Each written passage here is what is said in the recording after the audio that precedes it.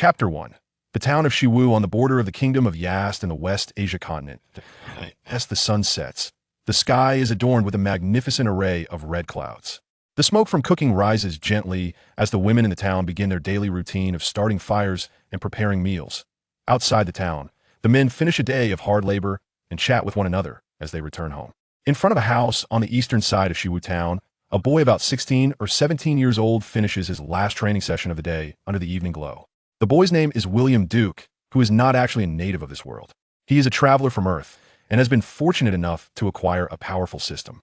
The system is called Infinite Enhancement System. Since William's arrival in this world, the Infinite Enhancement System has been officially activated, and from that moment on, William has dedicated himself to 3 years of rigorous training. Every day he does 100 push-ups, 100 sit-ups, 100 squats, and runs 10 kilometers. Throughout these 3 years, regardless of wind or rain, or even thunder and lightning, William Duke has completed his daily exercise regimen with the core of his mental strength.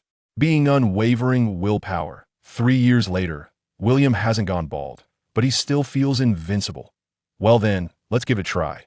With a light punch, an incredibly compressed fist wind suddenly erupts in a microscopic world visible only to William. In silence, thousands of kilometers away, a fist imprint appears that directly penetrates an entire mountain. As a gentle breeze passes, William's long hair dances in the wind. After retracting his fist, a smile appears at the corner of his mouth. Perfect. Just as William hums a tune and heads home to start cooking, the system's voice rings in his ear. Host, please do not become complacent, keep striving. Although Saitama's strength is already formidable, this is not your endpoint. Your endpoint is infinite enhancement. The system's incessant, passionate declarations have become part of its daily routine. As the intelligent brain of the Infinite Enhancement System, William sometimes questions whether his system has taken on the skin of Guy from Naruto. Shut up. Without stopping his work, William casually communicates with the system. After 3 years of the system's PUA tactics, the initially passionate William has now become completely immune to them. Going back and forth with this routine, with no benefits gained, who would still fall for it? Although the West Asia continent is not Earth, some things are somewhat similar. Rice does exist, but this expensive food is naturally a delicacy on noble tables. Commoners like William usually eat potatoes, which are almost identical to the ones on Earth.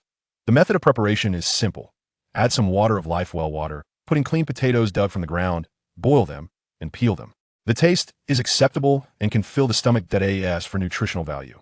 In this world, being able to eat enough food is already considered a blessing. In the dead of night, William lies quietly on his wooden bed and asks the system, am I the strongest in this world now?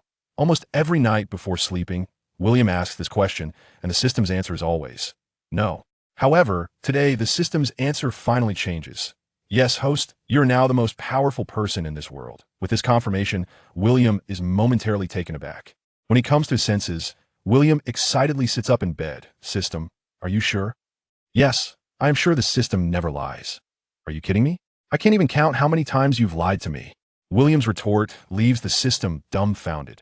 When have I ever lied to you? With a cold snort, William replies, you said Ida doesn't like me. She's deceiving my feelings. She just wants my body. The system's voice carries a hint of anger. Am I wrong? That woman is indeed after your body. Do you not know how much energy it takes to release once? You could be training during that time instead. All right, forget Ida. What about Roy, Germa, Edith, and who else? Did I forget someone? Could be they all are? Host, women are a source of trouble. Only I am true love. Bah. After a bit of playful banter, the system quickly explains, host, think about it. In just 3 years, so many women are trying to harm you. If it weren't for my emotional detection function, you would have already been lost in desire and unable to extricate yourself. You should be grateful to me instead of slandering me. Even William has to admit that the system's emotional detection function is incredibly accurate. However, on the other hand, such matters are mutually consensual. If William truly didn't want it, who could get into his bed? After some playful exchanges like a couple, William softly says, system, I plan to leave here tomorrow. You finally decided to leave? Cough, cough, cough. Feeling quite awkward, William lies back down on his bed. It's time to leave. I can't stay in this small town forever. However, thinking of those beautiful widows, William feels a bit reluctant. But reluctance aside, a good man should aspire to greater things. At such a young age, how could he stay in this border town for love? Besides, after leaving these beautiful widows, there are surely better and more outstanding women waiting for him in the distance. With his strength, princesses and noble ladies should also be within reach. Yes, this is a delightful decision. With hopes in his heart, William falls into a deep sleep. A new day dawns, and as the sun rises, William begins his daily training, exposing his perfect upper body as he has done for the past 3 years. During this time, William can clearly notice the gazes coming from afar, even being able to name each of them. Well, why expose the upper body during exercise? Isn't it hot? That's completely normal. William's training is neither fast nor slow, maintaining a steady pace. Good morning, William. The door of the next door Dick's house opens, and Dick steps out to greet William, who is training. Morning, Dick. Continuing his push-ups, William looks up and smiles at Dick, but his gaze inadvertently drifts to the beautiful woman behind Dick. Morning, Roy. Morning, William. Noticing William's somewhat heated gaze, Roy's face turns slightly red, and she quietly closes the door. Regarding this scene, Dick doesn't leave immediately. Instead, he watches William's training for a while before saying with a mix of amusement and frustration, William, there's a question I've always wanted to ask you. A question? William asks curiously without stopping his movements. You say you're training, and you really have been for so many years. But honestly, I don't understand your training methods or intensity at all. Does this kind of training really work? In fact, this question has been troubling Dick for a long time. You might say he's useless, but William's physique is definitely not fake. However, if you say he is useful, in Dick's view, the amount of training he's done is almost like a joke. Anyone could do it. Moreover, William's fair skin and demeanor are clearly different from the villagers in the small town. Seeing that William didn't respond, Dick quickly said, of course, don't take it to heart. I was just curious. I just don't want you to be deceived by anyone. Dick, don't worry, I don't mind. With a slight smile, William stood up after finishing 100 push-ups, clapping his hands and laughing. As for whether what you said is useful or not, I'm just practicing casually. Learning the fighting spirit is my goal. At this point, William's expression appropriately showed a sense of longing. Fighting spirit. Hearing William's words, Dick looked puzzled. What is fighting spirit? Fighting spirit is the technique that exceeds human limits and possesses the power to destroy the world, isn't it? Staring blankly at William, the wrinkles on Dick's face deepened. William, are you misunderstanding something? There's nothing like what you said in this world, destroying the world. That's something only gods can do. Uncle Dick, you must be joking with me, right? William's expression gradually stiffened. If there's no fighting spirit in this world, then how do you deal with dragons? Dragons. Exchanging glances, Dick thought to himself that this little guy must have been deceived by someone to believe in such things. Did I say something wrong again? Sighing, Dick patted William's shoulder and said helplessly, William, Uncle Dick is doing this for your own good. From now on, read fewer of those deceptive storybooks. They're all lies. William. Watching Dick shake his head and leave, William stood in place, gritting his teeth and saying, System, come out. Host, let me explain. No, let me clarify. I want listen, System. Explain clearly. Are you lying to me about the fighting spirit and dragons? System. I'm asking you a question, answer me. System. Damn, are you playing dead? Hurry up and come out. Faced with William's fury, the system weakly asked, do you want to hear me or not? Nonsense. Why would I talk to you if I didn't want to hear? All right, I admit that I deceived you about some things, but not everything, damn. You old trickster. You deceived me again. Ahem. Host, is there a possibility that Uncle Dick hasn't seen much and doesn't know that there are many things in this world he's unaware of? That seems reasonable. So, System, tell me quickly, is there really fighting spirit in this world? There isn't. Awkward. Just as William was about to explode, the System smiled and said, yes, there's indeed no fighting spirit in this world, but there are other powers. What powers? William asked curiously. Divine fruits. Divine fruits? If explained in simple terms, you can understand it as devil fruits that can grant superpowers to ordinary people. You're not going to tell me there's also hockey in this world, are you? Not at all. There are only divine fruits, and the people who possess divine fruits are also very rare in this world. They're the kind of people who have a chance to obtain them among thousands. Are they powerful? Not really. You should be able to defeat them with one punch. William, in the end, the System made a summary. So, fundamentally, I call that a kind-hearted lie. You should understand me, that I understand you, my foot. You old trickster, if Uncle Dick hadn't exposed you, you probably would have kept it from me forever. Do you really think I'm a fool? Isn't it good to be invincible like this now? I'm a human, not a god. You only have a few years of youth. Can you sustain such a drain on me? Do you want to see me at 70 or 80 with gray hair and no teeth, enjoying life then? At this point, William gritted his teeth. Do you know how many beauties have been waiting for me to save them in these 3 years? Once this was said, the System was speechless. So you're in it for this. Is there any other reason? Why do I want to get stronger? Is it just for self-entertainment or self-comfort? Or to spend my life with you, old trickster? Stop, stop, stop. Quickly cutting off William's next words, the System said impatiently, don't talk nonsense. Who wants to spend their life with you? Aren't you just worried about lifespan issues, speaking so strangely? I can take care of that for you. Oh, you have that ability? Hearing the system's words, William's eyes lit up. Then hurry up and handle it. How about directly giving me an immortal body? Can you do that? You're dreaming. Immortality? I'm an infinite enhancement system, not an invincible system next door. William couldn't help but deride. System. So you're saying you can't do it. Hearing this, the system was about to explode with anger. Ill endure. Who told me to have such a host? The system said in a grumpy voice. Do you want the ability or not? Otherwise, they'll feed you to the dogs. Of course I want it. First, call me daddy to hear it. System, don't go too far.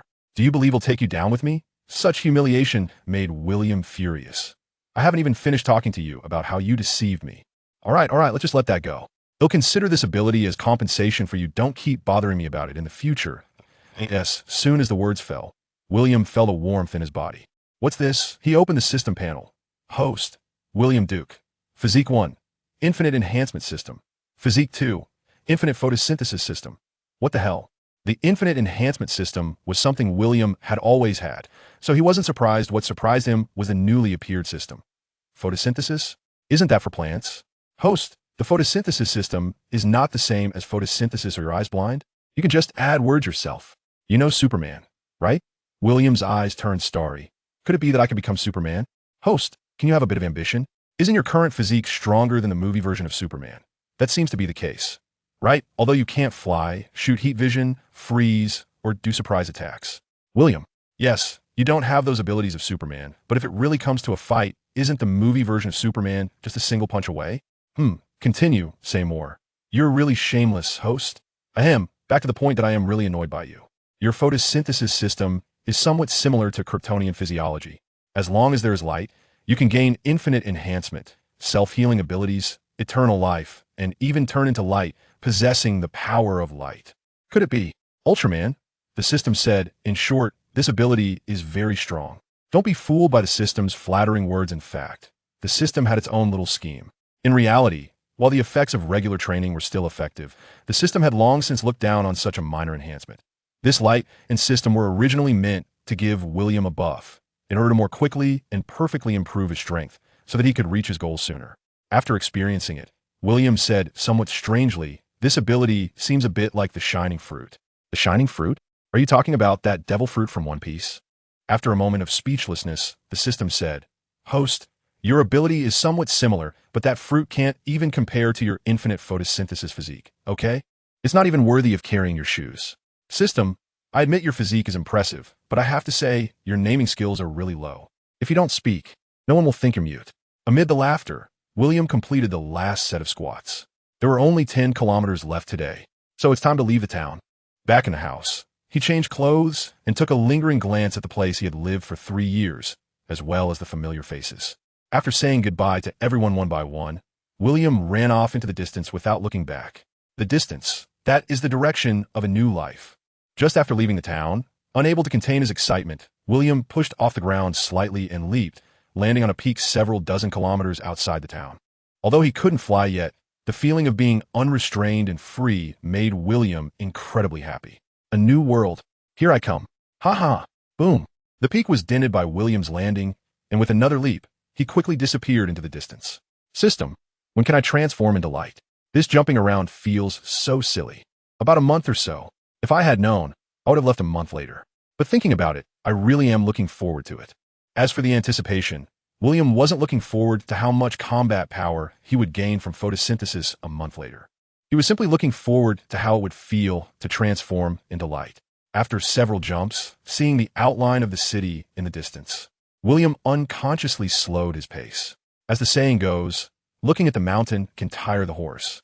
This is indeed true.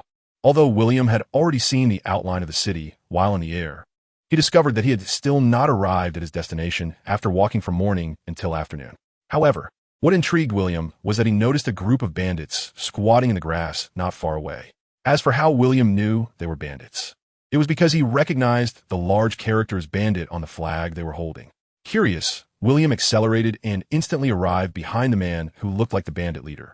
Following the leader's gaze, he looked ahead and saw nothing. William asked curiously, "Who are you waiting for?" The sudden voice startled the tense bandit leader, who barely managed not to jump up. Irritated, he turned back and said, "Which bastard? Don't you know that scaring people can kill?" However, When the dark-skinned bandit leader saw William, he could no longer contain his surprise and exclaimed, nearly dropping the short knife in his hand. What are you doing here? Why can't I be here? William replied, damn it, which idiot blew the whistle? The fat sheep is here, and you all are blind. The bandit leader shouted angrily, and the 20 bandits who reacted immediately picked up their weapons, aggressively surrounding William. William smirked. So you say you're waiting for me? Seeing William's puzzled expression, the bandit leader chuckled, kid, we were planning to ambush you, but since you come in by yourself, don't blame me. Pointing with his short knife to the ground. The bandit leader coldly huffed, if you don't want to die, kneel. With the bandit leader's laughter, the surrounding group of bandits laughed proudly as well. Their smug looks were utterly foolish. Looking at the group of bandits armed with hoes, kitchen knives, and sticks, William said irritably, are you sure? You want to rob me? Look at you, all pale and clean, just a noble young master. How dare you come out to the wild alone? If not robbing you, who else? After sizing William up, the bandit leader coldly huffed, but it seems you don't understand the rules. If you don't suffer a bit, you want no fear. With a glance, a bandit wielding a rolling pin swung heavily at William's head, but bang! The man wielding the rolling pin flew back like a cannonball. Retracting his left foot, William dusted off his shoe and said calmly, I don't like anyone hitting my head. Oh, a skilled fighter? Come meet all together. Although he said that, the bandit leader wisely took a step back. Then, he witnessed the most dazzling scene of his life. William casually struck out with one palm. Bang! Another person flew out, taking the one behind him with him. Then, with a kick, bang, another person flew out. After more than 7 people flew out, the remaining ones all stopped in terror. Looking at William, the remaining standing bandits trembled in fear. Just as William was about to say something, a cold sneer suddenly came from the side, followed by a sharp short knife thrusting toward William's heart. William glanced at the bandit leader's ferocious expression, and a hint of cold, killing intent appeared in his eyes. As the short knife sank deep, a cruel smile appeared on the bandit leader's face. However, soon his expression became dazed, because he saw that his short knife had completely bent, while William had blocked it with just his palm, which was capable of cutting through wild boars. It seems you really want to kill me. With 2 steps, William kicked the bandit leader. Boom! The bandit leader was kicked into a bloody mist by William. Gulp! Seeing this scene, the few remaining bandits dared not stay any longer and immediately scattered in screams. You were once a beauty, but now you are a thief. Casually kicking at the ground, in the distance, the fleeing bandits screamed in agony as they fell to the ground. Their bodies had already been pierced by the stones William had casually kicked. Just as William hummed a tune, feeling that his first battle in this other world had ended perfectly, the system's voice teased, if you lack culture, don't try to act cool like others. Saying you were once a beauty, don't you think that sounds ridiculous? Ha ha ha. By the end, the system couldn't help but laugh out loud. System, if you don't talk, no one will think you are mute. Don't you know your mouth stinks? Just like a piece of shit pulled out of a latrine. Both stinky and hard. Are you speaking human language? Is there anyone who talks like you? Am I proud of graduating middle school? Am I proud? Come on, let us hurt each other. As soon as these words were spoken, the system was truly infuriated. Didn't you say you graduated from high school last time? How can I attend high school if I didn't even graduate from middle school? I've never seen such a shameless person. After dealing with the bandit king, the man continued walking towards the city, and along the way, William was in a good mood, even humming a little tune. However, that singing was only bearable for William. The system felt like its head was buzzing. Host, don't you feel ashamed? The singing abruptly stopped. What should I be ashamed of? Is there something wrong with your ears? Don't you know your singing is terrible? William naturally replied, that's why I'm practicing. Aren't you supposed to be infinitely enhancing? Can't singing be enhanced? It can. Although it felt like using a cannon to hit a mosquito, the system really couldn't refute William's words. It was indeed exhilarating to fight. The only regret was not encountering an ability user with a so-called divine fruit. Otherwise, William would really want to experience that kind of power. Humming a little tune, William reached an intersection when a carriage appeared on the official road to the west. The carriage was not large, but was beautifully decorated, driven by an old man in gray cloth clothing, who vigorously whipped the horse's back. The wind blew, and one could vaguely see a beautiful woman with fair skin sitting in the carriage. A beauty like jade, but unfortunately, the situation of the two was not particularly good, because behind them, 6 swift horses were hot on their heels. Although there were only 6 of them, their clothing and weaponry were completely incomparable to the ragtag bandits. Just the 6 war horses were already beyond what an ordinary family could afford. Seeing this scene, William, who was walking by himself, couldn't help but sigh. This other world is really chaotic. I encountered 2 events in just half a day. Now you know I'm doing this for your own good, right? All right, it's all for my good. Stepping aside a few paces, William, who didn't understand the situation, didn't want to get involved in this mess. However, while William thought simply, the reality was that just because he didn't want to, others assumed he didn't want to. So, after watching the carriage rush past, the 6 people chasing the carriage drew their knives at William. Although you should be innocent, who told you to see this? Consider it your bad luck. Don't come back in your next life. The man at the front swung a long knife mercilessly down towards William's head. What is this? A case of unwarranted disaster. As the battle knife slashed towards his neck, the next moment, boom! With a loud bang, the warhorse, along with the person on it, was heavily smashed to the ground. Seeing this scene, the remaining 5 immediately calmed their warhorses. Once the warhorses settled down, everyone looked over and was horrified to discover that the man who had just attacked William and his horse were now dead on the ground. We are from the Killing God Hall. The man in the lead, with a battle knife aimed at William, said coldly, "Do you want to oppose us from the Killing God Hall?" Pointing at the dead bodies on the ground, William replied unkindly, "You all try to kill me. I don't care if you're from the Killing God Hall or some other nonsense. Since that's the case, don't blame us." The conversation was not on the same wavelength, and the leader signaled with his eyes. 2 of his subordinates jumped off their horses and immediately charged at William without any nonsense. Seeing the 2 rush in front of him, William couldn't help but sigh. Why bother? You're just asking for death. With both hands, he grabbed and twisted. The 2 passed by William. A line of blood appeared on their necks. With a thud, they fell to the ground together. Hiss! Even the leader couldn't help but gasp in shock at William's move. Just as he wanted to say something, William moved. With a cold smile, he shot the steel knife like a javelin. 2 more fell from their horses. In just a few breaths, only one of the 6 assassins from the Killing God Hall was left. Before the leader could finish his next word, thud, everything went black in front of him, and he fell off his warhorse, a round stone appearing on his forehead. This stone was casually picked up by William on the road, something to play with when he was bored. A good person doesn't act like a ghost, yet insists on being one and even kills for the temple of the god of death. Does he really think I don't know that there are no gods in this world? Besides, even if there were gods, let's see if I would let him rise. Hearing Williams muttering to himself, the system couldn't help but praise. This guy is putting on quite a show.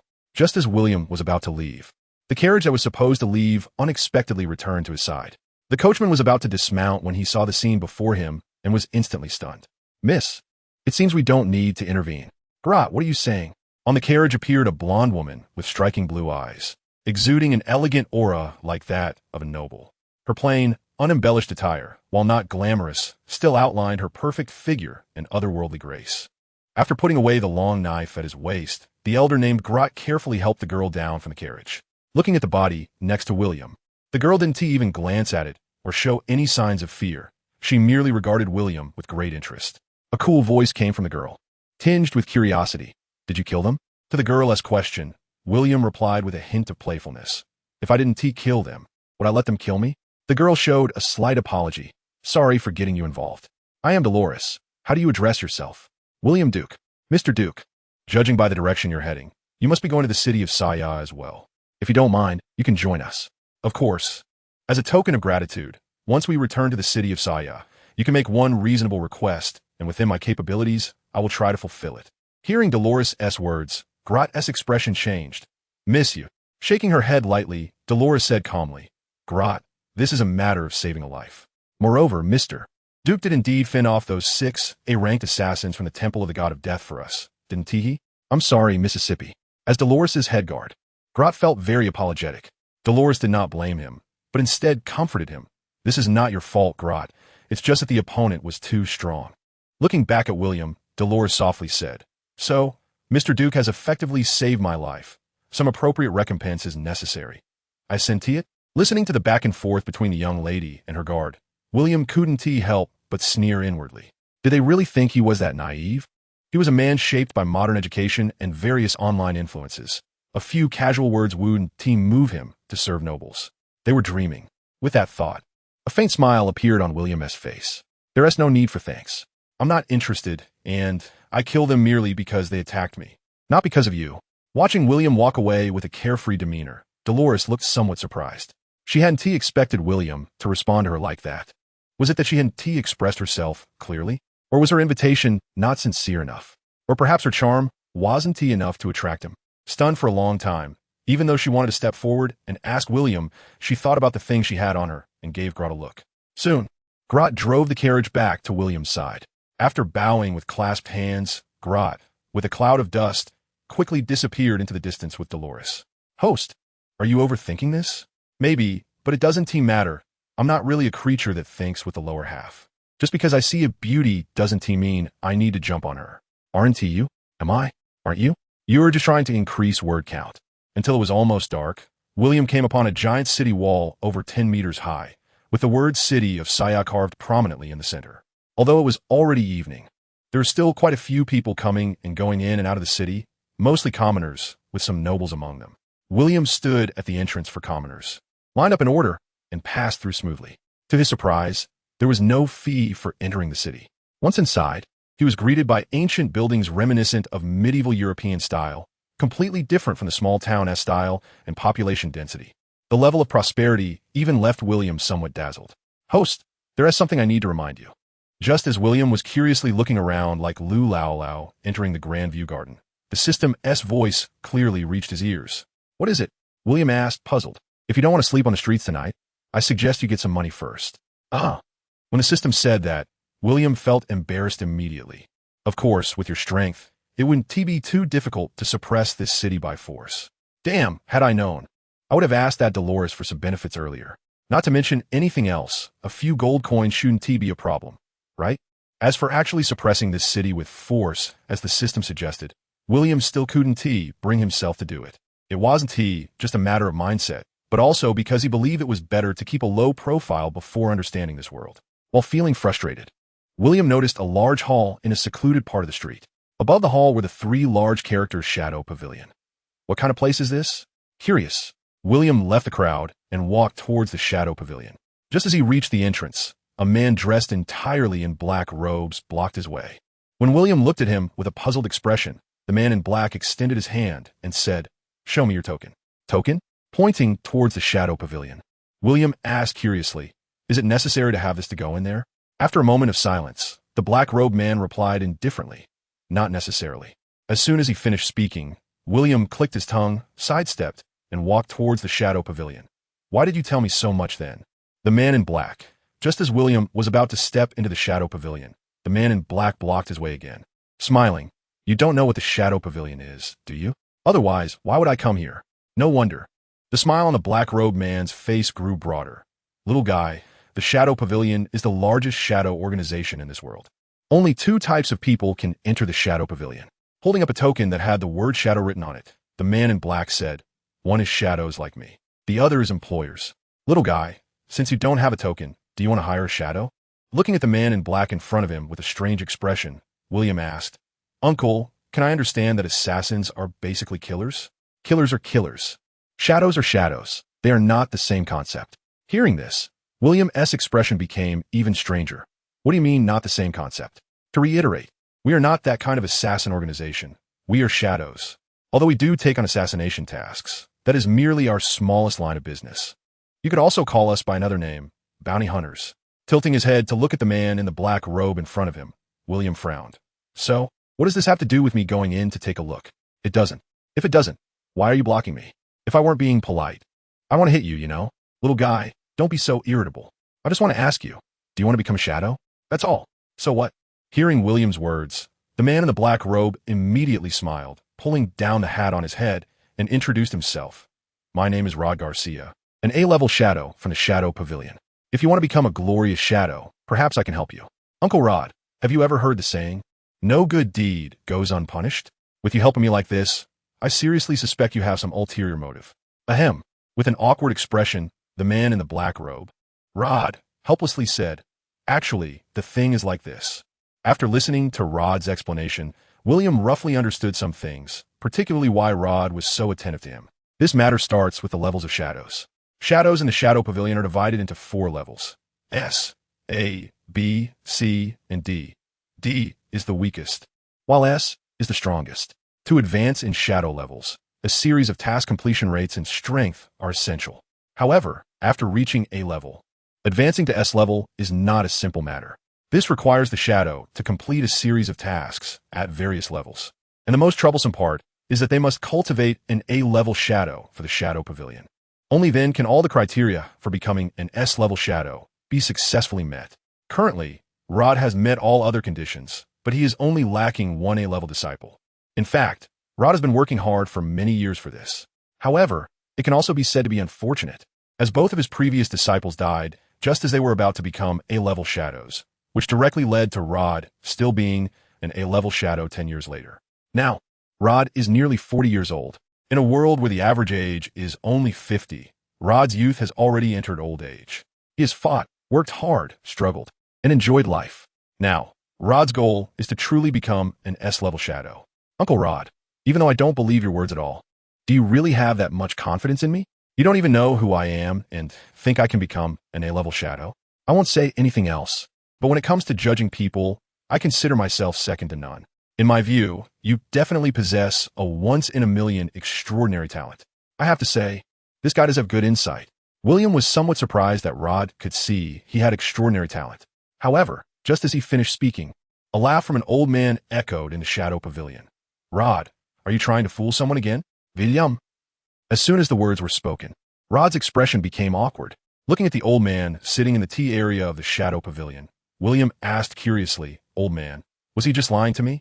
With a chuckle, the old man smiled and said, you could say he lied, and he did. You could also say he didn't lie, and he really didn't. Turning to Rod, the old man continued, Rod is indeed an A-level shadow, and he is indeed just one condition away from upgrading to an S-level shadow. However, whether you possess that rare talent is a question worth discussing, because, as far as I know, he has said the same thing to no less than 10 people. Goodness, casting a wide net to catch more fish and selecting the best. Talent indeed. Since he had been exposed, Rod stopped pretending. As he turned to walk towards the old man, he said irritably, Herman, can't you stop slapping my face like this every time? I simply can't stand your opportunistic demeanor. Putting down his teacup, Herman replied indifferently, you clearly have the time and ability to train an A-level shadow well. So why must you show off your little cleverness? If you had put a little more effort into this matter, would it have taken until today for you to not have completed the upgrade to an S-level shadow? Herman, everything requires fate. If they're not cut out for it, why should I waste time on them? Since they lack talent, why should you let them become shadows? Herman, don't take advantage and act innocent. If I hadn't brought a few people here, would you be able to sit here comfortably drinking tea? Rod's words made Herman cough lightly, his face turning slightly red. Herman really had no way to refute this. Although none of the people sent by Rodra had been promoted to A-level so far, they had brought fresh blood to the Shadow Association's branch, and he was the biggest beneficiary among them. Thinking of this, Herman smiled at William. Young man, do you want to become a shadow? Looking at Herman's kind expression, William had a strange look on his face. I don't care about becoming a shadow. I just want to make some money. Puffed. Hearing this, the tea he had just sipped was sprayed out, and Rod couldn't help but laugh at William. After giving Rod a glare, Herman found it even more amusing. If you want to make money, then the shadows are perfect for you. Cool, mate. I'll help you fill out the application. He casually picked up a piece of paper from the table and handed it to William. The words Shadow Membership Application Form appeared in front of William. Name, age, gender, nickname, special abilities. The application form was very simple, with only 5 main items to fill out, and the 6th item was the recommender. Recommender, A-level shadow, Ra Garcia. S-level city of Sayab branch leader, Herman Jenkins. William felt a strong sense of being tricked. Looking at Herman's sincere eyes, his feeling intensified. Can't you write? No problem. Let the old man help you write. You just say. Seeing that William didn't move, Herman didn't think too much about it, placed the application form on the table, and prepared to fill it out for William himself. It's okay. I'll do it myself. There's nothing here, and if it's really a scam, there's not much to be gained. Of course, the main point is that if there's any trickery, only they will regret it. Name, William Duke. Age, 18. Gender, male. Nickname, Superman. Skill, killing technique. Watching William write down the words killing technique, not only Herman, but even Rod was a bit surprised. Are you sure? Are you good at this? Herman took the form William handed over with some skepticism. If you don't believe it, you can try. William flashed a confident smile, showing a row of neat white teeth. After exchanging glances, both of them became interested. Then, how about we give it a try? I can hit, but I can't do it for free. What do you mean? Herman didn't quite understand William's words. However, looking at William's S. fidgeting fingers. Herman couldn't help but laugh. This kid is really obsessed with money. Facing Herman's gaze, William S.'s response was very straightforward. No choice. I'm poor. I have to find all kinds of ways to make money. Otherwise, do you think I want to be this useless shadow? Looking at your attire, you must have just arrived in Saya City, right? Yes. No wonder. The two realized, and Herman laughed. If you don't mind, you can stay at the Shadow Pavilion tonight. Is there a fee? William asked curiously. Of course, 1 silver coin per day. Damn, why don't you go rob someone? After 3 years in this world, William understood the concept of money. 1 silver coin is enough for a family in a small town to eat and drink for a month. And here it costs 1 silver coin to stay for a night. Don't bring the concepts of a small town into the city, William. 1 silver coin is very cheap. Go ask around. A hotel with this condition might charge you 3 silver coins. No money, William said bluntly. No worries, fight Rod. If you lose, I'll give you 3 silver coins, and if you win, I'll give you 1 gold coin. Are you treating me like a beggar? Herman felt a bit awkward after being confronted by William. Young man, how about this? If you lose, 1 gold coin. If you win, 10 gold coins. That should be fair. As the president of the Shadow Branch, you're being too petty. I want to waste more words with you. Losing 1 gold coin is fine, but winning gives me 100 gold coins. The price made Herman hesitate. After all, he proposed a reward simply because he saw potential in William and wanted to help him within his means. In fact, there was no precedent in the Shadow Hall for giving rewards without certification. Seeing Herman hesitating, William chuckled and said, if 100 gold coins can get you a genius, don't you think it's worth it? Moreover, if I were to lose, it would only be 1 gold coin, and taking it wouldn't make me rich, right? Deal. Without a second thought, Herman made the decision on the spot. Indeed, betting a mere 100 gold coins on a genius was absolutely worth it. Furthermore, as the vice president, this money could be fully reimbursed. With that thought, Herman smiled even more happily. Noticing Herman's expression, Rod grumbled, Hey, Herman, did I agree to this? While he said that, he didn't actually refuse. As an A-level shadow, if he were afraid of this kind of battle, he wouldn't need to be a shadow at all. As for losing, Rod hadn't considered it. All right, stop shouting. I'll compensate you with a good bottle of wine later. That was more like it. If the front hall was somewhat deserted, then entering the mission release hall, the number of people started to increase. Although it was already evening, William could still see shadows dressed in the same black robes as Rod, hurrying about. In this way, it became quite formal. The 3 of them quickly arrived at the competition arena of the Shadow Pavilion. At this moment, there were not many people in the arena, no more than 20 at a glance. Upon seeing the arrival of Herman and Rod, those around them instinctively lowered their voices. And even the 2 groups that were originally sparring paused their combat and looked over curiously. William, right? Do you have a weapon? Rod asked with a smile, drawing a crossed sword from his waist. If not, you can find a suitable weapon on the rack yourself. William crossed his fists in front of his chest and replied softly, no need. My strongest weapon is my body. Are you sure? I won't hold back just because you don't have a weapon. Although William's stance was quite good in a real fight, the side with a weapon would inevitably have the upper hand. True strong individuals do not rely on any external force. Only the weak care about whether the blade is sharp. Sounds good, Rod said confidently, waving his hand at William. Then let me see what you've got. Are you sure you want me to attack? Noticing Rod's gesture, William focused and calmly replied, if I make the first move, you won't have a chance. Goodness. This air of superiority truly left everyone present in stitches. Who is Rod? He is a well-known figure even within the A-level shadows. And William? Not only has no one here heard of him, but they haven't even seen him. You? Just as Rod was about to say something, he suddenly realized that the William in front of him had completely transformed. In a daze, it seemed as if a colossal giant appeared behind William. This is... With a shocked expression, Rod came to his senses, but William remained standing there without any movement. Just now, you were already dead. Perhaps to others, William's words sounded nonsensical. However, at this moment, Rod instinctively swallowed hard, a cold sweat unconsciously dripping down from his forehead. He knew very well that if William had really made a move just now, he would probably have been dead. Although he had no idea what kind of ability William had, Rod. Others didn't notice, but Herman did. Shocked, he looked at William in disbelief. Although he also had no idea what William had done, being able to instantly kill Rod. Regardless, Rod had truly stumbled upon a treasure. Oh no, he had also found a treasure. Thinking of this, a smile unconsciously appeared on Herman's lips. Taking a deep breath, Rod, who had changed his sword stance, had put aside all underestimations. Rod knew that if he didn't go all out, he would really be looked down upon. William, pay attention.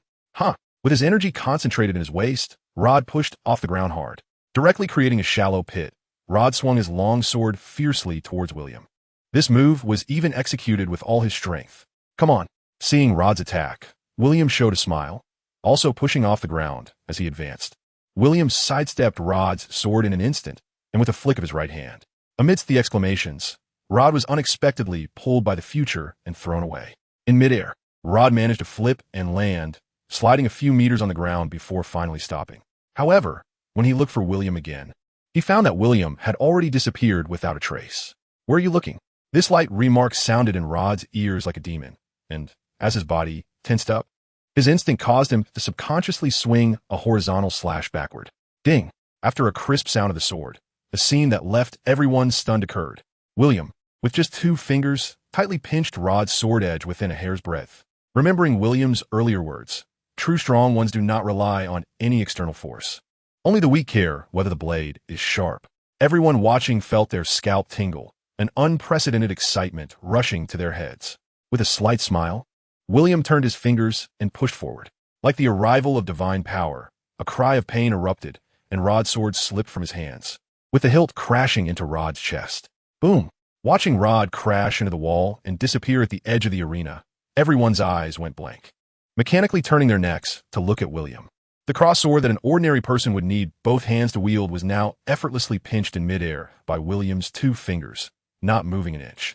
Coupled with Rod being sent flying, what terrifying power was contained within this small body of William? Rod. At this moment, the reacting Hermann hurriedly ran towards Rod. Although shocked by William's strength, Hermann was more concerned about Rod's injuries, as he and Rod had known each other for decades, sharing a mentor-mentee and friendship relationship. Hermann moved quickly, but William was even faster. In the blink of an eye, William had disappeared from his original spot. In the open space outside the arena, William looked at Rod, who was lying on the ground as if he had lost his soul, and laughed. Hey, are you okay? I just held back my strength. Rod glanced at William weakly and said with frustration, Don't mind me. Let me lie here for a while. This time, Rod knew that he had truly embarrassed himself. No matter how strong William was, those who didn't know would probably think that Rod was the weak one. There's nothing to be done. People's opinions can be terrifying.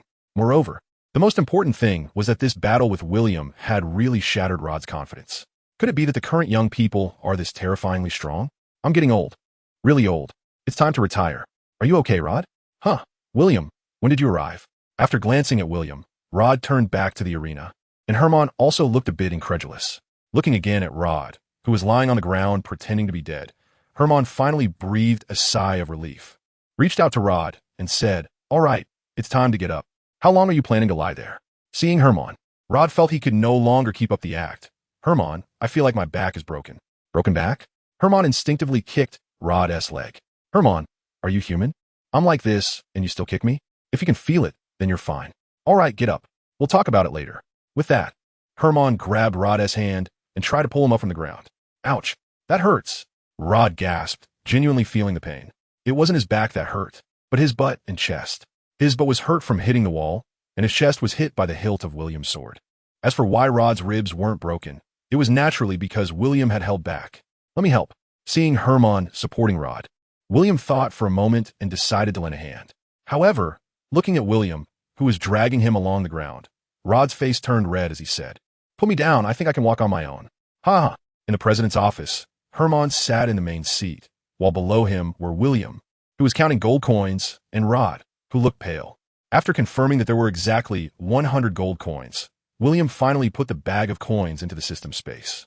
Clearing his throat, Hermann looked at William and said seriously, William, if I'm not mistaken, you must have eaten a divine fruit, right? You're a divine gift user. No wonder. Hearing Hermann's words, Rod finally understood. If he had been defeated by a divine gift user, then it wasn't such a shameful thing after all. William was also a bit surprised that Hermann would think he had eaten a divine fruit. In fact, President Hermann, I also want to know what a divine fruit is. Actually, you don't need to pretend. Although the number of divine gift users in the kingdom of Yaster is not large, they do exist, Hermann said, thinking that William was worried about something, and his arm unexpectedly turned a metallic color. Seeing this, Rod, who was beside William, couldn't help but feel envious. Who on this continent can resist the power of the divine fruit? But there's nothing we can do. Not everyone has this opportunity. This is... Seeing the arm in Hermann's hand, William showed a surprised expression. Is this the power of the divine fruit? Yes, William, I ate the steel fruit, which allows me to turn my body into steel. As soon as he finished speaking, Hermann's entire body completely transformed into a steel man. So, William, what is your ability? I see your strength is astonishing. Could it be a power-type fruit? Waving his hand, William smiled and said, I know you might not believe it, but I really haven't eaten a divine fruit. Dispersing his steel transformation, Hermann frowned slightly. Are you saying that you haven't eaten any fruit? That's impossible. No known person could have such power. Hermann, could it be possible that William himself doesn't know he has eaten a fruit, which is why he doesn't consider himself a fruit user? Hearing Rod's words, Hermann suddenly realized, it's not impossible. After all, people in remote towns might not even know what a divine fruit is. At this point, Hermann took out a special crystal that emitted a golden glow from the bottom of a drawer and said, Come, William, place your hand on it. Anyone who has eaten a divine fruit will have this glow. However, what left the two of them bewildered was that when William held the crystal, it did not react at all. No way. Impossible. Hermann took the crystal back from William, and in almost an instant, the crystal emitted a soft golden light. He placed it back in William's hand. Hermann stared blankly at William, confused. Could it be innate divine power? It seems that that's the only explanation. Meanwhile, Rod was also bewildered. Taking a deep breath, a glimmer of excitement flashed in Hermann's eyes. William, you are 18 this year, right? Yes, what's wrong? I have a proposal. After hearing Hermann's proposal, William squinted. You mean you want me to participate in the trial of the gods? What is the trial of the gods? It represents the shadow pavilion in the trial of the gods. Hermann emphasized the point, and as for William not knowing about the trial of the gods, Hermann wasn't surprised. The trial of the gods gives you the opportunity to obtain a divine fruit. With your innate divine power, plus the divine fruit, your strength will definitely have a qualitative leap. William asked curiously, are there benefits? Isn't this a benefit? You should know that not everyone on this continent has the opportunity to participate in the trial of the gods. And do you think everyone can obtain a divine fruit? Hermann was amused by William's insistence on benefits. Moreover, just because I say you can participate doesn't mean you can. To represent the shadow pavilion in the trial of the gods, you must become an A-class shadow by this time next year. Only then will you have this opportunity, understand? Is there a difference between the divine fruits in the trial of the gods and those outside? William asked curiously. Of course. The biggest difference is that the divine fruits in the trial of the gods are very rare, and the abilities they grant are generally much stronger than those that randomly appear on a continent. I see. William understood. But how many divine fruits can a person eat? Of course, only one. Each divine fruit represents a corresponding divine blessing. Just like a person cannot have two beliefs, understand? Divine blessing. Hearing Hermann's explanation, William couldn't help but ask the system, why do I feel something is wrong with this divine fruit? Host, don't think too much. Although the existence of divine fruits does have some issues, the power itself is not problematic. Do you understand? Is there no possibility of gods taking over through the body? Haha. The system found William's hypothesis amusing. Although there is the will of the gods in the divine fruits, just having the will cannot take over. And the power of the gods mainly comes from their divine status. Aren't there any weaknesses or downsides? There are definitely weaknesses and downsides. The existence of divine fruits is meant to suppress the limits of humanity. Once a divine fruit is consumed, the human limit will be fixed, and they will never be able to surpass the gods.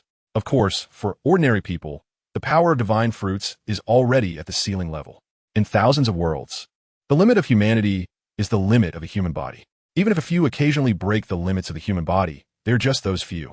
Hermann's explanation, along with the system's clarification, allowed William to completely understand what the so-called divine fruit really is. System, do you think this divine fruit can accelerate my strength upgrade? Yes.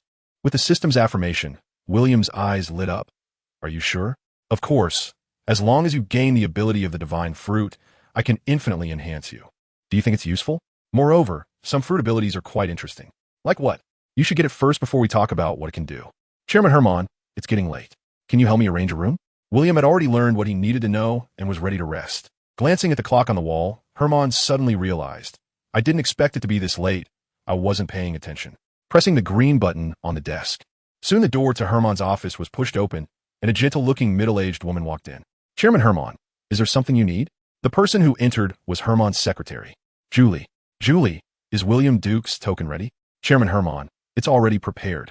Julie smiled as she handed the engraved token to William and said enviously, "You are William Duke, right? Here, this is your exclusive shadow token. Your number is very, very good. Number?" The token is entirely black, with the word shadow engraved in dark gold on the front, and on the back, it has the number representing William's application to join the Shadow Pavilion. Number 88888.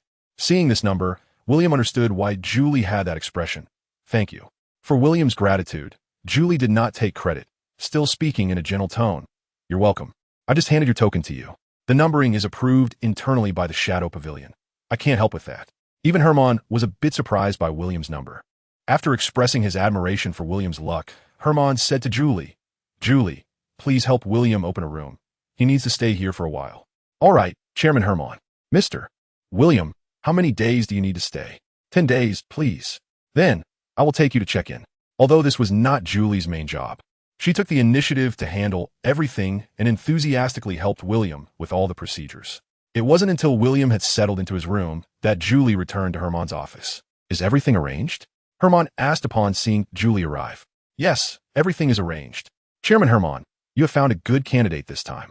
Julie's kindness towards William was naturally due to her relationship with Herman. While this seemed very pragmatic, it was the reality of life. "Rod, aren't you planning to bring in a newcomer this time?" Herman asked Rod, who was next to him, lighting a golden leaf and slowly exhaling the smoke, not avoiding Julie. Golden leaf is a unique specialty of the Yaster Kingdom, used similarly to cigarettes on Earth. However, unlike cigarettes, golden leaf is not harmful to the human body and can promote metabolism, accelerate blood circulation, and invigorate lung function, among other benefits. Of course, the price of golden leaf is also outrageous.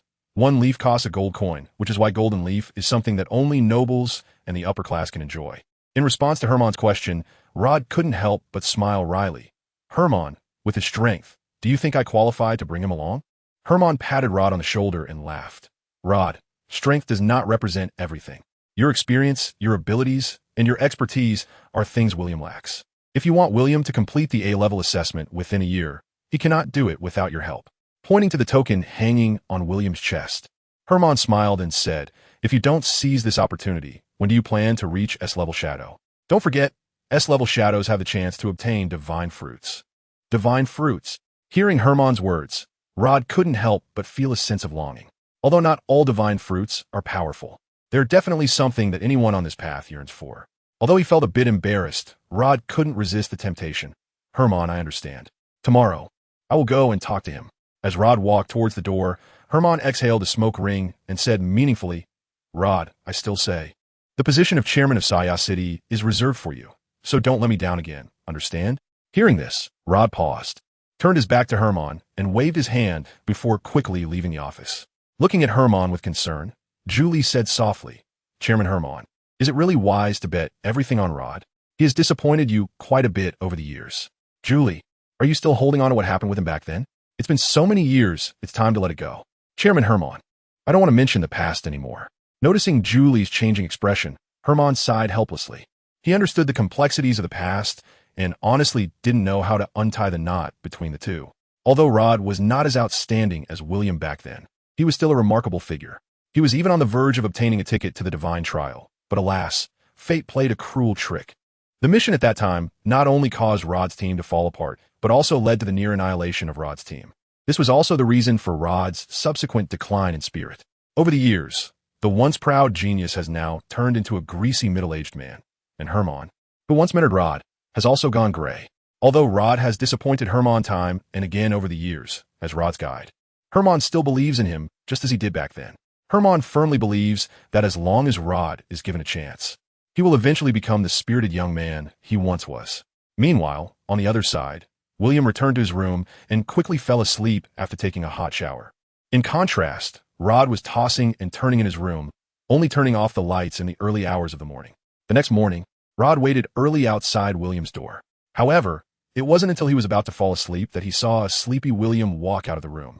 Trying to muster his energy, Rod said grumpily, "Do you usually get up at this time?" "What else?" "Of course. I sleep until I wake up naturally," William replied. Rubbing his still drowsy eyes, William looked down at the hall from the third floor. If it weren't so noisy, he probably wouldn't have woken up at all. "Honestly, it's as noisy as a market. I can't even sleep in." Do you know why they get up so early? Rod asked from the side. Why? William was puzzled. Every morning at 8 o'clock, the new task list is updated. Do you understand now? No wonder, William realized, as it meant getting the tasks as quickly as possible. After hesitating for a moment, Rod took a deep breath and said seriously, William, from today on, I will be your guide. Do you agree? A guide in this world is equivalent to a mentor. Seeing that William didn't respond, Rod calmly continued. Although your strength far exceeds mine, as your guide, I can teach you many things, such as how to quickly become a true shadow, obtain the best tasks, avoid unnecessary troubles, and handle a series of unexpected events that may occur during tasks, and even establish your own small team. Looking at Rod's sincere words, a smile appeared at the corner of William's mouth. I agree. Rod was somewhat stunned, having not finished his sentence before being interrupted. In fact, I know nothing about this world. Even without the things you mentioned, why would I refuse someone to help me? Smiling, William extended his hand to Rod and said, moreover, there's something I haven't told you. I have an innate ability to perceive and discern good and evil. No one can lie to me in front of me. In the sunlight, Rod smiled and shook William's hand, marking the beginning of a legendary journey. To become an A-level shadow within a year. Task completion rate is the most important assessment. Your current shadow level is D, and to become a C-level shadow, you normally need to complete 10 D-level tasks. However, I do not recommend you do that. Taking William to the task hall, Rod directly ignored the D-level tasks and pointed to the C-level task area. With your strength, if you want to maximize the effect, you can directly take C-level tasks. One C-level character is equivalent to 3 D-level tasks. This way, you only need to complete 3 C-level characters and 1 D-level character to quickly rise to C-level shadow. Rod's analysis was very reasonable, and his thinking was clear. However, William did not directly adopt Rod's suggestion, but instead curiously asked, if that is the case, why can't I just take an A-level task directly? Hearing William's words, Rod couldn't help but laugh heartily, reminiscent of his own past. He remembered asking Hermann the same question back then. Young people shouldn't be overly ambitious. After recalling Hermann's words, Rod helplessly replied, of course, the main reason is that the Shadow Pavilion's rules state that you can skip one level to take a task. But A-level tasks can only be taken by A-level shadows unless there are special reasons. Do you understand? So, the main point is that even if you want to take a task of a higher level, it's not as simple as you think. The Shadow Pavilion will review your strength to determine whether you have the potential to complete the task. If the review fails, they will directly deny your task. William realized. So, without you, I might not even be able to take C-level tasks? Rod replied with a hint of a smile. That's right. For newcomers, having a guide is crucial for taking tasks of a higher level. In the entire task hall, the S-level task window had the fewest people, followed by the A-level task window. Although there weren't many people at the D-level task window, it was not insignificant either. The B-level and C-level task windows actually had the most people, gathering about 60 of all shadows in the task hall. This was also why almost all the shadows got up early in the morning. With many wolves and few sheep, there were only a few good tasks available. If you were slow to act, what was left were tough bones to chew or undesirable tasks with little reward. Compared to D-level tasks, the reward base for C-level tasks was incomparable. Quickly flipping through the task list on the wall, Rod soon found a suitable task for William. C-level task, find blue moon grass. Seeing this task, William was somewhat puzzled. Is finding a grass really a C-level task? Isn't that too simple? Don't underestimate this task. The reason it is a C-level task is for a reason. Otherwise, why do you think so many shadows don't want to take it? Through Rod's explanation, William understood that the blue moon grass was a very precious medicinal material with a wide range of uses, primarily known for its ability to heal abilities. However, this medicinal material was now extremely rare, and its location was also very dangerous, mainly because magical creatures guarded the blue moon grass, making it a challenge for ordinary warriors. After hearing Rod's explanation, William was also curious.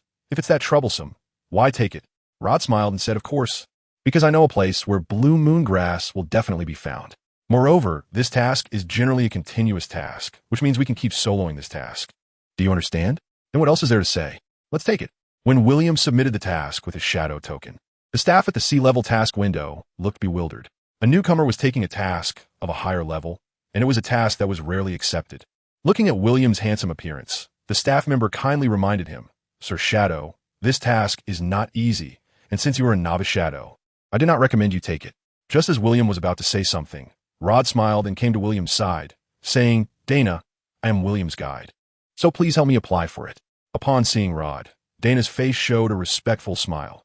So it's Mr. Rod, I understand. Please wait a moment.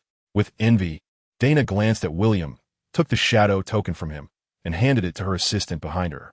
After a brief whisper, the assistant quickly left the task window. After waiting for a while, the assistant returned with the token and, after explaining, Dana awkwardly handed the token back to William, saying, I'm sorry, Mr. Rod, Mr. William. Your task has been rejected. What? Upon hearing this, Rod felt as if he had been slapped in the face. Just moments ago, he had confidently discussed the matter with William, only to find out it had ended like this. With a grim expression, Rod angrily asked, Who rejected my task? Seeing Rod's expression, Dana hesitated. You don't tell me. Do you think I won't ask Herman myself? Almost everyone in the Shadow Pavilion of the city of Sayre knew about Rod's relationship with Herman, so Dana didn't doubt Rod's words. After a moment of hesitation, she helplessly said, Mr. Rod, it was Secretary Julie who rejected Mr. Williams' task acceptance. Rod opened his mouth, momentarily at a loss for words. Julie? Thinking of the enthusiastic reception and help he received from Julie yesterday, William was also a bit confused. That doesn't make sense. Meanwhile, Rod's face turned slightly red. William, this is my fault, but don't worry, I'll handle it quickly. Watching Rod leave in a hurry, William thought for a moment and decided to follow him. He wanted to know what was going on. Skipping even the knocking, Rod directly entered Herman's office and said to Herman, who was reviewing documents, Herman, I need to trouble you with something. What is it? Seeing Rod suddenly enter, Herman was also somewhat puzzled. However, just as Rod was about to speak, Julie's cold voice suddenly came from the side. Rod, please tell me what is first. If there are any questions, I will relay them to President Herman. Hearing Julie's words, Rod was momentarily speechless, not knowing how to respond. Glancing at Rod and then at Julie, although William didn't know what was going on between the two, he guessed it might be a matter between a man and a woman. However, William was indeed mistaken this time. Seeing Rod silent, William directly asked Secretary Julie, Why did you reject my task? Upon hearing this, Herman had already guessed the situation. He glanced at Rod and found it amusing, but after thinking it over, he still said nothing. Looking at William, Julie spoke. William, you should know that you're a novice. Taking on tasks beyond your level is not a wise choice. I have Rod helping me. Pointing to Rod, William said, with my strength plus an A-level shadow, can I take on a C-level task? Moreover, if it weren't for your Shadow Pavilion's rule against taking tasks 2 levels above, I wouldn't even look at this C-level task. William, strength does not represent everything. Cough, cough, cough. At this moment, Herman couldn't help but speak up. Julie, William does have that strength. Chairman Herman, if it were another mission, I wouldn't object. But the Blue Moon Grass mission has even seen B-level shadows fail. I don't believe William possesses such strength. Compared to the mission completion rate, ensuring the safety of our members is also the Shadow Guild's duty. Seeing Julie's serious expression, Rod awkwardly raised his hand and said helplessly, In fact, William is stronger than I am. Rod's words left Julie completely stunned. Although she had conflicts with Rod, she was aware of his character. She certainly knew that Rod was not someone who would speak lightly. I can vouch for that. Seeing Julie's disbelief, Herman smiled and said, I witnessed their duel yesterday. It's normal for you not to know, since I kept it under wraps. Julie looked at William with a hint of surprise. She understood well that Rod's strength could match an A-level shadow. If he could defeat Rod, that would mean William is a fruit user. William is a bit special. His strength can completely match that of an average fruit user. Herman's words made Julie realize. With William's strength plus my experience, so, Julie, could you please sign the mission consent form? With things said to this point, there was nothing more for Julie to say. I understand. Rod, I will sign the mission consent form, but William, Julie's gaze turned to William. What is it? Although I don't know exactly how strong you are, I still hope you will be careful.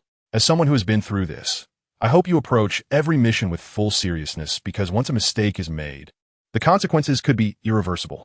Do you understand? William humbly accepted this kind reminder. After seeing William nod, Julie turned to Rod and said, This time, I hope you won't mess it up again. Taking a deep breath, Rod focused and said, I know. After leaving the chairman's office, William curiously asked Rod, what happened between you and Secretary Julie? Do you want to know? Rod's expression was somewhat complex regarding this question. If you don't mind, could you tell me? I'm really curious. This isn't really a secret. It actually dates back to 10 years ago. 10 years ago, Rod was 26 years old, in his prime, full of youthful vigor. That year was also Rod's most glorious period. During that time, Rod, with his exceptional talent, extraordinary courage, and Herman's help, finally became the youngest A-level shadow in the Shadow Guild. With this title and the internal competition of the Shadow Guild, Rod naturally secured the ticket to the undeniable God-S trial of that time. Rod should have rested and prepared for the upcoming God-S trial. However, due to a mission, it directly led to Rod's subsequent decline. Not only did he miss that year's God-S trial, but it also resulted in the complete annihilation of Rod's 10-person team, leaving only Rod and Julie as the survivors. The brutal outcome of this mission shocked the entire Shadow Pavilion at the time. William hadn't expected that Julie had actually been a member of the same team as Rod back then. Rod, what kind of mission could have led you to such a disastrous defeat? William was somewhat curious about that mission. When it came to this mission, Rod sighed helplessly. S-rank mission, the Water of Immortality. An S-rank mission? Wasn't it said that after A rank, one couldn't take on higher rank missions? No, that mission wasn't classified as S-rank at the time. It was actually an A-rank mission.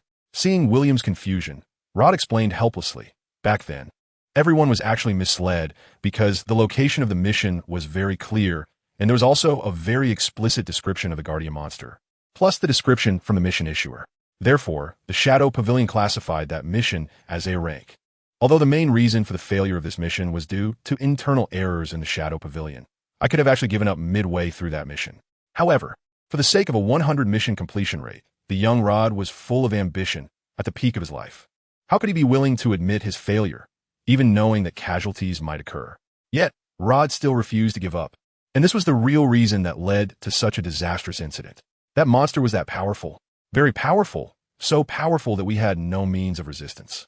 When recalling that battle from years ago, a hint of fear flashed across Rod's expression. After all these years, haven't you gone back? I had to go back. After I returned, President Herman personally went there, but he also didn't succeed. So strong? Hearing Rod's words, William was surprised. The situation was a bit special. I'll tell you more about it later. In Rod's view, as long as William could successfully become an A-rank shadow, he would have the chance to obtain the divine fruit after becoming an S-rank shadow. If luck was on his side, he could gain powerful abilities from the fruit, allowing him to take revenge personally. And this was the true reason why Rod was motivated to recover. If he wanted to take revenge himself, there was no other way but to become a fruit user. After leaving the Shadow Pavilion, Rod didn't take William directly out of Saya City, but instead brought him to the second market of Saya City. There are 4 major markets in Saya City. The first market mainly provides a series of services for nobles. The second market offers equipment for shadows like Rod or other guild professionals, while the third and fourth markets are specifically for purchasing daily necessities like food for ordinary citizens. Rod led William directly to the Shadow Exchange, and Saya, familiar with the place, greeted the shopkeeper, Old Jack. Rod, welcome. What do you need today? Same as usual. Standard black robes, war horses, rations, water, maps, a set of outdoor tools, and 2 copies of all configurations. Understood. Old Jack gave Rod an okay sign and smiled. That'll be 20 gold coins. Rod nodded, his gaze shifting to William. After a moment of hesitation, William uncertainly said, "You're not expecting me to pay, are you? What else? Come on, William, I'm the one working for you. Do you expect me to pay for these things myself?" After thinking for a moment, William realized that Rod was indeed working for him for free. Moreover, recalling that the reward for the C-rank mission, Blue Moon Grass, was 100 gold coins, it seemed that this shadow venture was quite profitable. In a small town, a family's annual expenditure was only about 1 gold coin, so 100 gold coins minus the 40 gold coins cost would amount to what the family would earn in 6 years of hard work. Once all the gold coins were counted, Old Jack quickly wrote down Rod's request on the configuration list, stamped it, and handed it to the assistant beside him. "Go ahead. Make sure to prepare it quickly." "Good." Shopkeeper. After the assistant left, Old Jack's face broke into a smile, signaling to the side. "Mr. Rod, Mr. William, please wait here for a moment. I've already arranged for someone to prepare it." Rod nodded, and as he walked toward the rest area, he replied, "Old Jack, aren't you going to prepare some tea?" Of course, someone prepare tea." When William followed Rod into the rest area, there were already 4 people waiting. Upon seeing Rod, the 4 smiled and greeted him. Although Rod had fallen from grace, his identity as an A-rank shadow still held weight, and coupled with his relationship with Herman, the name Rod still commanded respect in the Shadow Pavilion in Saya City. The wait was a bit long, during which Rod also shared some basic knowledge about this world and some experiences he had encountered with William. Although this was basic knowledge for many, it was incredibly valuable to William, because these were precisely what he needed the most. In contrast, the things everyone in this world desired, such as divine fruits and treasures, were what William looked down upon the most. Rod, there's a question I've always wanted to ask you. Go ahead. Do dragons really exist in this world? Hearing William's question, Rod couldn't help but laugh. William, if I'm not mistaken, you must have read about them in legendary novels, right? So it's fake? Not exactly. There are actually dragons in this world, and I've seen them with my own eyes. However, they are not as described in the novels. They also belong to a type of mutated monster. Mutated monsters? Yes, there's still no reasonable explanation for how known monsters are produced. But I suspect that as ancient gods' enemies, they likely come from the outer domain. Is there really an outer domain in this world? Upon hearing this term, William was also surprised, as he last heard this word in World of Warcraft. The outer domain has always existed. It's just that it's very difficult for us to reach it. Currently, the only way we can get there is through the trial of the gods. Speaking of this, Rod couldn't help but lament. Unfortunately, because of that incident, I missed my only chance for the trial of the gods in my life. So in fact, I have never been there and cannot provide you with more complete information. Rod, hasn't President Herman been there either? When this topic came up, Rod seemed a bit embarrassed, but he still said, in fact, President Herman hasn't been there either. His divine fruit was given to him after he became an S-rank shadow. Rod's words made William understand why Rod would take the initiative to volunteer as his guide. But thinking about it, it made sense. He and Rod were not related, so there was no reason for him to care for him without cause. Moreover, although Rod's help was a paid service, it didn't harm his own interests. So William naturally had no objections. Seeing that William remained calm, Rod felt a little relieved. Regarding this exchange of interests, Rod, who is inherently proud, actually feels a bit awkward. Mr. Rod, Mr. William, everything you need has been prepared. Please follow me. In the back of the trading area, after checking all the items with Rod one by one, this procurement came to a successful conclusion. Due to the need to take care of William, Rod's pace was not fast when leaving, and it was only after William gradually adapted that the two of them quickened their steps.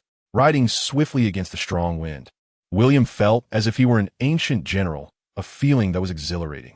However, as time passed and the excitement faded, it became somewhat boring. The speed of the warhorse was already quite fast, but for William, this speed was even slower than his own feet.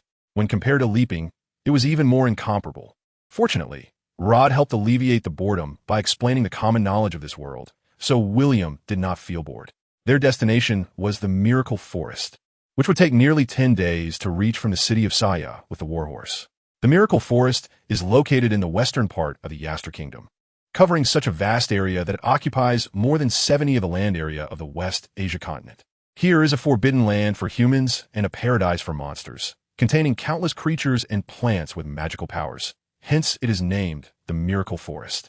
Since the Miracle Forest occupies such a large area, why hasn't the human kingdom attempted to conquer it? Regarding William's question, Rod smiled and explained, this is not something that hasn't been thought of, but the last kingdom that tried to conquer the monster forest has now become a ruin. What do you mean? William asked, puzzled. Like the human kingdom, the monsters in the Miracle Forest also have their kings.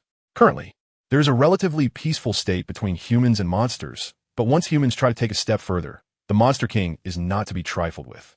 You can imagine the kind of overwhelming, frenzied slaughter that a monster siege could bring. Moreover, compared to humans, the number of monsters is actually much larger. Therefore, after that, no kingdom was willing to take on such risks. The term monster siege was familiar, and William couldn't help but smile wryly. The two hurried until evening, and Rod stopped in front of a village at the foot of a mountain. Looking at the smoke curling up from the village, Rod chuckled and said, all right, let's stay here for the night. Seeing Rod securely tie the warhorse to a big tree, William asked curiously, Rod, why not go to the village ahead? William, we are shadows. Remember one thing, during our mission, do not trust any strangers except for teammates. We don't have time to get to know them. Once you let your guard down, those who smile at you during the day may wield a butcher's knife at night. These are hard-earned lessons. Taking out some thread and bells from the warhorse's tool bag, Rod smiled and asked, do you know why I chose this place to rest tonight? Looking around at the big trees, William guessed. Is it because of these? Exactly, this is a very good place, and it's easy to set up some preventive traps. While speaking, Rod began to weave the thread through the bells, securing them tightly in several loops around the big tree, with 3 different intervals from top to bottom, one for each interval, totaling 3. This way, it can prevent not only wild beasts, but also enemies, and the bells on the thread can serve as a warning. Do you understand? William nodded. As expected of a seasoned expert, this indeed had some tricks to it. Although William wanted to say that he actually didn't need this, As he could sense any malice directed at him immediately, he thought better of it and kept quiet. Although the things Rod taught may not have much relevance to William, they were all lessons learned through blood, and only a fool would refuse to learn more knowledge. When the campfire was lit, the sky had already turned dark. Sitting around the campfire and eating dry rations, everything felt so fresh, things William had never experienced before. However, the taste of the dry rations was simply indescribable, truly terrible.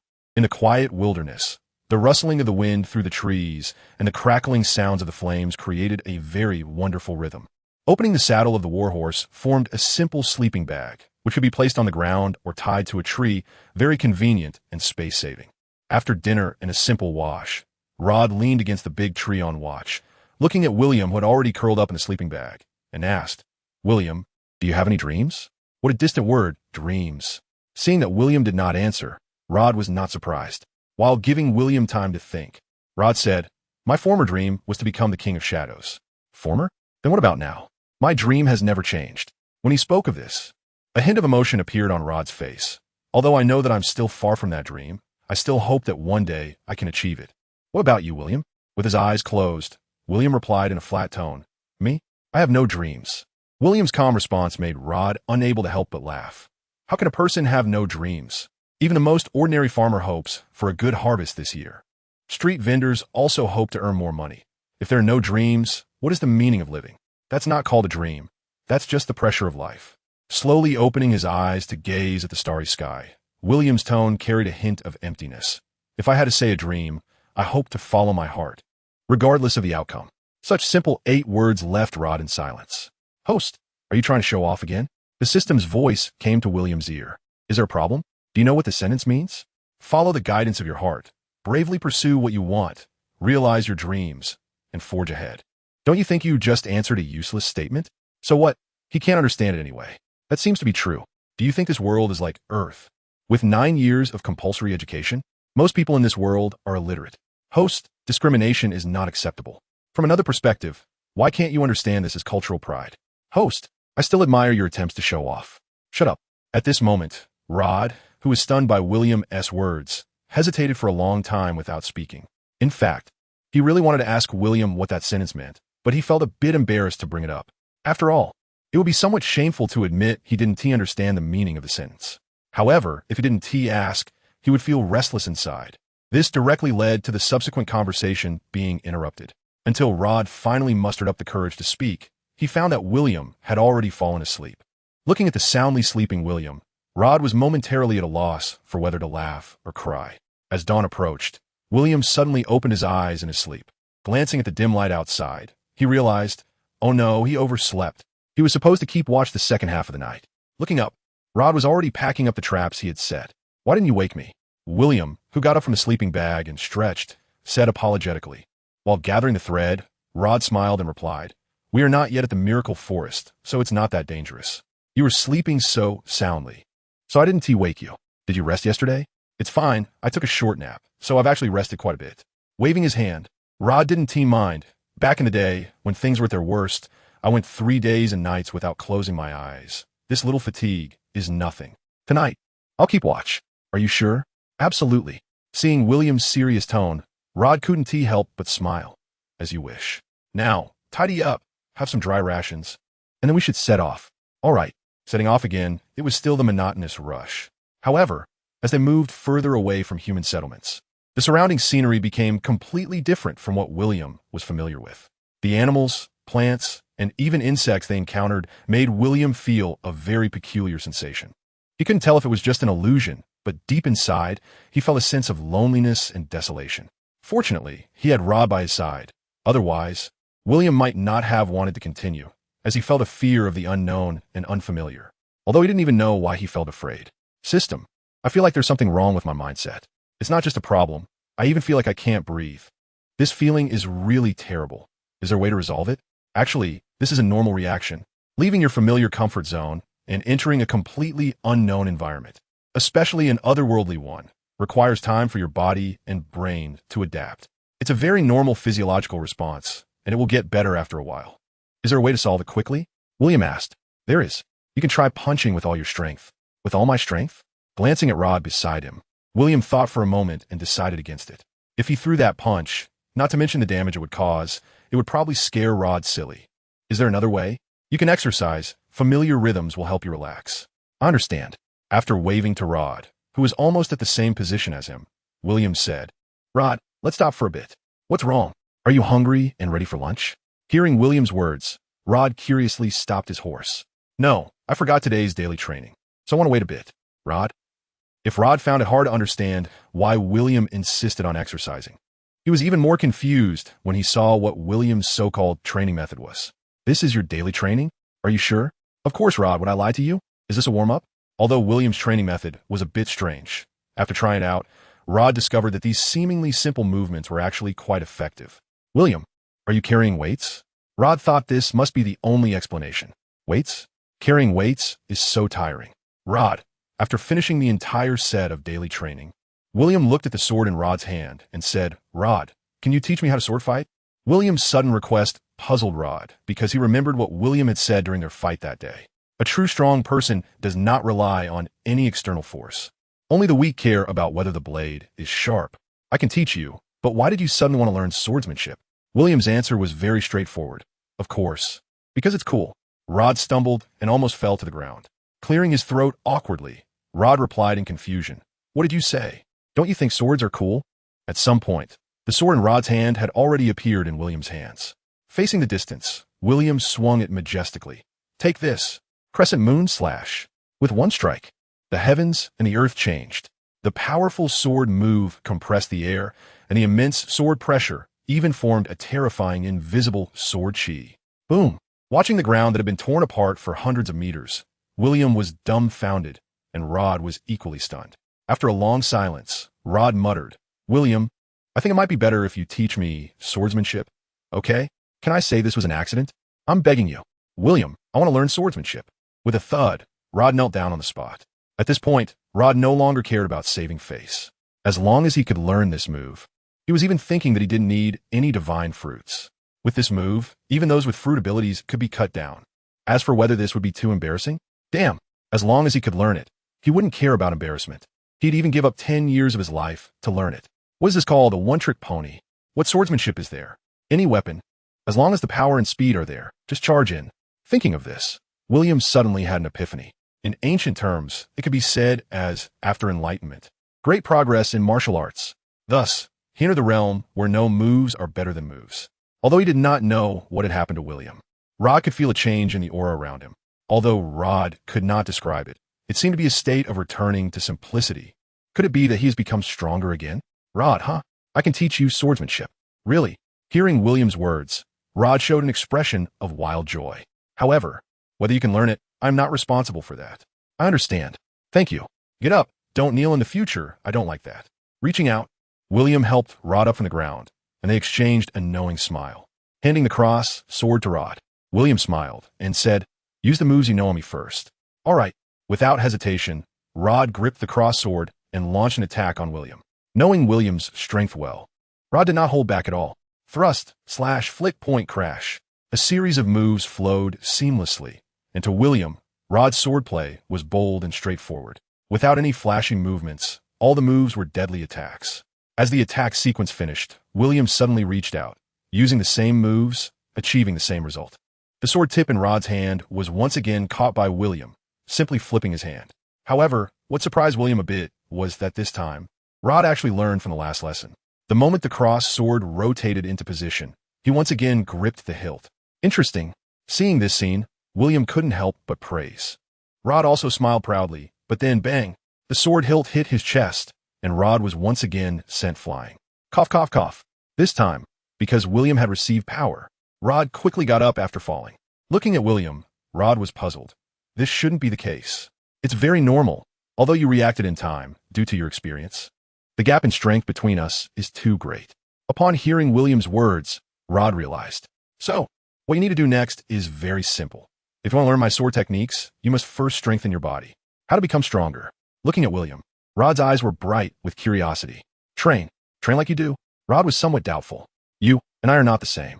With a grin, William took out the heavy weights he had purchased a long time ago from the system space. However, these items had only been used once and were then discarded in the system space because they were too tiring. Bang! Watching the heavy iron blocks crash to the ground, Rod gasped. The next scene was training like William, but unlike William, all of Rod's training was done with weights. All the way to the 10-kilometer robe. William rode forward on his warhorse, while Rod moved forward with weights tied to his limbs. Although their speed was inevitably slowed down, neither of them said anything. Along the way, watching William leisurely, Rod panted heavily as he ran and curiously asked William, "William, how long did you persist with this weight? If you calculate the time, it's been 3 whole years." Anyway, Rod couldn't guarantee that William was exaggerating. 3 years?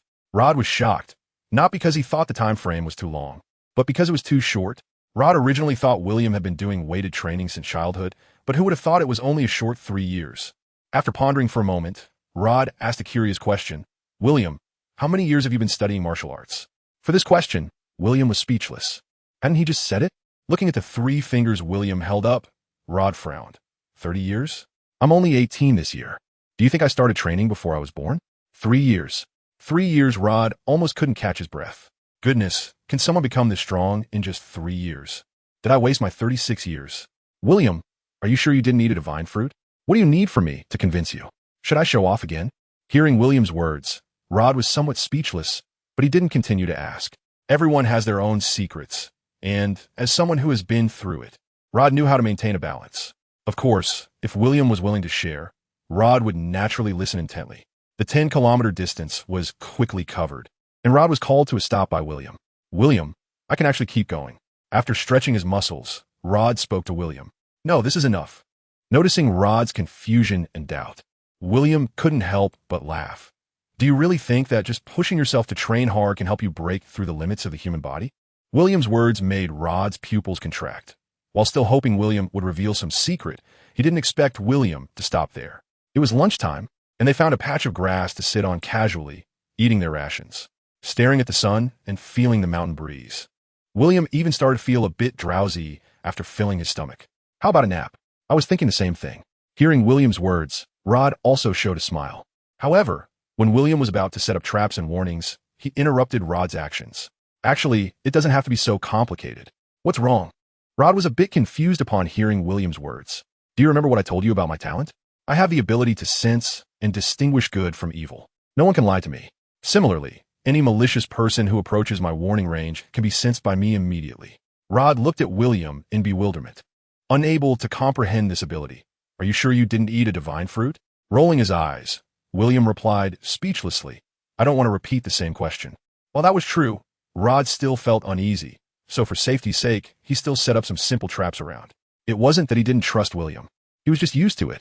If he didn't do these things, it felt like something was left undone, and Rod wouldn't be able to sleep soundly. In the dead of night, "Rod, William's voice woke Rod from his sleep. "What's going on? Is it dark out? There are people." Hearing William's words, Rod was startled and looked around but found nothing. He lay on the ground, quietly listening. There were indeed people.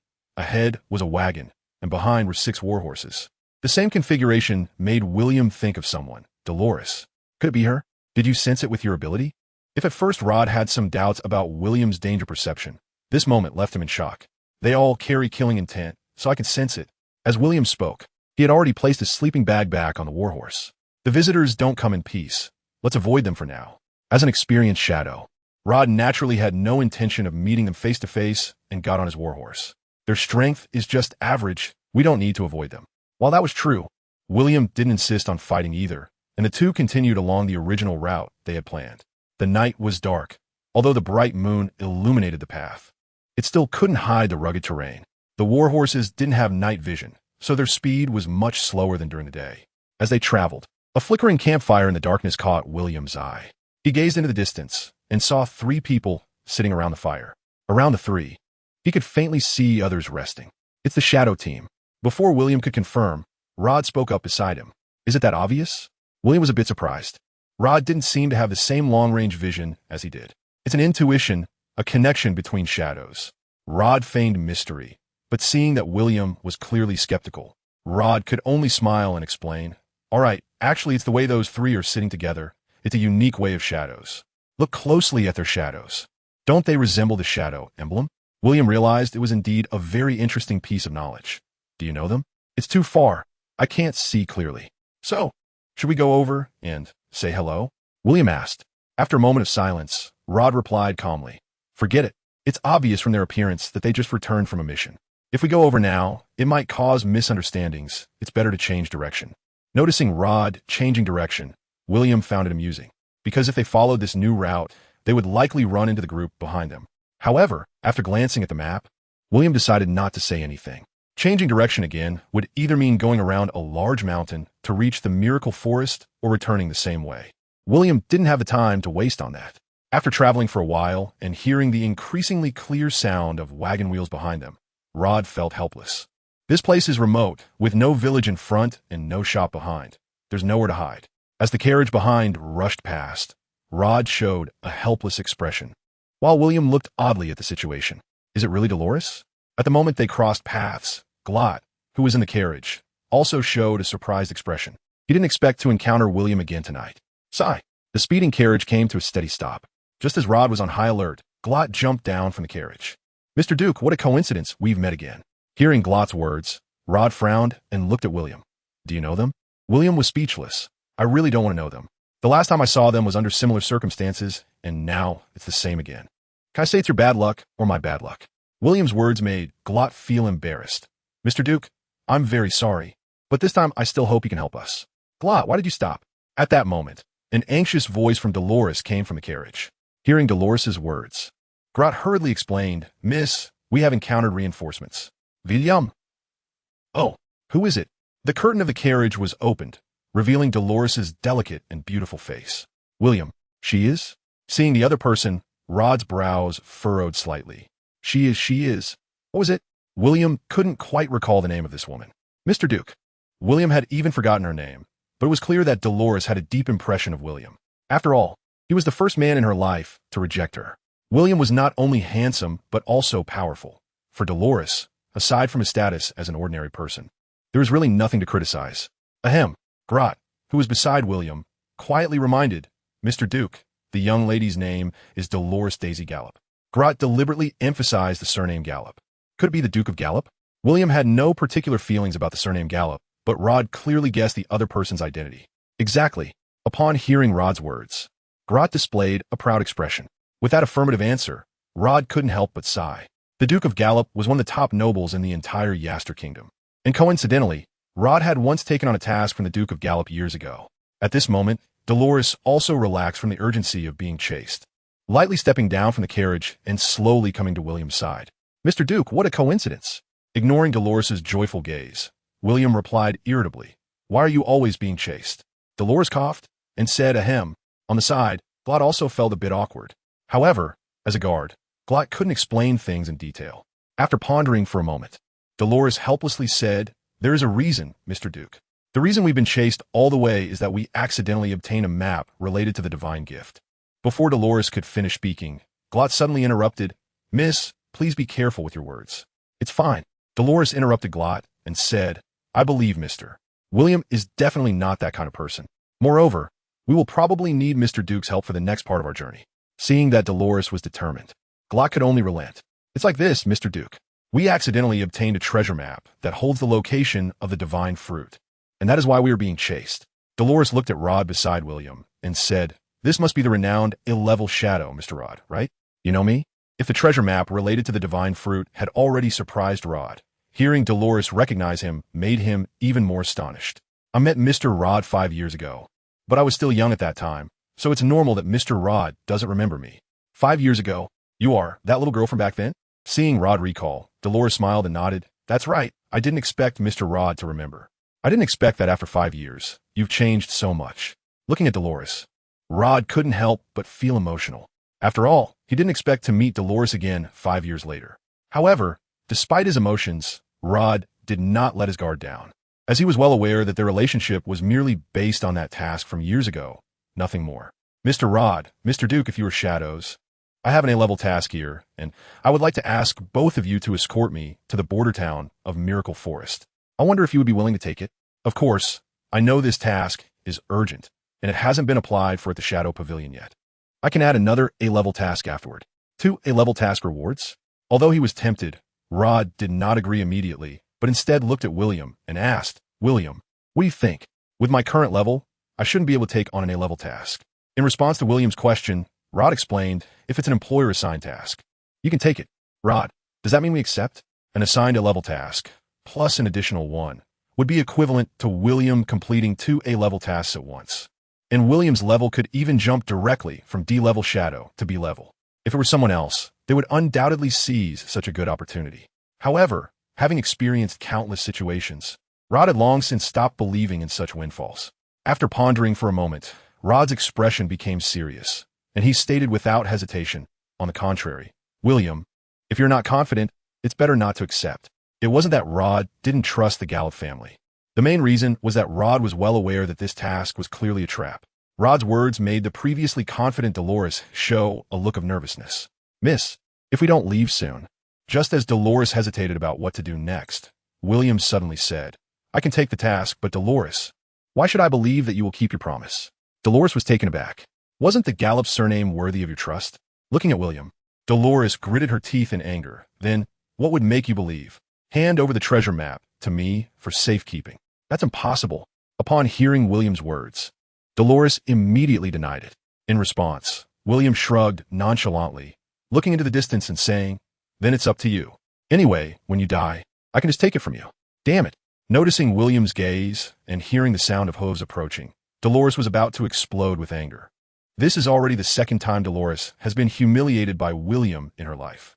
From birth until now, she has always been the center of attention, like the moon cherished by all, and Dolores has never encountered such a rogue. William's behavior is even more disgusting to Dolores than being constantly hunted. "You have 10 seconds to consider. No rush." Calmly sitting on his warhorse, William began to count down. 10, 9, 8, 7. "Here you go." Dolores almost bit her silver teeth in frustration, pulling out the treasure map from her bosom and throwing it into William's hands. "There, the mission deal is done." Just casually glancing at the well-preserved treasure map, William's expression turned playful. "No problem at all. Since you are the employer, rest assured, I will definitely ensure your safety." In fact, William is not interested in Dolores' treasure map or the divine fruit, although the system mentioned that the divine fruit could accelerate William's cultivation. That's all there is to it. With the abilities William currently possesses, the so-called divine fruit is merely a bonus. As for why he targets Dolores, the main reason is simply an issue of attitude. If he rashly agrees to an A-level mission, wouldn't that make him seem a bit too cheap? Just as he finished speaking, 6 warhorses appeared in William's line of sight. Seeing the attire of the other side, Rod's brows furrowed slightly, the temple of the god of death. At this moment, Rod understood why Dolores was willing to offer 2 A-level missions. The God of Assassins is the most notorious assassin organization on the West Asia continent. Once entangled with the God of Assassins, it means a relentless end. The most significant and sensational mission of the God of Assassins was the assassination of a general from a certain kingdom. To complete this mission, the organization even sacrificed more than 1 S-level assassin and 5 A-level assassins before finally achieving success. Although the price paid was incredibly heavy, far exceeding the rewards of this mission, it was precisely this assassination task that made the God of Assassins famous throughout the West Asia continent.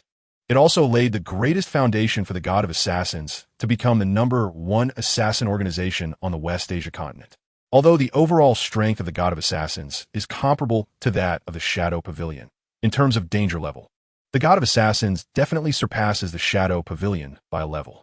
If Rod had known that Dolores was provoking the Shadow Pavilion, he would have had to think twice about even 3 A-level missions. It's not that Rod feared the God of Assassins, but he believed there was no need to conflict with them, because Rod was very clear that once entangled with the God of Assassins, it would be a relentless end unless he could perfectly cover up all traces. With a serious expression, Rod looked at William and said softly, "William, we absolutely cannot let any of the God of Assassins leave here. I never intended to let them leave alive." Without any intention of communicating, Rod drew the cross sword from his waist. "Kill." With a cold grunt, Rod urged his warhorse fiercely towards the 6 assassins of the God of Assassins. Clang! As the cold light flickered, the 6 assassins in brown robes also drew their weapons at the first opportunity. Watching Rod engage in combat with the 6 without any intention of intervening, William made no move. 1 versus 6. Rod showed no signs of fear. Stab! A clever sword strike took down one assassin, and at the moment one of them slashed Rod's chest, Rod lunged forward, thrusting his cross sword fiercely into the chest of the second assassin. In this moment of confrontation, Rod sustained minor injuries but was the first to kill 2 people. However, the other members of the Assassin Temple seemed to act as if the fallen were not comrades at all, and they turned their attacks toward Dolores, who was standing still in place.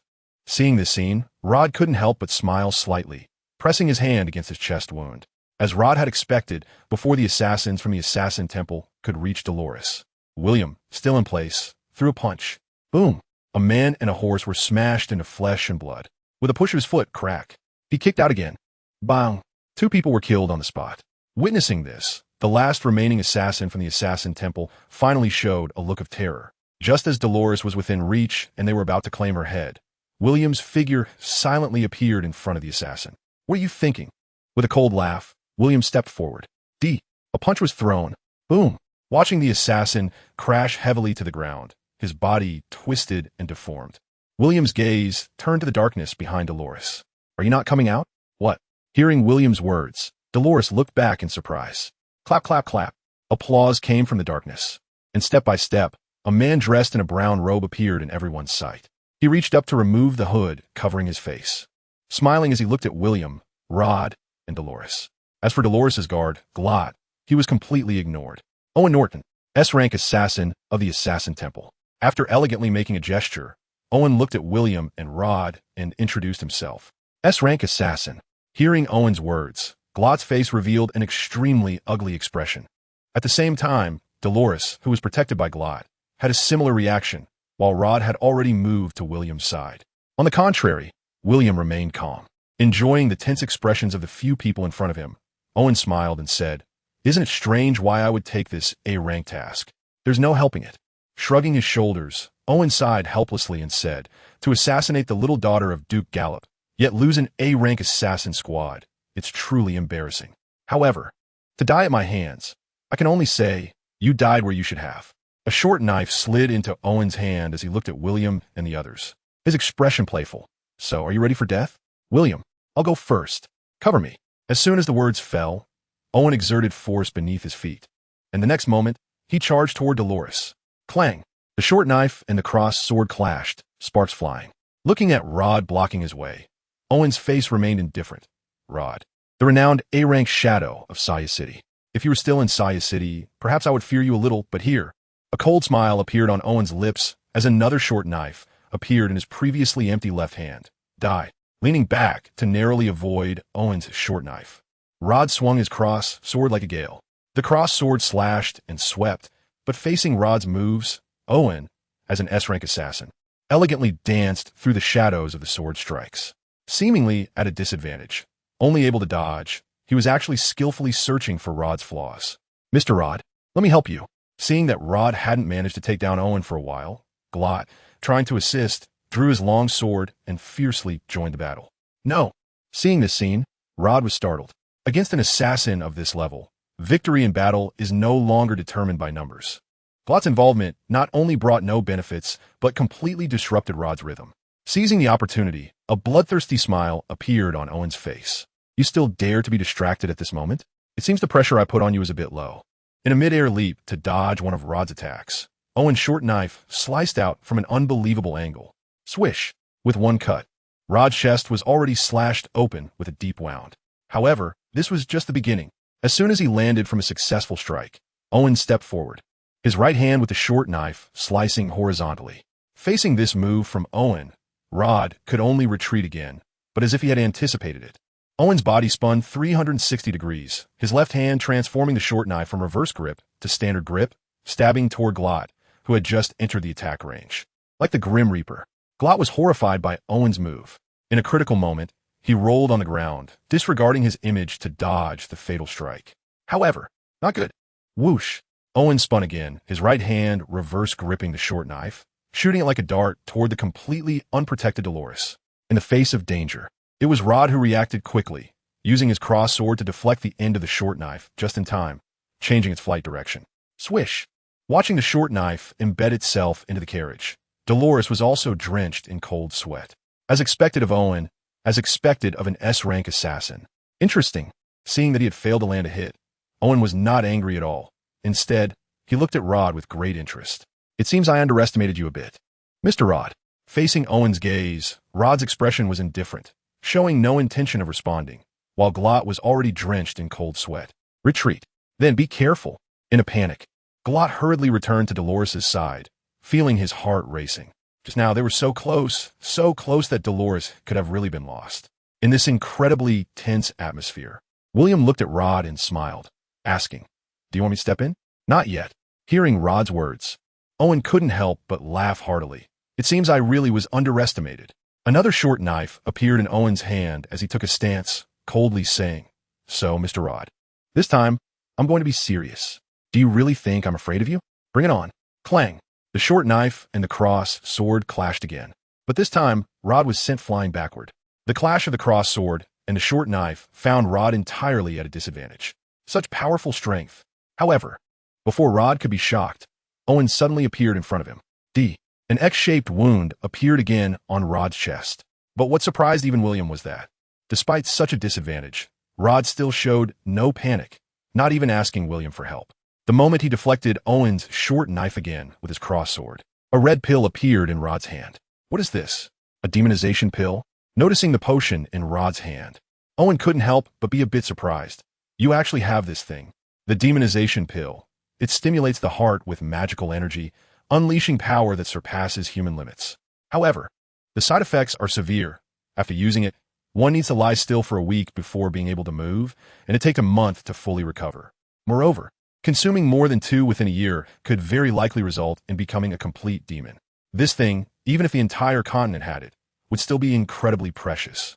It can be said that this is the only thing, apart from the divine fruit, that ordinary people can possess to break the limits of the human body." Owen was also shocked that the mere A-grade Shadow Rod had it. As expected of an S-grade assassin from the God of Death Temple, "Your strength is indeed greater than mine. However, if you think you can defeat me just like that, then you are gravely mistaken." Looking at Rod, who was holding the demonization pill, Owen laughed again. "If you think that by eating this thing I will be afraid of you, then you underestimate me too much. S-grade and A-grade, those are entirely different realms. Do you understand?" By the end, Owen's tone had become extremely cold. At the same time, only William noticed that the shadow under Owen's feet was strangely moving. Years of combat instinct made Rod feel a tingling sensation on the back of his head. He looked around but found nothing amiss. As he saw the black shadow under Owen about to connect with his own, William suddenly reminded him, "Rod, the shadow." "Shadow?" Hearing William's reminder, Rod felt a chill run down his back, and his instincts made him swing his sword down. However, buzz! The cross sword not only failed to harm the shadow, but also caused Rod's shadow to actively connect with Owen's. Unable to move, staring wide-eyed at Owen, Rod's expression turned extremely grave. He tried to resist this force, but found that he couldn't break free no matter how hard he tried. Hee. In a bizarre laugh, Owen looked at William with a playful expression and said, "I didn't expect you to discover it." In silence, the shadow under Owen's feet split into 4. One still connected to Rod, while the remaining 3 headed towards William, Dolores, and Glot. Seeing this scene, Dolores was also so frightened that she trembled all over. She tried to escape, but it was completely useless. Amidst the screams, before she could run a few steps, both Dolores and Glot were firmly locked in place. At this moment, the two finally understood why Rod had remained motionless in that position. However, their current posture was even more awkward. Owen's ability made William subconsciously think of the shadow imitation technique from the Nara clan in Naruto. At this moment, William faced Owen's ability without dodging or evading, standing still as if he knew he couldn't escape, so he didn't even try. Seeing the scene, a strange expression appeared on Owen's face. "I was still thinking about how powerful you are, but it turns out you're not that impressive after all." In fact, among the 4, Owen, who had witnessed the previous battle, understood very well that William was the one who posed the greatest threat to him. Moreover, when William exposed his shadow, Owen was still pondering whether his ability had been seen through by William. He never expected the final result to turn out like this. However, since it was like this, then what? As William smiled and walked towards him, a cold sweat broke out on Owen's forehead. How is this possible? At this moment, Owen's expression was almost twisted. In his life, no one had ever been completely unaffected after he linked their shadow. He couldn't even comprehend how William had managed to do it. Seemingly noticing Owen's confusion, William chuckled. "Even if you came yourself, you couldn't control me. Did you really think that just with the shadow you could limit me?" Also, isn't your method of controlling shadows a bit too simplistic? Is it really just like this? Watching William step-by-step approach him, Owen's face turned pale, and his hands gripping the short knife began to tremble uncontrollably. Everything is relative. Similarly, although Owen had the ability to control shadows, he was also consuming his own stamina, like an ordinary person trying to trap a strong man, along with 3 other burdens. Crack. Unable to maintain the shadow control any longer, Owen completely severed the link. After failing to strike, Owen chose to retreat. He was not the type to act stubbornly. Compared to failing the mission, staying alive was the most important thing. Regarding William, Owen felt a bit strange. Moreover, his mission was not to kill William, but to eliminate Dolores. Since he couldn't overpower William, he could just kill Dolores next time. Owen's plan was good, but how could William let him escape so easily? Just after taking 2 steps, William's figure had somehow already blocked Owen's path. Seeing William's chest wide open, William's eyes lit up. Without thinking, Owen's short knife slashed towards William's artery. Thud! The short knife missed, but Owen was not discouraged. He followed up with another attack, his elegant short knife flashing in his hand like a dark night elf.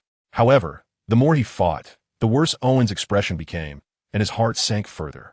He couldn't land a hit, completely unable to hit. William's nerve reaction speed and body reflexes were simply unbelievable to Owen. Are you messing with me? Now you realize it? Smiling slightly, William extended 2 fingers and effortlessly pinched Owen's short knife. Crack. Ugh. Using the same tactic he had against Rod, Owen's right hand rotated 360 degrees, rendering his entire arm useless. However, to William's surprise, even in such pain, Owen did not let out a scream. As expected of an S-class assassin, this level of endurance is impressive. The extreme pain caused Owen's face to flush red, simultaneously dispersing his control over Rod and the others. His eyes bloodshot, Owen looked at William, filled with overwhelming killing intent. He understood well what losing an arm meant for an assassin. Even though Owen still possessed his divine gift ability, this blow was still tremendous for him. I want you dead. A voice as cold as ice came from Owen's mouth, and the shadows at his feet began to spiral around William's body.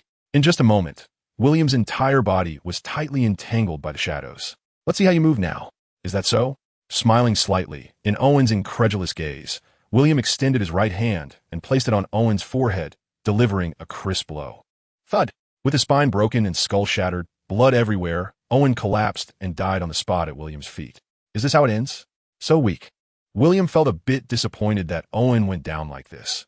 He had thought the other party might have some special ability to recover. However, after considering that kind of ability should belong to a nature elemental power, William could understand. A gust of wind blew, raising a cloud of dust. Along with the dust, a gray fruit, visible only to William, began to take shape beside Owen's corpse. Just as the fruit was about to shoot up into the sky, William quickly grabbed it. Cough, cough, cough. Dolores covered her mouth and coughed lightly, breaking the tense atmosphere. An S-class assassin died, just like that, staring blankly at William. Glot knew that William was strong, but he had never witnessed William in combat until just now, when William effortlessly killed Owen, the S-class assassin. Only then did Glot finally understand what true power meant. 2 A-class missions to secure protection from a powerhouse like William. What a bargain. Glot looked at Dolores, filled with admiration. The lady was indeed the daughter of Duke Gallop. Her eye for talent was truly remarkable. Is he dead? Cautiously approaching Owen's corpse. Even though Rod knew Owen couldn't possibly still be alive, he still carefully checked Owen. Only after completely confirming that Owen couldn't be alive did Rod, who was squatting on the ground, let out a sigh of relief. Looking up at William, Rod's eyes were filled with complexity. William's strength exceeded his imagination. Shaking his fingers, William looked a bit disgusted. In fact, although he wasn't a Virgo, he did have a bit of a cleanliness obsession. It seemed necessary to find an opportunity to get a weapon for himself. As he thought this, William's gaze instinctively turned to Dolores. Noticing William's gaze, Dolores looked puzzled and quickly assessed herself before asking, "Mr. Duke, is there a problem?" Rubbing his hands, William smiled and said, "I wanted to ask if you have a sword." William had asked casually, but he didn't expect Dolores' expression to turn strange upon hearing the question. After pondering for a moment, Dolores asked, "Did Mr. Duke not bring a sword?" "I didn't bring one." "Dolores?" "Glot." Noticing the expressions on their faces, William chuckled. "Actually, I learned a few moves on the way here. If it's convenient, could you sell me a sword? If it's not, I can go back and forge one myself." Although Dolores was a bit confused, she didn't think too much about it. If Mr. Duke doesn't mind. I do have a sword here. With that, Dolores walked toward her carriage. Could it be? Seeing the sword Dolores took from the carriage, Glot's expression turned a bit strange. William didn't know, but Glot was well aware that this sword was something Miss Dolores had spent a fortune at an auction to acquire for her father's 60th birthday. Moreover, this sword was even a treasure that had been held by the same person who possessed the treasure map, currently in William's hands. Sword name, Fire God. The blade was made of an unknown metal, entirely blood red, measuring 66 centimeters in length, with a 25 centimeters handle and 8 centimeters width, weighing 68 pounds. The blade was incredibly sharp, cutting through iron like mud. Wielding it felt like holding a sword of fire. Additionally, the previous owner of the Fire God sword was nicknamed the Fire God, making the name of the sword one of the top 10 famous swords recognized throughout the continent. Looking at the Fire God sword that Dolores handed over with some difficulty, William curiously took it. Along with it came the unique fragrance from Dolores that reached William's nose. The scent is very pleasant.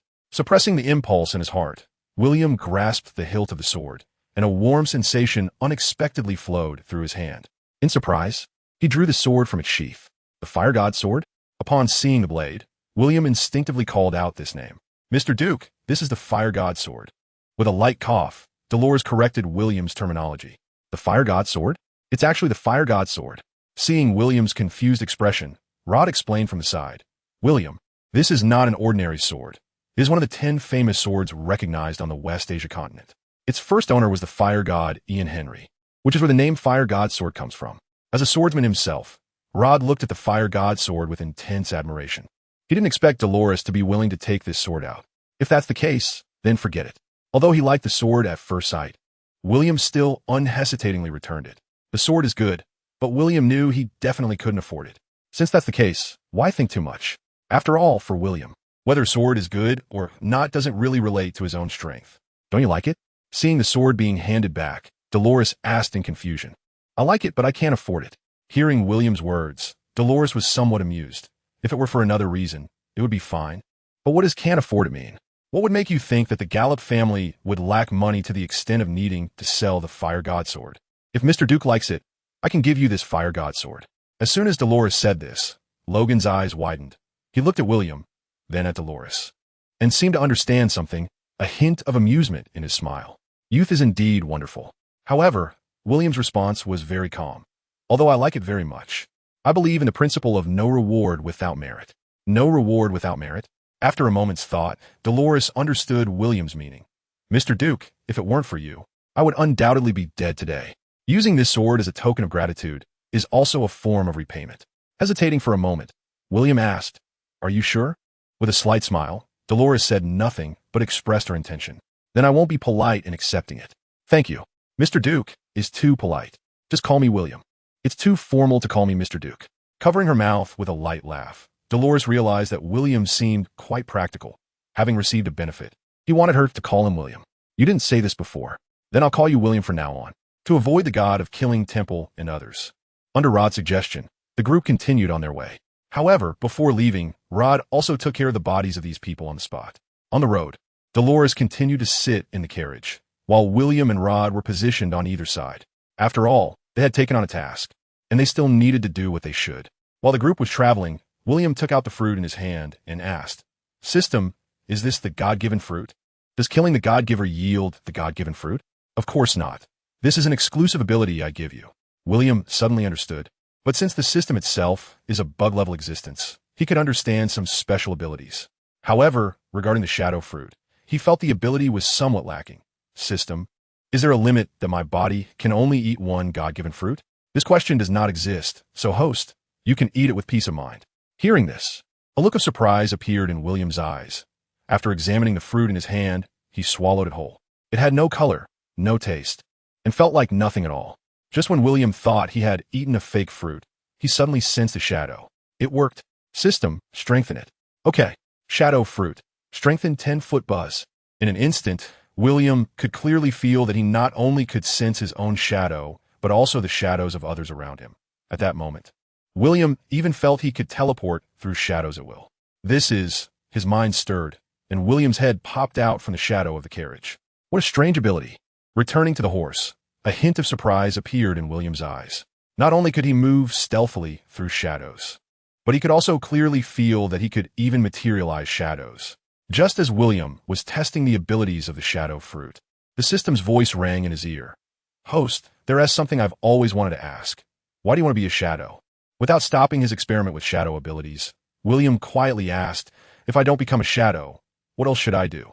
With your strength, you could easily dominate this world. Why waste time playing such childish games? Dominating is tiring. I still have to gather subordinates, attack a city, rule a country, and then conquer this world. It's endless, wasting my time and energy. In the end, what do I get? Of course, you get this world. And then what after getting this world? In a back-and-forth exchange. The system was also speechless. Host, could you please ask all your questions at once? After getting this world, I'll go to the next world, then conquer another world, and continue on to the next one, repeating this process. Do you think I find living tiring? You have to say, thinking about it like this. It does seem a bit. Not a bit, but absolutely. That kind of life is not what I want. Gazing into the distance. William's voice carried a hint of laziness. From now on, I will no longer live the life I am supposed to live. I just want to live the life I want. If it weren't for the system knowing the source of this statement, it would feel like William was trying to fool it. Host, your pretentiousness is getting higher and higher. Thank you. The system, all right? I have something to ask you too. Since you're an infinite strengthening system, can I understand that you can also strengthen items? Hearing William's words, the system's voice carried a hint of pride. I didn't expect that I hit it so well, yet you discovered it. Really? William showed a surprised expression. Just a little bit. My ability may not be as good as the one next door, but its potential is not much worse.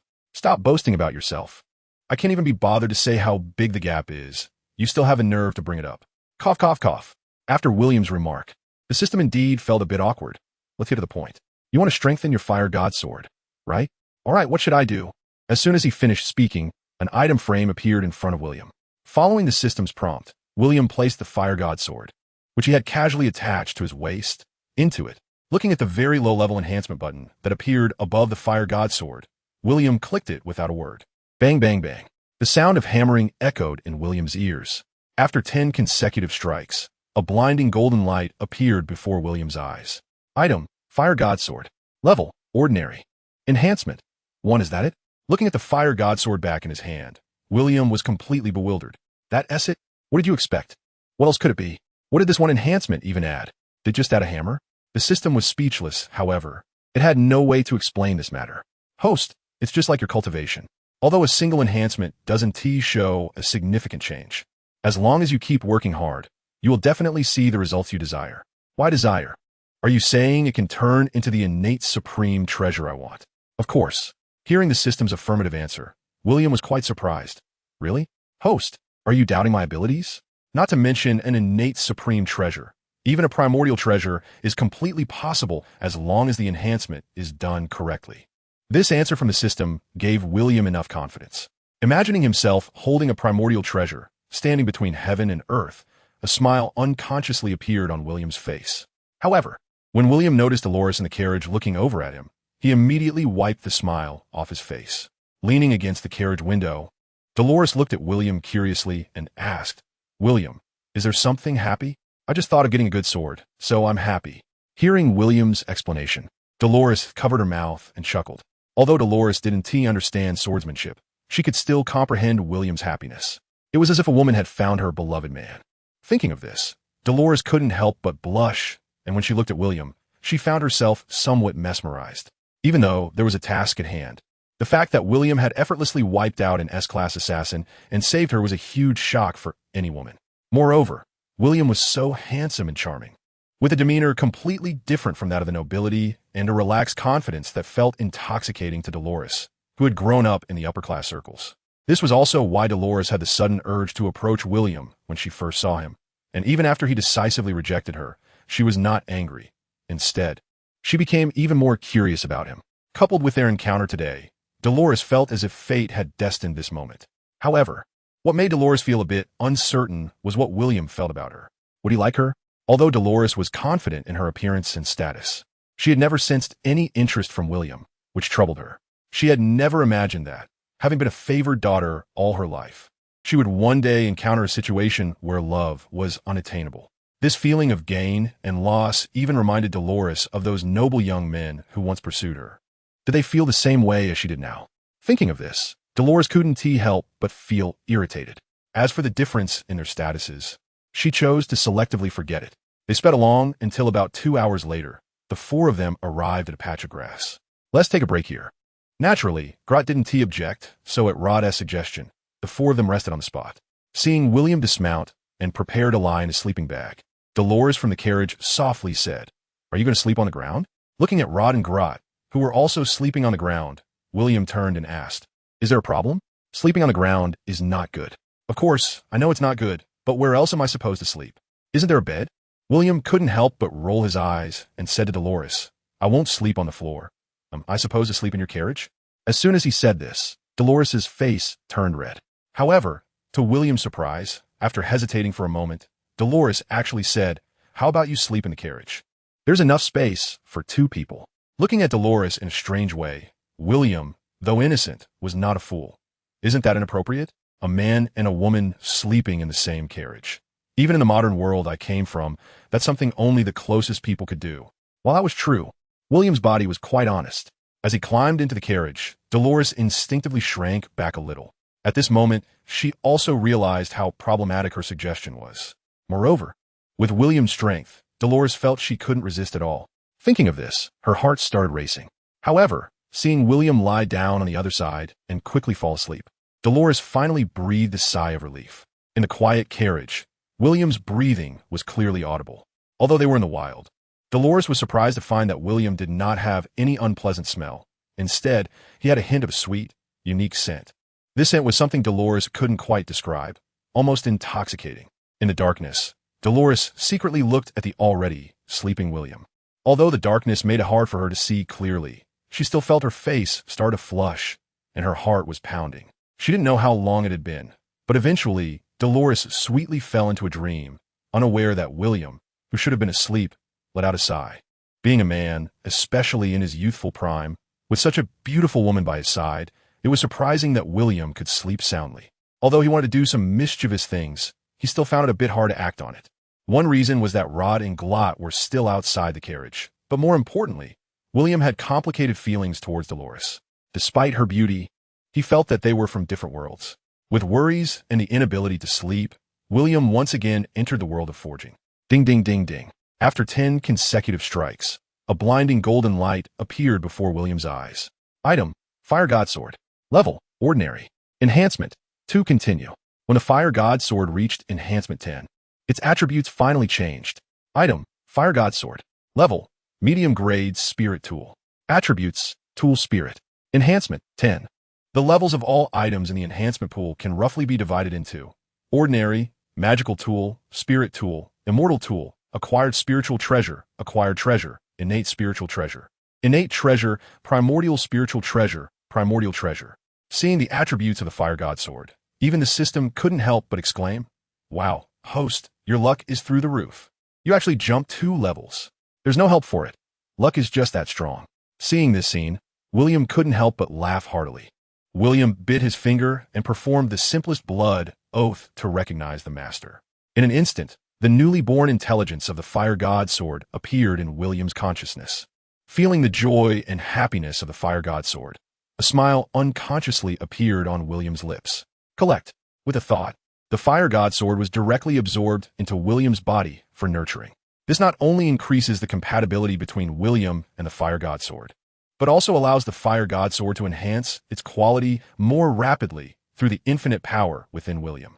Although William's fighting style is very similar to Saitama's, the biggest difference between them is that William possesses infinite power within him. This power is similar to the transformation of a Super Saiyan, except that the Saiyan transformations have fixed multipliers, while William's infinite energy can erupt infinitely. However, it seems that this world does not allow William to access his infinite power. In fact, sometimes the system also feels regretful. If the first world he crossed in had been the Dragon Ball world, William's strength would have likely increased by several times. Dozens of times, or even hundreds of times compared to now. Unfortunately, there are no ifs. Moreover, William doesn't seem to care too much about which world he is in. As William puts it, no matter which world it is, they are actually quite similar. The only differences lie in the people he meets and the events he experiences. Instead of running around in a completely unfamiliar world, it is better to enjoy a relatively comfortable life in a familiar world, which is a life that countless people desire. Of course, if there's a chance in the future, it wouldn't be bad to visit other worlds for fun. Just as William was communicating with the fire god's sword, a slender long leg suddenly rested on him. Stunned, William looked at the long leg on him and couldn't help but think, why here of all places? Taking a deep breath and trying not to think too much, William watched as his little brother gradually started to grow. Damn, he muttered in his heart, and silently closed his eyes. At this moment, whoever wakes up first will be awkward, so I'll just pretend I don't know anything. William thought to himself, but unexpectedly, Dolores showed no sign of stopping. As she slept, she gradually moved closer to William. By the end, she was already nestled in his arms. Even more speechlessly, Dolores in her sleep used William's arm as a pillow, resting her neck on it. William, is this still allowing people to sleep? Feeling the soft skin of the beauty in his arms and the unique fragrance of orchids, William found it even harder to feel sleepy. If you take action, you're a beast. If you don't, you're worse than a beast. So, do you want to be a beast or worse than a beast? I'm a person. Forcing himself to concentrate, William decided to count sheep.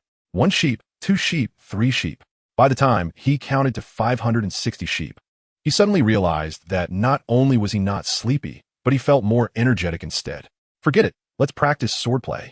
So, when Dolores woke up in the morning, she saw William there practicing his sword gestures. If at first he felt shy about finding himself in Dolores's arms, soon William's embrace gave Dolores an unprecedented sense of security and a unique experience. Because of this, lying in William's arms, Dolores didn't make a sound. However, William's constantly moving right hand unconsciously drew her gaze. Finally, unable to hold back her curiosity, Dolores asked, "What are you doing?" "Practicing swordplay," William replied instinctively, interrupted by Dolores's voice. "How can you practice swordplay without a sword? No sword in hand, but a sword in heart. No sword in hand, but a sword in heart?" Dolores murmured softly, feeling it was profound yet somewhat incomprehensible. It's normal not to understand swordplay. This one sentence plunged Dolores into silence. She knew William meant no harm, but she also felt he was implying something. A girl's heart is sensitive when it comes to affection, and a simple remark from someone she likes made her thoughts swirl. "Are you criticizing me?" As soon as Dolores said this, both William and Dolores were stunned. That resentful tone even confused Dolores herself as to why she said such a thing. However, the words had been spoken and could not be taken back. Stealing a glance at William, a hint of anticipation appeared in Dolores's eyes. In this world, countless people practice swordplay, but how many truly understand it?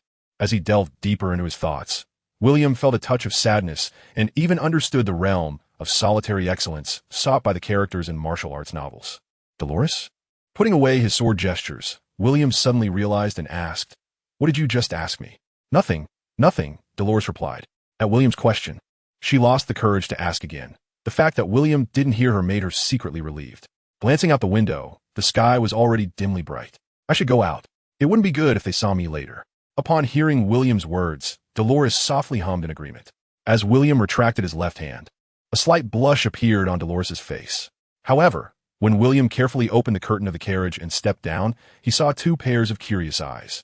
Watching William come down from the carriage, Grot, as Miss Dolores's captain of the guard, expressed a hint of emotion in his eyes. In contrast, Rod secretly gave William a thumbs up. Ahem. Clearing his throat, William pretended to be nonchalant as he walked down. He had just said he was afraid of being seen. How could he hide well? After pondering for a moment, William decided not to explain. "When are we preparing to set off?" Upon hearing William's words, Rod chuckled and said, "We're just waiting for you. Once you're ready, we'll set off." As soon as the words were spoken, William became even more embarrassed. Just like William, Dolores, who was still in the carriage, was also feeling awkward. However, at this moment, she was somewhat better off because the curtain was blocking her view, but her face was still flushed. "We didn't do anything." After hesitating for a long time, William, who was rinsing his mouth with salt water, defended himself. I understand. You don't need to explain," Rod said, unable to help but laugh out loud. William replied, "It's just that." Watching William pretend, the system's voice couldn't help but ring in his ear. "Host, can you have some dignity? What are you trying to achieve by pretending to be so innocent?" "I'm just a pure little virgin. Is that a problem?" After the system sent 2 middle finger emojis, it said, "Stop fooling around. We're still good friends." Don't you think this situation fits my age? I'm only 18. As soon as the words were spoken, even the system felt a loss for words. What a number 18, I really admire you. However, host, your ability to attract women is indeed impressive. Look at that Dolores girl. She's completely smitten by you. Well, there's nothing to be done. Who told me to be charming? You should thank me for finding you such a good appearance for this life. Thank you very much. Speaking of William's looks in this life, it's also the aspect William is most proud of. Even if Leonardo DiCaprio from the previous life came, he would probably have to step back. Coupled with William's perfect physique and the charisma he has cultivated over 2 lives, he is truly invincible.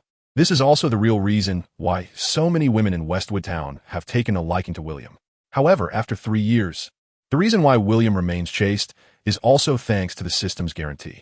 After all, compared to women, a 3-year period of abstinence for the sake of powerful strength is definitely something he can accept, and the results are also pleasing. However, there's one thing William does not know.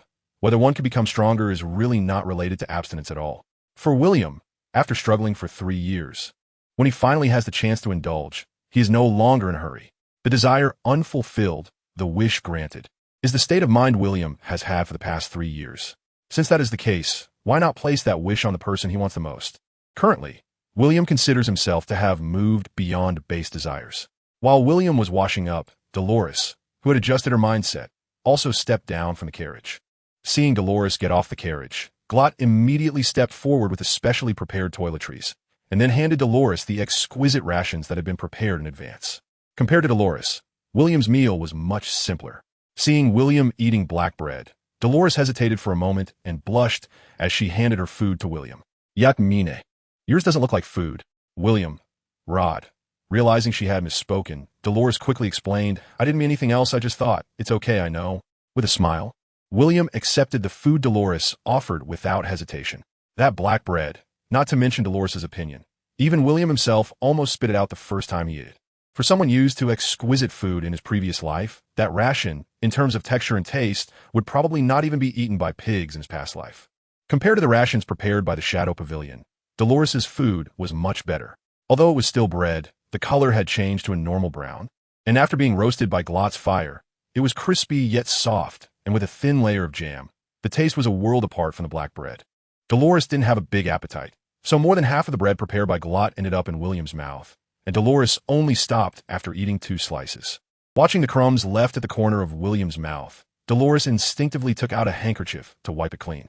However, this action made Glot and Rod, who were watching, look increasingly strange. On the contrary, Dolores, having been seen, had already ignored their gazes at this point. As the journey continued to shorten day by day, for Dolores, William was now the most important thing to her. Caring for a beauty, William was no fool, so he naturally did not refuse. In the following journey, the relationship between the two quickly heated up, even reaching a stage of being inseparable. If Rod and Glot weren't present at this moment, William was even confident that he could directly push Dolores down. While William and Dolores were immersed in the joy of love, Rod was naturally making the most of every day to train. After experiencing the power of the S-rank assassin Owen, Rod's desire for strength had reached an unprecedented height. If it weren't for William being there last time, the 4 of them might have already died.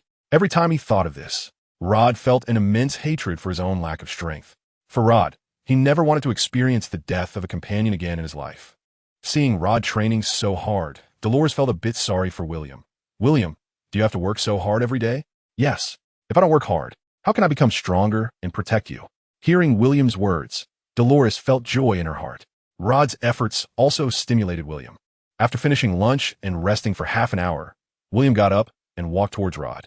Rod. Seeing William walking towards him, Rod looked puzzled. What's up? William. Let's spar. This time I'll only use the same strength and speed as you. Looking at the fire god sword that appeared in William's hand, Rod's face showed excitement. Hearing William's words, Rod couldn't ask for more. Pulling out the cross sword from the ground, Rod also took his stance. Just come at me.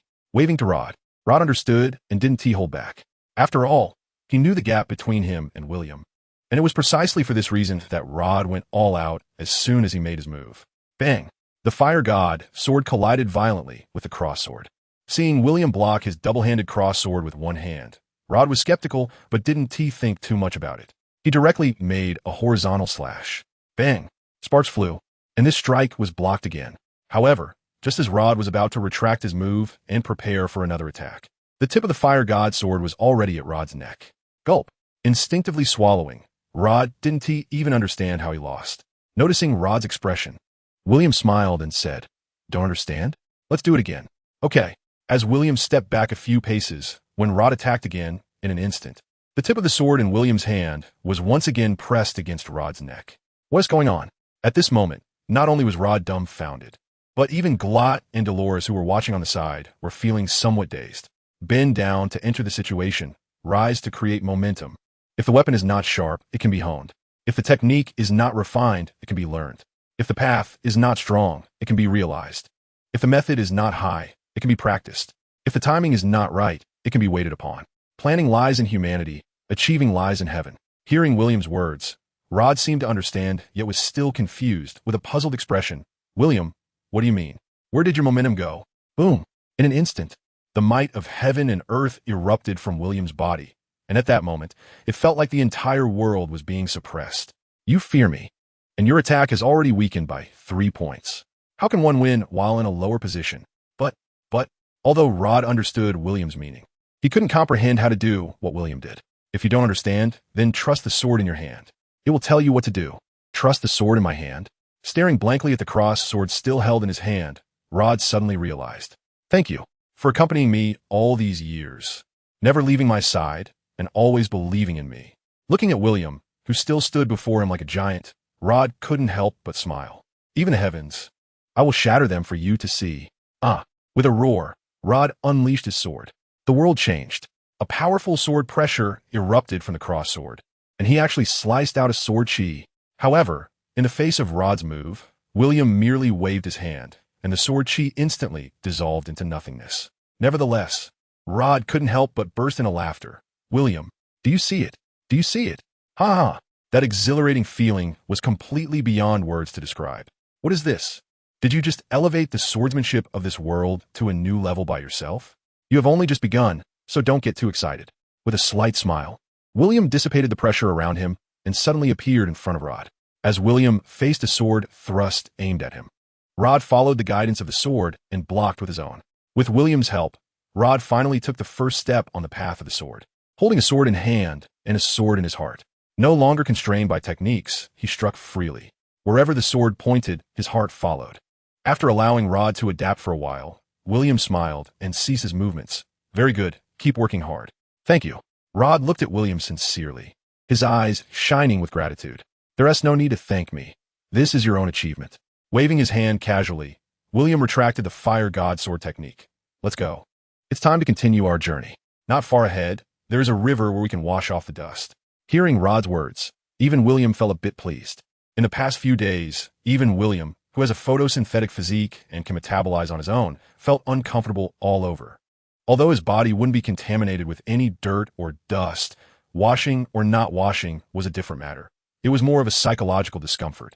A few hours later, a lush green forest appeared before the four of them, prompting them to quicken their pace. By the time dusk was approaching, they had already entered the forest. Looking at the crystal-clear river in front of him, William was the first to jump down from the carriage. Without hesitation, he plunged straight into the water. Seeing this, Rod couldn't help but laugh. Although he wanted to say, "Aren't you going to check if there's any danger here?" he held back the words when he thought of William's strength. While William could be so bold, Rod did not share the same sentiment. As Glot started gathering firewood, Rod rode his warhorse around the area to ensure it was safe. After confirming that everything was secure, Rod helped Glot light the campfire. Refreshing. Leaping out of the river, William rubbed the water off his face and wrung out the clothes he had taken off. At this moment, William was only wearing pants, his upper body showcasing a perfectly sculpted muscular physique. Rod and Glot had no particular reaction. After all, they were both men, but Dolores couldn't help but stare. When she came to her senses, her face flushed with heat as she looked at the water droplets still dripping from William's shoulders. She took out her towel from the carriage and began to wipe him down, while secretly stealing glances at his body. She muttered, "You really should dry off properly. What if you catch a cold? Don't worry, I won't get sick. The water in this lake is just right. Do you want to wash up too?" Hearing William's words, Dolores felt somewhat tempted, but didn't dare to go in. She couldn't swim, and as a noble lady, she had never bathed in such an open place. Moreover, William was here. However, for some reason, Just thinking about it made Dolores feel a bit excited. Seeing that Dolores wasn't speaking, William thought she was worried about being seen. So he said, "Don't worry, I'll keep watch for you. I promise no one will see." "Really?" After hesitating for a moment, Dolores asked, "You won't peek? Are you afraid I'll see you?" Noticing William's gaze, Dolores couldn't help but lower her head. She remembered how she had fallen asleep in William's arms the night before. As a young woman and a noble, she naturally wanted to wash up. After a moment of hesitation, she said, "Okay then." After finding her clothes from the carriage, Dolores looked at William and said, "You all wait here. I'm taking Dolores to wash up." Upon hearing this, Glot and Rod were both stunned. Realizing the awkwardness of his words, William cleared his throat and added, "It's Dolores who wants to wash up. I'm just keeping watch for her." Dolores, seeing William getting more flustered as he explained, blushed and directly pulled him away. Watching this scene, Logan couldn't help but laugh, while Glot beside him also had a hint of a smile. Youth is truly wonderful. Once they were sure they were out of sight, Dolores finally stopped. After looking around and confirming there was no one, she quietly said to William, "You, turn around." William complied with a light hum. Seeing him turn, Dolores took a deep breath and slowly began to remove her clothes. Hearing the rustling sounds behind him, William felt a tickling sensation in his heart. Although he was tempted to turn around right away, considering his current identity, he felt it was better to ensure Dolores' safety first. It wasn't until he heard the sound of water flowing that he slowly turned his head. Looking at Dolores, who was submerged in the water with only her head showing, William smiled and asked, "So, how is the lake water? Is it warm?" Nodding gently, Dolores, fully immersed in the water, started to wash herself carefully. Although she was a bit flustered at first, seeing William waiting by the shore gave her a sense of security. Washing for women is different from men, and this world was no exception. Plus, without shampoo or anything, just washing her hair took a long time. During this time, William chatted with Dolores, telling jokes to pass the time, and occasionally playfully splashing water at her face, which would always elicit a cute response from her. As the sky gradually darkened, when a refreshed Dolores emerged from the water and changed into clean clothes in front of William, he could no longer resist and kissed the beautiful woman in front of him. After the initial surprise and chaos of William's sudden kiss, Dolores quickly responded with enthusiasm. After a passionate kiss, Dolores pushed William away, breathing heavily. "What's wrong?" William asked, looking puzzled. Flushed and feeling weak, Dolores said, "We should head back. Otherwise, Glot and Rod will probably come looking for us." While that was true, the reality was that Dolores was already on the verge of losing control after being kissed by William. If this continues, she might not be able to hold back. As night fell, when Rod and Glot had begun to fall asleep nearby, Dolores nestled against William's shoulder and softly asked, "William, do you like me?" "Of course." The campfire illuminated William's face. Looking at the girl beside him, William curiously asked, "Are you worried about something?" "I'm a little scared." Nodding gently, Dolores looked at William's perfect face and asked, "I'm afraid you don't like me, that you only see me as a toy. Would you?" When a woman becomes emotional, she tends to overthink. Although her identity was that of a duke's daughter, Dolores felt that her status was somewhat unworthy of William, given his strength. In the West Asia continent, those with the ability to wield divine fruits held a status equal to that of regular nobles, and coupled with William's identity as a shadow, Dolores was genuinely worried that he was treating her as a plaything. Gently stroking Dolores' golden hair, William chuckled. "Remember when I first met you? You were that noble duke's daughter. Why are you so lacking in confidence now?" Thinking back to the first time she met William, Dolores felt a bit shy. "When I first saw you, I thought, how could there be such a beautiful woman in the world?" "Really?" William's words made Dolores a bit skeptical, because she knew very well that his expression that day was not like that. In fact, it even carried a hint of disdain.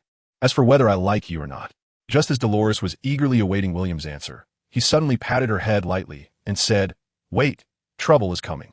Standing up from the ground, William's left hand had already grasped the hilt of his sword at his waist. In the darkness, a terrifying spider with blood-red eyes, a fearsome appearance, 8 legs, and covered in black stripes emerged from the forest. Seeing this giant spider that was larger than a person, Dolores almost screamed.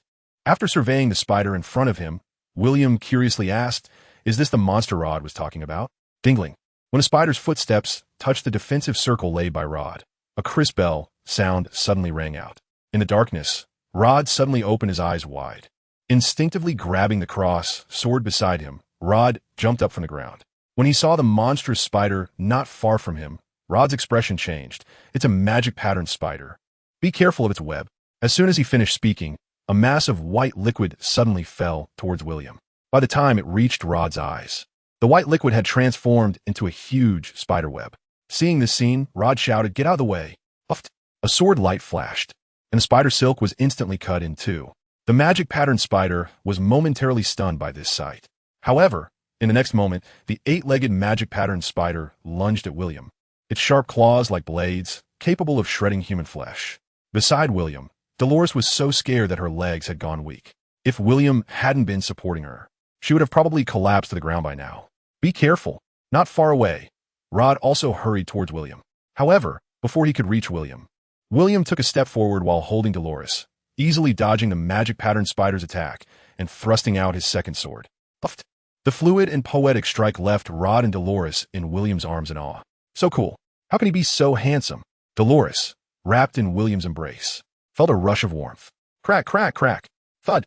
The magic pattern spider, pierced through the brain by a sword, collapsed heavily to the ground, completely lifeless.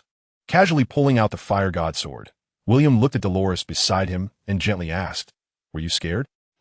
"No, I'm fine." Blushing under William's beautiful black eyes, Dolores nodded softly in response, kicking out casually. Bang! Watching the magic pattern spider disappear into the sky like a bird, Rod, who had just reached William's side, was also stunned. "What's wrong?" Noticing Rod's expression, William asked curiously. Rod was at a loss for words, no longer shocked by William's kicking strength, but rather helplessly said, "Why did you kick it away?" Although the magic pattern spider is terrifying, its body is a rare treasure. Its teeth, poison sac, and silk can all be sold for money. William casually replied, "That creepy thing looks disgusting. How much can it sell for?" "It wouldn't be less than 100 gold coins."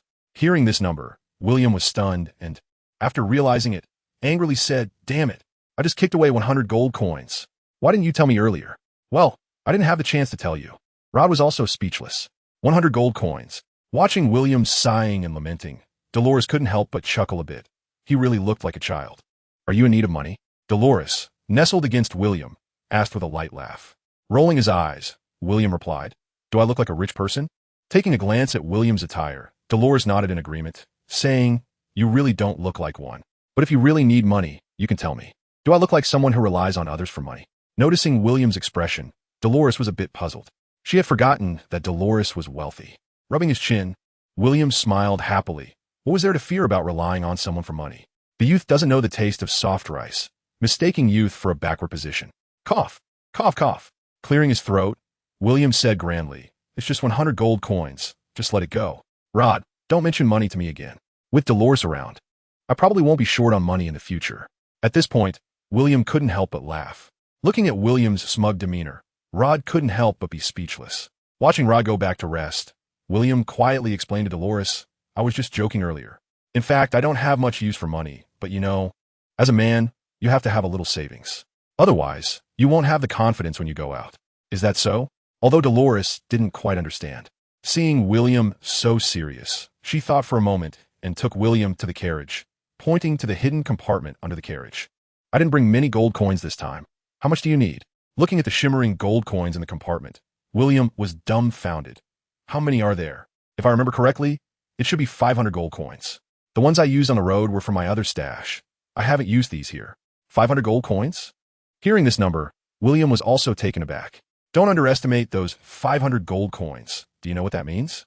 In the real world, this is equivalent to carrying out about 5 million cash at once. So, do you understand how William feels right now? Dolores, a true rich woman. Dolores, let me ask you a question. What is it? How much is Grotto's salary per month? Grotto? I think he gets about 10 gold coins a month. With a twitch at the corner of his mouth, William suddenly felt that he seemed to have found a job with very little prospects. Look at someone like Grotto. 10 gold coins a month, it shouldn't be too much to expect myself to earn 10 times that, right? That would mean lying down and earning an annual income of 1,000 gold coins, wouldn't it? Damn, I did a C-level task and worked my ass off just to get 100 gold coins? As he thought about it, William suddenly felt something was off. That's right. It seems like I just accepted 2 A-level tasks from Dolores. Dolores, how much reward will you give for the 2 A-level tasks you posted? Speaking of this, Dolores thought for a moment and said, the starting price for an A-level task is 1,000 gold coins. For a designated task like the one I posted, the starting price will be 2,000. Of course, if you want more, I can have my family give you the maximum amount of 5,000 gold coins. How does that sound? To fill William's pockets, Dolores decisively sold out her family. For the 2 designated A-level tasks, with a 28 share, you should be able to get at least 8,000 gold coins. Hearing this number, William was directly stunned. So much?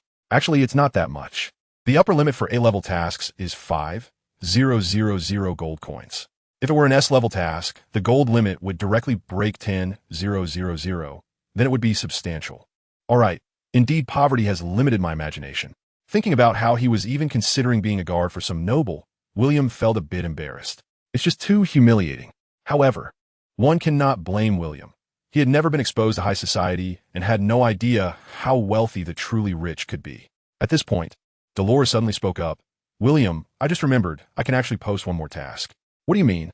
A ruins task? Dolores' eyes lit up as she smiled. Do you remember the treasure map you put away? I remember. I've decided. I can go to the ruins without my family as long as I post the ruins task to you. Then you can complete an S-level task, and the task reward will double. Moreover, there must be things you need in the divine relic ruins. Thinking of this, Dolores became even happier. Then you can become stronger. I'm so smart. Staring blankly at Dolores, William felt a bit excessive. Isn't this a bit inappropriate? What's inappropriate? I mean, isn't this not good for your family? After all, this treasure map is yours, and you're giving me a task and then rewarding me. What will your family get? Oh, it's fine, William. My family actually doesn't lack divine fruits at all. The reason I took out this treasure map is mainly because I want to play. Is that so? Otherwise. What do you think? I'm the direct heir of the family. If I want divine fruits, the family doesn't lack my share at all. Then why don't you eat? William was a bit curious. Divine fruits are powerful, but they come with many uncertainties. For example, they can easily change the body structure of the consumer, unless necessary, and in the absence of certainty about the type of divine fruit, we won't eat them. If what you said is true, then you must have some that you know of. Speaking of this, Dolores seemed unsure how to explain. Is there any other reason? Hesitating for a moment, Dolores finally explained. William, although divine fruits are powerful, in the eyes of true nobles, they can change the purity of the consumer's bloodline. So, unless absolutely necessary, nobles won't consume them. Is there really no noble who eats them? William was curious. That's not the case. There are people among the royals and nobles who consume divine fruits, but their existence is also to ensure the safety of the royal family and bloodline, which is why they would consume them. Guardians? Dolores nodded. Yes. It's just like the celestial dragons in One Piece. They disdain eating devil fruits, but to ensure their safety. There are people like the 5 elders. Dolores's words opened William's eyes. He really didn't know that the nobility and royalty in this world had such traditions. Is there something special about your bloodline? Are you perhaps descendants of gods? William asked curiously. Brother William, don't you know? Dolores was also surprised to hear William's words. William was speechless. Should I know? The builder of the Yaster kingdom is the wind god Yaster. This is something everyone on the entire Asia continent knows. Seeing that William didn't believe her, Dolores proudly explained. Although the Gallop family is not of the direct bloodline of the wind god Yaster, our bloodline also flows with the blood of the wind god. Regarding bloodlines, William really didn't know what to say. This world indeed has its own wonders. As for how powerful the so-called wind god really is, William has never encountered him, so he's not particularly certain. However, William estimates that he should be able to take him down with a punch. After all, that's the kind of character William is now. Alright, since he's using a sword now, one strike should suffice. After the battle with the magic pattern spider, the following night was remarkably calm. After Dolores fell asleep in William's arms while talking, and after he reinforced the fire god sword dozens of times, William also drifted off to sleep. There was no conversation throughout the night. The next morning, William crawled out of the carriage again. After such a long time, Rod and Glot had become accustomed to William and Dolores's daily antics. Good morning, Rod. Good morning, Glot. After exchanging greetings, William leaned against a large tree, sitting on the ground to eat breakfast. While eating, he recounted the details of the ruins mission to Rod. After listening to William's story, Rod was completely bewildered. What is this? Is there such an operation? A newly joined D-level shadow just took on their first C-level task and hasn't even completed it yet. But they've already successfully completed 2 A-level tasks, and now they have to do an S-level task. Moreover, it's a relic task. Why haven't I had such luck in my life? This person is really infuriating. Seeing William asking there, Rod couldn't help but smile wryly and said, You're asking me whether to take it or not. How would I know? You might as well ask if you want to take it. Rod wasn't a fool. He certainly understood that the reason Dolores was willing to give this task was because of William. Without William, dreaming of getting this S-level task is just wishful thinking. However, there's one thing I need to remind you, William.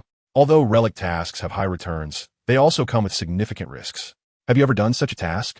Shaking his head, Rod helplessly said, "Where have I done such a task? It's precisely because I haven't done it that I have no confidence in such tasks. Normally the ones dispatched are all S-rank shadows." Although Rod considers his reputation to be quite good, he still has this self-awareness. Compared to an S-rank shadow, Rod is still quite a distance away. Well, he just lacks a divine gift fruit. Just one divine gift fruit makes a world of difference. I'm not afraid of risks. However, I can't understand this map. You take a look. Casually handing the treasure map to Rod, William appeared somewhat helpless. The map looked quite detailed, but to William, it was like scribbles. In his previous life, William was directionally challenged, and in this life without navigation, he couldn't even distinguish between north, south, east, and west. Is there anyone like me who can't recognize the road without navigation? Looking at the treasure map in front of him, Rod thought for a moment and finally opened it. Since William said so, what else could Rod say? Let's take a look. After studying it carefully, Rod was somewhat surprised to find that this place actually had a high degree of overlap with the location of the blue moon grass from his original C-rank mission. After confirming it 3 times in a row, Rod couldn't help but feel a bit amused. What's wrong? Noticing Rod's expression, William looked a bit puzzled. William, do you remember the location of the blue moon grass I mentioned? You wouldn't tell me it's the same place, would you? Yes, it's in the same place. What coincidence. William was also taken aback by Rod's words. Although I was also wondering if there was a mistake. The place indicated on the map is almost never wrong. Then there's nothing to consider. Let's just do it. Rod nodded, agreeing with William's words. It's such a coincidence. If it didn't go now, it would be a waste of his identity as a shadow. After William told Dolores about this matter, she was also somewhat surprised. However, she did not doubt the authenticity of this matter. After all, they had already shown the treasure map to the other party. And whether it was real or fake would be known when they got there. So, after finishing breakfast, the 4 of them quickly began their new journey. Time flew by, and it had already been a week. Looking at the primitive forest in front of them that seemed to cover the entire world, both William and Dolores were somewhat amazed at seeing such a sight for the first time. Is this the miracle forest? It's truly incredible. The scene before them left Dolores in awe. On the contrary, Grot, having visited a few times in his youth, was not overly surprised. However, because he hadn't been here for a very long time, Grot felt a sense of nostalgia, as if he had returned to his youth. He still remembered that he was just starting out back then, just like William, filled with dreams and hopes. However, unlike his extinguished dreams, William's life was just beginning. Because they were close to the miracle forest, there was even a man-made marketplace in the area. Although the marketplace wasn't large, the variety of goods was dazzling, with almost everything that should and shouldn't be there. As they walked along, the most common sights were various monster furs and body parts. Of course, weapons, consumables, medical supplies, food, and water sources were also very ample. From time to time, William would see different teams in various outfits rushing past him, some carrying a single injured body part, while others were carrying multiple injured individuals, some almost at death's door. This also let William and his companions see the cruelty of the miracle forest.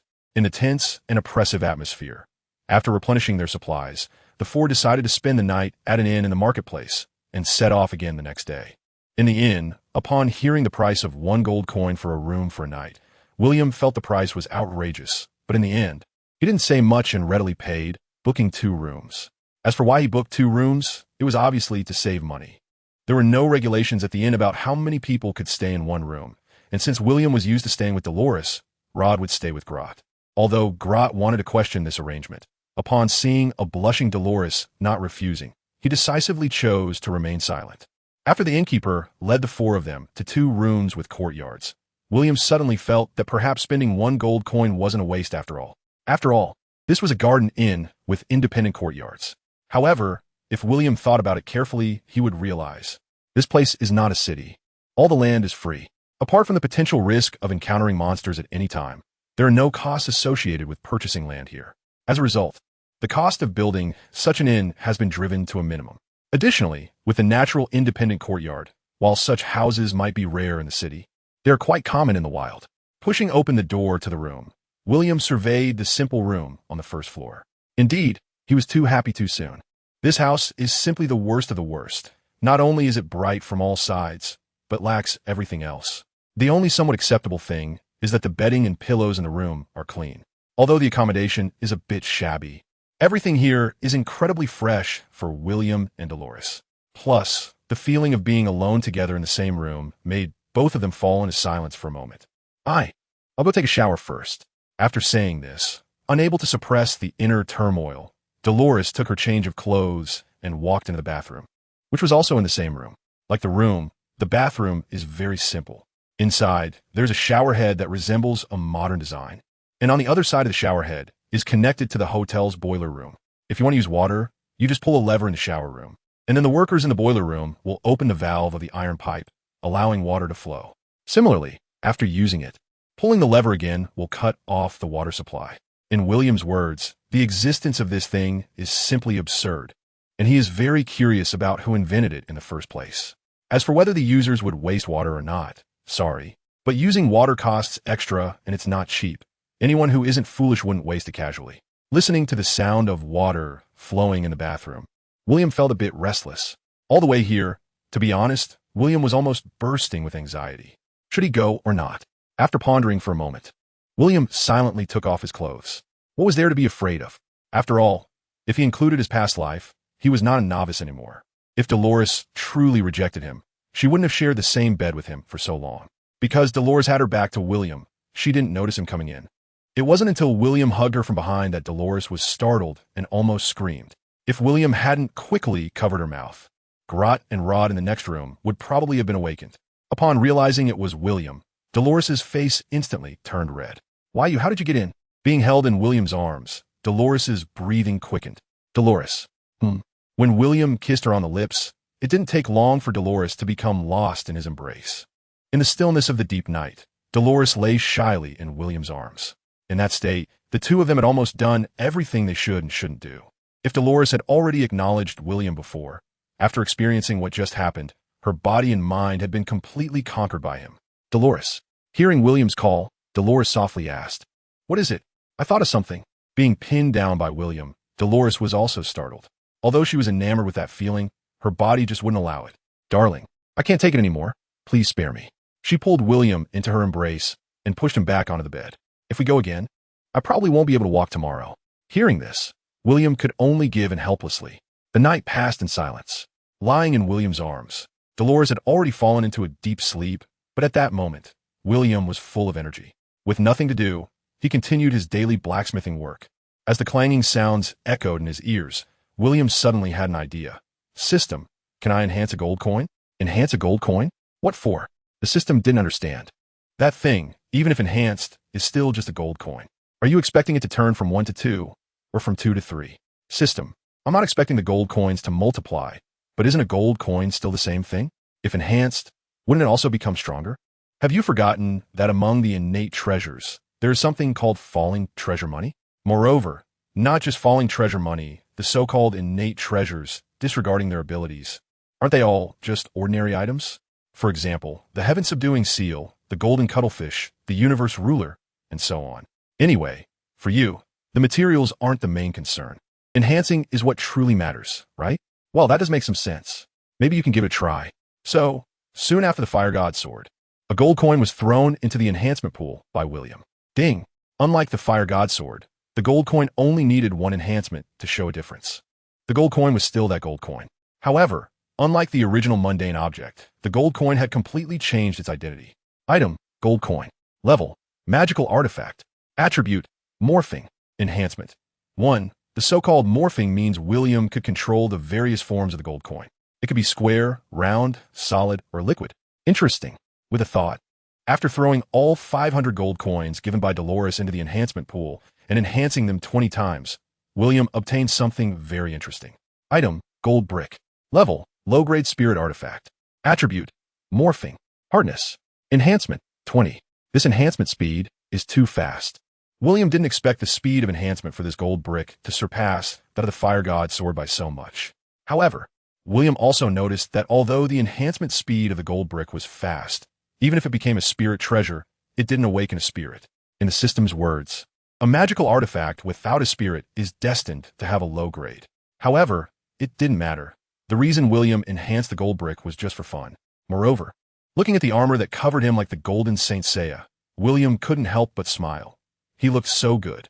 Retrieving the armor to his wrists, William's consciousness once again entered the enhancement pool. Having played around enough, it was time to continue with the Fire God Sword. Miracle Forest. The four of them gradually ventured deeper, as if on a tour. Thanks to William's danger perception ability and being on the outskirts of the Miracle Forest, even the experienced Rod seemed quite calm. It was William's first time here, and Dolores was no different. The two of them walked and paused, finding everything curious. Even the weakest magic butterfly captured Dolores' attention for a while. During this time, William said nothing, and naturally, Rod and Grot didn't mention the time either. Holding a colorful magic butterfly, William was also curious about why it could be so beautiful. In the distance, a magic deer with eyes sparkling with black light watched the four of them from afar, neither afraid nor attacking, just curiously observing, though its twitching ears remained alert to any potential danger around. Noticing William's gaze, Rod smiled and explained, although this magic deer is also infected by demonic energy. Since it's a herbivore, it won't attack humans unless provoked. No, can this thing be eaten? William's question left Rod stunned for a moment before he burst out laughing. Although it is infected by demonic energy, of course, it can be eaten, and its meat is tender and delicious, quite a rare delicacy. Then what are we waiting for? With a snap, William watched as the magic deer was killed by a strange shadow that twisted its neck. Rod felt a chill behind him. He had never seen William use such a method before. Moreover, Rod's instincts connected it to the assassin Owen from the killer temple that William had killed. You can't be serious. This is Owen's ability. But how is that possible? Seeing William admit it, Rod gasped. Didn't you say you hadn't eaten the divine gift fruit? I used to think I hadn't eaten it, but after killing Owen, I realized that I had indeed eaten a divine gift fruit. Pointing at the shadow moving beneath his feet, William explained, the fruit I ate is called the copy fruit. As long as I kill an ability user, I can copy their abilities. William mentioned the ability to copy fruits as a foundation for his own powers in the future, which also spared him some unnecessary explanations. Although William felt he didn't need to explain himself, since there was a reasonable explanation, there was nothing wrong with sharing it. The explanation of the copying fruit made Rod's eyes widen, feeling as if his face had exploded. This ability was just too abnormal. Then what about your strength? My body possesses the ability that comes with the fruit. Without a strong physique, how could I control these abilities? You mean to say, you can replicate infinitely? I'm not particularly sure about that. I just learned about my fruit ability. Hearing William say this, Rod didn't have too many doubts. In fact, there were quite a few people like William on the continent of Zia. Many of them didn't even know they had consumed a divine fruit. And due to their lack of understanding of fruit abilities, some people died without ever realizing they were actually divine gift bearers. With a thought, countless tentacle shadows appeared on the demon deer, and with a tearing sound, the demon deer was immediately torn into several pieces. Let's go. Leaving the best leg meat tied to the cart, the group continued deeper into the woods. During this time, William naturally had to explain his abilities to Dolores as well. As time passed, William encountered various types of magical creatures. Among them, there weren't many powerful ones. Most were weak magical beings. However, even these weakest magical creatures were deadly to ordinary warriors. Because of this, Dolores had already returned to the cart later on. It wasn't that she didn't want to come out, but these magical creatures appeared too strangely. A flower that looked ordinary, or even an ant on the ground, could potentially be a deadly magical creature. After encountering many, Dolores put away her previous disdain and became more alert. William, that big tree looks like a magical creature. William, that snake, the green one, yes. Did you see it? Repeated reminders and explanations from Rod seemed to make Dolores realize that she might have been too talkative. So after a while, she obediently closed her mouth. However, looking at her with wide eyes, cautiously defending herself against the surroundings, even William found it a bit funny. Dolores, you really don't need to. Have you forgotten my ability? You mean to sense danger? Yes, so I know everything around us. Following William's finger, an overwhelming shadow burst forth from all directions in an instant. A simple move instantly annihilated all the magical creatures nearby. Did you see that? Dolores, cutely sticking out her tongue, then sat back down in front of the cart, feeling relieved. However, Rod couldn't help but smile and cry at William's actions. William, if it's not necessary, please don't do that next time. The strong smell of blood will only attract more powerful magical creatures. We should better speed up our progress. All right, this situation is like killing a whale in the ocean. Although humans cannot smell that kind of blood, it is an extreme stimulus for certain creatures. Accelerating for 5 minutes. William suddenly raised his hand. Noticing William's gesture, Rod immediately stopped, calming himself. Even without William saying anything, Rod sensed that something was off.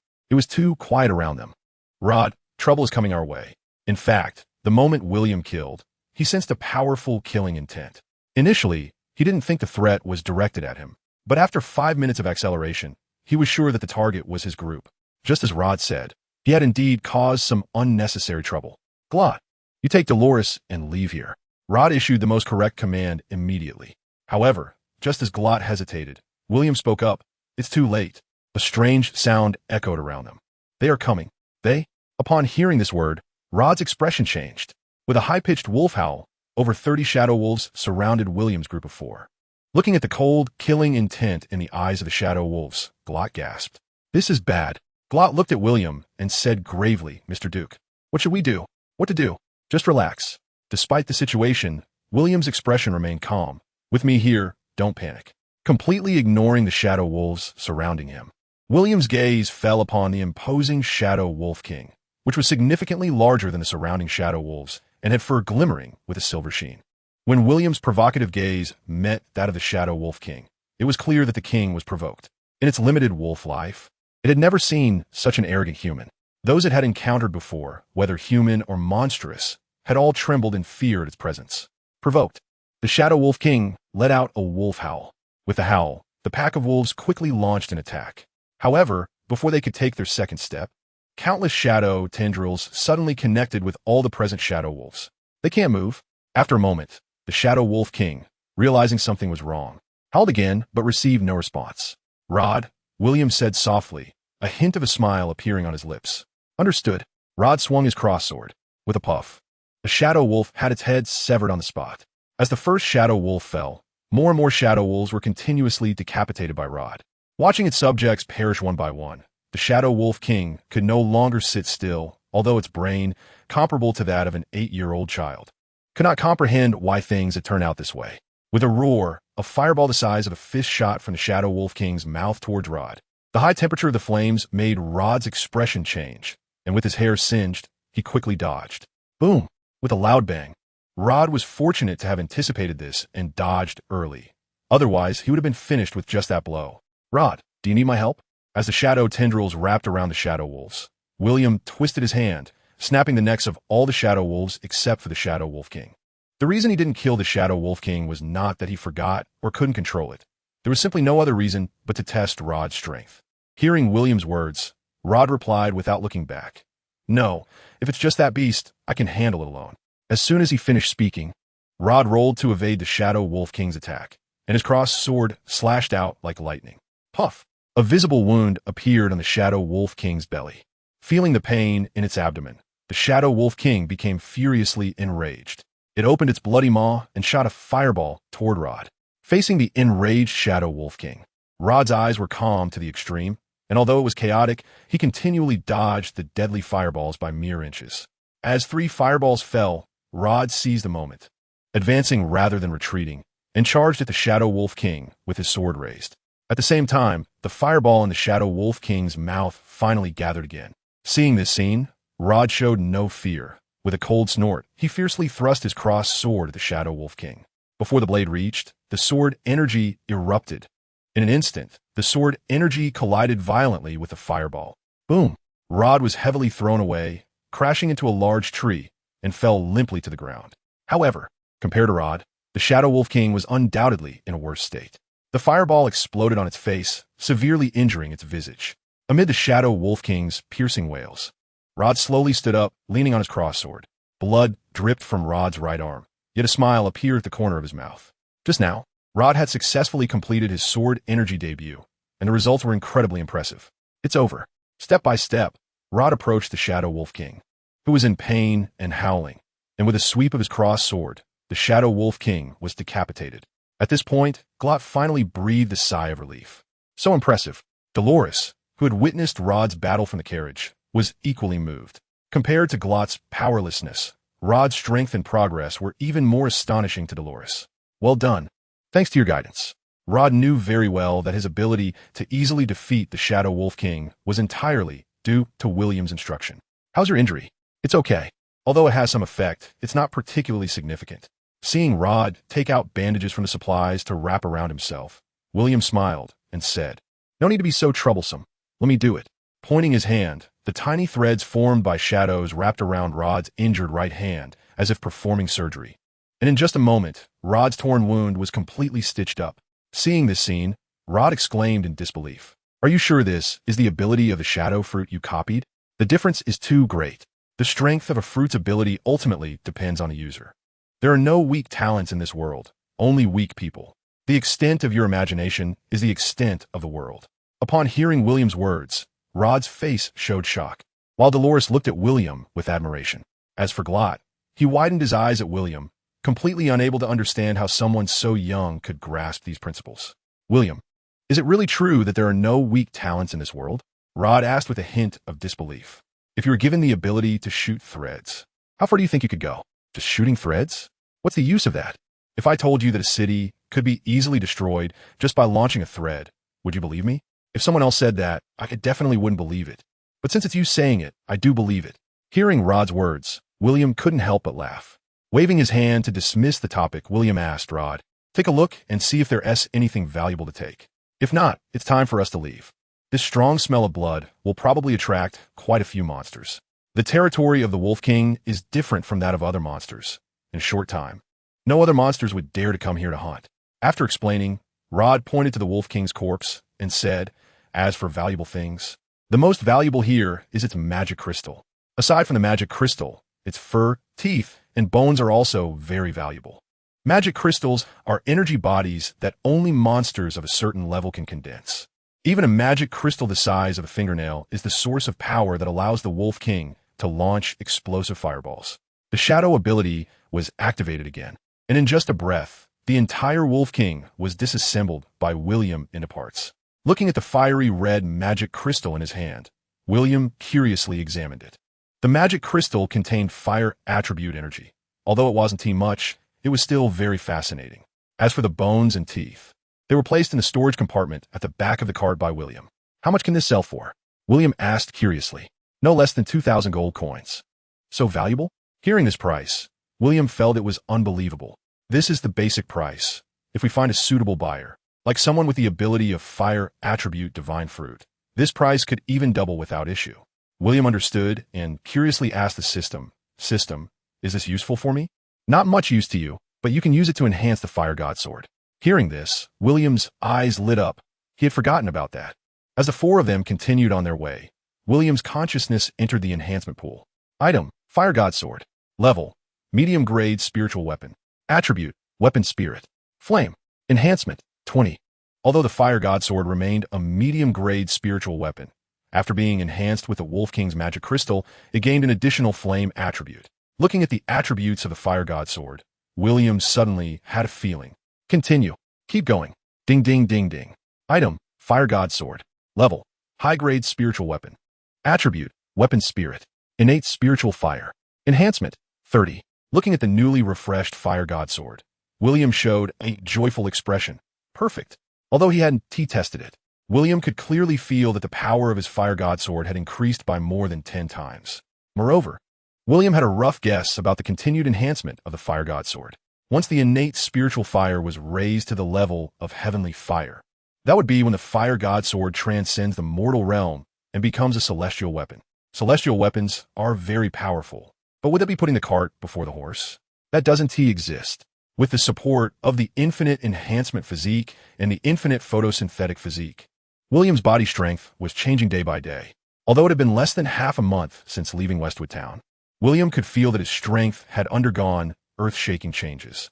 Coupled with the incredible attributes awakened after the photosynthetic physique today, William even had a sense that his strength enhancement would enter a period of geometric growth from now on. What does it mean to circle the entire planet in 1 second? William experienced it. Although it was only a short minute, without anyone knowing, William had already flown around the whole world. This brief minute also gave William a completely different understanding of this world. If the existence of the outer domain was not much, then the divine tree in the deepest part of the miracle forest, which connects heaven and earth, was something even William found incredible. Could this be the source of the divine fruit? Just as William was curiously circling the divine tree, it seemed to sense his exploration, and an incredible magical power erupted from the tree. The intensity of this magical power even made William's light body buzz. Although this couldn't harm William's main body, he still decided to step back a bit. From a distance, the towering divine tree quickly vanished between heaven and earth, as if what William had just seen was merely an illusion. "System, what is this thing?" William asked curiously. "Host, this is a good thing." William even had the illusion that the system was drooling. This tree obviously has something strange about it. However, now is not the time. Let's wait until it bears fruit before we come back. This thing can't really be a divine tree, can it? The system's response left William with a strange expression. Is there really a Tsutsuki clan in this world? No. Host, this divine tree indeed nurtures true deities. Nurturing deities? This thing tastes amazing. Tastes amazing? Upon hearing this, William felt his mouth twitch. Just the taste? Ahem. That's what I heard. Seemingly a bit awkward. The system explained. Of course, I also heard that eating this fruit allows mortals to become gods. Isn't that a good thing? It might be a good thing for others, but it doesn't have much effect on you, host. Moreover, once you eat this fruit, you'll be forever bound to this world. Then let's forget it. Although William didn't think there was anything wrong with staying in this world, as a traveler, he naturally yearned for the stars and the sea. Moreover, if possible, William actually wanted to go home even more. Roar. Just as William was communicating with the system, suddenly, a terrifying roar erupted from beneath his feet, accompanied by a horrific pressure that soared into the sky. A force capable of destroying the heavens and the earth acted upon William. Frowning slightly, William's gaze turned to the creature of the Dragon King beneath him. Without any visible movement, William's figure had already appeared before the dragon. Ignoring the brutal killing intent in the other's eyes, William sneered and said, "Little bug, what are you looking at?" Immediately, a pressure 100 times greater than that of the Dragon King swept over. Buzz. The dragon looked at William in terror, letting out a low whine and trembling. Having dominated the miracle forest for 100,000 years, the dragon had never encountered such a terrifying existence. It felt as if it were staring at a true god in William.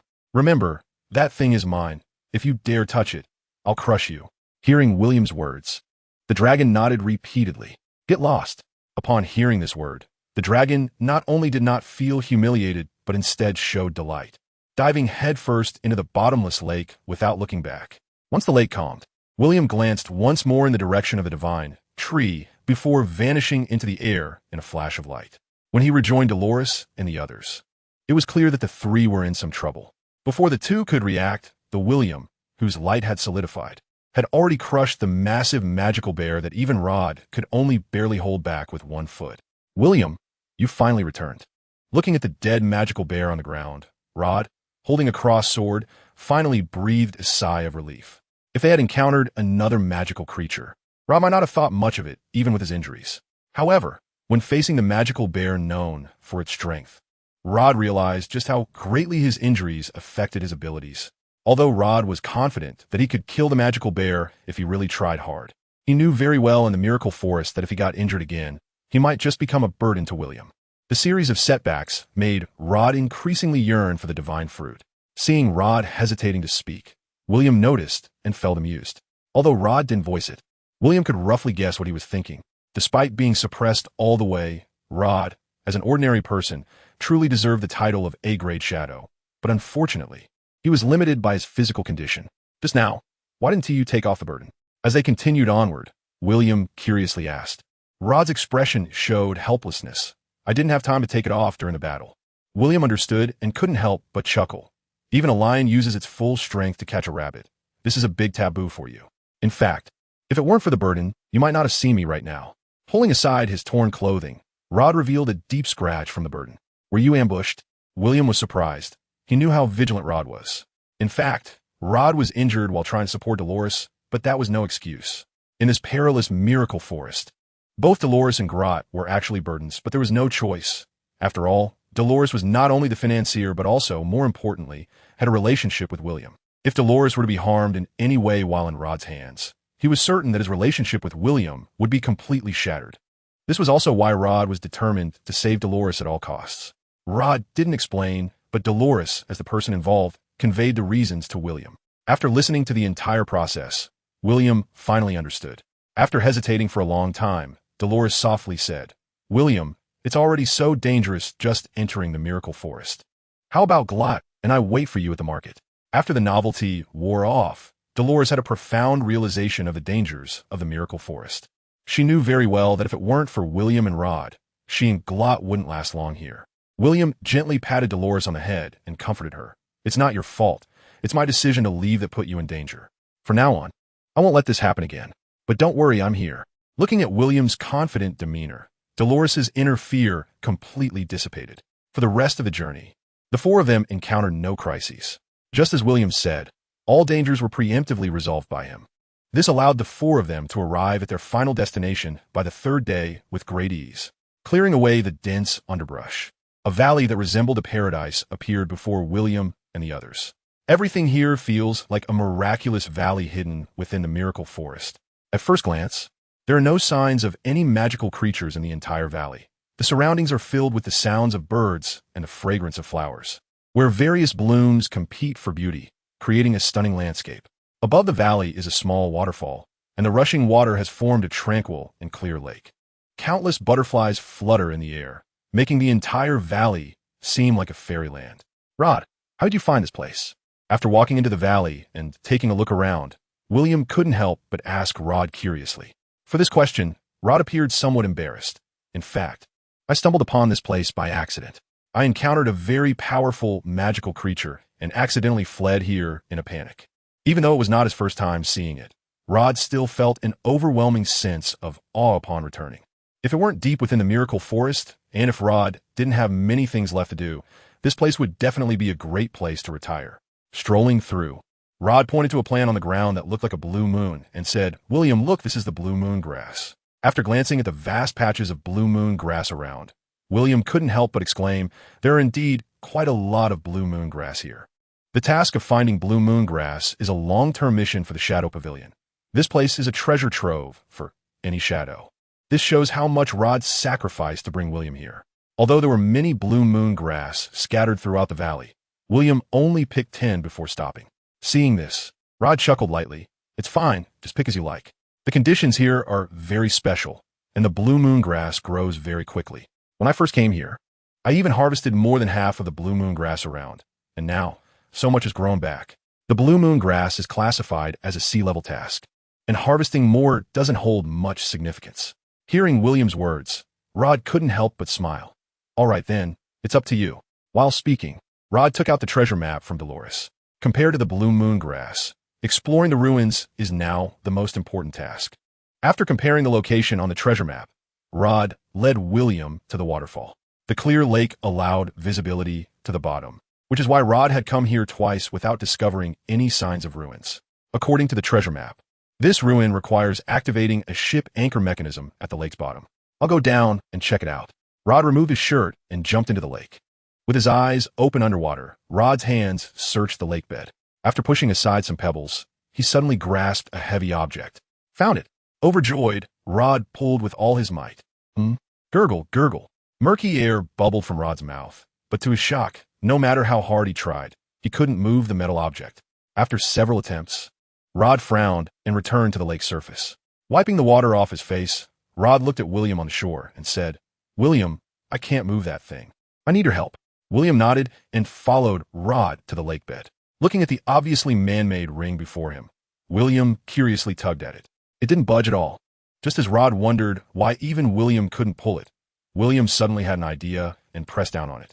Logically, with a ring like this, anyone would instinctively pull outward, but the ruins before them clearly defied logic. With a click, Rod's expression changed to one of shock. However, the next moment, the entire lake bed began to shake violently. Not good. As a strong suction pulled from beneath their feet, Rod instinctively grabbed William to leave. But the immense whirlpool of suction instantly pulled both of them down into the lake's depths. Seeing this scene, Dolores and Glot on the shore changed their expressions. "No." In a panic, Dolores instinctively tried to jump into the water, but fortunately, Glot grabbed her just in time. Otherwise, Dolores would have been sucked into the whirlpool. "Glot, don't pull me." "Miss, calm down. William is powerful and a god-given. Even if it was a little accident, I believe they will be safe." Upon hearing Glot's words, Dolores finally calmed down. But what if William doesn't come back up? Although he is a god-given, he is still human, and if he can't breathe, even a God-given could perish. Miss, look, that passage is closed. I think the entrance to the ruins should be below the lake bed. Since the treasure map was left for the ruins, I don't believe it would be a dead end. What if it is? Glot's gaze shifted to the ruins. In truth, when the whirlpool occurred, William could have left, but after hesitating for a moment, he ultimately did not. Because William discovered that the entrance to the ruins could only be opened once. If he missed this opportunity, the next time it opened, the entire ruins would be submerged by the lake water. After being swept into the ruins by the lake water, William's body didn't even touch the ground but floated in midair. When a dazed Rod regained his senses, William had already arrived at the center of the ruins. The entire ruin was a hidden chamber. There were no lights in the chamber, but a hole in the ceiling provided oxygen and faint light. In the center of the chamber sat a skeleton, and from the cleanliness of the skeleton, it was evident that the person had died a long time ago. In front of the skeleton lay a strangely shaped fruit. God-given fruit. Rod's face lit up with excitement upon seeing the fruit. Just as Rod instinctively moved forward, he was grabbed by William by the collar. Caught by William, Rod looked embarrassed. Sorry. At this moment, he also remembered that this fruit belonged to William, not to himself. When apologizing to Rod, William smiled but said nothing, just pointed to the ground. His eyes narrowed, and cold sweat broke out on Rod's back. As a shadow, he had calmed down and realized that this was a trap. That fruit was fake. As the shadow moved, the moment William's shadow grabbed the so-called divine fruit, the ground in front of the skeleton quickly opened and then closed again. In that instant of closure, Rod naturally noticed the countless spikes and spears beneath the ground. How ruthless. Seeing this scene, Rod couldn't help but swallow hard. If he had gone up just now, the outcome would have been quite tragic. It was indeed fake. The shadow, with no effect whatsoever, lightly squeezed the so-called divine fruit, producing a crisp crack. His expression changed slightly. The shadow transformed into a wall to block in front of him. Suddenly, the terrifying steel balls exploded instantly, and in just a moment, the entire secret room was turned into a sieve. If someone had eaten that, one could fully anticipate what kind of consequences would ensue. Impressive. Witnessing the scene, William couldn't help but marvel, while at the same time, Rod was also frightened. This sudden change truly made Rod feel a tingling sensation on his scalp. This is no relic at all. It's simply a deadly trap. Taking a deep breath, Rod began to carefully search the surroundings. Compared to that unknown divine fruit, Rod felt that being alive was actually better. Relying on his experience, Rod looked around, and after a thorough search, his gaze fell on the skeleton. William, if we want to get out, the key point should be on that skeleton.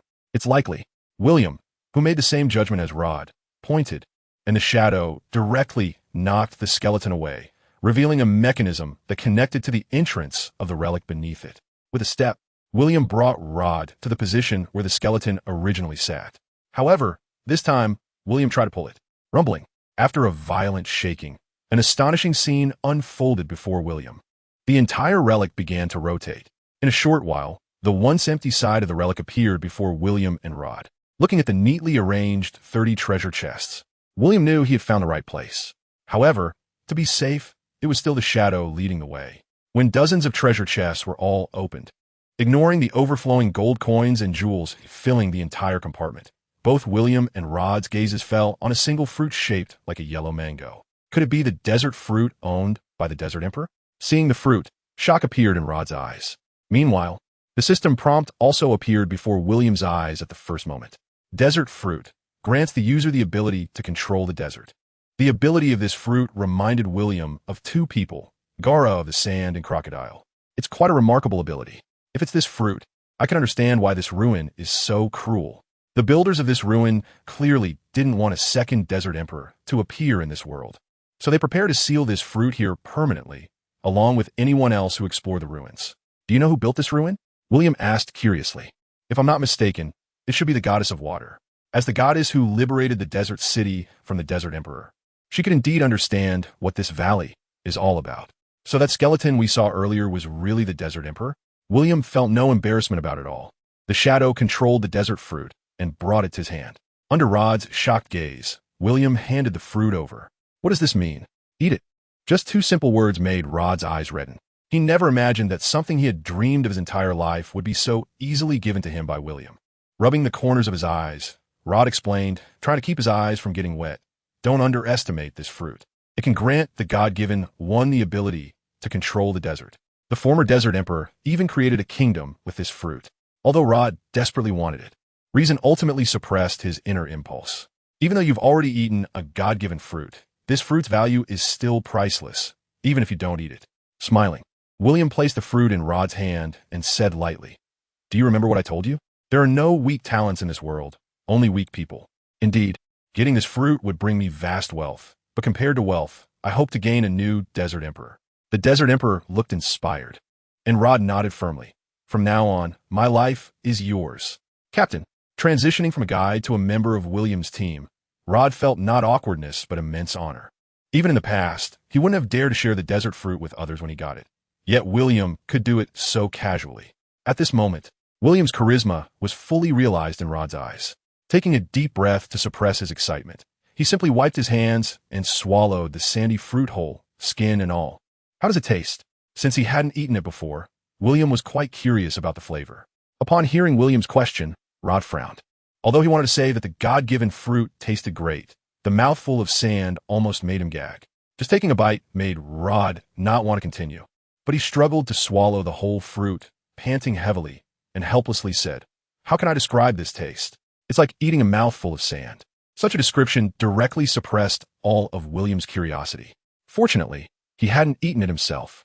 Thinking back to the feeling he had when he ate the shadow fruit, it seemed to have no taste at all. Huh. As soon as the words left his mouth, Rod showed a look of surprise. The next moment, he found that his body was starting to turn to sand. Holding back his fear, Rod calmed down and carefully sensed everything until his entire body was completely petrified. He could clearly feel the sensation coming from the ground beneath his feet. It was the ability to control sand. After Rod used his ability to perceive the entire ruins, despair appeared on his face. "William, I'm afraid I can't get out." Pointing to the surroundings, Rod lamented angrily. "There are no exits in the entire ruins. The only way to leave here is to break the entrance of the ruins. Once the entrance is broken, the water from the lake will come flooding in. Yes, if I hadn't eaten the desert fruit, perhaps I could have survived, but now I am a sand person, and that massive influx of lake water will undoubtedly lead to my death." Rod did not expect that the divine fruit he had just obtained would put him in an endless predicament. The water goddess was truly ruthless. She had planned everything just to eliminate the desert fruit. Looking at the wealth scattered around him, a desolate Rod felt a chill run through his entire body. What is this called? Heaven has a road you don't take, and hell has no door, yet you come in? Looking at Rod's pained expression, William couldn't help but laugh. Have you given up just like that? Seeing William, Rod's eyes lit up. Yes, how could he have forgotten about William? "William, do you have a way?" "There are indeed many ways. Which one do you want?" "Many ways?" Hearing William's words, Rod looked confused. "The simplest way is to split this lake." "Split it?" Looking at William, Rod's expression was blank. This so-called goddess of water is quite interesting. Did she release so much wealth out of guilt? With a wave of his hand, all 29 chests of wealth were collected into William's system space. He reached out, and the fire god's sword appeared in his hand. "Do you remember the sword, Aura, I showed you last time?" He smiled slightly at Rod. "Watch closely. Crescent Moon Sky Charge." The terrifying sword pressure was casually unleashed by William. Puffed. Boom. Watching the ruins and the lake being instantly severed by the sword Aura, Rod's eyes nearly popped out. This place should have a BGM. Let's go. He grabbed Rod by the shoulder and gently squeezed. Hiss. Looking at the sand in his hand, William said apologetically, "Sorry, I forgot you're made of sand now." Looking at his crushed shoulder, Rod had a strange expression. "This feeling is too weird." "That's just because you're not used to it right now. Once you adapt to this ability, the strength of sand 1T be much different from that of a physical body."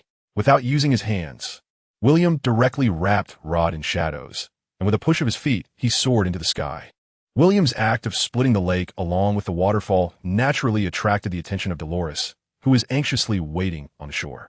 Seeing William return safely with Rod, Dolores could no longer suppress her excitement and threw herself into William's arms. "William, are you okay? Are you hurt?"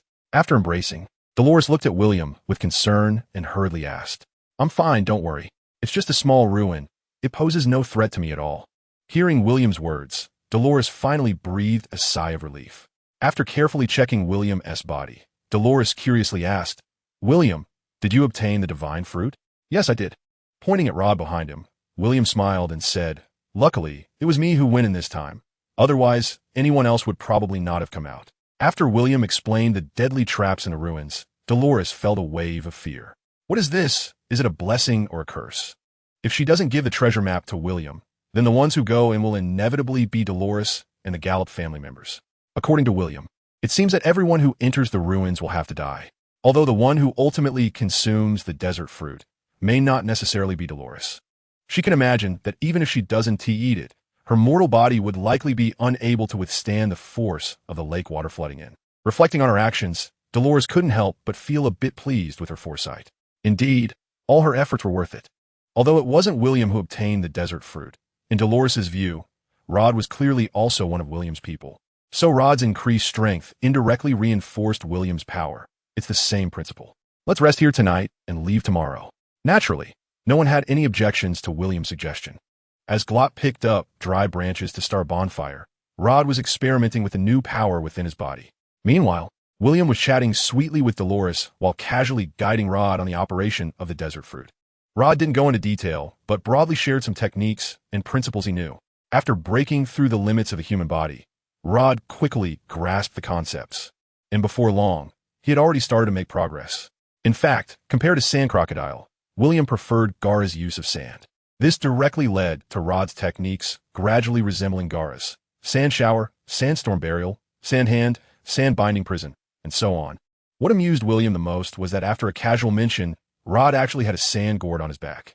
Although it was only half a day's time, Rod's strength had clearly undergone a qualitative leap. As evening approached, William, sitting by the bonfire, reminded him, although the abilities of the desert fruit are powerful, I hope you don't forget your swordsmanship. When practiced to the extreme, swordsmanship may not be much weaker than divine gifts. Rod humbly accepted William's kind reminder. After all, he had witnessed the power of swordsmanship at noon, and the elegance of the crescent moon sky charge still made Rod long for it. After finishing the last piece of bread, with the bonfire reflecting on Rod's cheeks, his expression remained calm, but his eyes couldn't hide his excitement. When I return, if I'm preparing to form a team, I actually have a few good candidates. The minimum standard for forming a team is B-level Shadow. Have I completed my current task sufficiently? Completely enough. By soloing the Blue Moon Grass task, plus an A-level task, you can directly upgrade from D-level Shadow to B-level. And with another A-level task and an S-level task, you can directly upgrade to A-level Shadow when you return. Thinking about it, even Rod felt it was incredible. William, even in the Shadow Pavilion, your speed of leveling up is unprecedented. If you pass the trial of the gods, you will surely become the most legendary Shadow of the Shadow Pavilion. Is that so? That's really amazing, William replied with a smile. Perhaps for others, such an increase would be something unbelievable, but for William, it felt like a trivial matter. In the dead of night, William was holding the soft body of Dolores in the carriage. The time and place were not right, and the two did not do anything, just quietly embraced each other and whispered. Unbeknownst to them, Dolores fell asleep in William's arms, and just as William was about to drift off as well, a sudden surge of malicious intent came from afar. In the darkness, William suddenly opened his eyes. Gently placing Dolores down, William floated down from the carriage. What's wrong? Noticing William's movement, Rod, who was on watch, immediately gripped his cross-sword. It's here. As soon as he spoke, a fierce wind began to swirl rapidly around the campfire. What is that? Although Rod sensed something was off, he didn't know what the creature was due to his lack of understanding of its abilities. Could this be a backup left by the goddess of water? Rod couldn't see it, but that didn't mean William couldn't. In William's line of sight, a bizarre, three-headed magic crocodile, resembling a chameleon, was speeding toward them. The three-headed magic crocodile didn't seem to intend to attack William and the others directly. Instead, it circled around them, playing tricks, looking for death. Seeing the creature trying to sneak up from behind, William snorted coldly, and the gold brick transformed, donning him in a set of winged battle armor. With a swift grab, ugh, the three-headed magic crocodile cried out in pain as William lifted it into the air. The head William was holding thrashed in agony, trying to break free, while the remaining two heads glared at William with cold, murderous intent. One on the left and one on the right. The three-headed magic crocodile opened its massive jaws to bite down on William's arm. However, before its sharp teeth could reach him, William pressed down with his left hand. Boom! The three-headed magic crocodile was slammed to the ground by William. Before it could recover, William stomped down heavily. Boom! The earth shattered, and blood sprayed uncontrollably from the three-headed magic crocodile's mouth. Although the creature had 3 heads, it had only 1 body. So William's strike was a direct heavy blow. Just as the 3-headed magic crocodile prepared to roll over and escape, countless grains of sand surged from the ground. And in the blink of an eye, the terrifying creature was wrapped into a tight sandball. Good job. William affirmed Rod's timing. However, just when William thought the battle was over, suddenly, a drop of water fell from the sandball. As the first drop appeared, more and more water began to pour out from the sandball. Something's wrong. Just as Rod was about to activate his ability again, the tightly wrapped sandball began to disintegrate on its own. It wasn't that Rod's desert fruit was completely countered by water. It was just that Rod's control over his ability was still too shallow. If it really were a desert, this amount of water could hardly have any effect. Suddenly, a high-speed spinning water arrow shot toward William's head. With a slap, William shattered the water arrow and looked at the 3-headed magic crocodile, which had completely transformed into water. With some surprise, could this 3-headed magic crocodile have eaten the water fruit? No, that wasn't right. Silently, the 3-headed magic crocodile vanished from William's sight, and the next moment, it reformed and descended from the sky, its massive jaws ready to swallow William whole. Be careful. Seeing this scene, Rod couldn't help but show a look of terror. Rod had underestimated the 3-headed magic crocodile's abilities, but the 3-headed magic crocodile had also underestimated William.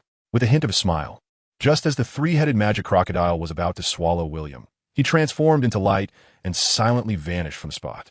Noticing the bewildered 3-headed magic crocodile looking around, William, suspended in midair, said lightly, "What are you looking at?"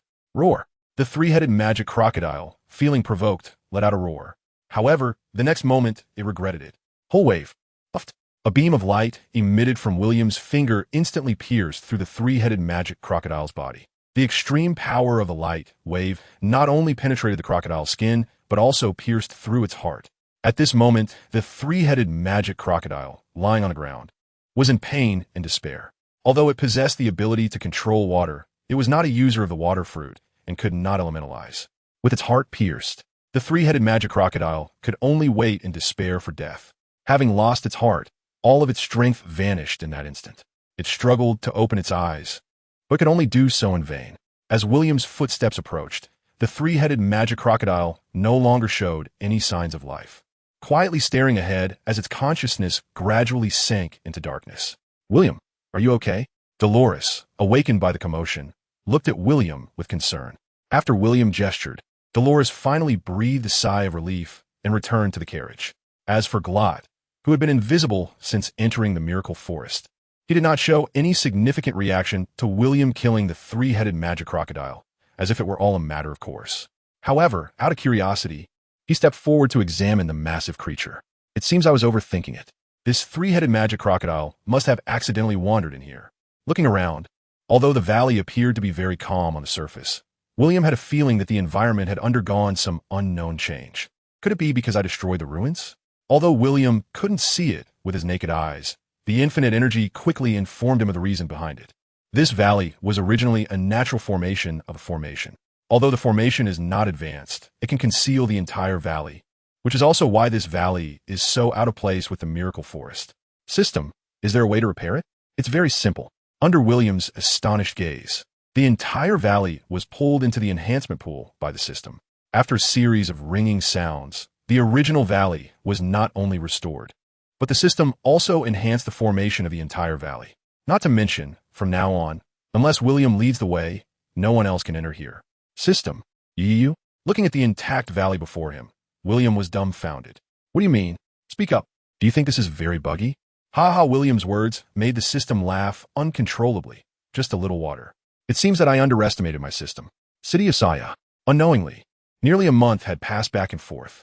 Upon returning to the city of Saya, William felt a bit emotional, and beside him, Rod felt the same. However, Dolores and Glot had no significant feelings. After all, this city felt like a mere stopover for both of them. Shadow Pavilion. There were no flowers or applause, nor any welcoming crowds. 2 people went, 3 people returned. The arrival of William and his party was like that of passers-by, which was the daily norm of the Shadow Pavilion.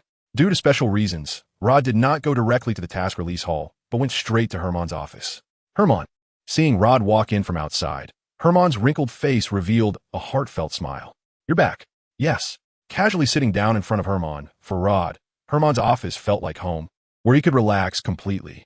Herman's smile grew wider at Rod's actions. He was already accustomed to Rod's behavior.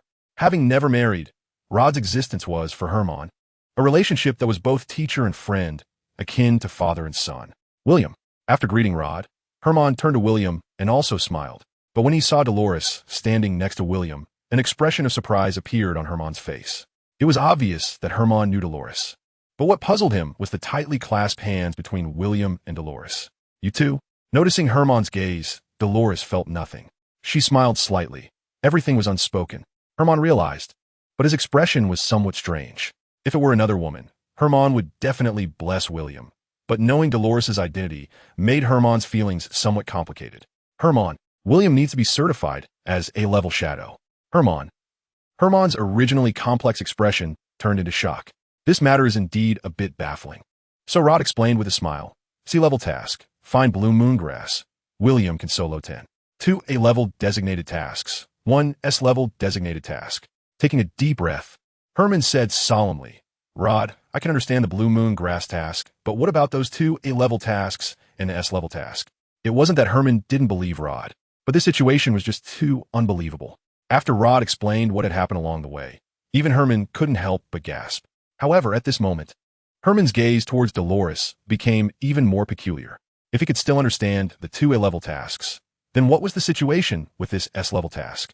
You're the task issuer, and not only did you gain nothing, but you also gave away gold coins just to promote William to the A-level shadow position? All right, I'm getting old. I really can't understand love in this era. After pondering for a long time, Herman said helplessly, Rod, it's fine to certify William as an A-level shadow, but first, let's have Dolores hand over the task reward. Noticing Rod's and Herman's gazes, Dolores smiled slightly and confidently said, President Herman, I've already sent my guard, Grot, to the headquarters to issue the task commission. If all goes well, it should reach the city of Saya in the next few days. And this was also why, on the way back, William's group became 3 people. The Gallup family's residence is in the royal city, and bringing a large amount of gold to the city of Saya is obviously not appropriate. Therefore, after leaving the miracle forest, Grot was sent by Dolores to the royal city. Just as she finished speaking, there was a knock on the door of Herman's office. President Herman. Outside, the secretary Julie's surprised voice came through. Come in. President Herman, Rod, William, you're all here. After glancing at the people present, Julie handed a document to Herman with a strange expression. President Herman, this is a document from the headquarters. Please take a look. Herman took the document and opened it to read. The content was very simple and perfectly echoed what Rod and Dolores had just said. Taking a deep breath, Herman could no longer suppress the smile on his face. Putting down the document, Herman looked at Julie and said softly, Assistant Secretary, could you please fill out the information regarding William Duke's A-level shadow certification? If the document from the headquarters had already left Julie in disbelief, then Herman's words completely broke her defenses. Julie remembered clearly that William had just become a shadow when he left, and now he had accomplished what an ordinary shadow could only achieve in a lifetime in just this back and forth. How outrageous was that? However, considering that William had completed 2 A-level tasks and 1 S-level task as a D-level shadow, wasn't that also a fantastical situation? I understand. President Herman, with a deep gaze towards William, Julie said softly, William Shadow, could you please come with me to the task hall? Sure. William nodded, looking at Dolores and softly said, why don't you rest here for a bit? I'll wait for you here. Watching William and Julie leave the office, a smile appeared on Herman's face. After all, for him, Dolores was not just the daughter of Duke Gallup, but also a major benefactor. Thus soon, Herman personally brought Dolores to the VIP room and offered a large array of delicious treats. Watching Herman talk about polite matters, Dolores couldn't help but laugh. President Herman, you can go and get busy if you have something to do. Herman understood and left the VIP room with a smile. Returning to the office, Herman could no longer suppress his inner joy and gave Rod a big hug. Rod, you finally succeeded. Yes. Looking at each other, laughter echoed in the office. I'm getting old. The world has changed too fast all of a sudden. After the congratulations, rubbing his eyes, Herman couldn't help but sigh. Rod, the certification for S-level shadow requires a trip to the headquarters. When are you planning to go? What? Are you in such a hurry to retire? Rod understood Herman's meaning. He had been waiting for Rod to become an S-level shadow to take the position of branch president in the city of Saya. Perhaps in the past, Rod would not have rejected such a proposal, but now he no longer had those thoughts. Herman, you might have to wait a bit longer. Herman was puzzled. What's wrong? I promised him that I would form a team for him. Is that so? With a light laugh, Herman sighed. All right. You remind me of the past. Sitting back in his chair, Herman lit a gold leaf cigarette. I'll say it again. Whenever you're ready, my position will always be reserved for you. But don't make me wait too long. You know, I want to experience retirement life sooner. On the walls of the city of Saya, leaning on William's shoulder, the two quietly watched the sunset. Time seemed to stop at that moment. William, do you love me? This question seems to be one that many people like to ask, and Dolores is no exception. Suddenly, I recalled a passage I once saw. Do you want to hear it? William's voice was soft and gentle. Go ahead. To be honest, would you wait for someone for 3 to 5 years? It seemed like he was asking, yet it also felt like he was asking himself. Before Dolores could contemplate the answer to this question, William's voice came again. Some say that the 3 to 5 years in a novel or biography is merely a page of text accompanied by a narrative, a period that has already passed. However, in reality, those 3 to 5 years require you to feel every single second. The deeper the obsession, the more painful it becomes. Stop doing things you think are romantic or impressive. Perhaps you should look up and see the sun rise and set as life slowly unfolds. Others say, never speak lightly of waiting, for waiting is such a luxurious thing. In novels and biographies, it only takes a few words and a few lines of small print. And 20 years later, with you fading and hair turning white, everything has an ending. But in real life, those 3 or 5 years, how can each second not be endured? A lifetime is truly too long. Yet, isn't life also a kind of biographical novel? Life is like a play. There are indeed people who will wait. I know you will. I know you are waiting. I know you still hold a glimmer of hope that one day they will look back at themselves. Or perhaps you are waiting for yourself to let go. Waiting with a result is called waiting. Waiting without a result is called torment. Those who truly love you will not make you wait too long. Ultimately, all waiting stems from uncertainty and lack of conviction. And what we fear most in love is never the passage of time, but the endless wait without a destination. Just like that saying goes, the sea is beautiful, but the boat must reach the shore. After all, no one can drift endlessly on an infinite sea, nor can anyone keep groping in a tunnel where light is not visible. The flowers have withered, the spring is fleeting. Alas, the cold rain comes in the morning and the wind arrives in the evening. The tears from the rouge, lingering in drunkenness. When can we meet again? Life is inherently filled with long regrets, like water flowing east. In Dolores's astonished gaze, William kissed her forehead and softly said, So, you ask me, do I love you? My answer is love. I don't want to wait, so I will seize you at all costs, even if there is no future. A blush appeared on her cheeks, and a crystal tear rolled down her face, seeming both excited and moved. This is the man I've set my sights on. A voice from the system sighed in William's ear. Host, you're impressive. Shut up, be quiet. Until the last hint of red in the sky disappeared. Dolores softly said to William, William, let's go back. Okay. He picked up Dolores, and their figures transformed into light, vanishing above the city wall. As the sun rose and set, Dolores slowly woke up in William's arms.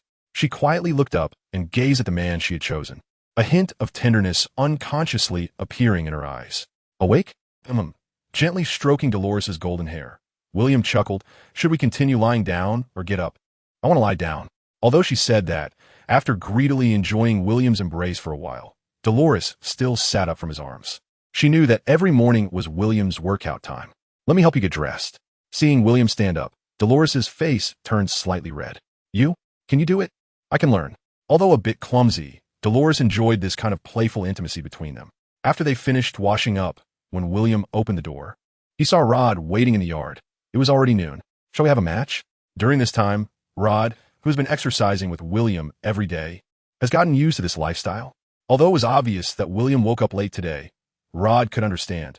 After all, who hasn't been young before? This courtyard was purchased by William through the Shadow Pavilion yesterday. The house has 4 entrances and exits. The backyard serves as the residence. The central courtyard is a training ground, and the front hall is the courtyard. Although the courtyard is not located in the main city area of Saya, it is quiet and next to Rod's courtyard, which William likes very much. As soon as the gold coins from the mission reward were credited, William made a generous decision and bought the courtyard outright. If he were alone, staying in the Shadow Pavilion would have been fine, but with Dolores around, William naturally wouldn't hesitate to spend the gold. I haven't had breakfast yet. Regarding Rod's eagerness, William couldn't help but laugh. Wait until I finish eating. Hearing this, Rod let out a sigh. He had already completed his daily training, and coming to William was naturally for practical combat. Training in isolation wouldn't lead to improvement, and every one of William's wild ideas was a spiritual cleansing for Rod. If it weren't for William's slight laziness, Rod would really want to engage in practical combat with him 3 times a day, morning, noon, and night. That would be even better. First, let me just grab a bite.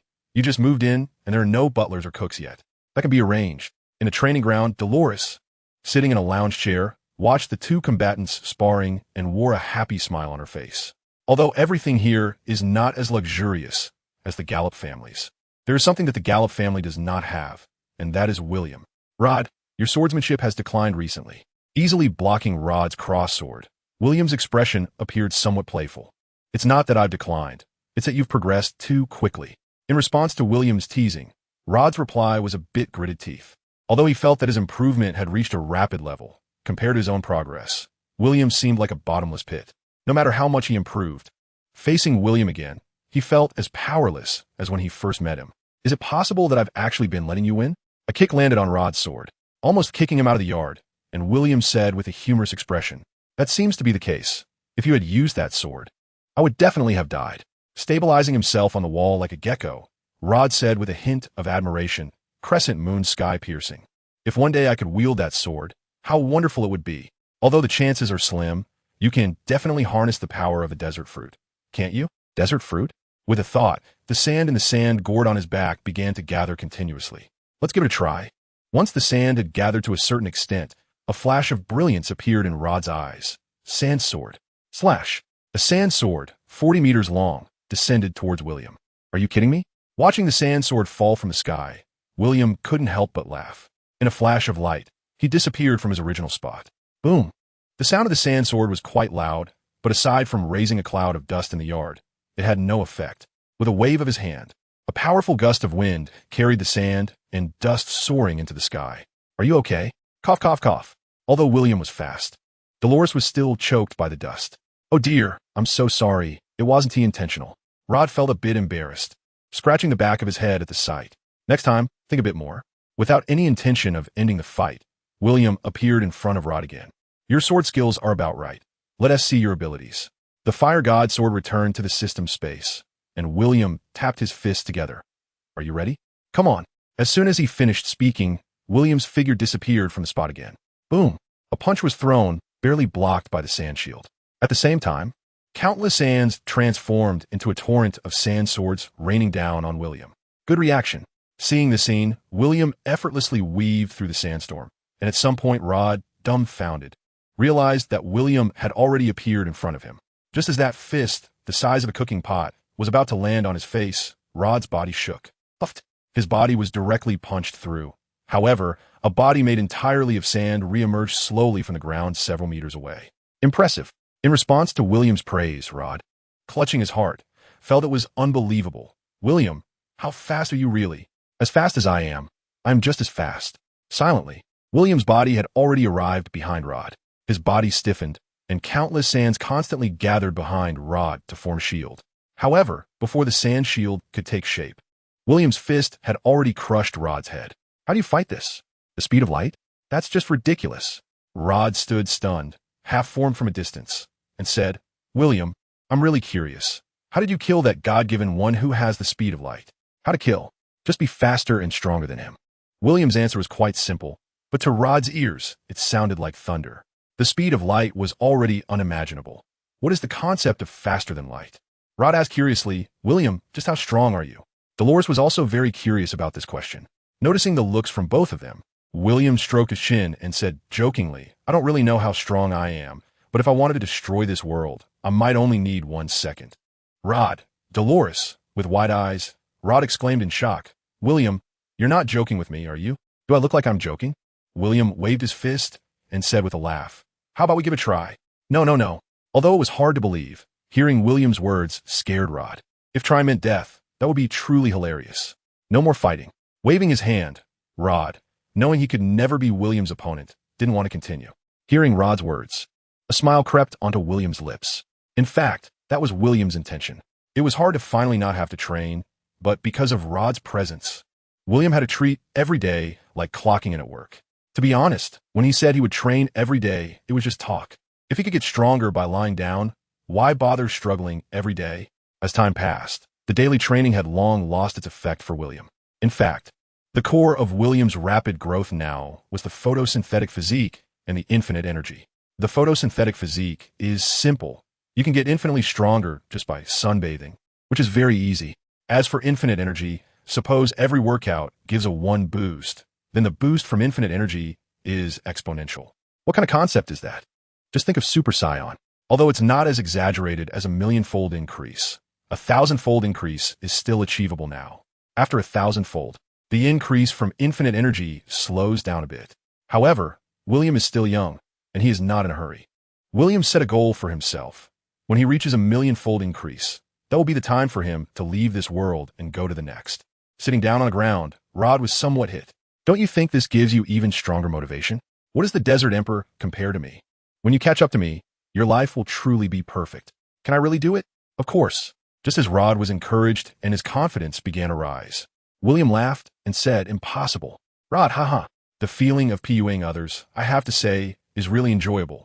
Facing Rod's speechless gaze, William smiled and said, although you can never reach my height, surpassing that so-called Desert Emperor is completely within your grasp. Sometimes, changing to a dream that can be realized isn't a bad thing, is it? Dream? My dream is to become the greatest Shadow King, not to surpass you, you pervert.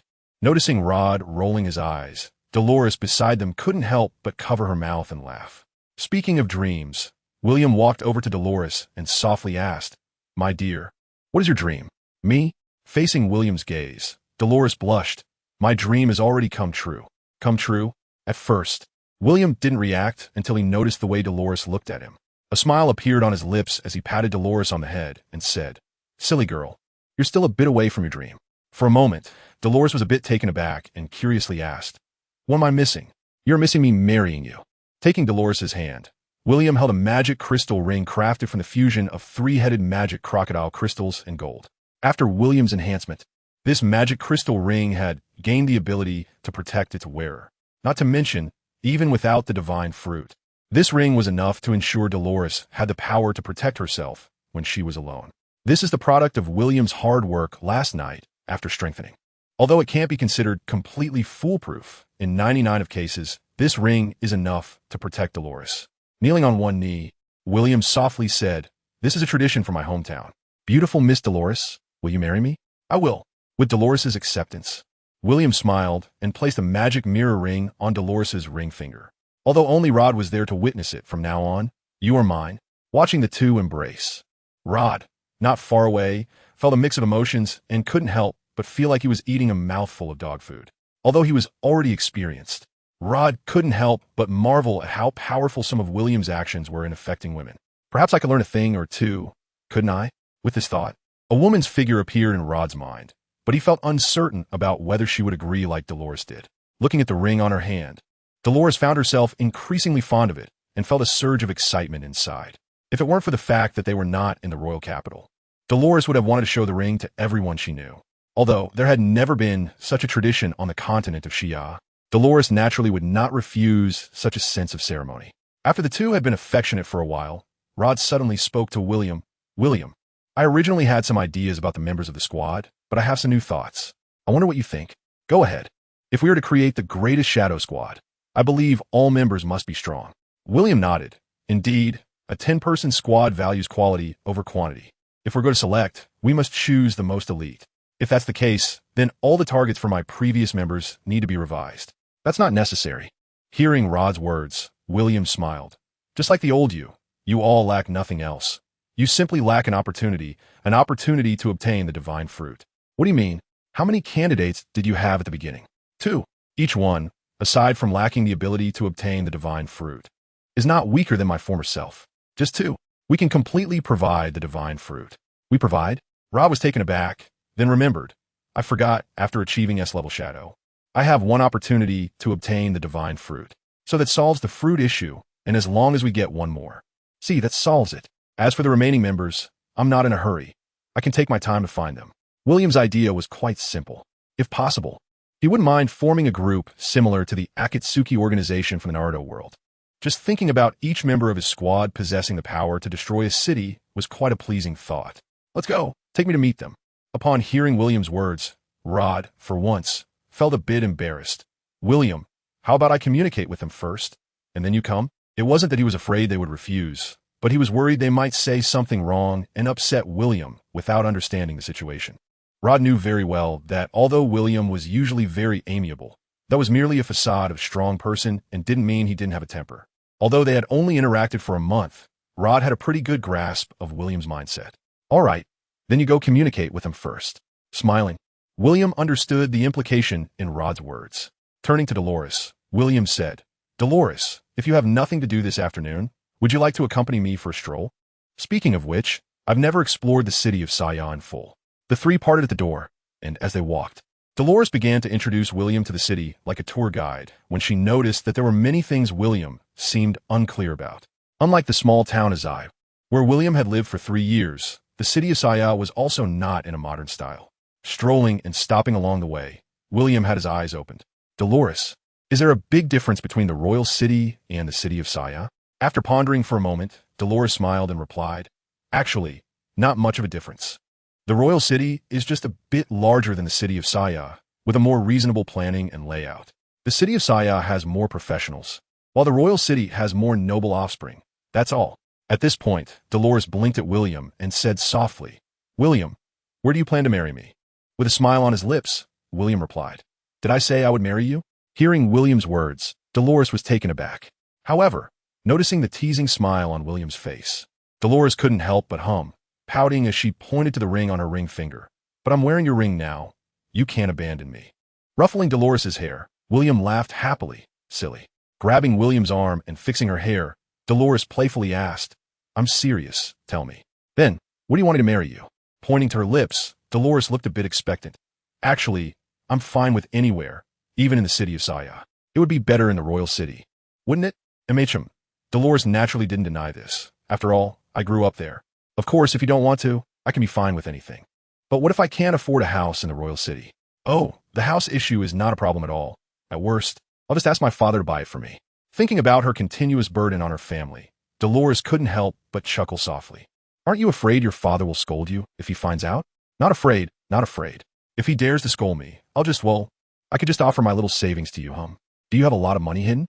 Quite a bit. Mentioning her little savings, Dolores said proudly, Let's not talk about anything else. It's enough for both of us to spend in the royal city. William laughed. You don't mind me living off you? What is wrong with that? Willing. Wrapping her arms around William's, Dolores smiled happily. Besides, you said it yourself. Since I put on the ring, I'm yours now. So wherever you go, I'll be there. What's mine is yours. So there is no such thing as living off you, right? Dolores has changed a lot, compared to the mature and composed woman William first encountered. Dolores now seems like a child. However, isn't this also a state of being in love? If both parties remain completely calm during the infatuation period, it can only indicate one thing. It is not true love. Ignoring the gazes of those around them, William pulled Dolores into his arms, and as her face turned crimson, he kissed her on the lips. Listening to the applause and cheers around them, Dolores felt a wave of shyness mixed with emotion. After William released her, Dolores instinctively gave him a playful shove, but her face couldn't hide the smile. In every city where there is light, there is also darkness. However, unlike modern cities, the darkness in this world is not hidden, but is boldly exposed in front of everyone.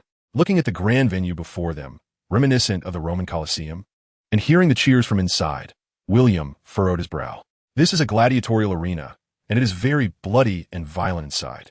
Men seem to love this place. Should we go take a look? Noticing William's gaze, Dolores softly explained that although she didn't like it here, she wouldn't stop him if he wanted to go. After all, her brothers had come here often. Let's take a look. William's deepest impression of gladiatorial arenas comes from a TV show he once watched, Spartacus.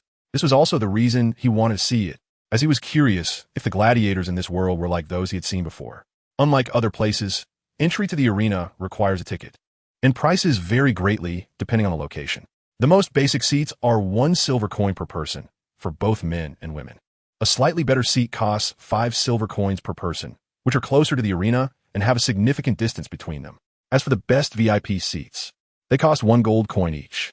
The price difference between VIP and the most basic seats is tenfold, But the VIP experience is indeed very different. Not only do they have the best viewing spots, but there are also dedicated VIP lounges, ensuring no disturbance from ordinary people. Of course, snacks and fruits are charged separately. Neither of them is short on money, so William directly handed over 2 gold coins. For such a big spender, the guards at the entrance of the arena immediately put on their friendliest expressions. "Sir, please allow us to escort our esteemed VIP guest inside." With a command, a beautiful maid immediately approached. "Dear guest, please follow me." Under the maid's guidance, William and Dolores entered the VIP exclusive passage of the arena. However, shortly after they walked in, the deafening cheers and curses made both William and Dolores frown. As expected, no matter how many times he comes here, he still doesn't like it. Dolores thought to herself, and to her surprise, William also seemed to dislike this place. This was the first time Dolores had seen a man her age who didn't like this kind of place. After all, even her own father seemed to be very obsessed with this competition. But isn't this what sets William apart from others? This era is different from modern society, which has a variety of entertainment options. Ordinary people, every night, apart from their wives and children, have almost no entertainment options. This is also why the gladiatorial arena is so popular in this world. Compared to those places of pleasure, the bloody and life-and-death battles in the arena stimulate the hormones in the bodies of the viewers. This is true for men, and women are no exception. Because of this, although most of the audience at the gladiatorial arena is male, there are still more than 20 of women present. That kind of pathological frenzy can sometimes even surpass that of men. As he walked towards the VIP room, William's gaze frequently surveyed everything happening in the gladiatorial arena. Ignoring the madness of the audience, the gladiators fighting for their lives were the most captivating presence for William. Who is he? Looking at the muscular man on the arena, wielding a long sword and roaring in madness, William curiously asked the maid serving him. "Esteemed sir, he is the Tyrannosaurus, one of the most popular gladiators in the arena." The maid explained to William very professionally. With his recent victory, Tyrannosaurus has now secured his 9th consecutive win. If he wins one more match, he will qualify to challenge the King of Gladiators. King of Gladiators? Hearing this term, William showed a strange expression. "Sir, don't you know about the King of Gladiators?" Seeing William's puzzled expression, the maid looked slightly confused.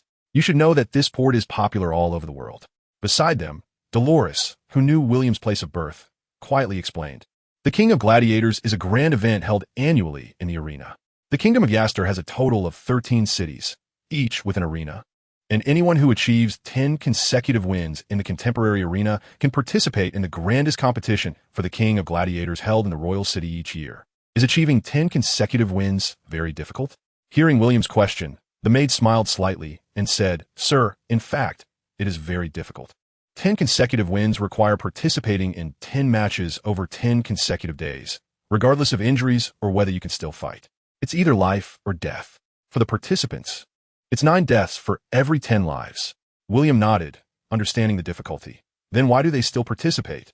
Of course, for honor. Before the maid could finish, she couldn't help but scream in excitement at the sight of a black-haired man suddenly walking out from the backstage. Accompanied by the maid's scream, the entire gladiatorial arena seemed to boil over. "Garcia! Garcia! Garcia!" The synchronized shouts echoed throughout the arena. And that scene was just like fans seeing a big star in later generations. At this moment, the maid, realizing what had happened, showed a look of shame on her face and repeatedly apologized. "I'm sorry, sir. I didn't mean to. I was just too excited." William smiled and didn't mind. "Shall I introduce him?" Suppressing her inner excitement, the maid looked at the strong and heroic man in the arena and blushed as she said, "Garcia. He is the hottest gladiator in the Colosseum of Saya City, without a doubt." She couldn't help but emphasize the last 4 words. Such a powerful charisma. Looking at the ordinary man in the arena, William was a bit surprised and said, "How can he be so popular?" "That's because you don't understand Garcia. He is not only the first person in this competition to have a chance to become the Gladiator King, but he is also a prince." "A prince?" "Yes." With a hint of sympathy in her eyes, the maid looked at Garcia, who had already arrived at the arena and was standing next to the Tyrannosaurus. Although Garcia was very popular, this still couldn't hide the fact that, in terms of height and physical attributes, he was completely overshadowed by the Tyrannosaurus. Garcia's original country was invaded and occupied, and the people were suffering greatly. To save his kingdom, Prince Garcia resolutely came to the Kingdom of Yastar for help. The king agreed to Garcia's plea, but required him to fulfill one condition. William showed a strange expression To become the gladiator king? Yes. Is it really that dramatic? William asked Dolores, looking for confirmation.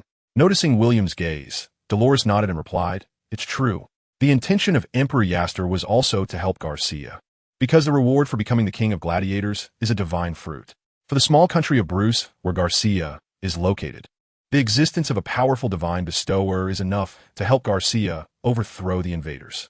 If that's the case, couldn't King Yaster just send a divine bestower directly? William found it hard to understand the king of Yaster's thought process. It's not that simple, William. Shaking her head, Dolores explained. Although the kingdom of Bruce may not be as large as the Duchy of Gallop, it is an independent country. If the kingdom sends troops, it would send the wrong signal to other kingdoms. William understood. Once the kingdom of Yaster deployed troops, other neighboring kingdoms could send their own forces as well. By then, it wouldn't just be about overthrowing the invaders. The entire regime of the kingdom of Bruce could be overthrown. This is also the sorrow of small nations.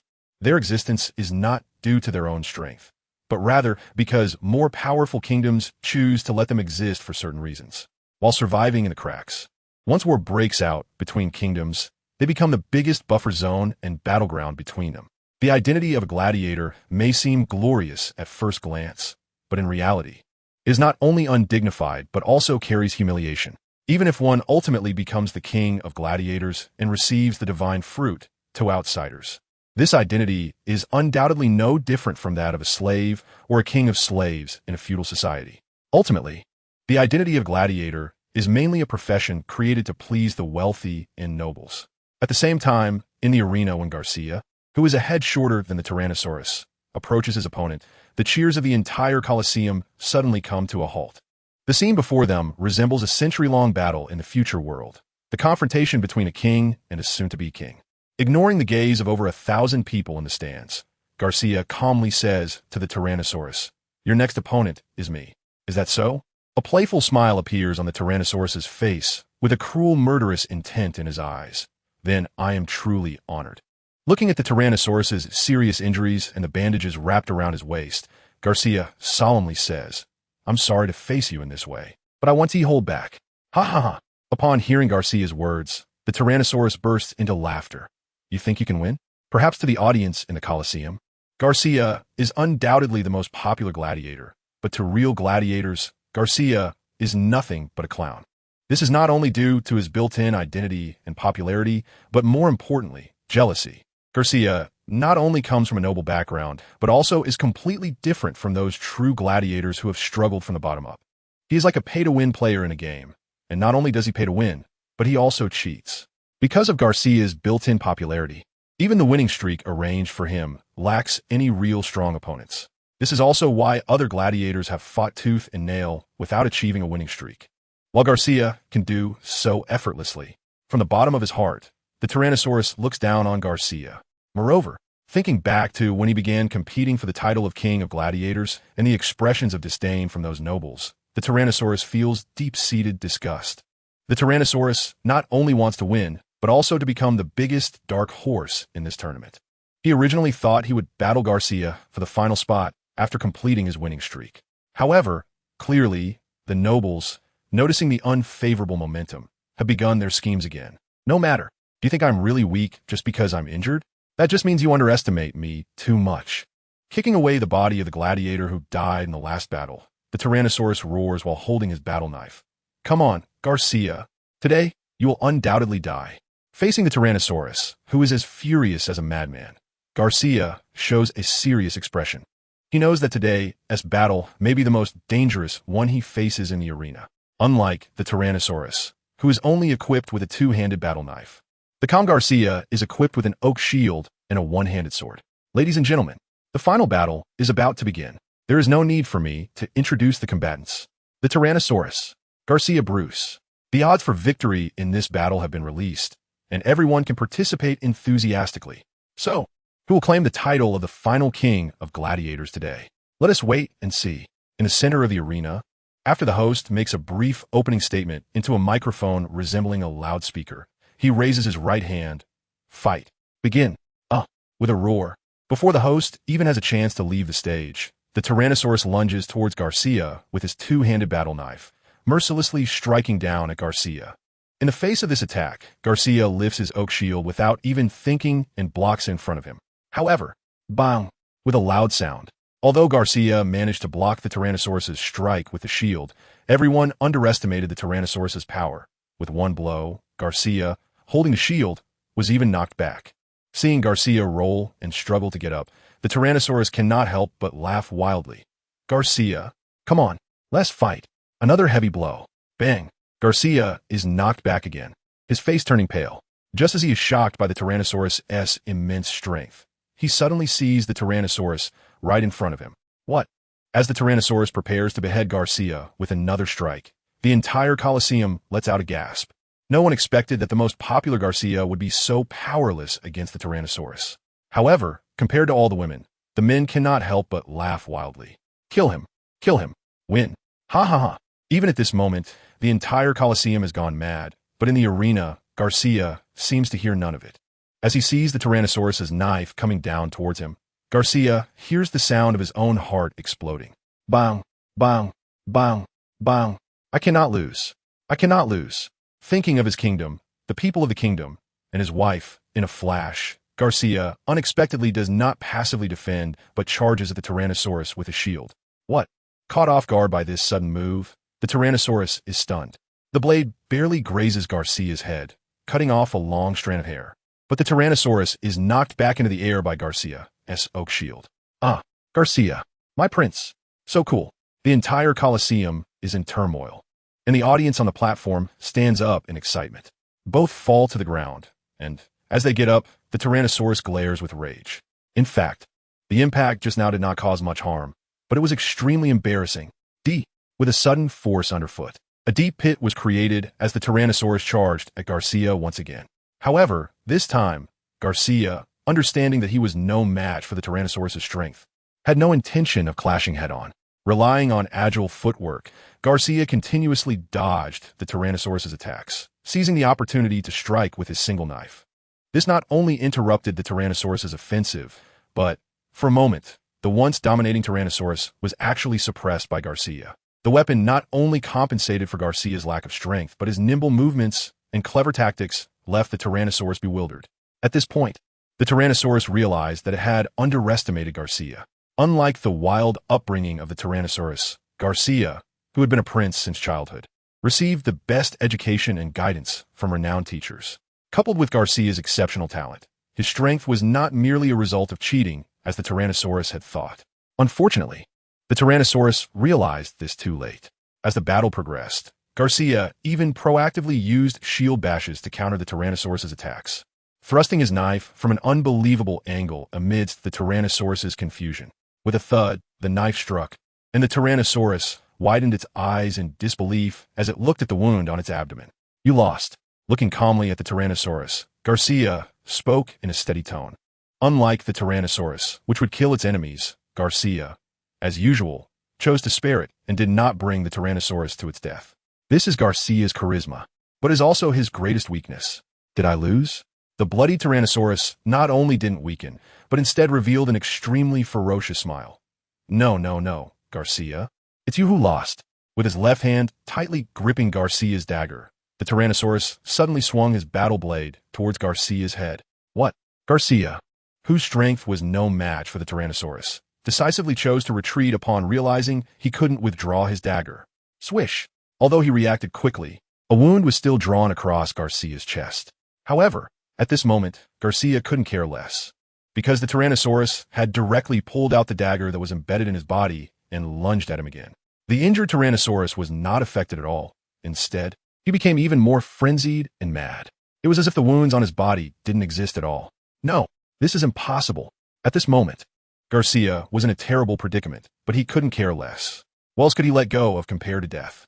The battle between the two had already stirred the entire arena, with rising and falling tensions, reaching climax after climax, back and forth, captivating everyone's hearts.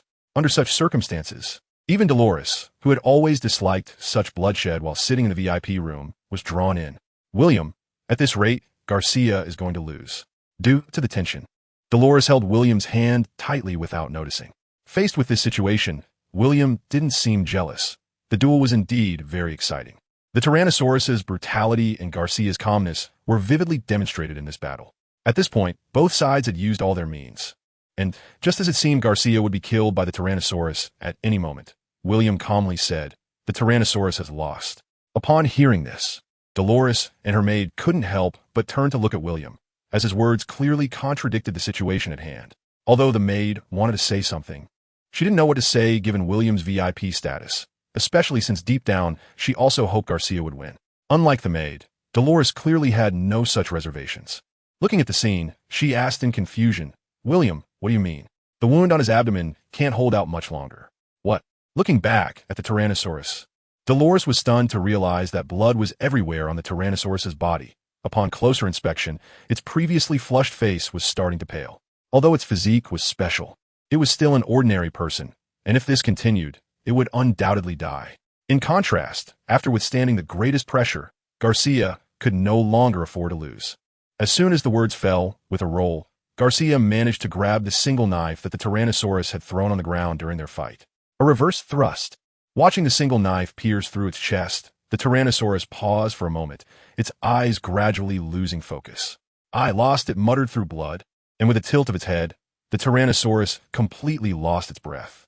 At this point, Garcia also sat down on the ground. The recent battle had exhausted all his strength, and with his mind in turmoil, he now felt weak all over. He almost died. When the Tyrannosaurus fell, the entire arena erupted in thunderous cheers, with more screams from women mixed in with some curses from men. The noise at the scene was so overwhelming that even the host couldn't quiet it down, helplessly watching the entire venue. After this situation persisted for a long time, the host loudly announced that the next match would officially begin. As two scantily clad female gladiators took the stage, the atmosphere of the arena reignited. Although female gladiatorial matches were not as intense as men's, they had their unique highlights. Watching the two female gladiators come on stage, Dolores's gaze instinctively turned to William. "What are you looking at me for?" Noticing Dolores's gaze, William couldn't help but chuckle. "Nothing, just looking." "Really?" Dolores's insincere words were seen through by William, but he chose not to expose her. As the remaining fabric on the two in the arena was torn apart, William lightly coughed and said to Dolores, "Let's go." "Okay." Naturally, Dolores wouldn't refuse this. Indeed, she still didn't like the arena. Dolores thought to herself, "Are we leaving?" Hearing William's words, the maid was also surprised. After all, they just spent 2 gold coins to buy tickets to get in. 2 gold coins are not a small amount. Of course, more importantly, if there were no bets placed, it meant that this time she wouldn't receive any tips for her service. However, as a maid, she naturally didn't dare to say much. Leaving the arena, the two exchanged glances, and for some reason, they both felt like laughing. Just as William was about to say something, a wave of malice suddenly came from afar. Looking up, the appearance of a middle-aged man in the distance made William frown. The aura around the man was clearly out of place with the others around. Following William's gaze, Dolores also saw him. As Lawrence Cobble slowly approached the two, Dolores wore a strange expression. Dolores. Because he had watched Dolores grow up, Lawrence always regarded her as his own daughter, so their address for each other was quite affectionate. Uncle Lawrence. Lawrence Cobble, one of the 3 patrons of Duke Gallop, and the owner of the giant fruit. His strength was such that he was one of the notable figures even in the royal capital. After continuously facing assassination attempts from the god of killing, although Dolores had thought her father would send someone to protect her, she never expected that her father would send Lawrence. "Dolores, if you've had enough fun, just come back with me." Hearing Lawrence's words, Dolores couldn't help but stick out her tongue cutely. However, when it came to the matter of going back, Dolores instinctively looked at William. Noticing Dolores's small action and seeing their interlocked hands, Lawrence frowned slightly.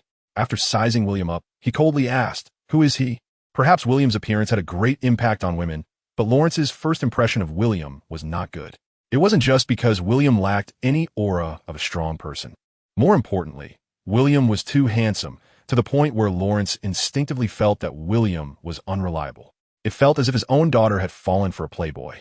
"Uncle Lawrence, let me introduce you. This is William Duke, my husband." After hesitating for a moment, Dolores introduced him generously. Although she felt a bit guilty, since she had already recognized William, Dolores was naturally prepared for everything. "What?" However, upon hearing Dolores's introduction, Lawrence's expression became dazed. If at the beginning Lawrence had thought of William as a little trickster deceiving Dolores, at this moment, he was barely able to suppress his inner fury. "William, right?" With cold eyes, Lawrence looked at William and said in a chilling tone, Do you know what status Dolores holds? Feeling Dolores's grip on his hands tighten, William smiled slightly. He not only didn't withdraw his hand, but also, in front of Lawrence, put his arm around Dolores's shoulder. Of course I know. What does that have to do with me? Taking a deep breath and suppressing the impulse to slap this guy, Lawrence said, since you know, what makes you think you are worthy of Dolores? Looking back at Dolores, Lawrence said, Dolores, stop messing around and come home. I'll pretend I don't know about your relationship with him. Otherwise, do you know what your father would do? At this moment, Lawrence was already regretting allowing Dolores to come out alone this time. Not only had Dolores encountered several crises, but she had also run into a con artist like William. If it were in the past, Lawrence was sure that Dolores would have listened to him, but this time, it was different.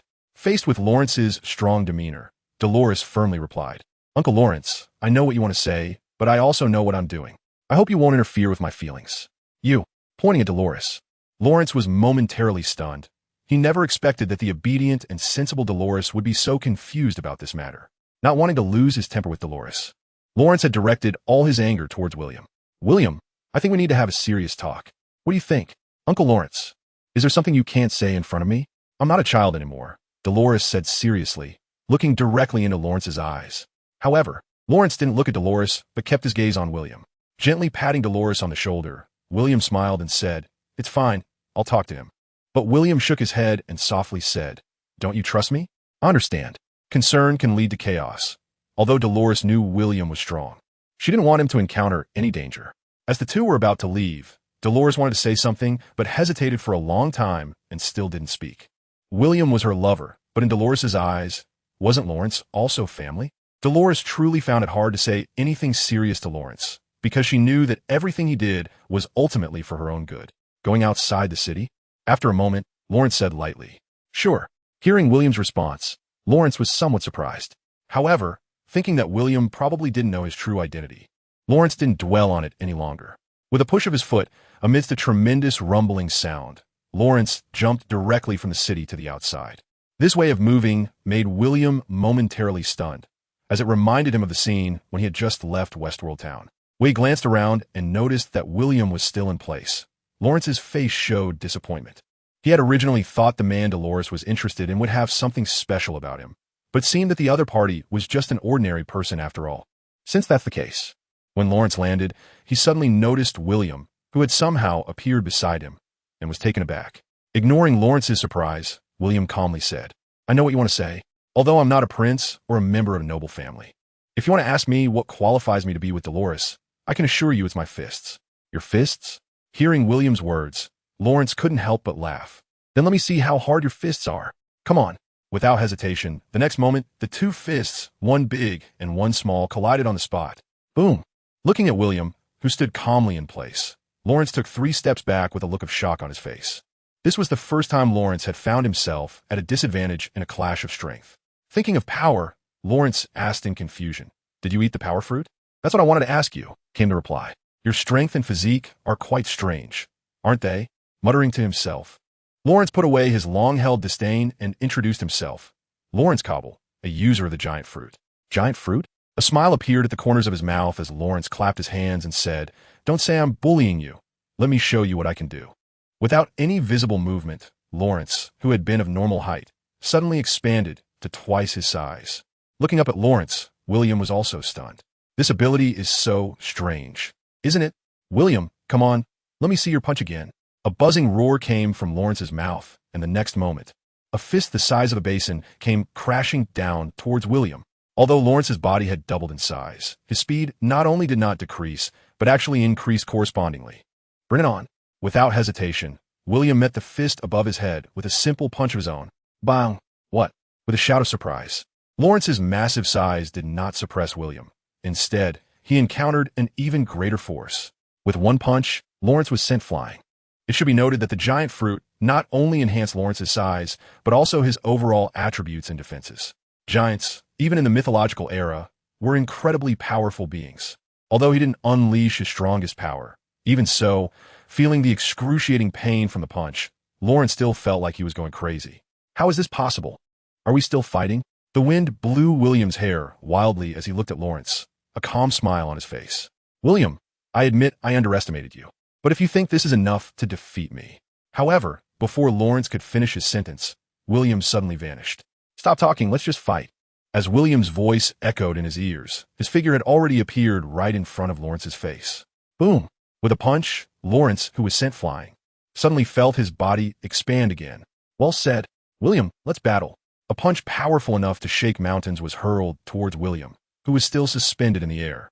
Just as Lawrence's fist was about to hit his face, whoosh, William's body vanished once more. When he landed, William was already standing on Lawrence's arm. Watch the punch. Come on. Facing William's punch, Lawrence skillfully sidestepped, but his originally punching arm suddenly delivered an elbow strike. In midair, William vanished again, completely defying the laws of physics. After a 90-degree descent, he landed on the ground. By the time Lawrence reacted, William was already in front of him again. Don't underestimate me. With a roar and a deep breath, the now larger Lawrence swung his fist. Before the punch could land, a terrifying momentum appeared before William like a giant reaching for the sky. Impressive. Seeing this, excitement flashed across William's face. Lawrence was arguably the strongest opponent William had encountered in this world. Since that's the case, let me show you my power. Ordinary punch. The four light words fell into Lawrence's ears, and the next moment, a giant that didn't belong to him, even connecting with the heavens and earth, appeared before Lawrence. How is this possible? Boom! With a loud bang, darkness filled Lawrence's vision, and a sharp pain shot through his cheek as he was knocked to the ground with a single punch. Moreover, due to the overwhelming power, not only was Lawrence's giant form shattered, but he was also driven deep into the earth. Crack, crack, crack. Trembling, Lawrence looked incredulously at the slowly descending William, his face showing shock. How could you be this strong? Dusting off his clothes, William smiled and said, You're pretty impressive too. Looking at the hand that came before him, under the sunlight, William appeared like a warm sun. At that moment, Lawrence suddenly understood why Dolores was attracted to William. After all, which girl could resist such charm? Gently holding William's hand, the disheveled Lawrence stood up from the ground. Are you okay? William asked with a smile, brushing the dirt off Lawrence. Cough, cough. Clearing his throat, Lawrence suppressed the pain on his face and casually replied, I'm fine. Although your strength is impressive, the giant's body is not to be underestimated. In fact, I haven't even exerted my full strength.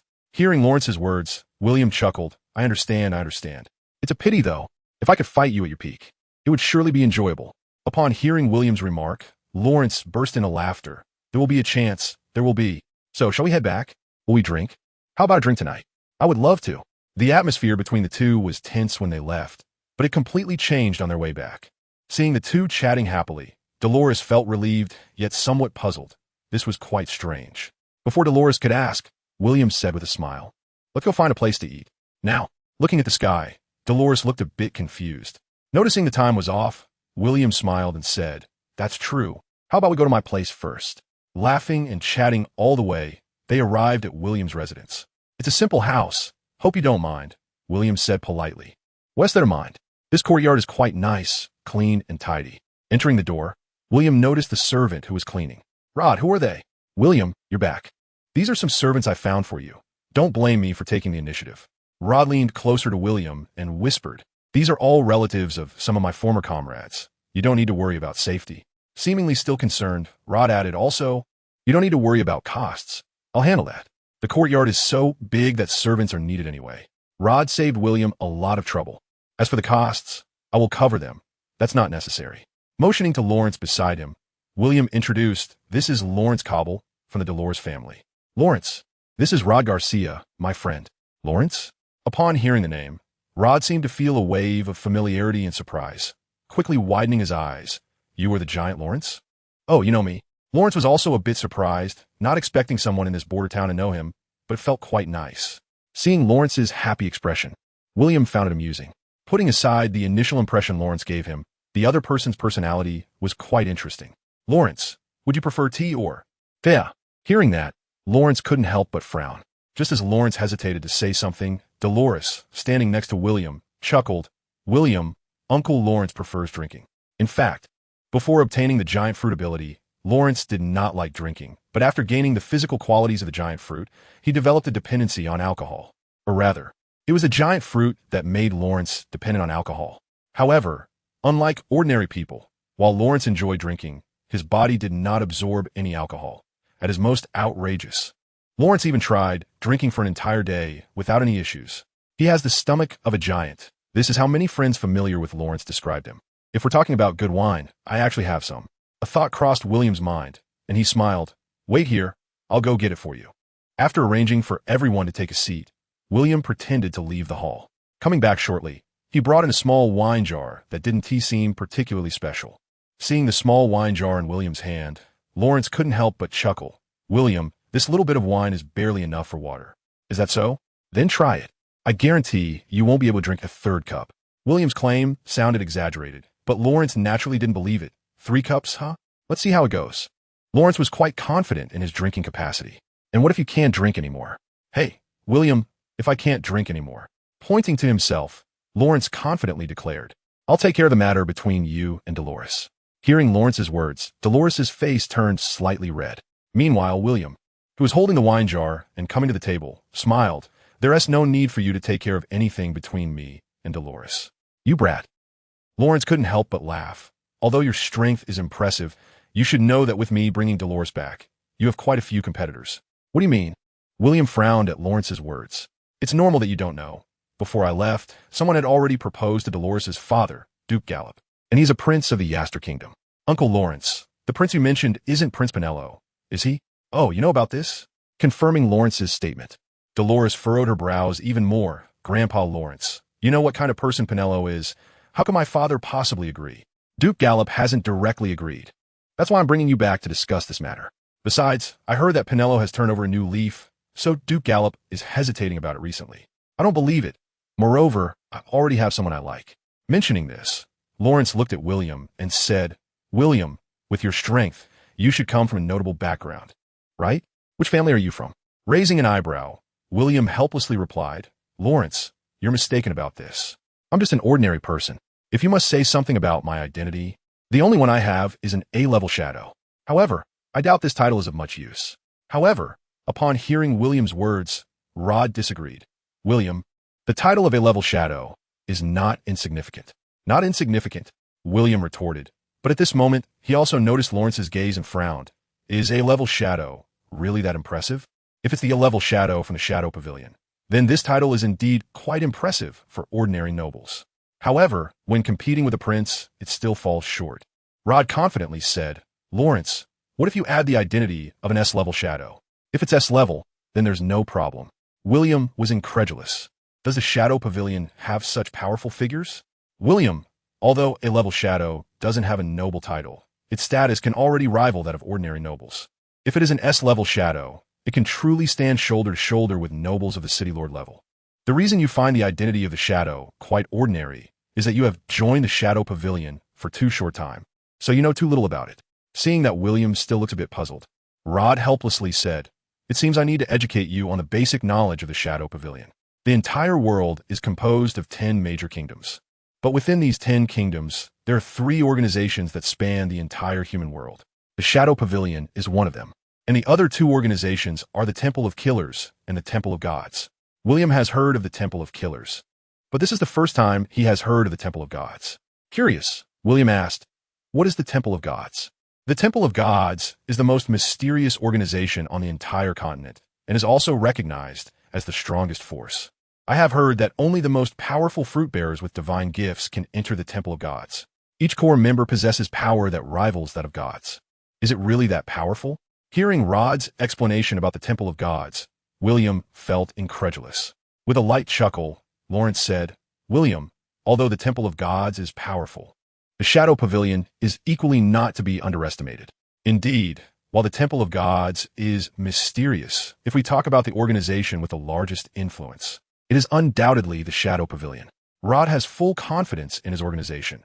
The Shadow Pavilion's influence spans the entire world, with branches in every kingdom, royal city, and subordinate city, and each branch leader is an S-level shadow. William, you can imagine how many divine gift bearers the Shadow Pavilion is just in the open.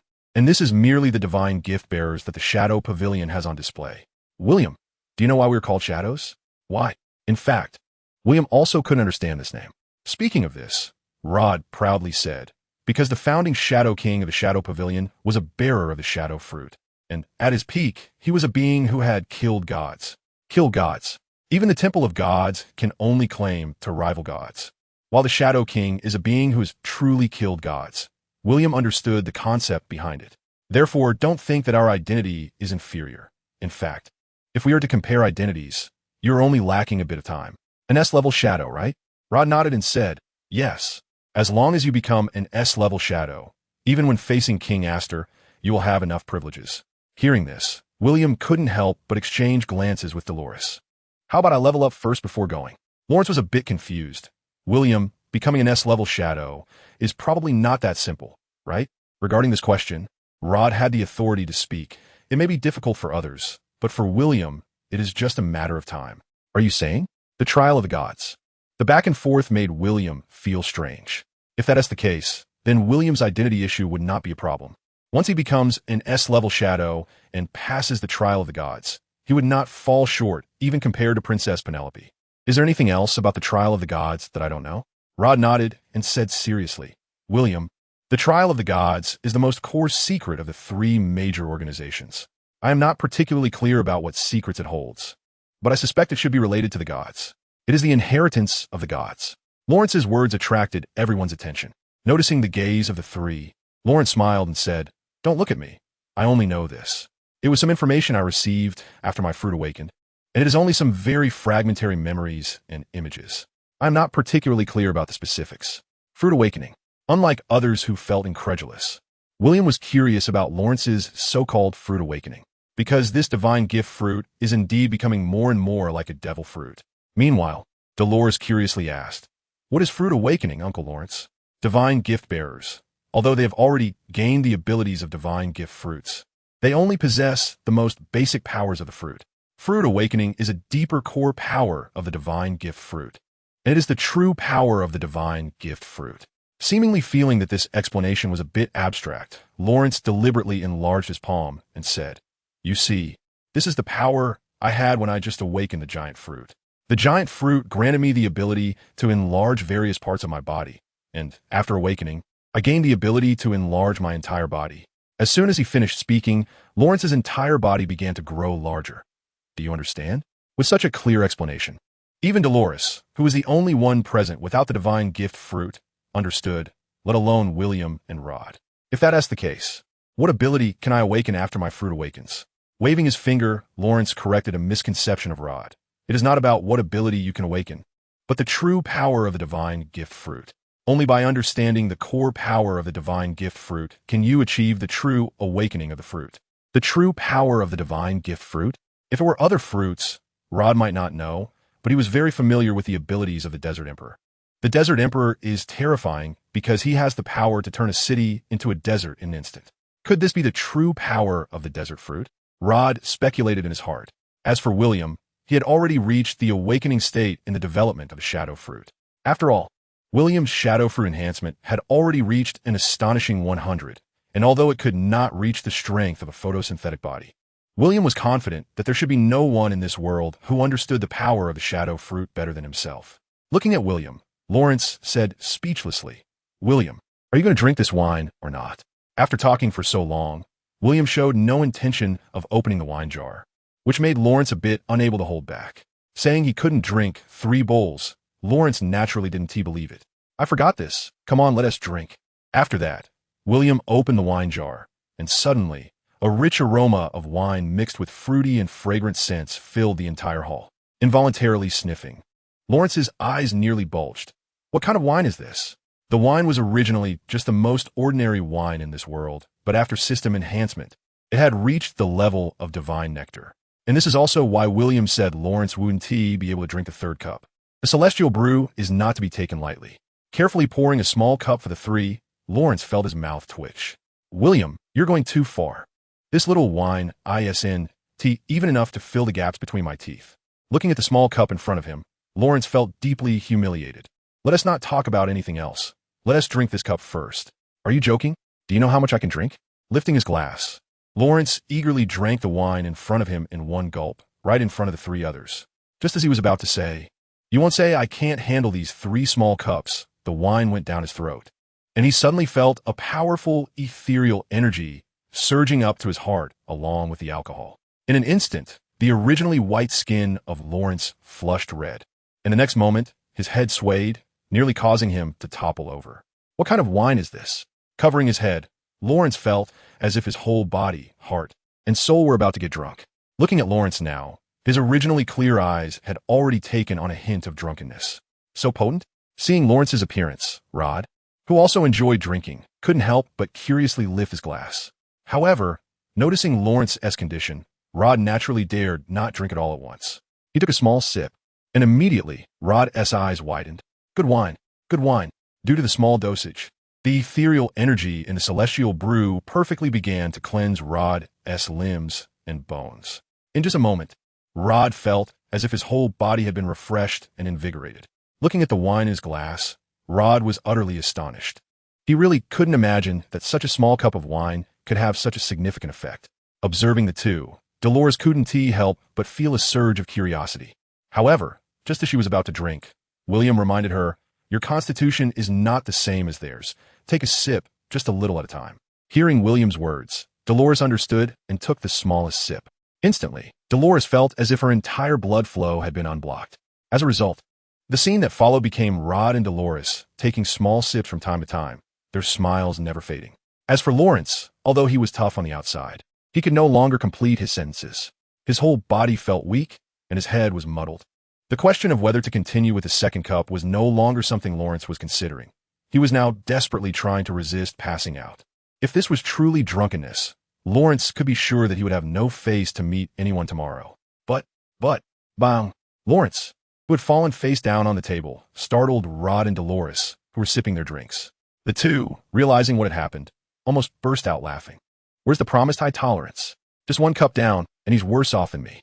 However, looking at the drinks in their cups, they felt a bit ashamed. Their small cups and tea diminished much. Even so, both of them were starting to feel a little tipsy. Not drinking anymore? How could that be? It would be a waste not to drink such a treasure. Although they didn't fully understand what this wine from William was about, they knew for sure that it was a precious drink.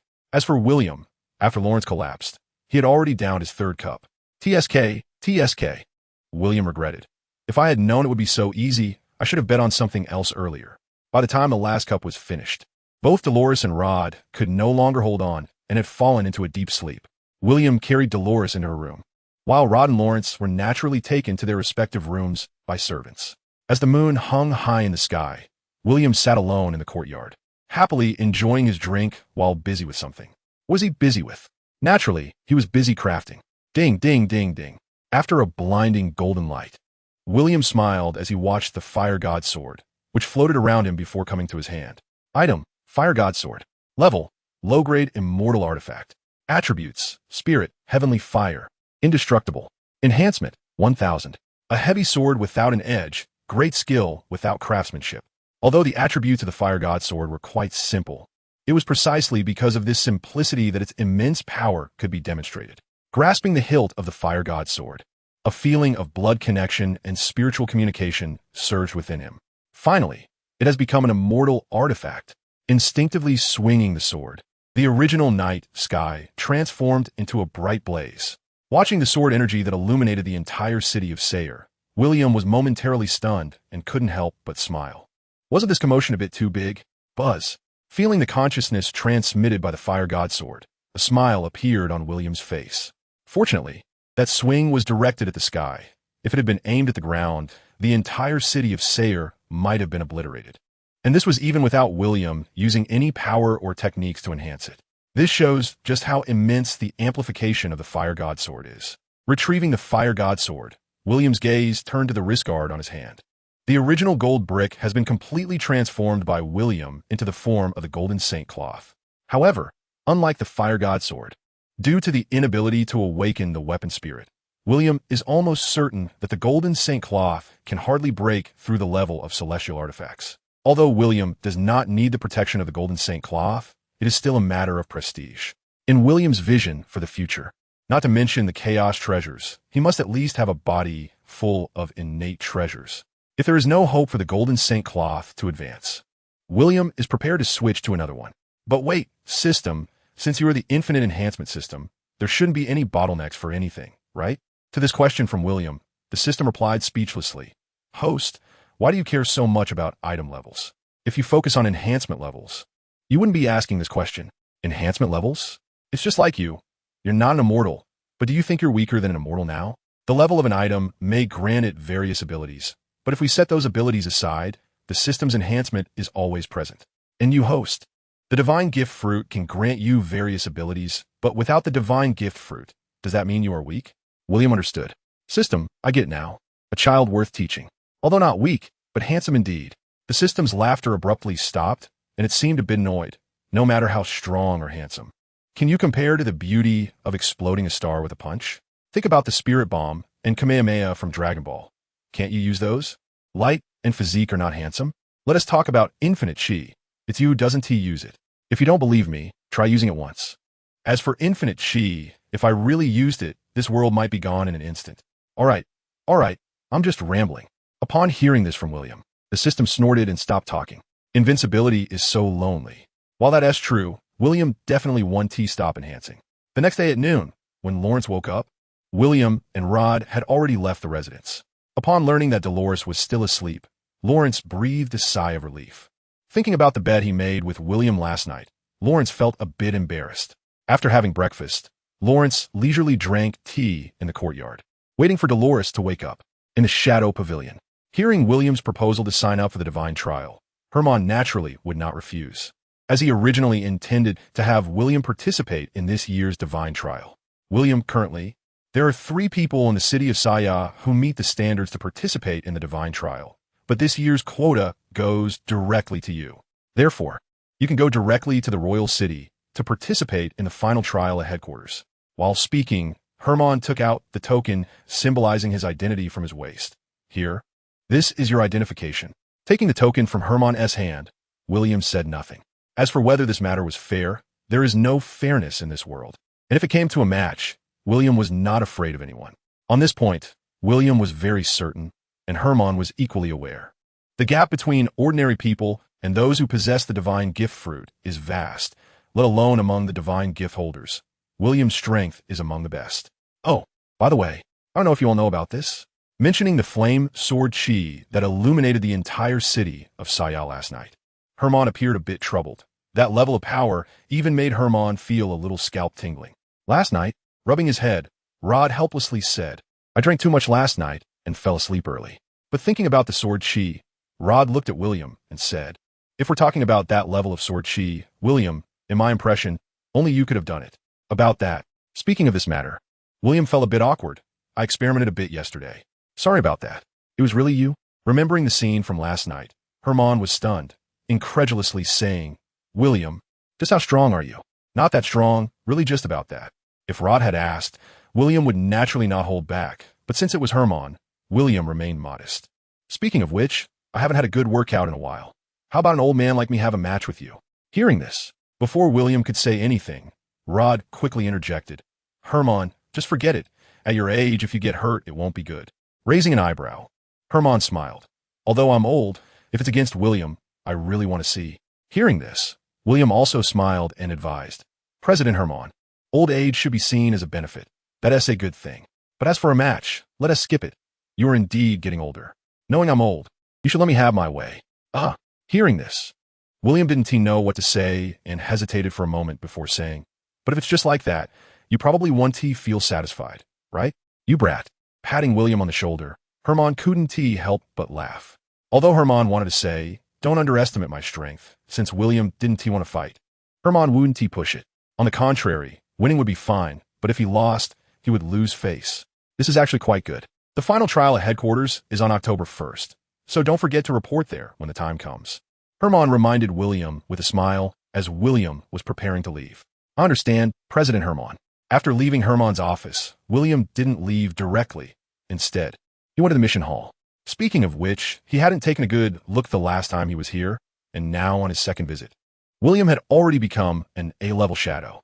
Thinking about his upcoming trip to the royal city, William wondered if there were any on-the-way missions he could take on. However, after looking around, he couldn't figure out what he could do. It was the quest for the elixir of immortality that caught William's attention.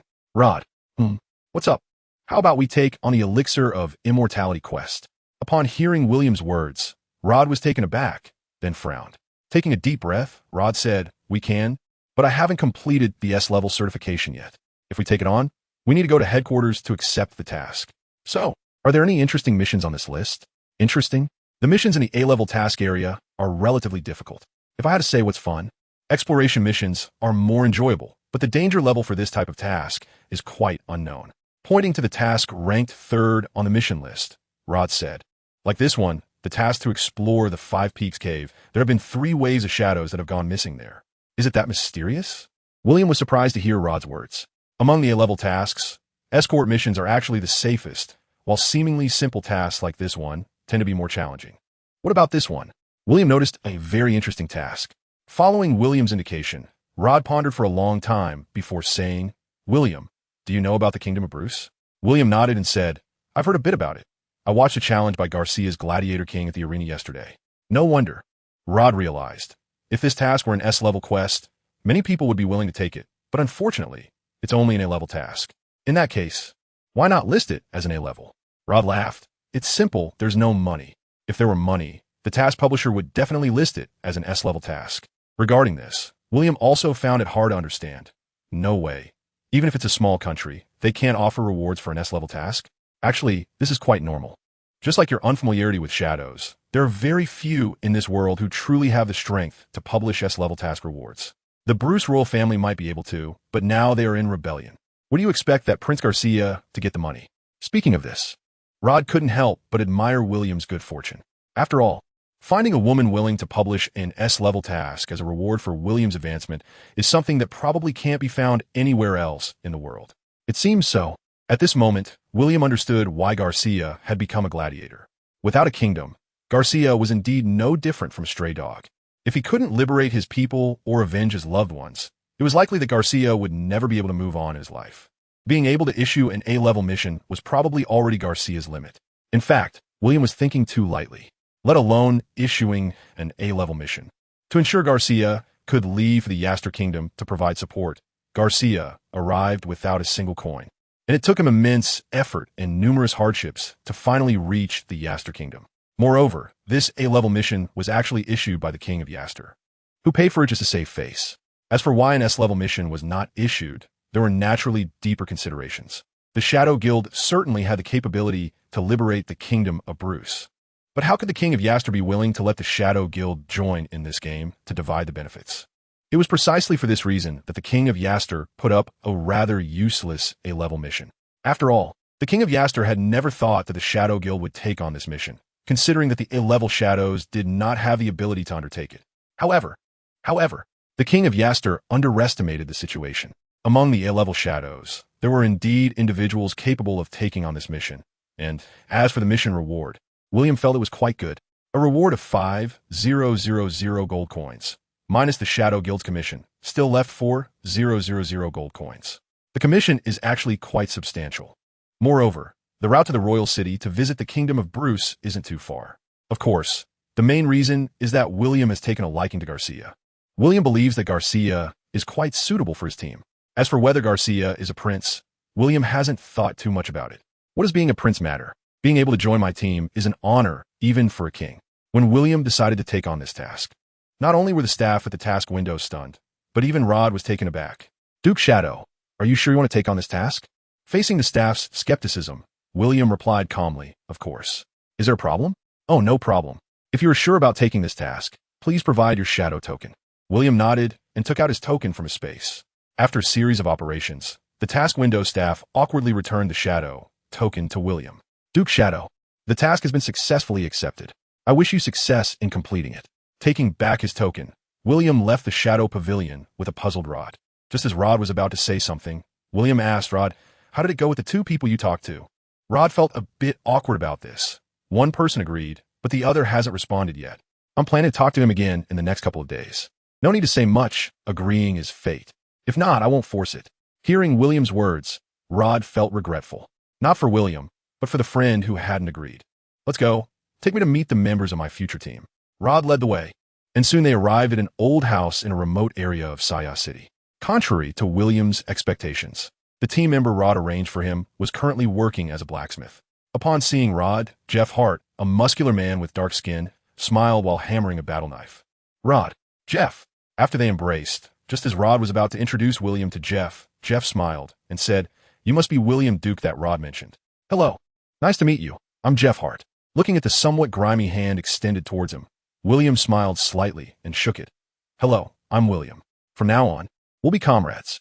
Although William looked nothing like a shadow, and if Rod hadn't mentioned William's strength, most people would think he was a pretty-faced noble. However, in Jeff's eyes, William saw no contempt, but rather respect. Patting his chest, Jeff smiled and said, My life was given by Rod, and since he trusts you, I will entrust my life to you. Although Jeff was smiling, his tone was filled with sincerity. Oh, it seems you two have quite a story. Jeff laughed heartily. There are many stories. It would take 3 days and nights to tell them all. Hearing Jeff's words, Rod couldn't help but smile as well. After that incident, Jeff and I formed a two-person team. To be honest, Jeff helped me out of that shadow. Without him, I might have died in some corner by now. The two shared a knowing glance, and everything was understood without words. Watching the two of them interact, William couldn't help but smile. Through their conversation, William understood the relationship between them. Their encounter occurred when Rod was at a low point in his life, and Jeff Hart was in a similar situation. However, unlike Rod, Jeff fell into despair because a gang of bullies killed his wife and child. Rod helped Jeff avenge his deep-seated grievances, while Jeff helped Rod out of his lowest point in life. Afterwards, they formed a two-person team and gradually built a deep friendship. Although Jeff was also an A-rank shadow, after experiencing the ups and downs of life, he gradually stepped back from the shadow lifestyle and found an opportunity to open this blacksmith shop in Saya City. He usually ran this modest shop, but whenever Rod needed help, he would unhesitatingly return to the shadow life. Of course, in the following years, Rod had never sought out Jeff for help. It was only this time, when William was forming a team, that he thought of Jeff, but fundamentally, it was because Rod didn't want Jeff to miss this opportunity. Jeff is a master of weapons. Although he might not be Rod's match in swordsmanship, he has the ability to turn any weapon into something extraordinary. Coupled with years of experience as a blacksmith, he has developed impressive muscle strength. I'm quite curious. Who is stronger between you two? William initially thought the two would be modest, but unexpectedly, they both answered in unison. Of course, it's me. As soon as the words came out, the two were stunned, then exchanged a glance, and surprisingly, they both showed mutual disdain. Rod suggested, how about we have a fight? Fight? You think I'm afraid of you? Jeff rolled up his sleeves and easily picked up the giant iron hammer from the ground with one hand. Seeing the scene, William smiled and intervened. All right. No need to fight. There's no need to ruin the atmosphere. I was just curious and asked casually. Looking at Rod, William chuckled. And you, Rod? Don't you think fighting now is a bit unfair? Holding the head-size hammer on his shoulder, Jeff confidently replied, although Rod has become a god-gifted, I might not be afraid of him. Oh, raising an eyebrow, even Rod was a bit surprised. Are you sure? We'll find out by trying. At this point, William had nothing more to say. In fact, he was also quite curious about Jeff's strength, who was highly regarded by Rod.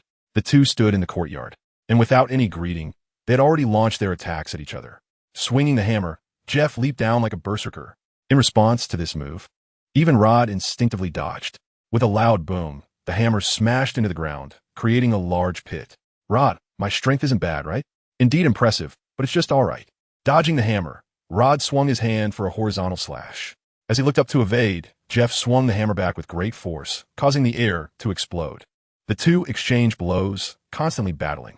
Midway through, they even used fists and feet. Rod had the advantage in agility and varied sword techniques, while Jeff was incredibly strong and imposing. Moreover, more importantly, Jeff not only had immense strength, but also incredible endurance. At this point, William had a clear understanding of Jeff's combat strength. Jeff's physical condition had reached the limits of a human body. William estimated that if Rod hadn't met him before, he might not have been able to defeat Jeff. However now, Rod, where's your fruit ability? Is it all you've got? The two were evenly matched, fighting fiercely, but Jeff was somewhat dissatisfied. He could tell that Rod had been holding back.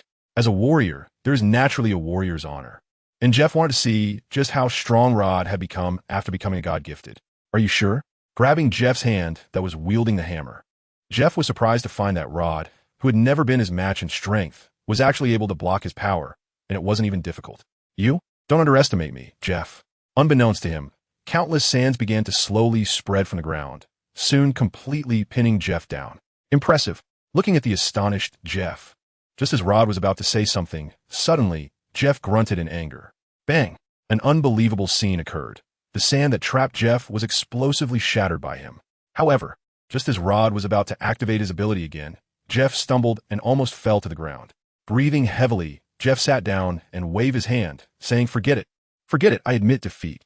Upon hearing this, the sand that had spread over Jeff halted for a moment and then fell back to the ground. As expected of a God-gifted, this ability is truly impressive. After Jeff admitted defeat, William also praised Jeff, "I could win only because of my fruit ability. In terms of physical condition, I truly cannot compare to you." Waving his hand, Jeff laughed heartily. "Don't be modest, your swordsmanship isn't weak at all. During the battle, just now, don't think I didn't notice you held back twice." "Oh really? You noticed that?" Rod scratched his head in response, smiling as he extended his hand to Jeff. Jeff got up, dusted himself off, and looked at William with a hint of sincerity, saying, "Captain, I wonder if my abilities can catch your eye. Welcome to my team, Jeff Hart." William smiled and said, "Also compared to those lucky ones, your situation is actually the same as the former Rod. What you're lacking is just an opportunity, or rather, a fruit." Hearing William's words, Jeff nonchalantly replied, "Well, there's nothing we can do about it. This opportunity is something countless people desire but cannot attain." Beside them, Rod patted Jeff on the shoulder and said, "Don't worry.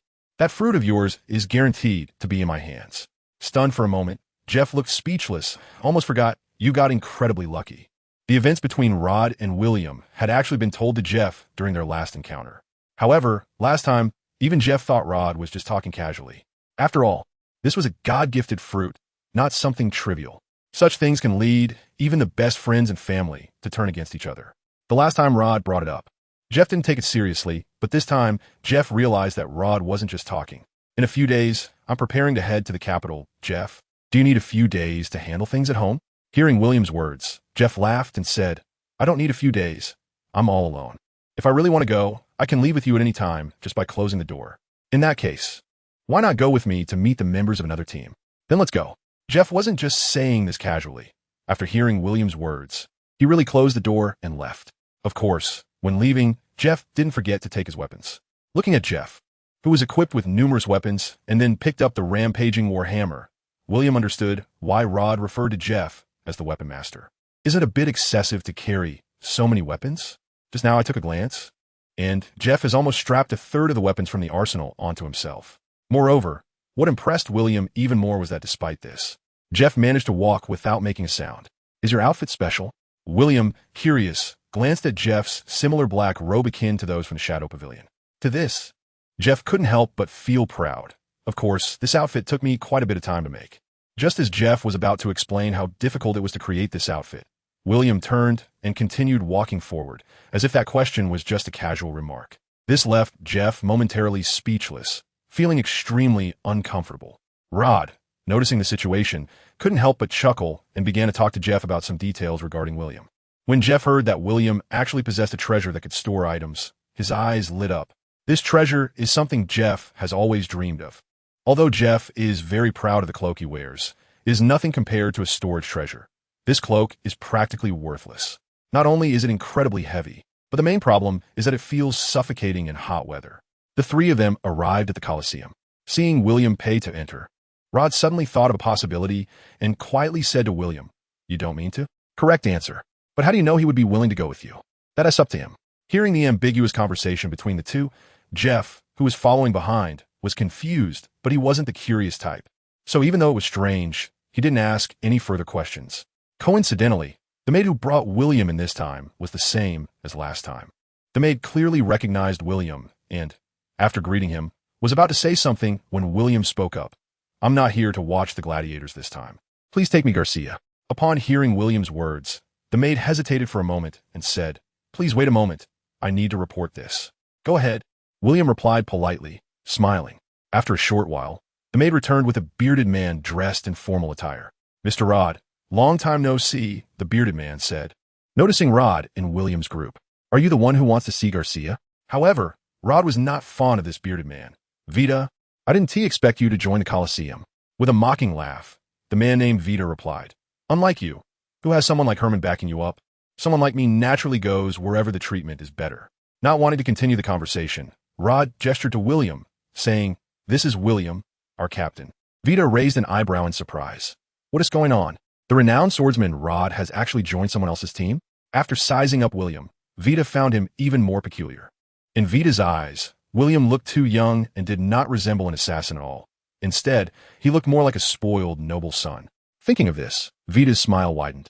Fall on hard times, huh? But then again, those who know how to adapt are the true talents. This era is just like that. It's like me. I also gave up my identity as an assassin to join the Colosseum. Shaking his head, Vita, unsure of William's identity, politely asked, Mr. William, do you want to see Garcia? Is there a problem? Faced with William's assertiveness, Vita was not angry, but rather more courteous. There's not much of a problem. But as Garcia is a gladiator of the Saya Coliseum, I still want to know why Mr. William wants to see Garcia. Since when is Garcia your gladiator? Isn't he a free man? When William said this, Vita's smile slightly faded. To participate in the finals of the Gladiator King, one must sign a contract with a certain Coliseum. That's the rule. Although Garcia's situation is somewhat special, he is still a gladiator of the Saya Coliseum. Is that so? Then let me see the contract. Vita replied, Contract? What contract? In fact, what Vita just said was merely a pretext.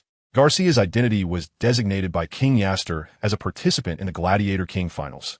Even pretending to be formal wouldn't make Garcia actually sign a gladiator contract. Moreover, with Garcia's status and popularity, he inherently attracted attention. To get Garcia to join their Coliseum, Saya Coliseum must have put in a lot of effort. Consequently, Garcia is not only a free man now, but the entire Saya Coliseum is also accommodating him. However, such investment has also yielded equivalent returns. Over 15 matches have not only garnered massive attention, but also immense wealth. For the Saya Coliseum, Garcia is a treasure trove. Therefore, the Saya Coliseum would not allow just anyone to approach Garcia casually. I think I've given you enough face, but if you continue to block me, don't blame me for slapping you in the face. With that, William took out the emblem representing an A-level assassin. Seeing the emblem in William's hand, Vita's brow furrowed. A-level assassin. What a joke. It should be noted that even when Vita gave up his identity as an assassin, he only managed to reach B-level. How old does William look? Changing his expression, Vita said grimly, even though you are an A-level assassin, without a reasonable explanation, the Assassin Guild may not help you. Beside them, Rod laughed and said, Vita, we accepted a mission, and the person who issued the mission is Garcia. Garcia issued a mission? What mission? Wait a minute. Vita's eyes widened in shock. You guys can't be. Helplessly shrugging his shoulders, Rod replied, there's no way around it. Since the captain has accepted the mission, we can only proceed. Vita's voice became distorted. Are you guys crazy? Whether we're crazy or not, I don't know. But if you continue to block the captain from seeing Garcia, then if anything happens, don't blame us. Vita, despite being unwilling, hesitated for a moment before he could only lead the way. An A-level assassin is not to be taken lightly, not to mention the formidable Assassin Guild behind him. Even trying to obstruct an assassin from carrying out a mission could easily result in fatal consequences. However, while leading the way, Vita did not forget to signal his subordinates with his eyes. William and the others naturally noticed this scene, but they didn't care at all. If things were to turn hostile, what could the Saya Coliseum do? Although it was a bit slow, Vita eventually led William to the gladiator's residence where Garcia was located. However, there were already 30 fully armed guards blocking the way. In front of the guards stood 3 elegantly dressed individuals, clearly nobles. The man in the middle was none other than Darnell Bob, the owner of the Saya Coliseum. William, Rod, and Jeff, 3 A-level assassins' identities made even Darnell feel a bit pressured. Just as he was about to say something, he was surprised to see William directly ignore him and continue forward. Watching William pass by him without a glance, Darnell's face turned ashen. Looking at the row of guards blocking his path, William revealed a cold smile. Are you trying to stop me? Hearing William's words, the guard blocking his way exchanged glances, looking at each other in confusion. Although William looked very young and didn't seem to be a strong person, his confidence and complete disregard for the presence of the Baron indicated that his identity was not simple. They wanted to stop him, but faced with William's assertiveness, the guards were at a loss about what to do. They were guards, not people who licked blood off a blade, and naturally, they feared provoking someone they shouldn't. As William ignored the weapons in front of him and approached step by step, the guards retreated again and again, not even daring to touch him. Seeing this, Darnell finally spoke up. Let him pass. Upon hearing this, the guards immediately made way for William. Thus, the situation changed, and William, along with the others, made their way to Garcia. Seeing William's demeanor, Garcia, who was alone and polishing his weapon, displayed a look of confusion. Although he didn't know who William was, seeing Darnell, the master of the gladiatorial arena, standing behind William indicated his significant status. Garcia Bruce, William said as he stood before Garcia. Who are you? Garcia instinctively stood up from his seat, asking with confusion. William Duke, A-class Shadow. I have accepted your mission. My mission? Garcia's expression turned strange. Then he showed wild joy. You mean? That's right. I have taken on the task of rescuing the kingdom of Bruce. So get ready and come with me. Upon hearing this, Garcia had no hesitation. I have nothing to pack. I can leave with you right now. All right then. Seeing that William was about to take Garcia away with just a few words, Darnell's face turned extremely grim. Garcia, I hope you think this through. Once you become the king of gladiators, you will obtain the divine fruit, and then you will have a greater chance of rescuing your kingdom. Hearing Darnell's words, Garcia showed confusion. However, being a smart person, he quickly understood the situation. Clearly, William and Darnell were not on the same side. If that was the case, it meant that William was not from the kingdom of Yaster. But, thinking about it, it made sense. The Shadow Hall was originally an independent force outside the kingdom. However, at this moment, Garcia couldn't care less. As long as the kingdom wasn't liberated, the people would suffer day by day. Thinking of his wife and children, he couldn't be certain he would become the king of gladiators. And even if he could, would they be able to wait until that day? With this in mind, Garcia's resolve strengthened. Leaving here means giving up your chance to become the king of gladiators. Think it over. An A-class Shadow may be strong, but are you certain he can help you save your kingdom? Darnell's words finally calmed Garcia down. Looking at William, he asked, Mr. William, how confident is your Shadow team in completing this task? Stopping in his tracks, William replied without looking back. If I didn't have 100% confidence, do you think I would take on your mission? Upon hearing this, Garcia's heart settled. In that case, I will trouble you, Mr. William. Although he knew Garcia couldn't stay in the Saya gladiatorial arena forever, Garcia's presence was indeed like a golden egg for the arena. Seeing this golden egg about to fly away, Darnell finally panicked. Stop. As soon as these words were spoken, the atmosphere in the room instantly turned cold. As the guard prepared to block them again, Jeff, undaunted, grinned as he lowered his hammer from his shoulder. He was ready to attack at William's command. On the other side, Rod had his thumb pressing against his crossword. Without saying anything, William turned around, his expression indifferent as he looked at Darnell without speaking. However, at that moment, Darnell felt a chill all over. Even with more than 30 guard around him and his gladiators nearby, he still felt no sense of security. Just as Darnell was about to say something, William's icy voice came. If you say one more word, I will ensure you won't see tomorrow's sun. At this, everyone present, including Darnell, gasped in shock. What is this? This is simply a disgrace. A tremendous humiliation. Let's go. With a nonchalant remark, William was the first to walk towards the door. However, this time, even Darnell didn't dare to say anything. Watching William and his 3 companions disappear at the end of the corridor, Darnell trembled all over, his face flushed with embarrassment. I want him dead. I want him dead. With a cold glare, Darnell looked at Vita, who had been silent beside him, and said, Come with me. Yes. Hearing Darnell's words, Vita nodded, and the two quickly left the gladiators' lounge. Darnell's office. After closing the door, Darnell sat in his office chair with a sullen expression. After hesitating for a moment, he asked, Vita, will the Temple of Death take on a mission from the Shadow Guild? Upon hearing this, Vita was taken aback. Although he had guessed what Darnell would say, he really didn't expect Darnell to actually go through with it. After contemplating for a moment, Vita uncertainly replied, Theoretically, as long as enough gold is paid, the Temple of Death will accept any mission. However, unlike the nobility, if it involves assassinating an A-level shadow from the Shadow Guild, which is one of the 3 major forces, the price to pay would likely be astronomical. Moreover, within William's team, there is not just one A-level shadow. If such a mission were to be issued, I estimate that even you would face immeasurable losses. Upon hearing Vita's explanation, Darnell's previously furious emotions were instantly suppressed. Being able to control a gladiatorial arena, Darnell was a clever man, but it was precisely because of his current power that he couldn't swallow this humiliation. Gritting his teeth, Darnell coldly said, Money is not the issue. The Saya gladiatorial arena is like a gold-devouring beast, and thus, Darnell was very wealthy to an unimaginable extent. If that's the case, after a brief discussion, Vita quickly left Darnell's office. Meanwhile, William and his 3 companions were on their way home. Along the way, after a simple introduction, Garcia quickly became familiar with Rod and Jeff. Mr. William, may I ask how many people are currently in your team? 4. 4? Upon hearing this number, Garcia looked stunned. He had initially thought that William's team had at least hundreds, if not thousands, But 4? What does that even mean? It's me, Rod, Jeff, and you. Garcia. I think I'd better head back. Looking at William in confusion, Garcia suddenly regretted his decision. What the hell is this? Although the kingdom of Bruce is just a small country, do you really think four people can liberate it? And what do you mean by adding me to the Shadow Squad? When did I become a member of your team? Seeing Garcia stop in his tracks, Jeff grinned and put his arm around Garcia's shoulder, laughing. Are you scared? We're not scared, so why are you? Garcia, who was being led forward by Jeff, looked horrified because Jeff's strength was simply too overwhelming, so powerful that even when he exerted all his might, he couldn't stop and was being dragged along.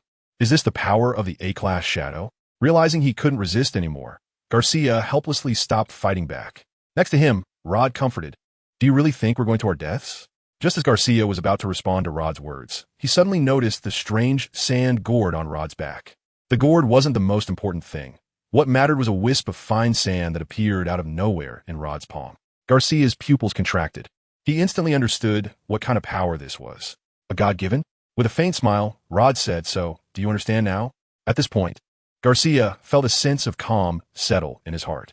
While the existence of God-given individuals isn't always invincible, when faced with ordinary people, their power is almost mythical. In front of a powerful God-given, numbers lose all significance. Moreover, if Rod is a God-given, then what about the others in this team? Is Jeff also a God-given? And how powerful is the team leader, William? Thinking of this, the regretful Garcia now wore a broad smile. Furthermore, an even more surprising scene unfolded when they arrived at William's residence. Who did Garcia see? Lawrence Corbo. If William, Rod, and Jeff felt unfamiliar to Garcia, then the title of Giant was very familiar to Garnett. Did Lawrence also join this mission? But then it didn't make sense. Garcia knew very well that King Yaster had only issued an A-class mission for him. How could so many powerful individuals appear at once? Could there be a conspiracy? Is the kingdom of Yaster planning to annex the kingdom of Bruce? With this thought, a shadow rose in Garcia's heart. William, however, paid no attention to Garnett's repeatedly troubled thoughts. Just then, Dolores, who had already gotten up, happily approached William. William, look at me, have I changed? While speaking, Dolores turned around in front of William. Cough, cough, cough. Seeing this scene, Rod and Jeff immediately left William's side. As for the lost in thought Garcia, he was naturally also pulled away by Rod. After looking Dolores up and down, William smiled and said, Indeed, you look even better. Happily, Dolores replied, William, that wine of yours is amazing. After drinking it and taking a nap, my skin and hair color improved, and I feel stronger and healthier. Waving her small fists, Dolores felt a surge of power within her. This was quite normal. This wine was no ordinary drink. For ordinary people, it not only beautifies but also washes the tendons and marrow, prolongs life, and cures all diseases.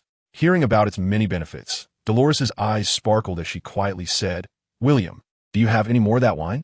What's wrong? Do you want to drink more? After hesitating for a moment, Dolores cautiously replied, Well, I actually don't need it for myself. I just want to bring some for my father and mother. Is that okay? Of course, I know this wine is precious. I only want a little, just those 2 small cups from yesterday. Ruffling Dolores's hair, William smiled and said, Don't worry, I would have prepared it anyway. Thank you. Giving William a sweet kiss, Dolores cheerfully said, This is a reward for you. Is that all? What do you want? After whispering something in Dolores's ear, her face turned red. However, noticing William's expectant gaze, Dolores ultimately nodded. Such a good girl. Pinching Dolores's cheek, William smiled and said, We set off tomorrow morning. After completing the mission in the Kingdom of Bruce, I'll take you to the royal capital. The mission in the Kingdom of Bruce? Wait, isn't he? At this moment, Dolores, who only had eyes for William, finally noticed Garcia. Do you know why I took on your mission? Hearing William's words, Garcia looked somewhat confused. My team is still short-handed, and I think you're capable, so I'm giving you a chance to join my team. You're asking me to help you just to join your team? With a strange look in his eyes, Garcia asked. William replied, Of course, what did you think? Do you really think I'm interested in that little mission reward? Taking a deep breath, Garcia said seriously, If I refuse, will you not continue with this mission? A smile appeared on William's lips as he said, You don't need to test me. Even if you don't join my team, liberating the Kingdom of Bruce is something I can handle easily. So this isn't a transaction. You can consider this condition as our sincerity. Pausing for a moment, William continued. As for any other messy thoughts, you don't have to think too much about it. A small country like this is not worth the attention of either the Shadow Pavilion or me. Garcia understood the meaning behind William's words. Indeed, If the Shadow Pavilion really wanted to plot against the kingdom of Bruce, why wait until now? Moreover, historically, there had never been a case of the Shadow Pavilion attempting to overthrow a kingdom. Reflecting on his previous thoughts, Garcia realized he had indeed overthought. Taking a deep breath, Garcia nodded and said, "As long as you can liberate the kingdom of Bruce, I can agree to whatever you ask." In the sunlight, Garcia gratefully extended his hand to William. Then, "Welcome to my team." As their hands clasped, William smiled and said, "In the future, I will make you proud of today's decision." "I hope so," Garcia muttered to himself, and due to their recent interaction, he didn't say much more. Clapping his hands, William said, "Then, let's rest today. Tomorrow we set off." "Rod, okay." Jeff understood. Meanwhile, Lawrence looked at William with a strange expression. Although he was not a person of King Yaster, everyone with a discerning eye in the royal capital knew that Garcia was merely a pawn, a piece set up by Yaster. However, this pawn, which was supposed to be predetermined, was suddenly taken away today. Lawrence didn't know what King Yaster's reaction would be upon learning this, but anger was certain. Moreover, with his son having been taken away by William along with Dolores, it seemed that William had unwittingly gone against the Yaster royal family. Lawrence didn't know whether William did this intentionally or not. William, of course, did it on purpose. In fact, the news of Prince Penello proposing to the Gallop family made William feel disgusted. Although William knew that no one could take Dolores away from him, he still felt nauseated. It's like your woman is being eyed by someone else. Although William knows that the other party cannot take her away, it still makes him feel provoked, which is also why William suddenly became assertive. "Since you make me feel disgusted, I'll make it hard for you." William wants to see what the Yaster royal family can do to him. "If you dare to keep talking to me, I'll topple your kingdom." Although William also knows that, subjectively, this incident cannot be blamed on the Yaster royal family. In the world of children, there are right and wrong. In the world of adults, there are only benefits and losses. Dolores also sensed that William seemed different today, but being in the throes of love, she naturally wouldn't think too much about it. For Dolores, as long as William can be with her and treat her well, she already feels incredibly happy and satisfied. As for everything else, Dolores believes that William can handle it well. Nighttime. Just as William was sitting in the yard enjoying the moonlight, Garcia's figure slowly approached him. Noticing Garcia's arrival, William didn't turn his head and handed over a wine glass. "What's wrong, can't sleep?" Garcia lightly nodded, sitting beside William, her tone carrying a hint of sorrow. She wanted to say something, but ultimately let out a sigh. After a long silence, Garcia said in a deep voice, "Captain, do you think I'm useless?" With a bitter smile, Garcia continued, "As a carefree child, I never knew what suffering was until one familiar person after another fell to save me. Only then did I realize that being weak means getting beaten. Countless nights, I've hated myself for not being stronger. If I were just a bit stronger, I could have protected them, and my country wouldn't have been invaded by these bastards, and my kingdom's people wouldn't have to suffer. Just a little bit stronger." Suddenly, Garcia's clenched fist relaxed, her expression gradually calming from anger as she quietly stared at the wine in her glass, falling into silence. After Garcia finished speaking, William finally said, "I realized a long time ago that relying on others is not as good as relying on yourself. When you find yourself in a desperate situation, the only one who can save you is yourself." William's words were like a stone dropping into a calm lake. Staring blankly at the sky, Garcia said softly, "What if I can't even save myself? Then didn't I come?" Hearing William's words, Garcia was taken aback, her lips curling into an ugly smile. "Are there still important people there?" "I don't know." Speaking of this, Garcia's confusion was mixed with hatred. At that time, I didn't even have the chance to save her. Garcia's hatred is directed at the rebels, but more than that, it is actually directed at herself. Is that so? Upon hearing this, William didn't know how to comfort her. Family, friends, loved ones. A hatred that cuts deep. The rebels, who are they?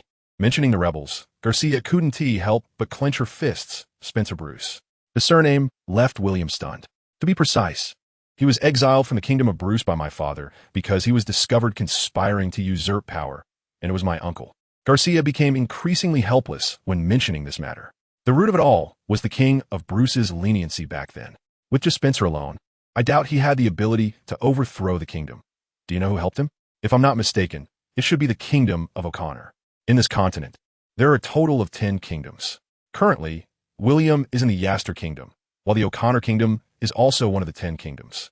If that's the case, William understands why the Yaster kingdom has been holding back and not taking direct action. He also wonders why Garcia chose to come to the Yaster Kingdom instead of going to the O'Connor Kingdom. Moreover, once the Yaster Kingdom takes direct action, the people of the O'Connor Kingdom won't need to pretend anymore. They can reveal their true intentions and naturally take over the buffer kingdom of Bruce. It seems that this time the leader of the rebels, Spencer, has won. But in reality, isn't Spencer just a pawn that can be discarded at any time? William even suspects that Spencer's power has long been undermined.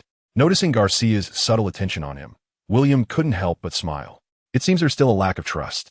However, William had no intention of proving anything. Slowly getting up, he patted Garcia's shoulder and said lightly, "Have a drink, then go back and rest early. We need to set off again tomorrow." Upon hearing William's words, a smile appeared on Garcia's face. Although William didn't say much, his previous words had already conveyed his stance. Gazing in the direction of the Bruce Kingdom, Garcia silently vowed, "Wait for me. I'll be back soon." This time, regardless of the outcome, regardless of whether they can succeed or not, Garcia has already made up his mind that even if he dies, he will die in his hometown. There was silence throughout the night. The next morning, after everyone had packed their things, Dolores took a carriage driven by Lawrence, and the six of them left the city of Saya at a steady pace. As they traveled silently, Rod guided the direction while William contemplated ways to strengthen the members of his team. The God-given fruits were indeed the fastest and simplest method. However, the same reasoning applies. The God-given fruits are not so easily obtained. So far, although William has eaten one and obtained another from the ruins, ultimately, these two God-given fruits actually belong to someone else. Moreover, the God-given fruits are indeed somewhat reliant on luck. Is it possible to create a capability? William thought of hockey. The three types of hockey in one piece: observation hockey, armament hockey, and conqueror's hockey. The reason William thought of the three types of hockey is also due to the elementalization ability of the God-given fruits. Although William can easily crush this elemental power, what about the other members of his team? Since they have joined his team, William's requirements are not just for them to be simple God-given ones. In William's view, the awakening of the fruits is merely the most basic level. What he wants is for each of them to possess the strength to sweep across the world. With this in mind, William activated the infinite power within him. In just a breath, armament hockey appeared. As the black armament hockey enveloped William's right hand, Rod, who was beside him, blinked and rubbed his eyes, and after confirming that his vision was clear, Rod was stunned. "William, your arm?" Hearing Rod's words, a smile appeared on William's face. "I discovered something good." Although simulating armament hockey with infinite power was like using a cannon to shoot a mosquito, there was no other way. Infinite power is not something an ordinary person can withstand. After armament hockey, observation hockey was even simpler. The feeling of being able to sense the laws of all things in the world might be magical for others, but for William, it was simply too basic. After observation hockey, conqueror's hockey. Buzz. ZZZ. The golden conqueror's hockey erupted instantly, centered around William. In that moment, looking at the fallen people and horses around him, William almost stopped his conqueror's hockey after 0.001 seconds. Fortunately, it almost affected Dolores. As for Lawrence, who was driving the carriage and looking at him in sheer terror, William awkwardly scratched his head and said, "Sorry, Lawrence, I just learned this power and momentarily forgot to rein it in." Taking a deep breath and suppressing the violent pounding of his heart, Lawrence incredulously asked, What kind of power is this?" "I call hockey." Placing his hand on the unconscious warhorse beneath him, it didn't take long for the black warhorse that had been carrying William to slowly regain consciousness. Then, William placed his hand on Rod, Jeff, Garcia, and their respective warhorses. Once everyone had returned to normal, noticing the gazes directed at him, William once again concealed the use of his three-colored hockey and said, "Just now, I granted each of you this power. Make good use of it. Its strength exceeds your imagination." "Is it stronger than the divine fruits?" Lawrence, who hadn't received this power, asked curiously. "Is hockey more powerful than fruit abilities?" William smiled without answering. Regardless of whether true hockey was stronger than fruit abilities, it should be noted that what William had granted to the three of them was hockey modified with infinite power. Although the infinite power had been diluted 100,000 times, even so, it was still infinite power. What a powerful force. The first to awaken was Jeff, who awakened armament hockey. As his entire arm was instantly enveloped in black armament hockey, and he swung the war hammer again, Jeff felt as if his strength had been multiplied.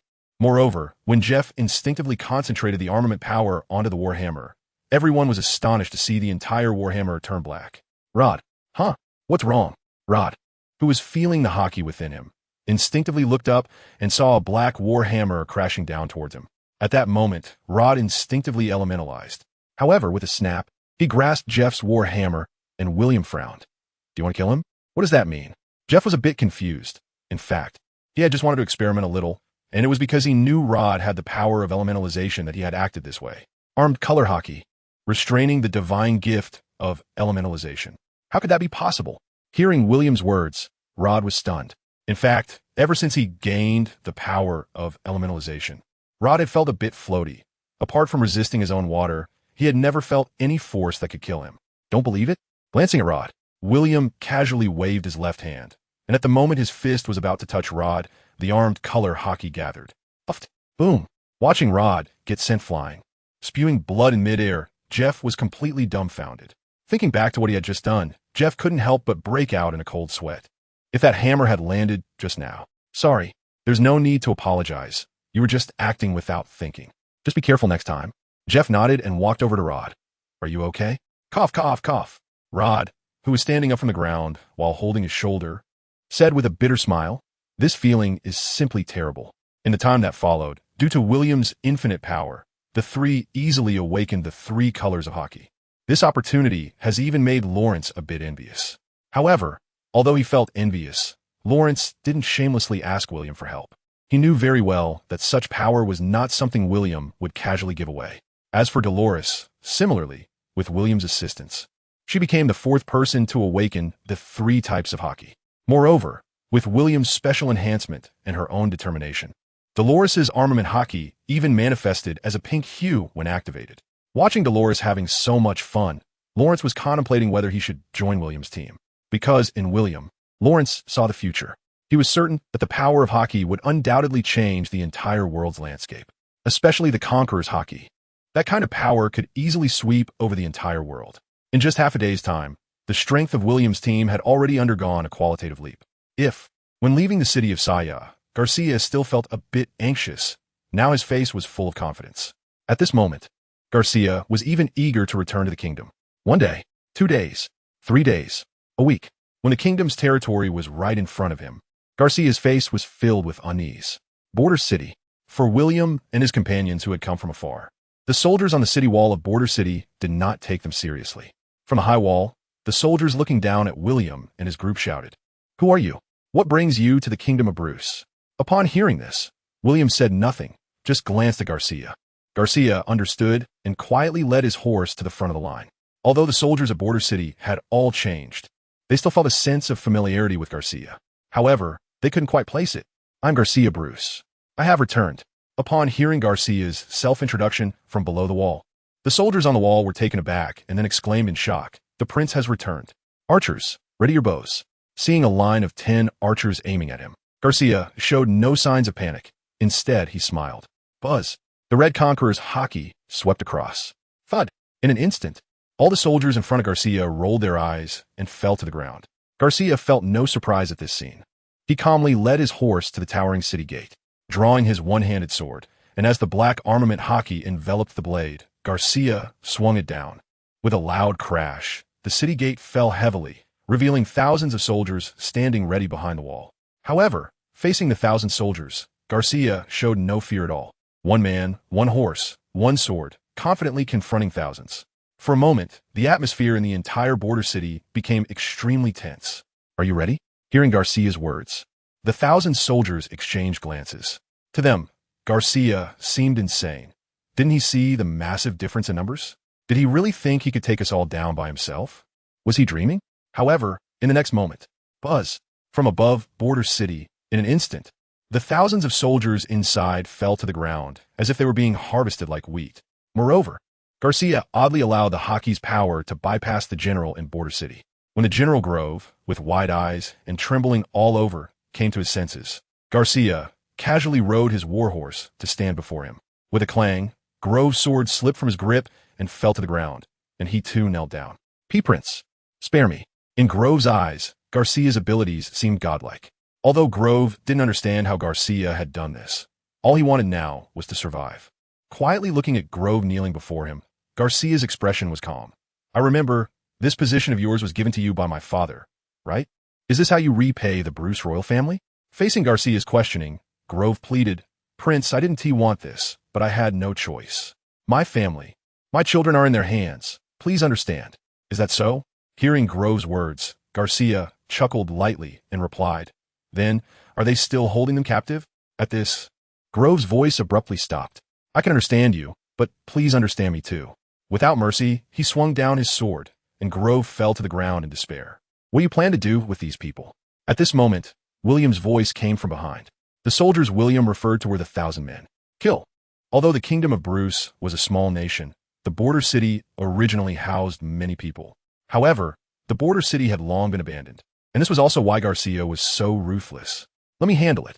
Slowly, Rod came to Garcia's side. Everyone present had already understood the situation in the border city. Without any visible movement, an invisible wave of energy spread from under Rod's feet, and in the next moment, the originally brick-paved square in front of Rod instantly turned to sand. 3 seconds later, the entire square returned to normal. But the thousands of people who had been lying on the ground were already gone. The situation in the border city made Garcia's mood plummet. My condolences. Patting Garcia's shoulder, Rod, who was on horseback, said, Let's move forward quickly. Without saying anything, Garcia mounted his horse and galloped toward the royal city. After leaving the border city, there was an expanse of flat plains ahead. Along the way, Garcia led the way, with Rod and Jeff closely following behind. Dolores, you don't need to come with us. You and Lawrence wait here. Dolores did not refuse. However, as William was about to leave, Dolores softly said, Be careful. William smiled and nodded, not riding, but transforming into a beam of light and disappearing from the spot. The silent sword had already gathered William's form, quietly flying beside Garcia. William said, You all continue ahead. I'll go take a look. After speaking, William's figure had already vanished from the spot. The royal city of Bruce. Although it was called a royal city, to William, it was more like a giant ancient castle built against a mountain. Surrounding the castle were clusters of residential buildings. Transforming into light, William circled around the royal city of Bruce and received some rather grim intelligence. Although most of the citizens were hiding in their homes, many people were still gathered in the central square. On the execution platform in the center of the square, blood was everywhere, and heads were rolling.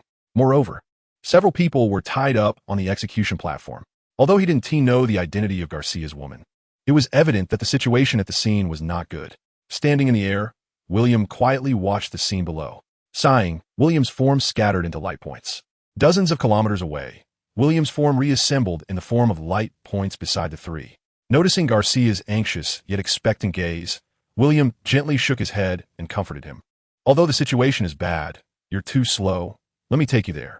After speaking, William pointed, and the sword of fire enlarged out of nowhere. Get on. When all three stood on the sword of fire, as William flew with the sword, he instantly broke the sound barrier. In midair, Jeff couldn't help but let out a terrified scream, and along with Jeff's voice, Garcia and Rod's expressions were not very good either. Behind them, Jeff's scream even startled William.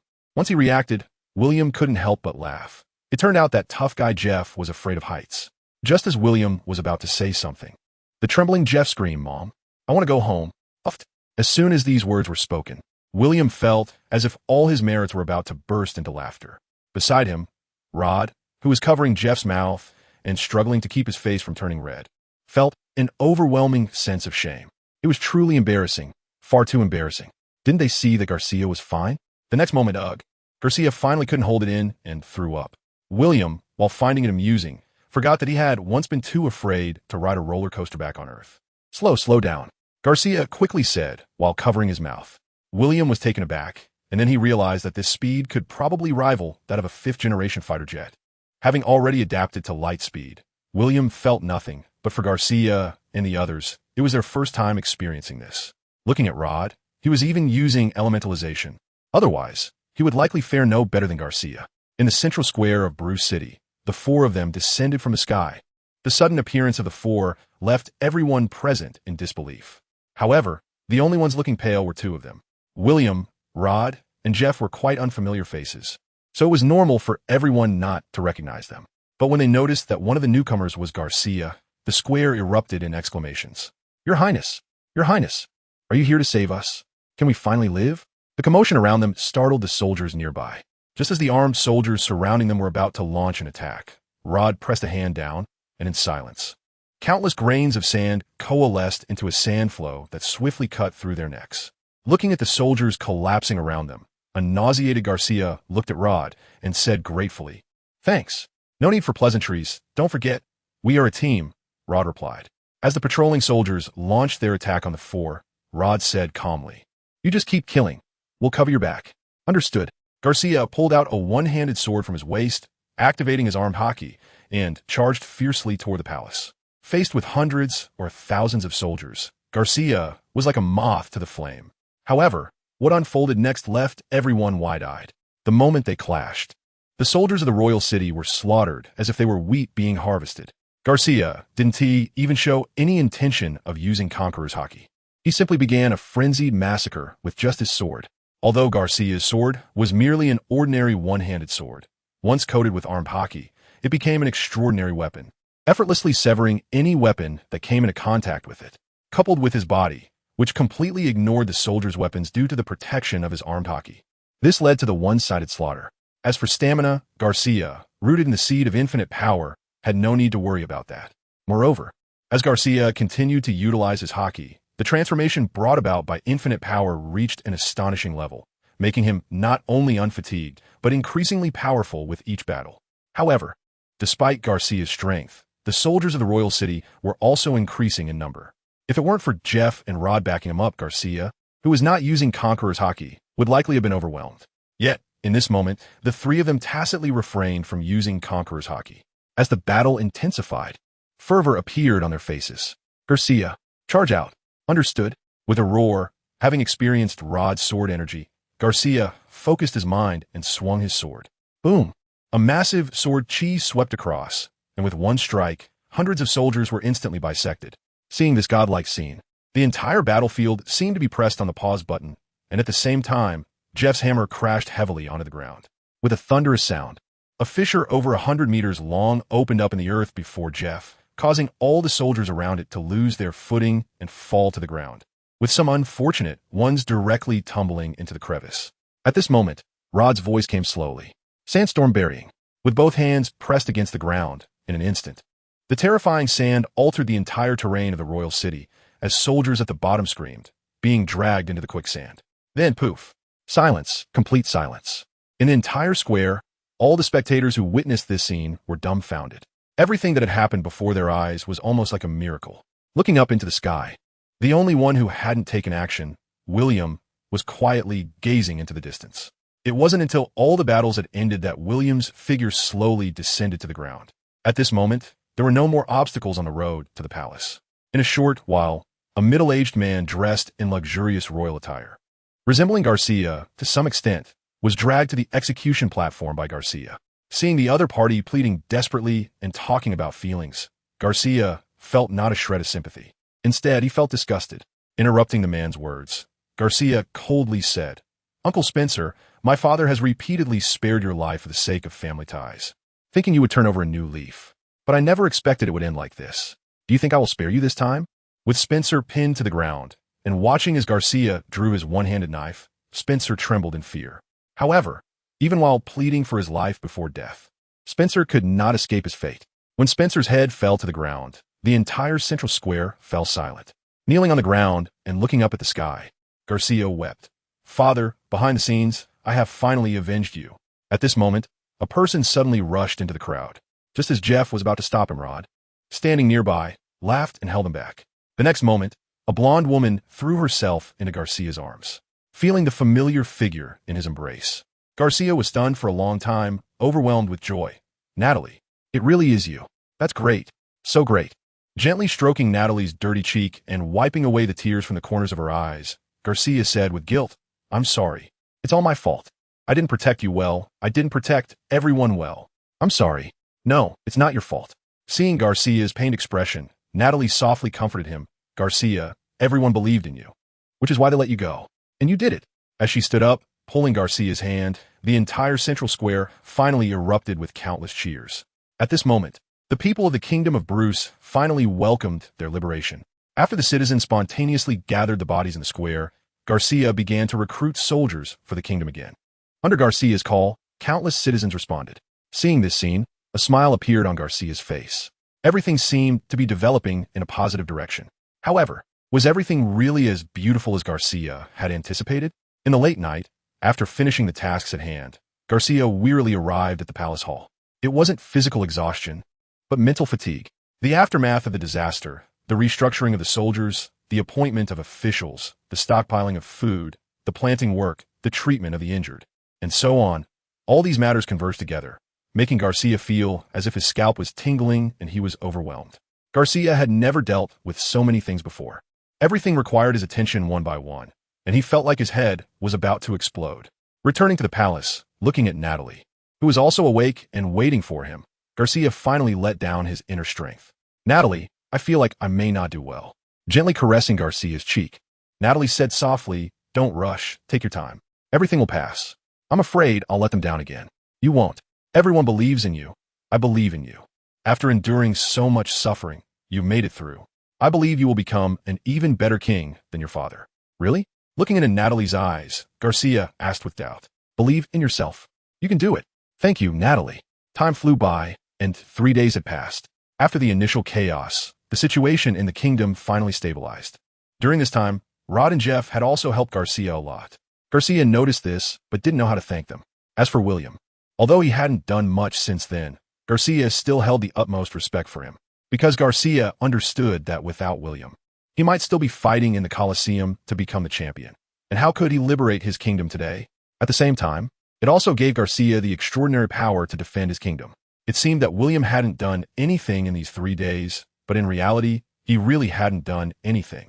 Out of boredom, aside from his daily training, the only thing William had decided in these 3 days was the location of a future squad's base and the squad's name. "Rod, from now on, our squad will be called the Lingxiao Hall. From now on, please call me Emperor Haoyan." Lingxiao Hall? Emperor Haoyan? Although Rod didn't understand the meaning of Lingxiao Hall, he felt that the name was very imposing. As for the title of Emperor Haoyan, Rod understood it somewhat. After thinking for a moment, Rod chuckled. "So, will the future Lingxiao Hall have 10 great emperors? Isn't that a bit too arrogant? Do you think the future you won't deserve the title of emperor?" Rod shook his head, understanding William's meaning. "Although I may not deserve the title of Desert Emperor now, in the future, I will definitely surpass him." Although Rod's current ability with the desert fruit might not be as good as his, the 3-color haki was a power that the Desert Emperor never possessed. Moreover, the most important thing was that while gaining the 3-color haki, Rod could clearly feel that the power within him was rising at a terrifying speed. The time to reach the power of the Desert Emperor was not far off. After Rod informed Garcia of this matter, Garcia naturally wouldn't refuse William's arrangement for the Lingxiao Hall's base to be located within the kingdom. However, as for the title, neither Jeff nor Garcia had settled on it. Not because of anything else, but mainly because they felt they still lacked a divine fruit. However, in the next period, Garcia would likely not be able to set off with William again, as he had to stabilize the kingdom's affairs first. Thus, on a new day, William bid farewell to Rod, Jeff, and Garcia. Watching the 3 depart, Garcia couldn't help but feel a surge of emotions. "Don't worry, after everything is over, they will come back." Natalie comforted softly beside him. "I know, I just feel guilty. As a member of Lingxiao Hall, I feel like I'm bound here." "Then do you regret it?" Looking at the citizens of the kingdom below the palace, a complex expression appeared on Garcia's face. "It's hard to say whether I regret it or not. Since I've inherited this position, my mission is for the kingdom, isn't it?" At the border city, William brought Rod and Jeff down from the sky. Although it was the second time riding the flying sword, Jeff was still terrified. Overcoming a fear of heights isn't something that can be done in just 1 or 2 tries. After landing, Jeff vowed that next time, he would rather die than fly again. For Jeff, facing powerful monsters wasn't as terrifying as flying on a sword.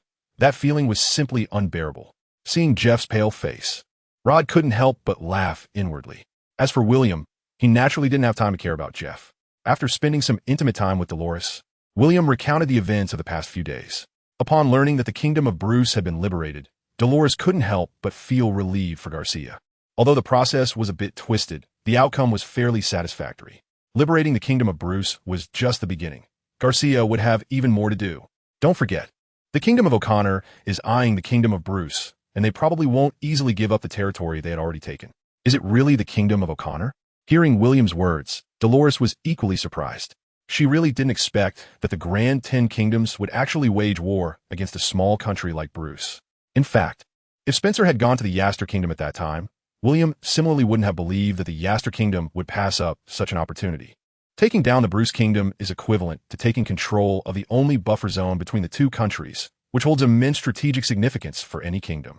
Being weak is the original sin. This principle applies to any world. There is no distinction between right and wrong. Although the truth can be a bit cruel, reality is just like that. If you don't want to be defeated by reality, you can only make yourself stronger.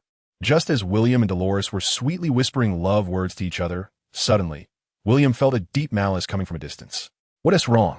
Noticing William's gaze, Dolores asked with confusion. Shaking his head, William slowly stood up and said, "I need to step out for a moment. You stay here with them." Although she didn't understand what was happening, Dolores obediently agreed and didn't ask any further questions. After explaining to the others, William's figure instantly transformed into light. On a plain not far from the border city, William's gaze fell on a figure in the distance. Noticing the attire of the person, William's eyes gradually turned cold. Another assassin from the God of Killers. William didn't think much about it, assuming it was another assassin sent to kill Dolores. But he didn't expect that this time the target was not Dolores, but William himself. Nancy Lindsay, an S-rank assassin from the God of Killers, a holder of the illusion fruit. At the same time, Nancy Lindsay is one of the few female S-rank assassins in the God of Killers.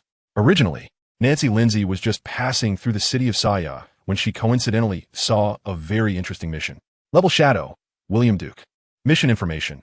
The fastest shadow to advance to A rank in the history of the Shadow Pavilion, strength unknown, has formed a small team with two other A-rank shadows, William and Jeff.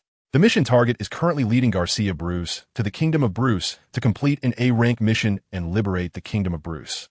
If the presence of 3 A-rank shadows makes this mission very challenging, then the name of the genius who is the fastest to advance to A rank in the history of the Shadow Pavilion is what Nancy values the most. It is worth noting that killing a genius is Nancy Lindsay's favorite thing. Imagining the scene of this genius begging desperately at her feet, the incredibly proud and beautiful Nancy couldn't help but tremble all over. She felt excited, yet stimulated, and a morbid sense of satisfaction. This emotion caused Nancy to be momentarily unresponsive when William suddenly appeared. At the same time Nancy saw William, he also noticed the silver mask on her face. To his surprise, he realized the other party was a woman. The God of Killers, William Duke. Nancy Lindsay was taken aback that William had approached her. Could her mission have been exposed? Meanwhile, William was surprised that the other party knew him. When had he become so famous? Or was she not there to find Dolores? A simple exchange of words led both sides to form a rough guess. Well, although I don't know where you got this information, since you're already in front of me, I won't hold back. Reaching into her sleeve, Nancy pulled out 2 knife-like weapons and assumed a stance. If the target is indeed me, then I can only say that you, the God of Killers, have targeted the wrong person. Cool me, William said lightly, beckoning with his fingers towards Nancy. Whoosh! After a sharp sound of slicing through the air, the flying knife in Nancy's hand had already reached William's face. Like swatting a fly, William casually batted away the knife, saying irritably, "Is that all?" Facing William's mockery, Nancy's lips curled into a cold smile. "Oh really? Then take a look at this." Like a phantom, a flurry of flying knives appeared before William. Illusion? Having her ability exposed, a glimmer of brilliance flashed in Nancy's eyes. "Did you figure it out? So, what can you do now?" In the next moment, the flying knives fell towards William like a rainstorm. However, in the face of this scene, William didn't even move. Instead, he looked at Nancy with a very peculiar expression. The rain-like knives fell, but caused William no harm. Is that all? He reached out and pinched the only flying knife in front of him between 2 fingers, his eyes even holding a hint of derision. "Your illusion technique is really pathetic. Don't underestimate me." Hearing William's words, Nancy felt a surge of anger that was hard to suppress and charged towards him. Seeing this, disappointment grew even more in William's eyes. Illusions, what an interesting ability. Whether it was Itachi Uchiha or Shursui Uchiha from Naruto, or even the later Otsutsuki's Infinite Tsukuyomi, or characters like Shinji Hirako and Aizen from Bleach, all left a deep impression on William, making him exclaim art. But what is this illusion of Nancy's? Although he had to admit she had a great figure and looked good, what kind of ability was this? So disappointing. As Nancy was about to engage him in close combat, William was filled with questions. Just as she was about to reach him, William reached out and grabbed her, locking her neck and lifting her into the air. "Is this all your ability can do?" Gripping William's arm in pain, Nancy, however, wore a strange smile. In the next moment, William was dragged into the illusion space. "Welcome to my world. In the dark world, Nancy's sickly voice echoed. Here, I am God. As soon as she finished speaking, a beam of light shone down on William. In the next moment, countless lights illuminated the entire illusionary world. It was a massive prison, surrounded by various bizarre torture devices. In a blink, William found himself bound to a cross. This is somewhat similar to the world of Tsukuyumi. In fact, William himself is immune to illusions, and the reason his consciousness was drawn into the illusionary world is simply out of curiosity to see what Nancy wants to do. Looking at Nancy appearing in front of him in the illusionary world, William curiously asked, "Does your ability require you to be close to activate it?" "Of course not," Nancy replied, a sickly smile appearing on her face.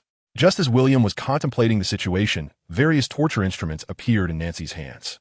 "Instead of worrying about me, you might as well think about how long you can endure what's coming next." A freak? Watching Nancy madly tormenting his consciousness in the world of awareness, William felt goosebumps all over his body. Is this woman really that twisted? But then again, it makes sense. Anyone who can enter the killing god temple must have some issues. Who kills people if they're normal? With a snap, William mercilessly broke the other person's neck. In an instant, Nancy's consciousness was pulled out of the illusion space. In her final moments of life, Nancy's eyes were filled with fear, despair, and a strong sense of unwillingness. However, everything ultimately returns to death. The illusion fruit is mine. Watching the divine fruit take shape beside Nancy's corpse, William curiously swallowed it. As the power of the illusion awakened, William's eyes underwent a wondrous transformation. Single hook, double hook, triple hook, kaleidoscope, reincarnation eye. One by one, patterns appeared in William's eyes. Of course, it wasn't that his eyes had truly mutated, but rather the power of the illusion fruit. In William's hands, the ability of the illusion fruit was directly deduced to its deepest level of power. Illusion was no longer just an illusion, but absolute hypnosis, control over the five senses, and even direct attacks affecting consciousness and soul forms. Interesting. Returning to Border City, just as William was about to look for Dolores, he suddenly had a terrible idea. With a sly smile, the illusion world descended upon Border City. Watching the various monsters and demons crawl out from the ground, it was unsettling even for William himself. In just a breath, the entire Border City was transformed into a hellish realm. The next moment, terrified screams echoed throughout Border City. "Don't be afraid, it's all fake." Later, looking at Dolores, who threw herself into his arms, crying loudly, William felt that he might have gone a bit too far. But then again, it's understandable. Women tend to be afraid of such things. However, Rod, Jeff, and Lawrence, what's your situation? This time, not only Dolores, but even Rod and the others were greatly frightened by William. Noticing William's gaze, Rod turned pale. "William, next time, absolutely do not do that again. Don't you know that scaring people can be deadly? Don't you think it's a bit strange for a grown man to say this? Don't you think what you just did was utterly ridiculous? Creating a hell for fun, that's just unreal. This behavior is simply childish." William quickly explained, "I just gained the ability and wanted to experiment a bit, okay? Keep talking, and I swear I'll put a headless ghost on your bed every night." At the thought of this scene, Rod's face immediately darkened. No, I was wrong. Don't do this to me." Hearing their conversation, Dolores in William's arms couldn't help but laugh. "Speaking of which, where did you get this ability?"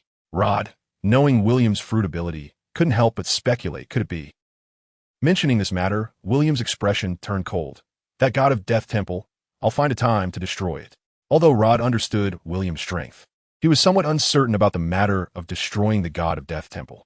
After pondering for a moment, Rod said, "At this stage, it's best we don't provoke them. Let's wait until we have enough power." William, the god of death temple, is indeed not something that can be easily destroyed. Beside them, Lawrence couldn't help but advise. After losing an S-class assassin, under normal circumstances, the god of death temple won't send people to act again unless they increase the reward significantly. However, William didn't think so and asked, "Is the headquarters of the god of death temple in the kingdom of Yaster?" "Yes." After receiving confirmation, a cold killing intent appeared on William's face. "Once we get to the royal city, I'll take out their headquarters first." Everyone. It seems William didn't listen to a word. Yaster Royal City. Due to taking a detour around the kingdom of Bruce, it took William and his group 10 days to arrive at this most magnificent city he had ever seen. The massive city wall, towering 12 meters high, was filled with traces of history and time. At a glance, its horizontal distance was even 3 times that of Saya City. The soldiers stationed in the royal city were elite among elites in terms of quantity, quality, and weaponry.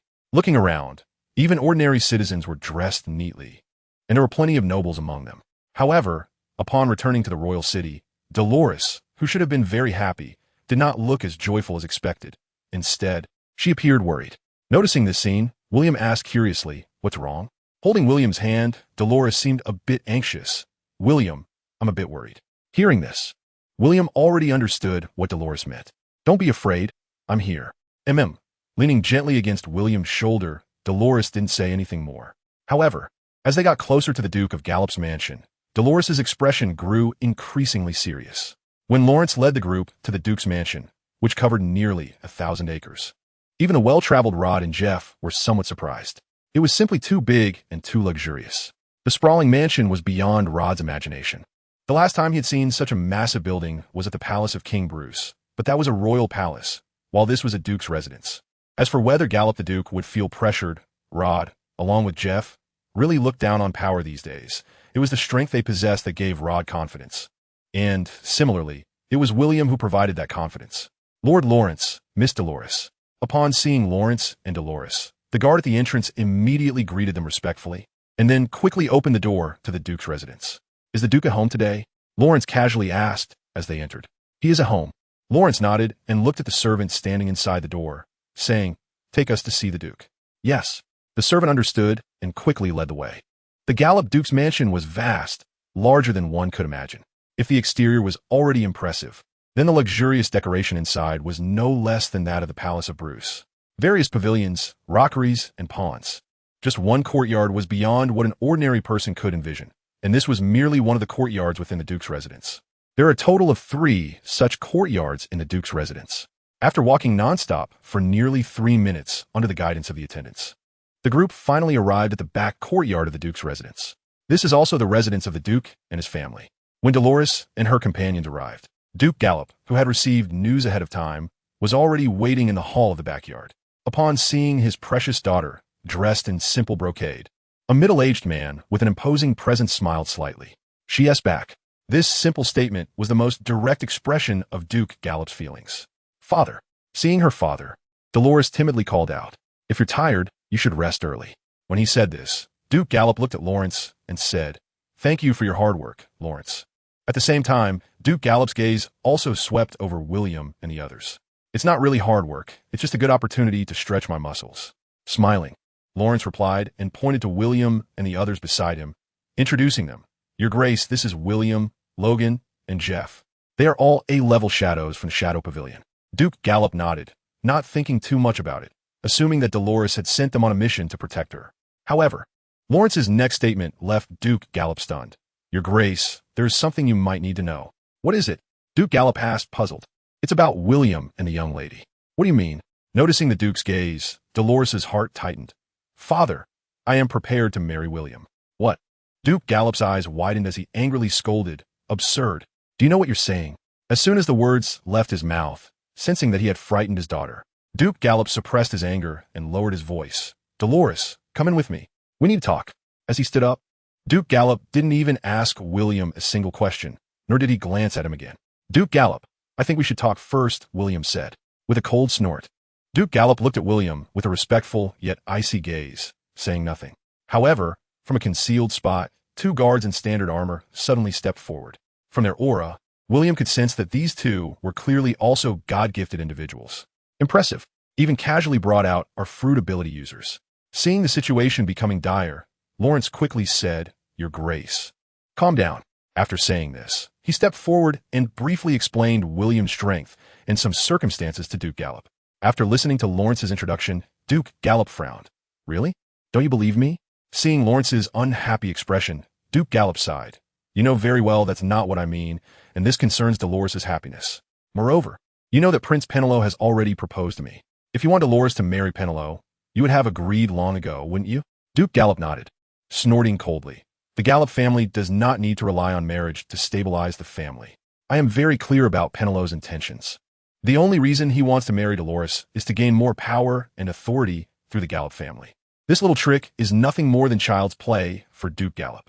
However, putting everything else aside, it is indeed a fact that Penelope's status is worthy of his daughter." Hearing Duke Penelope's words, Lawrence chuckled lightly and said, "If that's the case, then there is indeed a very reasonable explanation now. noticing Lawrence's hint in his gaze. Duke Penelope understood. As the saying goes, worrying leads to confusion. Lawrence's words made Duke Gallop react.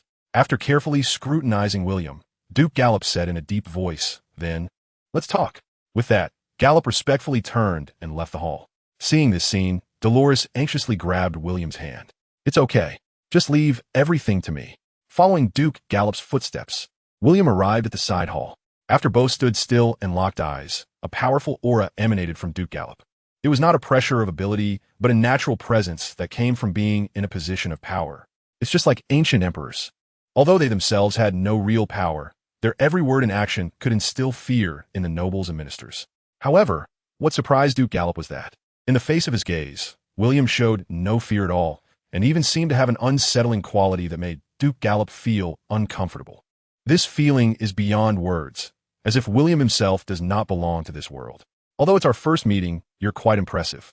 You're also quite impressive." With a smile at the corner of his mouth, Duke Gallop said, "Although Lawrence has already mentioned your strength, could you show me what you can do?" Shrugging, William replied, "I do not perform. Of course, no performance." Slowly raising his arm, in the next moment, one of the two armored figures approached Duke Gallop. After bowing to Duke Gallop, the man came to stand before William. "This is one of my two bodyguards, Daniel Pello, gifted by the divine fruit ability, elf fruit." After Duke Gallop introduced his bodyguard, Daniel Pello slowly removed his hat, revealing his long, dark green hair and the distinctive pointed ears of an elf. When he put his helmet back on, an energy bow and arrow formed in Daniel's hand. "If we can't perform here, we can change to another place." Daniel looked at William with a very calm gaze. Steady yet elegant. Despite Daniel's youthful appearance, as one of Duke Gallop's personal bodyguards, he was actually older than Gallop himself. The elf fruit not only granted Daniel the power to use wind elements, but also bestowed upon him the physique and lifespan of the elf race. This is also the reason why Daniel still appears so young. "No problem. It's the same for me anywhere." Daniel nodded, not saying anything further. As he drew the bow, a wind element arrow appearing on his elemental bow. As a ranged archer, Daniel had no intention of letting the enemy get close. "Are you ready?" The moment Daniel's gaze met William's, he suddenly felt dazed. "Where are you looking?" Looking at Daniel, who had vanished from his original spot, and hearing a voice suddenly come from behind him, Daniel felt a chill run down his back. Just as he was about to turn and shoot, he suddenly realized that the target of his arrow was actually Duke Gallop, forced to stop his movement. Just as Daniel was feeling a sense of dread for almost causing a disaster, a hand suddenly clapped on his shoulder. "Where are you looking?" His body stiffened. Daniel felt a tingling sensation all over. Instinctively, he drew the short knife at his waist, but unexpectedly, his body began to transform into a large tree. The feeling of his body being restructured and crushed filled Daniel with despair. What kind of ability is this? What do you think it is? At some point, William had left the tree and slowly came to stand before Daniel. Looking at the strange patterns in William's eyes, Daniel froze and then exclaimed in horror, "Is this an illusion? Only now do you realize? Isn't it a bit too late?" Without hesitation, Daniel bit down on his tongue, the sharp pain and blood shattering his world. Looking again, William hadn't even moved an inch. I want to fall for it again, not daring to look into William's eyes. Daniel immediately unleashed his wind arrow. Puffed.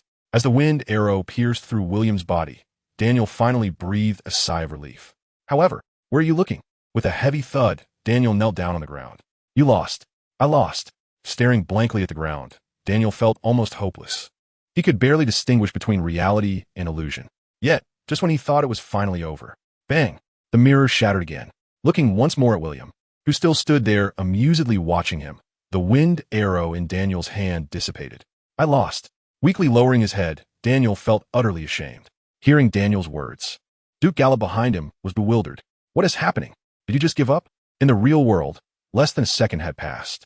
In Duke Gallop's view, he saw Daniel raising his arm to prepare for an attack, and suddenly he conceded defeat. If it weren't for the fact that he grew up with Daniel and knew Daniel could never betray him, Duke Gallop would have suspected that the two had conspired together. At the same time, when Daniel conceded, an elderly knight dressed as a knight stepped in front of Duke Gallop and explained, "My lord, he is an illusion fruit user. Be careful of his eyes." "I see." Upon hearing the old man's words, Duke Gallop respectfully understood why Daniel lost. However, thinking of the ability of the dream fruit, Duke Gallop's expression also turned grim. The ability of illusion fruit users is considered taboo across the entire continent. Hundreds of years ago, A user of the dream fruit nearly plunged all of humanity into boundless dreams, leading to catastrophic natural disasters. It nearly caused the extinction of all humanity, and since then, all illusion fruit users have been despised by the divine bestowers. This is also why Nancy has worn a mask for years, and why her personality and behavior are so extremely bad. Illusion fruit users can be said to be the public enemy. Duke Gallop asked in a deep voice, "William, what fruit did you eat?" "I ate the replication fruit." Replication fruit? Upon hearing the name of this fruit, everyone present was dumbfounded, because they had never heard of this fruit's name before. As long as I kill an ability user, I can replicate their abilities. What?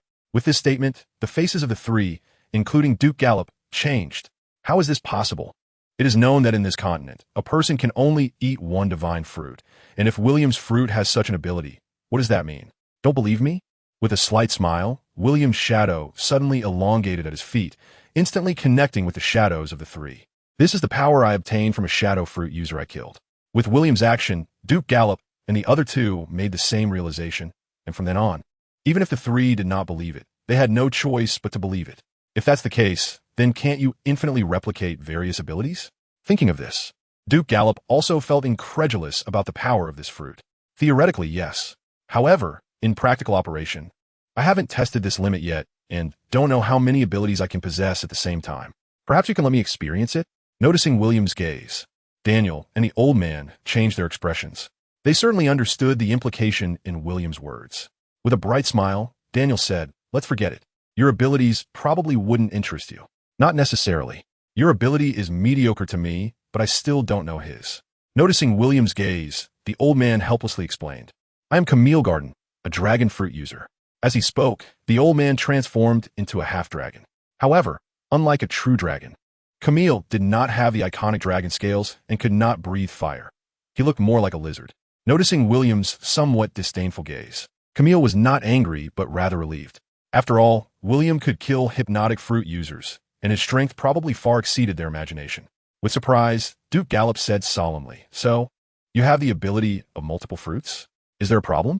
Duke Gallop looked at Rod and said solemnly, "Unless necessary, it's best not to use your illusion ability, or it might cause unnecessary trouble. Also, you should not mention your replication fruit to anyone." Hearing this, William nodded, understanding Duke Gallop's meaning. "I am well aware of this. The reason I told you is that you are Dolores' family." Seeing William so considerate, Duke Gallop felt relieved. However, thinking of his daughter, he became somewhat conflicted. William's strength, identity in the Shadow Pavilion, and status as a candidate for the trial of the gods were indeed impeccable. However, even so, the thought of giving away his precious daughter, whom he had raised for nearly 20 years, made him feel somewhat reluctant. "William, do you really like my daughter?" "Yes." In response to Duke Gallop's question, William's answer was very affirmative. After a moment of contemplation, Duke Gallop tentatively asked, "What if I disagree with you two being together?" Looking at Duke Gallop, William spoke confidently. "Word by word, no one could stop me from marrying Dolores." "Oh, not even me?" Hearing William's words, Duke Gallop's tone became serious. "Yes." Upon hearing William's words, Duke Gallop couldn't help but burst into laughter. At that moment, he was not angry at all, but increasingly appreciated William. After all, he too had once gone against the consensus and married a woman who was just a commoner at the time, now the Duchess, despite everyone's objections. Now, she had given birth to 2 sons and 1 daughter for Duke Gallop.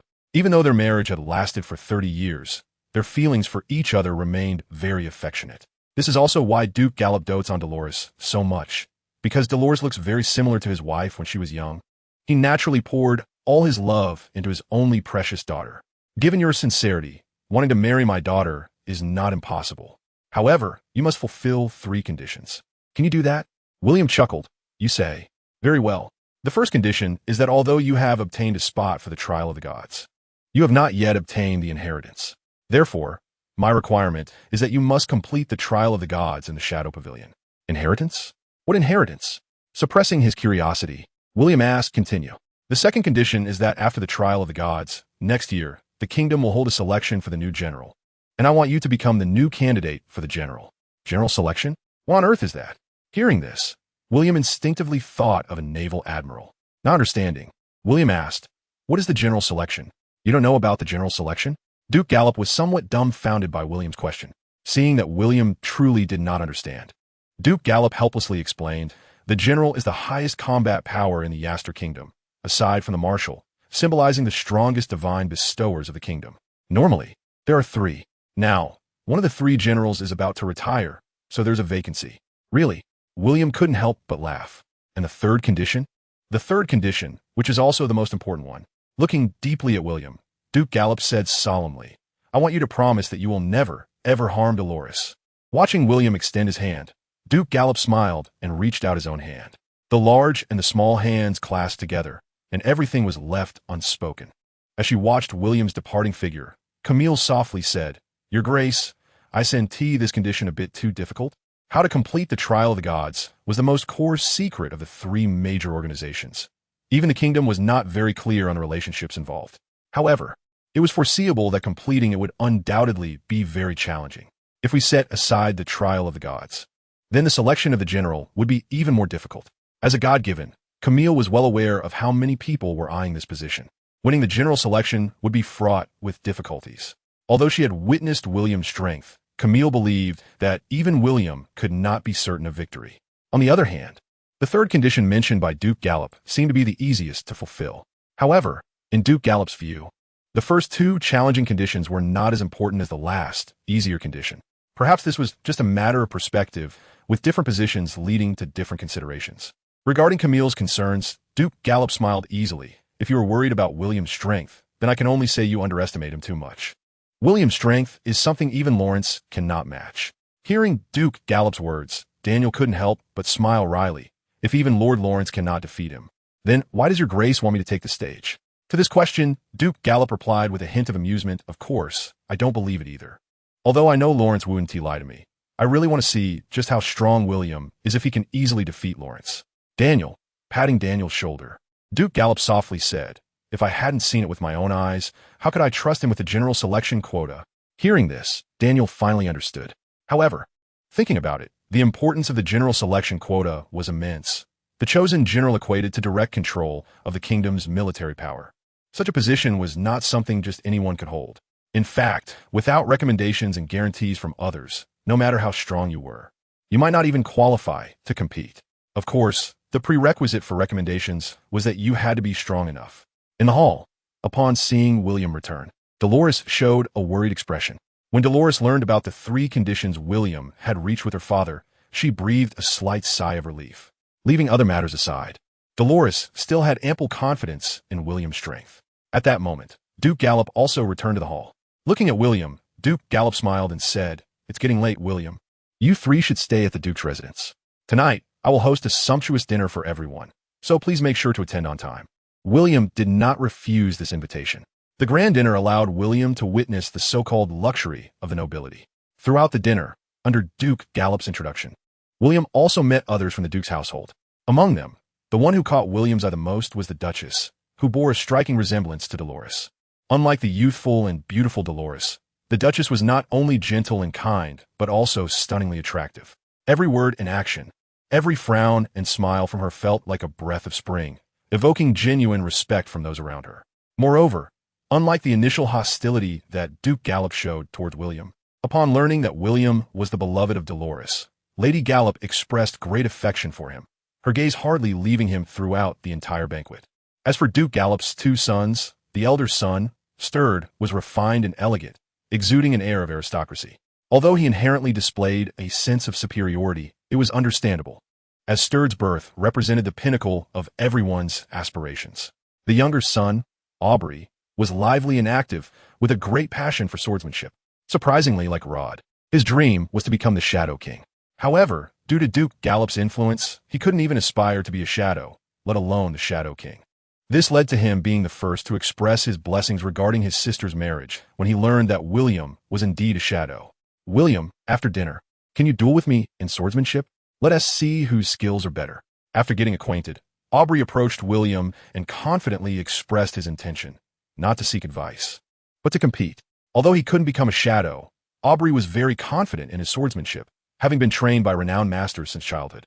After all, even his teacher, the kingdom's sword Saint Bill Roy, praised his talent. Hearing that Aubrey wanted to compete with William in swordsmanship, Rod nearly spat out his drink. Looking at Aubrey with a strange expression, Rod couldn't help but marvel at the courage of the youth. At the head table, upon hearing his son's words. Duke Gallop also smiled. Aubrey, confidence is good, but arrogance is not. Duke Gallop certainly knew that his second son had a talent for swordsmanship, but as a father, he also understood that Aubrey's talent was only significant against ordinary people. Facing William was like a child playing house. Father, I am strong. Yes, yes, you are strong. Duke Gallop couldn't help but laugh at Aubrey's words, while Lady Duchess Daisy beside him also covered her mouth and chuckled softly. Seeing Aubrey's flushed face, William realized that young people often couldn't handle this, and he didn't want to embarrass the little guy.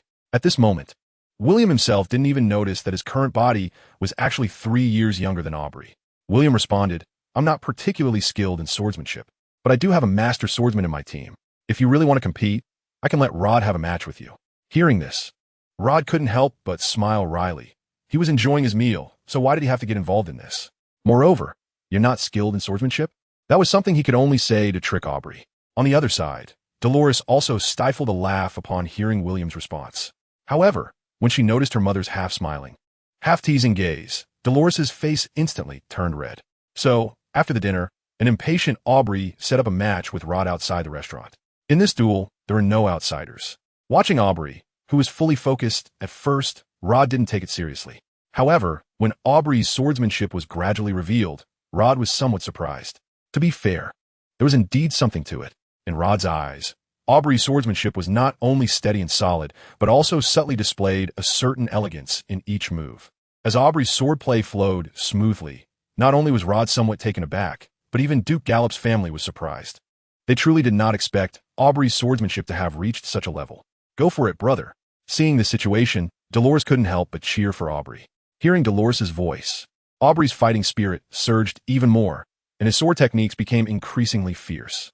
In contrast, Rod appeared serious, but in reality, he was holding back. Although Aubrey's swordsmanship was not bad, it was merely decent.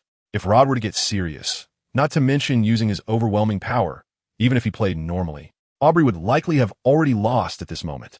Compared to Aubrey's solid fundamentals, his greatest weakness was actually being too steady and lacking practical experience. In fact, Aubrey posed no real threat to Rod.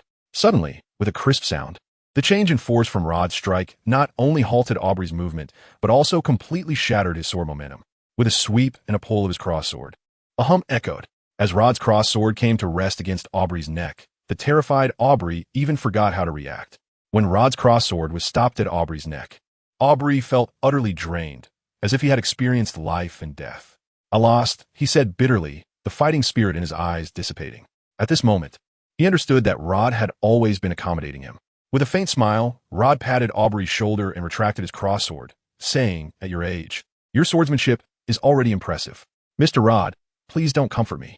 I already guessed that you were just letting me win, right? To this, Rod chuckled. You've only practiced swordsmanship for a few years. I've trained for many years. Isn't it normal that you can't defeat me?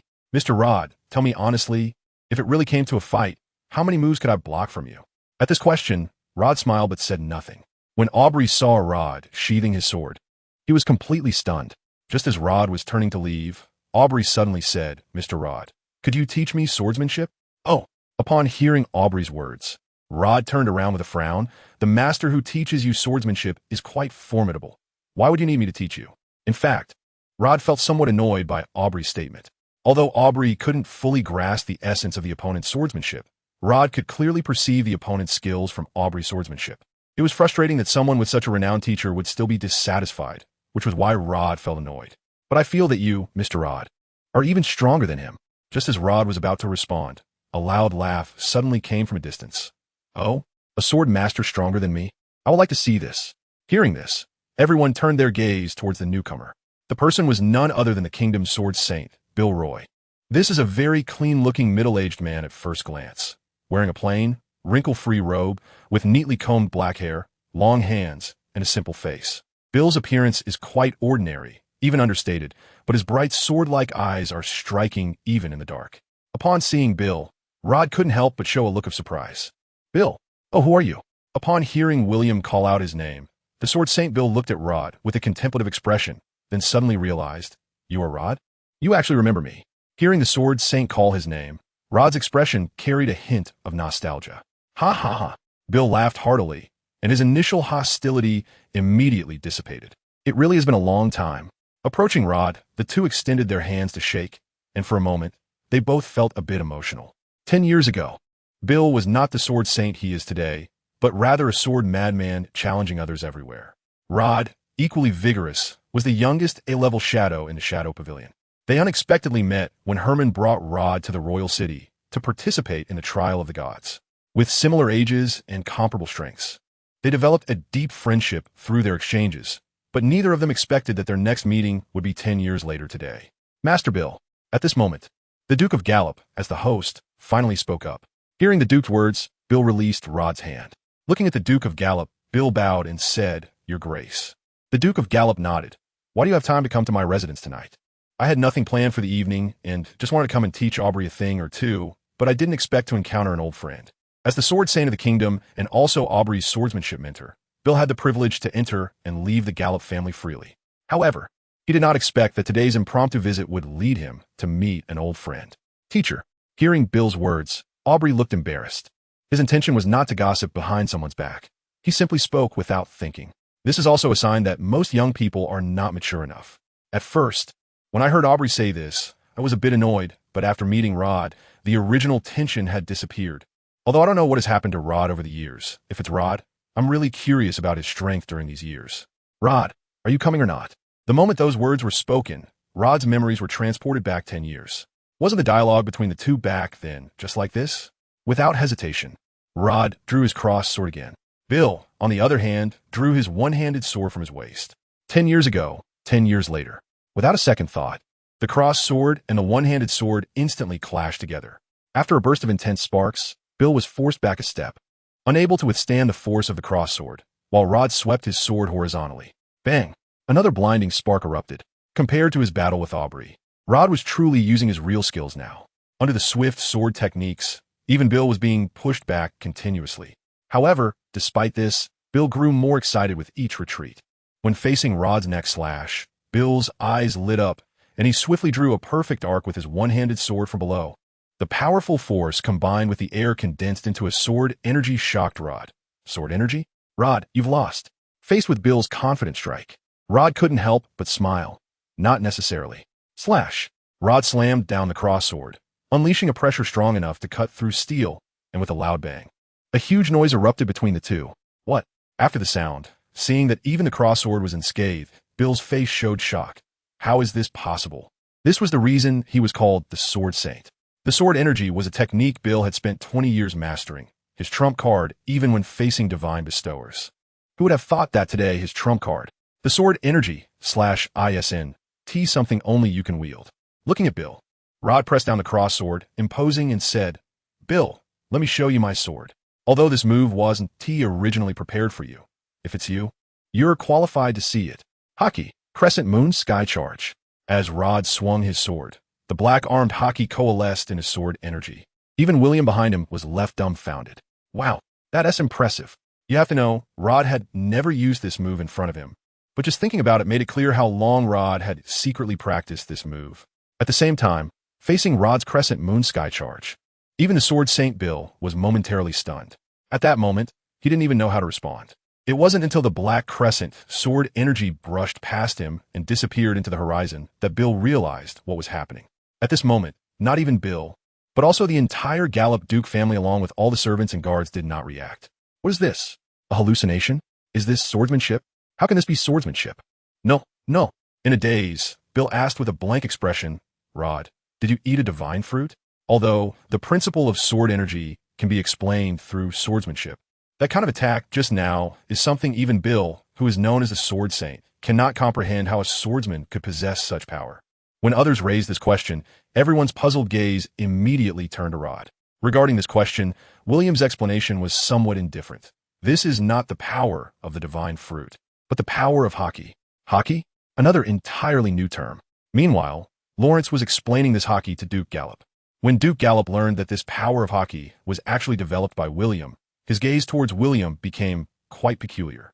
Suddenly, Duke Gallop seized on a point and exclaimed in shock, "Are you saying that anyone can cultivate hockey?" According to William, that is indeed the case. However, without understanding the principles, it is almost impossible to get started. There's nothing to be ashamed of. Lawrence also tried to imitate William's hockey, but after experimenting for so long, He gave up. Although he understood that it was hockey and saw its power, he didn't even know what hockey truly was. So how did William learn it? Regarding this question from Duke Gallop, Lawrence was also speechless. I don't know either. He just muttered something on horseback and managed to create this thing. Who knows how that happened? It might also have something to do with his devil fruit power. Upon hearing this, Duke Gallop reacted. If this is also a devil fruit power, then the divine fruit that William obtained is truly remarkable. Looking at the dejected Bill, Rod sheathed his sword and smiled. What's wrong? Are you already feeling defeated? A bitter voice came from Bill's mouth. After all these years being called the Sword Saint, Bill had gotten used to being at the pinnacle of swordsmanship. Who would have thought that Rod's sword would completely shatter his long-held pride, making him truly understand what it meant to be a frog at the bottom of a well? Rod, what is hockey? Upon hearing this question, even Lawrence and Duke Gallop turned their gaze towards Rod, as they too wanted to know what hockey really was. Facing the gaze of everyone, Rod instinctively looked at William, and only after William nodded did Rod explain. Hockey is the latent power that humans possess. It is an innate ability. When you can control this power, you can manifest it into a formidable force, and that is hockey. Latent power? Innate? Everyone understood the literal meaning, but in practice, there was no way to do it. Although Bill wanted to continue asking, he refrained. He knew very well that this was a power completely different from the devil fruits, a personal secret. Just like his sword aura. Would he answer if everyone came to ask? After the battle, everyone dispersed one by one. Although Dolores was reluctant to part with William, she could only think about it, and due to her mother-esque reasons, she was soon taken away by Daisy. After Dolores left, William, guided by his attendants, quickly checked into the guest room of the Duke's mansion. Along with him were Bill and Aubrey. Although both were still most curious about hockey, putting that aside, Bill and Rod chatted about their experiences over the past decade. Rod's experiences occasionally drew exclamations from Aubrey. Watching the three chat happily, William did not join in, but continued his daily upgrades, while Jeff was exercising with the spatial ring and his own abilities that William had gifted him. Yes, you read that right. After countless failures, William finally forged a spatial ring unique to him through the enhancement pool. This subsequently became a standard item for Lynx. The ring on William's hand was engraved with the Chinese characters for Lynx and Haotian. Rod's ring was similar, except it had the word desert instead of Haotian.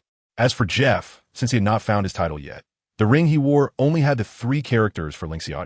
Nevertheless, this excited Jeff for several days. As a master of weapons, Jeff liked war hammers, but in reality, his weaponry was not limited to just war hammers. He habitually used them simply because they were convenient to carry. The emergence of the spatial ring could be said to have lifted the seal on Jeff. Looking at the various weapons that occasionally appeared in Jeff's hands, and now the battle axe he held, William chuckled. Jeff, have you thought about what kind of devil fruit ability you want in the future? To this question from William, Jeff was momentarily taken aback. Is there even a choice for the divine fruit? Whatever there is, I'll take it. Raising an eyebrow, William said, You have such low expectations? Jeff smiled wryly. It's not that I have low expectations. Even as a shadow, over the years, aside from seeing the divine fruits in the Devil Fruit Encyclopedia, I've never encountered a divine fruit in real life. It's not that Jeff lacks insight, but rather that 99 of the entire continent has actually never seen a divinely bestowed fruit. Despite William frequently encountering divine bestowers or meeting those from the temple of the god of death, in reality, ordinary people might go their entire lives without ever meeting a divine bestower. This is the reality. Upon hearing this, William couldn't help but laugh and cry. Just imagine, if you had to eat, what kind of fruit of power would you prefer? If you could really choose, that is. This question, in fact, Jeff had also fantasized about. I actually prefer to eat fruits that enhance abilities. If I could eat the strength fruit or the speed fruit, that would be even better. Although the idea of the strength fruit and speed fruit is quite simple, William understood what Jeff meant. Thinking of what Dolores had once said to him, William suddenly had an idea in his mind. There was no conversation that night. The next morning, while William and his companions were having breakfast in the restaurant, Dolores bounced over to William. Seeing Dolores looking so happy, William smiled and said, What are you so happy about? Hee, I want to tell you. Although she said that, it wasn't long before Dolores couldn't help but tell William, Last night, my mother told me to bravely pursue my love. She thinks you're great. So she really supports me being with you. Isn't that great? Yeah, that's why I'm so happy. Holding William's hand, Dolores said happily also, My mother told me that she would talk to my father in the next few days, and if everything goes well, we can get married soon. Thinking about how she could soon marry William, Dolores's eyes filled with anticipation. Well then, let's look forward to good news. Dolores's thoughts were quite naive, but William had no intention of discouraging her. Moreover, William felt that the requirements from Duke Gallop were just a matter of a year or two. He could wait and was confident he could fulfill them. Dolores, last time I heard you say your family has divine fruits. To this question, Dolores nodded and replied, yes. Why? Do you want to take a look? Can you take me to see them? Of course, no problem. Soon, William followed Dolores to the Gallop family's treasure vault. As expected of the Duke Gallop's most beloved daughter, the entire vault was completely unguarded for Dolores. Even the guards protecting the vault did not stop her when they saw her. As the treasure vault of the entire Duke's mansion, there wasn't a single guard present. Although there were traps all along the way to the vault, the defenses here were surprisingly lax. Just as William found it strange, an elderly man with gray hair and bleary eyes appeared at the end of the corridor. Seeing Dolores and William, the old man showed a hint of unusualness in his eyes, but had no intention of getting up. He just weakly said, Dolores, why did you bring an outsider here? Facing this seemingly frail old man, Dolores showed respect on her face. Great-grandfather, he is not an outsider. He is my fiancé, William. William, this is my great-grandfather, the oldest elder of the Gallop family. Oh, with a tone of surprise, the elderly man named Kent looked a bit dazed. Time flies so fast. I didn't expect the little girl to be getting married soon. Dolores smiled and said, Great-grandfather, you must come to my wedding. Hearing Dolores's words, Kent laughed e come, y will definitely come. While speaking, he suddenly coughed violently. Looking at him, Dolores expressed a bit of worry. Great-grandfather, your health. It's fine. It's just an old problem. Don't worry. Then it's settled. Seeing Kent nod, Dolores playfully extended her hand to him. Great-grandfather, can you lend me the key? Are you going to play again? Kent's tone was reproachful, yet slightly indulgent. William wants to see the divine fruits, so I brought him here. Oh, have you discussed this with your father? Not yet, but great-grandfather, you won't tell my father, right? Hearing Dolores's words, Kent couldn't help but laugh. You are still as mischievous as you were when you were little. That being said, Kent still handed the key to Dolores. Only after following Dolores into the treasure vault did Kent withdraw his gaze from William. After pondering for a moment, Kent closed his eyes again. William was also curious. This great-grandfather Kent seemed to be overly kind to Dolores, and he didn't seem to have any hostility towards him. William's perception of good and evil was very intuitive. Moreover, even when he knew that he had encouraged Dolores to enter the treasure vault, he didn't stop her. It really was strange. As expected of the Gallop Duke's treasure vault, the enormous wealth was astonishing even to William. At a glance, what caught his eye was the countless gold, silver, and jewels scattered throughout the vault. Even William had to look away from the wealth after a long time, following Dolores deeper inside. Soon, the two arrived at the area specifically for placing divine fruits. 1, 2, 3. A total of 24 divine fruits appeared before William. Noticing William's gaze, Dolores explained, actually, the most we had was a few years ago. I remember there were more than 40 divine fruits here, but some have been used up over the years. This is the grass fruit, this is the blast fruit, this is the bubble fruit, this is... Through Dolores's narration and the system's prompts, William quickly learned all the abilities of the 24 fruits in the treasure vault. It must be said that as a collection of the Gallop Duke's mansion, aside from a few fruits with relatively useless abilities, the other fruits were all quite impressive divine fruits. Among them, the one that attracted William the most and surprised him the most was undoubtedly the tremor fruit. Looking at the white fruit in his hand that resembled a ruined planet, even William almost couldn't resist eating it. Even though the abilities he currently possessed far surpassed those of Whitebeard, the charisma of Whitebeard still made William feel captivated. Noticing William's gaze, Dolores curiously asked, Tremor fruit? William, is this fruit very special? This fruit is very powerful. Very powerful? Hearing William's words, Dolores was puzzled. It's just okay. Although the power of vibration is very special, it's really just that. That's only because they don't know how to use it. William wasn't surprised by Dolores's answer. Just as he had said before, there are no weak talents in this world, only weak people. In William's view, the tremor fruit could only exert its strongest power in the hands of Whitebeard. If it were anyone else, even if Blackbeard had also eaten the tremor fruit, it wouldn't necessarily reach the peak power that Whitebeard had with it. Originally, William's purpose in coming here was to see if he could find a suitable fruit for Jeff, but he didn't expect to have an unexpected surprise. Taking a bite of the tremor fruit, the next moment, a white orb of light appeared in William's hand. What is this? Dolores felt puzzled seeing this scene. Empty shock. A punch swung out. Crack. In front of William, the entire space was shattered. Seeing the scene, Dolores was stunned. Is this the power of the tremor fruit? This is the power of the tremor fruit pushed to its limits. A single punch is enough to crack the entire royal city. This is amazing. Hearing William's words, Dolores couldn't help but get excited. However, what Dolores didn't know was that if William wanted to, even without relying on the power of the tremor fruit, he could easily destroy the entire continent of Asia with a single punch. The reason he ate the tremor fruit was more of a sentimental thought. Dolores, can I take another fruit? Of course, no problem. If you want it, you can take it all, Dolores replied simply to William's question. However, William naturally wouldn't actually take them all. After all, the other fruits had no attraction for him. After taking another fruit, William left the treasure vault with Dolores. Kent merely glanced at the two as they came out of the vault, but didn't ask anything or say a word. After returning the key to Kent, Dolores smiled and greeted, "Great-grandpa, we're leaving now." Kent nodded, but didn't say anything. Dolores didn't mind this, and took William away from the treasure vault. When they returned to the courtyard where they lived, William still had a dreamy look on his face. To be honest, today's events were quite unexpected for William. Even he didn't think that he would end up with 2 divine fruits after just a back and forth. Jeff. Looking at Jeff, who was exercising in the open space, William called out, "What's up?" Jeff, puzzled, walked up to William. "This is for you." As William handed over a fruit that looked like a black banana, Jeff's expression became dazed. This is a divine fruit." Seeing the fruit in Jeff's hand, Rod couldn't help but rush over in surprise. "What kind of fruit is this?" Curious, Rod tried to recall, but couldn't remember for a moment. "This is the diamond fruit." Dolores explained from the side. The diamond fruit belongs to the zoan-type fruits, allowing the user to transform into a diamond. It grants physical abilities 10 times greater than that of an ordinary person. Hearing Dolores's words, Rod's eyes lit up. This fruit was indeed what he had been dreaming of. However, one sentence from William left Dolores dumbfounded. In fact, this is not the diamond fruit. It's the behemoth fruit. Behemoth fruit? The three of them looked puzzled. The behemoth, or behemoth beast, is the only race in mythology that can rival the Titans in size. It is the king of the continent, the top predator in the food chain. It possesses a body so hard that it is immune to all forms of attack and has a strength capable of shifting mountains. Even gods find it difficult to block a single punch from it, a power that even gods cannot withstand. Upon hearing William's words, the three of them widened their eyes.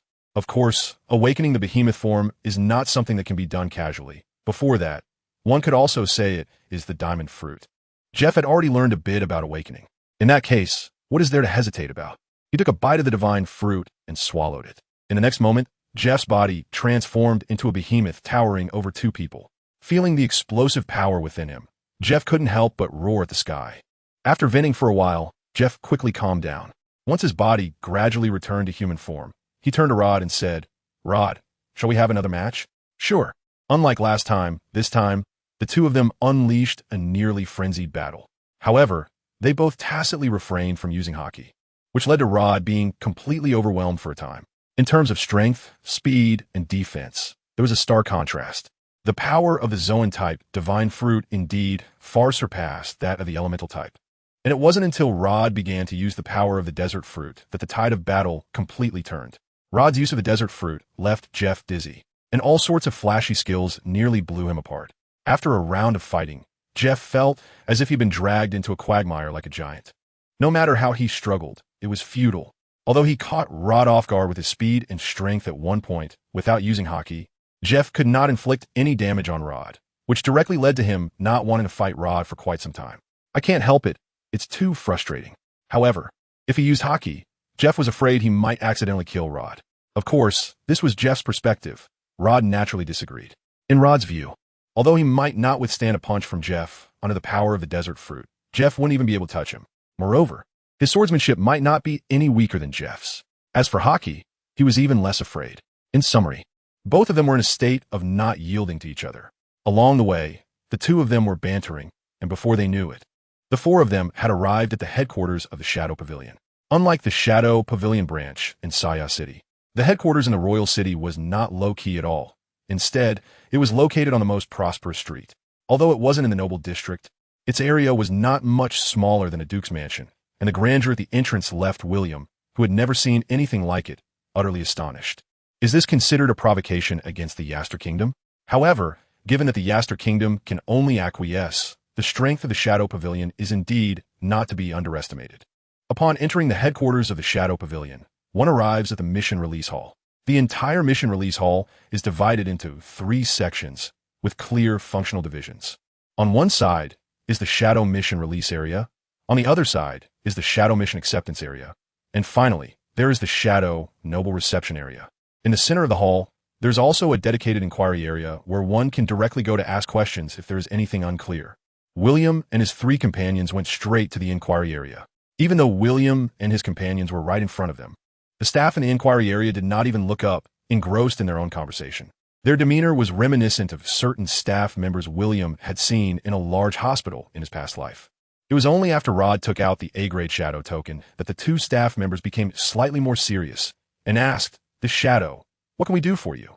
"I am Rod from the Saya City branch, here to complete the S-grade shadow certification at headquarters." Upon hearing Rod's words, the staff of the Shadow Pavilion showed a look of surprise. S-grade certification? Yes. After Rod's confirmation, the staff's expression changed, and with a flattering smile, they quickly stood up. "Shadow Rod, please wait a moment. I will check immediately." After speaking, the staff left the work desk and went to the Shadow Pavilion's rank certification inquiry area. After confirming with a colleague, the staff immediately returned to Rod's side and respectfully said, "Shadow Rod, please follow me." Personally leading the way, they soon arrived at the office door of the president of the Shadow Pavilion. Every S-grade shadow receives a personal appointment from the president of the Shadow Pavilion headquarters. Gently knocking on the office door, a woman with short golden hair and a tidy appearance quickly opened the door. "What is it?" Seeing the people outside, Viola frowned slightly. "Lady Viola, Shadow Rod is here for S-grade shadow certification." Rod? Upon hearing this name, Viola immediately remembered. S-grade shadows are already rare, and it's fortunate to have one emerge in a year. As the secretary to the president, with an excellent memory, Viola certainly knew that Rod was the only S-grade shadow to complete certification this year. Looking at Rod and his companions, Viola's eyes widened, and her smile grew. "If I'm not mistaken, you are Shadow William, right? And you are Shadow Jeff. As for this one, she should be Miss Dolores, the 3rd lady of the Gallup family." William was truly surprised that Viola could recognize him in Dolores, but what astonished him even more was that Viola even recognized Jeff. "What is this situation?" Noticing William's curious gaze, Viola smiled and pointed to her eyes, saying, "I can remember everyone and everything I have seen." "Photographic memory? Is this your fruit ability?" "No, it's my talent." After saying this, Viola confidently introduced herself, Viola Fortes, currently serving as the exclusive secretary to President Boyd. She opened the office door with a smile and said, "Let's go in together." As they entered the office, what caught William's eye was a classical office that was more than 50 square meters. However, what surprised William was that this was merely Viola's office.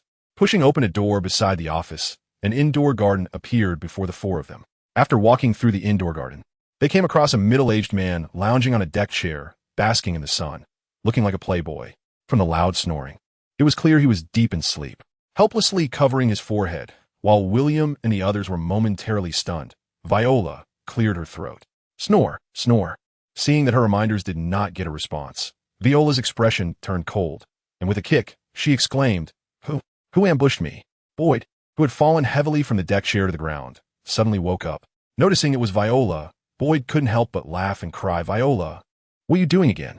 Facing this unreliable president, Viola said irritably, "Can't you see someone is here?" "Someone? Who?" Boyd scanned the area next to Viola. His expression froze, and he instantly stood straight, adopting a serious demeanor. "I am Boyd, what do you need?" However, as he was about to sit down, he realized there was nothing behind him, causing him to fall over again. After a moment of calm, Boyd returned to the office, and although he had fully regained his serious demeanor, the earlier scene left a deep impression. Therefore, looking at Boyd, Dolores was trying hard not to laugh. Not to mention Dolores, even William felt this guy was a bit of clown. "Viola, the token for Rod's shadow should be ready, right?" Looking at Boyd with a face full of disdain, Viola really wanted to say something if it weren't for the presence of outsiders, but she ultimately held back. "President Boyd, I have already given you Rod's shadow certification. You can find it wherever you put it." "Ha, is that so?" At this moment, Boyd showed no signs of embarrassment. After searching around, he finally found the token related to Rod in the drawer of his desk. "Haha, finally found it." Digging out Rod's token from a pile of items, Boyd smiled and handed it to Rod. "So, congratulations, Rod Shadow." "Thank you." Although the token seemed insignificant to Boyd, it was like a treasure in Rod's hands. After carefully examining the token, Rod cautiously stored it in the Ling Xiao ring. Clapping his hands, Boyd looked at Viola, sighed in relief, and asked, "So, is there anything else I haven't done?" Viola rolled her eyes. "Of course there is. As an upgraded S-Class Shadow, Rod Shadow has one opportunity to enter the Shadow Treasury. There's that too." Seeing William and the others looking at him strangely, Boyd awkwardly said, Sorry, I only became president last year. And I'm indeed not very familiar with some business matters." No wonder. Hearing this, everyone finally understood why this guy seemed unreliable. Rod curiously asked, "What about the old president?" Just as he was about to blurt it out, Boyd suddenly noticed Viola's gaze and quickly changed his words. "That's a secret, so you don't need to worry about it. As for entering the Shadow Treasury, you can use this to get in." After rummaging in the drawer again, Boyd took out a token with a special pattern. After handing the token to Rod, Boyd said, "As for the others, they shouldn't go. Outsiders are not allowed in there." William nodded and said to Rod, "Then you can go by yourself for now. I understand. I'll come find you again shortly." After saying this, Rod turned to leave. At this moment, Viola spoke up. "If no one takes you to the Shadow Treasury, you won't be able to find it. Wait a moment. I'll have someone take you there." Of course, Rod wouldn't refuse this. After speaking to Rod, Viola looked at William with a strange expression. "According to the news from the Sayao branch, you should be one of those participating in the divine trial this time, right?" "Yes." William nodded and took out the token that Hermann had given him from his ring. After receiving the token and inspecting it, Viola nodded in confirmation. Indeed, it is Hermann's token. At this moment, Boyd, who had been silent, sighed and said, "The trial of the gods is approaching. The annual competition is coming up so soon, Viola. How many recommenders from other branches have arrived?" "President Boyd, William is currently the first to arrive, but there's no rush. There are still 3 months until the trial of the gods." Perhaps because there were others present, Boyd and Viola didn't discuss the trial of the gods much. After registering William's information, they fell silent. Meanwhile, the person Viola had specially found for Rod had also arrived at the office. Just as William was preparing to leave after Rod had departed, Boyd's voice suddenly echoed in William's ear. "If you have time, come find me alone." Nodding subtly, William left the office with others. Time passed slowly, and just as William was about to fall asleep while waiting, Rod approached him with a joyful expression. "So happy." Noticing the smile on Rod's face, William felt a bit curious. "I got a very impressive fruit." As he spoke, Rod took out the fruit from his Ling Xiao ring. Since there were no other people in the VIP room, Rod wasn't worried about this scene being seen. As he spoke, Rod took out the divine fruit he had obtained from the treasure vault in the Shadow Pavilion. This is a fruit that seems like a volcanic eruption. The magma fruit. Looking at the fruit in Rod's hand, the voice from the system informed William of its name. It was actually the magma fruit. Seeing this fruit, William couldn't help but feel surprised. Regardless of how Sakazuki is portrayed in One Piece, and regardless of whether Oda's claim that the magma fruit is a higher tier fruit compared to the flame fruit is correct, the power of the magma fruit is undoubtedly formidable. Giving this fruit to Garcia would be impeccable. At this point, a smile involuntarily appeared on Rod's lips. Now, in Ling Xiao Pavilion, only Garcia had not consumed a divine fruit. If this magma fruit were given to Garcia, then Ling Xiao Pavilion would have 4 divine bestowers, coupled with the power of Haki. Such strength was something Rod could hardly even dream of in the past. At this moment, Dolores suddenly spoke up. "William, do you think I could join the Ling Xiao Hall as well?" Dolores' words caught William off guard, and he replied, "Of course you can join, but if you want to, you must strengthen your abilities." William had his own plans for the Ling Xiao Hall. Even though it was Dolores, he didn't want to break his own set rules. If it's about getting stronger, I can do that too. Along the way, being constantly hunted and facing various encounters, Dolores actually began to have thoughts about becoming stronger. Moreover, the power of Haki was also bestowed upon her by William. If it were a divine fruit, it would be readily available in the Duke's mansion if she desired it. As for your divine fruit, I have other plans. If you want to join the Ling Xiao Palace, then starting tomorrow, you must work hard to cultivate. Can you persevere? Trust me, Dolores said firmly. That afternoon, after returning to the Duke's mansion, Dolores couldn't help but start training. To accelerate Dolores' training speed, William even chose to personally guide her. What pleased William was that even though he didn't hold back, Dolores gritted her teeth and persisted. However, after the training ended, Dolores couldn't help but shed tears in William's arms. After all, perseverance is one thing, and feeling wronged is another. As for William, he naturally left a private message. While training with Dolores, William gradually infused diluted infinite power into her body, which directly led to a significant leap in Dolores' strength in just a week. Peak observation hockey, peak armament hockey, and even conqueror's hockey. Even Rod and Jeff were shocked beyond measure by Dolores' progress in hockey, to the point that Dolores even began to think of herself as a rare martial arts genius. About 4 kilometers away from the Gallup Duke's mansion, a courtyard has now become William's residence.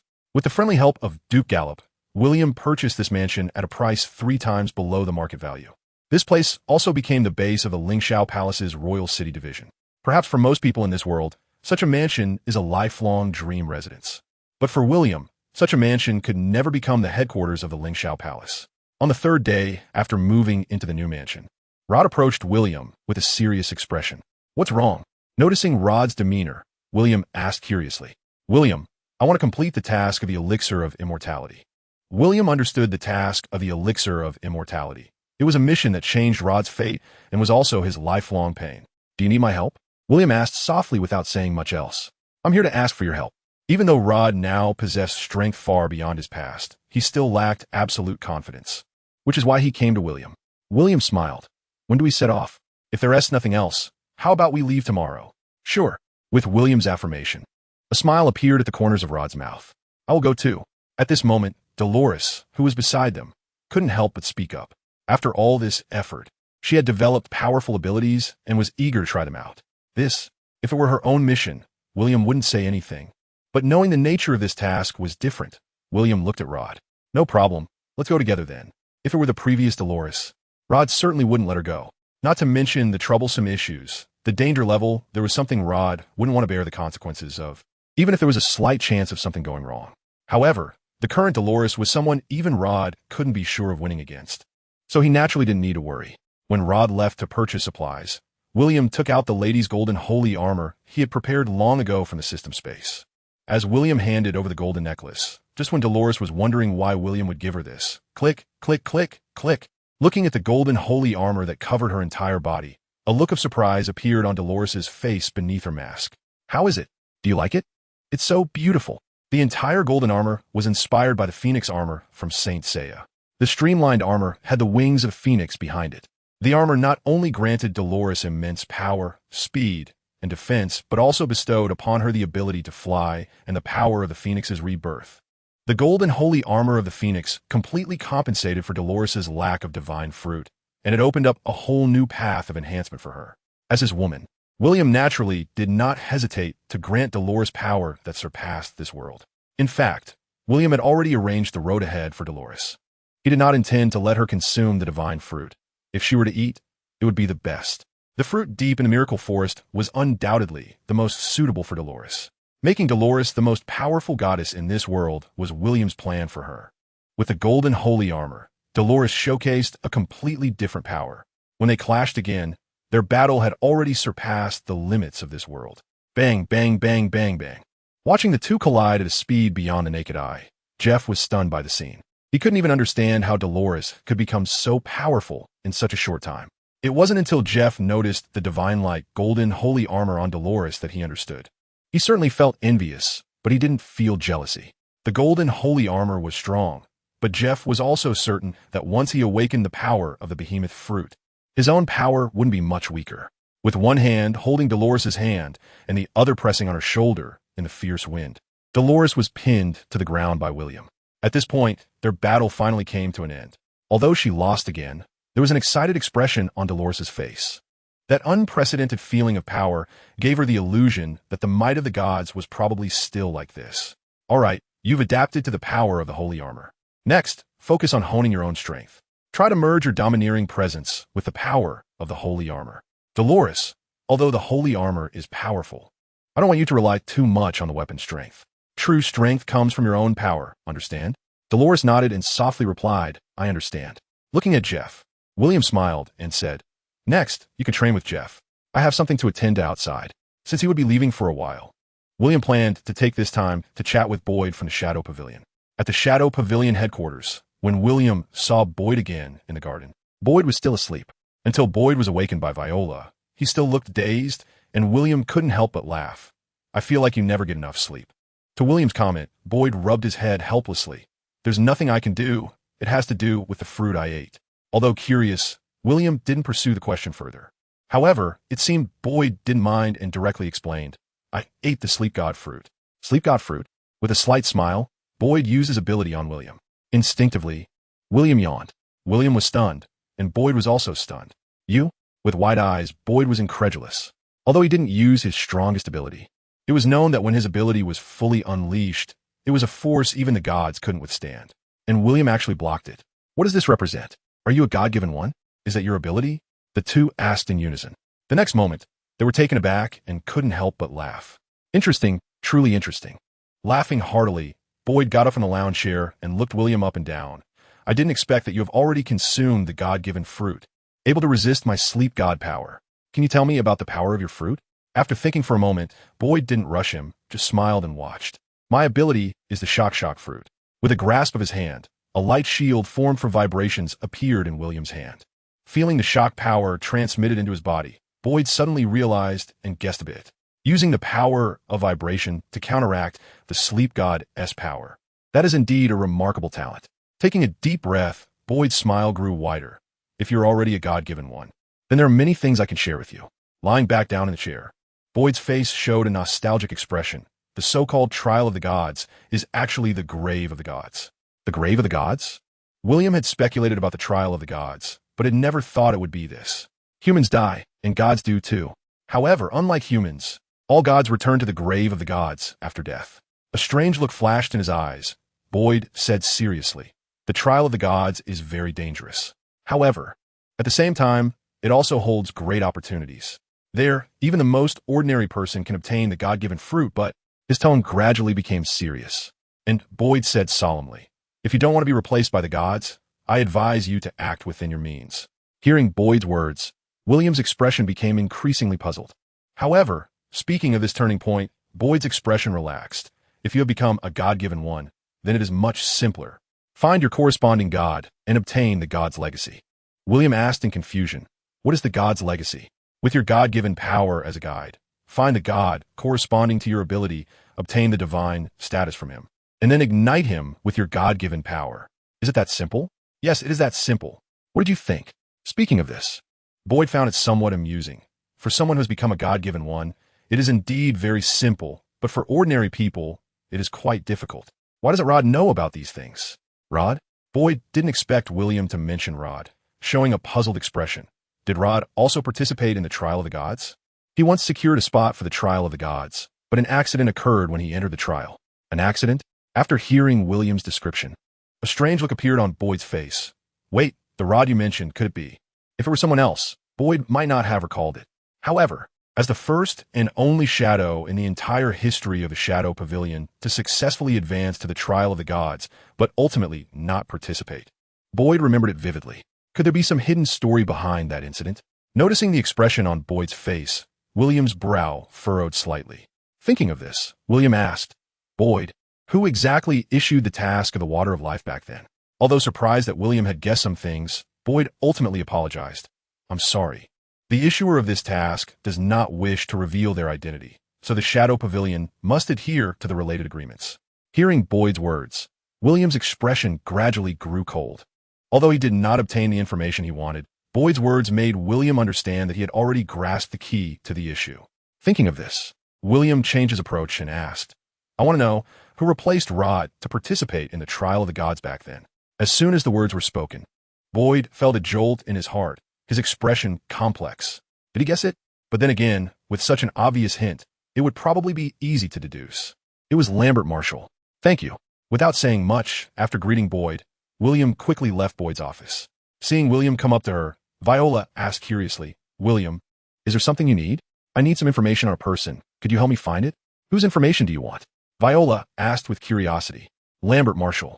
Upon hearing this name, a hint of peculiarity crossed Viola's face, but in the end, she said nothing more. It wasn't until William obtained Lambert's information and left that Boyd walked over with a calm expression. He left? Yes, he took Lambert Marshall's information. Nodding, Viola looked at Boyd with a puzzled expression. Why did you tell him about this? Not looking at the gaze Viola directed at him, Boyd's eyes held a hint of amusement. Although I can't take action myself, it's time to clean up this bunch of scum in the organization. Aren't you afraid he might have issues with you? This kind of thing will eventually come to light. Do they really think they can hide it for a lifetime? Otherwise, why do you think that old guy is in such a hurry to retire? It's because some things can no longer be suppressed. At this point, a hint of self-deprecation appeared on Boyd's face. Otherwise, why would he willingly give me this position? It's an open scheme, and I can't refuse it. After all, who would want to sit in this position? Besides, I'm not necessarily going to lose. Do you think William can win? I don't know. He gives me a strange feeling. Perhaps he might surprise me. Moreover, he's just my backup. Even if he loses, it doesn't cost me anything, does it? However, what Boyd and Viola did not know was that their entire conversation had been overheard by William. If from the beginning William's sense of good and evil had not detected Boyd's malice, then when Boyd mentioned Rod, the sense of good and evil alerted William. Although it was not pure malice, it still caught William's attention. A group of ants trying to scheme against a giant. I wonder who gave you the courage. A hint of sarcasm appeared at the corner of William's mouth as his figure disappeared into the shadows. Rod, let me show you something. What? Taking the information William handed over, Rod looked puzzled. However, when he flipped through the documents regarding Lambert Marshall, Rod's expression darkened significantly. Lambert Marshall, what a memorable name. After all, he was Rod's ultimate opponent back in the day. At this moment, he faintly understood why there was not a single divine bestower in the finals of the divine trial back then. It turned out that the divine trial was originally a predetermined affair, and Rod's appearance completely changed the outcome of this originally fixed situation. To remedy this mistake, the Shadow Pavilion headquarters directly assigned a high-level task. Moreover, to lure Rod into a trap, the previous president, Morton Marshall, personally took the stage to allow Rod to take on this task. Rod never expected that everything back then was actually a setup. Clenching his fists tightly, Rod's expression turned extremely grim. Now, the only reason Rod didn't explode in anger was that all of this was merely his own speculation. Even though Rod was well aware that this speculation was almost close to reality, without any evidence, it remained just a guess. Noticing Rod's expression, William calmly said, "If you want to know the reason behind all this, you must go to the task of the water of life. Perhaps there we can find all the answers." Taking a deep breath, Rod nodded and said, "For now, that's all we can do." However, at this moment, Rod's heart was in turmoil. Because Rod knew that after he had his incident back then, Hermann had also gone to the site of the Water of Life task, but the outcome was unknown. "Hermann, I hope you weren't involved in all this." Rod lowered his head, feeling bitter to the extreme. If Hermann was involved in this matter, then Rod's life would truly be a joke.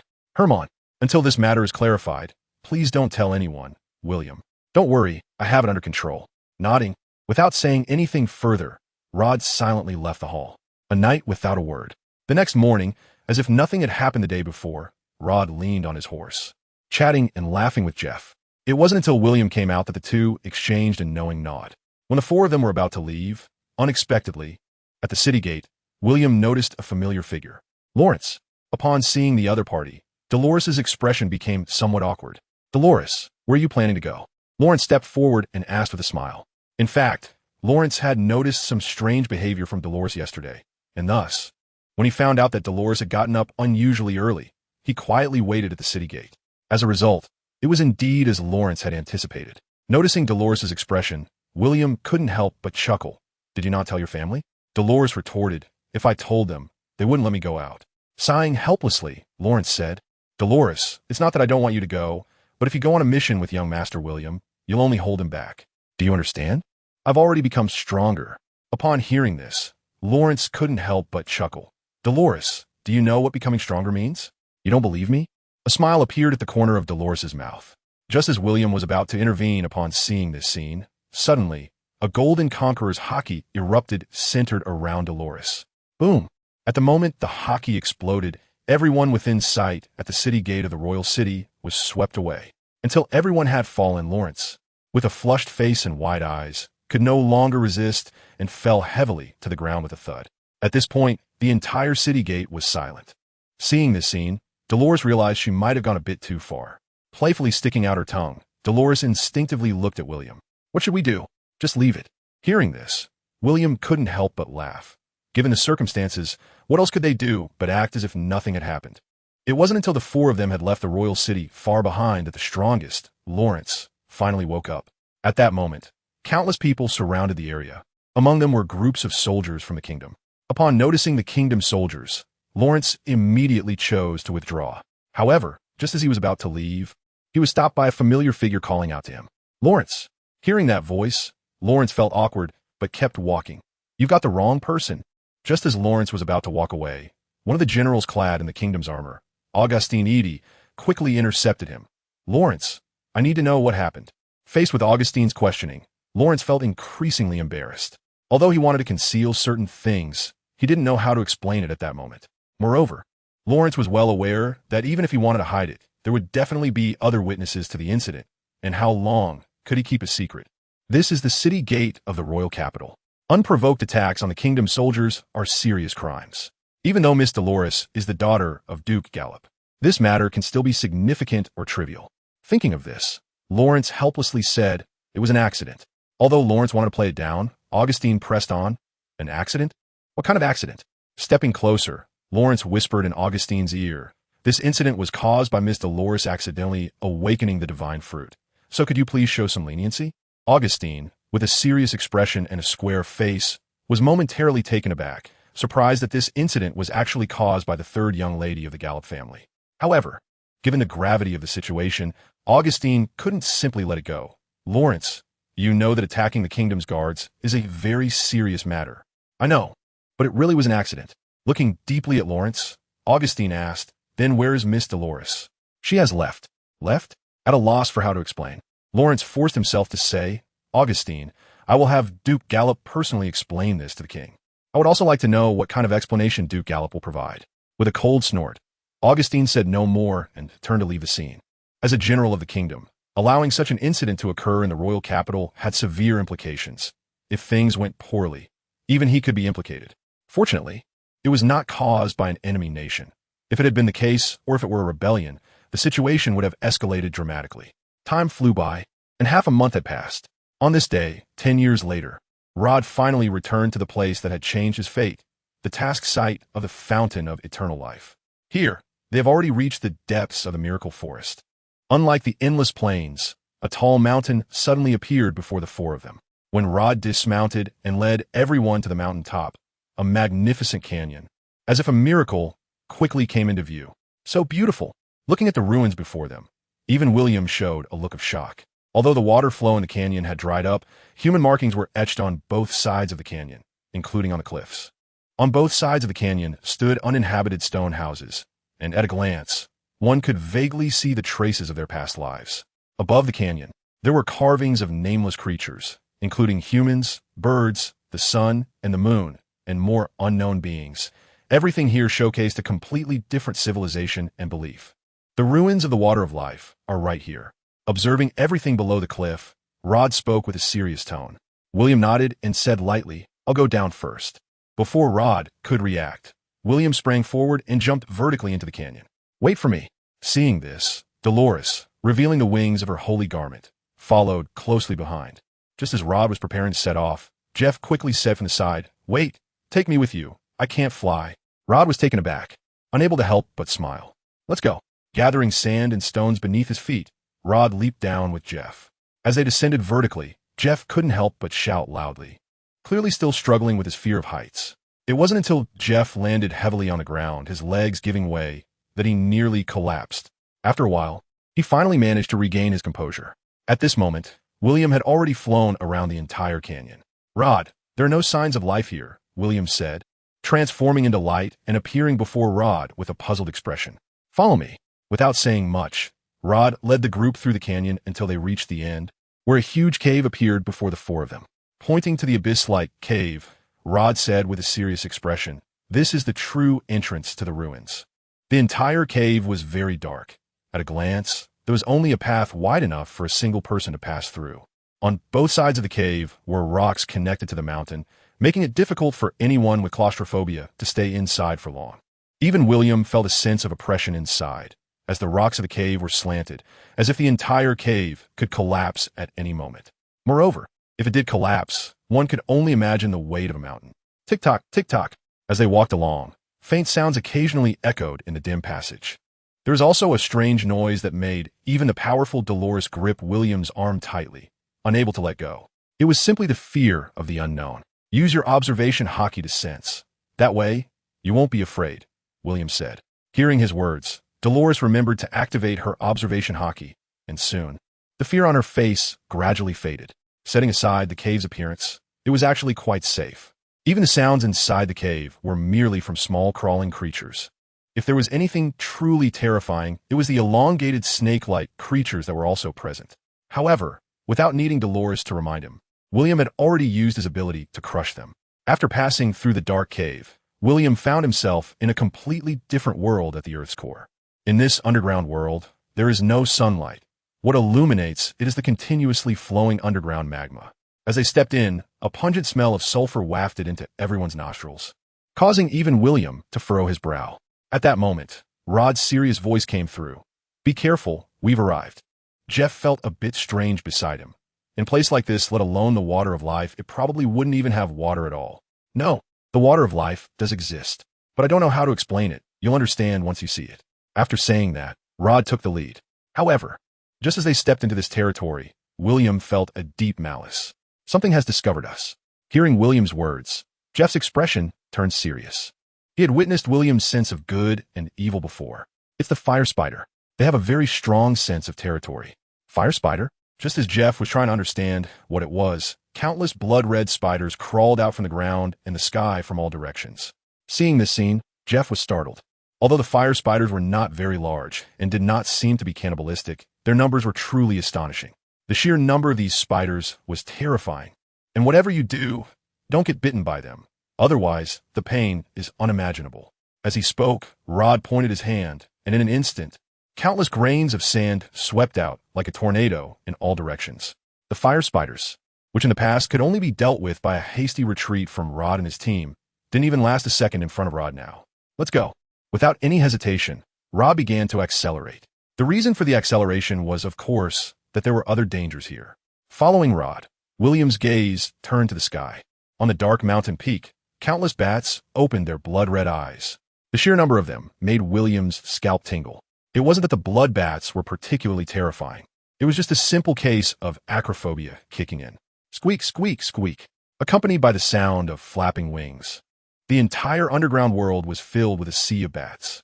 The sky was filled with blood bats swirling around, and for a moment, it felt as if the entire world of the Earth's core had been activated. Conqueror's Hockey. With a focused gaze, Rod unleashed his blood-red Conqueror's Hockey. In an instant, the blood bats flying in the air fell like raindrops. However, compared to the number of blood bats, even Rod's Conqueror's Hockey only cleared a little less than 1/10 of the area. "Jeff, got it." Hearing Rod's voice, Jeff stepped forward, unleashing an even more powerful Conqueror's Hockey. Boom. In an instant, it felt as if time in the entire underground world had paused. At the same time, Rod stepped forward and placed his hand on the ground. Sand technique, quicksand torrent. Boom. The next moment, countless waves of sand surged toward the bloodbats before them. Thus, in front of the four, there were no more bloodbats. "Let's go." Still showing no signs of stopping, Rod continued to advance on the waves of sand.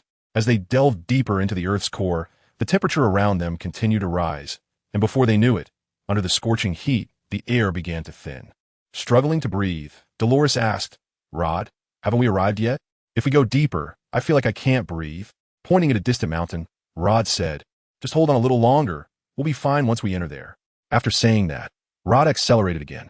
However, suddenly, the malice in William's heart kept reminding him. "Stop." He grabbed Dolores, who was flying beside him, while the power of shadows restrained Rod and Jeff. The next moment, boom, in the depths of the Earth's core, terrifying magma erupted into the sky. Seeing this scene, both Rod and Jeff were drenched in cold sweat. If they had taken another step forward, they would probably have died. Watching the magma surge into the sky, William pulled the four of them back a distance, and in a short time, the ground beneath their feet had turned into a sea of fire. In the magma, a demon's hand covered in lava emerged, along with a devil that stood about 3 meters tall. "What the hell is that?" Jeff's face changed dramatically at the sight of this monster. Upon seeing it, William instinctively said, "Flame demon?" With a look of surprise, Rod did not expect that William would recognize the identity of the creature. This is a flame demon, a creature that lives off magma. The most terrifying thing about it is its ability to spit lava, but it shouldn't be here. How did it appear outside? Rod thought back to the last time his team encountered such a terrifying monster, which was only during the later stages of the ruins. However, Rod also did not expect that they would encounter a flame demon just after entering the first layer of the ruins. It seems that someone brought it out. William gestured to the massive penetrating wound on the flame demon's chest, questioning, how could it survive such an injury? As long as the magic crystal isn't shattered and there's magma, it can continuously heal itself. Just as Rod finished speaking, the flame demon lunged at the four of them like a vengeful spirit. Scatter. With the command, the four immediately dispersed, and with the power of observation hockey, the flame demon couldn't even touch them. Even Dolores, relying on her observation hockey and the wings of her holy garment, easily dodged the flame demon's attack. Just when Dolores thought this monster was all it could do, suddenly, a whip made of magma appeared in the flame demon's hand. Seeing that the fiery whip was about to strike her, a look of fear flashed in Dolores' eyes. Bang! The fiery whip violently collided with the sand. And from a distance, Rod shouted, "Fall back. You scared me. Take this punch." Seeing this scene, instead of retreating, Dolores charged forward, stepping on the sand. And her armament hockey manifested. She delivered a heavy punch to the flame demon's face. Boom! With a scream, the flame demon was knocked to the ground by Dolores. As it fell, a surprised Rod pressed his hands down. Sans technique, sans embrouillade. Buzz. Countless quicksand continuously engulfed the flame demon, and in no time at all, the entire flame demon was swallowed by Rod's sandstorm burial. The next moment, bang! Black blood continuously oozed from the quicksand. The flame demon was dead. At this point, the malice dissipated. Let's go. William, who had not intervened throughout the ordeal, was the first to step into the next cave. He had thought that it would be a bit better once they entered the cave, but it only grew increasingly hotter. Are we walking into magma now? Rod, didn't you say it would be fine inside? At this moment, Dolores was breathing heavily, her face flushed, yet there was not a drop of sweat on her body. Because any moisture here would evaporate in an instant. It's getting better here. There are no monsters left. Dolores said helplessly, I feel like if we keep going, we might get baked dry. Pointing to the ground beneath them, Rod said, there's no choice. We're currently in a volcanic fault. The temperature here must be very high. But once we get through here, it will really be better. Don't lie to me anymore. I don't believe you, Dolores replied. As they passed through the cave and saw the dense mass of flame demons freely roaming in the magma at the exit, Dolores felt a wave of panic. Rod, you're not going to tell me we have to go through there, are you? At this moment, not to mention Dolores, even Jeff's face turned a bit pale. Before Rod could say anything, William pointed to a seemingly collapsed entrance nearby and said, if I'm not mistaken, we should go this way, right? Yes. Rod stepped forward, waving his hand as countless large stones were moved away. Suddenly, a gust of wind blew from the passage. Although this wind was still quite warm, it brought a refreshing sensation to everyone. This passage has more than one route. As Jeff looked at the three openings that suddenly appeared before him, he was puzzled about which way to go when Rod pointed to the cave on the right side of his mouth and said, let's go this way. The reason for choosing this path was simple. It was based on the direction of the wind. What else in the other two caves? William asked curiously. Both are dead ends. One is filled with traps, and the other leads to the Inferno Demon's lair. Although Rod spoke lightly, William could guess that these two paths had likely cost Rod's team a significant price in the past. Noticing William's gaze, Rod spoke with sadness. Back then, we lost two brothers on those two paths. I should have turned back when we reached this point, but my pride and arrogance ultimately led the team into a desperate situation. At this moment, William understood why Rod's team suffered such heavy losses on this mission. To say it was a disaster would be an understatement. It was a stroke of luck that Rod managed to come back alive. As they advanced, the original high temperature gradually dissipated, replaced by chill. Jeff spoke up. Am I imagining things? Why do I feel cold? It wasn't an illusion. This was the terrifying aspect of this mission, an extreme contrast of ice and fire. While speaking, Rod took out a wool cloak from his ring and handed it to the three of them. Don't worry, I've prepared everything. However, only Jeff accepted the cloak, while William and Dolores waved their hands to refuse. William's body could handle this bit of cold. He wouldn't have any issues even if he were submerged in magma. As for Dolores, she was fine due to her holy garment. Seeing this, Rod said nothing more, and after wrapping themselves in the cloak, he and Jeff continued forward. Before long, the entire passage was covered in frost. In this icy corridor, William unexpectedly saw no fewer than one frozen corpse. The bodies were all facing towards the cave entrance, indicating how terrifying the creatures they had encountered were. Looking at the corpses, William's expression showed a hint of confusion. Rod, are these members of your team? No, these corpses were already here when we arrived. Shaking his head, Rod quietly said, in fact, Their presence is a warning to outsiders not to step inside, but back then, I didn't pay attention. As they passed through the frozen bodies, William and his companions stepped into an icy world. Before them lay a landscape that resembled a realm of ice and snow. At a glance, William could even see countless creatures and plants frozen within the ice layers. Everything here seems to have suddenly encountered a disaster. Time has since been frozen. The master of this world is a frost giant dragon. The water of immortality is protected by this dragon. Speaking of this frost giant dragon, a cold glint flashed in Rod's eyes. However, to be precise, it is actually just a bone dragon. Dolores widened her eyes. Frost giant dragon? Jeff, bone dragon. Pointing to the peak of the snowy world, Rod said solemnly, it is in that place. Huh, as if sensing the presence of outsiders. The vast frost intensified at that moment. However, before we reach there, we still need to defeat the snow elves. They have the power to become invisible. But with the observation color, we should be able to find them. Rod's team had suffered greatly at the hands of the snow elves back in the day. Although these snow elves don't have lethal power, their numbers and the difficulty they pose nearly wiped out Rod's team. This also directly led to the complete defeat of Rod's team when they just saw the Frostbone Dragon. However, it's fortunate that they did not actually encounter the Frostbone Dragon. Otherwise, Rod feared he would not escape death either. Feeling the powerful pressure atop the snowy peak, William moved his neck. Crack, crack. William slowly rose into the air. I'll go meet that bone dragon first. You all follow. As soon as he finished speaking, William's figure instantly vanished from the sight of the three. At the snowy peak, when William's figure appeared, the massive, broken frost giant dragon, reduced to bones, had gleaming, piercing light in its eyes. Slowly rising, it gently flapped its bony wings, and a tremendous blizzard rushed towards William. After sizing up this creature, William felt disappointed. I was hoping to have you as my mount, but in this state, you look too pitiful. As if understanding William's words, the bone dragon opened its jaws, and a terrifying dragon's might descended upon William's head. However, in the face of this power, William's expression was very indifferent. Were you called? With a cold snort, a vibrating aura appeared in William's hand. He threw a punch. Buzz. Crack. Boom. A tremendous scream came from the bone dragon's mouth. With a single punch, the massive bone dragon was knocked to the ground by William's aura. Accompanied by the immense power of the blizzard, the bone dragon clumsily got up from the ground, and upon seeing William, the frost ancient dragon's eyes burst with dazzling blue light. It opened its mouth wide. Boom. The ultimate icy dragon breath was hurled at William. At the foot of the mountain, seeing the suddenly collapsing world of snow, Rod, Dolores, and Jeff looked particularly shocked. Just as Dolores was about to step forward after easily killing countless snow elves, an even greater avalanche struck. Rod, noticing the two on the ground swaying unsteadily, Dolores quickly said, "Fly up." I know. Without looking at the situation on Dolores' side, another air shock. Crack, crack, crack, crack. Bang. A huge shattering sound erupted, and the bone dragon's icy breath was violently shattered by William. In the next moment, William had already arrived above the bone dragon's head. Air shock. Boom. With one punch, the bone dragon was slammed back to the ground by William.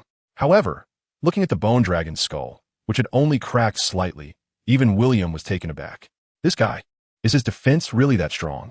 Roar. Amidst the massive roar of the dragon, the bone dragon flipped over, spewing out an even more powerful dragon breath than before. In the blink of an eye, William had already arrived at the side. However, the bone dragon, having noticed this, showed no intention of letting William go, continuously unleashing its dragon breath and shifting sideways, covering the entire peak with its frosty dragon breath. Beast, do you really think I have no way to deal with you? With a cold snort, William once again concentrated the power of the tremor fruit in his right hand. Empty tremor. With a punch thrown out, suddenly, the entire space shattered. With a crack, the bone dragon let out a miserable scream. Its massive body was even directly smashed by William's punch. The dragon bones flew everywhere, and with wide eyes, the bone dragon's enormous body tumbled down to the ground. At the same time, Dolores, Rod, and Jeff had also arrived near William. Looking at the bone dragon that was shattered by William's punch, everyone's faces showed expressions of shock. However, at this moment, William's face revealed a strange look. He actually didn't die. What a strange power. Feeling the completely intact vitality within the bone dragon, William's expression turned somewhat astonished. In fact, under an invisible force, the bone dragon that had been ruptured by William's punch began to reassemble. suppressing the impulse to use his true power to obliterate the bone dragon at the atomic level with a single punch. William said, "If I'm not mistaken, this ability should be granted to him by that water of life. This thing is perfect for you to practice with. Give it a try." After saying this, William descended. Watching Dolores, the three of them, engage with the bone dragon, William slowly walked to the edge of the pool. Is this the water of immortality? Feeling the almost terrifying, powerful vitality in the water, William felt it was incredible. Focusing his mind, William finally discovered something abnormal. Underground, there is something. Without any hesitation, William stepped into the water of immortality, reached in, and grasped that object. In the next moment, a fruit resembling a peach appeared in William's hand. Immortal fruit, ability of the fruit, immortality. How is this possible? Seeing the system's description of this fruit, even William found it hard to believe. However, the system cannot be wrong. This means that this fruit really is the immortal fruit. As William pulled the immortal fruit from the water of immortality, the bone dragon, which was fighting Dolores, let out a mournful cry. At that moment, the bone dragon completely ignored the attacks from Dolores and the others, until it was knocked to the ground by Jeff, who had transformed into King Kong. Its eyes were still fixed on the immortal fruit in William's hand. What is going on? Seeing this scene, Dolores and the others couldn't help but stop their assault. If they guessed correctly, this bone dragon is actually the guardian of the fruit. Guardian of the fruit? Hearing William's words, Dolores showed a look of surprise. He truly didn't know such a creature existed. What kind of fruit is this? Immortal fruit. What? Upon hearing William's words, Dolores, Rod, and Jeff were all stunned. Even though the three of them had already eaten the fruit, they couldn't help but feel impulsive upon hearing William's words. Immortality. What concept is this? Glancing at the gradually lifeless bone dragon, Jeff said incredulously, "Just the water it's soaked in has given this already dead frost giant dragon the power of life. The strength of this fruit is simply incredible." However, compared to the power of this fruit, Rod cared more about another matter. "William, have you made any other discoveries?" William shook his head, no. Just as Rod was feeling disappointed, William's figure shot up into the sky. "Where are you going?" Rod was surprised to see this. "I feel like we seem to have overlooked something, those few corpses." When William returned to the cave entrance and looked at the few bodies frozen in ice, he noticed a problem. If I remember correctly, the previous president of the Shadow Pavilion, Morton Marshall, was a user of the gravity fruit ability, right? Looking at Rod, who followed behind, William said, "Yes, but what's the problem with that?" Rod showed a puzzled expression. "Look at their posture. Doesn't it seem a bit strange?"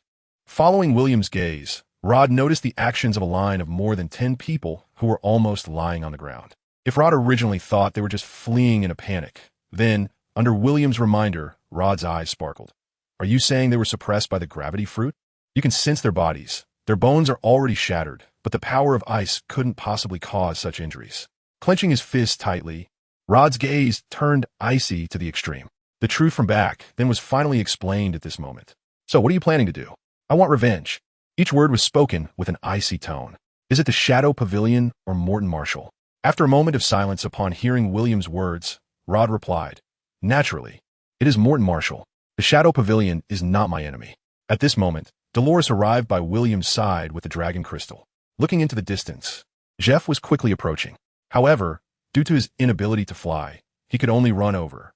When he reached the three of them, Jeff panted and said, "Rod, you went too far, making me run all the way here." Hearing Jeff's words, Rod couldn't help but smile. Without the Frostbone Dragon, William estimated that this place would gradually return to normal over time. However, that no longer concerned William. After leaving the ruins, Dolores asked Rod about the dragons. She was very curious about how such powerful creatures could disappear. In response to Dolores' question, Rod said, "Dragons haven't actually disappeared. They just don't appear in human sight anymore. It's rumored that deep within the Miracle Forest, there are signs of dragons living, but no living being dares to set foot in that place. Those who have seen dragons are all dead." Holding Dolores' hand, William smiled and said, "If you want to see one, I can take you there in the future." Playfully sticking out her tongue, Dolores replied, "Maybe not, I was just saying it. Those creatures look terrifying." Look terrifying? Upon hearing Dolores' words, the three of them couldn't help but laugh. For women, such creatures might appear frightening, but for men, they symbolize power. In this world, which man wouldn't want to be a dragon slayer at least once? Just thinking about it is enough to make one's blood boil. After leaving the ruins, the four did not head directly to the royal capital, but instead took a detour to the kingdom of Bruce. When they returned to the kingdom of Bruce, It seemed as if the kingdom had completely transformed. Not only the buildings, but more importantly, the people of the kingdom. At a glance, almost everyone wore expressions of happiness and hope for the future. Upon seeing the arrival of William and the others, Garcia was incredibly pleased. As they began to discuss their experiences during this time, Garcia's expression turned to one of regret when he learned that William and his group had actually accomplished the feat of slaying a dragon. Even when Rod took out the magma fruit, Garcia was taken aback. "What are you looking at? Eat it." Nodding heavily, Garcia suppressed his complicated feelings and took a bite of the magma fruit in his hand. In no time, half of Garcia had transformed into magma. Feeling the heat emanating from Garcia, Jeff couldn't help but say, "If the relic of the elixir of immortality had your presence, we would probably have an easier time." Jeff's words puzzled Garcia, but upon hearing this, both Dolores and Rod nodded in agreement. After all, that was the power to control magma. If the fire demon were to live off magma, then Garcia would likely be the king of magma now. Although it was uncertain whether Garcia could suppress the frostbone dragon, even if he couldn't, he would probably be able to inflict significant damage on it. "Garcia, I have some suggestions for you regarding the magma fruit." William taught Garcia what he knew about the techniques of akin, Sakazuki. After listening to William's explanation, Garcia understood. Hellhound, Great Fire Breath, Canine Bite Red Lotus, Meteor Volcano. Among the 4 techniques, the last 2 couldn't be utilized immediately, but Garcia quickly mastered the first 2, Hellhound and Great Fire Breath. Along with these, he also grasped the power of elementalization. "From now on, I shall be the Emperor of Scarlet Flames." Garcia confirmed his title. William nodded and handed over the Lingxiao ring marked with Scarlet Flames. "Next, keep an eye out for new potential members. If there are any suitable candidates, you can recommend them." Looking at Rod and the other 2, William said lightly, "Once all 10 emperors of the Lingxiao Hall are gathered, I will announce something." Hearing this, the expressions of the 3 turned slightly strange. However, in the end, none of them spoke up. The 3 were not fools. Although they weren't entirely certain, they roughly guessed what William intended to do by gathering 10 emperors. Yet as men, how could they refuse to change this world? In the hall, William sat in a chair, looking at the elixir of immortality in his hand.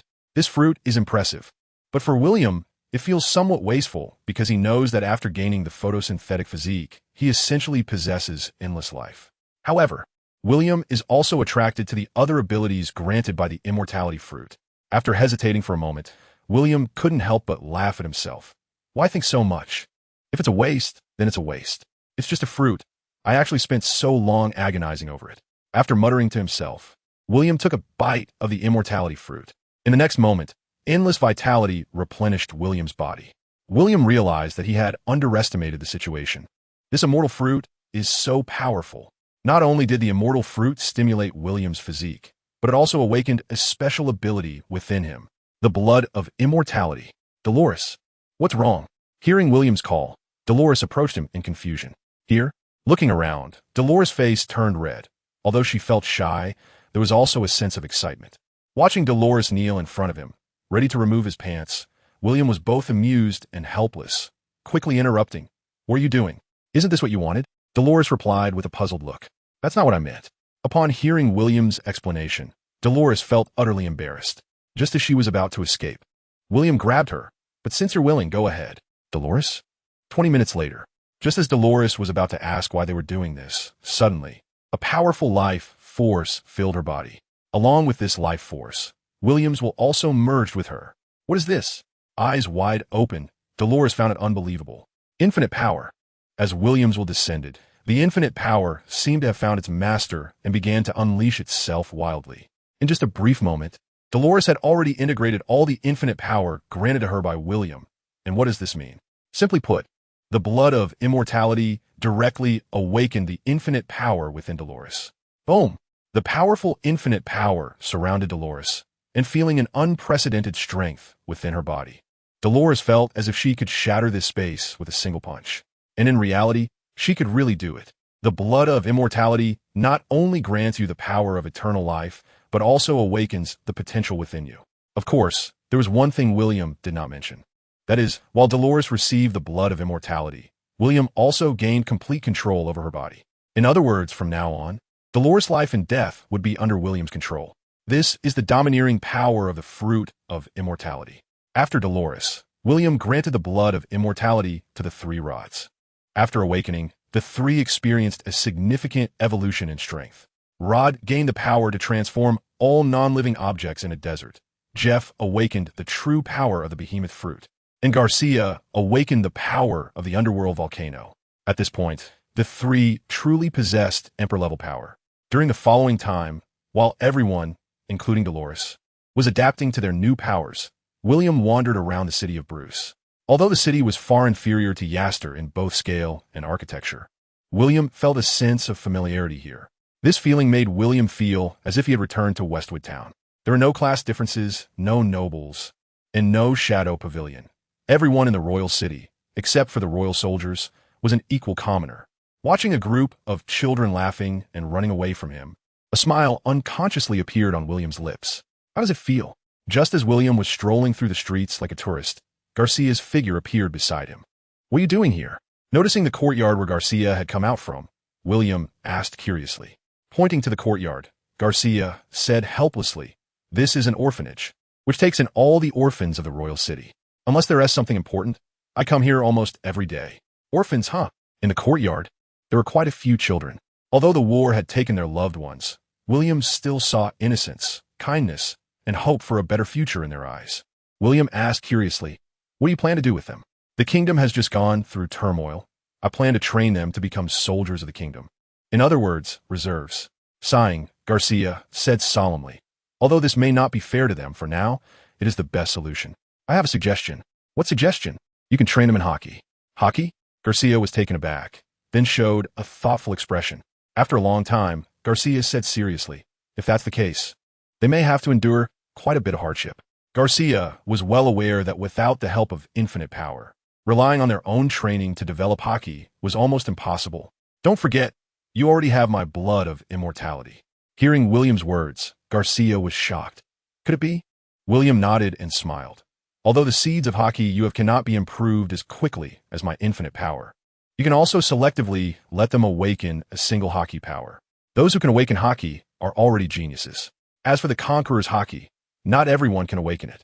That is a rare power that can only be awakened by those with the qualifications of king." "The qualifications of a king?" Upon hearing William's words, Garcia's expression turned slightly strange. In other words, those who can awaken the Conqueror's hockey are truly geniuses among geniuses. Looking at the group of children in the courtyard who were gazing at him, Garcia nodded and said softly, "Then, let me wait and see who among you can awaken this 1 in a million qualification." When they returned to the city of Yaster, there was less than a month left until the new year of the West Asia continent. Walking on the road, the atmosphere of the new year could already be felt. William asked, "Rod, Jeff, are you going back to the city of Saya for the new year?" After thinking for a while, Rod shook his head, "Not going back this year." As for Jeff, he was more carefree. "I'm all alone anyway. It doesn't matter where I am." After saying this, he nudged Rod beside him and winked. "Rod, we haven't gone out to have fun for a long time. How about we go for a drink tonight?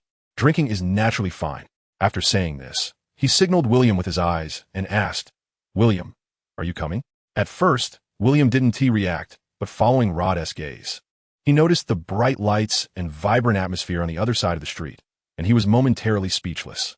Although he felt tempted, William still shook his head and refused. "Forget it, you guys go drink by yourselves." "Why not go?"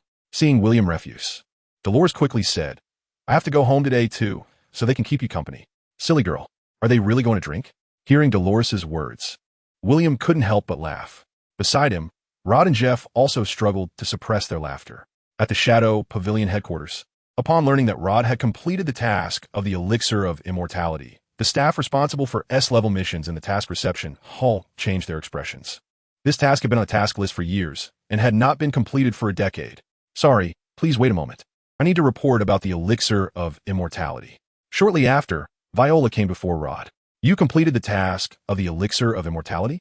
William nodded and handed over the specially customized water bottle. "This is the Elixir of Immortality." Looking at the water bottle in front of her, Viola had a strange expression. The Elixir of Immortality. Even Viola had never seen it. So when she took the water bottle and opened the lid, she couldn't determine if it was truly the Elixir of Immortality. "If you don't believe it, just drink a little and you'll know." "Drink a little?" Upon hearing this, Viola's expression became even more peculiar. "Have you drunk it?"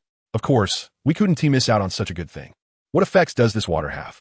Viola asked curiously. getting closer to Viola.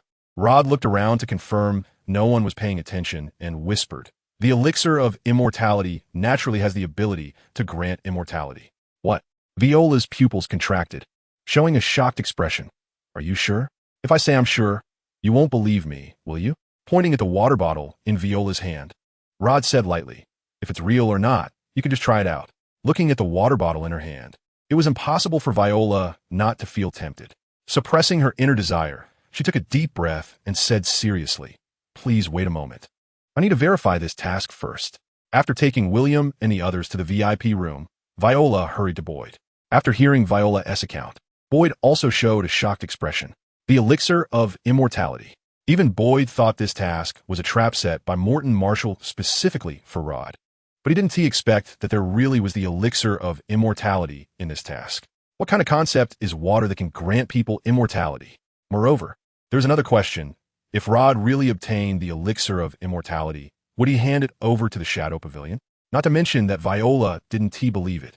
Even Boyd didn't believe it. There must be a conspiracy. There is definitely a conspiracy. However, whether there is a conspiracy or not, we can find someone to test it. With this thought in mind, Boyd instinctively looked at Viola. "Why are you looking at me? Hey. You can't be thinking of having me try this, right?" Viola said with an unhappy expression.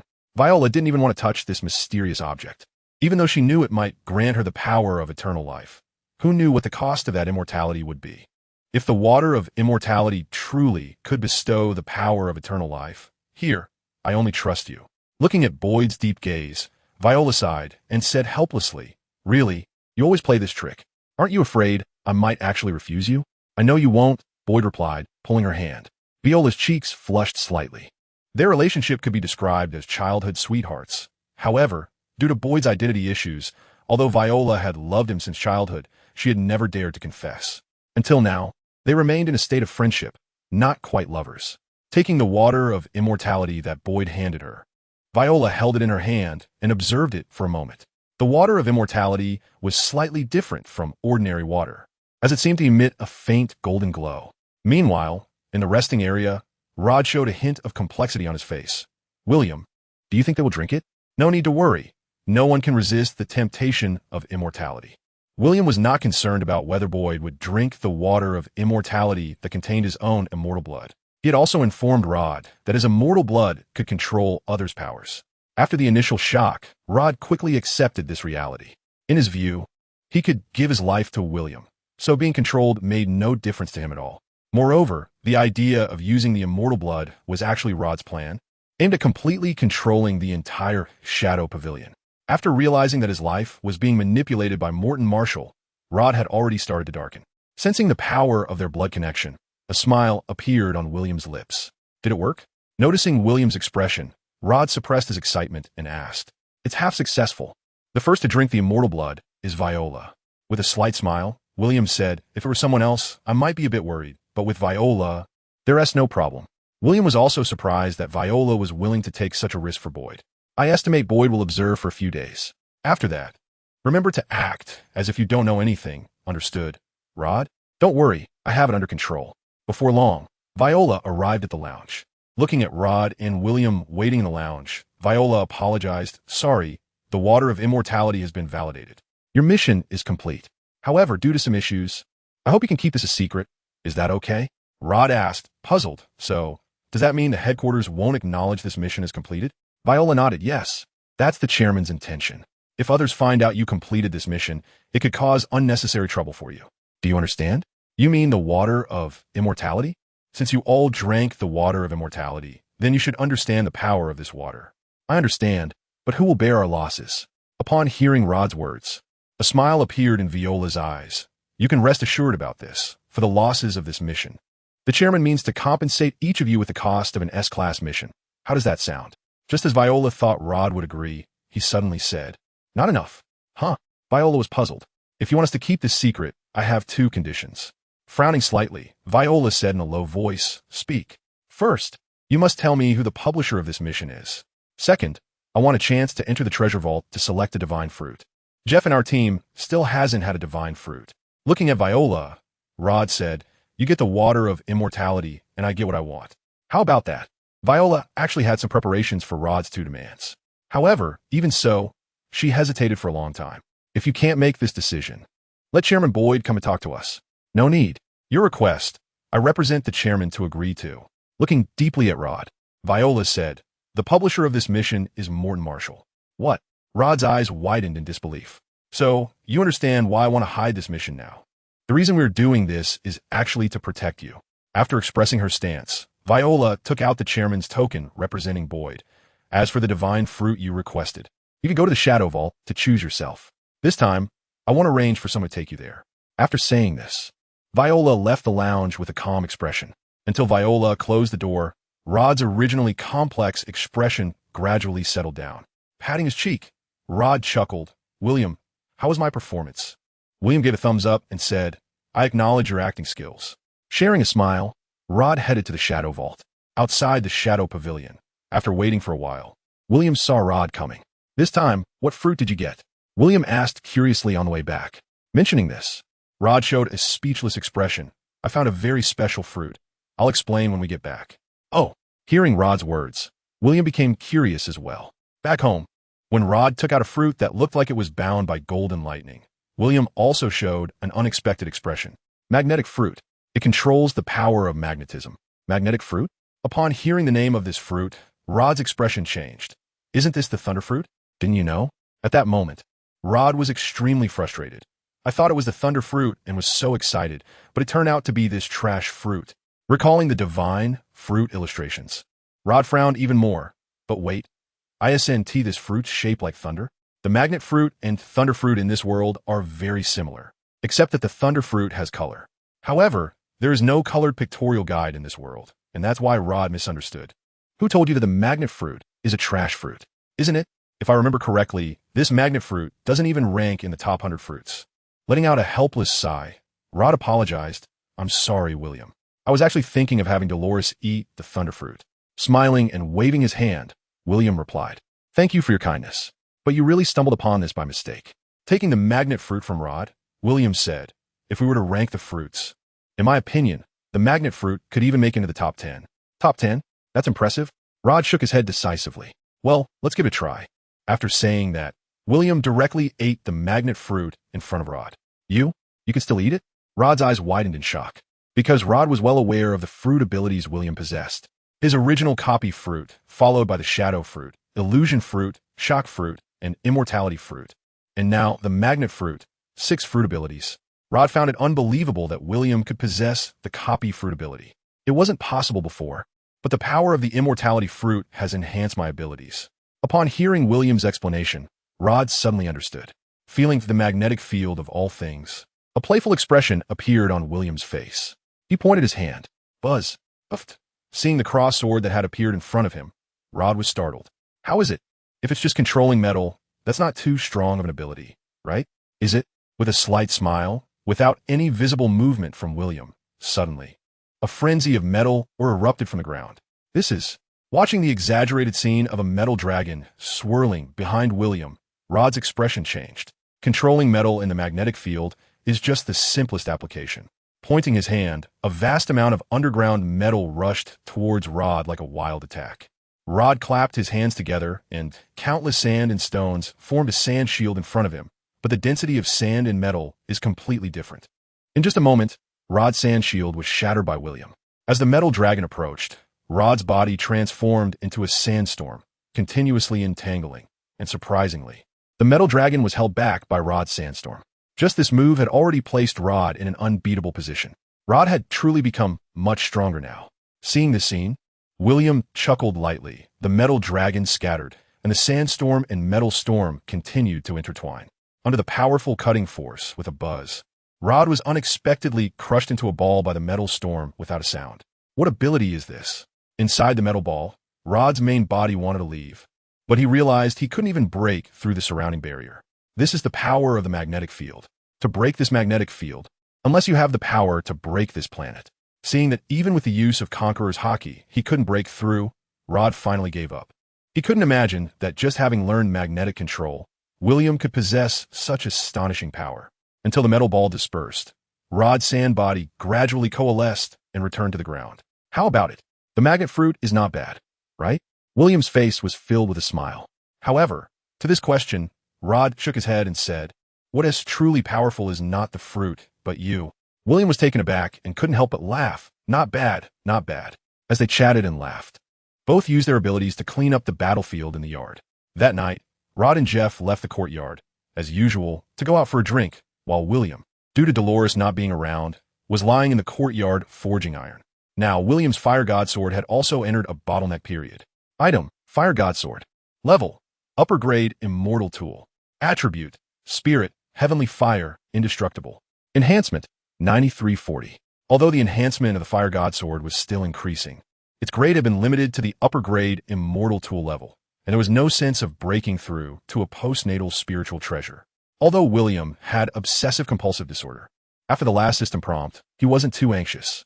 He continued to enhance the Fire God Sword's enhancement points every day as usual. However, it was precisely because he couldn't break through that William began to experiment with other items, which is why the Lingxiao ring was born.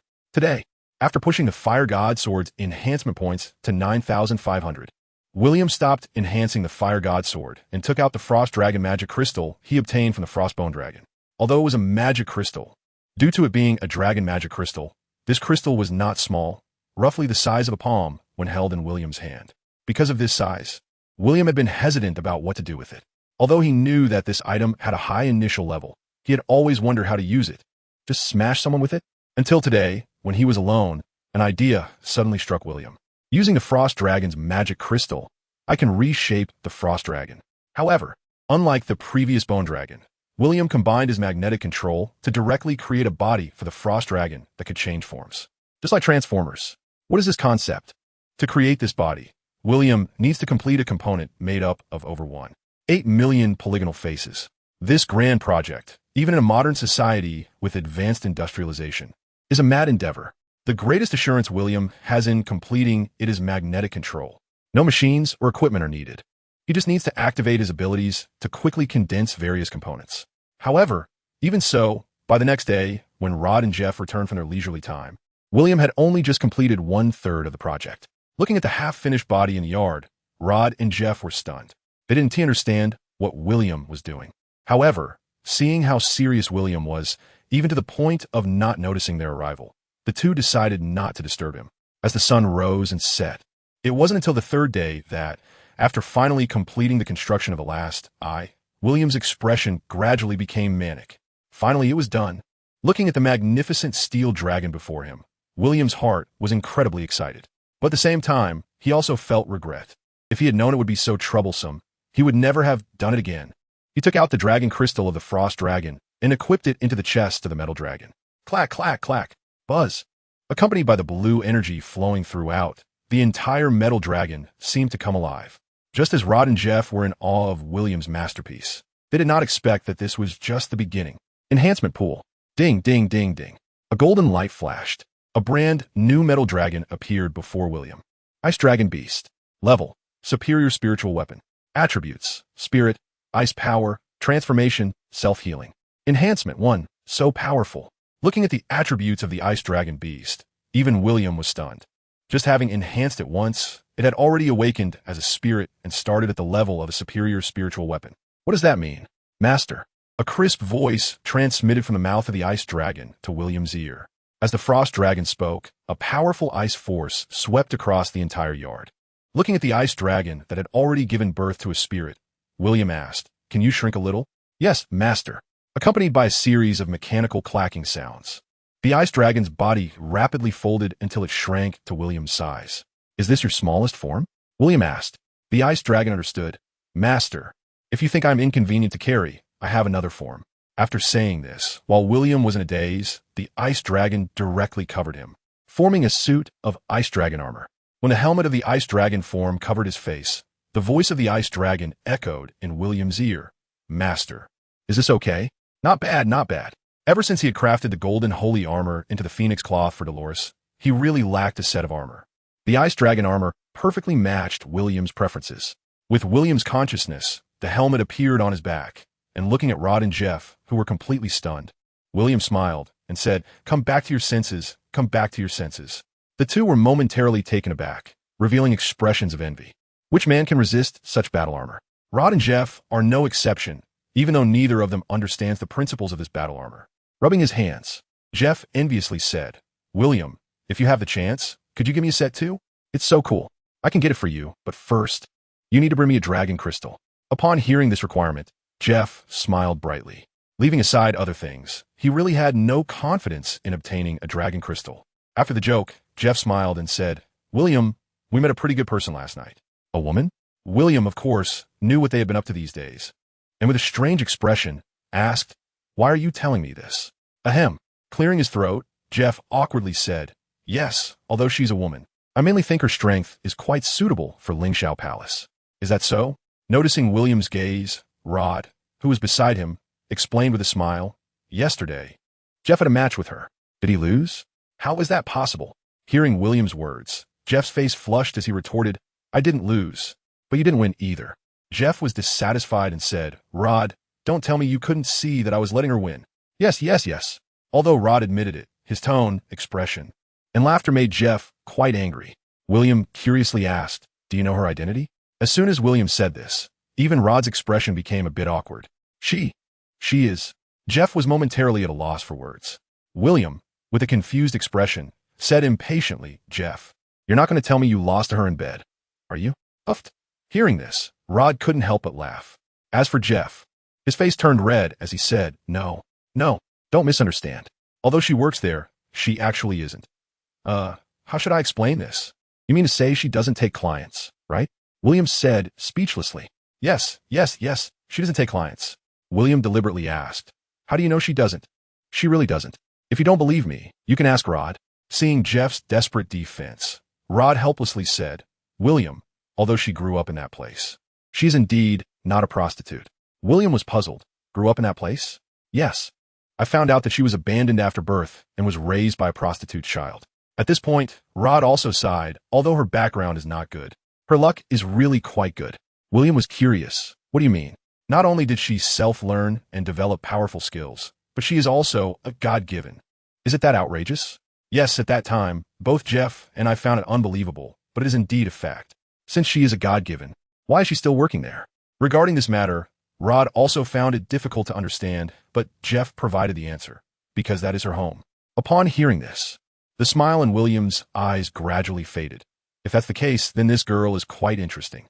Let us go. Take me to meet her." In the brothel, the place was filled with laughter and joy, with men chatting happily, accompanied by one or two scantily clad, voluptuous women. William's arrival did not attract anyone's attention. Everyone was immersed in their own joy, too busy to care about others. Just as the madam of the brothel approached to greet them, Rod had already stepped in to stop her. While Rod was communicating with the madam, William asked, "Have you spotted her?" Looking around, Jeff quickly locked onto their target. "Over there." Following Jeff's gaze, William looked at a girl who resembled a little lowly, with two long ponytails, a pure appearance, but with a childlike face and large breasts, a light golden-haired girl. Noticing her looks, William couldn't help but frown, doubting whether she was of age. "How old is she?" Understanding that William had some misunderstandings, Jeff quickly said, "Don't worry, she is already an adult." Noticing William and Jeff's gaze, the girl who was wiping the stairs shot a sharp look at them. Their eyes met, and William sensed a hint of danger from her. In the next moment, the girl appeared right in front of William and Jeff. "What are you two doing here again?" Facing the girl's question, Jeff exchanged glances with Rod and said helplessly, "What? Can't I come? You just caused trouble a few days ago. Aren't you afraid they will come looking for you?" The girl's voice was cold and calm. Although she was not very tall, her presence firmly suppressed Jeff. "Can you be a bit more mature?" The tone of the lesson left Jeff speechless. "What did you do?" William asked curiously, looking at Jeff, who was rendered speechless by the girl's words. Clearing his throat, Jeff replied helplessly, "It's nothing. Just taught a lesson to a few self-righteous men." The girl corrected him. "Those men, at the very least, are barons. One of them is even a marquis. Could you at least find out their identities before taking action?" Jeff retorted defiantly. "So what if they are? Do you think I'm afraid of them?" The girl snorted coldly. "Yes, you aren't afraid of them. But have you ever thought about what will happen to the women you save?" Hearing this, Jeff's expression changed. "Are they coming again?" With a cold snort, the girl replied, "What do you think? You guys act so carelessly. Just walk away. But do you know what would happen if I weren't here?" Jeff looked at the girl with admiration, appreciating her bold demeanor more and more. This girl is truly interesting. After leaving Jeff speechless, she stopped saying anything and, After sizing William up, said lightly, "Are you his friend?" William Duke. Waving her hand, the girl turned away indifferently and said, "I'm not interested in knowing your name." Watching the girl turn and leave gracefully, William spoke up, "You're not interested in me, but I'm very interested in you." Hearing his words, the girl paused. She was well aware that her appearance had a fatal attraction for men with certain preferences, and those were the kind of men she disliked the most. Just as she was about to explode, Mommy quickly spoke up, "Sir, I'm sorry, Tiffany is just a maid. Please don't misunderstand. I'm here today to invite Tiffany to join my shadow team." Shadow team? Mommy was taken aback, and Tiffany, who had turned around, was also stunned. Pointing to the noisy surroundings, William politely said, "Could you arrange a room for us?" "Don't worry, I can pay." Mommy, seeing that William was serious, took a deep breath and smiled, a total of 100 gold coins. "How much?" Raising an eyebrow, William was also taken aback by the price. However, seeing Mommy's outstretched hand, he could only helplessly pay the 100 gold coins. Thus, the three of them were arranged into a private room. However, even though she knew Tiffany's strength, Mommy still followed them in. "Are you hers?" Seeing this scene, William picked up on a hint. "She is my mother," Tiffany said calmly after a brief pause. Looking at William standing in the middle, "For the sake of the 100 gold coins, go ahead and speak. I'm listening. Let me introduce myself first. I'm William, an A-level shadow." After taking out a token as a sign, William also introduced Rod and Jeff's identities. If being an A-level shadow was somewhat acceptable, then Rod's identity as an S-level shadow surprised both of them. Having grown up in the royal city, Tiffany and Mommy had naturally seen a lot, and they knew very well what kind of status an S-level shadow represented. At this moment, Tiffany also understood why Jeff had the confidence to teach the Marquis a lesson. After all, although this was the kingdom of Yaster, the power of the Shadow Pavilion was not something the kingdom could easily provoke. Moreover, it involved an S-class shadow. After revealing his identity, William smiled and said, "I have formed a small team called the Ling Shahal. These two are members of my team. Ling Shahal only recruits the strongest divine bestowed ones. Through Jeff, I learned about your existence, so I came here to recruit you into my team. Aren't you the team leader? Isn't it him?" Tiffany pointed at Rod, feeling somewhat confused since Rod was the genuine S-class. Beside them, Rod smiled and explained, "Sometimes, rank doesn't determine everything. In other words, you're the strongest?" Tiffany's pure blue eyes gradually changed color as she lightly sniffed the air, looking at William with a hint of an inexplicable shade in her gaze. "The scent on you." The aroma from William made Tiffany unable to suppress her inner desires. She clenched her fists uncontrollably, and a cute little fong peeked out from the corner of her mouth. "Scent?" William gently sniffed himself, not quite understanding. However, seeing Tiffany's state, her mother quickly exclaimed, "Tiffany, Mom, I feel like I can't control myself." Tiffany was trembling all over, and her blue eyes had completely turned blood red. "Are you okay?" Jeff, noticing this scene, asked in confusion. "I'm sorry. I need to step out for a moment." Clenching her fists tightly, Tiffany turned and ran out of the room. Seeing this, her mother quickly followed her. "Tiffany, Mom, I need blood. How could you suddenly lose control?" Her mother, looking puzzled, quickly offered her own arm. Seeing the pulsating veins on her arm, Tiffany bit down, and immediately, a look of pain appeared on her mother's face. However, soon the pain began to fade, because Tiffany, having absorbed the blood, had already recovered. Looking at the wound caused by herself, Tiffany guiltily bit her own finger, and under the mingling of blood, the wound on her mother's wrist healed at a visibly rapid pace. Taking a deep breath and glancing back at William's room, Tiffany puzzledly said, "Mom, I don't know why, but the blood in that person is simply uncontrollable for me. That scent is like a delicacy from the human world. How could this be? Although he might be a divine bestower like you, could it be that divine bestowers have different blood? Different. That guy named Rod is also a divine bestower, but he has no allure for me." Shaking her head, Tiffany walked back toward the room. "What are you going to do? I need to find out why." Seeing Tiffany firmly push open the door, her mother sighed helplessly. "The child has grown up and has her own thoughts. Moreover, I know nothing about the world of divine bestowers." When Tiffany returned, the three of them discussing paused. However, to their surprise, Tiffany walked into the room without stopping, directly approaching William. With a strange expression on William's face, Tiffany leaned in closer and gently sniffed William's adorable nose. Suddenly, the rich and enticing aroma became even more stimulating. Looking at the veins on William's neck and hearing the sound of blood flowing through his body, Tiffany's eyes turned blood red once again at that moment. Not only her eyes, but even Tiffany's hair transformed from light golden to blood red. "What is this?" "William, who was already unsure of what to do because of Tiffany, was stunned when he noticed this. Looking at Tiffany again, her body began to grow bizarrely, her height increasing from 1.6 meters to 1.8 meters, with two sharp vampire fangs appearing, and even bloodstains showing up on her face.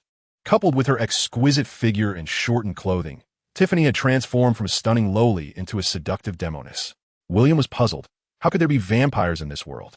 Wait, could it be a vampire fruit? Suppressing the urge to bite into William's neck, Tiffany placed her hand on William's shoulder and said coldly, "Why is your blood so enticing? I'm not sure about that. However, if you want to know, you can give it a taste." Extending his hand, William placed it in front of Tiffany. Seeing this scene, Tiffany was taken aback. "You want me to drink your blood?" This is the first time Tiffany has actively let someone else draw her blood outside of the pleasure houses. "Aren't you curious?" "I'm quite curious too." Hearing William's words, Tiffany was taken aback by the strange expression on Rod's face regarding William's immortal blood. However, he certainly wouldn't stop it at this moment. Watching as William deliberately cut his own palm, Tiffany, unable to suppress herself any longer, grabbed his hand and brought it to her mouth. After a frenzied sucking and licking, Tiffany's expression changed dramatically. The next moment, a powerful crimson energy erupted from within Tiffany. What is this?" Looking at the blood-red magic circle forming beneath her, Tiffany was completely stunned. She had no idea what was happening. However, the wild vitality surging within her made Tiffany feel an unprecedented sense of relief. The insatiable desire that seemed impossible to quench had completely vanished at this moment. Although she didn't understand what had happened, Tiffany truly felt that she would no longer go mad from her thirst for blood. Noticing Tiffany's dazed expression, William smiled and explained, "This is the power awakened by the divine fruit. Now, you have truly mastered the vampire fruit." Pointing to Tiffany's forehead, William said with a smile, "Feel your brand new power."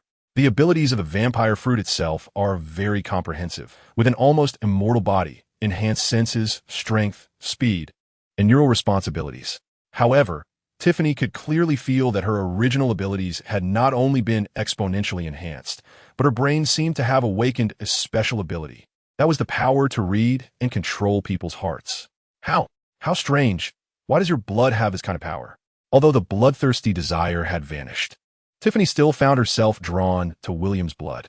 That feeling was like being addicted. Unconsciously, Tiffany found herself moving closer to William again, only to be playfully pushed away by him. "So, do you accept my invitation?" Regaining her composure, Tiffany instinctively looked at her mother. Mom noticed Tiffany's gaze and smiled. "Tiffany, you've grown up. Staying here all the time isn't a good thing. If you like being in the shadows, perhaps joining them is a good choice." Mom, who considered herself a keen judge of character, felt that William was very pure. Any man would reveal his true nature once he entered the pleasure house, but William had always behaved unusually, even when he saw Tiffany's current appearance. Although there was a look of amazement, there was no lust whatsoever. And this was why Mom agreed to let Tiffany join William. Of course, if it had been Rod and Jeff, Mom would definitely not have agreed. After all, the two had become regulars here during this time. Hearing her mother's words, Tiffany frowned. "But what will happen here if I leave?" Covering her mouth and chuckling, Mom said, "Don't worry, I've been here my whole life. I've seen all kinds of storms. Moreover, you're joining the shadows, not leaving forever." At this point, Tiffany finally made up her mind. Looking at William, Tiffany said seriously, "I can join you, but I have one request." William, puzzled, asked, "What request?" "My request isn't high." At this point, Tiffany felt a bit shy herself. "Every week, no, every month, could you let me drink a little of your blood?" William had thought Tiffany would propose some condition, but it turned out to be this. "If it's about drinking blood, there's no problem. Thank you." With a look of joy, Tiffany's sexy body gradually returned to her original lowly form. Noticing William's puzzled gaze, Tiffany explained, "This is my normal form. The one just now can be understood as my battle form. However, that form consumes a lot of energy, so I usually don't use it because afterwards, I need to consume a large amount of blood. Blood is Tiffany's energy." Also, because she didn't want to fall into the habit of consuming blood, Tiffany had long maintained her childlike appearance to minimize consumption. However, looking at the adorable Tiffany, who was as angelic as could be, William couldn't help but reach out and gently pat her head. This action immediately made Tiffany's face turn red. She pried open William's hand and said discontentedly, "Don't treat me like a child." William was taken aback and couldn't help but burst into laughter. "Tiffany, the King City branch base of Lingxiao Hall is not far from here. Do you want to go with us to get familiar with the route now, or go tomorrow?" Before I could finish speaking, A commotion suddenly erupted outside the door, accompanied by shouts of anger. There were also sounds of objects crashing and breaking. What is going on? Tiffany's expression changed, and she immediately rushed out of the room with her mother. In the Wind and Moon Hall, a middle-aged man wearing the standard armor of the Yaster Kingdom stood at the center, wielding a large sword. Behind him were 4 attendants and a stretcher, on which lay a man wrapped in bandages. On the ground beside the man with the large sword lay 6 guards from the Wind and Moon Hall, sprawled in disarray. The man surveyed the surroundings and coldly declared, "I am General Walker Weber of the kingdom. I am here today, not for official business, but to settle a personal grudge." After stating his identity, he pointed to the man behind him and coldly said, "He is my brother, so whoever injured him, step forward." At this moment, William had arrived beside Tiffany. Looking at the man on the stretcher, he chuckled. "Who did this? This looks bad." William's intention was just to tease, but unexpectedly, Tiffany's faint voice suddenly came. "I did it."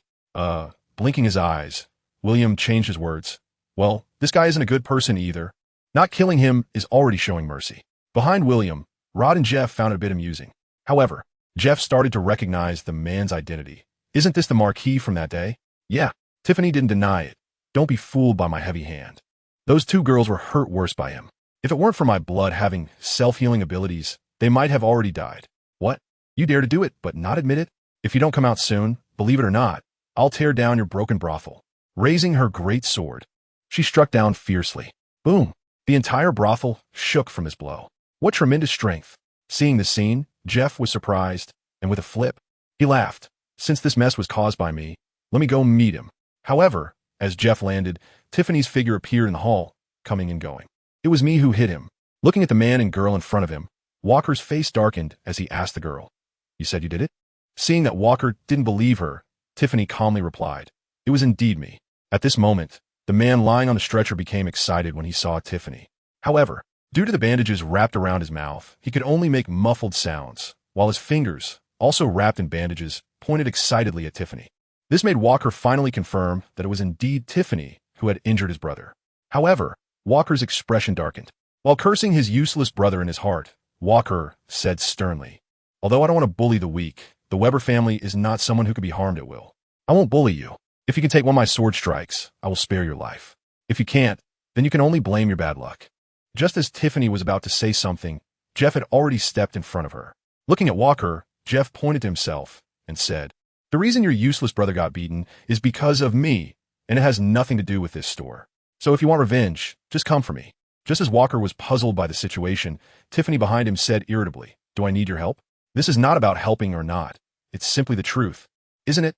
I was the one who hit him. Before that, I also gave this guy a beating. Are you trying to argue with me? I'm stating the facts. Look, I broke one of his hands." Watching the 2 in front of him arguing, Walker felt utterly confused. What is going on? Is there something I don't know? Looking at his brother, he saw him trembling with excitement. Because his jaw was dislocated from being hit, he could only make a single sound on the stretcher. However, Walker understood the meaning behind it. Since both of them were involved, then there's no need to hold back. Just as Walker was about to say something, suddenly, Jeff launched a punch. As he watched the fist enlarge in front of him, Walker's face filled with horror. Such speed, his body reflexively raised the great sword to block in front of him. However, a surge of power came from the great sword. What? Before Walker could react, he was directly blasted away. Watching Walker crash through the door and into the street, Tiffany was stunned, and the onlookers were dumbfounded. "This matter, I will handle it." Jeff, having regained his serious demeanor, walked step by step toward the door.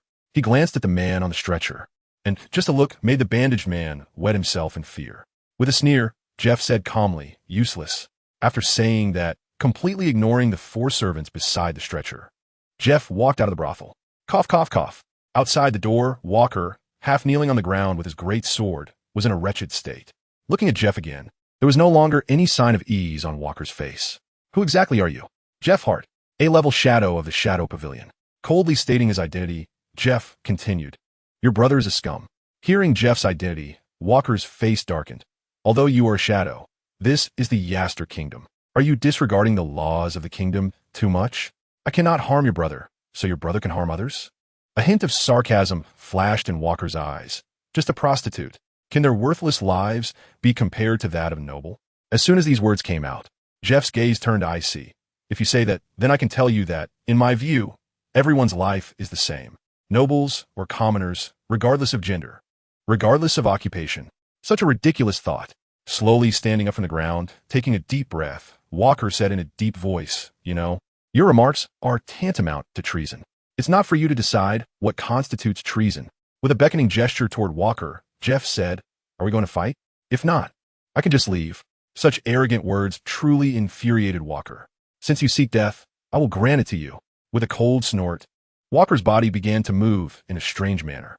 Suddenly, the muscles all over Walker's body swelled to twice their size, and his height increased to 2 meters. Walker Weber, user the muscle fruit. Ability, control the strength of all body muscles. Pointing his great sword at Jeff, a confident look appeared on Walker's face. Jeff Hart, you have violated the laws of the kingdom. Today, I will arrest you in the name of the kingdom's general. Those who resist will die. With force under his feet, the blue stones on the ground were stomped into a deep pit by Walker. Boom! Amidst the huge sonic boom, Walker lunged at Jeff with a great sword and extraordinary speed. At this speed, combined with the damage of the great sword, an ordinary person would probably be reduced to nothing but bones. This is also Walker's most proud move. However, today he is not facing an ordinary person, but Jeff, who has consumed the behemoth fruit. Faced with Walker's great sword, Jeff didn't even make any evasive movements and simply reached out to grab the blade's edge, seeking death. Seeing this scene, a glimmer of murderous intent flashed in Walker's eyes. He accelerated again. Bang! The violent clash between his palm and the sword's edge emitted a strange sound. What? Looking at Jeff's unharmed hand and the black, strange substance on it, Walker's eyes widened in disbelief. Just this? A smile appeared on Jeff's lips as he reached out to grab. Gee! Bang! The great sword forged from fine iron was actually broken by Jeff. Boom! Before Walker could react, Jeff, with his armament color activated, smashed his fist down on Walker. Walker, who crossed his arms to block Jeff's punch, was knocked back over 10 meters. A sharp pain shot through his arm, but at this moment, Walker couldn't care less. Because he didn't know when. Jeff had already arrived in front of him. Bang, bang, bang, bang, bang. The ensuing fight was almost a matter of fist to flesh. However, less than a minute into the exchange, Walker was already beaten to a pulp, gasping for breath. Even though Walker was a muscle fruit user against the behemoth, it was a complete level suppression. Even though Jeff hadn't activated the full form of his fruit, the power of his haki was simply bug-like. Jeff's punch felt like a heavy blow, while Walker's strikes were completely neutralized by Jeff's armament haki. Gasping for breath on the rubble, Walker spat out mouthfuls of blood. What's wrong? Can't you handle this? Dispersing the armament color on him, Jeff's expression turned mocking. Don't underestimate me. In a fit of rage, suddenly, Walker's already bulging muscles swelled again. In the moment Jeff was stunned, Walker transformed into a muscle monster, his height resembling that of a small giant. Awakening the fruit? Seeing this, Jeff not only felt no fear, but instead showed a playful expression. His gaze sharpened, the armament color reappeared, and Jeff laughed heartily. Then, bring it on. D. With a roar, a fist the size of Jeff himself came crashing down. Boom! With one punch, the original bluestone ground was smashed into a deep pit. However, at this moment, Jeff and the pit burst into laughter. Interesting. So interesting. Again, clearly able to use Ken Bunchaku to dodge this move, Jeff chose to take it head on. However, after this punch, Jeff also had a rough understanding of Walker's strength. Wiping away a bit of blood from the corner of his mouth, Jeff's right arm suddenly swelled. Diamond arm. Break. Boom. With one punch, Walker cried out in pain, nearly toppling over. Looking at Jeff, his right hand had already turned golden, its size far exceeding that of a human arm. Facing Walker's awakened fruit ability, Jeff merely partially transformed using his fruit power. The commotion between the two naturally caught the attention of the kingdom soldiers, and soon the area around the Wind and Moon venue was surrounded by kingdom soldiers. However, witnessing the inhuman battle before them, everyone tacitly chose not to intervene. The battle between the gifted as kingdom soldiers was not a secret. They understood that this was no longer a matter of numbers deciding the victor. Moreover, some soldiers recognized Walker's identity. To be able to withstand Walker, what immense power that was. When Walker activated his awakened fruit ability, he was notified, and the kingdom's general, Augustine, wearing a general's cloak, arrived on the scene. Since the battle was still within a controllable range, Augustine did not intervene immediately, but observed from the side. After a while, a soldier approached Augustine and recounted the events leading up to this moment. After listening to the report, Augustine waved his hand, and the reporting soldier stepped back. Looking at Jeff, Augustine's expression turned serious. Shadow Pavilion.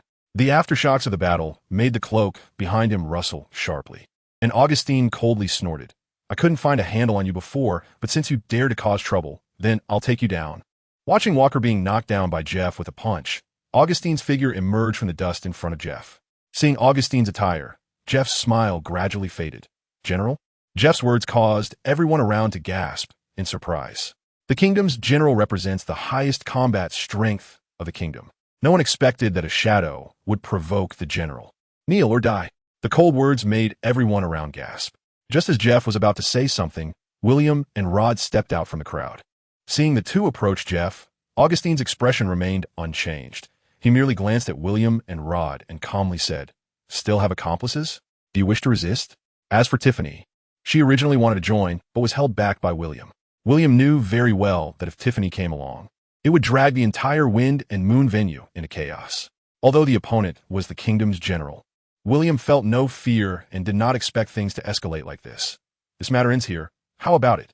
However, William's words made Augustine laugh. You think you could just end it because you say so? Who do you think you are? William Duke. Jeff is a member of my Lingxiao Hall. William Duke? Sorry, where did you come from? Augustine had never even heard of the name William Duke. Unfazed by Augustine's mockery, William calmly replied, "It's normal that you don't know me, but from now on, for the next 10,000 years, this continent will remember this name." As soon as he finished speaking, William's body slowly floated into the air, his eyes calmly looking at Augustine. William said lightly, "In fact, I've been suppressing myself for too long, General. If you want to see, I will let you know what the name William Duke represents." Facing William's domineering words, Augustine's expression became extremely serious. "You trickster, the laws of the kingdom do not allow for trampling. Since you attempt to resist, then all that awaits you is death." Boom! Flames erupted from Augustine's body. Augustine, the user of the flame fruit ability, aimed at William and threw a punch. The next moment, a flame fist that seemed to condense into solid form was already in front of William. Interesting. A glance crack. Boom, boom, boom, boom. Without any reaction, Augustine's flame fist was not only shattered into pieces, but he himself was also turned to ashes by an invisible shockwave. Along with that, the entire royal city, wherever William's gaze fell, was reduced to ruins. Hiss! Seeing this scene, everyone couldn't help but gasp in shock. What a terrifying power. On the ground, a small flame gradually grew larger, and before long, Augustine, who had narrowly escaped death, returned to human form, but at this moment, he was spitting out blood profusely. His body, along with his internal organs, had been shattered. If it weren't for his earlier elemental transformation, he would have already been dead. Looking at William, Augustine's face showed fear. As a general, Augustine was strong, and the power of the flame fruit was renowned as one of the most damaging elemental abilities. But he didn't even know how he had been injured. Reflecting on William's earlier words, Augustine suddenly realized that the true fool was himself. Is this the power of a general? As he slowly landed on the ground, William coldly raised his fist. Augustine tried to transform again, but it was too late. As he watched William's empty shockwave take shape in his hand, just as Augustine was preparing to accept his death, a violent tornado suddenly appeared in the heavens and the earth. Accompanying the tornado was a strong man dressed in the same general attire. Saved. Seeing the arrival of the other party, Augustine's eyes showed gratitude. If Edgar had arrived, even a moment later, he would have truly died. Looking at William, Edgar spoke with a serious expression. "How about we end this matter here?" The last person to say this was William, but Augustine didn't take it seriously, and this time, it was Edgar, the general of the kingdom, who said it. Edgar Ferlin, user of the Gale Fruit, as the longest-serving general in the kingdom. He had actually arrived at the scene earlier than Augustine, but initially he did not intend to intervene in this matter. It wasn't until Augustine was about to be killed by William that he felt compelled to act. Seeing that William was not buying it, Edgar could only play the emotional card. "I know you, William. You're the boyfriend of the Gallop family's youngest daughter, Dolores, right? I saw Dolores at the Duke Gallop's house yesterday. The matters between you and Walker haven't escalated to the point of life and death. You just said that this is a personal grudge. However, if you kill a general, this would no longer be a personal grudge." A hint of sarcasm appeared at the corner of William's mouth. "Do you think I would be afraid?" Edgar became increasingly helpless. "Maybe you aren't afraid, but have you considered that opposing the entire Yaster Kingdom will the Shadow Pavilion still protect you?" The Shadow Pavilion? Edgar thought that William relied on the power of the Shadow Pavilion, not realizing that William had never depended on others. The reason he had maintained a low profile was not to directly sweep through the world, but merely to play with the world. Even the establishment of the Lingxiao Hall was just to satisfy some of his own ideas. However, being low-key or not, if he truly provoked William, he wouldn't mind directly entering sweep mode. In William's gaze, whether it was Edgar, Augustine, or the soldiers of the kingdom and onlookers present, all fell into silence. Time ticked away, and a smile appeared on William's lips as the empty shockwave dissipated. At this point, everyone present couldn't help but breathe a sigh of relief. No one would have expected that what was originally just an ordinary conflict would turn into such an outcome. At this moment, undoubtedly the most frustrated person was Walker. In order to take revenge for his foolish brother, he almost led to the death of the kingdom's general. What a terrible start. If time could turn back, Walker would even wish he could directly kill his unreliable brother. Let's go. After nodding in acknowledgement to Tiffany, who looked at him with admiration, William left the scene with Rod and Jeff. Watching William's departing figure, everyone's eyes were filled with complex emotions. On the way, Jeff helplessly said, "William, I could have handled that just now. That guy Augustine didn't seem that impressive. He's just elementalized after all, and he couldn't even block one of my punches. I know you could defeat him, but since it was the first move from the Lingxiao Hall, I wanted the most explosive effect." In response to Jeff's words, William's answer was simple. "Why didn't you use hockey just now?" Rod looked curiously at Jeff. As soon as the words were spoken, Jeff was stunned. Why? He scratched his head and awkwardly said, "I was too busy playing and forgot." As for William, in fact, William originally intended to kill Augustine with a punch, but he never expected that he would survive. At this moment, William was lamenting the fact that he had missed out on a fruit with great potential. However, thinking of the fire god sword, he didn't feel too much about this fruit anymore. No matter how strong the flame fruit was, could it compare to the power of heavenly fire? The reason William had not used the fire god sword was not because it wasn't strong. On the contrary, it was too strong. It was so powerful that William feared that if he swung it, the entire royal city would be gone. This was also why William preferred to use fruit abilities, because they were easier to control and less direct. Speaking of which, Dolores hadn't come for 3 consecutive days, had she? It was only when Edgar mentioned Dolores that William realized he had been so engrossed in the frost dragon beast that he had neglected her. "You all go back first. I'll visit Duke Gallop's residence." After saying this, William transformed into light and disappeared from the spot. At Duke Gallop's residence, in Dolores's room, seeing William suddenly appear before her, Dolores, who was unable to sleep in bed, showed a look of surprise. William, without caring that she wasn't dressed, she leaped into William's arms. Sending the fragrance on Dolores, William asked curiously, "Why haven't you come to find me?" Upon mentioning this, Dolores felt wronged. "Do you remember when we left last time? I used Conqueror's hockey to take down the kingdom's soldiers, so I was put on house arrest. And this happened." William couldn't help but laugh in frustration. House arrest was really a child's play. However, Dolores's action was indeed due to Duke Gallop's identity. If it were someone else, they would probably be directly wanted by the kingdom. Thinking from another perspective, William could understand Duke Gallop's actions and asked, "So how many days are you grounded for?" "A month. My father said he would only let me out after the new year." "So you're really going to stay home for a month?" "I don't want to either, but this time my father is really angry."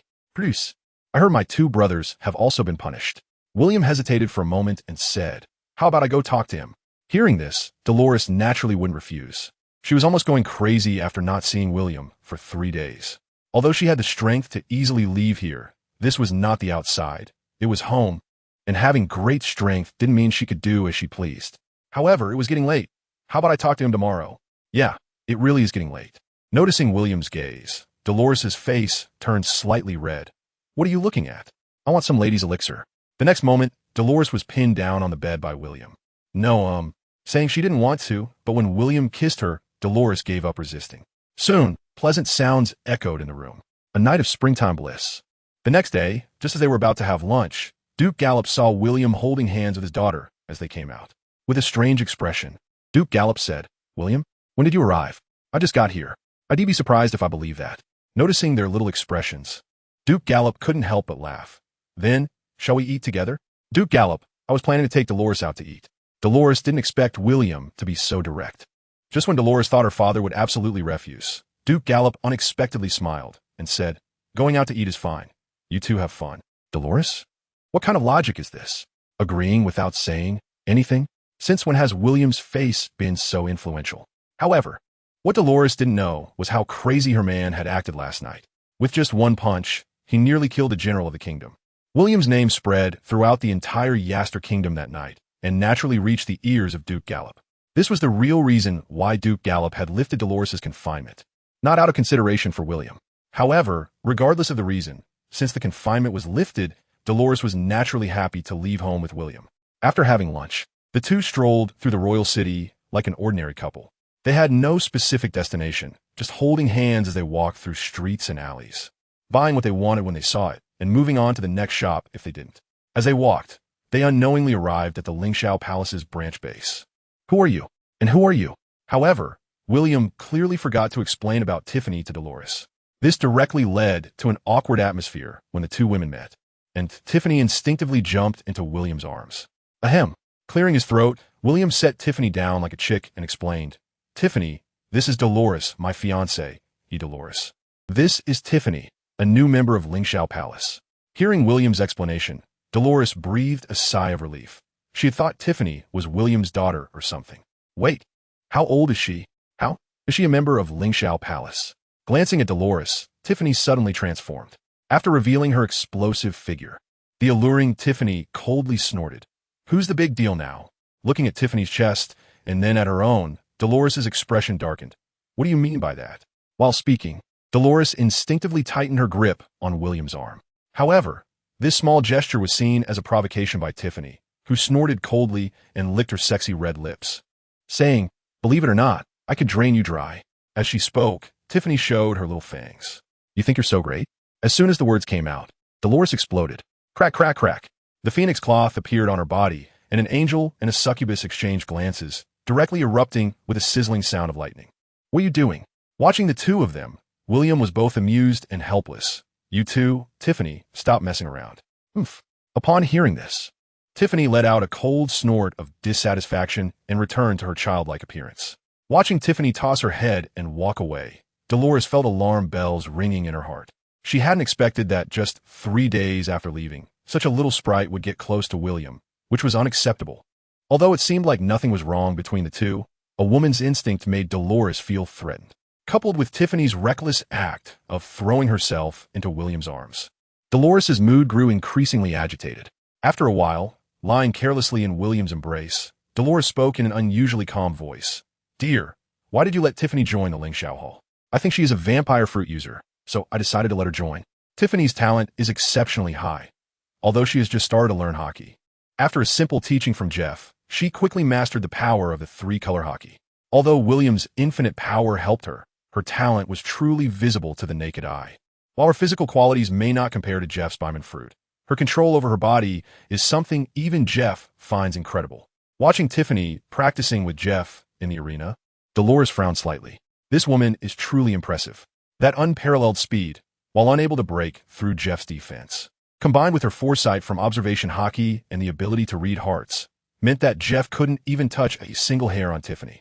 After being bombarded by Tiffany and failing to land a hit on her, Jeff finally couldn't hold back.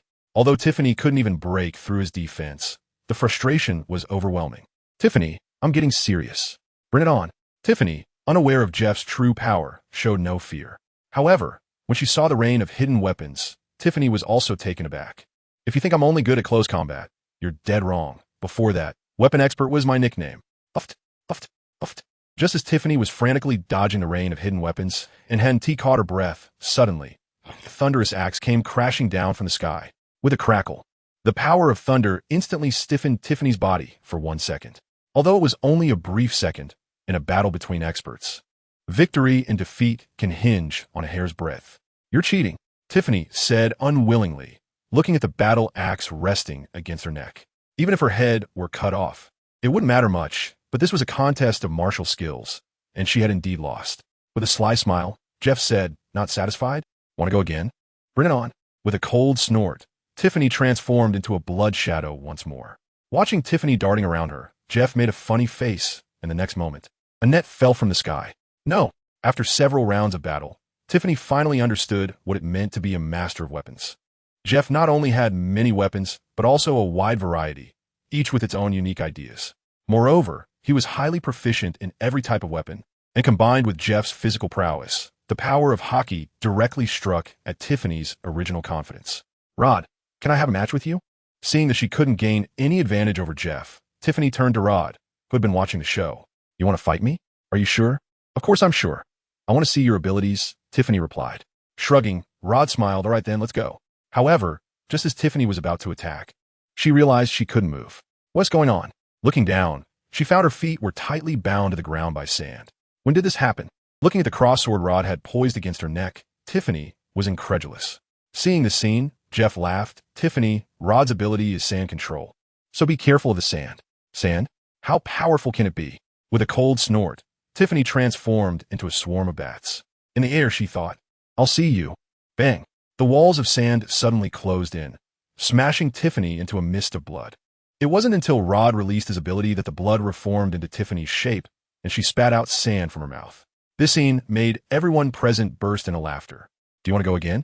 Rod asked politely with a smile as Tiffany got back up from the ground. Again, she screamed, and in the next moment, Tiffany was directly buried underground by a wave of quicksand. At this point, Tiffany completely gave up, with tears in her eyes. She stood up from the sand and approached William. What's wrong? William asked with a smile, noticing Tiffany's eager expression. You don't want me to comfort you, do you? I need a bit of blood to replenish myself. At this moment, Tiffany had reverted to her juvenile form, and with those big, watery eyes, she looked adorably foolish. However, when Tiffany said this, before William could respond, Dolores directly rejected it, saying, No way, with a gaze sharp as a sword directed at Dolores. Tiffany angrily retorted, I didn't ask for your blood. He is my man, and if I say no, then it's no. It doesn't matter if you disagree. He promised me. At this point, Tiffany wore a proud expression. Promised you? Promised you what? Noticing the glance Dolores had cast, although it was insignificant, William still felt a bit guilty. Well, I promised to let him drink my blood. Did you hear that? Proudly grabbing William's arm, Tiffany directly took a bite out of his wrist. You're not allowed to drink. Seeing this scene, Dolores instinctively tried to push Tiffany away, but it was as if Tiffany's head was glued to William's arm. One pushed, the other sucked. Neither of them was willing to back down, and their gazes were fiercely locked on each other. All right, it's fine. Did you forget? I ate the fruit of immortality. Even if my blood is drained, it won't harm my body at all. Hearing William's nonchalant words, Dolores became even more enraged. Is this something that causes harm or not? This is a question of sovereignty. All right. In Dolores's view, Tiffany is provocatively challenging her both in words and actions. However, the clearly intelligent William seems oblivious to it. This is what makes Dolores the most angry and furious. However, she cannot express her anger because she knows very well that if she starts arguing with William, it would play right into that little vampire's hands. How infuriating. So despicable. Dolores instinctively glanced at Jeff.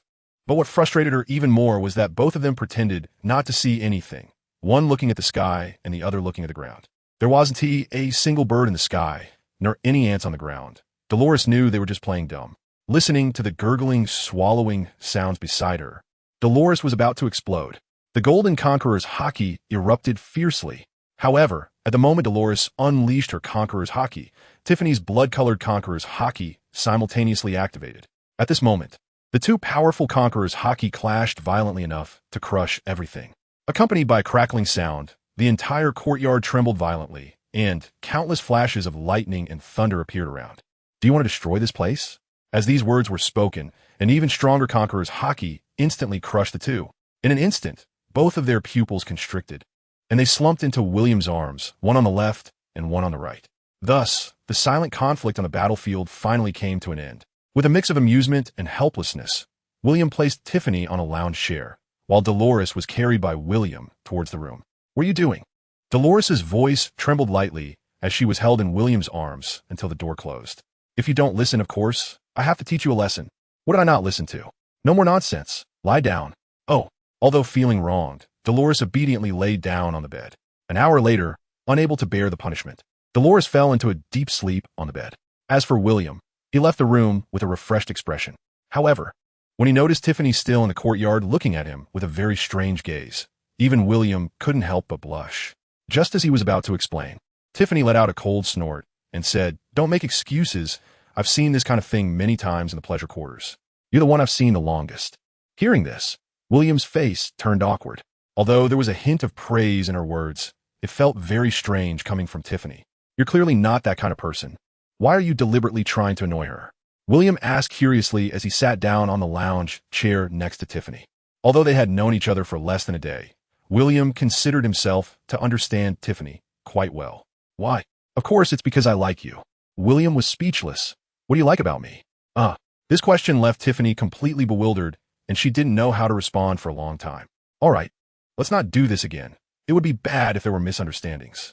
Seeing Tiffany's expression, William subconsciously reached out to touch her long hair. Tiffany stared blankly at William, her expression stiff. She was utterly speechless. This was her first confession in life, and to get such a response made Tiffany furious. Meanwhile, the system's voice, which hadn't appeared for a long time, suddenly rang in William's ears. Host, when did you become such a gentleman? Don't mess around. Although she's very cute. Look at her like that. How can I make a move? I have principles. After replying irritably, William said strangely, by the way, if you hadn't suddenly spoken up, I would have thought you were missing. Isn't it normal to forget the old when there is a new? Now that you have so many people around you. Where's the time for me? The system's voice was filled with resentment. Speak human language. Clearing its throat, the system said, all right, during this time I upgraded myself. William's eyes lit up with curiosity. Oh, did you upgrade to some powerful ability? No. William rolled his eyes. Then why did you upgrade? Had nothing to do. So I just casually upgraded and optimized the interface a bit. Looking at the refreshed system interface before him, William was dumbfounded. Is that it? Haha. The system chuckled. Okay, just kidding. This upgrade mainly focused on a comprehensive enhancement of fruit abilities. From now on, you can strengthen your fruit abilities. Oh, hearing this, William opened his system panel. Host, William Duke. Physique, infinite enhanced physique. Infinite photosynthétique physique. System name, Infinite Enhancement System. Divine Fruit, Shadow Fruit, Illusion Fruit. Shock Fruit, Immortality Fruit, Magnetism Fruit. Origin, Infinite Power. Setting aside the power of the origin, William noticed the plus sign behind the divine fruits. In an instant, William could clearly feel the infinite power within him entering the shadow fruit. The next moment, the world before William transformed into the shadow world, where an almost infinite version of himself appeared. Each of them even possessed the power of the entire shadow realm. With a thought, William already understood what this world was. This is the shadow world, and this is the true power of the shadow fruit. If William once thought that the power of the fruit was only about awakening, now he understands that beyond awakening, there is the divine form, which is the original power of the fruit. At the same time, William has also come to know the truth about the divine fruits. Each divine fruit is formed from the original power condensed after the fall of a deity. This means that each divine fruit corresponds to a specific deity. It is chilling to think about how many deities must have fallen throughout the entire West Asia continent. With so many deities fallen, it's obvious that they can't all be from the West Asia continent. So, where did they come from? And why did they fall in this world? It's an unknown secret. Moreover, what surprised William even more was that after the shadow fruit awakened its origin, it turned out to be the shadow fruit. It's worth noting that this fruit originally belonged to the first Shadow King who created the Shadow Pavilion. If that's the case, it means that the first Shadow King is also dead, which makes things very interesting. This historical figure who exterminated deities, who killed him. Countless secrets converged, and William shook his head. Why bother with so much? When the time comes, I will naturally know. However, just as William was about to upgrade all the abilities of the divine gift fruit to divine level, he found that all the plus signs on the system panel had disappeared. System, what's going on? Host, your body needs to adapt. You can only strengthen your new power after fully merging with the shadow fruit. Just like the photosynthetic physique. Yes, this process is expected to take about a month. So please be patient, host. A month is nothing. William didn't mind. Can you stop touching? A mosquito-sized voice came from Tiffany, and William was taken aback. Noticing Tiffany's flushed face, he quickly withdrew his hand, showing an awkward expression. Sorry, I got distracted for a moment. Oh, however, at this moment, Tiffany only felt heat all over her body and couldn't focus on what William was saying. Unfortunately, the goddess has her dreams, while the prince is indifferent. Perhaps in the future, but at this moment, William, who was in love, was completely devoted to Dolores and had no intention of starting another relationship with another woman. Just as Tiffany was in a state of anxiety, a figure shrouded in shadow appeared behind William. At this moment, William seemed to have noticed nothing, but Tiffany did catch sight of this scene. In an instant, Tiffany pulled William to the side. Just as she was about to enter battle mode, William grabbed Tiffany's hand and smiled. Don't be nervous, he is a shadow. A shadow? Hello, beautiful lady. The shadow is the body that William materialized using the shadow fruit. However, William did not intend to explain his relationship with the shadow to Tiffany. Extending his hand, a ring identical to Tiffany's appeared on the shadow's finger. I'm the shadow, codename Shadow Emperor. You're the new member, right? Pointing to Tiffany, William smiled. This is Tiffany, a new member of the Lingxiao Hall. At the same time, William also introduced the shadow to Rod and Jeff. As for why William created a brand new identity, it wasn't that complicated. One, it was fun, and the other was to give himself an identity to do some special things. Just as the shadow was discussing in detail with Rod and Jeff under a new identity, William suddenly sensed a new bloodline power. A smile appeared at the corner of William's mouth. He knew the plan had succeeded. Boyd finally couldn't help but drink the elixir of immortality, which also meant that William now had the right to control Boyd at will. However, William did not directly control Boyd, but was waiting to see if he could gain more bloodline control through him. No rush. Let the bullet fly for a while longer. Shadow Pavilion Headquarters. The next day, William personally took Tiffany to register her shadow identity and filled in her guide's identity. With quite some time until the new year, William felt he could take this opportunity to do some interesting tasks and also to improve Tiffany's shadow level. However, this plan was declared over before it even began, because it was directly vetoed by Dolores. Thus, Tiffany's task became to be completed by Rod and Jeff. Although she was reluctant, Tiffany ultimately said nothing more. Tiffany was a smart person, realizing that with Dolores around, it was impossible to win over William in a short time. She chose to step back. Waiting for a while longer, until Dolores let her guard down, will be Tiffany's real opportunity to strike.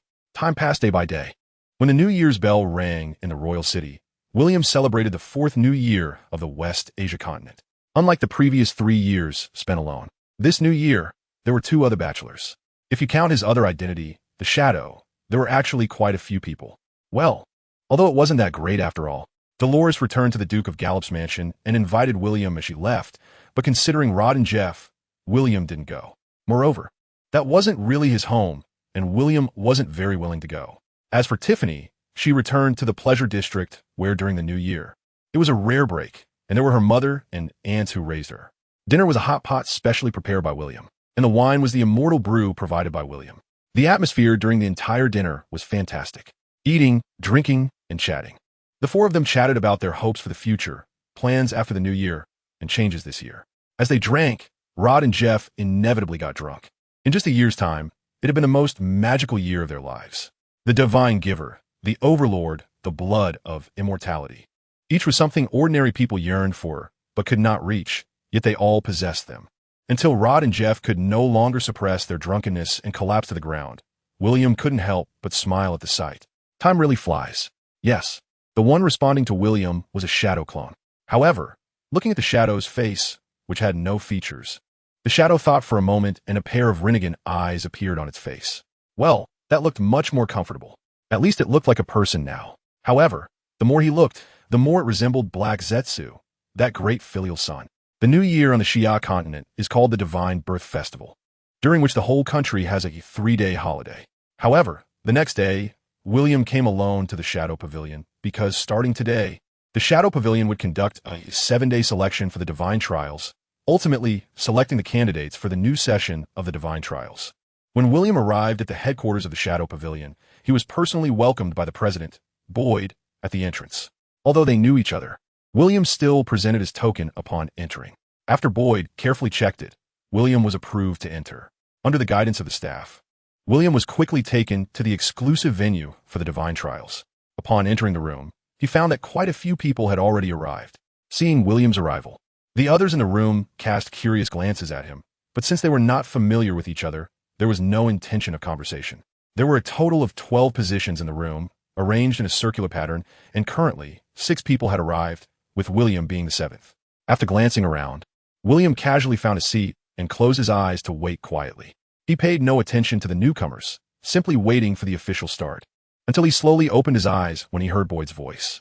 However, William was surprised to see that among the 12 participants in this divine trial, there were actually 2 women. Moreover, these 2 women sat on either side of William. Noticing William's gaze, the women on either side of him smiled at him.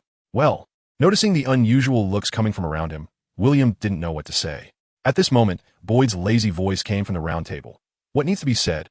I believe everyone already knows, so I won't repeat it here. Over the next 7 days, we will select the final candidates for this session of the divine trial. So give it your all. Beside Boyd, Viola was both amused and helpless. Such a grand divine trial was casually addressed in just a few words. It was too dismissive. However, there was nothing she could do. Boyd was the president. What could she say? Taking a step forward, Viola added, "You are all elites of the Shadow Pavilion. So the upcoming competition is something you are very familiar with." She took out a specially made token marked with the word shadow and said, "Next, you will be teleported to an independent space. There, we have placed 6 shadow tokens in different locations. So you must find a shadow token that is the same as the one in my hand within the allotted 12 hours. During these 12 hours, you can use any means to protect yourselves until you return here. Those who succeed will advance to the second round of the competition. Do you understand?" Upon hearing Viola's words, everyone except William's expression became serious. Although they had roughly guessed that this competition would be brutal, they did not expect it to be this cruel. In an independent space with only 6 tokens, it meant that everyone could face the most intense slaughter. At this moment, William became somewhat interested in the concept of an independent space. Could it be? Behind Boyd, the white-haired elder, who had remained silent, stepped forward, hands clasped together. When he opened them, something resembling a spatial gateway appeared before everyone. A space fruit. Thinking of this, William's gaze turned curiously towards the white-haired elder. However, everyone present was actually filled with intense curiosity about the white-haired elder. This fruit ability was truly unexpected for everyone. A space fruit, what a marvelous ability. Time was limited, and there were only 6 shadow tokens, so let's go in. Not caring about the gazes directed at him, the white-haired elder calmly said one sentence. Only then did some people retract their gazes and step into the central portal. However, unlike everyone else, William still did not enter even after everyone had gone in. Seeing the scene, even Boyd was a bit stunned. "William, why aren't you going in?" Shrugging, William smiled and said, "It's too troublesome to go in and search for 6 shadow tokens. Since there are some right here, why shouldn't I take them?" Upon hearing this, Boyd was also taken aback.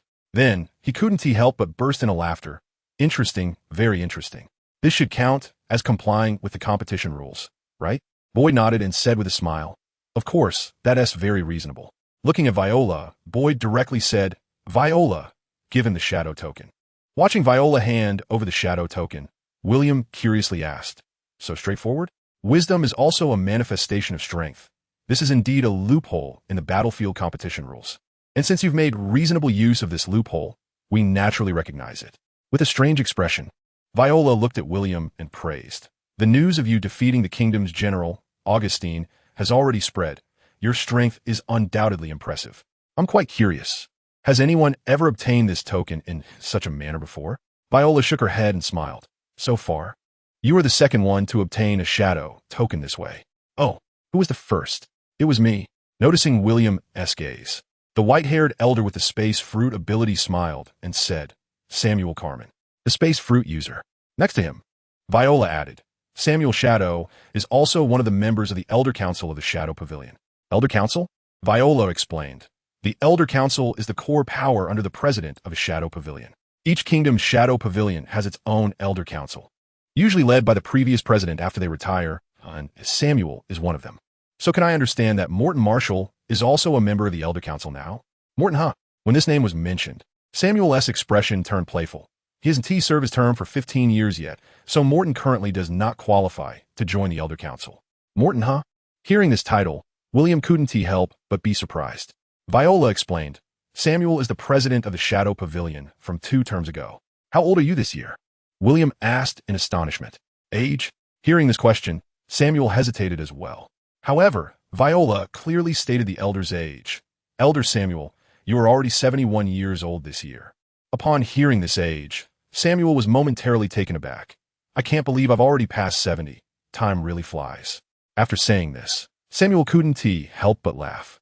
After laughing, Samuel seemed to be intrigued and said, "Looking back, I wielded my knife and took down wave after wave of magical creatures, wave after wave of magical creatures." Hearing Samuel recounting his glorious past, William found it fascinating, but Boyd and Viola felt their scalps go numb, feeling quite awkward. Unable to bear it any longer, Boyd hurriedly said, "William Shadow, if there's nothing else, you can go back now. Remember to come back here on time for the second match tomorrow." However, William had no intention of leaving. He was still there discussing his achievements with Samuel. When the conversation got lively, He would even delve deeper into discussions with Samuel. This scene made Boyd and Viola increasingly awkward, as they felt that Samuel was exaggerating too much. Samuel even recounted a tale of how he single-handedly stopped an invasion of 100,000 monsters with a massive spatial gate. However, according to the truth known to Viola, during the monster siege, Samuel was actually the one who ran away the fastest. In fact, he didn't return until the siege was over. His ability to escape using the spatial fruit could be said to have been taken to the extreme by Samuel. Because of this incident, Samuel's position as the leader of the Shadow Guild was almost jeopardized by the Shadow King of that time, although he ultimately managed to hold on until his retirement. The reputation of Samuel as a runner has persisted to this day. In the eyes of the two, it was only because William was unaware of these matters that he took some of Samuel's claims seriously. Little did they know, William believed in Samuel not because of what he said, but because he sensed the immense power of the fruit within Samuel. This power is almost infinitely close to the source of the fruit's power. However, the difference between a divine giver who takes that step and one who does not is as vast as heaven and earth. Patting William on the shoulder, Samuel sighed. There are really not many young people who can listen to me talk for such a long time without getting bored. You're a good kid. At 71 years old, Samuel seemed confused, but in his heart, he was as clear as a mirror. True and false, false and true. However, Samuel saw something different in William. Without continuing to recount his past, a miniature teleportation portal appeared before Samuel. He reached in and pulled out a spherical stone, which appeared in his hand. William, kid, here's something for you. Don't dislike it. Looking at the stone that Samuel was smilingly handing to him, William was also stunned. Boyd and Viola, standing nearby, exchanged glances, equally surprised that Samuel would give William something. However, the item did not look like anything good, and they thought Samuel was just joking with William. This stone was just an ordinary spherical stone, but William sensed a special power from it. Divine power.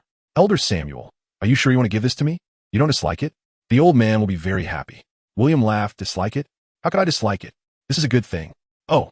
A glimmer of light flashed in Samuel's half-closed eyes. Do you know what this is? William shook his head and said, I don't know, but I guess it's something from the trial of the gods, right? Hearing this, Samuel was taken aback, then laughed happily. Interesting, very interesting. Thumbs up to William. Samuel mysteriously smiled and said, take good care of it. When you take it out in the trial of the gods, you'll have unexpected gains. Of course, the premise is that you can win a spot in this trial.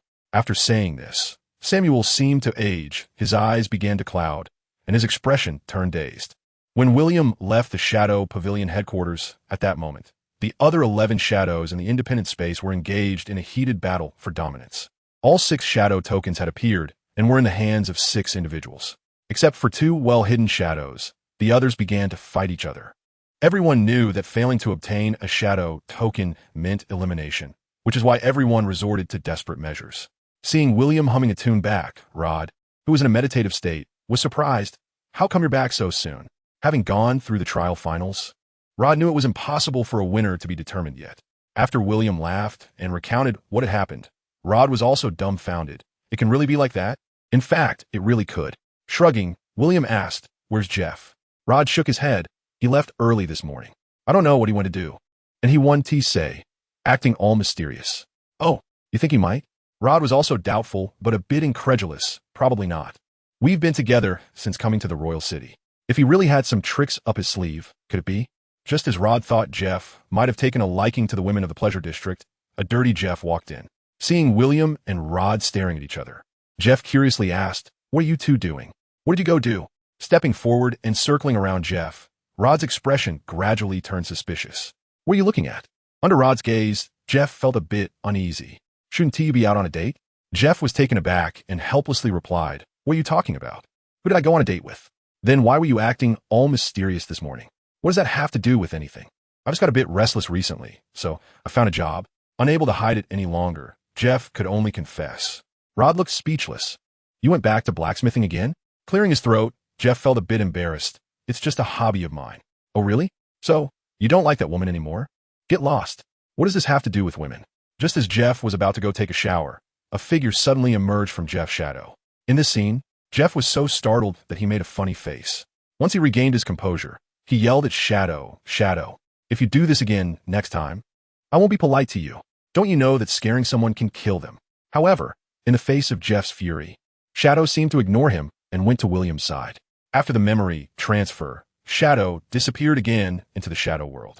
Jeff, meanwhile Rod, who witnessed this scene, couldn't help but laugh out loud. After laughing, Rod curiously asked, "William, what did Shadow go to do?" Shadow is an intelligence agent belonging to the Lingxiao Palace, and he has now completed the layout of the intelligence network throughout the entire royal city. Hearing this, Rod was surprised. The entire royal city? William nodded and smiled, yes. The entire royal city, including the palace. From now on, if you want to know what color underwear King Aster wore today, it won't be a problem. With wide eyes, Jeff asked, "What about the queen? Can she know too?" As soon as those words were spoken, the corners of William's eyes couldn't help but twitch. Goodness, is this the kind of question that someone as honest as you should be asking? I really underestimated you before. However, I must admit, with the abilities of the shadow, this matter can indeed be accomplished.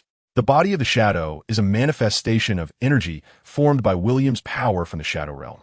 And the reason he needed to transmit memories just now was that he wasn't manipulating it with his soul. It's like a camera. Due to the lack of AI, it can only capture images but cannot actively recognize them. Of course, this is just the beginning. Currently, William has a perfect plan, but whether this plan can ultimately succeed depends on the power of the illusion fruit. He aims to use the power of the environment fruit to hypnotize and create artificial intelligence. The current illusion fruit is not yet capable of this. So William needs to wait for the illusion fruit to complete its enhancement and achieve divine level. As for just now, William received some very good news from Shadow.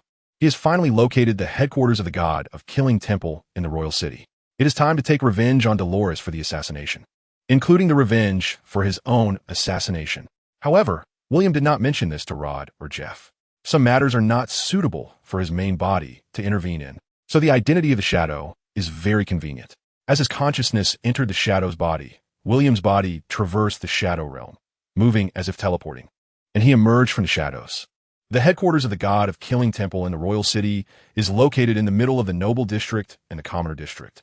To ordinary people, it appears to be just an old tavern with a history of over 100 years. But beneath this tavern lies a vast underground chamber that has been hollowed out over 10,000 square feet. What concept is this? Originally, William thought that the Shadow Pavilion was already quite arrogant, but compared to the god of Death Hall, it was like a small witch meeting a big witch. As for how William found his headquarters, it was actually quite simple. The god of Death Hall also has its own dedicated business department on the surface, but the business department is completely detached from the god of Death Hall. The Shadow clone was able to find this place purely by chance, as it happened to be positioned right here. In the end, it was a coincidence that led to this discovery. Since he wasn't there to chat, William naturally had no intention of being polite. The moment his body emerged from the shadows, countless threads of shadow had already fallen on everyone in the tavern. At this moment, all the people in the tavern showed expressions of terror. Among them, there were people from the god of Death Temple, but more were ordinary people who didn't even understand what was happening when they were controlled by William.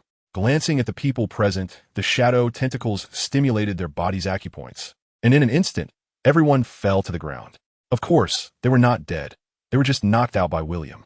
With a pointed finger, the power of shadows condensed at his fingertips.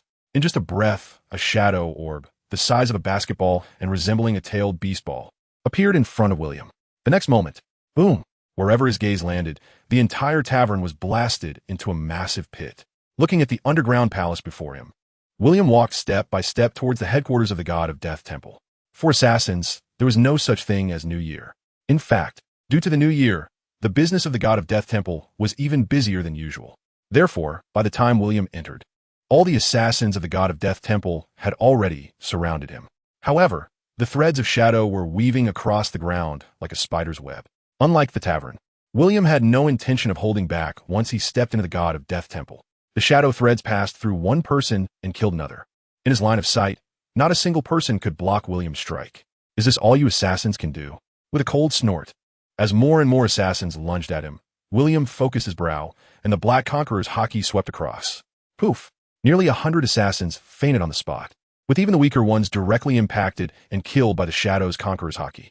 At this point, the entire god of Death Temple fell silent. Clap, clap, clap. A round of applause came from afar. From the shadows emerged a man whose eyes flickered with powerful killing intent. You. Very good. As the applause faded, the man in the shadows said coldly, "Since you want to seek death, I will fulfill your wish. What are you pretending for?" In an instant, William's voice suddenly came from behind the man. causing him to break into a cold sweat. However, just as he wanted to resist, he found that he couldn't move.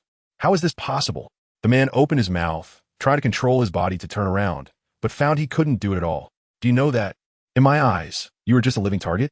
The shadow threads gradually wrapped around the man's neck. Crack! The man's eyes widened, dying without closing them. After the man died, the shadow threads hooked a token from his hand. The token bore an S-rank mark.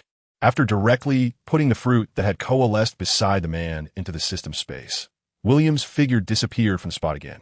Come out, I see you. 20 minutes later, rematerializing at the entrance, William sneered and said, the game of hide and seek has gone on long enough. It's time to end this battle.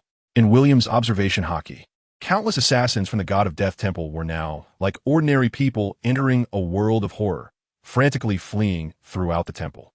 However, what everyone didn't know was that every move they made was actually under William's observation hockey. The reason he hadn't ended the battle was simply to let these assassins experience the fear before death. And now, William felt he had played enough. With a pointed finger, the shadow orb that had blasted through the God of Death Temple reappeared. However, this shadow orb had expanded to 10 times the size of a basketball. It's over. After a massive explosion, the entire God of Death Temple was instantly flattened by William. Amidst the ruins, William stood tall. In the debris, a man with half of his body shattered looked despairingly at William. He was the temple master of the God of Death Temple in the Yaster Kingdom, Miles Bach. Miles Bach, an energy fruit user. He could manipulate, release, and absorb energy, somewhat similar to the Black Emperor Sebastian Shaw known to William. However, compared to the Black Emperor's abilities, Miles's fruit powers were clearly much weaker, which was why he was shattered to pieces under William's shadow orb. At this moment, Miles's face was pale, his breathing rapid, and his gaze towards William was filled with boundless fear. Miles believed he had seen strong individuals, but he had never encountered a power user as strong as William. In Miles's view, this was beyond the realm of humanity. Step by step, William approached Miles, his expression indifferent. If there are no regrets, then you can rest in peace. With a finger point, another shadow orb appeared in front of William. Cough, cough, cough. Miles, spitting blood, hoarsely said, to die at the hands of a strong man like you. I can die without regrets. Is this your regret? Miles supported himself with one hand, refusing to fall, and due to his body's protective mechanism, he no longer felt any pain. His gaze shifted to the ruins behind him, and Miles softly said, if possible, please spare him. In the debris lay a young man, about 20 years old. At this moment, William's shadowy form showed no expression. His eyes gradually became unfocused, and his vision blurred. However, Miles was still looking at William. I'm sorry, is that so? Although he knew that this request was almost impossible to be granted, Miles's expression was still filled with disappointment. The shadow orb fell again. Boom! At this point, in his observation hockey, the last 2 lives completely reached 0. Just as William unexpectedly picked up the energy fruit that had just coalesced beside Miles, a massive tornado rushed in. Rumble. Wherever the tornado went, it caused astonishing destruction, slowly coalescing from the shadows in the distance. William's gaze turned to the figure that had descended not far away. Edgar Ferran, a gale fruit user and a general of the kingdom. If the previous William had already given Edgar and the kingdom a headache, then this current William added fuel to the already tense situation in the royal city. Glancing around, although the terrain had completely changed, Edgar could still roughly simulate what it originally looked like. With a serious expression, Edgar looked at William and said in a grave tone, "Who are you?" Facing Edgar's questioning, William showed no intention of answering. As William was about to sink into the shadows and disappear, Edgar was completely enraged. This one or that one? Do they really think the Yaster Kingdom has no one left? With a wave of his hand, a massive tornado rose up where William was. Inside the tornado, William's shadow body was being continuously cut, but such damage couldn't even keep up with the recovery speed of the shadow power. Seeing William standing firm in the tornado, Edgar's expression changed, and he reached out with a grip. In an instant, a counterclockwise tornado appeared within the originally clockwise tornado, and the 2 tornadoes with opposing directions exploded in an instant. Fida. Boom, boom, boom. In the rapidly expanding tornado, William's figure suddenly disappeared. The sense of crisis coming from behind made Edgar instinctively punch backward, and his physical quality, combined with the acceleration of the gale fruit, even surprised William. His body bent into an S shape as if it had no bones, and with a smile in his eyes, William threw a punch. Bang! With one punch, Edgar was pushed back over 10 meters. The 2 stared at each other, and for a moment, neither spoke, the atmosphere falling into a strange silence. Crack! A faint crisp sound. The soldiers of the royal city looked panicked at the noise. However, in an instant, countless threads of shadow surged toward Edgar in a frenzy. Seeing this scene, Edgar reacted even faster. Retreat. He kept retreating until he reached a distance of 50 meters. The threads of shadow seemed to reach their limit and suddenly stopped. A range of 50 meters. With a thought, Edgar moved his hands to the left and right, and two rapidly rotating whirlwinds exploded toward the threads of shadow. Where the gale passed, the threads of shadow were directly affected. There was an opening. With a push of his hands, hundreds of thousands of whirlwinds rained down toward William like a hail of bullets. Boom, boom, boom. No. A quick glance revealed William appearing oddly behind him again, and a highly compressed wall of wind erupted. Boom! The intense collision between the fist and the wind wall. However, the greater William's strength, the greater the rebounding force. Boom! With a loud crash, William was sent flying. Just when the soldiers of the kingdom thought Edgar had won, William actually disappeared again in midair. What? Eyes wide open, Edgar couldn't react as he watched William appear behind him once more. Seeing the miniature shadow, jade, forming in William's hand. Boom! With a single finger, Edgar was blown to pieces. What? This is impossible. General Edgar is dead. Eyes wide open, looking at Edgar dissipating between heaven and earth, all the soldiers showed disbelief. After completing this strike, William retracted his finger and quietly looked at the sky.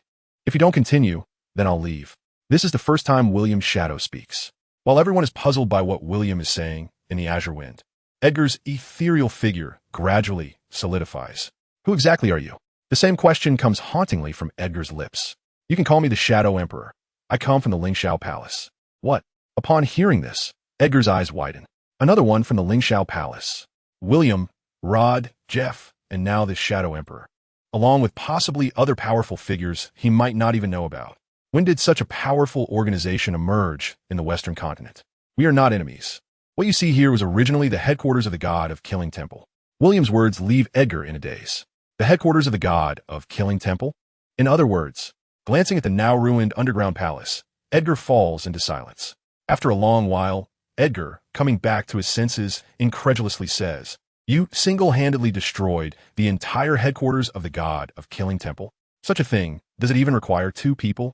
This simple statement causes all the kingdom soldiers around, including Edgar, to gasp in shock. This is no longer a question of strength. It is no longer a matter of power at the same level.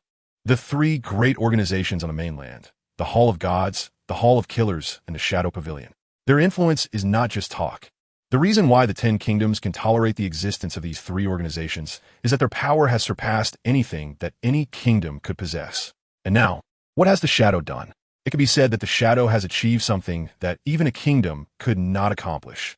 Moreover, even more outrageous is that the Shadow, after completing such a feat, still had the strength to nearly annihilate a kingdom's general. Taking a deep breath, Edgar said bitterly, "You can go."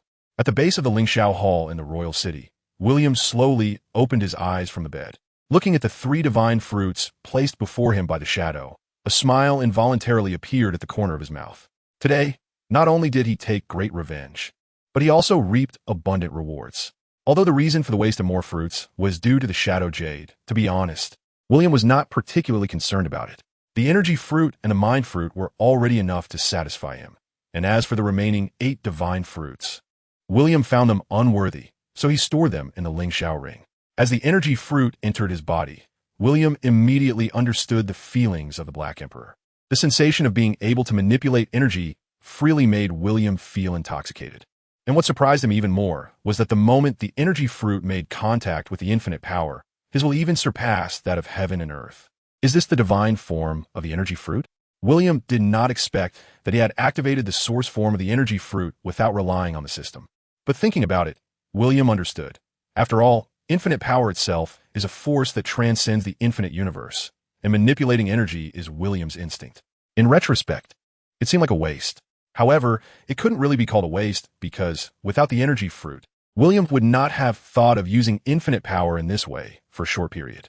The moment the mind fruit was activated, William's consciousness connected with almost all the beings in the royal city in an instant. A terrifying torrent of memories surged in, and William quickly disconnected. However, even so, in that instant, William had already learned almost all the secrets of the people in the royal city. Damn, a bunch of yellow memories. It's really an eyesore. Even if William did not want to look These memories could not be erased. This woman, wow, TSK, actually has this kind of hobby, damn. Taking a deep breath, William muttered to himself, the power of the mind fruit must be used cautiously in the future.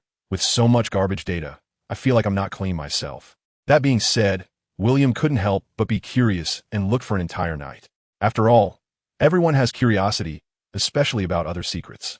Even though doing so was very inappropriate. There was nothing he could do. William didn't want it, but it was right there. What could he do? After wasting more than half the night, unable to resist, William found Dolores that evening. It wasn't until dawn that the two finally ended their battle. This also directly caused William to almost be late when he came to the Shadow Pavilion that day. Although the waiting time was long, Boyd, upon seeing William, had a smile plastered across his face. The news of the destruction of the Hall of Killers headquarters last night had spread, and the name Lingxiao Hall had once again ignited the entire royal city. Boyd was very clear about who established the Lingxiao Hall. Although he wasn't sure if William was the true master of the Lingxiao Hall, Boyd knew that from now on, William, who was nominally the Hall Master, had already gained the qualifications to stand on equal footing with the headquarters of the Shadow Pavilion in the Yash Kingdom. Personally leading William into the Shadow Pavilion, Boyd hesitated for a long time before finally asking his most curious question. William, what kind of fruit ability user is that Shadow Emperor? Oh, you mean him? He's a shadow fruit user. As soon as these words came out, Boyd felt as if a thunderclap had exploded next to his ear. What? The concept of the shadow fruit. This was the fruit possessed by the first Shadow King who established the Shadow Pavilion. And this fruit had even disappeared for hundreds of years. Looking at Boyd with great interest, William dropped another bombshell. How does that eternal water feel? With a sudden stop, Boyd's expression changed dramatically. What do you mean? Don't keep them waiting too long. If you want to know, I'll talk to you later. After saying that, William walked toward the trial hall on his own. After the brutal assessment yesterday, now, apart from William, there were 6 others remaining in the trial hall. They were Wilbur from Quincy City, Ingram from Ross City, Jonathan from Vale City, Ethel from Witt City, Mel from Fox City, and the last one from Josie City. One of yesterday's 2 women, Vicky, dressed in a heroic uniform. Upon seeing William's arrival, the 6 showed puzzled expressions. Because yesterday's rules had clearly stated that there were 6 tokens for 6 people, what was William's situation? Just as the 6 were speculating that William had come to observe, Viola timely revealed the reason. When the 6 heard that William had easily obtained the 7th token by exploiting a loophole in the rules, everyone's gaze became complicated. There was disdain, admiration, envy, surprise, but more than anything, there was speechlessness. They had exerted themselves and even risked their lives to obtain this shadow token. Once William took his position, Viola began to explain the competition content for today. It was actually quite simple. The 7 would draw lots and compete in pairs. But one person would be left out. Fortunately, it was not William who was left out today. Otherwise, the 6 present would probably suspect that this was cheating. However, they did not know that William being left out was actually beneficial to them, not detrimental, because both Boyd and Viola, as well as Elder Samuel, understood what level of strength William had reached. The trial of the gods was already predetermined when William joined. Everything that has happened now is merely a formality. In the first round of the draw, William faced Ingram from the city of Ross. Compared to William's calm demeanor, Ingram, dressed in traditional shadow attire, appeared eager and ready to go. He had long been dissatisfied with William's underhanded tactics. The duel made Ingram feel that it was time to teach this opportunistic fool a lesson. When Viola arrived as the referee to announce the start of the match, Ingram looked at William with a cold smile. I will make you understand that only true strong ones are qualified for the trial of the gods, and you are destined to fail. As soon as the words were spoken, William chuckled, while Viola on the arena looked at Ingram in confusion, not understanding where this kid got the courage to speak to William like that. Looking at the stage, for some reason, Boyd had been quiet ever since entering the trial arena, but Viola didn't think too much about it. Well then, if you're ready, the competition officially begins. As Viola finished speaking, Ingram pulled out a mini sword from the necklace around his neck. Just as William was puzzled about what this guy intended to do with that thing, Ingram confidently said, "Let me introduce myself, I'm Ingram, a user of the stretching fruit ability." As soon as he finished speaking, the originally mini sword suddenly transformed into a normal-sized cross sword. Impressive. Upon seeing this scene, William couldn't help but give a thumbs up, as this ability made William think in a different direction. This ability is somewhat similar to the rubber fruit, but fundamentally different. I know you're the user of the tremor fruit, so I won't let you throw a punch. After saying this, suddenly, The blade in Ingram's hand was already in front of William. What incredible speed! Seeing this scene, the other challengers present were stunned. However, in the face of this sudden attack, William merely tilted his head and effortlessly dodged it. He actually avoided it. This move, Ingram can be said to be infallible. Without any visible action, the crossed sword in Ingram's hand instantly returned to normal, and Ingram was already in front of William. Shall we have a duel of swordsmanship? With a slight smile, the fire god sword appeared in William's hand without him noticing. Clang! Sparks flew as the cross sword in Ingram's hand collided violently with the fire god sword. Seeing that his power was completely unable to suppress William, Ingram swung his long sword with momentum. With slashes and cuts, Ingram fully demonstrated his swordsmanship level. However, even with all his efforts, he still couldn't gain an advantage over William. Realizing that he couldn't suppress with the sword, Ingram showcased his fruit ability again. The unpredictable long sword suddenly stabbing towards William from an impossible angle. The moment the sword tip pierced the ground, William lightly leaped back. Just as Ingram prepared to launch another attack, William suddenly put down his long sword. Since you want to compare abilities, are you ready? Looking at the white, glowing sphere in William's left hand, Ingram's pupils constricted. Not good. The next moment, crack, boom, blood sprayed as Ingram crashed heavily into the wall. With one blow, the cross sword in Ingram's hand was even shattered into pieces. Having played along for so long, I think I've been more than generous. Looking at the nonchalant William, the participants of the divine trial couldn't help but widen their eyes. They never expected that William could be this powerful.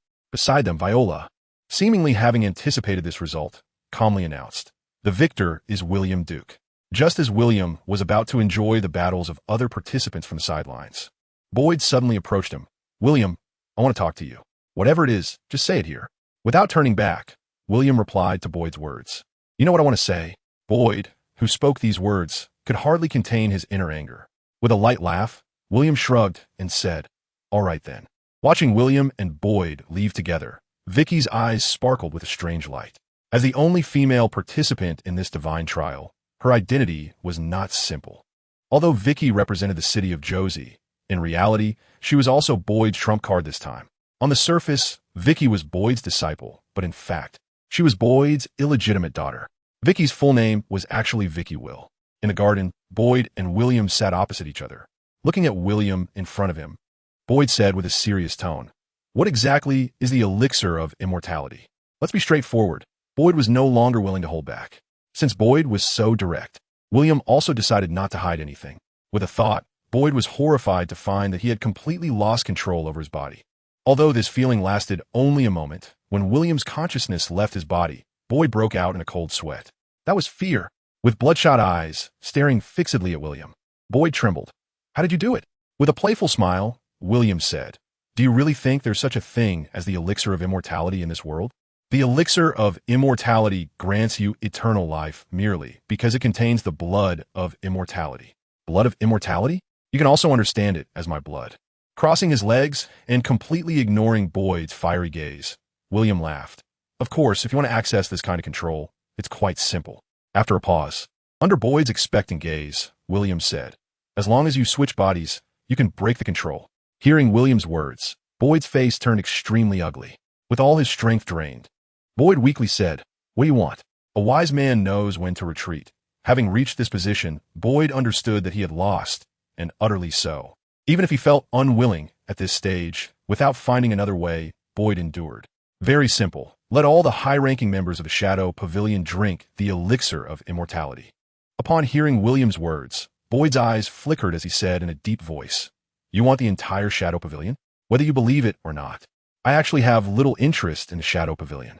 In response to Boyd's incredulous expression, William continued, "My goal is the 10 Great Kingdoms. The Shadow Pavilion is just a side project. You want to rebel?"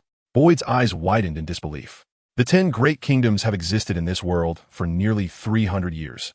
Even though the 3 major organizations are strong, the 10 Great Kingdoms are not to be trifled with. Moreover, wanting to overthrow the 10 Great Kingdoms means breaking the existing pattern of this world, which is nearly impossible. Waving his hand, William laughed. No, no, no. I have no intention of rebelling.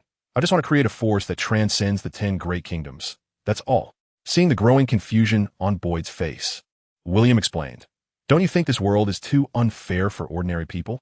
What I want to do is gather the most powerful, divinely empowered beings. seal the celestial soldiers and generals, and establish the Lingxiao Hall. From now on, all divinely empowered beings will be managed by the Lingxiao Hall, while the kingdoms will only be responsible for managing ordinary people. After hearing William's explanation, Boyd wore a face that said he thought William was crazy. Then what about the monsters in the Miracle Forest? Ordinary people cannot contend against powerful monsters. Do you think the Lingxiao Hall, consisting of the world's divinely empowered beings, can easily push through the Miracle Forest? Boyd finally understood William's meaning. Looking at William in disbelief. You want to become a god? I'm already a god. What need is there to become a god? I am merely giving you a chance to become a god. Boyd, what, don't believe it? Noticing Boyd's gaze, William smiled slightly, and in an instant, Boyd's eyes gradually became dazed. His consciousness had been pulled into a spatial environment by William. Where's this? Looking around, Boyd was horrified to discover that he was standing in a vast universe. Looking back at William, Boyd's eyes widened even more as he saw that the original William had transformed into a colossal giant, so large that he could hold a planet in one hand. Illusion Fruit Ability. As the president of the Shadow Pavilion headquarters, Boyd had enough experience. After the initial shock, he realized what had happened to him. However, it was precisely because he knew that he felt it was unbelievable. Not to mention whether the illusion fruit belonged to the category of forbidden fruits. William's fruit ability was clearly the. So what was this illusion fruit? A person cannot consume 2 divine fruits. However, this was not over. When Boyd's consciousness returned, he saw William using a 3rd ability, the magnet fruit, then the 4th, the 5th. Just as he was about to continue, William smiled and said, "Is that enough?" Dai nodded blankly, then shook his head. Boyd, with a strange expression, asked, "How did you do it?" "My abilities depend on how much I want them," William replied. Hearing this, Boyd incredulously asked, "Are you really a god?" In Boyd's understanding, only a god could possess such power. "I think I've shown enough." William smiled as a brand new Lingxiao ring appeared in his hand. Noticing Boyd's gaze, William said casually, "You're a smart man. So, are you interested in joining my Lingxiao Hall? I suppose I have no reason to refuse." Wise choice. The Lingxiao ring floated into Boyd's hand. "In my plan, the Lingxiao Hall will have 10 great emperors, and currently, we already have 7. Pointing to himself, William said, "I am the Emperor Hao Yin, Emperor of the Phoenix, Dolores Gallop, Emperor of the Desert, Rod Garcia, Emperor of the Behemoth, Jeff Hart, Emperor of the Crimson Flame, Garcia Bruce, Emperor of Blood, Tiffany, Emperor of Shadows, Shadow. If you join us, that makes 8. After briefly introducing the members of the Lingxiao Hall, William continued. Additionally, the true power of the Lingxiao Hall, aside from the divine bestowed fruits, includes another ability we call dominance. He pointed his hand, and the method of cultivating infinite power, along with the dominance technique, was injected into Boyd's memory. When William left, Boyd was still in shock. It wasn't until Viola's voice reached his ears that Boyd finally came to his senses. "President, is something wrong?" Seeing Boyd's dazed expression, Viola asked with concern. Looking deeply at Viola, Boyd said bitterly, "Viola, we need to change our plans regarding William."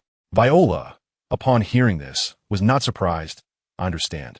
William and his Lingxiao Hall strength has far exceeded our expectations. We really should change our original strategy. However, didn't we discuss this earlier this morning?" "No, that's far from enough." Boyd waved his hand, sighed, and said gravely, "William Duke will change the entire world." "What do you mean?" At the entrance of the Shadow Pavilion headquarters, just as William was contemplating whether to go home or visit Gallup's house to see Dolores, a voice suddenly came from behind him. "William Duke." Turning to see who it was, William looked puzzled at Vicky, who stood before him in a crisp white uniform, exuding a heroic aura. "Is there something you need?" Vicky approached with graceful steps and stated, "I just wanted to introduce myself. I am Vicky Will." Not thinking much about the coincidence of Vicky's surname being Will, William extended his hand. However, when he instinctively used his telepathy, everything changed. "You want me to voluntarily give up the trial of the gods?" Blinking, Vicky was momentarily taken aback by how William knew what she was about to say. Yet, a more awkward situation occurred. "Are you willing to give me your first time?" "Vicky, you actually want to cultivate the most talented child with the best genes?" "Stop." Although Vicky didn't know how William knew these things, she could no longer listen. Stop. I have no idea what you're talking about. You actually know my identity. Are you the daughter of Bolt?" As soon as these words were spoken, Vicky's aura exploded, and she reached out to grip William's throat, saying sternly, "You are reading my memories. You figured it out?" "Sorry, I didn't mean to. I was just instinctively a bit curious." Ignoring the hand gripping his throat, William's expression showed regret. But don't worry, I won't tell anyone your secret. I don't trust you. With a flash of light in her eyes, Vicky said coldly, killing you is the only way to truly ensure the secret isn't leaked. Oh, do you think you can? Before Vicky could decide whether to act, William's body began to twist. The next moment, William transformed into countless crows that scattered everywhere. What? Vicky was dumbfounded at this scene. As she tried to find out where William was, the entire sky and the world fell into darkness. With the arrival of darkness, a pair of blood-red, kaleidoscopic Sharingan appeared between heaven and earth. Facing these eyes, Vicky fought to suppress her inner fear, trembling all over. Vicky had not expected that William was a wielder of forbidden power, a divine bestower of illusion fruit. You want to kill me? A trickle of crimson blood dripped from the corner of Vicky's mouth. The pain of biting her tongue did not break William's illusion ability. Is this the power of the forbidden fruit? Looking up at the godlike eyes, Vicky's expression darkened as she said, "This is all a misunderstanding." However, faced with Vicky's display of weakness, William chuckled lightly and replied, "I know. Since you know, why do you still do this?" Vicky wanted to ask, but didn't know what to say for a moment. Your fruit ability is very interesting. William's body floated like a ghost, half hovering in front of Vicky. Vicky Will, user of the forest fruit, possessing the power to control the forest. In William's understanding, Vicky was comparable to the first Hokage, Hashirama Senju, from Naruto, a low-tier version of him, because it was clear that Vicky currently lacked Hashirama's strength and demeanor, and had not even awakened her fruit ability. Vicky's fruit ability was not a secret, yet William's words made her face flush red, filled with killing intent. What exactly do you want to say? You have great talent, but you seem to lack confidence in yourself. The forest fruit is not a powerful fruit. Throughout the history of divine gifts, there has never been a strong user of the forest fruit, and this is also Vicky's greatest insecurity and helplessness. After accidentally eating the forest fruit as a child due to gluttony, Vicky began to regret it. Even though she has now developed herself and her fruit ability to a very powerful height through inhuman training, it is precisely because of her insecurity and lack of confidence that even with Boyd's education, Vicky has still not awakened her form. Currently, Vicky's greatest strength is not the forest fruit, but rather her extraordinary physical qualities, powerful self-healing abilities, and martial arts skills that surpass ordinary people. It is for this reason that Vicky felt so angry at William's words. She even thought William was mocking her. I don't mean to mock you. What you need is confidence and imagination. The real reason Vicky was willing to sacrifice her most precious first time to enter the divine trial was that she hoped to gain divine inheritance through the trial, thereby awakening her fruit ability. The consequence of failure would be to completely give up the path of becoming stronger, and from then on, marry and raise children, nurturing the next generation. This was also the result of Boyd personally discussing with Vicky. Although William's words stirred a slight emotion in Vicky's heart, she quickly shook off any distracting thoughts. Exhaling a breath of turbid air, Vicky said, "Your ability seems destined not to give up on the divine trial." The divine trial. I have my reasons for needing to go, but if you want to become stronger, I can teach you. Vicky, watch closely. William did not continue speaking, but directly pulled up the memory of the battle between Hashirama Senju and Madara Uchiha from the environment. Until the battle completely ended, Vicky's eyes were wide open.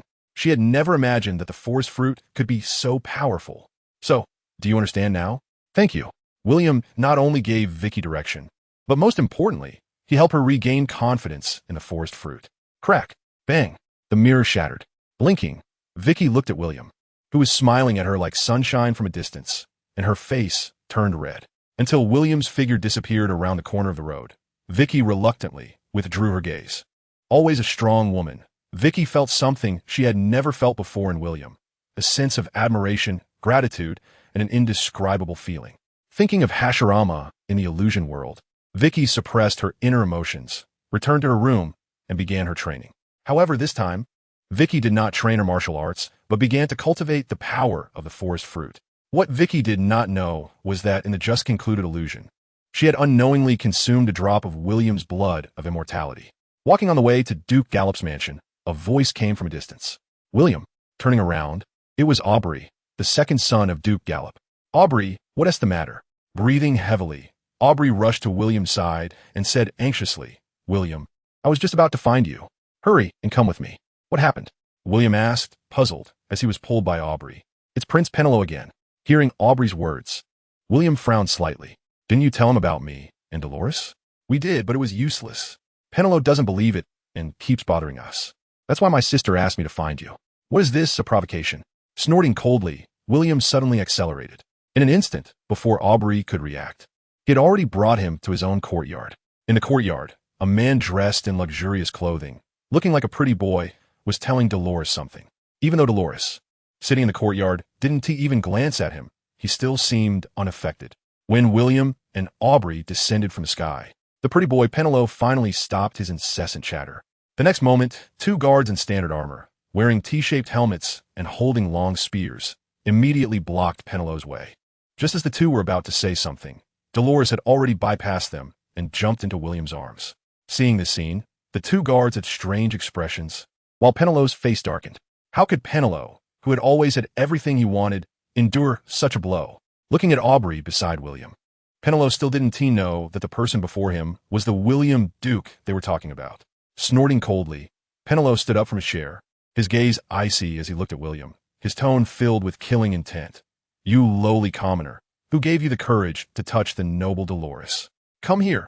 Hearing Penelope's words, the two guards answered in low voices. Kill this commoner for me. Yes. As the two guards aimed their long spears at William, Aubrey, the second son of Duke Gallop, was the first to get angry. Let's see who dares. Although Penelope was a prince, this was the Duke Gallop's mansion. Aubrey could not just stand by and watch as they killed his brother-in-law. If Penelope really did that, it would be the greatest shame for Duke Gallop's mansion.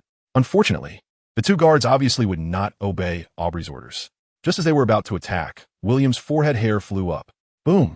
A tangible aura swept through. Crack! Bang! As far as the eye could see, with a scream, the two guards spat blood and flew backwards. However, what surprised William was that the untrained Penelope unexpectedly had an energy shield appear around him. What the hell is this? Looking at the energy shield that was crackling and about to shatter, Penelope's face showed a look of terror. Anthony, as Penelope watched the energy passport on her body crack. Just when she thought she was about to die, a figure clad in full armor, even with the head wrapped in armor, stood in front of her. The newcomer was Anthony Yaster, a member of the Royal Knight Order sent by King Yaster specifically to protect Penelope's safety. The Royal Knight Order consists entirely of members from the royal bloodline of the Yaster Kingdom. However, unlike direct royal family members, the members of the Royal Knight Order are mostly children born specifically to cultivate guardians. Although they share the Yaster surname, they have no status or rights of their own. In less flattering terms, they're essentially a group of unranked death warriors. In fact, some talentless, illegitimate children are directly euthanized after birth. And only the most powerful beings are allowed to remain and officially become members of the Royal Knight Order. Furthermore, to ensure that these powerful members do not rebel, they are continuously brainwashed from birth, and the royal family has also kept a backup plan for their absolute safety.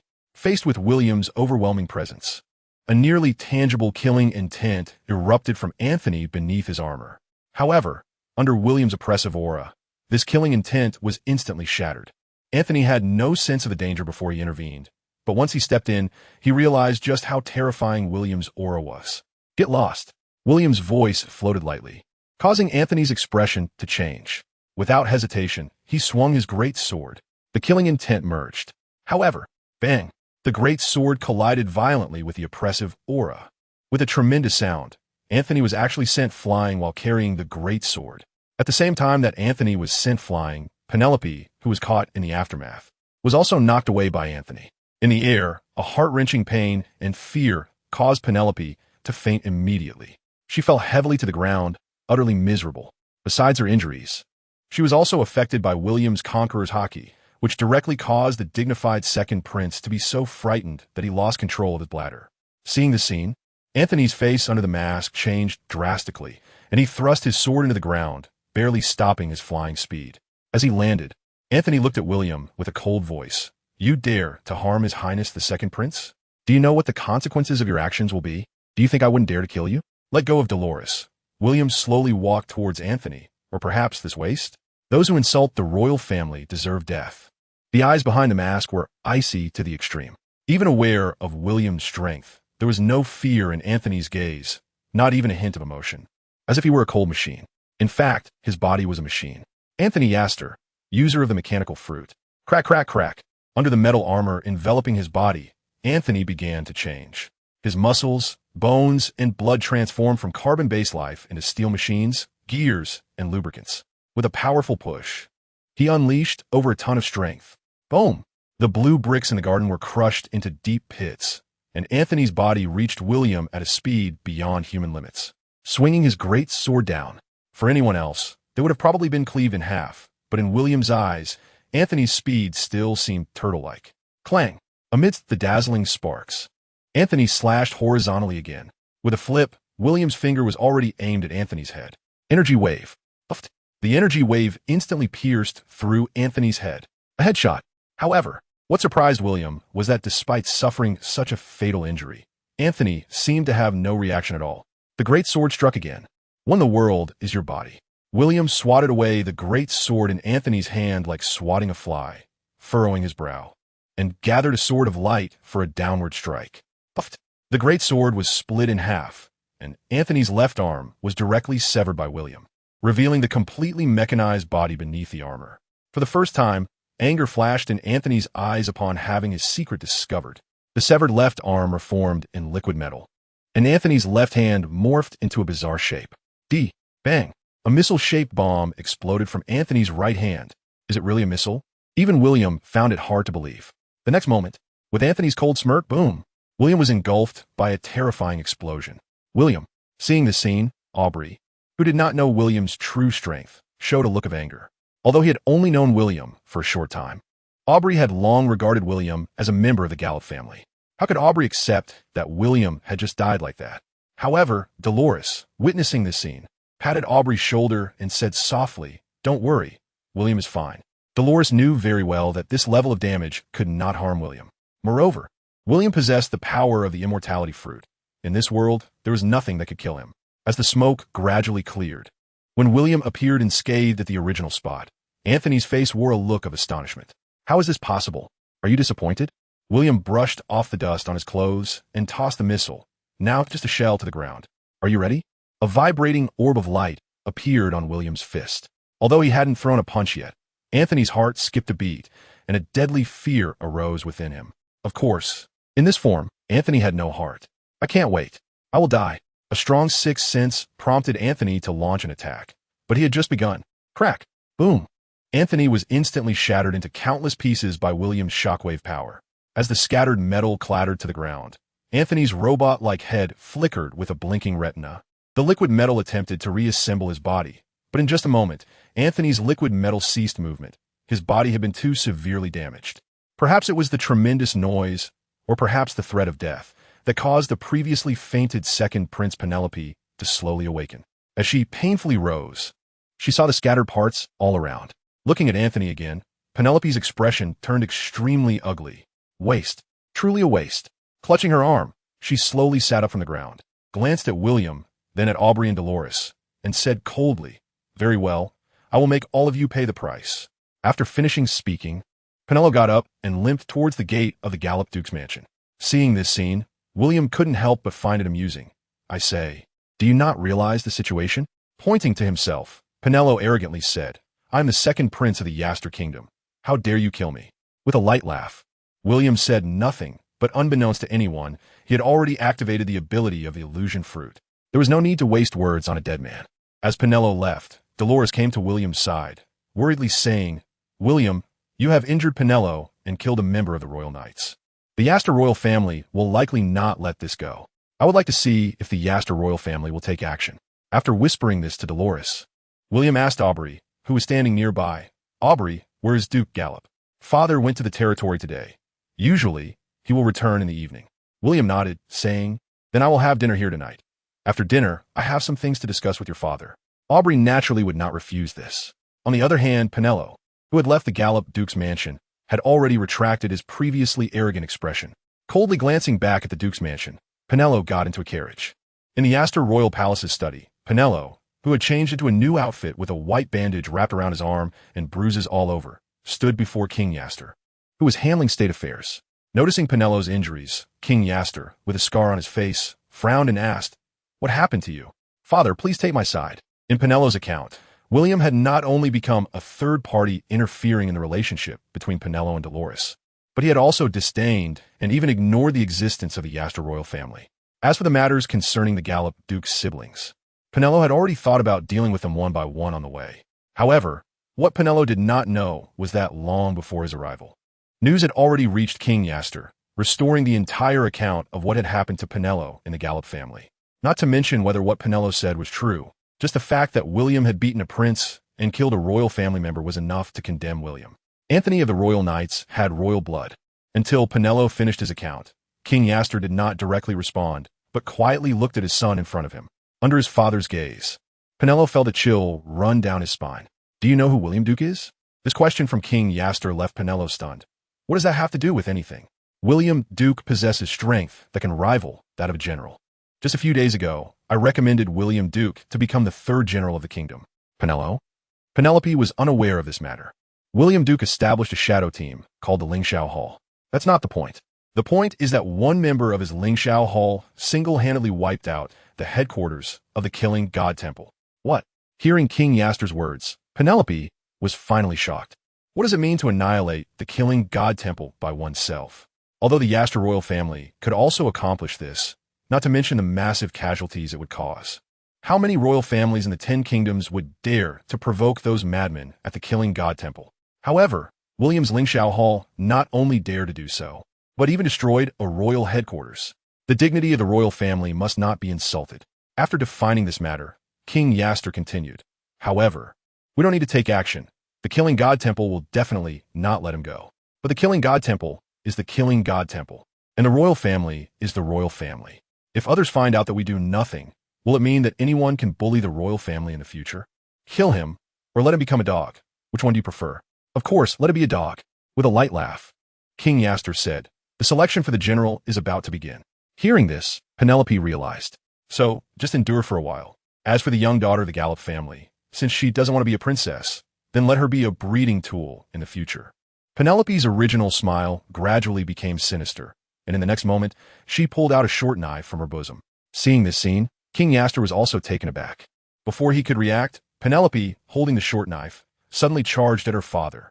Impudent! With a furious shout, a strong hand suddenly gripped Penelope's wrist, and with a snap, Penelope's wrist was broken. Under the immense force, Penelope was forced to kneel on the ground. Kill! With a savage, killing intent in her eyes. Another short knife appeared in her bandaged hand. Are you crazy? Just as Penelope's short knife was about to stab the elder in front of her, the elder kicked out. Bang! As her body was kicked into the air, Penelope's left-hand short knife also stabbed into the elder's abdomen. Ugh! Looking at the knife embedded in his abdomen, the elder was truly enraged. The elder's name was Thomas Yaster, a user of the barrier fruit, a member of the Royal Knights, and one of those who protected King Yaster. Since acquiring the ability of the barrier fruit, this was the first time Thomas had been harmed, and this was also the reason for his immense rage. Just as Thomas was about to kill Penelope with a palm strike, King Yaster's calm voice came from behind him. Thomas. Huh. The gust of wind from the palm stopped at Penelope's forehead, and the immense force even began to distort her face. However, while Penelope stopped her attack, she did not cease her actions. Seizing this opportunity, Penelope swung her knife again. However, with a sound, an invisible barrier had already blocked Penelope's attack. After several futile attempts to attack, Penelope had no choice but to stop. Penelope, what is wrong with you? King Yaster was very clear about his son's character. To describe him as useless would not be an exaggeration. He actually had the audacity to attempt to assassinate himself, something King Yaster had never anticipated. Facing her father's questioning, Penelope said nothing, took the short knife in her hand, and, under the shocked gazes of King Yaster and Thomas, stabbed it into her own heart. This scene truly left the two of them wide-eyed. With a thud, Penelo fell heavily to the ground. Suddenly standing up from his chair, King Yaster trembled at the sight of Penelo's lifeless body. This is impossible. Taking a step forward to check, Thomas stood up with a serious expression and said to King Yaster in a deep voice, Your Majesty, Penelo is dead. Slowly sitting back down in his chair, a trace of sorrow appeared in King Yaster's eyes. However, this sorrow was quickly suppressed by anger. What on earth is going on? Find out for me. I do not believe Penelo would do such a thing, commit suicide. He would never do that. Is he possessed or what? With wide eyes, King Yaster said coldly, Penelo was under an illusion. Hearing this, Thomas was shocked and nodded. It seems that this is the only explanation. All the fruits of illusion have already been sealed away. Who in the outside world still has the fruits of illusion? For this question, Thomas naturally could not answer. However, at this moment, a voice came from the shadows of the study. Your Majesty, it is rumored that there are suspected fruits of illusion in the hall of the killing god. Sander Yaster, a member of the Royal Knights with the ability to mimic fruit. Sander not only has the ability to mimic anyone, but also possesses the best memory in the world. At the same time, he is also one of King Yaster's best right-hand men. Hearing this, King Yaster's face darkened. What is going on? Nancy Lindsay, rumored to be a user of the Dream Fruit ability. Dream Fruit? Dream Fruit, an illusion-type fruit, has the ability to pull people into a dream and torment them. The Dream Fruit cannot do such a thing. Sander. Then, there's only one person left. Morgan Lagrin, one of the elders of the Hall of the Killing God, a user of the Mind Fruit ability. After a moment of silence, King Yaster said coldly, So, Penelo was used? Regarding King Yaster's speculation, Sander pondered for a long time before affirming. The probability is very high. The Hall of the Killing God wanted to use Prince Penelo to kill Duke William. And after failing, they wanted to incite infighting between the Yaster royal family and William. Issue an order to search the city for remnants of the Hall of the Killing God. Once discovered, kill without mercy. After issuing the command in a cold tone, King Yaster continued. Additionally, send a 3-man team from the Royal Knights. They must find Morgan Lagrin, regardless of life or death. Yes. Thomas and Sander bowed to accept the order, but just as Thomas was about to leave, King Yaster's voice came faintly. All soldiers on duty in the study today, pull them down to accompany Penelo in death. The so-called royal family has no kinship, although Penelo died in front of King Yaster after a brief moment of sadness. King Yaster had already returned to normal. For King Yaster, Penelo was merely one of his dozens of children, and moreover, that kind of presence that was not very likable. The only reason he tolerated him was because of his mother's identity, nothing more. Watching Thomas carry Penelo's body away, King Yaster did not say a word. After a long silence, King Yaster wrote Duke William's name on the paper in front of him. Garel, I am here. Unknowingly, a man shrouded in shadows appeared before King Yaster. Garel Yaster, a user of the 5 senses fruit ability. He has superhuman 5 senses, even able to eavesdrop on everything happening in the entire royal city. At the same time, he is also King Yaster's most important intelligence officer. How is the intelligence gathering on Duke William and the Hall of the Sky going? Your Majesty, there are currently 7 known members of the Hall of the Sky. Here is their list. As if he had already known what King Yaster would ask, Garel respectfully handed over a list at the first moment. Looking at the names on the list, King Yaster's expression turned dark. Aside from Boyd, who was recently admitted to the Hall of the Sky, all the names of the members of the Hall of the Sky were written on it. If the fact that Dolores is also a member of the Hall of the Sky surprised King Yaster, then the names of the 7 members of the Hall of the Sky ignited his fury even more. Slamming his right hand on the table, King Yaster angrily shouted, Self-proclaimed emperor, who gave them the audacity. Indeed, just as Penelo said, they all deserve to die. Faced with King Yaster's rage, Garel bowed his head in silence, making no comments. Your Majesty, there is one more important piece of news. Seeing the information written behind the Hall of the Sky, King Yaster couldn't help but take a deep breath, shocked. Suspected triple fruit ability? How is that possible? A double fruit ability is already incredible, but in Garel's data, it is actually triple fruit. Regarding this question, Garel's response also carried a hint of hesitation. Duke William's outward ability is the Quake Fruit, but during the battle with Anthony, he also used another ability similar to energy waves to pierce through Anthony's body, highly suspected. Additionally, all members of the Hall of the Sky possess a power called Haki, according to my intelligence. This is the ability granted to everyone in the Hall of the Sky by William. If that's the case, then Duke William is indeed a triple fruit user. After hearing Garel's intelligence, even King Yaster fell into silence. I just want to know, can the Royal Knights defeat William's Hall of the Sky? For this question, Garel fell silent again. Answer me. Sorry, Your Majesty, I cannot answer that question. So, does that mean the Royal Knights will lose? The Royal Knights should be able to win, but it is likely to suffer heavy casualties. Furthermore, this is under the premise of not considering Duke William and that Shadow Emperor. Bang! A loud noise startled Garel as well. Why did you only submit this information today? King Yaster did not expect that such a large power organization would emerge in his kingdom. Although their numbers are not many, such an existence is fatal for any kingdom. Once the other side wants to do something or scheme something, King Yaster could even imagine that at any moment, these people could appear right in front of him. This also made King Yaster feel an unprecedented sense of crisis. Your Majesty, I am very sorry. This is my negligence. After first acknowledging his mistake, Garel couldn't help but explain, however, one thing. The rise of William Duke is too fast. He has truly joined the Shadow Pavilion and established the Lingxiao Hall in less than a year. This is simply unreasonable. However, it would have been better if Garel hadn't said this, as once he did, King Yaster became even more furious. If he can have such power in less than a year, does that mean that within 2 years, he could overthrow the entire Yaster kingdom? This sentence indeed scared Gerald into a cold sweat. William's rate of development is simply too fast. If he continues to develop at this speed, it won't even take 5 or 10 years for William's Lingxiao Palace to possess enough power to dominate the entire world. By that time, who could possibly be a match for William Duke? At this moment, even Garel couldn't help but marvel at William Duke's methods. No soldiers were needed, nor any mid-level forces. Only the strongest combat power was required. In the face of such strength, numbers had lost all their advantages and had even become a burden. Compared to William's Lingxiao Hall, which could launch a war or organize an assassination at any time and place, the Yaster royal family seemed like a living target. This situation could no longer be allowed to continue. King Yaster stood up and said to Garel, "Notify everyone, except Duke Gallop, to secretly summon the 3 great dukes to the palace. In 3 days, we will hold a kingdom meeting. All 3 dukes must be present. Understood?" "Yes." After bowing in response, Garel slowly exited the study. At Duke Gallop's residence, when Duke Gallop, who had just returned, heard this shocking news from his wife, Daisy, he felt a tingling sensation on his scalp and his mind went blank. How could this happen? Was there no one to stop it at the time? The incident occurred too suddenly. Moreover, it was the second prince who acted, and no one in the residence dared to intervene.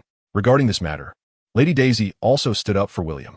After spending some time together, Lady Daisy had come to accept William as her son-in-law. She said, "This can't be blamed on William. I heard that it was the second prince who called for William's death, forcing him to take action. Fortunately, the second prince was only injured, and it was a member of the royal knights who died." With a deep sigh, Duke Gallop said helplessly, "Forget it, you don't understand." "I see. Where is William?" "William is at home waiting for you." In the study, William sat across from Duke Gallop. This time, Duke Gallop directly cut to the chase and asked, "Do you know about the royal knights?" "I do." "Oh." Although surprised that William actually knew, it was also something Duke Gallop couldn't understand. Since he knew, why still resort to violence? In that case, even I wouldn't be able to turn things around. William nodded and said, "I will handle this matter myself, but I'm sorry. I might not be able to fulfill the promise I made to you." After a moment of silence, Duke Gallop said, In fact, I don't care whether you are truly a general. I know, William, you're a good kid, but your actions make me very suspicious about whether Dolores can be safe with you." Interrupting what William wanted to say, Gallop said in a deep voice, "I know you are very strong, but many times, many things cannot be solved with force. If it can't be solved with force, it just means their power isn't enough." William's words made Duke Gallop feel childish. "Do you think you can oppose the entire Yaster Kingdom? What if I can?" William's answer left Duke Gallop stunned. Duke Gallop knew many things, such as William having the strength to overpower generals, and that William had formed an organization called the Lingxiao Hall, whose members included someone who single-handedly pushed through the headquarters of the king's city, killing God Hall. "Are you joking with me?" Duke Gallop asked. "Have you ever thought about changing the surname of the Yaster Kingdom?" At this, a glint flashed in Duke Gallop's eyes. After a long silence, he said solemnly, "William, be cautious with your words." With a slight smile, William replied, "I was just thinking about what kind of betrothal gift to use when marrying Dolores. If you don't mind, I could use the entire Yaster Kingdom as a betrothal gift." Taking a deep breath, Duke Gallop lowered his voice. "How confident are you?" 10 out of 10. Hearing William's words, Duke Gallop's expression turned serious. "Young man, don't be too arrogant. You must know that anything can happen." To this, William naturally humbly agreed. After chatting for a while longer, William stood up and said, "If there's nothing else, then I'll take my leave." Just as William was about to leave, Duke Gallop's voice came softly. "If you need anything, feel free to mention it to Dolores. Money, manpower, my Gallop family fully supports you." At these words, William couldn't help but stop, turned to look at Gallop, and softly asked, "Why do you trust me so much?" To this, Duke Gallop's answer was simple. "Because the Gallop family has a prophetic fruit." Prophetic fruit? William was surprised. "So, you were just pretending earlier?" "Not exactly." Seeing William's disbelief, Gallop chuckled and said, "The prophetic fruit foretold that my Gallop family would replace Yaster to become the king of a nation, but it cannot provide details. It was only after you said that sentence just now that I understood. What if I don't succeed? Fate has long been determined. What I need to do is just follow the will of heaven. You have ambition. When William came out, Dolores hurriedly ran over. Just as she was about to ask something, William waved his hand and said, "Let's go to the subbase first, and we'll talk there." After saying that, William disappeared with Dolores from the Duke's residence. Subbase. When William arrived at the subbase with Dolores and Tiffany, Rod and Jeff were drinking and enjoying the moon in the yard. "I have something to announce." Looking at the four, William said seriously, "I want to change the name of the Yaster Kingdom." As soon as those words were spoken, everyone present, except for Dolores, was stunned. After William briefly recounted what had happened at the Duke of Gallup's residence today, Rod and the other three finally understood the reasons behind it. After listening to William's explanation, Rod smiled and asked, "When do we make our move?" Beside him, Jeff was also beaming, saying, "Are we finally getting started? My blade has been itching for action." As for Shadow, he simply nodded in acknowledgement. At this moment, Tiffany, who had just joined the Lingxiao Hall, was almost bewildered. Hey, is there some misunderstanding? This is the entire Yaster Kingdom. How do we possibly do it with just a few of us?"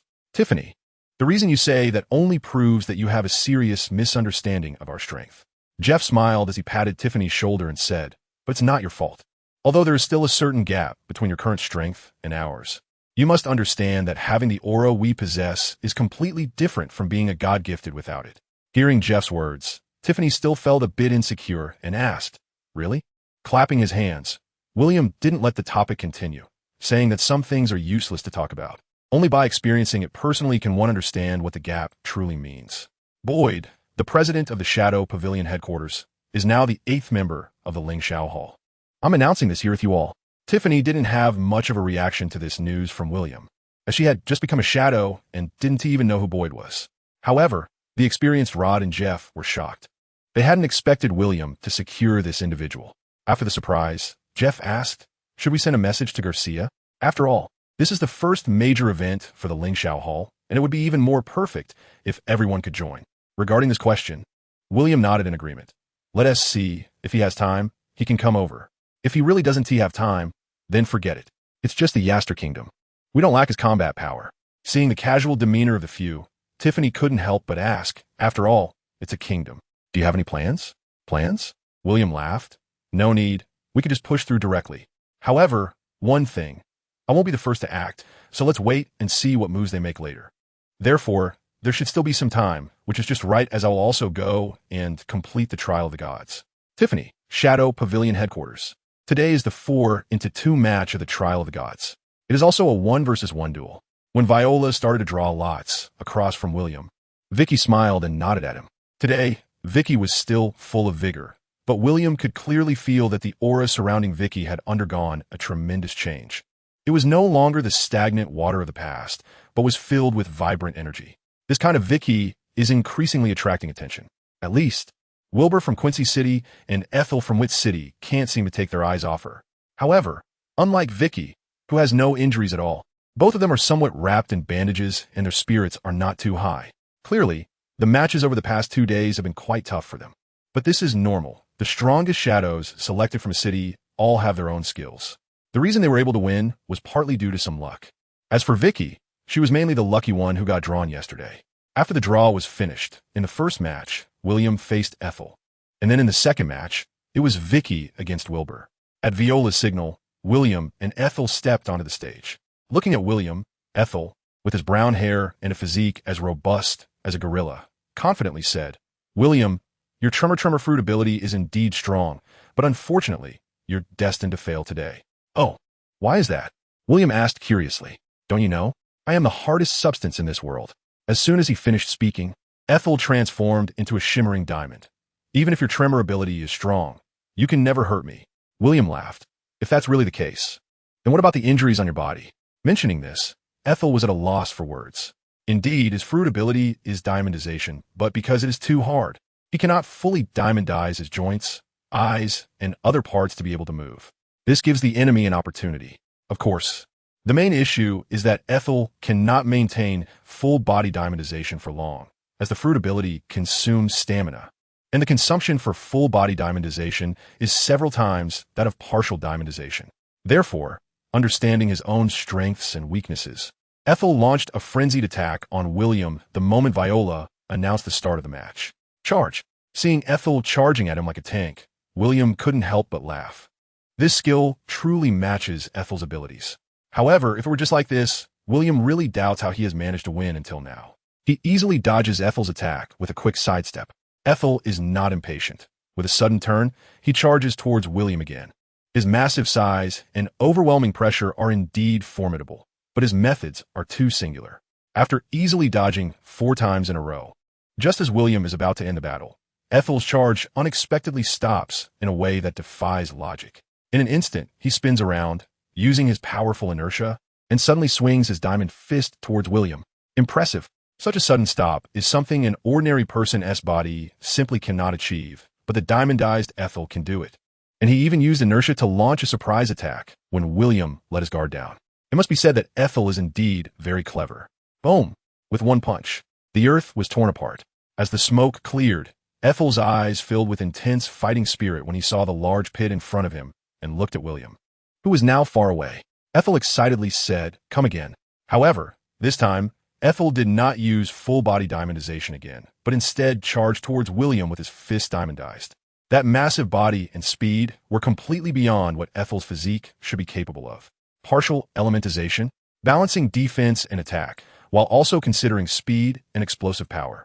It must be said that Ethel has indeed developed his fruit ability quite well. Evasion of Ethel's dual punches was effortless for William, no matter how the opponent attacked. William's expression remained calm, and his every move flowed like water, exuding a masterful demeanor. Ethel, who kept attacking, gradually became serious. He really did not expect that under his relentless assault, William could remain so composed. What powerful martial arts! Everyone watching this battle couldn't help but have such thoughts arise in their hearts.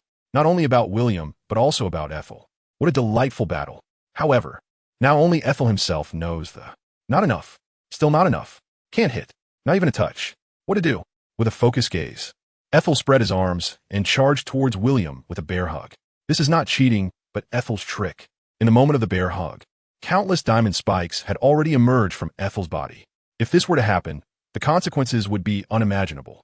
Seeing this scene, William smiled and reached out his noticeably smaller hands towards Ethel, who was embracing him. In this comparison, the strength of the two is clearly not on the same level. Below the stage, Vicky gasped in shock. Just when everyone thought William was about to lose, bang! As their hands met, Ethel's face was still beaming with a victorious smile when his expression suddenly froze. How is this possible? Crack, crack, crack. No matter how hard Ethel tried, he found that William's hands were like towering pillars, showing no response at all. Just as Ethel was astonished by William's strength, his gaze sharpened. Bang! With a kick, Ethel was sent flying into the air by William. What? Below the stage, Wilbur exclaimed. Just a moment ago, Ethel had turned his entire body into diamond. And with that weight, what kind of power was needed to kick him into the air? However, William showed no intention of stopping. With a graceful spinning kick, bang! In midair, Ethel flew out like a missile. Boom! He crashed heavily into the wall, creating a deep pit behind him. When he landed on the ground, Ethel lowered his head, his aura gloomy. Just now, if it weren't for his quick reaction, he would have lost. I won't give you another chance. With both fists touching the ground, Ethel took up a charging stance again. Oh really? With a slight smile, William conjured a void shock sphere in his hand. Your ability is ineffective against me. Completely ignoring William's ability, Ethel's speed reached an extreme. It was actually twice as fast as before. Seeing the scene, Vicky finally couldn't help but exclaim, "William!" As soon as the words were spoken, the others nervously watching the battlefield had no reaction. However, Boyd, who was the only one not focused, was taken aback. Unlike the others, Boyd already knew the outcome of the match. And that was precisely why he wasn't paying attention. It was also for this reason that when he noticed his daughter's situation, his expression suddenly became strange. Could it be? In the arena, Ethel and William's shockwaves collided in an instant. Boom! The entire headquarters of the Shadow Pavilion erupted with a powerful tremor. Wow! The moment Ethel's shoulder made contact with William's fist, a look of extreme pain appeared on Ethel's diamondized face. It hurt. It hurt so much. How is this possible? Looking at the shattered diamonds on his shoulder, Ethel was stunned. However, before Ethel could react, an even more powerful force swept in. Boom! A huge cloud of smoke rose. When the smoke cleared, Ethel lay in the giant pit with vacant eyes and the diamond transformation on his body was actually shattered by William with a single punch. How is this possible? Seeing this scene, those who didn't understand showed expressions of disbelief. However, only Boyd was not surprised, as he was well aware of the gap in strength between William and the others. Moreover, the power of Haki was simply the nemesis of devil fruits.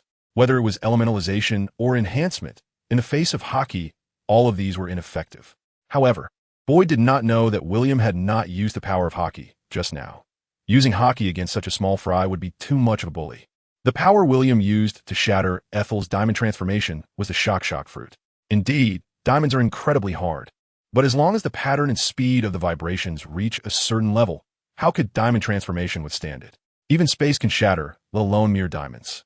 In the first match, William wins. As Viola announced the result of the match, William smiled and walked over to Ethel, extending his hand. Seeing this, Ethel forced a painful smile and reached out his hand as well. When William pulled him up, Ethel covered his right arm and said in disbelief, "You really are strong. You're strong too. So, is your arm okay? The bone is broken. But it's just me.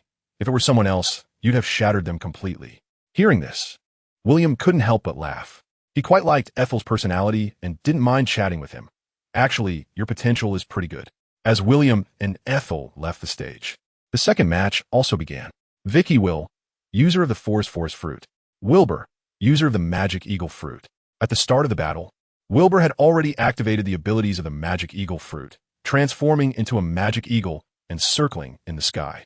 The ability to fly is a bug-level suppression for the vast majority of God-gifted individuals in this world. While they cannot hit Wilbur, Wilbur's magic eagle fruit can unleash a barrage of magic orbs. Wilbur has taken advantage of his abilities, emerging victorious in several battles. In the past, Vicky would have faced the same inevitable defeat because, despite her powerful swordsmanship, she could never reach Wilbur even with all her strength. However, this time, Wilbur made a mistake. Having collected all of Wilbur's information, Vicky abandoned her swordsmanship and instead clapped her hands. The powerful ability of the forest fruit was unleashed for the first time. From the earth, countless vines erupted like a demon's rise, and even Wilbur was momentarily stunned by the sight. Whoosh, whoosh, whoosh. Seizing the moment of vulnerability, countless vines shot up into the sky. This is bad. With the flapping of his magic eagle wings, Wilbur's body continuously circled the trial tower. However, since this was not an outdoor environment, Wilbur's speed, though fast, had limited space to maneuver. As Wilbur kept dodging, the vines on the ground had become densely packed to a terrifying degree. This directly led to Wilbur having no space left to escape. When the first vine wrapped around Wilbur's wings, countless other vines followed suit. Unknowingly, Wilbur was already bound into a spherical shape by the vines. Just when everyone thought the battle was over, boom, a massive fireball exploded. Did you think you had won? With an angry shout, the half-man, half-eagle Wilbur suddenly struggled, his wings flashing behind him as he lunged fiercely at Vicky. Seeing the scene, Vicky instinctively reached for the longsword at her waist, but then she stopped. Zzz. The swirling vines directly formed a solid vine wall in front of Vicky. Just some vines. Watch me tear you apart. Swish. However, after breaking through one vine wall, Wilbur was stunned, because behind the vine wall was another identical vine wall. While Wilbur was in a daze, the sky and the ground were completely surrounded by vine walls. Although I can't do that yet, this is enough to deal with you. Completely misunderstanding Vicky's intentions. Just as Wilbur was about to launch an attack on the exposed crisis in front of him, an astonishing number of vines appeared amidst the sky and ground filled with vine walls. In an instant, Wilbur was wrapped up like a rice dumpling again. With a furious roar, unable to break free, Wilbur unleashed the strongest magic orb power from his mouth. However, boom, the magic orb shot into the air but was blocked once again. Moreover, this time, having learned from the previous lesson, a green light flashed in Vicky's eyes. No. How is this possible? Aye. As the spikes of the vines pierced into his body, Wilbur's strength instantly dissipated, and he began to feel drowsy. The spikes were poisonous. When the vines returned to the earth and disappeared, they revealed a calm Vicky standing in place and a fainted Wilbur. William was not surprised by the outcome of the battle. However, Boyd was taken aback at this moment. Unlike others, Boyd was very aware of the potential of Vicky's forest fruit. When he learned that Vicky had eaten the forest fruit, he almost gave up on her as his daughter. Historically, most of those who consumed the forest fruit, the divine gift, were merely tending to flowers and plants. And even those who were powerful did not produce any remarkable strong individuals. Who would have thought that his own daughter could utilize the forest fruit to such an extent? However, when he noticed that his daughter made a small gesture towards William after her victory, Boyd was momentarily dazed. Could it be William? Indeed, as Boyd had guessed. The reason Vicky was suddenly able to utilize the forest fruit to such a degree was because of the eternal blood and infinite power of William that had merged within her. For plants to become stronger, they require nutrients. The potential of the forest fruit is immense, but ordinary people simply cannot unleash its true power. This is also why the historical divine gift-bearers of the forest fruit were generally weak. Vicky was still considered to have strong talent. She had effectively harnessed the powerful self-healing abilities of the forest fruit to cultivate formidable martial skills. However, this also laid a solid foundation for her. Coupled with William's infinite power, Vicky had truly managed to achieve a steady accumulation before breakthrough. William could foresee that in no time, Vicky would genuinely possess battle power comparable to that of Senju Hashirama. The finalists had been determined, William and Vicky. The final match would take place 3 days later. After the meeting was dismissed, unable to hold back, Vicky quietly followed behind William. Once they were the only two left at the Shadow Pavilion headquarters, Vicky quickly walked alongside William and softly said, "Thank you." With a slight smile, William understood what Vicky meant. Such a thank you was not sincere enough. Vicky had not expected William to say this and asked, "What do you want then? I'm quite interested in your original gratitude." Upon hearing this, a blush rose on Vicky's face. She certainly understood what William meant. To offer herself. After a long silence, just as Vicky was about to say that if he really wanted that, it could be possible, William suddenly interjected, "I was just joking. Don't take it to heart." Blinking her eyes, Vicky found herself swallowing all her words. Deep inside, she felt a bit disappointed. "If you really want to thank me, would you be interested in joining my Lingxiao Hall? There are currently 2 vacant spots in Lingxiao Hall." Lingxiao Hall? Upon hearing this, Vicky hesitated.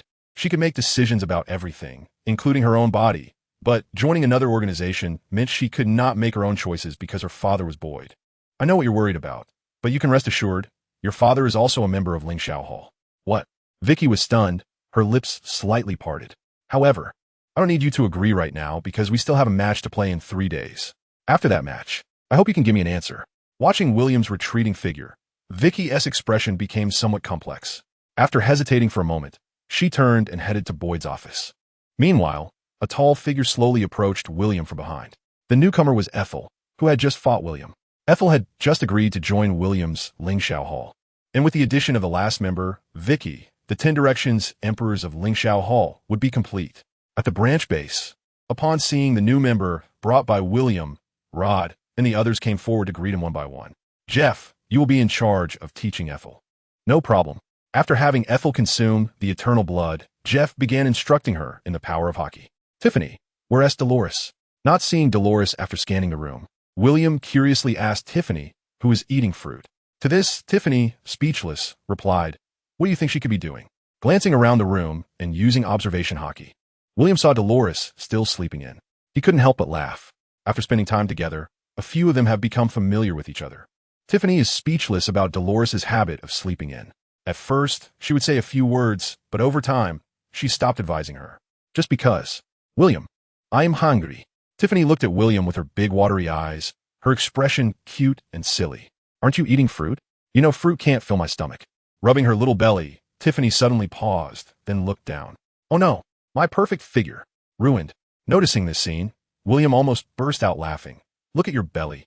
Then look at how you look now. You're almost turning into a ball, and you're still telling me you're hungry?" In the past few days, William clearly remembers that this little girl has been calling out for food every day, which is why she's been draining his blood daily. Although William himself doesn't mind. The power of eternal blood is not the same as ordinary blood. It is precisely because of this that Tiffany's originally slender figure has transformed into the chubby girl she is now. Transformation activated. In the blink of an eye, the originally cute Tiffany has turned into the enchanting and sexy blood goddess form. Tiffany in this form is simply the epitome of sensuality. Even Ethel, who was training in the distance, was stunned, which directly led to her being knocked away by Jeff on the spot. With her long hair gathered by her ears, every natural movement unknowingly showcased her most alluring side. Noticing this scene, Rod and Jeff couldn't help but quickly turn their heads. They knew what abilities Tiffany possessed in this form. If she were to be read, it would be quite awkward. Gently caressing her enticing waistline, Tiffany sighed in relief. Thankfully, there was no problem with this. Following Tiffany's movements, William's gaze unintentionally fell upon her clearly visible abdominal muscles, and he immediately cleared his throat and turned his head as well. Eyes off, eyes off. Just at that moment, Dolores walked out of the room. Seeing Tiffany's appearance, Dolores was momentarily stunned, then immediately furious. Tiffany! Tiffany! Before Tiffany could react, Dolores swung her Pegasus meteor fist at her. Are you crazy? I didn't seduce your man. Get lost. You dare to argue. Take this. Instantly, the two women began to fight. Witnessing this scene, the experienced William naturally pretended not to see it. Clearing his throat, William said to Rod beside him, Rod, let us go buy some groceries. I want hot pot for lunch today. Sure, it's been a few days since I had hot pot. When William and Rod returned, the battle between the two women had already ended. Inevitably, Tiffany had been taught a lesson once again. Seeing William, Tiffany couldn't help but rush into his arms, crying loudly. However, Tiffany seemed to have forgotten that her current body was her true form, making the situation between her and William quite ambiguous. Seeing this scene, Dolores' eye twitched, and the anger that had subsided was reignited. Moreover, when she saw Tiffany hiding behind William and making faces at her, Dolores felt a bit like laughing.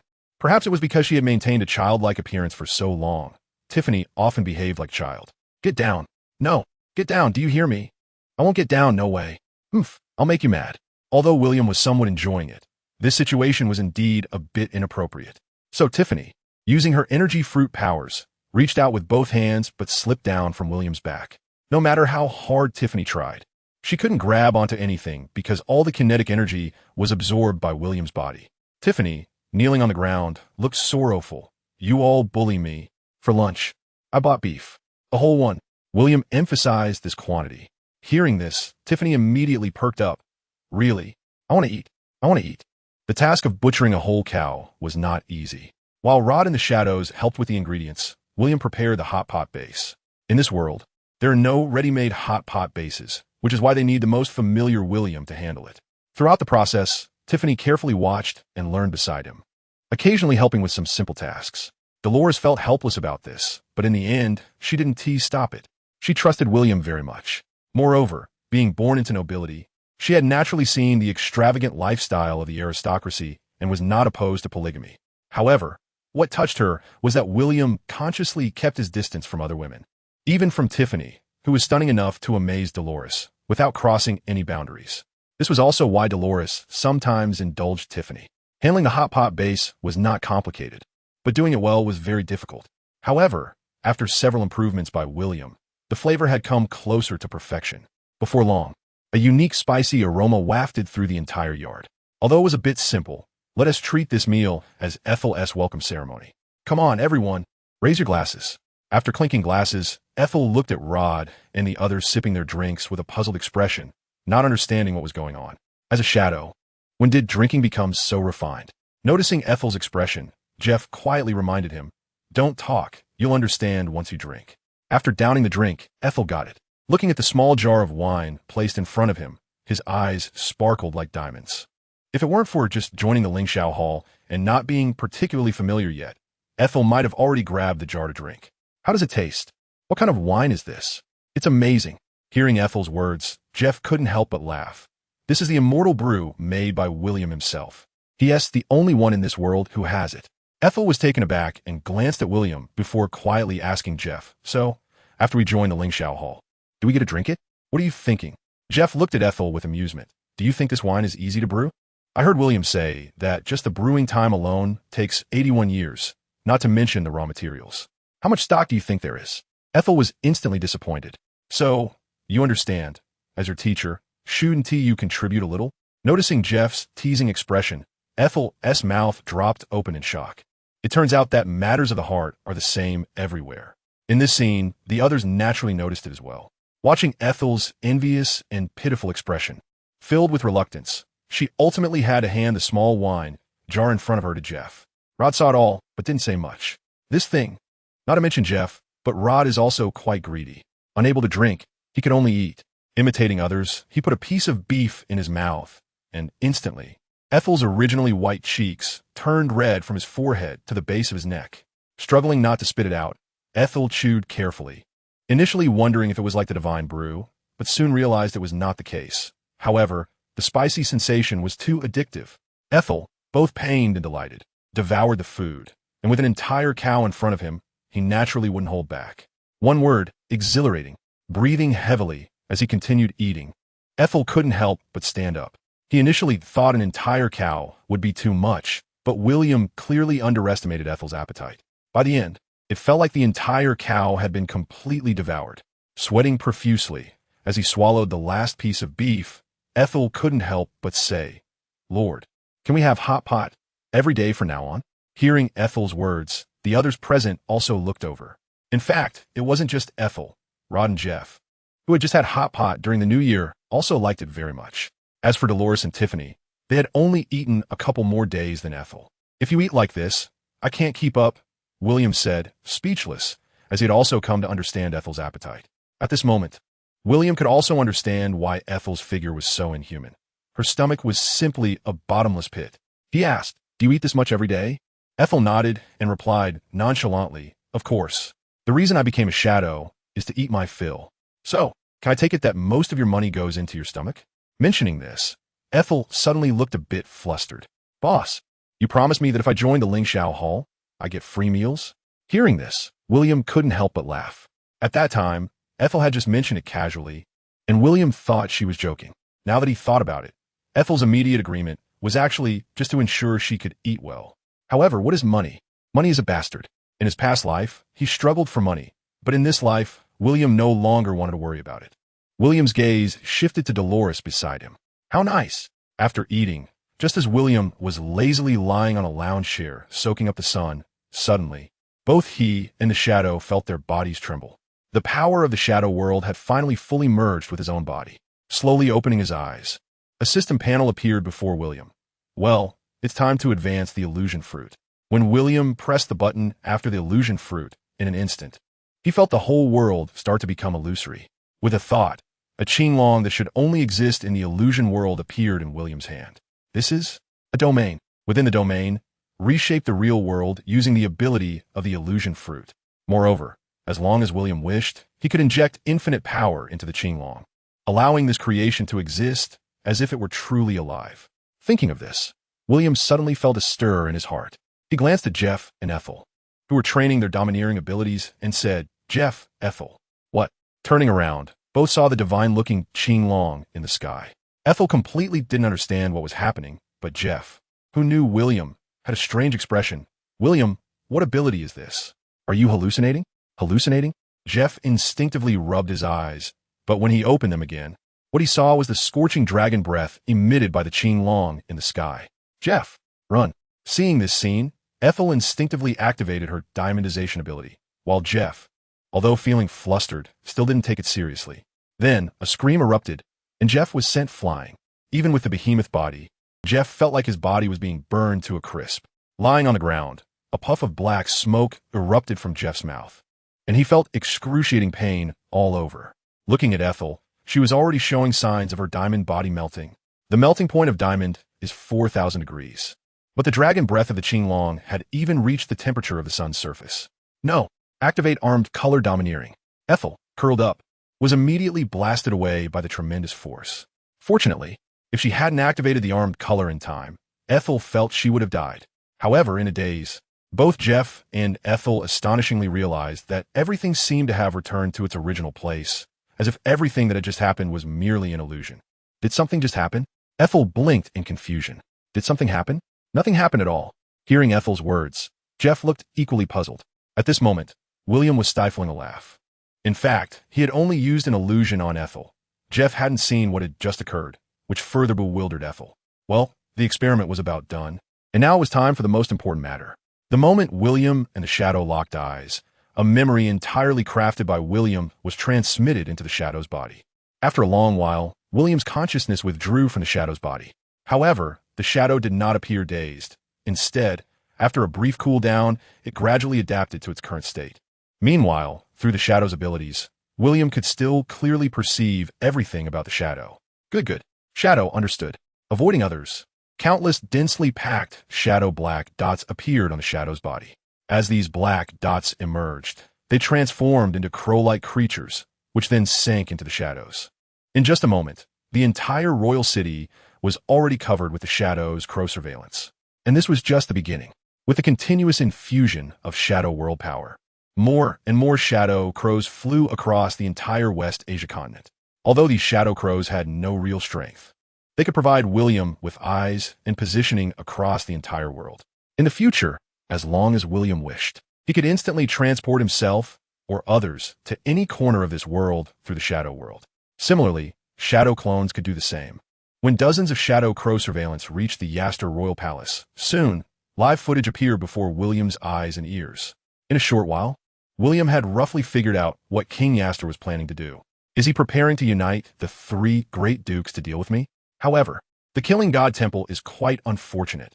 Not only did they die, but they were also dragged out for defamation. Moreover, Penelope's cause of death was even hung up. In fact, William could have sensed all of this through the ability of the Mind Fruit. But reading it and seeing it live are entirely different concepts. Moreover, William couldn't activate the Mind Fruit's ability 24/7. He couldn't, but the Shadow could. And this was the real reason why William wanted to deploy Shadow Crows. For William, the current Shadow was equivalent to artificial intelligence AI. And the Shadow Crows were William's biological sky net deployed across the entire West Asia continent. However, passive counterattacks are not my style. Since I'm ready to take action, don't blame me for striking first. Murmuring to himself, William called Rod. Rod, I have a task for you. What task? After listening to William's explanation, Rod understood. After taking the Shadow Crows with him, Rod quickly left the base. Time quickly reached the third day, and today was also the final match of the Trial of the Gods. William versus Vicky, because it was the final match. This time the venue was not in the arena, but at the location of the first match. Here, deep in the Miracle Forest. This place has been arranged by Samuel with spatial barriers, making it a location that will absolutely not be influenced by outsiders. I'm sorry. This place is not advantageous for you. The two parties stood firm, and Vicky's expression showed a hint of guilt. Please believe me, this is not my idea. Glancing at Boyd floating in the air, William smiled and said, It's okay. The location doesn't matter much to me. Hearing William's words, Vicky secretly sighed in relief. In that case, I feel much better. In this match, I hope to defeat you in the fairest place. Oh, do you have confidence that you can defeat me? William was also a bit surprised by Vicky's words. Your illusion has already become ineffective against me. This sentence was not explicitly stated by Vicky. She merely mouthed it to William. However, Vicky believes that William is able to understand. Is that so? With great interest. He pointed to Vicky beside him, and William smiled, saying, Look, what is that? Hiss. Seeing the cobra suddenly appear on his shoulder, Vicky's face changed drastically, and his body's instinct prevented him from screaming.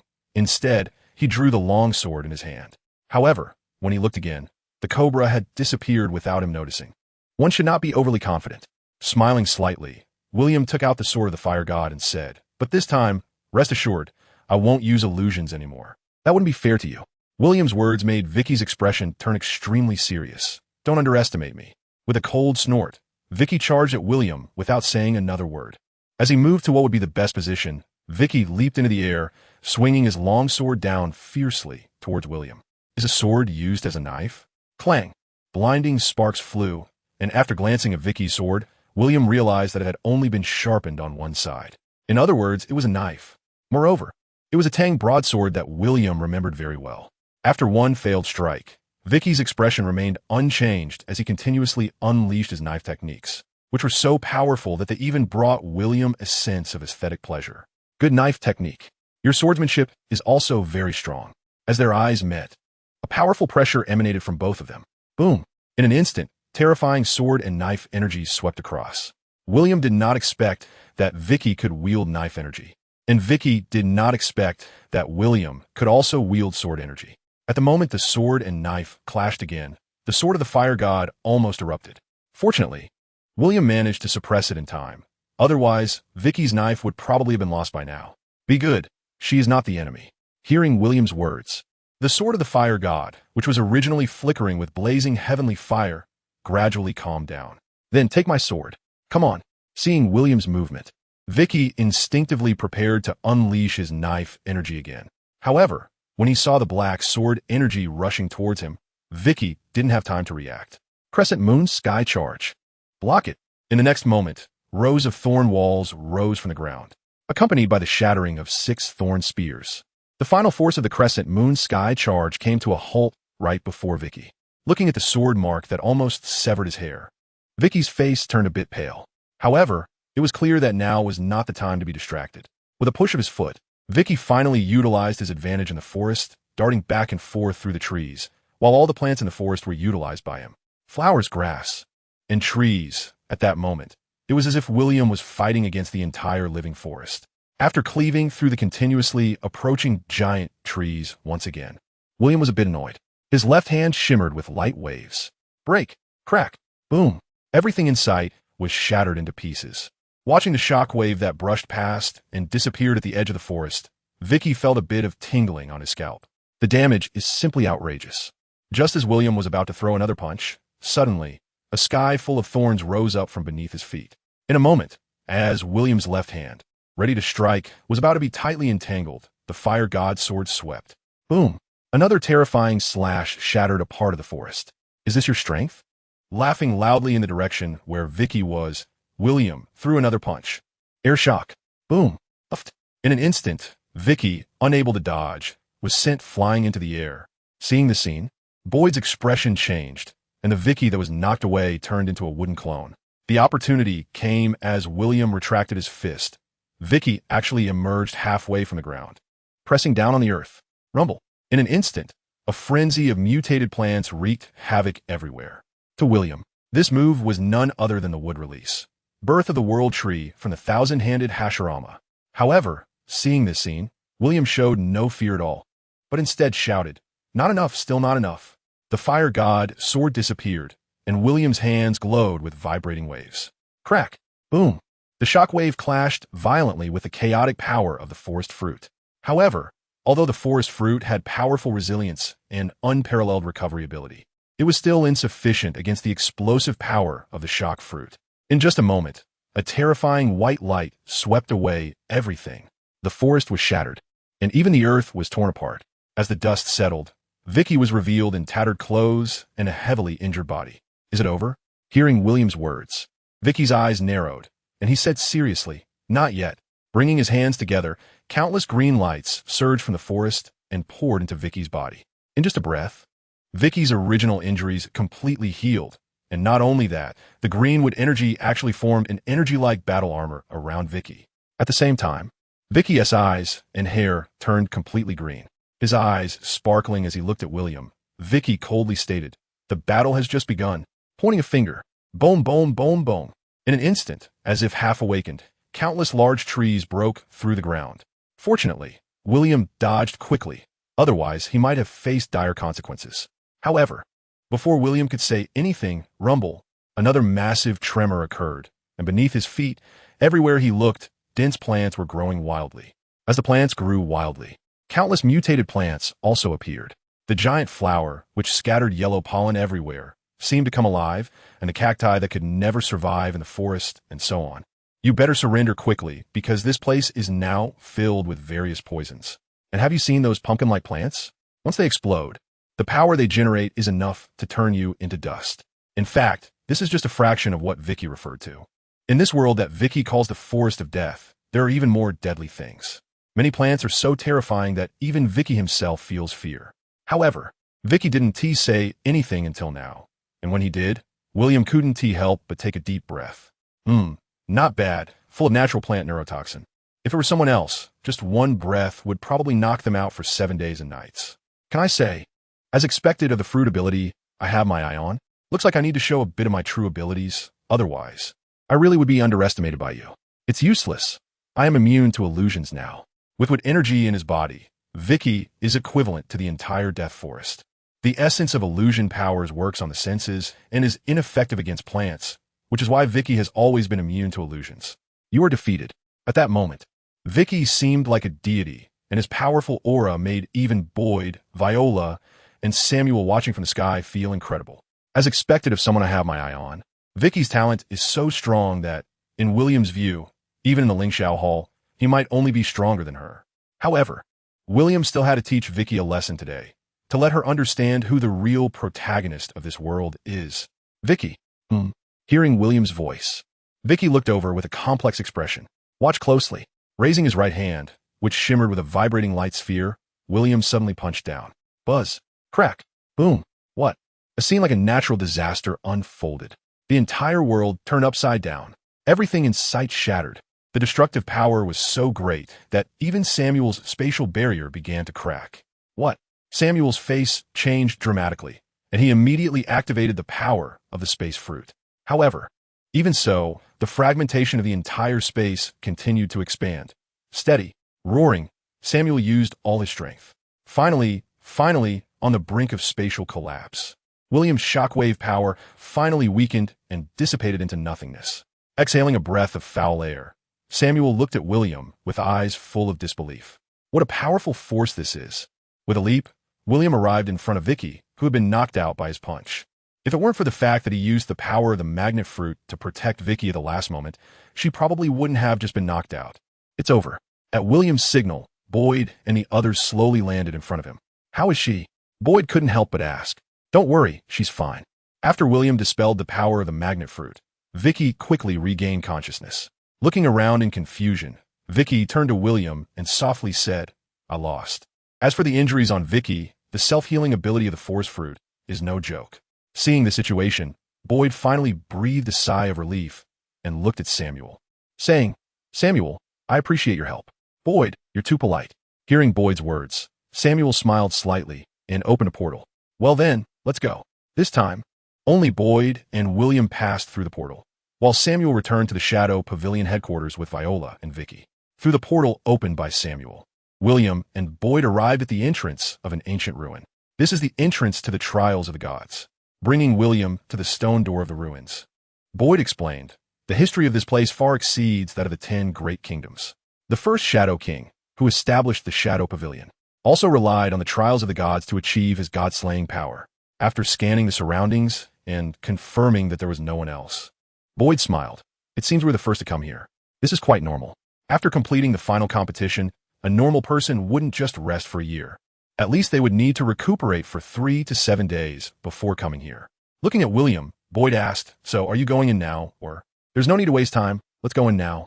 Shrugging, Boyd took out the token that symbolized the president. As the token approached the groove on the stone door that almost matched the token, in the next moment, a strong suction suddenly pulled the token onto the stone door. With a series of clicking sounds from the mechanisms, the stone door slowly opened. However, what lay beyond the stone door was not a passage, but a teleportation portal. This is how it should be. For William, who had already traveled across the entire world, if there really was a grave of the gods, he would have discovered it long ago. You can stay in the grave of the gods for 3 days. After 3 days, you will be repelled by the power of that world and returned here. Before Boyd could finish speaking, William's figure had already disappeared into the teleportation portal. This arrogance truly reflects his confidence in himself. With a light laugh, Boyd turned around and happened to see a man wearing a half-metal mask over both eyes, dressed in a standard dark shadow robe, approaching. Leo Brown, the president of the Shadow Association of the O'Connor Kingdom. Boyd? Leo didn't expect that Boyd had arrived at the entrance to the Trial of the Gods even earlier than he did. Is this your trial challenger for this year? Noticing Boyd's gaze, Leo Brown immediately stood in front of Grimm. If it were someone else, they might not understand Boyd's abilities, but as a fellow president, Leo was well aware of what Boyd was capable of. Seeing Leo's actions, Boyd couldn't help but smile. Really, you don't trust me at all? Boyd, where's your challenger? You can't tell me you've slacked off again this year. Regarding Boyd's question, Leo clearly didn't want to elaborate, so he took the initiative to steer the conversation back to himself. The so-called slacking off was naturally the good work of the previous president of the Yaster Kingdom, Morton Marshall. Leo, there's something I've wanted to ask for a long time. We're not assassins, so why do we have to wear this mask? Is it because we feel we can't show our faces? The two were talking past each other, and Grimm, listening from behind, felt like he was hearing a foreign language. As they continued talking, Boyd and Leo found themselves at a loss for words. Therefore, with nothing more to say, the two let out a cold snort and turned their gazes away from each other. Grimm, this is the teleportation portal for the Trial of the Gods. Once you go in, you can enter the grave of the gods. On the other side, in the grave of the gods, a gravity greater than that of the Asia continent surprised William. But what appeared before him was even more shocking. This is a broken planet, with shattered fragments quietly drifting in the unknown universe. Looking up, one can even see the endless starry sky, while on the planet, ruins are everywhere. However, it is precisely on this lifeless planet that existence persists. Moreover, this planet surprisingly has oxygen that allows humans to survive. Everything is so unscientific. Feeling the gravity of the god's grave, which is 3 times greater than that of the West Asia continent, William quickly adapted, transforming into light and disappearing into the horizon. While constantly traversing the shattered planet, William also activated the power of the mind fruit at the first opportunity. Originally, William thought that there could be no living beings on this planet, but unexpectedly, at the moment he activated his mental abilities, countless voices surged into his mind. What? Suddenly stopping, William was incredulous. In the next moment, following the closest location, William's figure descended from the sky. On the ground before him appeared a gravestone with no markings. However, like the fragments of the planet, this gravestone was slowly floating in the air. Noticing William's arrival, a voice from the gravestone chuckled, and in the next moment, a plant sprouted from the gravestone, and a divine fruit began to slowly take shape on the plant. Eat me, eat me, tempting voices echoed in William's mind.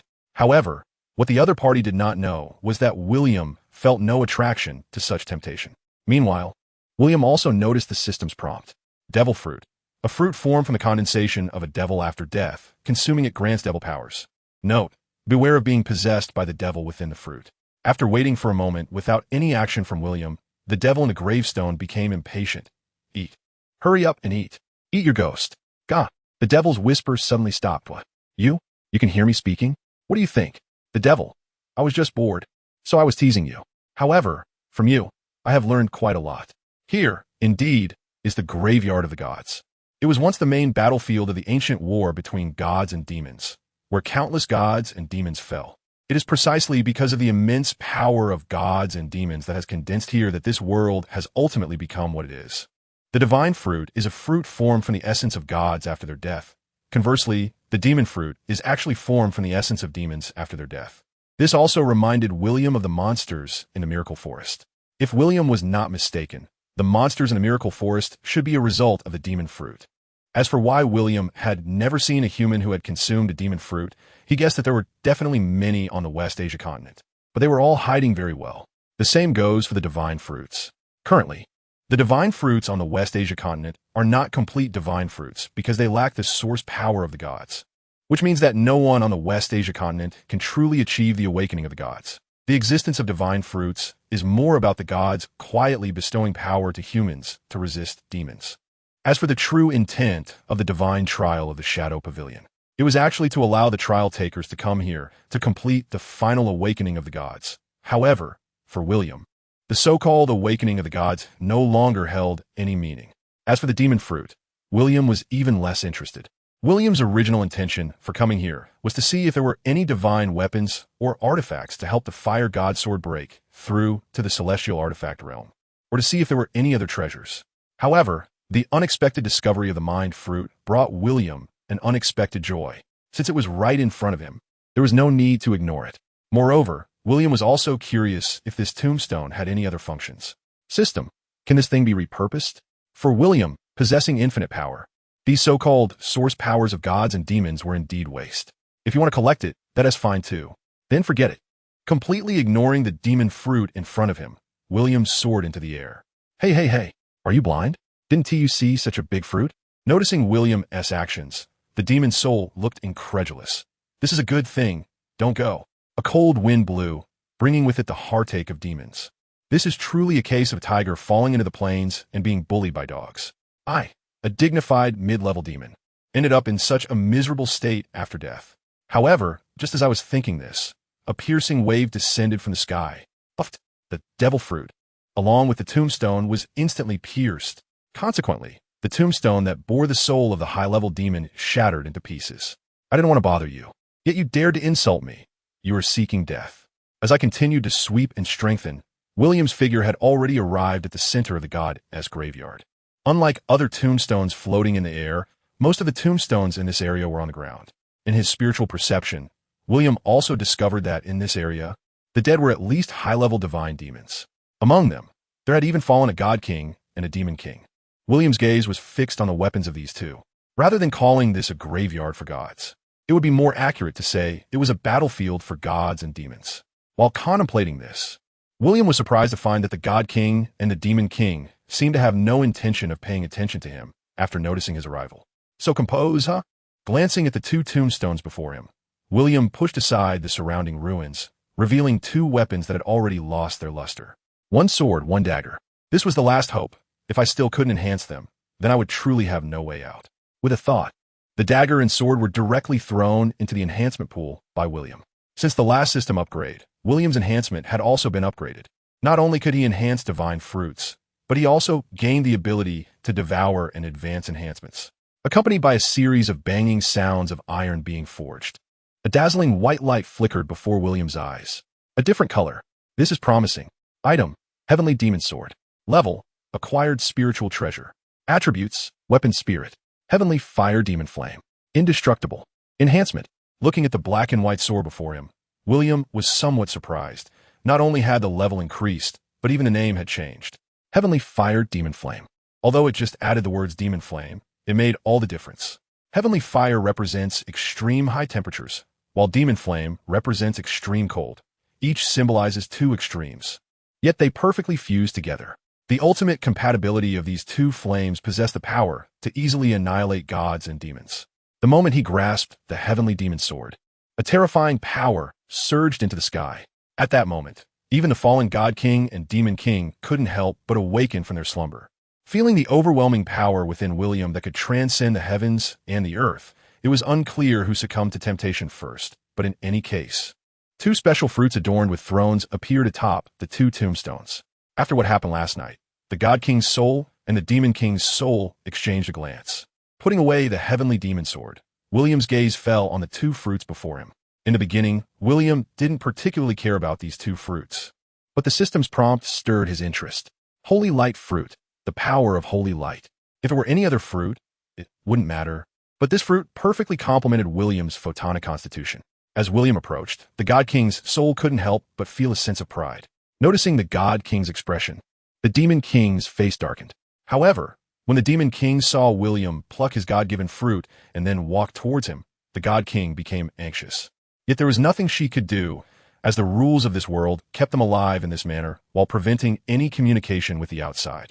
It wasn't until William simultaneously plucked the Demon King's fruit that the Demon King finally couldn't help but burst into laughter.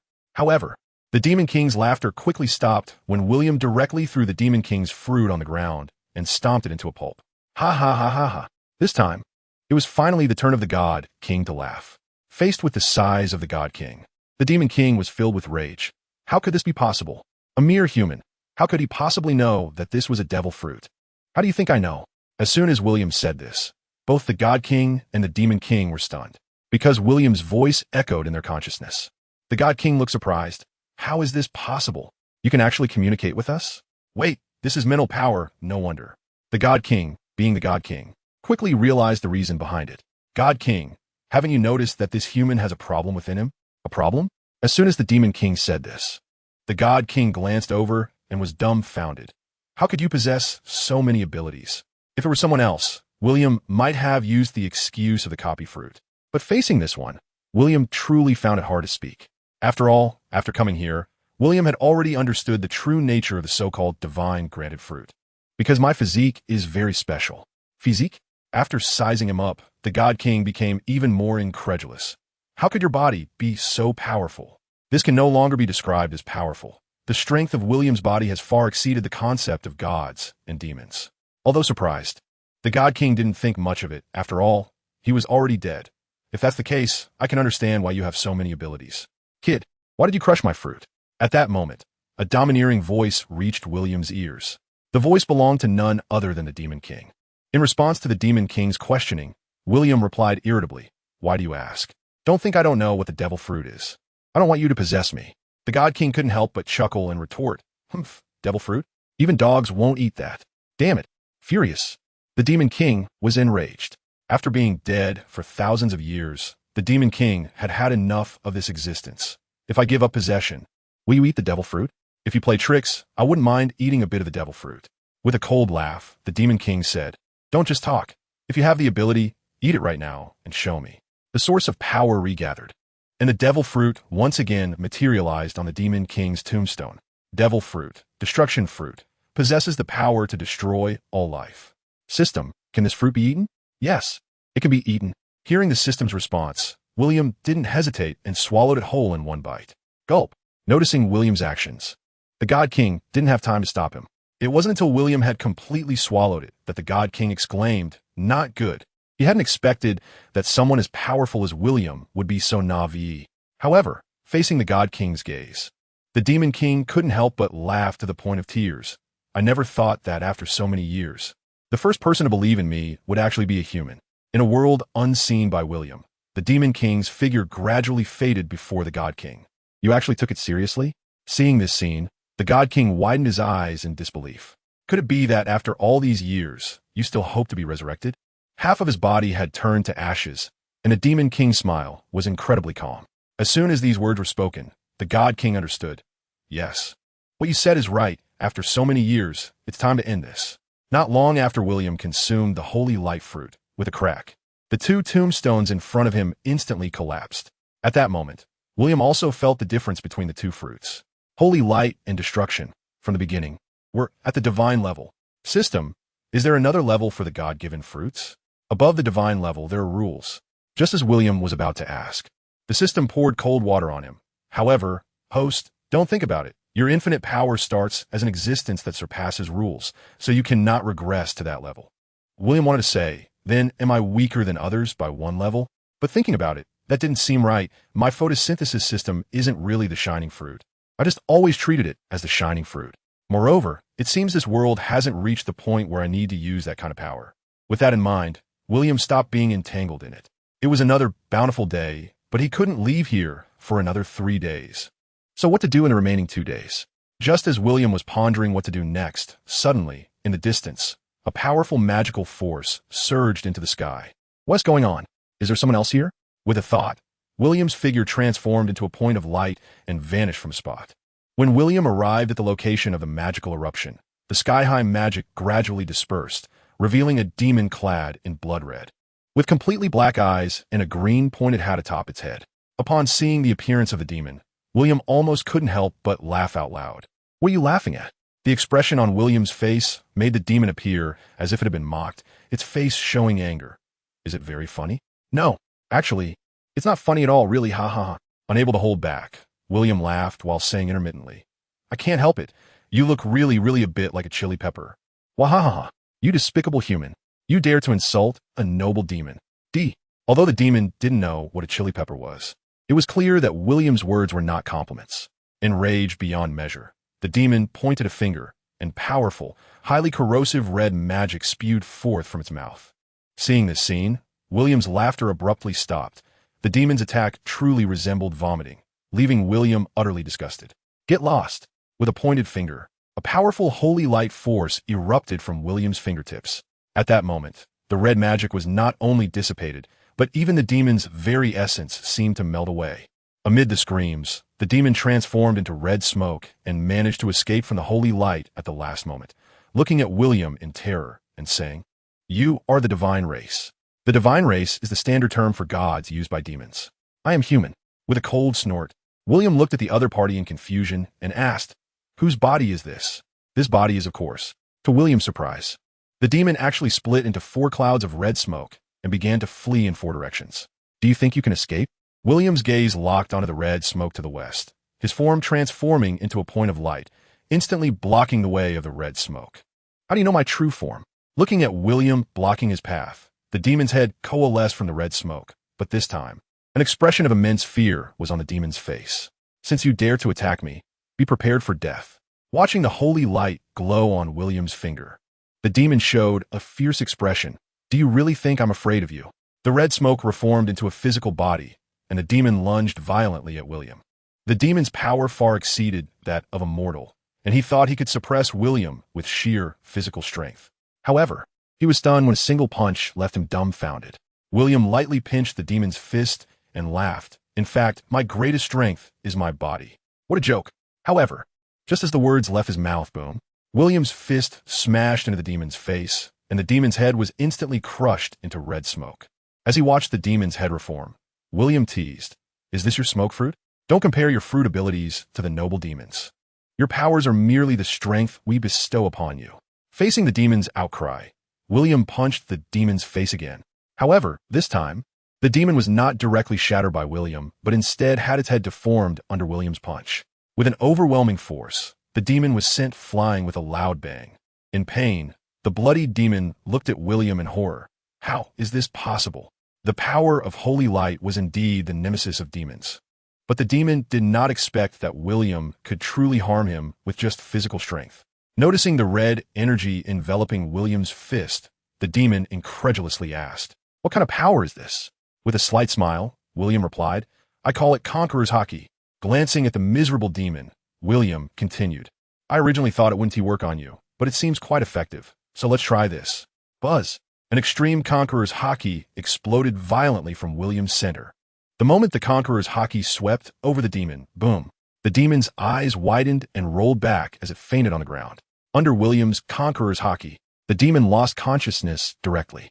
In fact, the Conqueror's Haki was merely a form of power that William mimicked using his infinite power. The true core was still the infinite power itself. In reality, infinite power allowed William to simulate any known or imagined power in this world. Slowly landing, William approached the demon, and just as he was contemplating how to deal with it next, a pained voice suddenly came from the demon's mouth. "Don't kill me. I'm human." "Oh, you still have consciousness?" William knew that the other party was human.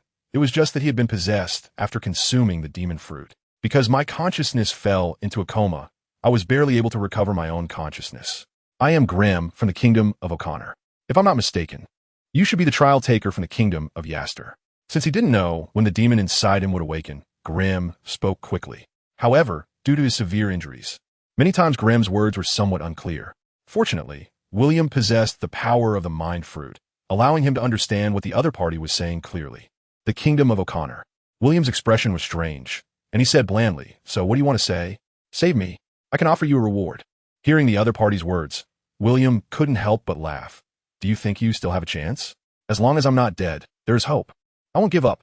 After all the struggles and costs, he thought entering here would lead to success, but unexpectedly, he couldn't resist the temptation and consumed the demon fruit, regretting it now, but it was too late for everything. "Then, what price can you pay?" William was a bit curious about what confidence the other party had. Grimm weakly pulled out a medal from his pocket and said, "I'm the prince of the kingdom of O'Connor. As long as you save me, you can gain the friendship of the kingdom of O'Connor." William raised an eyebrow and couldn't help but laugh. "Just this? Do you think I would give up everything from the kingdom of Yaster for your kingdom of O'Connor?" Cough, cough, cough. In a fit of violent coughing, Grimm spat out a mouthful of blood but regained a bit of spirit. "You don't know, and it's normal. The kingdom of O'Connor is now ready to wage war against the kingdom of Yaster. The kingdom of Yaster is doomed. As one of the top 10 kingdoms." William was curious where they got their confidence. With a light laugh, but not wanting to provoke his facial injuries, Grimm grimaced in pain. However, mentioning this matter, he displayed a proud expression, because the kingdom of O'Connor has already annexed the two major kingdoms of Ian and Bennett. "How did you do that?"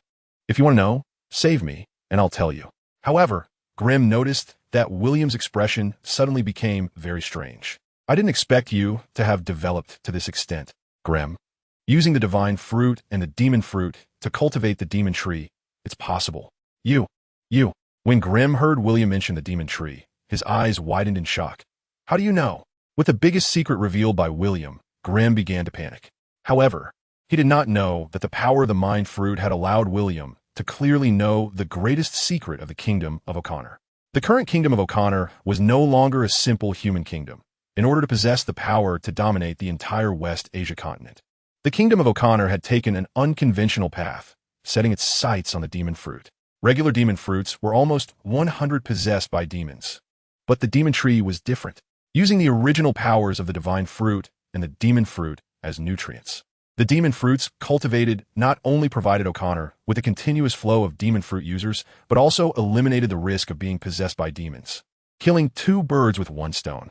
However, to speed up the cultivation of the demon fruit, the king of O'Connor ultimately set his sights on the god-S tomb of the Shadow Pavilion, and the result was an unexpectedly delightful surprise. The discovery of the god-S tomb caused the number of demon fruit users in the kingdom of O'Connor to surge exponentially, and this time has lasted a full 10 years. After enduring for 10 years, the O'Connor kingdom has successively taken down the two major kingdoms of Ian and Bennett, and the next target is none other than the Yaster kingdom. As for this encounter with William, it was not a coincidence at all. It was simply to eliminate William. However, what Graham did not expect was that he not only failed to kill William, but almost got killed by him instead. William's conqueror's haki did indeed cause Graham's main personality to fall into a coma, and now awakening is not Graham himself, but the demonic personality that Graham had consumed. Normally, the second personality would not awaken on its own. It only awakens when the main personality falls into a coma or loses control of the body, taking over and sharing memories with the main personality. Therefore, without the demon, everything is just a self-directed performance by Graham. So, how do you want to die? Watching Graham quietly, a smile appeared on William's face. The O'Connor kingdom will surely win, and you, along with your loved ones, will ultimately accompany me in hell. Is this your last words? The holy light erupted from his hand. Amidst the screams, Graham's body was instantly turned to ashes. Looking at the flickering holy light in his hand, William sighed. This holy light really restrains demons effectively. However, glancing around this world, William murmured, since I know that the O'Connor kingdom treats this place as an ATM, then I must do something. Destroy this planet with one punch? That seems a bit wasteful. Just as William was contemplating, he suddenly thought of the stone ball Samuel had given him. Samuel said this thing could be used here. He didn't know what for. Taking the stone ball out of the Lingxiao ring, just as William was wondering how to use it, the stone ball suddenly floated in midair and quickly moved in front of him in the blink of an eye. Where's it going? Following the stone ball, William moved quickly and unconsciously arrived in front of a great mountain. As he watched the stone ball disappear into the mountain, William was puzzled about how it vanished so suddenly when suddenly the entire mountain let out a rumbling sound. Accompanied by intense vibrations, a large door appeared before William's eyes. Where is this? Fearless and bold, William didn't think much and darted inside. To his surprise, upon entering, he found that this was a ruin within a ruin. The walls on both sides seemed to be carved with the history of this world, the origin of life. If William could understand all of this, then when he saw the middle part of the painting, where the surrounding people were kneeling before that familiar divine tree, he was stunned. What is this?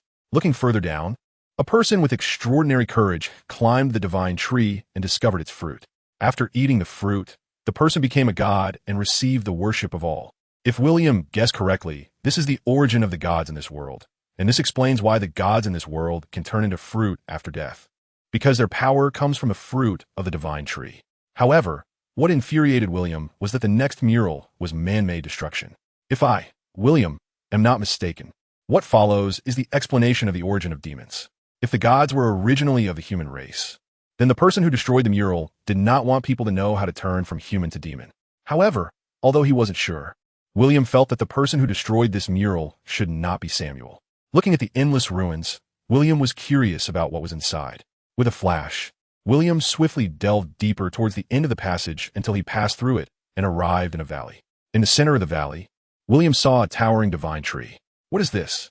Wait, this is the divine tree from the mural.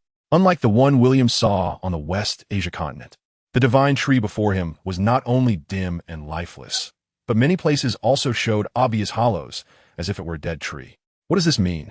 William did not understand why Samuel had brought him here, just to see this dying divine tree.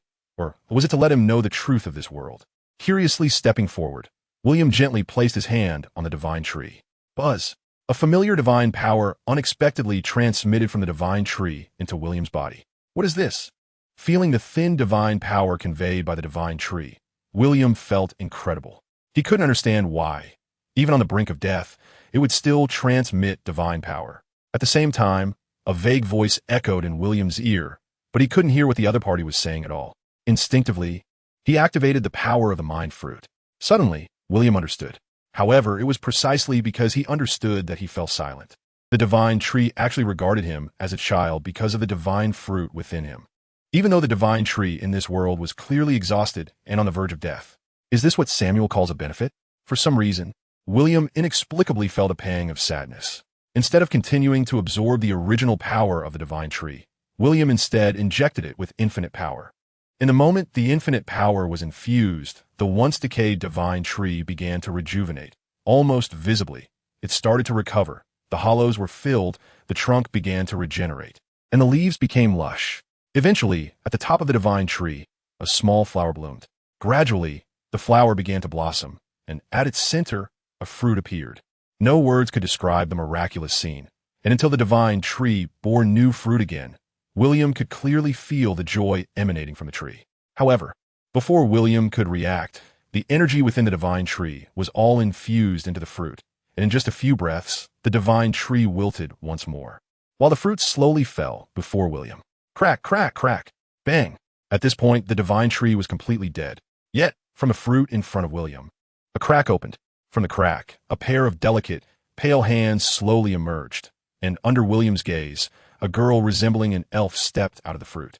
The girl not only absorbed all the power of the world tree, but also completely absorbed the infinite power that William had injected into her. As William looked on in confusion, the elf girl slowly floated in front of him, and her body appeared to be clad in clothing resembling the leaves of the world tree. Facing William's puzzled gaze, the elf girl introduced herself. "Hello, I am Julius. And you are? You can understand that I am a child of the world tree, and also a deity born from this planet." However, Julius said helplessly after finishing this sentence, "My previous body has been consumed by someone, and I am reshaped by your power. So, in human terms, you are my father." William, he never expected that such a casual action of his would create a child for him. "Can you leave this world with me?" "Yes. But as the world that gave birth to me, I hope to revitalize it once more." "Can you do that?" "If I rely solely on myself, it may not be possible. However, with your power, I think I can give it a try." "Then, shall we try?" Julius nodded, and she reached out to press her hand on the ground. In an instant, a powerful green energy erupted from within Julius. Boom! Accompanied by a tremendous movement of the Earth's crust, William soared into the sky, witnessing the entire world being pulled together and reconnected by Julius's power, centered around her. This is no longer a manifestation of energy, but rather an application of rules. Is this the power of rules? Thinking of this, William recalled what he originally wanted to do. "Julius, you should be able to close the portal to this world, right? I know someone is stealing the source power of this world, but if you do that, you might not be able to come in either." William shook his head and said to Julius, "If you're worried about that, there's actually no need."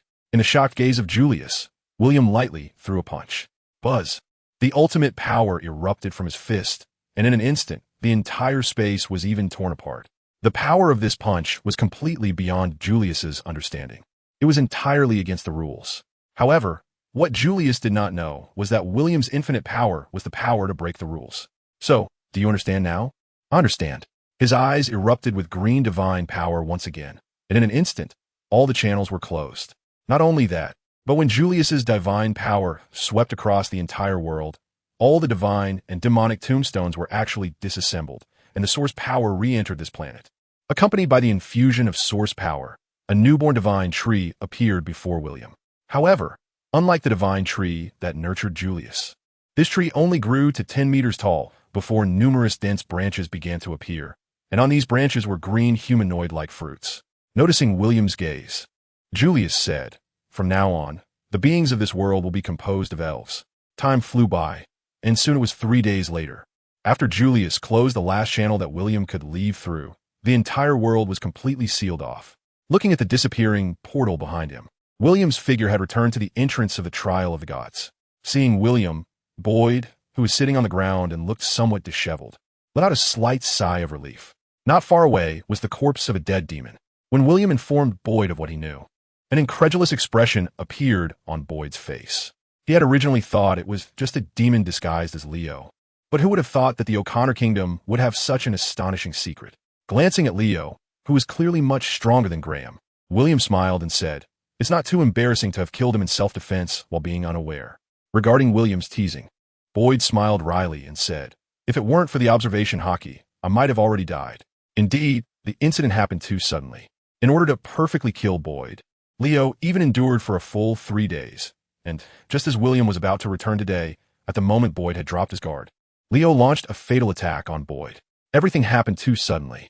If it weren't for the last-minute warning from observation hockey and the defense from armament hockey, Boyd might have already died. "Do you want to communicate with the other shadows about this matter?"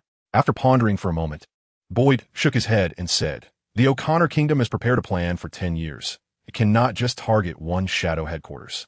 It's very likely that more shadow headquarters have been invaded. At this stage, we should leave here as soon as possible. There's something I think I should tell you." "What is it?" Seeing William's serious expression, Boyd had a bad premonition in his heart. From now on, The trial of the gods of the shadows will no longer exist. Boyd's eyes widened in disbelief, not understanding what had happened. What happened? I closed off the entrance to that world. Upon hearing William's words, Boyd nodded thoughtfully. Although he did not know why William did this, he also understood that William must have his reasons. After saying this, William continued, "There's one more thing. Can you say it all at once?" Boyd looked speechless. "Vicky, I will let her join the Lingxiao Hall." Boyd frowned, his expression odd. "Why choose her? Is it bad to choose her? I suspect you have ulterior motives." Although Boyd thought this in his heart, he naturally wouldn't say it out loud. Although her strength has increased a lot, she is still not at the level of the 10 Directions Emperor, right? William smiled and said, "I never look at a person's strength. What I value is their potential. If we're talking about potential, Viola is not weaker than Vicky. Viola, the user of the white bird fruit. The white bird is an exotic beast, and with the power to control frost, she indeed possesses strong talent.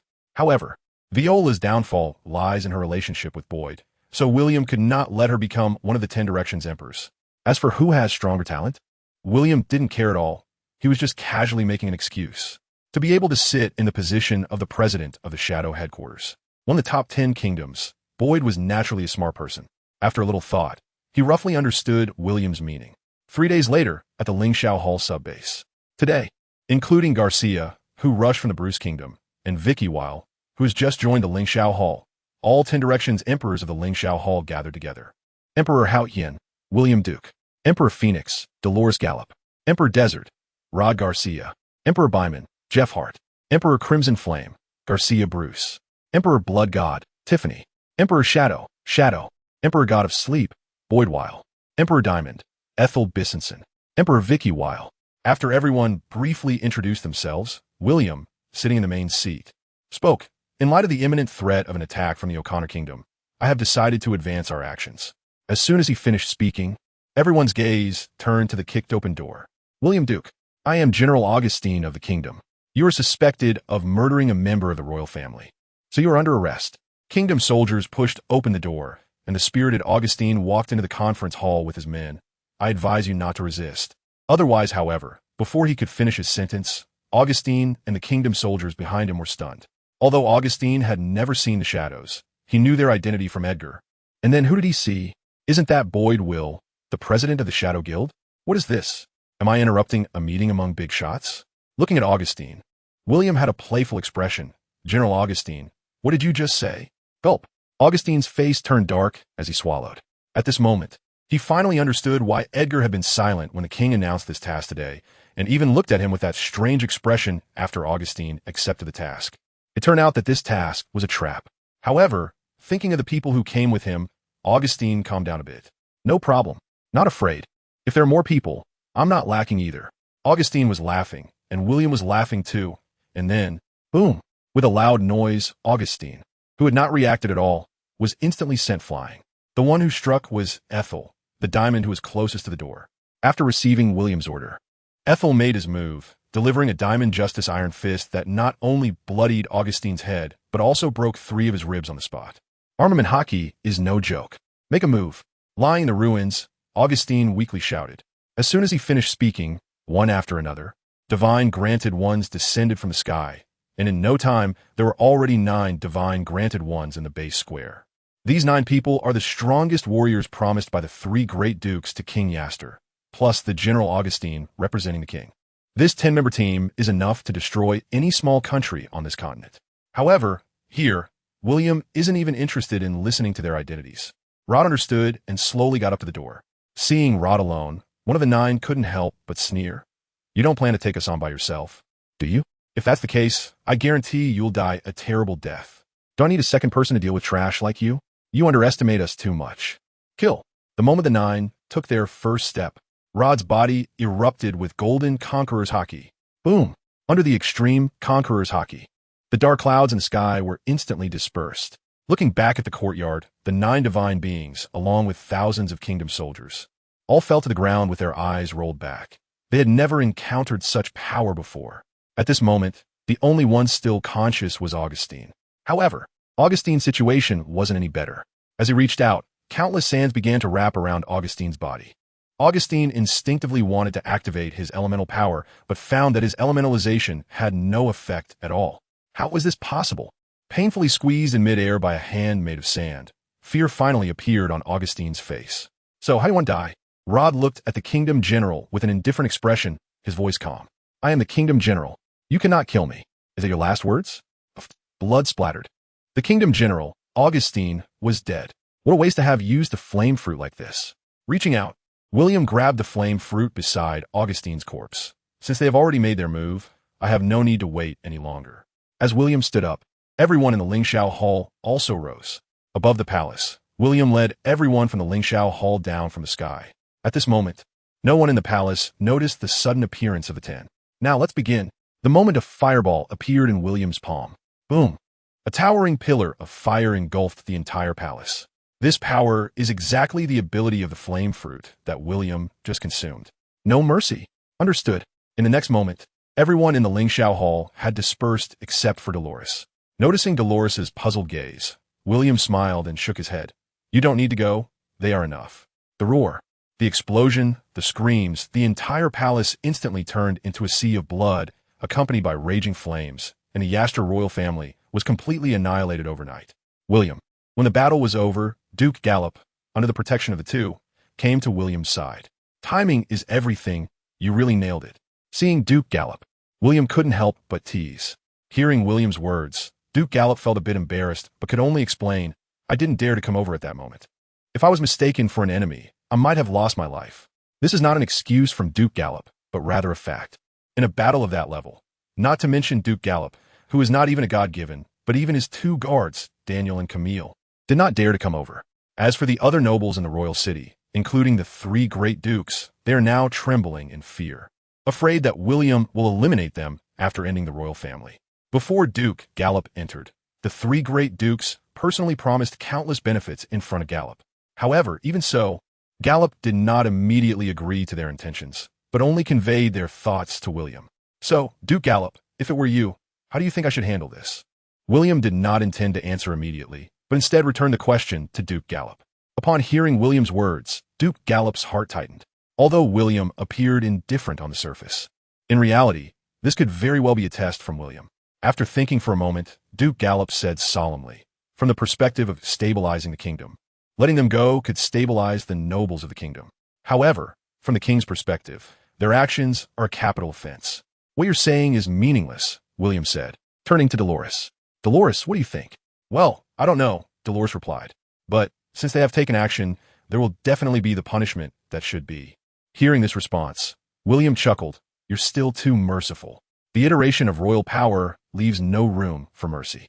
William's gaze shifted to Boyd. Boyd nodded in understanding. And just as he was about to leave, William added, take one person with you. Garcia, you go with Boyd. Watching the two leave, Duke Gallop's face showed a complex expression. He had said what needed to be said, but he also anticipated this outcome. Glancing at the completely destroyed palace, William said, well, it's time to rebuild this place. Slowly rising from the ground, William pressed his hands down, and in an instant, a vast amount of metal emerged from the earth. With a slight manipulation, the metal was compressed into various materials by William. Amidst the astonished gazes of everyone, a palace made entirely of steel rose from the ground. The layout of the palace had largely remained unchanged, but in the very center of the palace, a row of 10 giant statues appeared, depicting the 10 great emperors, including William himself. However, these are not merely statues. Within them, William had harnessed the power of the mechanical fruit, meaning that these statues were essentially dormant mechanical beings. Once activated, each of them would be a mechanical giant capable of destroying a city. After completing all this, William turned his gaze to the crowd in the Lingxiao Hall and said, although the royal family has been eradicated, it does not mean that the entire Yaster kingdom belongs to us, so the hard work will fall upon you next. The Yaster kingdom has a total of 10 main cities. Aside from the royal city, there are 9 other main cities, so each of you can choose one. Hearing William's words, Duke Gallop appeared dazed. One person for each royal city? Isn't this a bit ridiculous? Except for Boyd and Garcia, who have left, everyone else, including Dolores, Tiffany, and the 3 ladies of Vicky, has already chosen their respective cities. So let's disperse. As he watched others scatter in different directions, Duke Gallop quickly shouted, Dolores, Dolores, of course, understood her father's concern and smiled, saying, don't worry, father, I'm very strong. In the next moment, Dolores, dressed in her sacred attire, soared into the sky. Time passed day by day. During this period, Duke Gallup replaced the royal family and began to govern the entire royal city.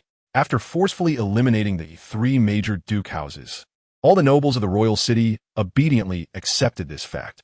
For the nobles, as long as their interests are guaranteed, it doesn't matter much to them who becomes the king. It is precisely for this reason that the subsequent handover process went so smoothly. Although this time was exhausting, Duke Gallup was both pained and happy. The first one to return was none other than Rod. After easily defeating the Lord of Saya City, William directly appointed the former president of the Shadow Pavilion, Herman, as the Lord of Saya City. Having long been rooted in Saya City, Herman was very familiar with the various forces in Saya City, which made it easy for Rod to take control of the entire Saya City. However, unlike Rod's ease, other members of the Lingxiao Palace encountered more or less significant troubles. With their strength, capturing a city wasn't difficult. The real challenge was how to smoothly take over the control of the main city. Among them, the males fared better, while the females, like Dolores, had it more troublesome. This world is still a male-dominated one after all. After the initial feudal persuasion and the ensuing chaos, the three women finally understood that truth lies only beneath power. As more and more people returned, until the last diamond, Ethel, came back, the Yaster Kingdom, which had been in turmoil for a month, finally settled down. A week later, Duke Gallup was crowned king in the royal city, and from then on, the Yaster Kingdom was renamed the Gallup Kingdom. However, on the very day King Gallup was crowned, the O'Connor Kingdom issued a declaration to conquer the Gallup Kingdom. The next day, the O'Connor Kingdom's expeditionary force had already stationed at the border. Things escalated too quickly, so fast that even the world government composed of the top 10 kingdoms couldn't understand what was happening. Nevertheless, war was about to break out. William, how should we respond? In the palace council chamber, everyone had long known about the O'Connor Kingdom's war against the kingdom. However, when the day actually arrived, King Gallup felt a bit anxious. If it were just a simple kingdom war, Gallup wouldn't be so flustered, but he had heard from William about the devil fruits. That was precisely why he was worried. King Gallup did not want to lose the position he had just taken.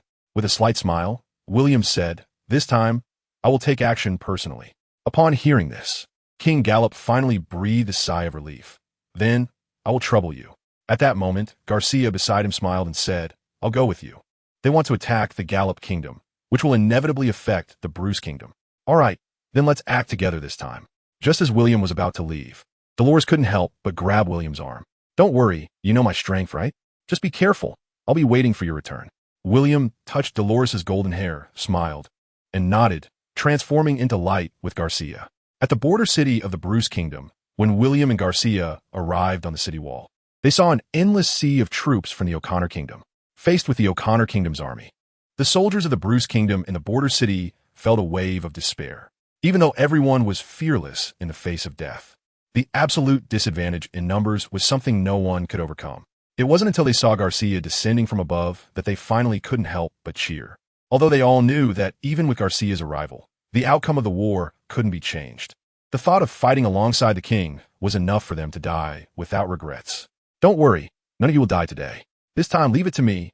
Garcia shouted this on the city wall, and as all the warriors looked on in shock, he leaped off the wall. When the O'Connor Kingdom's troops saw the person coming down from the wall, no one paid any attention. In the face of such a massive crowd, the strength of one person couldn't even create a ripple.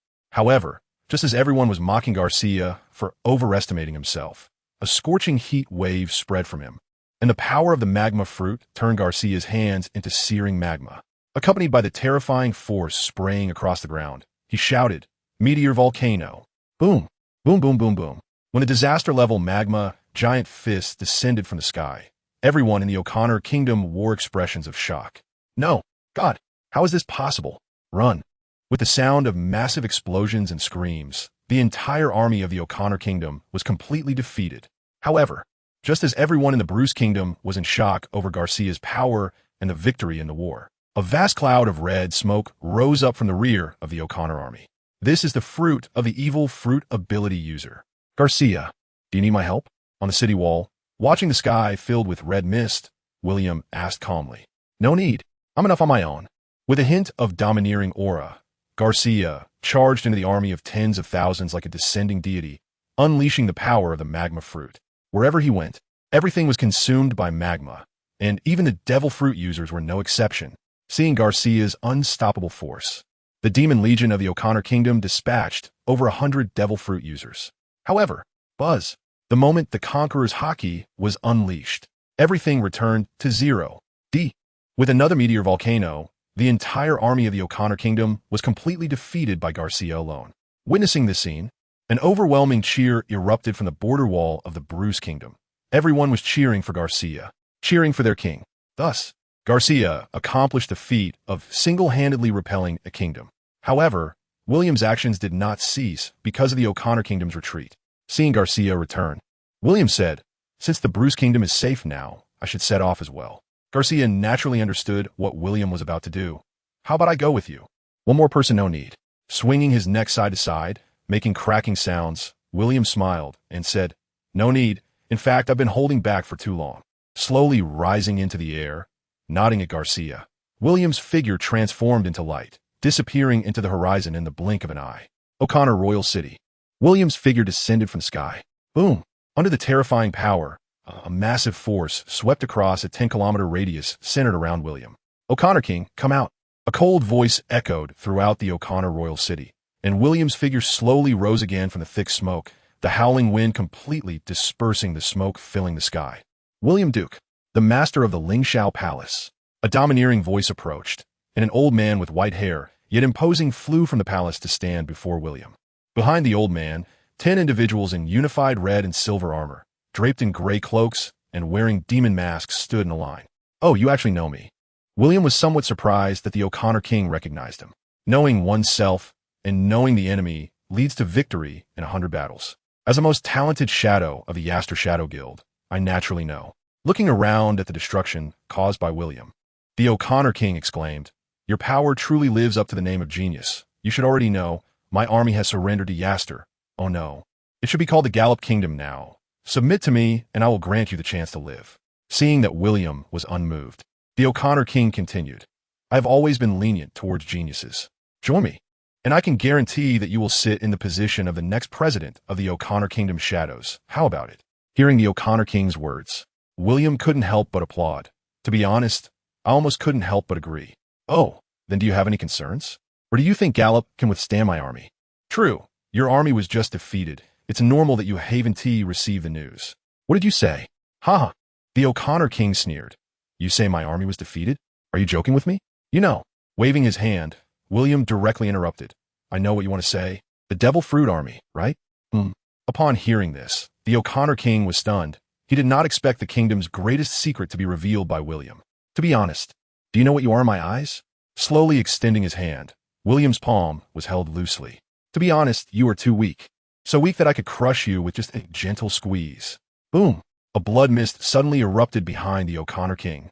Before the O'Connor King could comprehend what happened, the team of 10 devil fruit users behind him had their heads crushed by William in an instant.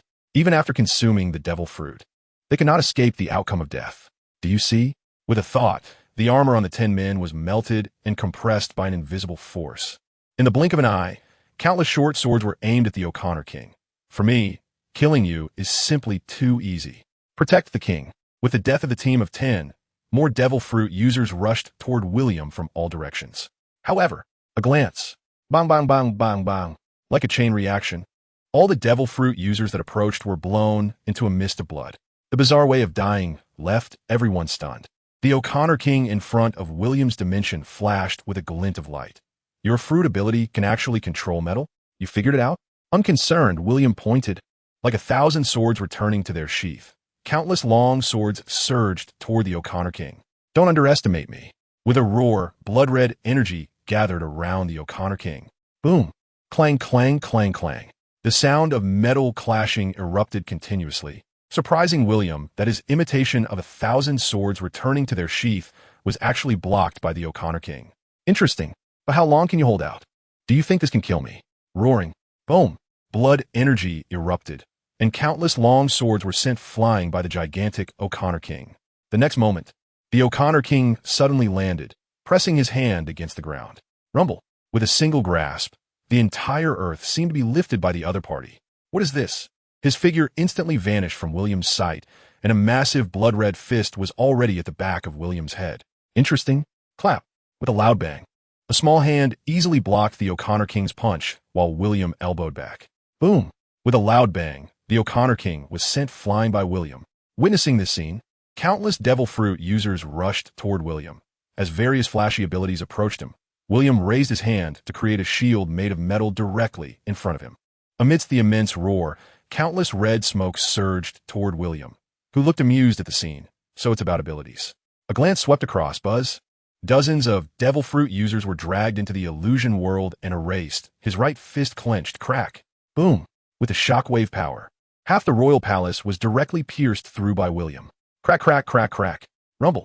As William cleared the area with a punch, the O'Connor King, rising from the ruins, pressed his hand against the ground. Buzz, rumble. In the next moment, the ground beneath William's feet suddenly cracked open, and with a grab of his hands, a mythical rock giant appeared before him. As the rock giant swung a punch, a steel wall appeared in front of William. Is that it? He reached out and grabbed the steel wall, which transformed into a giant spear in his hand, and he threw it. Puffed. The rock giant was instantly pierced through the head by William. It's not over yet. As William took control again, the giant spear transformed into a massive brick and was slammed down by William's palm. Boom! The rock giant was instantly shattered into pieces by William's strike. With a pointed finger, he pierced through several devil fruit users attempting to ambush him from behind. William's foot landed squarely on the face of King O'Connor, who was preparing to launch another attack. Boom! With another loud sound, King O'Connor was firmly stomped into a deep pit by William. Even with his demonized body, King O'Connor found it impossible to break free from William's strength. His eyes widened as he attempted to resist once more. BFF. From metallic daggers appeared out of nowhere, piercing King O'Connor's limbs. Additionally, William delivered a fatal strike. Hearing King O'Connor scream, William couldn't help but feel a chill. Sorry, it was a momentary mistake. He casually drew his fifth sword, but it seemed to have already been rendered useless. I will kill you. I will definitely kill you. With bloodshot eyes, King O'Connor glared fiercely at William, his face showing a menacing expression. I will surely kill you. I will also kill all your family and friends. If that's what you want to say, then I have nothing to feel guilty about. Listening to King O'Connor's various vicious curses, William revealed a playful expression. Moreover, you actually inherited the powers of both the divine fruit and the devil fruit at the same time. You are indeed a bit different. A mere human. What do you know? It left William speechless. King O'Connor seemed to consider himself a demon and didn't even see himself as a human. I am quite curious about how you came up with the idea of planting the demon tree. With a glance, the power of the mind fruit activated. No, out of my brain. Unlike others, King O'Connor possessed the powers of both gods and demons, giving him stronger mental strength than ordinary people, but in comparison to William, he was not comparable at all. Soon, William learned all the secrets from the memories of his opponent. I didn't expect it to be like this. Cough, cough, cough. Due to the immense mental strain and his physical injuries, King O'Connor spat out blood, his facial features bleeding and his spirit utterly depleted. Ha ha ha ha, with a grim laugh. King O'Connor's voice became hoarse. Even if you know, what can you do? Sooner or later, you and your human race will be completely destroyed. Then I can only say, you know nothing about my power. Glancing at the devil fruit users still charging towards him, William turned around and slowly raised his fist. Speaking of which, I have never used this power before. Today, I will make an exception and let you see it. Taking a deep breath, William threw a simple punch. Boom. Under the explosive force of the punch, everything in William's sight turned into nothingness. After a long while, King O'Connor's expression was one of daze. As the dust gradually settled, looking up at the sky, King O'Connor's expression became extremely complex. How could a mere human possess such power? To cultivate a new divine tree for the entire West Asia continent, he endured for over 1,000 years for this plan. I admire you. At this point, William finally understood the greatest secret of this world. The gods and demons in the ruins of the gods were originally all humans. But a war between gods and demons caused the entire world to collapse. After the Great War, the remnants of the two races briefly reconciled, but their home planet had been shattered. To continue their race, both brought the divine tree seeds to the West Asia continent. Because the growth of the divine tree requires a long wait, the demon race forcibly created the entire miracle forest to protect the divine tree. After doing this, the gods and demons all resided in that place known as the outer domain. However, as time passed, and they came into contact with the humans of this world, some gods' mindsets gradually changed. Their arrival not only accelerated the development of civilization in this world, but also taught humans how to use the powers of the divine fruits, even giving birth to offspring with the humans of this world, eventually evolving into the world we see today. The same goes for the demons, except that they did not interact with humans, but rather with the demonized creatures in the miracle forest. The two races developed separately, and everything was fine until humans attempted to annex the miracle forest, leading to an inevitable war. This directly resulted in the fall of a kingdom and a god. Consequently, the gods and demons, feeling they had violated the agreement, all retreated back to the outer domain. However, one demon remained behind, namely Yulia, who hid in the miracle forest to protect the divine tree. King O'Connor's knowledge about the devil fruit was taught by Yulia. As for King O'Connor, it was even more ridiculous. Clearly a human, yet willingly acting as a demon traitor. Is being part of the demon race something to be proud of? This world will eventually belong to the gods and demons. Since you can't fight back, why not join? Moreover, what's wrong with being a demon? The fragile human body is nothing compared to the demons. Even the divine fruits are merely toys bestowed by the gods. What notion of if you can't beat them, join them? William was left speechless by King O'Connor's perspective. To be honest, you really have wasted your talents. In William's eyes, King O'Connor not only had the best identity in this world, but also possessed opportunities beyond ordinary people, along with a unique physique. He was truly destined to be the protagonist. It's a pity, really wasted. However, William also understood why King O'Connor thought this way. This era, this world, limited King O'Connor's thinking. Your existence is the greatest threat to this world. For the sake of this world, die. With a roar, King O'Connor's body began to swell. Self-destructing? Boom! That terrifying self-destructing power, capable of destroying the entire O'Connor kingdom, twisted in William's palm. However, no matter how strong this power was, it still couldn't escape even a fraction from William's grip. 3 full seconds later, a puff of blue smoke rose from William's palm. Watching King O'Connor vanish into ashes from the self-destruction, William couldn't help but sigh. If it weren't for the ideological differences, William would have genuinely wanted to recruit this one into the Lingxiao Hall. After consuming the earth fruit that condensed after King O'Connor's death, a brilliant yellow light erupted from William's eyes. Until he completely absorbed the power of the earth fruit, William slapped his hand. Boom! Accompanied by the violent shaking of the royal city, a brand new palace rose from the ground. Unlike the palace that had now become the Gallop Royal City, the statues of the 10 Directions Emperor were also engraved by William at the entrance of the palace. Behind the statue of the 10 Directions Emperor was a base specially constructed by William for the Lingxiao Hall. From now on, the O'Connor Kingdom will be merged into the Gallop Kingdom. All Divine Fruit users and Devil Fruit users must report to the Lingxiao Hall within a month. Violators will be killed without mercy. William's voice spread throughout the entire O'Connor Kingdom with the power of the Mind Fruit. At the same time, shadows slowly rose from William's shadow.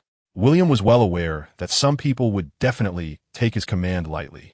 The existence of shadows was not only for registration purposes, but also to intimidate everyone in the O'Connor Kingdom. The third step of the plan established the Heavenly Palace. Transforming into light, William disappeared in the O'Connor King's Gallop Castle. After hearing William's plan, King Gallop hesitated but ultimately agreed.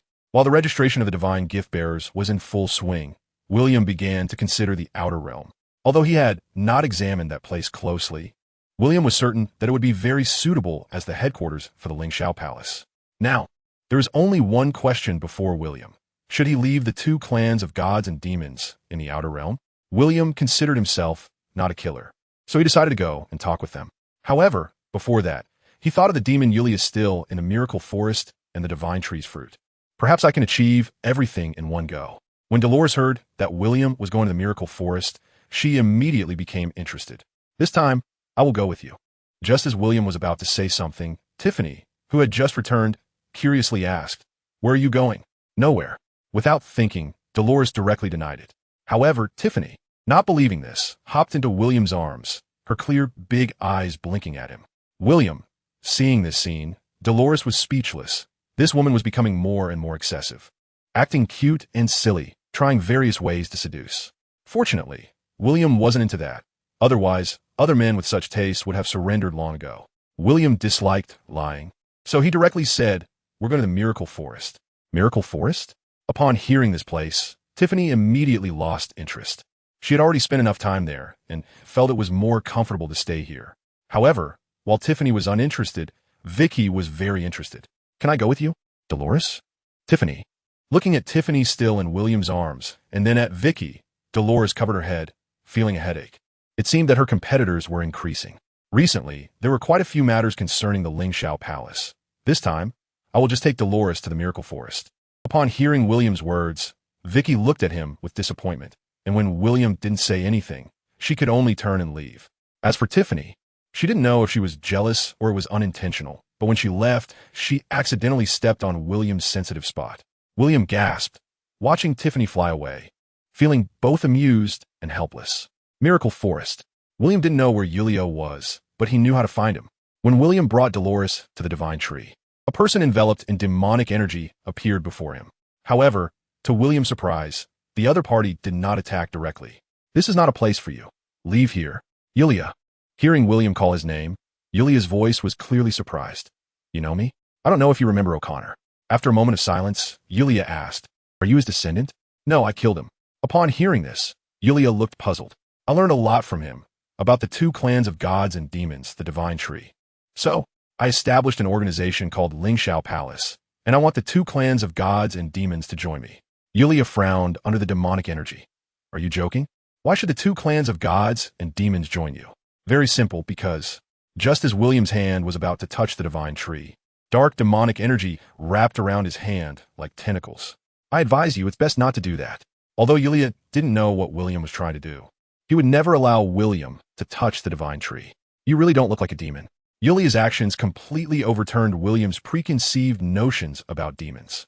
Those who touch the divine tree die. Without saying much, countless demonic tentacles appeared behind Douluo. Dolores, it's up to you. With a slight smile, Dolores donned her holy attire. Feeling the immense power erupting from Dolores's body, Douluo's expression tightened. What? In an instant, the battle between the two had reached a fever pitch. While they were fighting, William's hand had already touched the divine tree, and with the infusion of infinite power, all the power within the divine tree was activated. However, just as the divine tree's fruit was about to bear fruit, William stopped the infusion of infinite power. A wave of light flickered, and the fruit of the divine tree was in William's hand. Dolores fended off Douluo. Dolores came to William's side, puzzled. What's wrong? Eat it. Seeing the scene, Douluo's face changed dramatically. This is... Just as Douluo was momentarily stunned, Dolores obediently swallowed the fruit of the divine tree. The next moment, an unprecedented power erupted within Dolores. Accompanied by the explosion of power, Dolores could clearly sense the entire world, as if her consciousness had become this planet. Moreover, Dolores could clearly perceive that in this world, she could do anything she wanted to do. No. Seeing this scene, Douluo let out an earth-shattering roar. However, when he tried to launch an attack on Dolores, the power within him began to be stripped away. What? How is this possible? William patted Dolores on the shoulder, and at William's signal, Dolores stopped stripping Douluo's power. Now, the fate of the two clans of gods and demons is in my hands. Of course, you can also choose to replant the divine tree in another world. I give you this opportunity. Kneeling on the ground, Uriel understood that they had lost. Regardless of whether William would truly allow them to choose a new world to plant the divine tree, even if he agreed, the divine and demon races no longer had that opportunity. In fact, although the divine and demon races called themselves divine, their lifespans were not infinite. During this long wait, their lives had already reached the point of exhaustion, and their only hope, the fruit of the divine tree, had been eaten by Dolores. If they disagreed, what awaited them would truly be death. Time passed quickly, and a full 10 years had gone by. In those 10 years, the entire West Asia continent had undergone earth-shattering changes. Today, the Lingxiao Palace governs the heavenly realm, while the world government, led by the Gallup Kingdom, governs the human realm. As for the Miracle Forest, it was blown apart by William with a single punch. However, the result of this was that, due to being a bit too forceful, the entire West Asia continent was directly shattered, and the original land had turned into an era of oceans. Regarding this outcome, William found it somewhat strange, but ultimately did not care, since the Lingxiao Palace primarily resided in the outer realms and William and the others rarely returned to the land. Thus, the whole world entered a post-navigation era. After returning to the Lingxiao Palace, William and Dolores completed their grand wedding. In the 7 years since, they successfully gave birth to a son and a daughter. As for Tiffany and Vicky, although William did not formally marry them, Dolores had already tacitly accepted the situation. Now, the children had grown up. In a moment of stillness, William suddenly had the thought of wanting to go home. Dolores, now aware that William was not from this world, felt a bit flustered upon hearing that he wanted to go home. However, in the end, she did not stop him. In fact, Dolores also wanted to go back with William, but she understood that she could not leave this world. Even though William said he could sever his ties with this world, Dolores still did not do so. It was not that she did not want to, nor that she did not want to give up her powers, but that she was no longer just William's wife. She was also the mother of 2 children and a deity of this world. More importantly, Dolores did not want William to feel that she was a burden to him. Whenever you want to come back, just come back. I and the children will always wait for you in this world. Lying quietly in William's arms, Dolores hesitated for a moment and said, "And Tiffany and Vicky, they'll miss you too. Wait for me to come back." The spatial transmission between the 2 worlds, even for William, could not be instant. Ignoring the damage from the spatial rift, William asked the system, "Will there be any difference in the flow of time between Earth and the West Asia continent?" The system replied, "In the same universe, the flow of time is actually the same." Hearing this, William felt relieved. After 30 consecutive spatial jumps, William finally saw the familiar solar system and Earth. He was back. Taking a step forward, William's feet were already on the soil of his homeland. Breathing in the air of this world, William felt completely satisfied in body and mind. William Duke was the name he had in the West Asia continent. In fact, on Earth, his name was simply William. You might say this name is too Western, but it was the only thing his parents left him. Even though William himself did not know who they were, or if they were still alive. When he crossed over to the West Asia continent, it was 2010, but upon returning, the current time was already 2023, and the changes in this world made William feel unfamiliar. However, he quickly adapted. The power of the soul fruit allowed William to easily know all the major and minor events that had occurred on Earth over the past 13 years. The explosive leap in technology also drove the development of the entire world. Although there were several disasters along the way, overall, it was still a beautiful era. Soon, a week had passed. William was lying in the top luxury mansion he had bought for $200 million, living a boring life. To be honest, William regretted not bringing Dolores and the other 2 women back, which led to his daily boredom. Only able to kill time by scrolling through various fringe videos on his phone. As for this house, William bought it through legitimate channels on the 3rd day after arriving in this world. For William now, money was no longer something he needed to pursue. The mechanical fruit ability, which was quite ordinary in the West Asia continent, was godlike in modern society, with the ability to control any machinery. William was almost a god on the internet. In fact, with just a slight thought, he could instantly become the world's richest man. However, adhering to a low-profile attitude and being unsure if there were unknown powers in this world, as well as needing to learn some necessary knowledge, William had mostly stayed at home during this period. Today marked the 7th day of his stay at home. While continuously enriching his consciousness through the internet, William did not forget to exercise his nearly rusted body a little. After quickly completing 20 laps in the indoor swimming pool, William's body came to a stop. The whole world had been scanned, and no special powers were found. Since that was the case, it was time to let loose.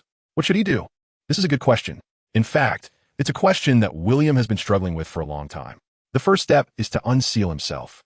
Clearly possessing the power that surpasses the whole world, why should he suppress himself? Having finally returned, he should do the things he once wanted to do, but dared not. Unknowingly, the seal within William's heart has quietly been broken. Looking at the female streamer on his phone, who is swaying her body slightly, William directly dragged the gift to the bottom. Just as he was about to press the send button, he hesitated again. Isn't this too childish? Thinking of it this way, William felt more relaxed. Yes, so what if it's childish? Who can dictate what I can or can't do? He directly pressed the gift button. A carnival worth 3,000 yuan was sent out. Instantly, a beautiful gift effect appeared on the phone screen. Wow! With a look of surprise, the little fairy, who was slightly swaying her body, immediately covered her white chest with her hand and repeatedly thanked, "Thank you, Emperor Haoyan. Thank you, Emperor Haoyan, for the carnival. Brother Haoyan, message me privately in the background, and I'll add you on WeChat after the broadcast. What dance would you like to see, Brother Haoyan?" Listening to the sounds coming from the live broadcast room, William had a strange expression. To be honest, this was the first time William had sent a gift since he started watching live streams, and he didn't expect it to be so exaggerated. However, why did I feel embarrassed? Don't underestimate 3,000 yuan. In fact, many people might only earn that much in a month, and William just sent it out directly. although the streamer wouldn't receive the full 3,000 yuan. Such an act was enough to make the relatively small streamer, the little fairy, so excited. After all, the little fairy, who had just reached 100,000 followers, had only received a carnival tip for the first time after a month of live streaming. I didn't ask for anything. Just pick a dance and perform it. If it's good, I'll send you another one. The mechanical fruit gave William the ability to control any machinery. And without any visible movement from him, a line of text was sent out. Hearing William's words, the little fairy became even more excited. You'll send more? What is there to consider? Then, how about I give my brother a glass cleaning? Sure. After the song ended, William had a blank expression and even seemed a bit amused. To be honest, under the mechanical fruit ability, any special effects were useless to William, and thus, he was only watching streamers who had a solid foundation, like this little fairy. Although her popularity wasn't very high, she was indeed beautiful. However, it was a bit discordant for someone with a pure image to dance like that. Therefore, after watching her entire performance, William replied, "You danced well, but don't do it again." Little fairy. Just when little fairy didn't understand what William meant, the carnival special effects were activated again. Immediately, all dissatisfaction was swept away, and she kept shouting, "Brother, brother." The 2 rounds of carnival boosted little fairy's popularity, and soon, the number of viewers at her live stream was constantly rising. However, seeing the sweet interaction between the two in the live stream, many people suddenly felt dissatisfied. After a wave of various gifts floated by, little fairy had no choice but to change the topic. However, behind the scenes of William's live stream, little fairy sent William various apology messages, accompanied by some cute emojis. Okay, this move was really impressive. Was it fun? Well, it was just okay, but William was bored. Moreover, if it was just to pass the time, it was actually quite engaging. After sending 3 rounds of carnival gifts in a row, William started switching streams. Whenever he saw something good, he casually sent a carnival gift. And whenever he saw something fun, he also sent a carnival gift. In no time, the level of William's account started to rise rapidly. At this point, William noticed that the live streaming platform account also had levels. William checked and found that the highest level was level 60. 20 million? These rich people are really impressive. While secretly thinking that these people are crazy, William clicked to recharge 20 million on his own. Impressive. He silently gave himself a thumbs up. Bang! William's level instantly rose to the highest. How's it feel? No special feeling, just comfortable. So, every time William entered a live stream room, without discussing anything else, a line of golden text would appear first, followed by various welcome programs, and he would be greeted continuously by brothers and big shots. William was also very generous. Anything that felt good, he would start with a carnival. If it felt nice, he would do another carnival. If he was satisfied, he would cap it at 3 carnivals, and then move on to the next one. This kind of bold move made William's account go viral on the live streaming platform. After all, who could refuse a true big shot? For an entire afternoon, William did nothing but send gifts and watch videos. Although he felt quite childish himself, there was nothing he could do. He was just really bored. That night, the number of followers on William's account skyrocketed from single digits to over 100,000. And this number continued to rise as William kept sending gifts. In this process, naturally, some were amazed, some were skeptical, and everyone was guessing whether William was really wealthy or just showing off. The next day, gifts were sent. On the 3rd day, the gifting continued. When William had sent over 10 million in gifts for 3 consecutive days, all doubts disappeared, and everyone realized that William was indeed a big shot. On the 4th day, William stopped gifting and released a video. The content of the video was very simple. It had no other meaning than that he bought a used car. You might ask, what's so special about a used car? However, this used car happened to be a Ferrari 300 GTO. At the time, its auction price exceeded 300 million, and William bought it directly for 400 million. Then, in the video, he drove it away. Yes, he didn't keep it in a collection, he just drove it away. A car worth 400 million. What does that even mean? This is a moral decline, a distortion of humanity. And worship the big shots. The big shots are amazing. The big shots are powerful. Below William's video, although there are various insulting comments, there are more expressions of worship and friendship messages. In fact, most people in this world have some resentment towards the rich, but when a person becomes wealthy to a certain extent, this resentment undergoes subtle changes. Just like Ma, just like Wang, although there may be envy and jealousy, the resentment towards the rich is actually very rare. That night, William didn't do any promotion. He simply opened his live stream. Of course, all the live streaming equipment was assembled by William using the mechanical fruit. Does William want to be a streamer? Of course not. William is just here to have fun. Initially thinking that not many people would come to watch. Who would have thought that the number of viewers would surge to over 10,000, and the numbers displayed in the back end were continuously rising rapidly. 1 minute into the broadcast, William hadn't said anything. Yet he saw that the number of people in his live stream had already reached over 20,000, and the comments below were constantly flooding the screen. William noticed a comment in the barrage. Huh? Why can't gifts be sent?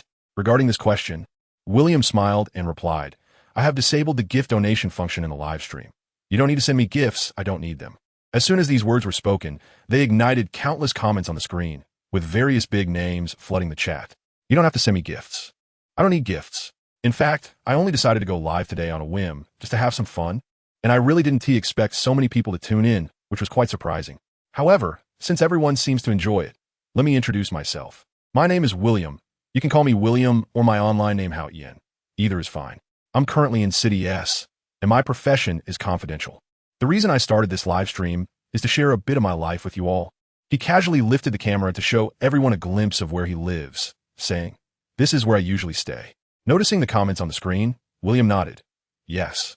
There is an indoor swimming pool here, and I swim here when I have free time. After focusing the camera on the pool, just as William was about to continue speaking, he noticed another comment on the screen. It seems there are quite a few smart people in the chat. As someone guessed which community I live in. But knowing is enough. Let us not continue discussing it. It's just a hassle. Laughing, William adjusted the camera back. Let me explain that video I posted today. First, I want to clarify that I'm not trying to show off my wealth, cough, cough. Mainly not showing off, but I did buy a car that I really like, so I wanted to share that feeling with you all. You can understand that, right? I initially came to the live stream just to do a simple warm-up, planning to start the official sharing tomorrow. But since everyone seems to enjoy it, I'll share a bit of my daily routine. With a pack of cigarettes, a phone, and a car key, William left his place. As he walked, he joked, Do you know why everyone likes me? I'm rich. Looking at the stream filled with comments about being rich, William was speechless. Being rich is one thing. The main point is, who would refuse a man with a camera on his head? As soon as he said this, the atmosphere in the live stream suddenly became tense. This joke is really cold. Seeing this scene, William laughed even happier, until the camera captured William's car. The barrage in the live broadcast room began to flood the screen again. Although the car is even older than William himself, it can't be helped. This is a car worth 400 million. As the vehicle started, the roar of the V8 engine sounded, and under the gaze of the onlookers, William quickly drove to his destination, the busiest pedestrian street in City S. After driving around for a full 10 minutes, William helplessly said to the live broadcast room, No matter how expensive your car is, you still have to wait if there is no parking space. Just as William was about to leave in frustration, a barrage suddenly appeared in the live broadcast room. Akin, if you don't mind, drive the car to the entrance of my hotel. You can park there directly. The entrance of the hotel? Which hotel? William was curious. Hotel. Are you sure? After getting a reply, William was a bit skeptical. As long as you're willing to come, I'll call to arrange it immediately. All right, I'll head over now. Without thinking much, William drove straight to hotel. When William's car stopped at the hotel entrance, the security guard at the door immediately approached the driver's side. As a security guard at a five-star hotel, he had seen all kinds of luxury cars, and although William's car was a Ferrari, this young security guard still came to William's window and said, Hello, sir, you can't park here. Please move your car. As soon as these words were spoken, the livestream room was filled with boos. Just now, that Wang Xiao had confidently patted his chest in the live stream, assuring everyone that there would be no problem. Yet he was immediately slapped in the face. Although it was quite speechless, William didn't mind too much. It seemed there was no other way. It was also my fault for forgetting that today was the weekend. I can't drive here next time. Just as William was about to leave, a middle-aged man wearing a hotel manager's name tag rushed into the hotel lobby. Sir, wait. He ran breathlessly to William's car, and the hotel manager respectfully said, Sir, you are Wang Xiao's friend, William, right? I am William, but I wouldn't call myself a friend just yet. Hearing this, the hotel manager exchanged glances with others. But the voice that came from his ear made him respectfully hand his phone to William. Sir, Wang Xiao wants to speak with you. Hello, I'm Wang Xiao from your live stream. I've already communicated with the hotel manager. Just give the car to him. He will take care of parking it properly. Thank you. William didn't say much in response. Thank you? I'm not in S City today. When I return to S City, let's gather together. How about considering us friends? Friends? All right. We can talk about it when you come over. I don't even know who you are right now. Hearing William's words, Wang Xiao on the other end of the line laughed instead of getting angry. Don't worry, I guarantee you will be shocked when the time comes. After that, Wang Xiao spoke again to the hotel manager. Manager Huang, pay attention. My friend's car is not an ordinary one. It's worth 400 million. Be careful, or I might not be able to cover it. 400 million. Upon hearing this number, the hotel manager's face turned red. Looking at William's car, he felt his heart leap to his throat. Looking at William again, he didn't even turn off the engine and just left the car there. Not worried about someone taking it. The car is yours. I'll come back to get it later. Watching William leave, Manager Huang and the hotel security exchanged glances. 400 million. For a single car? What an international joke. However, after a quick inquiry, Manager Huang immediately fell silent. As for parking the car properly, don't be ridiculous. Not to mention driving it. He didn't even want to touch it. After carefully turning off the car, Manager Huang quickly called over a few security guards to set up a barrier around the car. In the end, even not feeling assured, Manager Huang arranged for 4 people to stand at each corner. There was no other choice. It wasn't his fault for being so nervous. Just as Wang Xiao said, if this car got scratched, no one here could afford to compensate for it. However, what Manager Huang didn't know was that his excessive worry had inadvertently caused quite a stir at the hotel. After all, 5-star hotels are not uncommon. But a car worth 400 million is indeed rare. Once people recognized it, it didn't take long for a crowd to gather around William's Ferrari 300 GTO, and soon, this news even trended online, giving the hotel a decent advertisement. However, at this moment, Manager Huang was not feeling very happy. As the number of people taking pictures increased, sweat kept dripping from his forehead due to anxiety. If anything went wrong, he couldn't afford to pay with his life. On the other hand, William was not worried at all. At this moment, he was live streaming while walking down the pedestrian street like an ordinary person. Just as everyone in the live stream was curious about how wealthy people like William lived, a beautiful woman with long legs appeared in the video, and the camera followed her long legs. At first, the men in the live stream were too busy admiring the long legs to notice. But when a woman in the live stream texted to remind William to pay attention to his image, everyone couldn't help but burst into laughter. Ahem, I was just looking with an appreciative eye. Don't misunderstand. A wave of boos accompanied by laughter followed. This small action not only didn't cause William to lose any viewers, but instead attracted more and more people to join in. In no time, the entire live stream room transformed into a sea of joy. Seeing this scene, William pretended not to notice and continued on. He mainly came here to have dinner. After glancing at the shops on the street, William noticed a rather upscale restaurant. Not to mention anything else, he recognized the tire logo above. However, just as William was about to walk in, he was stopped. The person who stopped him was a tall, handsome foreigner with blonde hair. Hello, sir. Do you have a reservation? Reservation? William certainly didn't have one, but after just a glance at the other person, the blonde foreigner warmly invited William into the restaurant. This restaurant is a business dining establishment, and the menu consists entirely of set meals. Not to mention, the main feature is that it's expensive. There are only 3 set meals to choose from. A 6-dish meal for $19.99, a 9-dish meal for $39.99, and a 12-dish meal for $69.99. That's fine. Very nice. Upon hearing these prices, even William was taken aback. William asked, is this the price per table or per person? Sir, this is a per-person meal. Although William's question was quite naive, the beautiful waitress serving him still smiled and explained patiently, maintaining her warm demeanor throughout. However, this statement left almost everyone stunned. Am I the only one who finds this outrageous? Wow, is this the life of the wealthy? Over $1,000 for one meal? Not to mention the $69.99. Even the lowest $19.99 is already ridiculously expensive. I mean, robbing someone wouldn't be this fast. Although the comments on the live stream were filled with various opinions, William didn't think too much about it. Since he was there, he decided to go for the most expensive option. So the $6,999 meal it is. All right, sir. Upon hearing William's choice, the waitress's smile grew even wider. One dish after another was perfectly served at William's table, and all the dishes actually tasted quite good. The only downside was the small portions. The large plates held just a tiny piece in the middle. As William ate, he gave a brief evaluation of each dish. Meanwhile, the waitress, with her gentle voice and quick movements, explained the type of each dish, the ingredients, and the concept behind them, making William feel very comfortable. Finally, when the dessert was served, all the courses came to an end. While William was enjoying the dessert, he also glanced at the comments in the live stream. Even with the beautiful waitress's charm, 99 of the viewers still felt it wasn't worth it. Only a few expressed that they might check it out sometime. William didn't comment on that. After finishing dinner, he didn't linger and left the restaurant, heading to the pedestrian street. Watching the flow of people, William casually found a corner to sit down and chat with the viewers in the live stream. Although he was sitting somewhat off to the side, due to the nature of the pedestrian street, there were still quite a few people passing by. From time to time, he saw many fashionable young men and women walk past. While chatting, he noticed a tall, sexy, and charming woman coming from a distance. Her mature aura was truly eye-catching. Especially with her short hair and stylish sunglasses, she appeared incredibly cool. As William's camera panned again, not only the man who had already laughed to the point of snorting, but even the women were drawn to her. The allure was indeed universally appealing. However, just as everyone was focused on the woman, a keen-eyed viewer suddenly noticed something unusual. Can you not focus all your attention on the woman? Pay attention to the man and woman behind her. Excuse me? What are you talking about? All I see are legs. So white, so long, so big. This woman is too beautiful. Haha. After a series of strange comments, William stood up and slowly walked towards the tall, leggy beauty. Noticing William's approach, the tall woman instinctively slowed her pace. William looked handsome, although he was dressed very simply. He still couldn't hide his unique aura.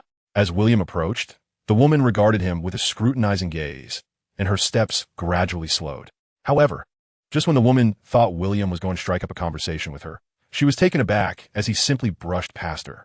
After standing frozen for half a second, the woman let out a soft huff and mumbled something as she was about to leave when the commotion around her caught her attention. Looking at the man and woman in the distance who had already started a fight, the woman hesitated for a moment but ultimately decided to curiously follow William. Oh no, they're fighting. Wow, that woman is so impressive. As the woman delivered a powerful kick straight to the target, everyone watching, including those in the live stream, couldn't help but gasp in shock.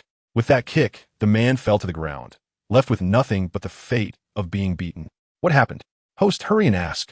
Aren't you going to help? That guy looks like he can't take it anymore. How can we help in this situation? Maybe others don't know what exactly happened, but William, who possesses the ability of the fruit of the mind, knows very well. It's just that because he knows, William feels that this man truly deserves it. Cough, cough, cough. With a light cough, William said in a calm tone, "Do you want to know what exactly happened?" Upon hearing William's words, everyone in the live stream couldn't help but send a barrage of question marks. Host, do you really know? This can't be a script, right? It doesn't look like it. That man seems to be beaten badly, and that woman is really strong, hitting hard. Looking at the rolling comments in the live stream, William smiled and said, "To be honest, when I first heard it, my worldview was shattered. Damn, host, I want to kill you. I'm going to die from anxiety. Hurry up and tell us. If you don't speak soon, I'm not watching anymore. Not watching one, not watching two. What is going on?" A cold voice from beside him interrupted what William was about to say. Looking to the side, it was none other than the tall, beautiful woman in sunglasses. As William turned his head, the tall, beautiful woman in sunglasses noticed the device William had in his ear. What is that? A camera. In this era, live streaming is quite common, but unlike others, William's equipment is obviously more advanced. Noticing the screen on the phone in William's hand, the girl in sunglasses slightly frowned and asked, "Are you live streaming?" Shrugging, William casually replied, "If you mind, I can blur your face. It's fine. I'm not a celebrity or anything, but you have quite a lot of viewers in your stream." Huh? At this moment, the number of people in William's live stream was not decreasing, but increasing, reaching over 100,000, a number that could rival that of major streamers. Emperor Hao Yin. The woman let out a mysterious laugh, which seemed particularly meaningful. It's just a name, merely a code name. William clearly didn't want to elaborate on this name, knowing it sounded a bit juvenile in the current context, but he didn't care. Weren't you leaving just now? I came to see the excitement since I have nothing to do tonight anyway. By the way, I just heard you say you know what happened to them. Just as William was about to explain briefly, the woman could no longer contain her fury and shouted, "You bastard! Scumbag! Beast! Just look at you! Haven't I treated you well? I'll buy you whatever you want. Just tell me what you've done. Ah, you keep a mistress. It's one thing to keep a mistress, but what does it mean to keep one in my neighborhood?" Hiss. Hearing this, the onlookers were dumbfounded. But this was not the end. More explosive revelations continued. With another fierce kick to the man's body, the woman exploded in anger. "Damn, not only do you keep a mistress in our neighborhood, but you also keep one in the same apartment building as me. What are you doing? What do you want?" Grabbing the man's ear tightly, amidst his heart-wrenching screams, the woman continued to yell, "It's one thing to keep a mistress in the same building as me, but you also keep 6. Don't you know what kind of person you are? You can't even climb 2 floors, yet you keep 6. Are you planning to spend a week with me together?" Ah. Again, painful screams escaped the man's mouth. Hiss. At this moment, the passers-by who originally wanted to persuade the woman fell silent. Well, if that's the case, then this man really deserves to die. Just as William and everyone in the live stream were watching this shocking revelation, he heard the curious voice of the sunglasses beauty beside him. Hey, can I ask you a question? What question? Why can't a big man like you climb up 2 floors? What do you mean? Haha. In the live stream, a series of laughs erupted. However, while there were experienced viewers, there were also naive newcomers. By the way, I just noticed this question too. Does it have a special meaning? Same question. Same question.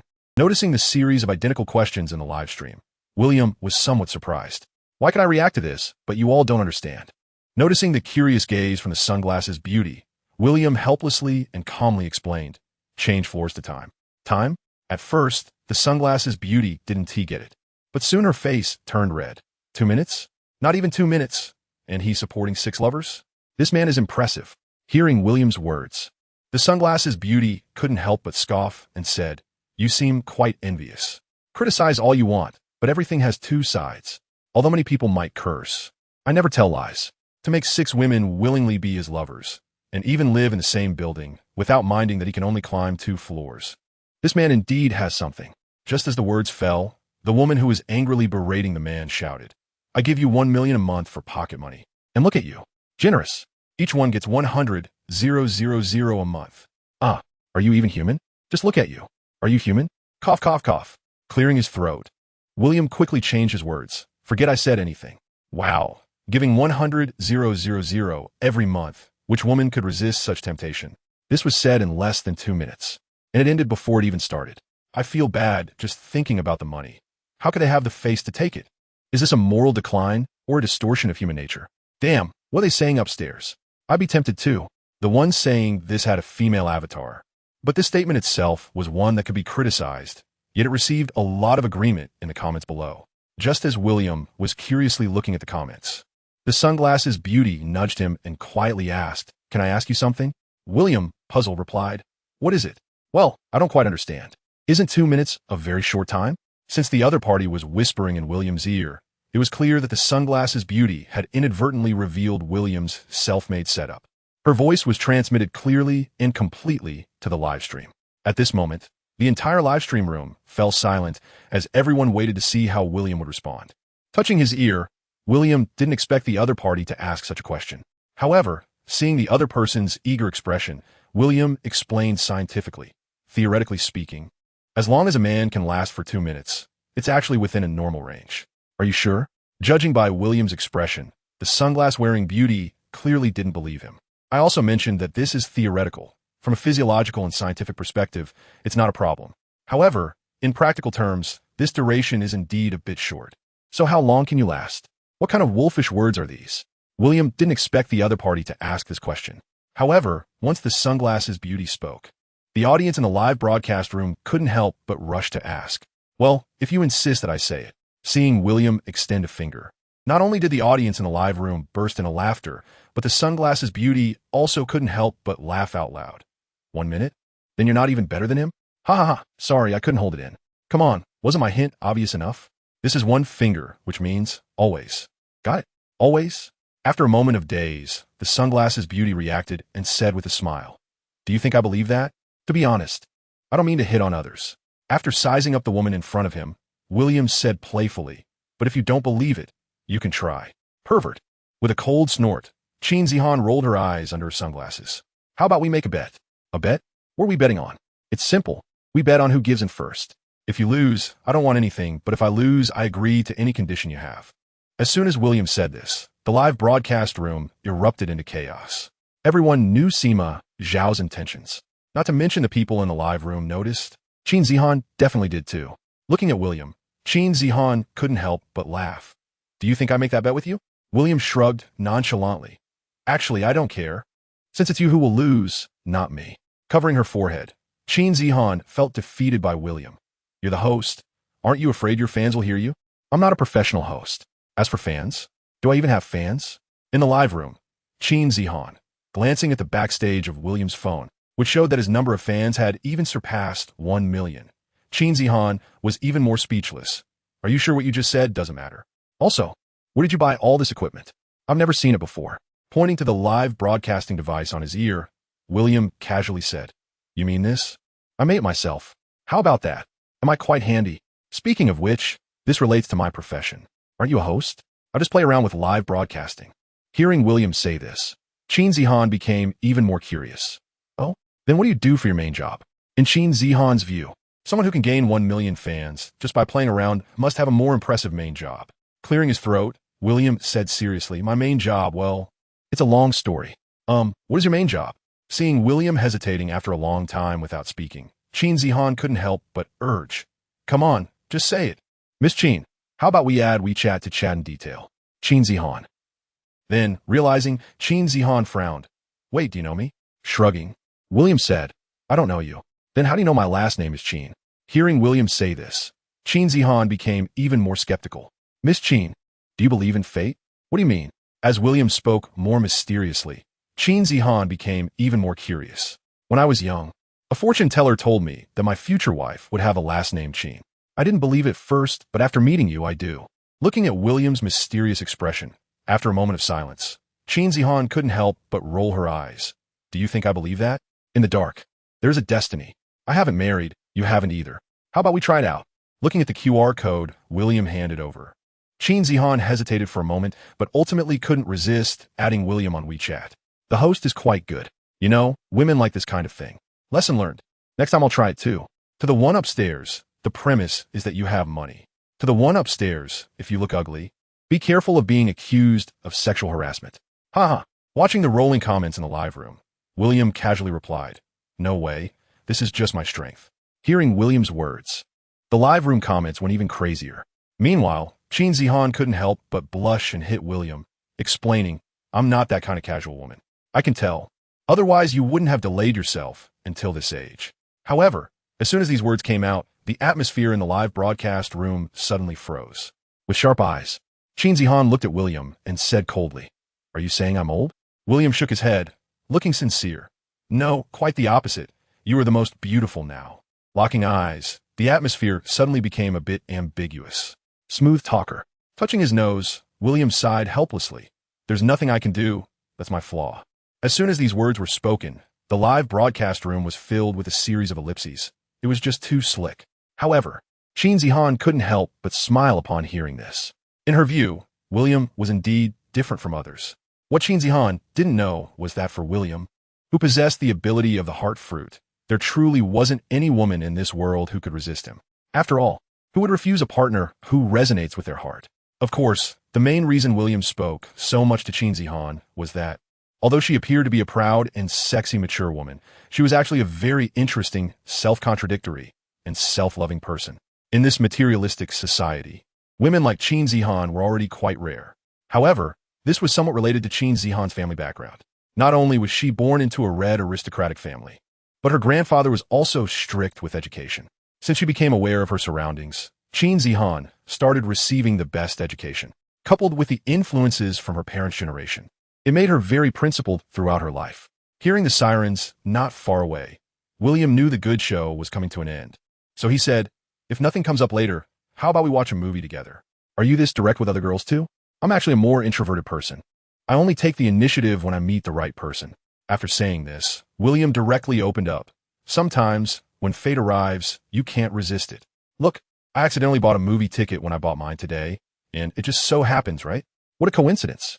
Seeing the ticket booking time on William's phone, Qin Zihan was a bit surprised, but soon she thought of a possibility. You didn't originally plan to watch it with another girl, did you? On my honor, I didn't invite anyone else. The people in the live broadcast room can testify. However, when William showed the comments from his live broadcast room, he found that everyone was tearing him down. Beauty, don't be fooled by him. The host is a scumbag. Of course, he invited other women. Beauty, don't believe him. Watching the crazy barrage of comments in the live broadcast room, William coughed lightly and said irritably, Don't listen to them. These people just love to stir up trouble. However, William's explanation made Qin Zihan even more suspicious. Why do they all say you're a scumbag? I didn't know them before today. They don't know anything. Sure. As soon as these words were spoken, the live broadcast room was filled with boos. However, to be fair, what William said was indeed hard for them to refute. After all, what William said was actually the truth. If they couldn't refute it, they could only boo. If you keep this up, I might in the live stream. Once William said this, The live broadcast room immediately erupted with a series of no, no, no, along with some apologies and compliments for William. However, with the atmosphere as it was, it really seemed like they were being threatened by William. Don't mind them. They're all just adorable idiots. Laughing, William put away his phone and didn't let Qin Zihan look at the live chat anymore. In fact, William didn't even need to look at the comments. All his actions and responses were actually being operated by the mechanical fruit. This included William's movie tickets as well. Since the movie screening was still an hour away, the two didn't go anywhere else and just walked aimlessly down the street. However, as they walked, Qin Zihan suddenly asked, "Are we on a date now? If you don't mind, just consider it a date." While speaking, William reached out and took Qin Zihan's hand, intertwining their fingers. Feeling the warmth of William's palm, Qin Zihan instinctively wanted to pull her hand back, but after trying a few times and failing, she was at a loss for words. "Can you let go? Let go." At this moment, how could she possibly let go? She wouldn't. Noticing the people around her, Qin Zihan couldn't help but glare at William, but in the end, she didn't struggle any further. "I'll give you some face this time, but don't do this again next time." That is true. But the smile at the corner of Qin Zihan's mouth betrayed her good mood at the moment. "Do you want to eat this?" "No." "How about some milk tea?" "No." "Are you tired? Do you want to take a break?" During the following time, the two of them didn't feel much. But to the viewers in the live broadcast room, they looked like a real couple, strolling hand in hand and occasionally flirting with each other. During this time, although the bullet comments in the live broadcast room decreased significantly, very few people left. It was simply too sweet to resist. "You guys say, am I being too shameless? Obviously a single dog, but I can't help but smile watching them." "Same here. You're not the only one. The smell of love is really nice." "I'm so dead. Jealous. Jealous one I'm watching with my wife. She's sitting, I'm kneeling." That is a lot of information. "Bro, what are you doing?" Regarding the bullet comments in the live broadcast room, William would reply when he was interested and ignore them when he wasn't, until the movie was about to start. William, holding popcorn and drinks, smiled at the live broadcast room and said, "Everyone, the movie is about to start, and due to copyright issues, today's live stream will end here. If you don't find it boring, feel free to continue tomorrow. Bye." While speaking, William waved his hand to the camera, but then, noticing the small square on William's hand, everyone in the live broadcast room suddenly changed their tone. Sure enough, the scumbag identification is complete. Damn, he has already prepared. Another pure girl lost to this world. Host, let her go. Let me take over. Male tears, female laughter. Who do you think will win the bet tonight? I don't know who will win, but what I want to say is the host is winning big. We all lost. William naturally noticed the barrage that kept sending messages after the live broadcast went black, but he wouldn't explain, as it wasn't what they thought at all. This thing was actually just a pair of disposable gloves. Eating popcorn, right? Keeps your hands clean. A good explanation. I just forgot to ask, what movie did you buy? After glancing at the movie title on the ticket, Qin Zihan was silent for a moment and said, "Boring. Horror movies are all fake." That's true, but what's funny is that Qin Zihan was tense all over at this moment. And the hand she was holding onto William's hand gripped it tightly when the eerie music began at the start of the movie. Then, the screams in the cinema startled William, who was focused on Qin Zihan. "Damn," he muttered, and his attention finally shifted slightly back to the movie plot. If you set aside the unexpected distraction caused by the female lead being too beautiful, the movie itself was indeed a very good horror film in terms of the main storyline and plot. And this led to Qin Zihan beside William becoming more and more nervous and scared as the plot deepened. Even when William lifted the armrest in the middle and directly pulled Qin Zihan into his arms, she seemed to have no resistance because she was truly scared at that moment. Clumsy and loves to play, yet still hard-headed. In William's view, that perfectly describes Qin Zihan. It wasn't until the movie was about to end that the blushing Qin Zihan finally sat up from William's embrace. There was no other way. During the movie, Qin Zihan's body had gone soft. Don't get me wrong, it's not that William did something sneaky. It was just that Qin Zihan got scared. Having been a good girl all her life, Qin Zihan had only seen horror movies twice, and the reason was, of course, because she was afraid. Even though the knowledge she learned from childhood clearly told her that there are no such supernatural beings in this world, and ghosts and monsters are all fake. But knowing is one thing. Being scared is still being scared. Until they walked out of the cinema, Qin Zihan went to the bathroom, and after fixing her makeup, she stared at William and said, "You must not tell anyone about today. Don't worry, I'll keep a secret." Suppressing a laugh, William nodded in agreement. However, after glancing at the time on his watch, William said, "It's getting late. You should go home. Go home. Hearing William's words, Qin Zihan felt that time had passed so quickly. In the blink of an eye, it was already 11 o'clock, and at this time, the mall outside the cinema had already closed.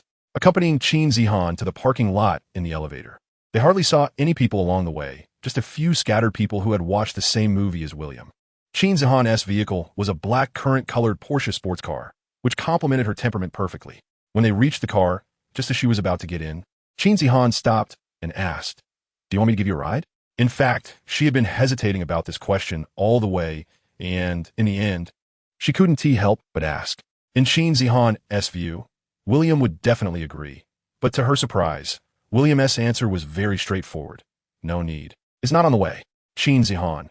Watching William leave without looking back, Qin Zihan bit her lip and ultimately didn't say anything to keep him. In fact, that invitation was already Qin Zihan's limit.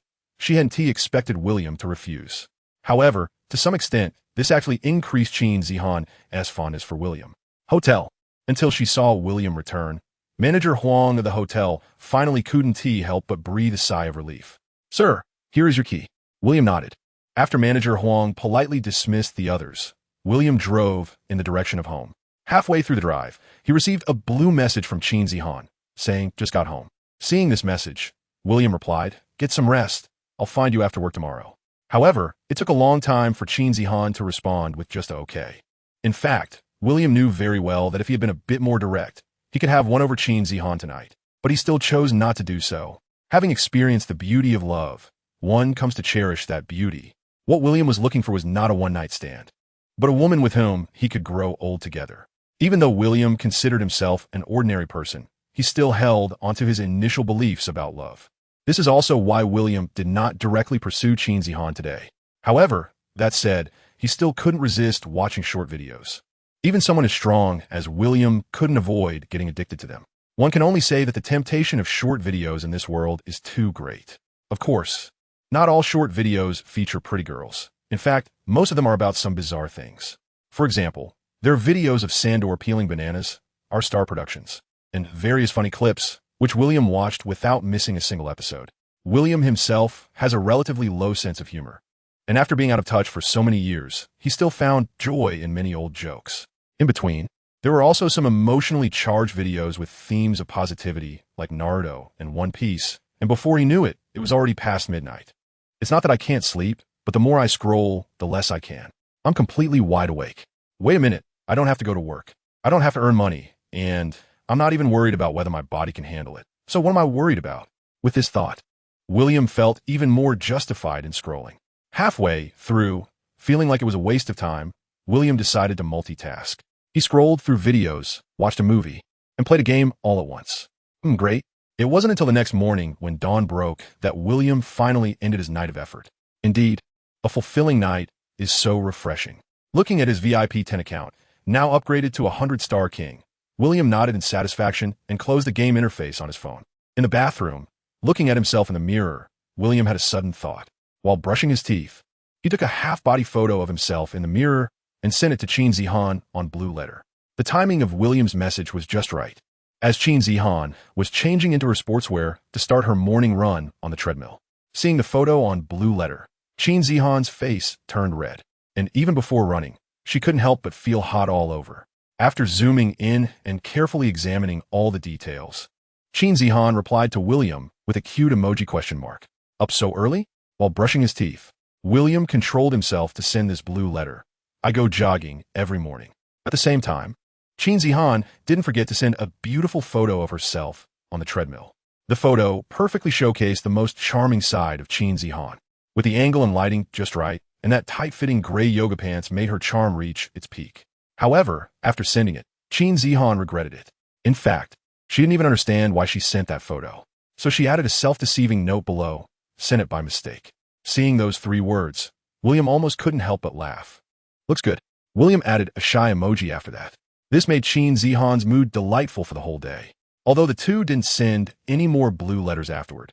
During this time, Qin Zihan inexplicably began to pay attention to William's social circle. For example, his Moments and Douyin account. When Qin Zihan finished watching the first video William posted on his account, her expression was no longer so wonderful, handsome, and rich. Plus, with that extraordinary charm, William perfectly matched all the criteria of a scumbag. Moreover, combined with William's various extravagant displays of wealth on live streaming platforms, Qin Zihan's initially fiery heart suddenly felt a hint of worry. The William in real life and the one online seemed like two different people. Or is this just the persona that William deliberately created? Since Qin Zihan's company is an investment firm, it naturally has this kind of internet company under its umbrella. So as the vice president, Qin Zihan understands so-called internet celebrities better than most. Should she ask him later? With this thought in mind, Qin Zihan became a bit worried. But if that's the case, would he think I'm being unreasonable? Caught in a tug-of-war of emotions, Qin Zihan found herself distracted even during meetings. This scene was naturally noticed by others in the company, and everyone was curiously speculating among themselves. Yet no one dared to ask a question or even offer a reminder. After all, this company is essentially a property of the Qin family. And coupled with Qin Zihan's image as a decisive and domineering CEO, most people in the company actually fear her. Letting their minds wander was fine. Everyone pretended not to see it, and the meeting continued as usual. Ding! The sound of a phone notification suddenly broke the silence in the office, and instinctively, all eyes turned to Qin Zihan. Noticing this scene, Qin Zihan frowned slightly, and after rising coldly, she said, "You all continue. And give me the meeting minutes after it's over." After saying this, Qin Zihan quickly left the conference room. Seeing this, the others in the conference room exchanged glances. It was unclear who started it. Do you think President Qin might be in a relationship? It's possible. It really is very possible. Who is so capable that they could win over President Qin? Suddenly, the meeting was canceled, and everyone began to gossip in the conference room. Compared to the monotonous meetings every day, Qin Zihan's gossip was clearly much more interesting, especially since their boss was not around, allowing everyone to feel more relaxed. Just as everyone was discussing Qin Zihan in the conference room, she was blushing as she returned to her office. The reason? William had sent her the second piece of work. The content was simple, various photos of Qin Zihan from different angles, interspersed with some videos of her. Today, I met her. Each stunning photo showcased her beauty from every angle, and the text reflecting William's thoughts made the entire piece almost indistinguishable from a confession of love. So sweet, so cute, so happy. Covering her flushed cheeks, Qin Zihan watched William's video over and over, her heart racing like a deer. Qin Zihan was not young anymore. She once thought she would never be moved like a young girl over certain things. But today, she realized she was wrong. It was never about a certain event, but rather about a person willing to do something for you. Reflecting on the worries she had all day, she suddenly found that her concerns were unnecessary. After hesitating for a long time, Qin Zihan replied to the comments on the piece with a cute smile emoji. Although it was just the simplest of expressions, it quickly got pinned to the top, and the comments below, it surged rapidly. The female lead is online. Watching the show. I'm first. So beautiful. Okay, I'm fourth. So envious. Damn, I'm the... Among them, someone was always trying to keep the formation neat, but their speed was simply not on par with others. And in an instant, they fell behind 100 others. Meanwhile, Qin Zihan received a message from William on Blue Letter. Sorry for uploading that piece without your consent. If you feel it affects you, I can take it down. Seeing this message, Qin Zihan pondered for a long time, unsure of how to respond. Saying yes would be equivalent to implicitly agreeing with what William said in the picture. Saying no might hurt his feelings, right? Just as Qin Zihan was struggling with how to reply, William sent a file. The file size was 1 gigabyte. Curious, Qin Zihan asked, "What is this?" "These are some photos I organized overnight yesterday. I don't know if you like them, but you can take a look." Qin Zihan received the file on her computer, which included videos and photos. She opened one of them. Regardless of the angle, framing, layout, or pixel quality, it reached the most perfect shot. The more Qin Zihan looked, the more surprised and pleased she became. She opened Blue Letter and asked William, "When did you take these photos?" Of course, it was last night. You can tell by looking at the background.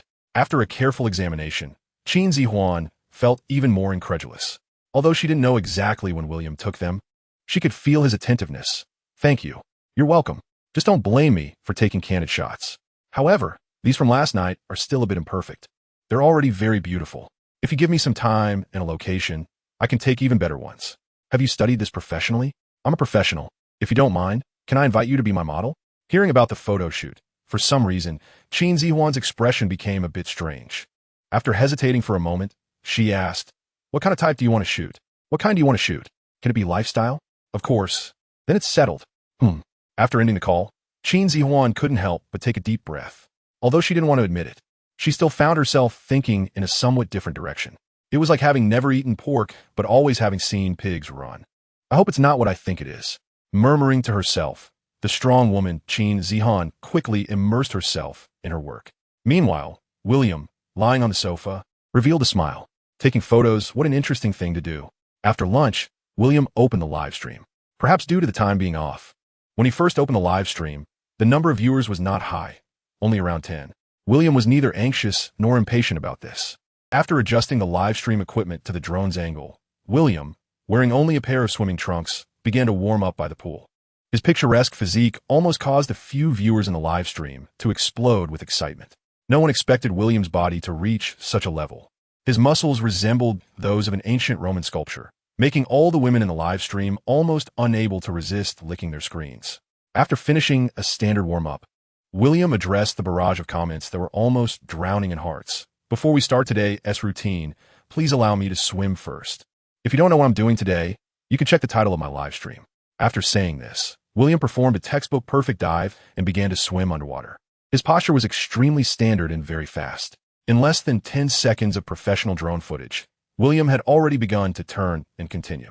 Some attentive viewers noticed that William's speed was even terrifying, but because they weren't paying too much attention, not many people focused on his swimming speed. Instead, they were curious about the title of his live stream. Creating an arc reactor was the title of the stream. What is an arc reactor? Curious viewers unfamiliar with this concept asked. You don't know what an arc reactor is? Is that strange? Are you an alien? Haven't you seen Iron Man? What's Iron Man? A movie? In a live stream, after a series of ellipses, even those who knew didn't know how to explain. The arc reactor is an energy device based on nuclear fusion. Its working principle is based on nuclear fusion. Got it? Oh, nuclear fusion. Is that hard? Upstairs. That's something fictional from a movie. With today's technology, it can't be created at all. How can you say it's hard? Stop explaining. That guy probably didn't even graduate from elementary school. Please don't insult elementary school students. They might not know about nuclear fusion, but they definitely know Iron Man. How can a streamer possibly create such a thing? Probably just for attention, but that's normal. The beginning relies on fabrication, and it's not illegal anyway. What if it's possible? Are you joking? Do you know what that concept is? Although I admit the streamer is very wealthy, even countries can't create such a thing with today's technology. Can a streamer make it? I'm just saying what if? There's no what if. With today's technology, even the most advanced country, can't create this thing. If the streamer can make it, haha, I'll immediately live stream myself eating food upside down. Do you believe it? It's probably an experiment. The streamer is rich, so experimenting isn't a big deal, but if they really can create it, I still don't believe it. Don't believe 1.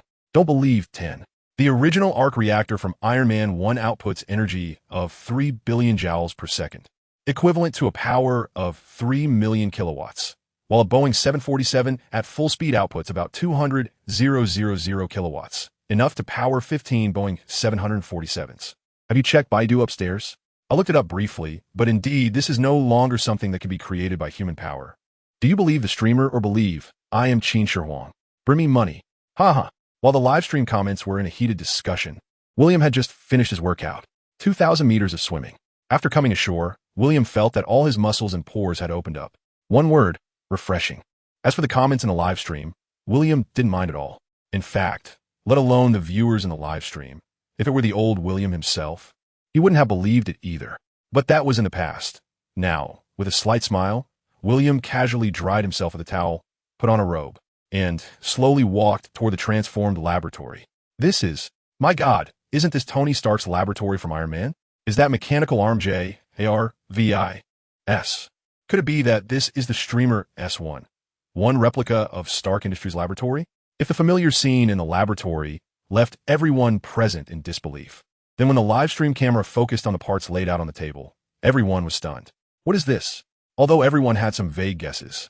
When William started to assemble the arc reactor with a mechanical arm Jarvis, everyone in the live stream couldn't help but widen their eyes.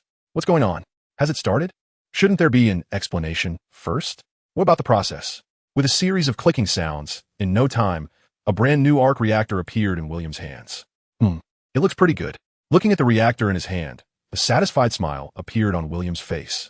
After a series of question marks, someone asked, is it just assembling a model? It seems that's not impossible, right? The streamer only mentioned creating an arc reactor. We just thought too far. Ha ha, streamer. You're killing me. Now looking back at those people, it's just funny to think about.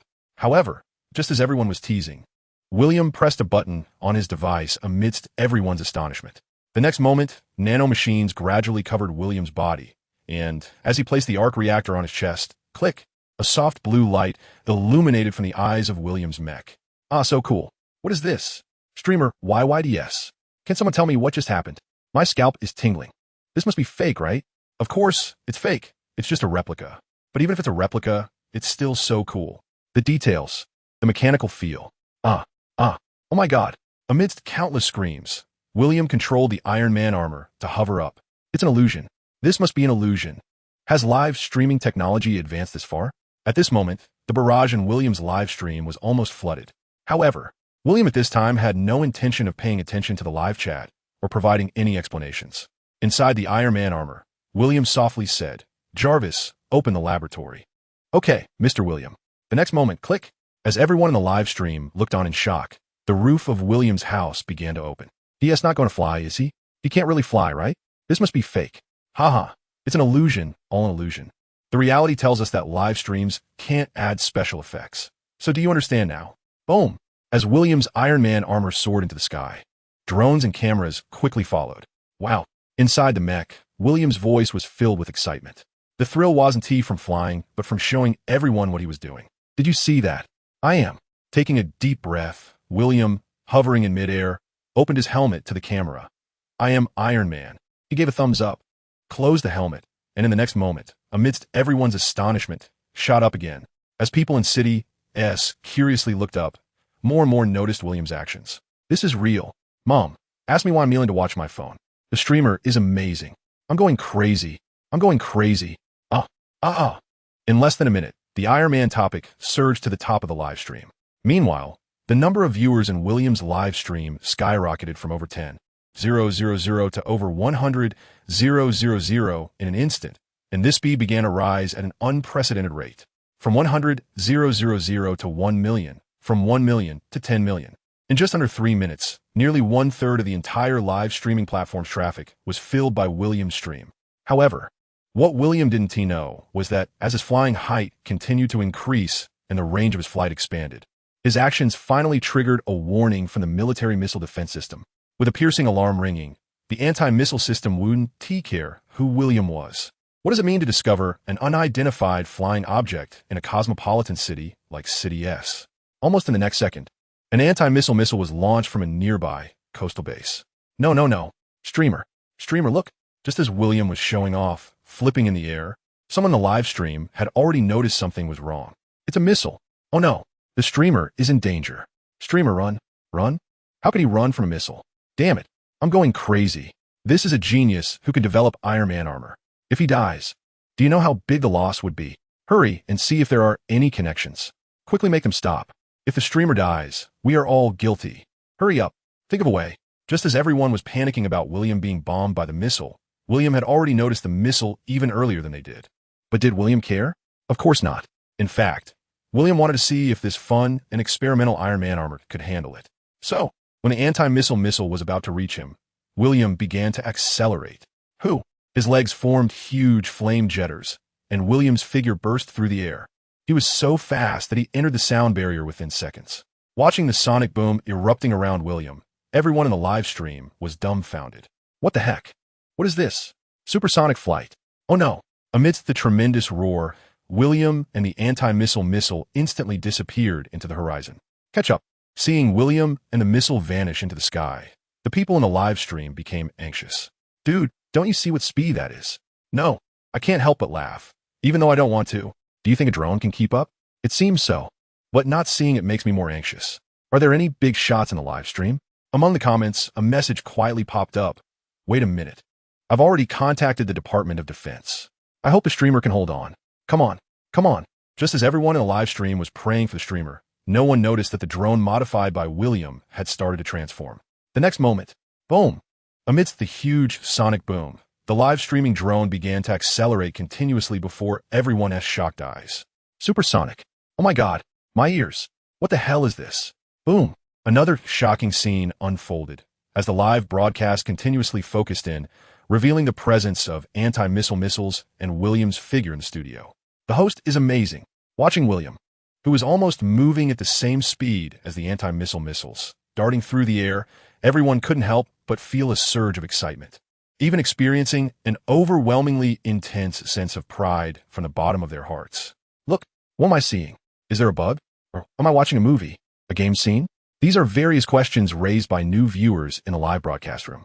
However, after a longtime viewer in the room explained, these people felt like their worldview had exploded. A streamer developed an iron battlesuit, and during a test flight, it was targeted by a national missile. And now he is on the run. Oh my God, are you kidding me? What kind of crazy live stream is this? Are you all crazy? I don't believe it. I absolutely don't believe it. Damn. Just when everyone felt their hearts racing, a calm voice of William suddenly emerged from the iron battlesuit he was controlling. Running like this is not my style, everyone. I'm going to counterattack. Big boss, please don't mess around. Streamer, that's a missile. What do you plan to counterattack with? It's already a miracle that you're alive. Hurry and run. Big boss, stop messing around. I'm sorry, but I believe the country will forgive me, right? As soon as he finished speaking, William's iron battlesuit suddenly made a 360 spin, and to William's surprise, the interceptor missile also changed direction at the same time. Interesting. It reacted so quickly, accelerating again. While chasing, William raised his arm. Buzz. Watching the missile in front of him start to sway irregularly. Not only was William stunned, but everyone in the live broadcast room was also dumbfounded. This missile is just too awesome, isn't it? Incredible. With a gasp, William shot straight up into the sky again. As William ascended, the missile immediately began its pursuit. Everything about this is quite complicated, but in reality, all of this happened in just a few seconds. However, it was those few seconds that made everyone in the live stream feel like their worldview had undergone a tremendous change. When did live streaming become like this?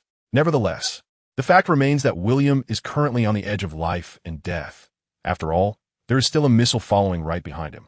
If this gets hit, even a steel battlesuit would probably shatter. Do you really think I can't do anything about you? With a laugh, William's hands glowed with a red light as he looked down at the missile that was constantly moving in an irregular manner. At this moment, in William's live broadcast room, a viewer named Defense Orange, who reportedly had contacted the Ministry of Defense, sent a message. Host, the Ministry of Defense has issued a directive. If you hold on a little longer, this missile can be. Before the words were finished, in an instant, Fila, boom, a red laser instantly drew a circle. And with the explosion of the laser, the anti-missile missile suddenly exploded. Amidst the massive explosion that soared into the sky, William's steel armor shot up into the air again. And, watching the explosion below, William executed a stylish flip in the air and paused mid-flight.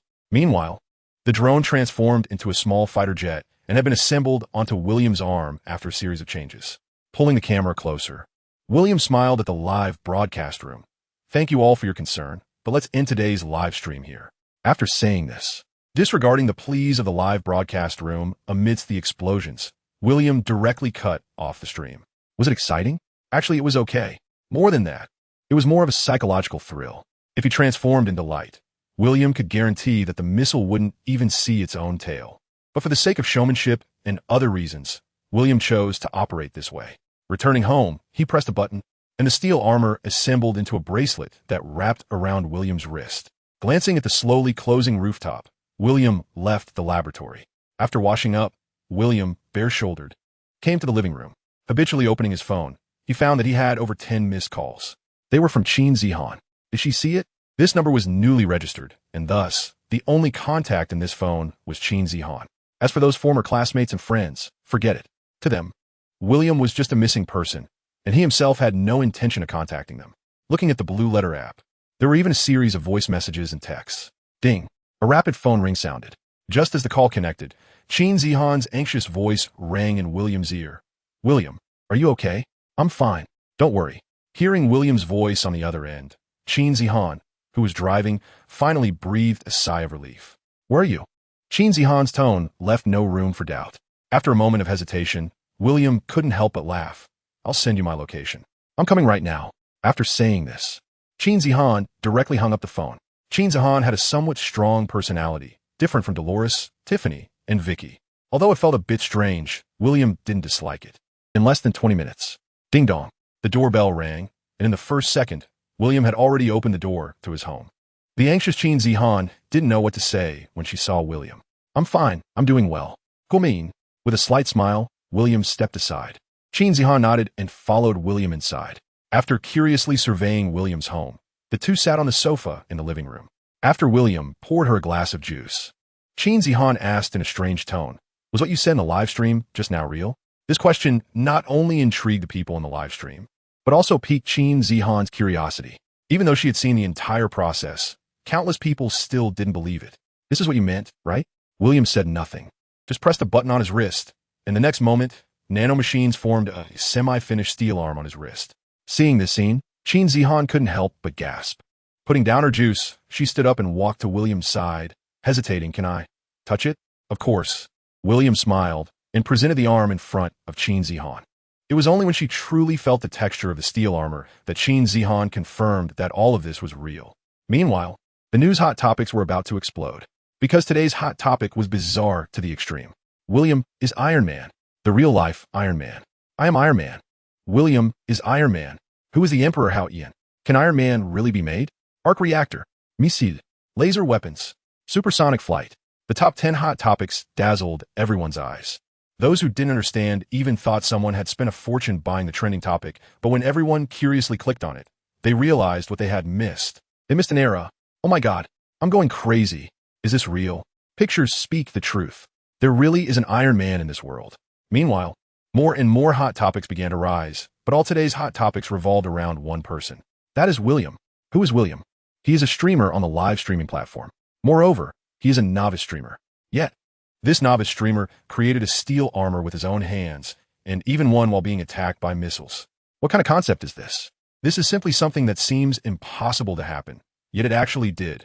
Moreover, it's not just the technology of the arc reactor, but also the technology of the Iron Man suit, nanotechnology, Jarvis's advanced artificial intelligence, and so on. As people dug deeper, they realized how many technologies were involved in today's Iron Man incident. Upon reflection, when someone mentioned that if William really died under the missile, it would be a loss for the entire nation, even the whole world. As for the live streaming community, when William was trending all over the internet and the world, everyone couldn't help but complain. "You say you're a scientist who can change the era and even win a Nobel Prize. Why are you here competing for our jobs as streamers?" However, no matter how much they complained, it couldn't change the fact that this event had already become a reality. William's home. "Can I take a look at your laboratory?" After confirming that William had indeed created the Iron Man suit, Qin Zihan couldn't help but curiously ask this question. Just as William was about to respond, the doorbell suddenly rang from outside. "Do you have a guest?" Qin Zihan asked curiously upon noticing the doorbell. William shook his head. Although he didn't open the door, he already knew who was outside. "Jarvis, open the door." "Okay, sir." Following the command, with a beep, the door to William's home opened, revealing a man and a woman in military uniforms. The man had a square face and a righteous demeanor, while the woman was spirited and had a pure appearance. If their outfits already drew attention, the four fully armed Special Forces members behind them, holding firearms, made the situation feel even more unusual. Before the two could introduce themselves, William, sitting on the sofa, said calmly, "Come in." As the two were about to enter, the Special Forces members stepped in first. Just as the four were preparing to search William's room, William, still seated on the sofa, said lightly, "I advise you not to do that." Naturally, the Special Forces wouldn't listen to William's words, but at that moment, the woman suddenly spoke. "That's enough." Upon receiving the order, the four members stood at attention and took positions at the four corners of the living room. The two entered, and the woman looked at William and smiled. "Let me introduce myself. I'm Wang Dan, and this is Yu Jinghui. We are from the Special Operations Department." Although it seemed that Yu Jinghui was leading, in fact, their ranks were not the same. William nodded. "Director Wang, Captain Yu." William's address caused a slight change in the expressions of both. "You know us?" Yu Jinghui asked for the first time. Shrugging, William replied, "Although you might think it's a bit arrogant, the fact is, the world.S network holds no secrets for me." Hearing this, Yu Jinghui's expression darkened, while Wang Dan smiled instead. "That's right, mister. William is someone who can create the Iron Man of the fantasy world, so artificial intelligence should be no trouble for you." Glancing at Qin Zihan beside William, Wang Dan apologetically said, "Miss Qin, could you please step out for a moment? We have some matters to discuss with Mr. William." To this, Qin Zihan didn't hesitate and was about to leave when William smiled and said, "There's no need to be so troublesome. Didn't you want to see my laboratory? Go take a look. I'll be done here soon. Is that okay?" Qin Zihan felt a bit awkward. There's nothing wrong with it. "Jarvis, Although William didn't issue a command, Jarvis, having understood, immediately opened one of the laboratory entrances next to a Special Forces member. Seeing the opened room behind them, the 4 Special Forces members also showed surprise. They hadn't expected that this place actually had a secret room. Moreover, they hadn't even noticed the glass partition. Once Qin Zihan entered, and Jarvis closed the laboratory door, a smile appeared on Wang Dan's face. It seems Mr. William really likes Miss Qin. Although their relationship wasn't confirmed yet, William admitted, I do quite like Zihan. At William's gesture, Wang Dan and Yu Jinghui took their seats. Mr. William, may I ask if your technology can be provided to the country? To this, William had no intention of hiding anything. I can provide the technology, but I suggest you not delve too deeply into research. Why? Wang Dan asked, puzzled. This involves the issue of technological discontinuity. If you intend to reverse engineer my technology, you'll find that you may have to overturn the entire scientific system of the world, which would not be beneficial for the country's technological development. William's abilities did not originate from technology, but from the power of the mechanical fruits from the West Asia continent. Thus, what he just said was indeed true. However, it was clear that Wang Dan and Yu Jinghui didn't believe this. William didn't intend to explain further. Reaching into the Ling Xiao ring, he took out another nano Iron Man suit that had been prepared earlier and handed it to Wang Dan. Try it out. I've granted you usage permission. Upon hearing William's words, Wang Dan was curious, and the next moment, a sky blue Iron Man suit covered her entire body. Feeling the power of the Iron Man suit and the communication effect with Jarvis, Wang Dan felt that everything was so magical. This feeling is as if a new world has opened up for Wang Dan. Can I try again? Of course. With a slight smile, William already understood Wang Dan's meaning. Jarvis. Understood, sir. After Jarvis separated the glass window, accompanied by flames, Wang Dan fearlessly controlled the iron armor and soared into the sky. How impressive. Beneath the armor, Wang Dan looked surprised, and as she continued to control it, her confidence grew. However, just as she was about to ascend higher, Jarvis's voice suddenly rang in her ear. Miss Wang Dan, if you continue to ascend, you may be detected by radar. Thinking of the scene where William was chased by missiles, Wang Dan was startled and quickly lowered her altitude. When she flew back to William's residence and removed the armor, she still had a look of amazement. Mr. William, this is simply amazing. Beside her, Yu Jinghui, who had been eager to try, quickly said, Wang Chu, can I have a try too? I only have 1 usage permission for this device, so I'm sorry. Is there such a setting? Facing Yu Jinghui's gaze, Wang Dan cleared her throat and said nothing more. In fact, she wasn't very sure either. However, this is what Jarvis told her, so she could only convey it this way. Actually, I have a collaboration idea. I wonder if you all approve. At this moment, William suddenly spoke up. You said. After personally experiencing the steel battle armor, Wang Dan's attitude towards William had undergone a tremendous change. I can partner with the state to form a company, and I will be responsible for the equipment and products in the company. The state will have the rights to use all the products, and of course, if we need to sign any confidentiality agreements, I have no problem with that. This plan is acceptable. After thinking for just a moment, Wang Dan agreed to William's proposal. In fact, Wang Dan had received instructions to first confirm whether William truly mastered the core technology. If he did, then without hesitation, they would pay any price to bring William into the national institution. As for how to cooperate, it could be entirely up to William to propose. What surprised Wang Dan was how agreeable William was. So, Mr. William, from now on, I'll take care of the company's matters. William nodded and casually said, all right, you all can handle it.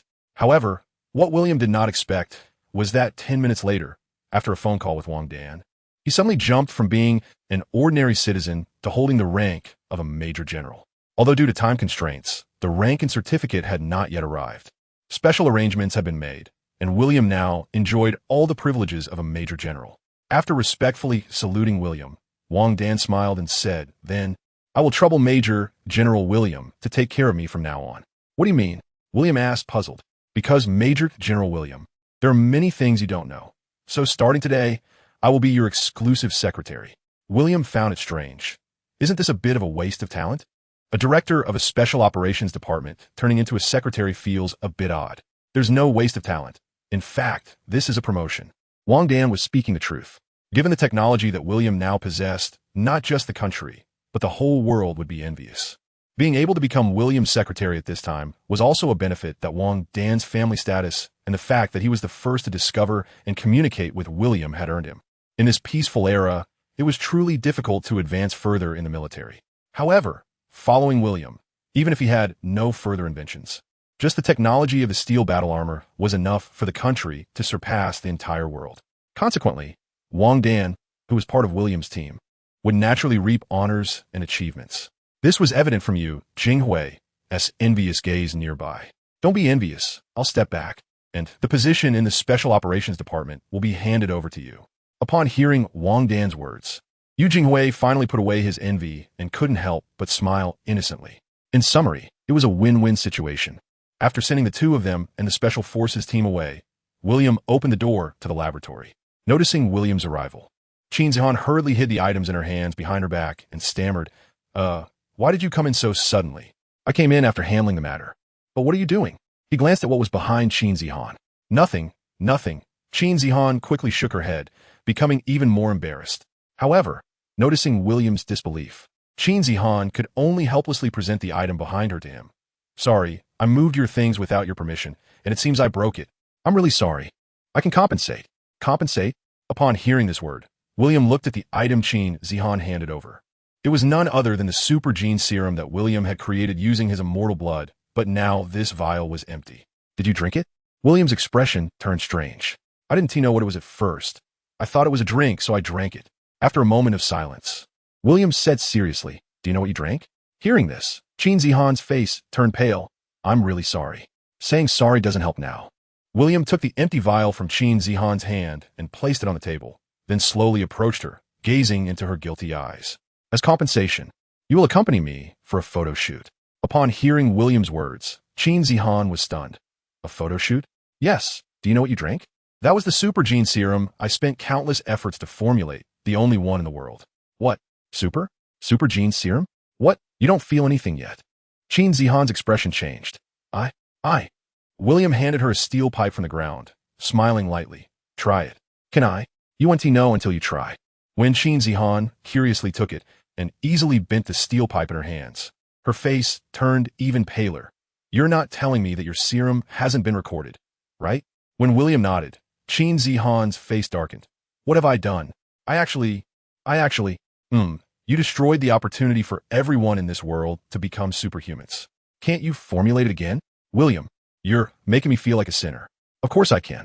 However, William certainly wouldn't do that. That gene was something he had whimsically concocted, and he had no intention of turning this world into one of superheroes. As for Qin Zihan drinking it accidentally, well, she drank it, so what? It didn't matter to William. So, you understand, a photo shoot as compensation is not a loss. Noticing the smile in William's eyes, Qin Zihan realized that he was teasing her. As she sighed in relief, Qin Zihan playfully asked, So, is the photo shoot you're talking about serious? William was taken aback and reflexively replied, Of course it's serious. Who takes non-serious photos? At this moment, it was William's turn to feel embarrassed. Well, if you want to take some unorthodox photos, that's not impossible. He chuckled. Holding back her laughter, Qin Zihan looked into William's eyes and said, So, what do you want to shoot? Here? In the bedroom, looking at Qin Zihan, who was dressed in sexy lingerie and striking alluring poses, William continuously snapped photos with his camera. An hour later, the two finally stopped, both out of breath. Qin Zihan was tired, while William was holding back. I worked up a sweat. I'm going to take a shower. Giving William a seductive glance, Qin Zihan turned her back to him and took off her lingerie as she walked into the bathroom. This vixen, William gritted his teeth. There was a limit to what one could tolerate. This was clearly a provocation. Should he take some shots in the bathroom? He asked from outside the door. I haven't locked the door, came Qin Zihan's lazy voice from inside the bathroom. Soon, an hour passed. Qin Zihan lay lazily in bed, held in William's arms. Just now. It was her first time in life, and she was very satisfied. The feeling was indescribable, and William's prowess was unmatched. Even after drinking the super gene serum, she was no match for William. However, after getting used to it, Qin Zihan played to her strengths as a woman beautifully. Although her various moves were a bit clumsy, they were enough to make William feel incredibly satisfied. In this world, men conquer the world, while women conquer men. Gently tracing circles on William's chest with her finger, the recovering Qin Zihan softly said, William, what's wrong? You lost that bet. At first, William didn't react to Qin Zihan's words, but soon he recalled the bet from yesterday. William couldn't help but feel a mix of amusement and frustration. Are you sure I lost? I didn't beg for mercy. So that means you lost. Thinking about how Qin Zihan had tried to escape just now, and how he had ended the fight because he felt sorry for her, William couldn't help but feel speechless. Women, it seems, really can't be reasoned with. However, William was quite curious about what request Qin Zihan was going to make. So, go ahead, what is your request? Looking at William with gentle eyes, Qin Zihan softly said, my request is very simple. I don't care how many women you've had in the past, but from now on, you can only belong to me. Can you do that? I only have you as a woman. William instinctively replied, but in his heart, he added, in this world. Qin Zihan pinched the soft flesh at William's waist with her fingers and said with a hum, do you think I believe you? Don't tell me all your skills are self-taught. Is this request really something you can't fulfill? Quietly watching William, tears gradually filled Qin Zihan's eyes. I promise you. Seeing this scene, William no longer hesitated and quickly agreed. With the assurance, Qin Zihan's tears immediately stopped. Wow, her acting was simply amazing. In this scene, William was also taken aback. Kissing William's lips, Qin Zihan smiled and said, this is a reward for you. Wait, what do you mean? Do you find me repulsive? No, I don't. I just find myself repulsive. I don't find you repulsive. Come on, kiss me. William, a night of silence. The next morning, Qin Zihan, wearing William's shirt, woke up first. Looking at William, who was still dreaming while holding her, a happy smile appeared on Qin Zihan's face. The feeling of having someone to rely on was something Qin Zihan had never experienced before. After kissing William on the cheek, just as she was about to sneak out, William pulled her back into his arms. Where are you going? William asked curiously, opening his eyes. Don't mess around. I'm gonna make you breakfast, Qin Zihan said, blushing as she swatted away William's hands. I want to eat you more than I want breakfast. Feeling weak all over from William's kiss, Qin Zihan once again slipped out of bed when William wasn't paying attention, throwing on William's shirt and grinning. Let me rest for a bit. I'll give you some later tonight. Can I say that your escape skills are really impressive? Looking at Qin Zihan, who had escaped from his grasp again, William couldn't help but laugh. Playfully sticking out her tongue, Qin Zihan leaned against the door and said, this isn't my fault. You're just a beast. If we do it again, I won't be able to get out of bed today. Are you admitting that I'm amazing? Rolling her eyes, Qin Zihan blushed and said, yes. Yes, you're amazing. Is that enough? Why do I feel like you're just brushing me off? No, you're just talking nonsense. Besides, if you want to sleep, go ahead and sleep a bit longer. I'll call you when breakfast is ready. There's nothing at home. How are you going to cook? Hearing William's words, the door opened again, and Qin Zihan replied speechlessly, what do you mean there's nothing at home? I'm not cooking, of course there isn't. Then I'll go buy some. It's not good to always eat out. William didn't expect that the typically strong-willed Qin Zihan was actually a capable homemaker. Do you want me to accompany you? No need. You men don't understand these things. Due to insufficient preparation and time constraints, Qin Zihan kept breakfast simple. However, looking at the exquisite sandwiches and milk on the dining table, William was still quite satisfied. In contrast to William, Qin Zihan's breakfast was even simpler. Vegetable salad, eggs and bacon, and American coffee. Is this enough for you? Noticing William's gaze, Qin Zihan smiled and said, this is a fat-reducing meal. It's to maintain my figure. After sizing up Qin Zihan's body, William, who had explored her last night, of course understood how good her figure was. Perfect breasts, an A4 waist, mermaid lines, and a peachy backside. She had it all. Your figure is already perfect. Qin Zihan was very pleased with William's compliment, but still said, so I need to maintain it. What if I don't look good anymore and you don't want me? Just then, the sound of the door opening echoed, and Qin Zihan looked outside in confusion. Dressed in green military attire with a ponytail, the poised Wang Dan walked in. The two women exchanged glances, and the atmosphere suddenly became a bit tense. Before Qin Zihan could question her, Wang Dan smiled and said, Miss Qin, don't misunderstand. Starting today, I will be Mr. Williams' secretary. Qin Zihan. Let me explain this.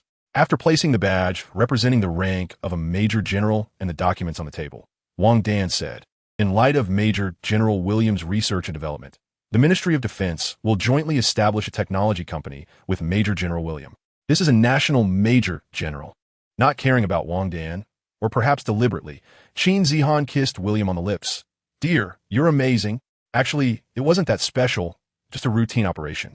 William was also not polite, naturally wrapping his arms around Qin Zihan's slender waist. Since she wanted a sense of security, he would give her that. For William, Qin Zihan was his woman, and he naturally did not mind or care about others' opinions. On the side, seeing the actions of William and Qin Zihan, Wang Dan felt slightly embarrassed, but her eyes couldn't help but show envy. Good men, who doesn't love them? Wang Dan knew very well how William and Qin Zihan met, and it was precisely because she knew that she thought Qin Zihan was really lucky. Well, I'm going to work now. After driving Qin Zihan away, William returned home. Seeing Wang Dan sitting on the sofa with perfect posture, William smiled slightly and said, "This isn't the army. You can relax a bit. Major General William. Just call me William from now on. No need to add Major General. Isn't that inappropriate? There's nothing inappropriate about it. Aren't you supposed to listen to me now?" After hesitating for a moment, Wang Dan helplessly said, "Well, William, the research base is ready. Do you want to take a look?" Hearing Wang Dan's words, William was surprised. So soon? It wasn't supposed to be ready this quickly. It just happened that the new nuclear power research base had just been completed, so it was directly requisitioned now. Is that not too good? Directly taking someone else's peach. William could easily imagine the other party's mentality. No need. This is something everyone agreed upon, and the Ministry of Defense has compensated them. Then let's go. Since it was said that way, William naturally wouldn't refuse. Wang Dan drove a customized Warrior 900, and looking at the imposing dark green off-road vehicle in front of him, William was stunned. "Is this your car?" How is it?" Wang Dan was already about 1.7 meters tall, but in front of the Warrior, she still looked small. It was evident how big the Warrior was. Very imposing. I think so too. After getting in the car, Wang Dan, holding the steering wheel, said, "This car is a specially customized version. Everything from the chassis, steel plates, windows, to tires is bulletproof. The whole vehicle not only has strong bulletproof capabilities, but can also be used on water. The functions on the car are even more powerful, with military-grade satellite positioning, radar, early warning systems, and even a weapons depot." William's riding experience could only be described with one word: stable. The car drove smoothly without any traffic, quickly getting on the highway.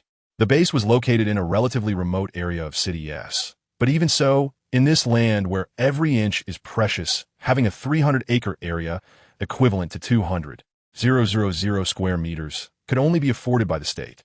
The entire base integrated experimental areas, office buildings, accommodations, dining halls, and living areas into one comprehensive structure. After a round of visiting, the entire experimental base left William with the impression of perfection.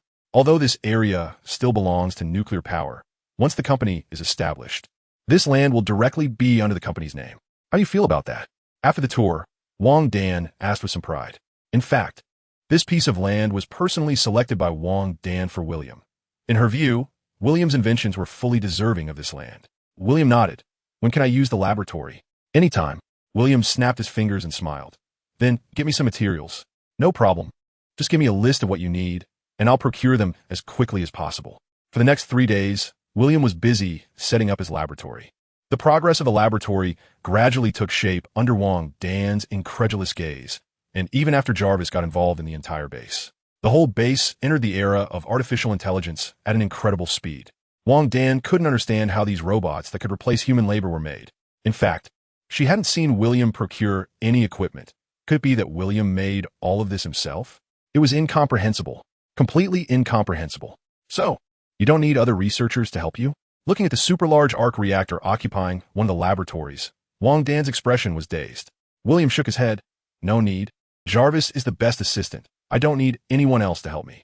Not only did he not need help, but William also required Wang Dan to implement military-level confidentiality measures for the entire base because the things involved surpassed the products of this era. Not to mention anything else. Just the super-large arc reactor that William manufactured had reached an outrageous level. What is a super-large arc reactor? It's an energy source that can support a large city for 100 years. That's a power capable of changing the entire world's energy landscape.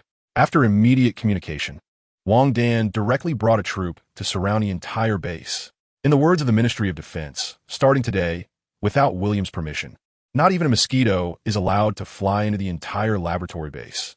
In addition to the base's protection, William's personal protection has also reached the highest level.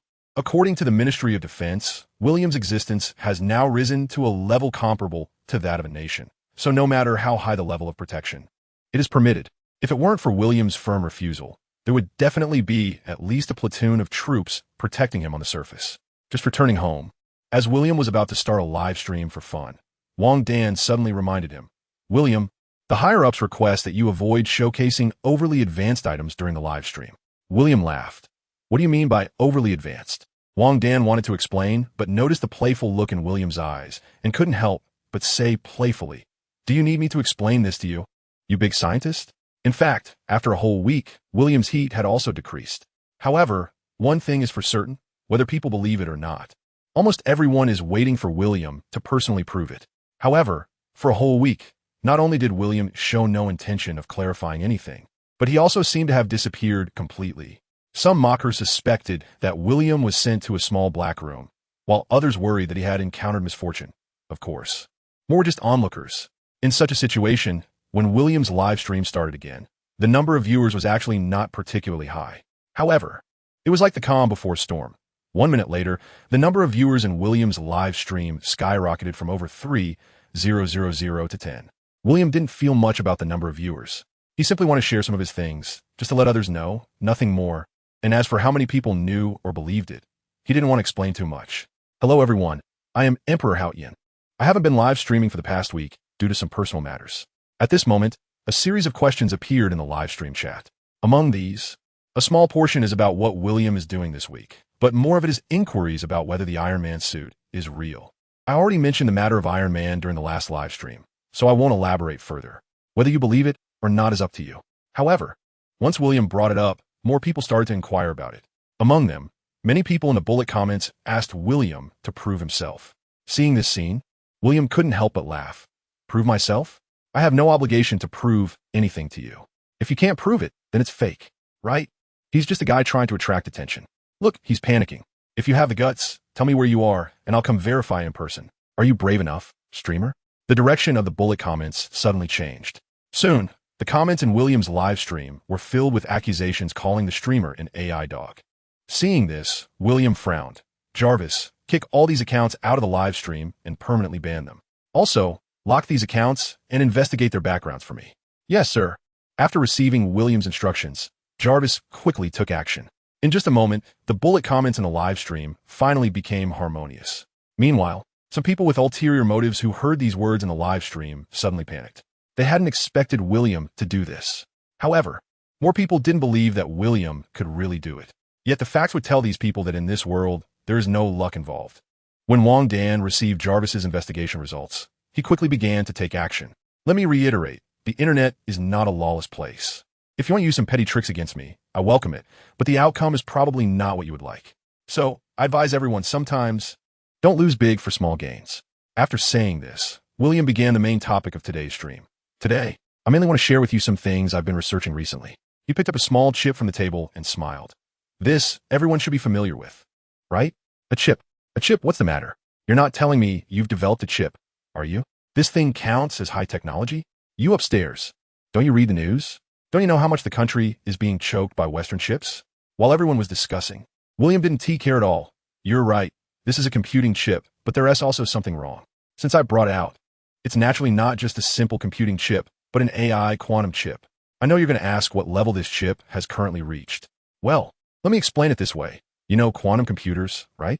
The computing speed of this chip can reach the level of a quantum computer. While everyone in the live stream felt like they were exploding, William smiled and said, then someone will ask a key question. Can this thing be mass-produced now? Well, that is a good question. Currently, this chip has achieved mass production with an annual output of 1 trillion units. As soon as William said this, the entire live stream fell silent. Yes, it was a complete silence. It wasn't that they didn't want to speak, but everyone didn't know what to say. William's announcement was equivalent to declaring that all Western blockades had completely collapsed. No, not only that. The emergence of the AI quantum chip was a devastating blow to the entire industry. Almost at the same time, semiconductor giants, financial industries, and intelligence agencies all over the world focused their attention on William's live stream. Although they didn't know and weren't sure if what William said was true. Even so, in less than 20 minutes, stocks in the global semiconductor industry directly halved by 10, and the speed was still dropping rapidly. It can be said that William's live stream and his words directly evaporated trillions in wealth from the global semiconductor and financial industries. At this point, William's presence could be said to have truly entered the eyes of the world. It can be said that before William even finished the live stream, Wang Dan's phone was already bombarded with calls. At first, Wang Dan tried to explain a few times, but as the calls kept coming, he became numb. Eventually, he didn't even want to answer anymore. There was no way, as he simply couldn't keep up with the responses.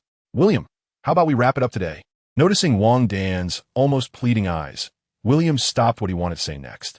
All right then, let us end today's live stream. After saying this, he put down another computing chip in his hand, ignored the countless bullet comments in the live stream, and directly closed the mobile live stream. What is this? Looking at the smaller chip in William's hand, Wang Dan said with a serious tone. A super chip. Wang Dan was confused. A super chip? Yes. Its computing speed is 1,000 times that of the most advanced quantum computers. It's a chip I specifically prepared for the military and the country. His eyelids twitched, and Wang Dan was almost on the verge of a breakdown. Were you planning to introduce this just now? Yeah. If you didn't stop me, I was going to say it. Taking a deep breath, suppressing the madness within, Wang Dan gritted his teeth and said, William, next time you're going to release something, can you discuss it with me first? Do you know what consequences your revelations will lead to? Goodness, just before the live stream, he had told William not to showcase anything too advanced, and look at how William acted. He directly dropped a bombshell. This shouldn't be considered too advanced, right? After all, ISNT, there are also quantum computers in this world. You know that a quantum computer. What is yours? It's a chip. Dude, can you clarify the difference between these two? Holding his forehead, Wang Dan weakly said, Also, when did you make this thing? How come I didn't know? In the new lab, didn't you see it? Wang Dan was puzzled, but then he recalled that strange, square, metallic object in the corner of the lab. You're not talking about that thing, are you? Yeah, that's it. That thing was modeled after the Allspark from Transformers. In fact, it can directly create robots. Stumbling, Wang Dan nearly fell to the ground, almost screaming. What did you say? Looking at Wang Dan, who was grabbing his shoulder and nearly going mad, William weakly said, Robots. What's wrong? Damn. Finally unable to hold back his frustration, Wang Dan immediately dialed the phone. Commander, I demand a division of troops. Immediately. Right now. What? What do I need to do? I want to completely seal off that damned lab. Do you know what Major General William has created? In Wang Dan's nearly frantic explanation, the voice on the other end of the phone gradually became bewildered. Are you sure? Absolutely? That's what he said. After hearing Wang Dan's assurance, the voice on the phone replied in a daze. I understand. I'll arrange it immediately. Wait, I'll directly deploy a military base there, and from today on, clear the area within 100 kilometers. That would be best. After hanging up the phone and taking a deep breath, Wang Dan looked at William as if he were a god. William, what's wrong? I'm really curious. How did you create these things?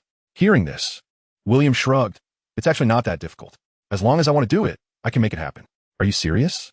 William curiously asked. Why? Do you have something you want to make? Wang Dan's eyes lit up. Can you turn my warrior into a transformer? Sure, if you want. That's not a problem at all. Upon hearing this, Wang Dan quickly grabbed William's hand. What are you doing? Of course, I'm going to do it. Now? Is it not possible now? It's not that it's impossible. It's just that I've gone through a lot to come back this time and was planning to rest for a few days. How about I go in a few days? Just as he finished speaking, the sound of the door opening echoed, and Qin Zihan happily walked in. However, just as Qin Zihan was about to throw herself into William's arms, she suddenly noticed Wang Dan beside him. Feeling disappointed, she saw William unreservedly step forward and embrace her. I missed you. Feeling William's embrace, Qin Zihan's body stiffened for a moment, then slowly relaxed. Gently stroking William's hair, she said softly, I missed you too. Watching the sweet and loving scene between the two, Wang Dan couldn't help but cast an envious glance. But soon, suppressing his inner emotions, he calmly said, Well, I'll take my leave first. Get some rest, and contact me when you're done. Until Wang Dan left. Just as Qin Zihan was about to say something while in William's arms, William directly picked her up. With a startled exclamation, Qin Zihan blushed and said, What are you doing? What do you think? No way. Carrying Qin Zihan into the room, soon, a series of pleasant sounds echoed from within. After the battle, the originally small and delicate Qin Zihan suddenly transformed into a queen-like figure looking at William. Feeling somewhat creeped out by Qin Zihan's gaze, William asked, Why are you looking at me like that? Pointing at William's heart, Qin Zihan coldly huffed, Don't think I didn't notice. What did you notice? William was puzzled. That Wang Dan, she likes you. William chuckled. How did you see that she likes me? Pointing to her own eyes, Qin Zihan said, I can see it with both of my eyes. I'm innocent with her. I know, otherwise hum. With a light huff, Qin Zihan reached out to grab him. If you dare to be dishonest, be careful, I'll break him. William laughed helplessly. Would you really?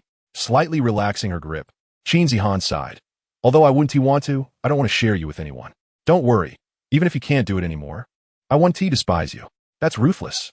Giving Qin Zihan a thumbs up, William couldn't help but laugh. Kissing Qin Zihan's forehead, William said, although she is very beautiful. Don't worry, I actually don't feel anything for her. You'd better be like that.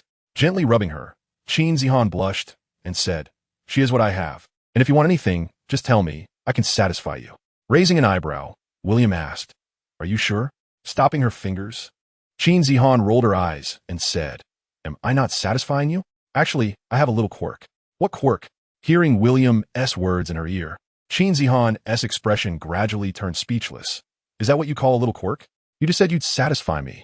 So now you're backing out? I'm not backing out, I just... Turn around. Qin Zihan. Time flew by, and it was already Monday. After Qin Zihan went to the company, Wang Dan, who arrived later, couldn't help but pull William to the laboratory, which had now become a military stronghold. Even Wang Dan and William had to go through 3 rounds of checks before entering their laboratory. Since this time, they needed to use Wang Dan's car. All the soldiers were asked to leave after Wang Dan drove into the laboratory. When William touched Wang Dan's car with the fire source he had crafted, an incredible scene occurred. In the blink of an eye, Wang Dan's warrior underwent a transformation that was beyond words, turning into a mechanical creature from Cybertron. Hello, my creator. Hello, my master. Kneeling on one knee, the transformer version of warrior greeted William and Wang Dan. At this moment, Wang Dan's gaze was blank. Although he already knew that William had this ability, seeing it with his own eyes was an entirely different concept. Looking at the warrior and then at William, Wang Dan said in disbelief, William, you must have obtained alien technology, right? It must be like that, right? Hearing Wang Dan's words, William humorously shrugged. If you want to think that way, then think that way. However, I don't want you to spread this matter. Do you understand? After hesitating for a second, Wang Dan quickly nodded and said, I understand. This is a secret between us.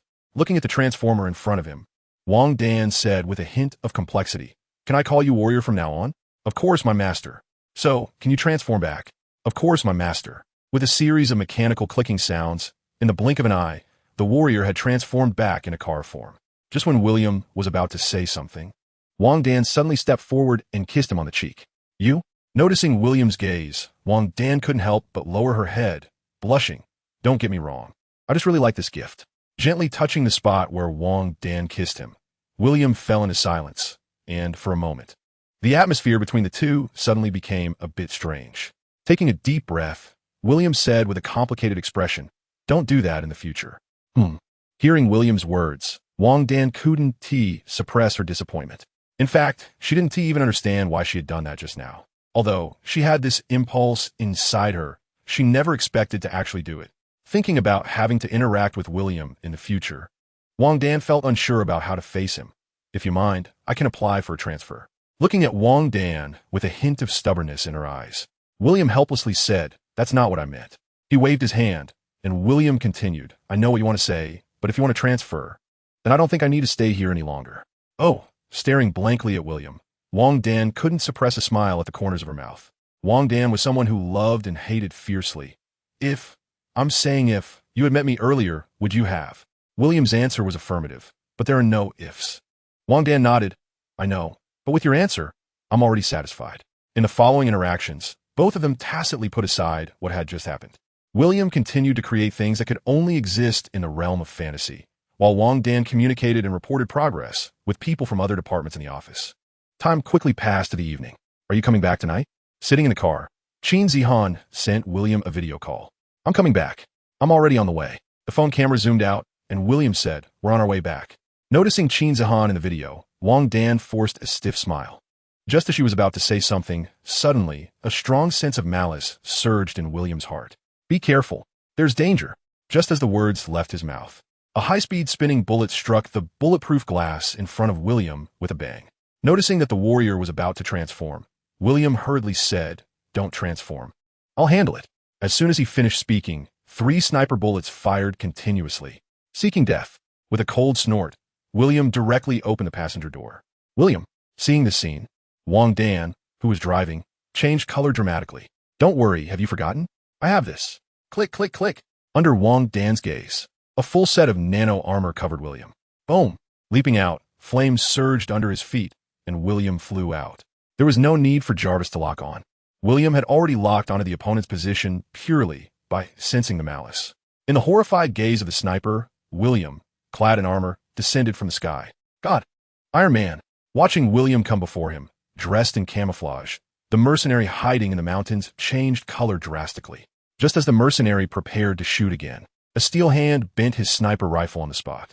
Without any hesitation, the mercenary directly drew out his pistol, but, crack! With a scream, the mercenary's pistol, along with his hand, was crushed by William. With a punch, the mercenary fell unconscious. William. The next moment, Wang Dan, also clad in steel armor, arrived beside William. Pointing to the mercenary lying on the ground, William said, "The person is here. You can figure out how to investigate." Seeing that William was unharmed, Wang Dan finally breathed a sigh of relief. Glancing at the mercenary on the ground, Wang Dan reached out and lifted him up like a chick. "Next time, don't act alone like this. If something happens, I'll be the national criminal. Don't worry. With this armor on, I'm not going to have any problems. The armor is strong. But if the opponent has other weapons, like an electromagnetic pulse, it would still be very dangerous even with the armor." Hearing this, William was speechless. The electromagnetic pulse was indeed the nemesis of the iron armor. Although William actually didn't need this armor at all, in the end, he didn't explain further. For this world, the iron armor was already something beyond this era. If any superpowers came along, William figured that sooner or later, he would become a public enemy. It's better to avoid trouble. Returning to the car, the mercenary was quickly taken away by the soldiers protecting William, while Wang Dan continued to stay with William as they headed home. On the way, Wang Dan casually asked, "William, who do you think that person works for?" Although William was very clear about this question, he didn't intend to explain directly. Leaning on the armrest with his chin propped up, William casually said, "No matter who he is, we'll know soon." Noticing William's tone, Wang Dan curiously asked, "Aren't you curious?" With a slight smile, William replied, "I'm not particularly curious. No matter who he is, it has no meaning to me. Anyone who tries to block me will eventually find out that they are just a joke." William's confidence made Wang Dan momentarily lose her focus. After coming back to her senses, she suppressed her pounding heart, constantly warning herself not to let it get out of hand. However, her gaze inadvertently looked toward William. William noticed Wang Dan's gaze, but didn't think much of it. He was currently remotely commanding Jarvis to do something. Although William appeared indifferent on the surface, he wouldn't be lenient with anyone who dared to attack him. In a laboratory base, avoiding military restrictions, the Terminator disappeared into the night. Time passed day by day, and Wang Dan began to get busy. The reason was simple.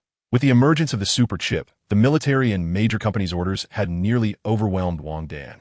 Even though the company office had a dedicated sales team, they could only handle inter-company orders. Military orders still required Wang Dan to personally handle them.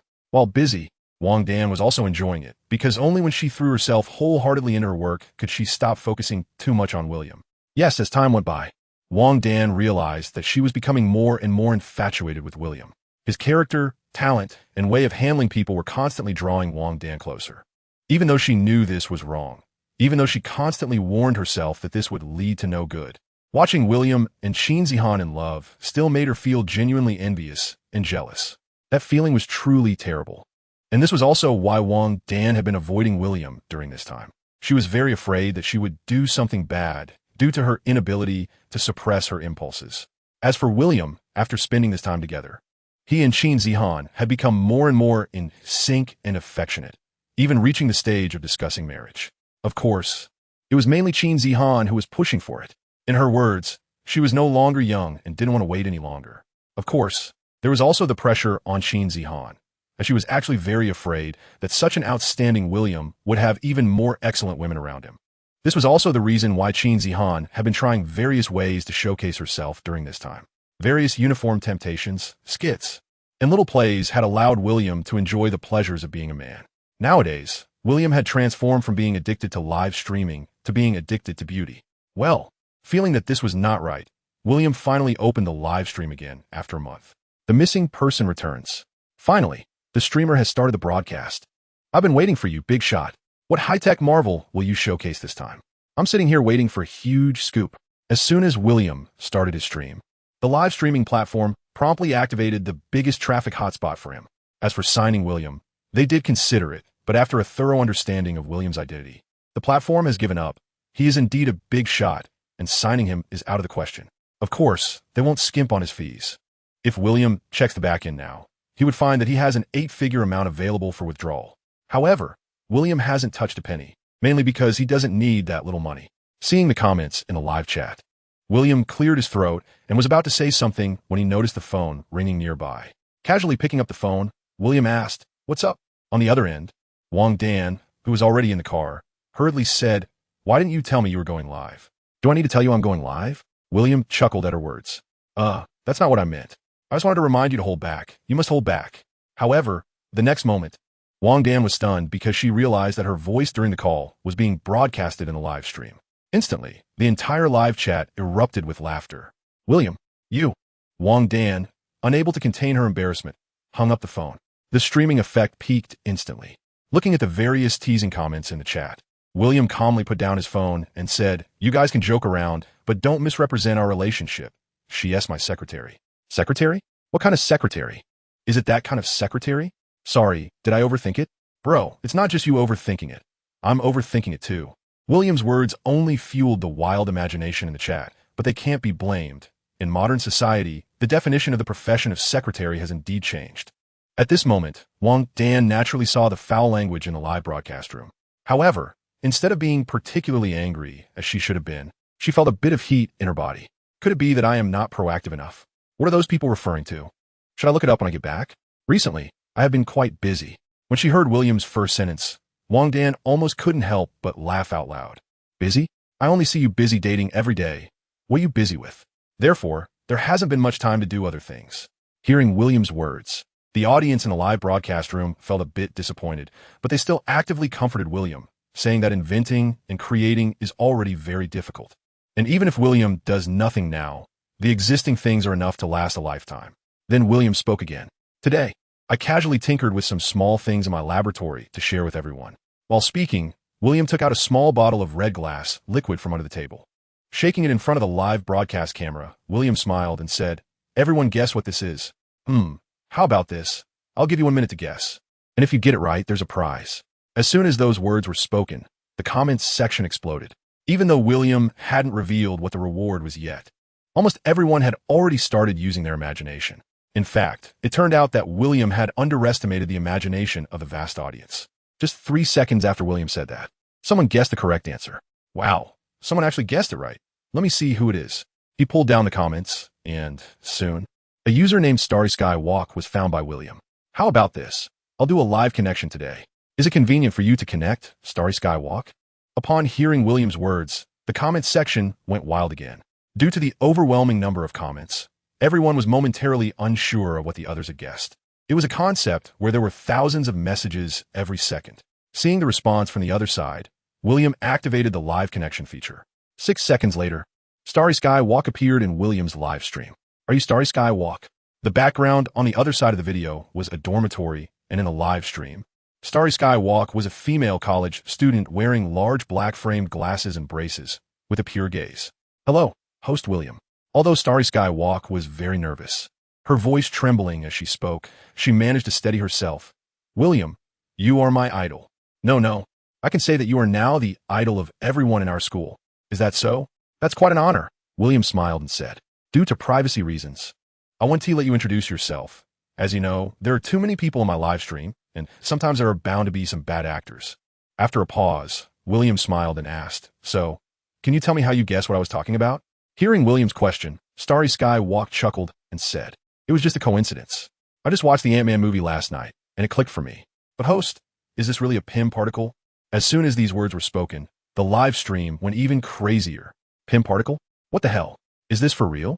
Are you kidding? Can something like this even be created? The host is awesome. The big shot is awesome." With the announcement of the PIM particle, the entire live stream fell into madness again. Just as William was about to say something, his phone rang. Seeing the message from Wang Dan and the string of exclamation marks, what William had originally wanted to say was instantly changed. "All right, I was just joking with you all." As soon as these words were spoken, not only was the Starry Sky Walk speechless, but everyone in the entire live broadcast room was also at a loss for words. "Goodness, I've taken off my pants, and you're just telling me this?" However, what could William do? The words were right on the tip of his tongue, but he was interrupted and couldn't finish. William felt quite uncomfortable as well. Helpless, he could only smooth things over by saying, actually, this thing is something I've just started researching, and I haven't achieved any results yet. However, as the one who guessed it correctly, I still want to keep my word. This is a smart device I recently developed, and I'll give it to you as a gift. While speaking, William took out a palm-sized glass screen. Don't be fooled by its fragility. In reality, its material is quite special. Its hardness has even reached diamond level. As he spoke, William directly slammed the glass screen onto the table. However, the glass screen showed no signs of damage at all. Pressing the power button, William smiled and said, "You see, this smart device integrates a series of functions like mobile communication and computer capabilities, and it also supports screen mirroring. Of course, the most important feature is that it incorporates intelligent AI. You don't need to lift a finger. All functions can be handled by the AI." After a round of demonstration, it was undoubtedly cutting-edge technology. Everyone watching this scene had shining eyes. "Host, when will this phone be released?" "Must buy upon release." Charge. This has just completed the testing phase, so if it is to be released, it should be around mid-year. As soon as this was said, people in the live broadcast room cheered. However, the market value of global smartphone manufacturers was plummeting, indiscriminately dropping across both domestic and foreign companies. Among them, the once dominant fruit phone in the smartphone market was hit the hardest. The new product launch, originally scheduled for next month, was announced to be postponed that very day. And this sudden emergence of an electronic device made all smartphone manufacturers tremble. The calm manufacturers were adjusting their latest strategies, while the less calm ones directly accused William of being an industry destroyer. Compared to the currently stable electronic product market, William's product can truly be described as a complete dimensionality reduction attack. On the other side, the recipient of William's reward, Starry Walk, also showed a surprised expression. "Thank you, host. Thank you, host." After Starry Walk expressed gratitude repeatedly, William disconnected. Having received Wang Dan's message, William had no intention of showcasing other items and was just chatting casually in the live room. Until he heard the doorbell, Wang Dan quickly arrived at William's live room. Avoiding the camera, Wang Dan noticed some items in the room. "Is this really a PIM particle?" Without speaking, Wang Dan expressed his confusion verbally. In response, William nodded and said yes. "So what is this?" William remained silent and directly picked up the PIM particle dart from the table and threw it. In silence, the cabinet in William's room instantly disappeared. No, it didn't disappear. It shrank. With wide eyes, Wang Dan stepped forward to examine it and finally found the nightstand shrunk to the size of an ant on the floor, leaving him dumbfounded. "It's real. It's actually real. If, according to William, this is just a little toy he casually made, then what exactly is William's situation? This is unscientific." Suddenly, Wang Dan thought of an identity. No, it should be said it was a plot in a novel. You can't be a time traveler, right? Because he knew William had turned on the microphone, Wang Dan typed this message to William on his phone. Shrugging, William shook his head and nodded slightly. What does that mean? Wang Dan was a bit confused. Is it, or ISNT it? All right, everyone, I have some things to do, so this sharing ends here. After saying that, William directly closed the live streaming platform. Looking at the suddenly blacked out live room, everyone was dumbfounded. What's going on? We were chatting well. Why did it suddenly close? Reflecting on William's situation just now, everyone quickly concluded that someone had arrived. And it was someone important to William. Qin Zihan, or that secretary? Thinking of this, everyone began to discuss vigorously in the black-screened live room. However, as they chatted, the topic began to deviate. It quickly turned into a discussion about what William would do next. 90% of the people speculated that William would definitely stage a brawl, while 10% thought William was really busy. However, at this moment, William had already stopped paying attention to the matters in the live room. Why do you think I'm a time traveler? William looked curiously at Wang Dan. I just guessed. Novels are novels. How could there be time travel in this world? However, upon hearing this, William showed a playful expression. What if I am a time traveler? How could that be? Wang Dan waved his hand, clearly not believing it. Then why did you ask me? I just asked casually. Who knew you would nod and shake your head? Wang Dan didn't realize that his casual remark had revealed William's biggest secret. But since Wang Dan didn't take it seriously, William naturally didn't intend to admit it either. No longer entangled in this question, Wang Dan asked, is the PIM particle already mass-produced? It can be mass-produced, but I want to promote this thing. Why? Well, I'm not much curious. If you've seen Ant-Man, you would know that there is a quantum realm in this world. Is there really a quantum realm? Although Wang Dan hadn't seen Ant-Man, as a top student, she could still understand what the so-called quantum realm was. In short, this thing is very dangerous. Hearing William's words, Wang Dan was speechless. Since Why are you still talking about it in the live room? William was taken aback, then laughed. Well, I'm the kind of person who likes to share. You could just say you like to show off. Ahem. Clearing his throat, William retorted. This isn't showing off. It's just that I can't keep secrets.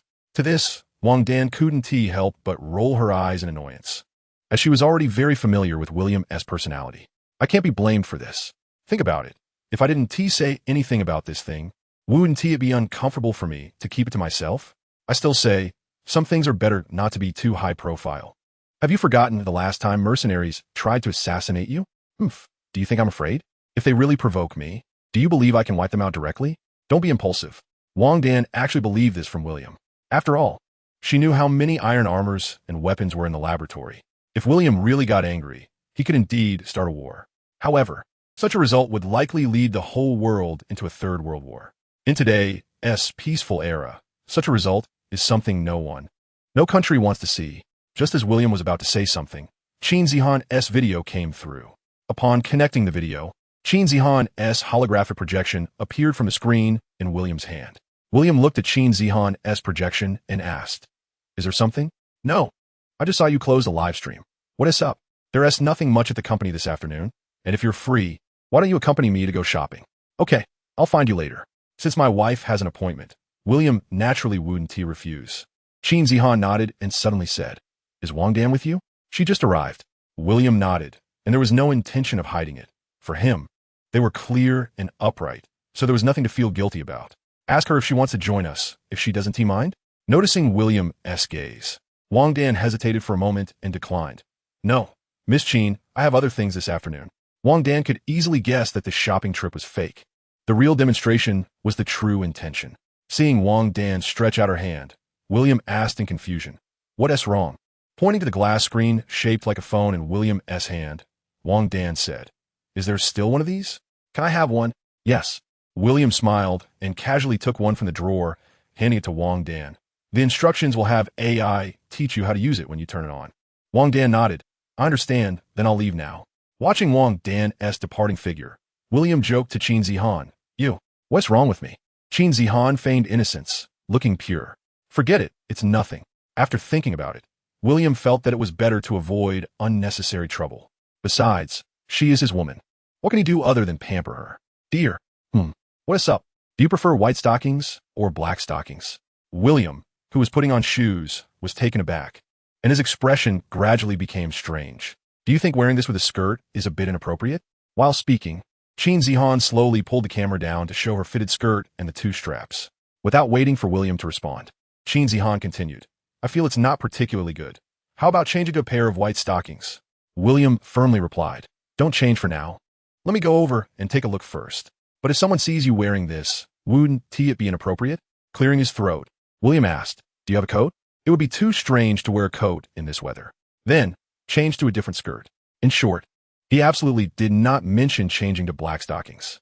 "Well, how about I change to this one?" Looking at the yellow dress Qin Zihan was holding, William's expression became strange. "This dress? It can't be." When Qin Zihan changed and came in front of the camera, William had already confirmed that this dress was indeed the same one he had seen on the live streaming platform recently, worn by the yellow dress goddess. "How is it? Do you like it?" William's expression was slightly awkward, realizing that Qin Zihan had seen his browsing history. "Wait for me, I'll be right there." After saying that, William directly hung up the phone. With a light hum, Qin Zihan looked at her stunning beauty in the mirror, muttering softly, "You want me to see other women? Do you think I'm less attractive than them?"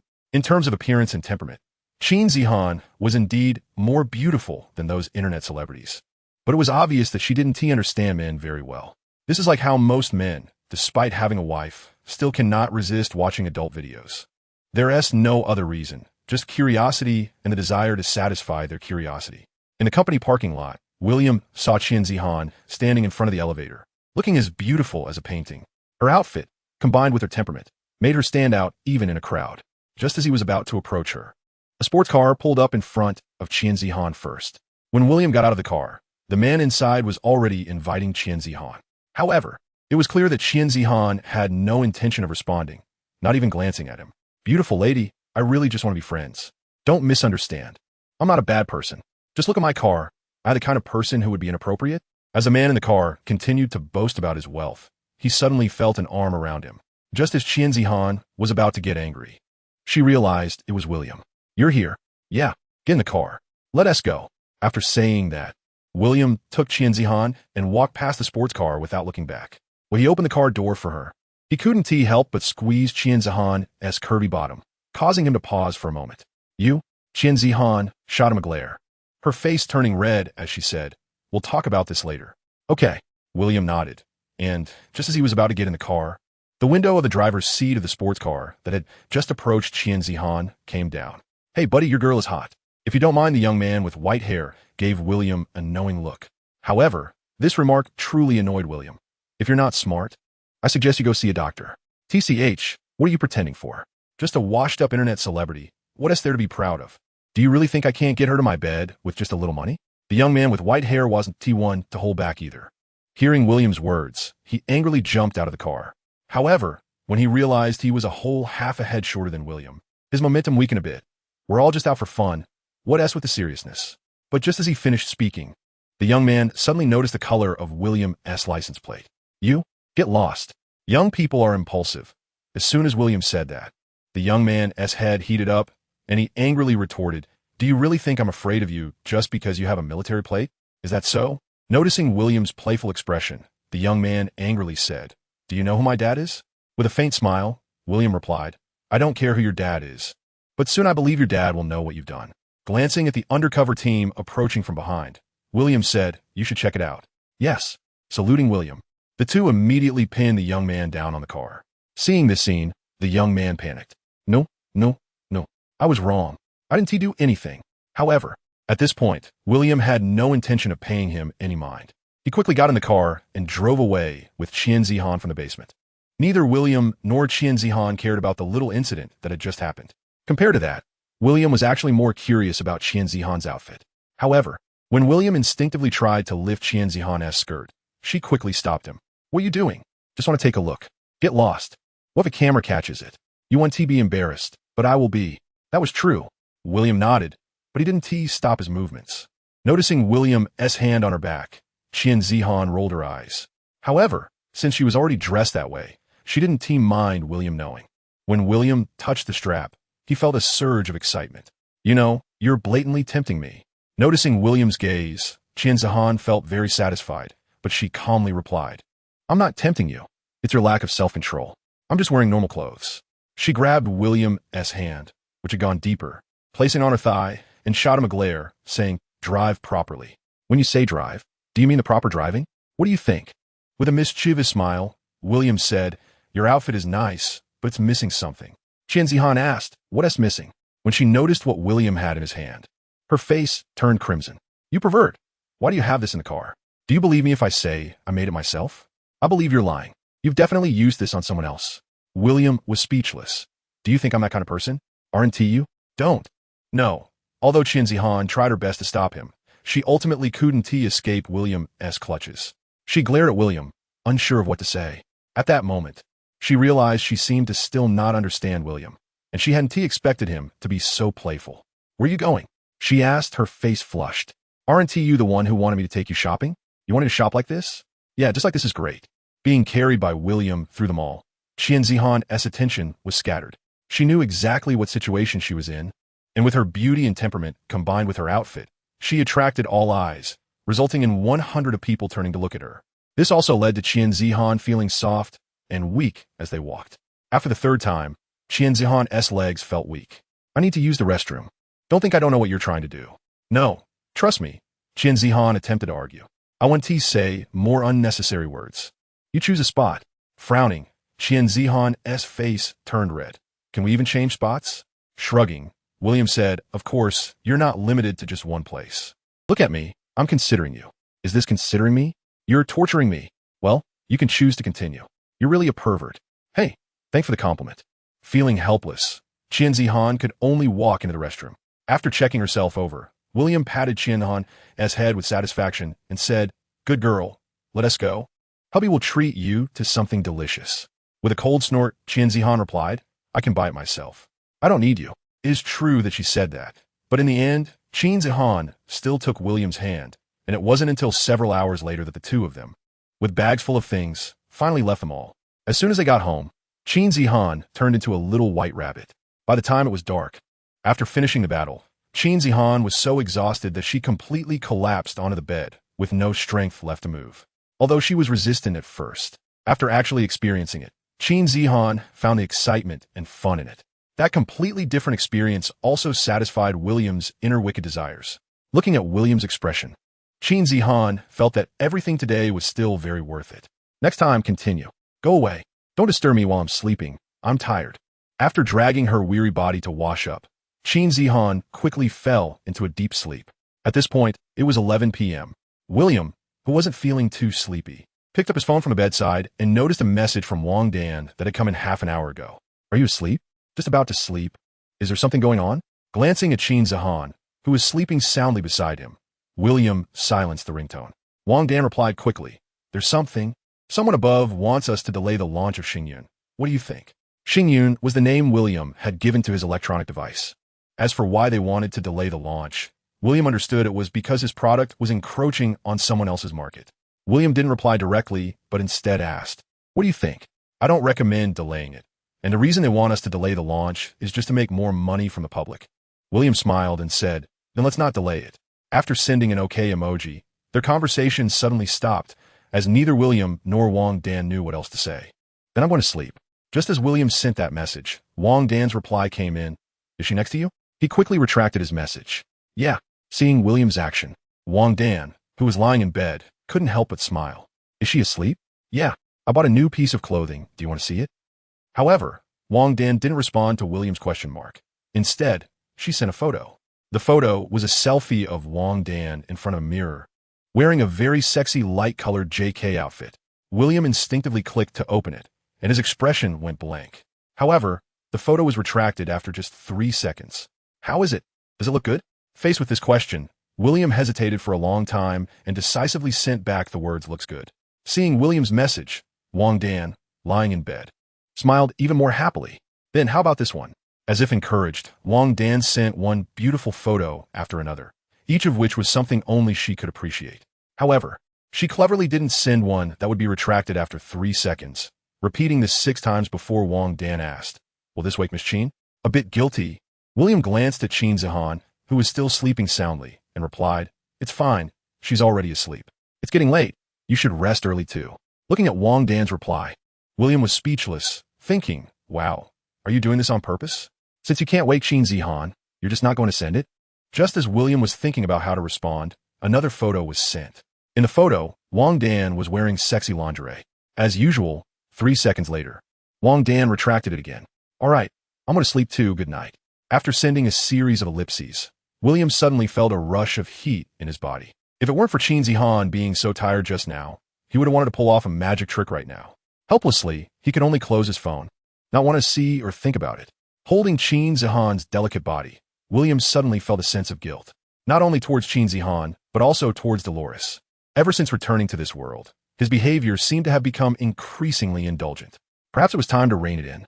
However, this thought was soon cast aside by William. The next day, when William saw Wang Dan again, she had changed into a seductive secretary-style fitted skirt. Why are you dressed like this? Faced with Wang Dan's fiery red lips, William felt a bit unaccustomed.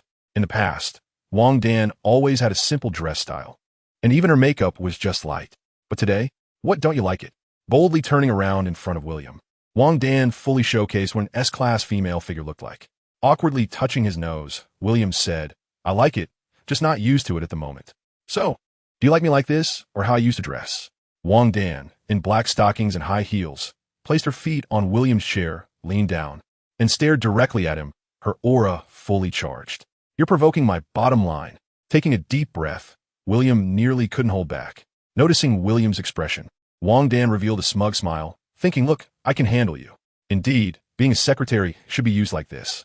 Taking a step closer, her chest almost touching William's face, Wang Dan's cheeks turned slightly red, but she still managed to hold back her shyness and gently adjusted William's shirt collar. Before leaving, Wang Dan even seductively breathed into William's ear. William thought, activating mental powers, I finally understand why Wang Dan has changed so much. Indeed, those little movies lead people astray. Is this all the tricks being used on me? However, I'm not the protagonist in a movie, So if you think this will make it easy to take me down, well, William must admit that he's been tempted, but just a little bit. Compared to his feelings for Qin Zihan, this temptation is actually acceptable. After all, having someone like this in life is quite interesting. Accepting Wang Dan's transformation with a clear conscience, William entered the experiment again. Although it's called an experiment, it's really just William thinking about what he wants to do. The ability of mechanical fruit is truly invincible in this world. As for what exactly to do, William's thoughts gradually scattered. He thought of many things, but rejected them one by one. After thinking for a long time, he found that he had no inspiration at all. Several hours later, Wang Dan, who came to call William for dinner, noticed this situation and asked, "What's wrong?" Hearing Wang Dan's voice, William slightly came back to his senses, rubbed his forehead in distress, and said, "I suddenly don't know what to do. I have many ideas in my mind, but I don't want to do any of them." Seeing William's troubled expression, Wang Dan came up behind him, gently massaging his temples, and said softly, "You're too hard on yourself. Even if you don't do anything now, you're already the greatest scientist of this era." Scientist? Hearing this word, William felt a bit sarcastic. "I don't deserve this title." Wang Dan paused her hand and said a bit angrily, "You must not say that about yourself." William chuckled. "Can't I say it myself?" "No." As she continued to massage William's temples, Wang Dan said, "Everyone has their limits. You're not a god, and you shouldn't put too much pressure on yourself. You owe no one, and you don't need to do anything in particular." "Yeah, I don't know anyone. I also don't need to do anything in particular. For this world, whatever I casually create is already the limit of this world. So why must I force myself?" Thinking of this, William suddenly understood. Slowly reaching out, William gently held Wang Dan's hand. William spoke softly, "Thank you." Feeling William's slightly warm hand, Wang Dan suddenly felt that there was no other thought, only peace. If only they could hold hands like this forever, how wonderful that would be. At this point, Wang Dan felt a bit disappointed because she knew very well that William did not belong to her. "Wang Dan, if it were you, what do you think you would want to do?" "Me? Yes, if you were in my position, what would you want to do?" "I hope there are no diseases and suffering in this world." After pondering for a moment, Wang Dan couldn't help but sigh. Although we are in time of peace now, the wars in this world are often invisible. They should be in their best years, but their best lives have been cut short due to injuries and disabilities. And those patients in hospitals are suffering from pain every day.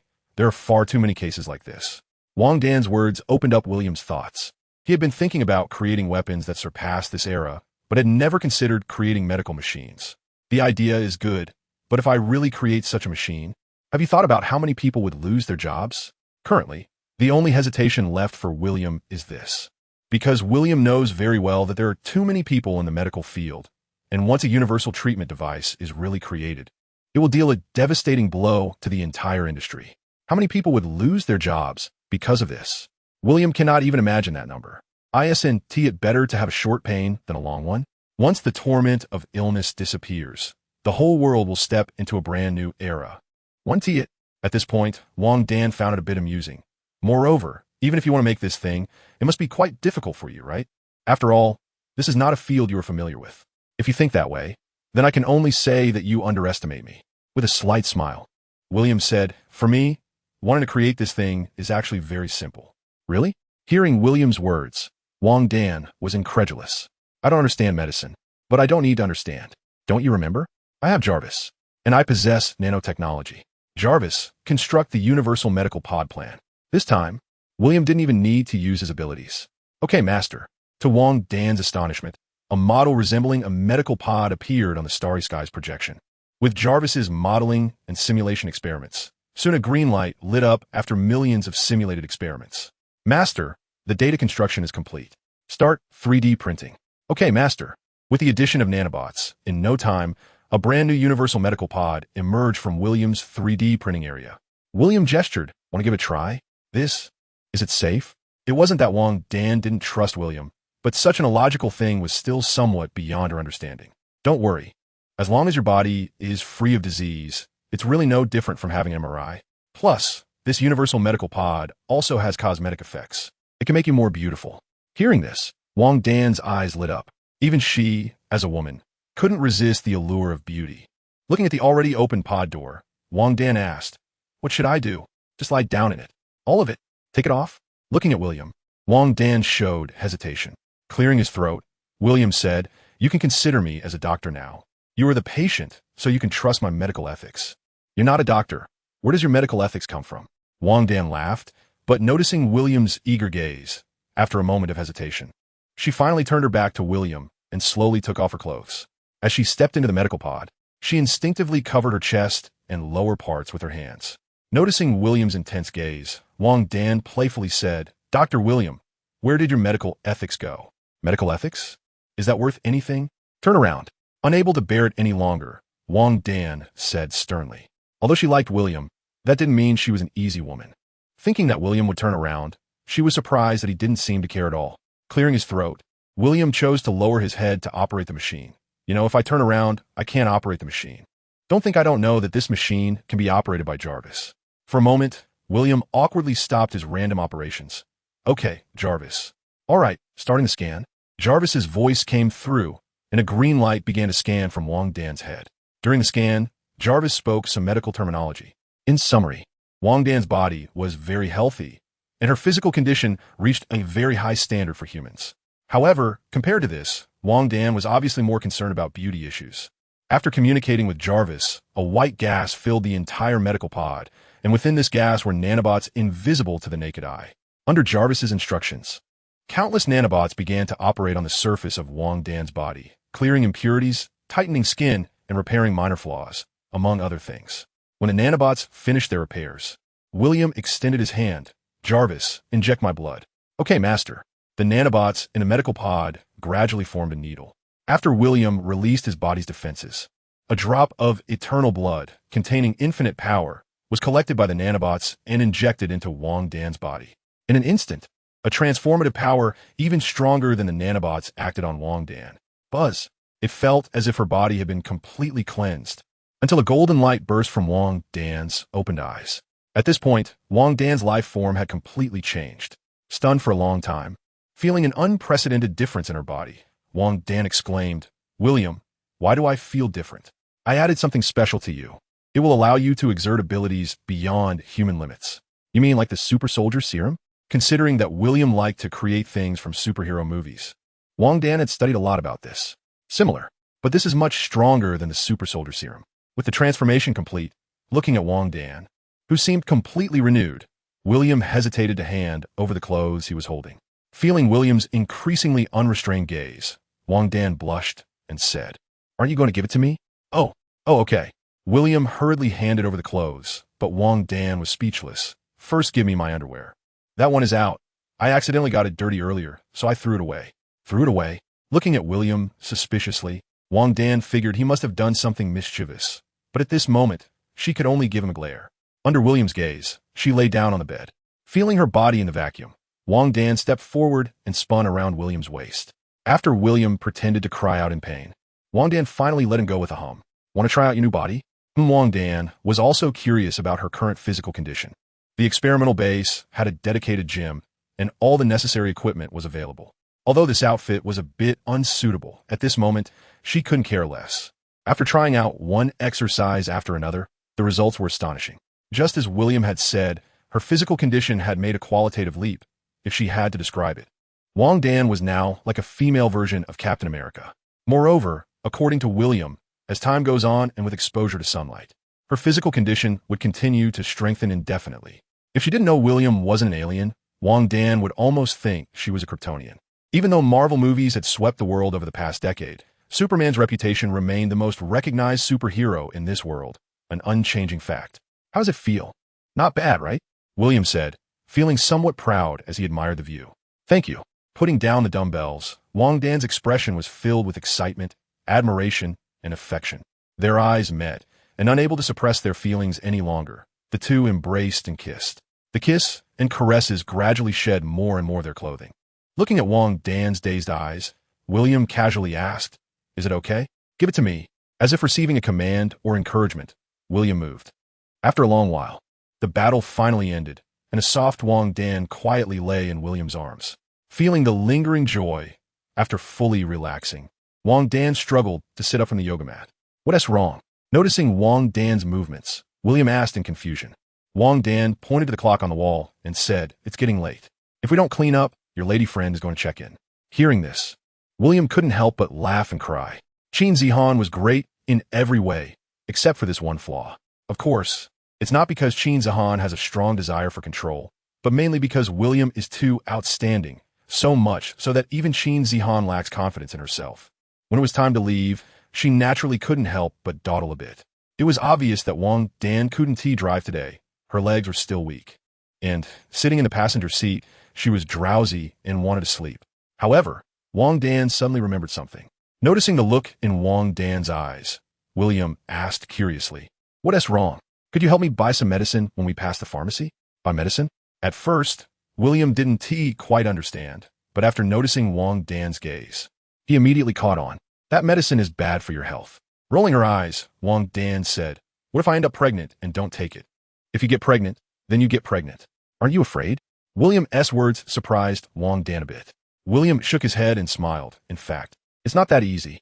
Even ordinary people can't just get pregnant casually, let alone me. I know my own situation, even without genetic isolation. It's not a simple matter to conceive my child. Otherwise, during the 10 years on the West Asia continent, only Dolores had given birth to a pair of twins for William, while Tiffany and Vicky had also spent a lot of time with him. In that world, there wasn't any concept of contraception as in the modern world."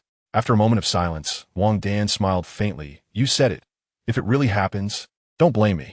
"If it really happens, I would be happy," William said, reaching out to hold Wang Dan's hand gently.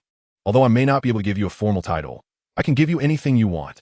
Can you also give me the stars in the sky?" Wang Dan was just teasing, but in reality, she felt quite satisfied with what William had said.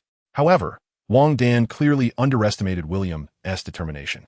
With a smile, he looked at her and said, "If you want it, it's a very simple matter." Wang Dan was taken aback and recalled that William's greatest strength was his ability to invent and create. "One day I'll build a spaceship, and then I'll take you to space to pick stars." Upon hearing this, Wang Dan's expression gradually became entranced.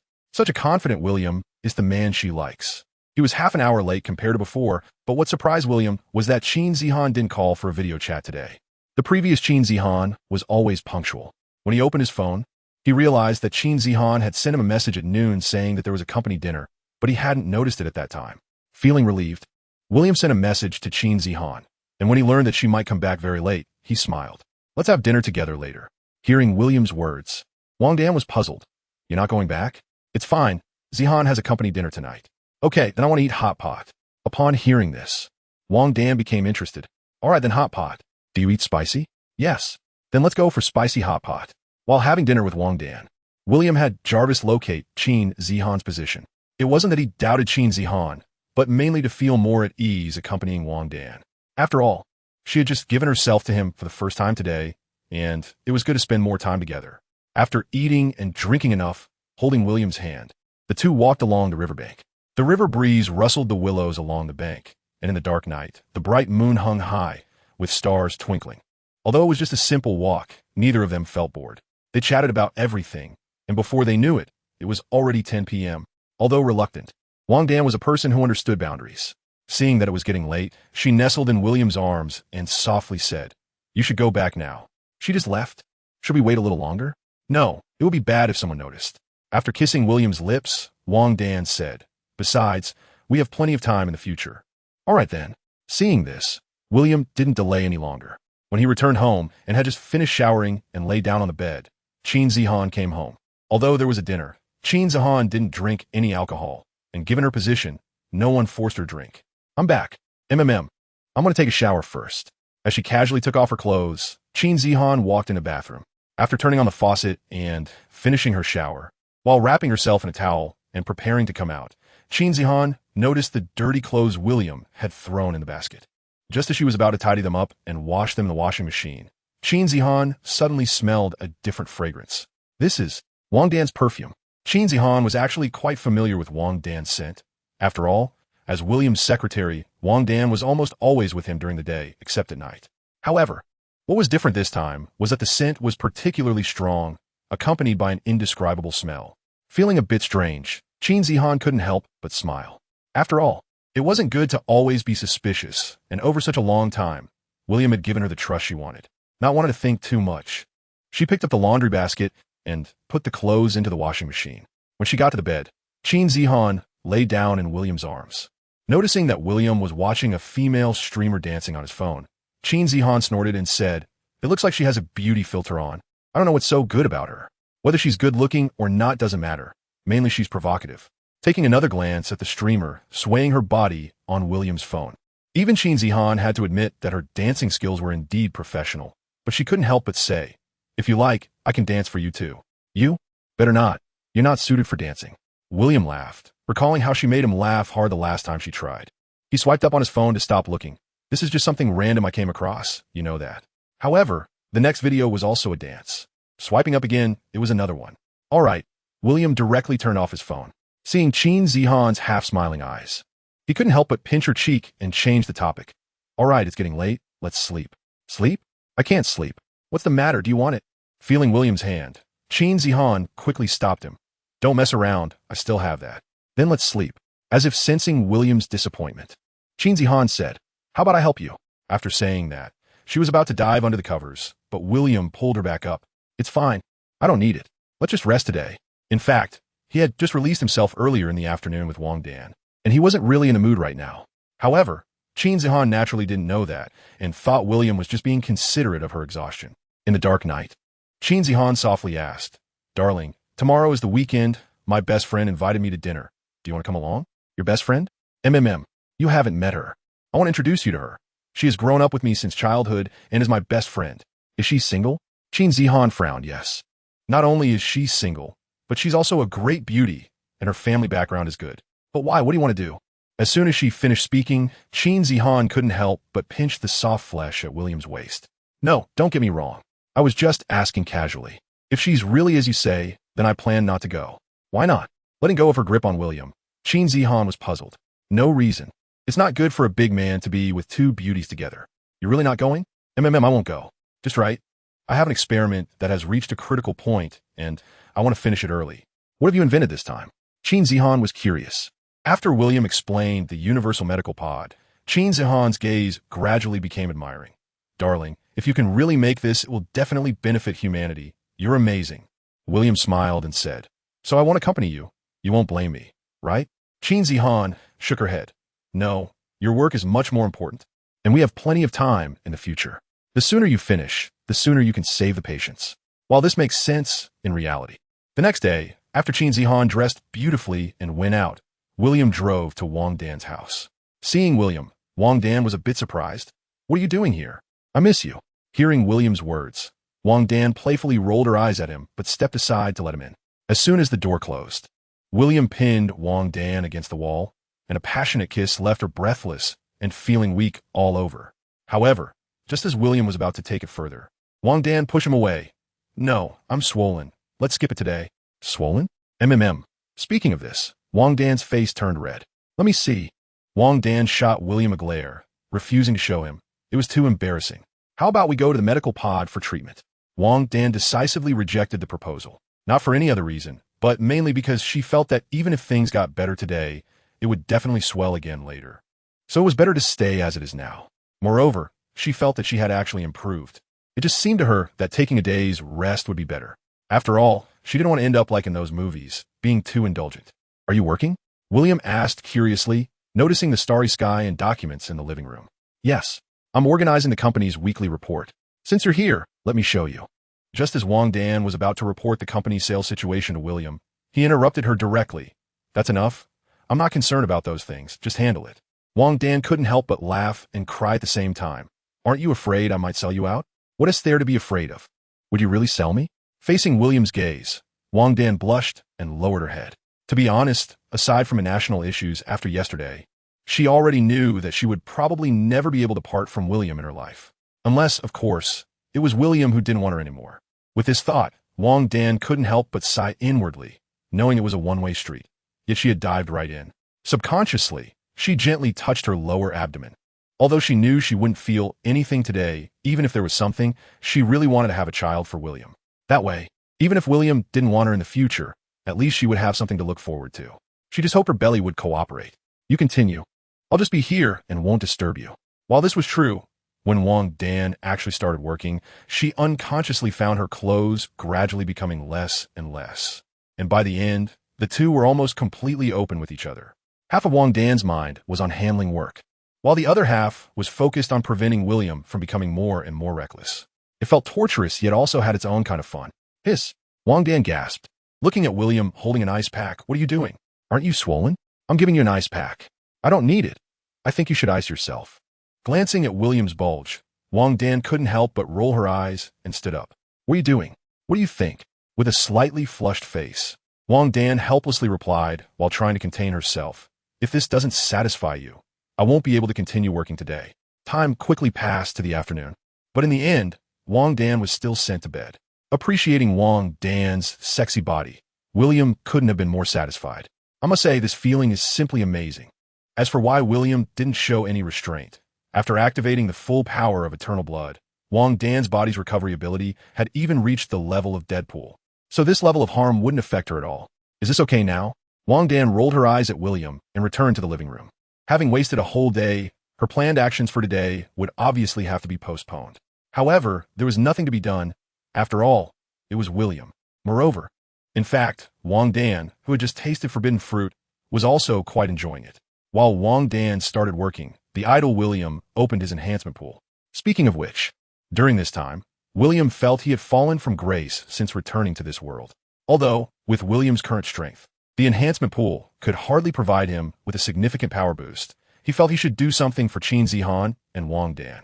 Eternal blood is one thing, but this world possesses more powerful hot weapons, even nuclear weapons, so William felt he should create something even more powerful. But what to make? Divine gifted fruit? William immediately dismissed that idea. While divine gifted fruit is great, it feels very out of place in this world. However, if not divine gifted fruit, then what? Lost in thought, William zoned out. Got it. Suddenly noticing the nanobots on Wang Dan's wrist, William had a burst of inspiration. He wondered what would happen if he enhanced this thing. What's wrong? Wang Dan asked, puzzled as William took off the bracelet on her wrist. Suddenly had an idea and want to upgrade this. Oh, as for what the idea was, Wang Dan didn't ask because even now, she didn't know the principle behind the steel armor on her wrist. Putting Wang Dan's bracelet and another bracelet into the enhancement pool, accompanied by the crisp sound of metalworking. Soon, the enhanced steel bracelet appeared before William. What is this? Looking at the data panel in front of him, William was shocked. Nanobot bracelet. Level, magical artifact. Attributes, transformation. Self-healing, at field. Enhancement. 1. William was astonished. A simple enhancement had directly upgraded the nanobot bracelet to the level of a magical artifact. Moreover, it even generated an at field. The at field, stemming from Eva's absolute territory, is essentially a wall that separates the self from others and the objective world through the power of the mind and soul. With the at field, one could almost be immune to nearly all powers in this world. Wang Dan, try it. Now, Wang Dan was confused. It had only been a short while, and it was already done. However, since it was William's request, Wang Dan wouldn't refuse. When the nanobot armor covered her body, Wang Dan gasped in surprise beneath the mask. Why do I feel like this armor is alive? It's not just a feeling, it is alive. How is that possible? William gently reassured the somewhat frightened Wang Dan. In fact, it only comes alive when it's with you. You can feel its new power. What should I do? Calm down.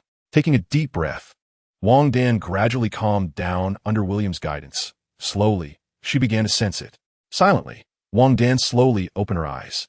However, in a place only William and Wang Dan could see, the at field activated. This power feels so strong. The at field can withstand all powers in this world. And as long as the nanobot bracelet is on you, you can activate this power. How is it? Impressive, right? Darling, you're amazing. This is simply black technology. Hearing this, William couldn't help but smile. Indeed, this thing is black technology. Moreover, the at field can do more than just defense. You can even change its form. Is that so? Wang Dan learned quickly, and almost as soon as William finished speaking, the at field transformed into a long sword.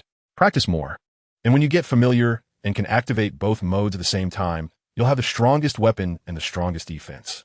After experiencing it, Wang Dan's expression became somewhat serious. This power is very strong, but it's also too dangerous. Yes, so I have no intention of making this power public. In this world, only you and Zihan's battle armor possess such power. Don't you need it? Noticing William's wording, Wang Dan felt a bit puzzled. William shook his head and smiled, saying, in fact, I really don't need it. Although William didn't say it explicitly, Wang Dan understood that he must have something else hidden. Wang Dan was curious, but didn't ask too much. If William was willing to share, she naturally wanted to know, but if he didn't, There must be a reason for that. However, from the transformers in the field that William casually took out, Wang Dan knew that such technology must be extremely powerful. Time quickly passed, and a week later arrived. On that day, when William announced the development of the universal medical capsule, it set off a wave of excitement around the world once again. Today's William has completely transformed from his original sharing livestream. Now, his shares are more akin to press conferences. However, every time William releases something, it causes a significant impact on an industry. And this time, it was the turn of the medical field, when William stated that the universal medical capsule could treat all known diseases on Earth, even disabilities.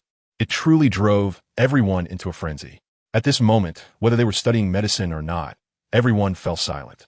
It wasn't that they didn't believe William, but mainly because the creation of this thing was simply a challenge to the current scientific worldview.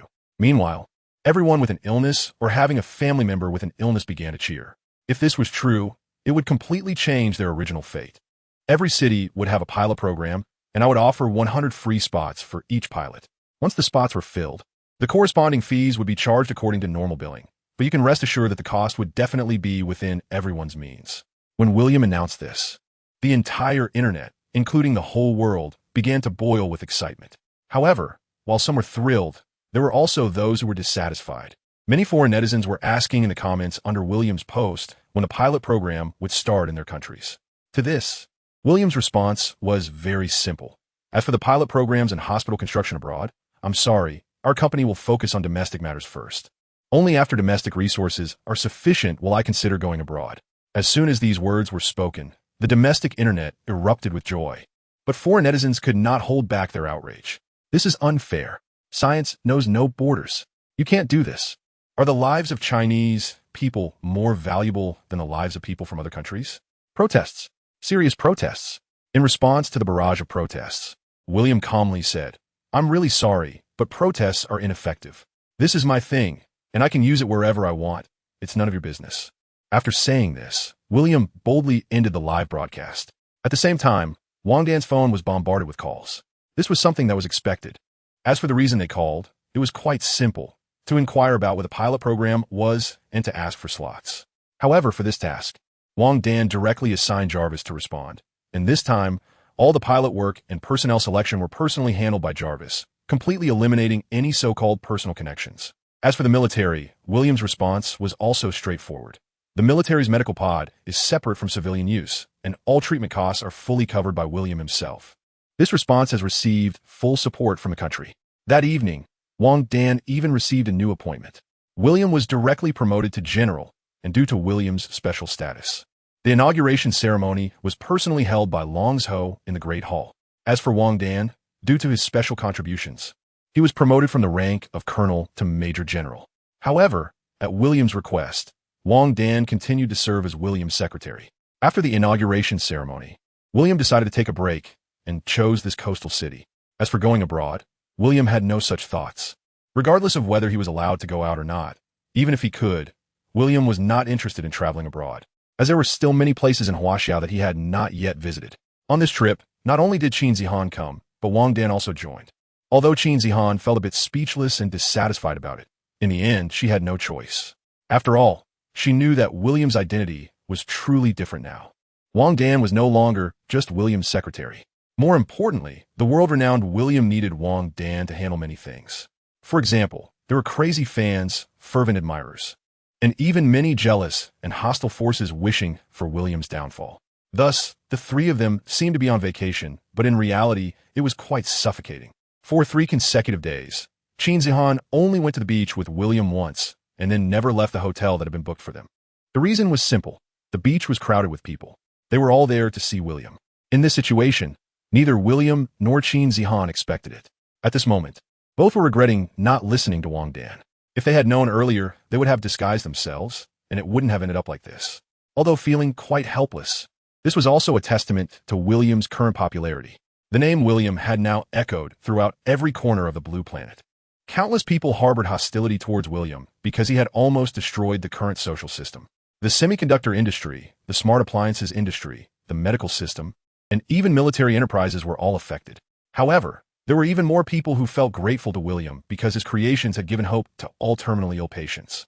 Nowadays, The universal medical pods were almost ubiquitous in every city of Huaxia, and as time went on, more and more patients were being cured, which had propelled William's fame to its peak.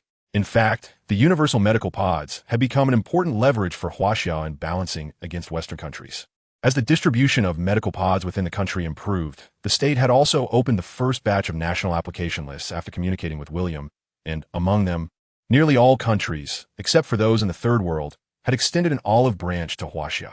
However, this time, the national application list only included 3 countries, while the total number of countries on the blue planet was nearing 200, which illustrates how fierce the competition for this application was.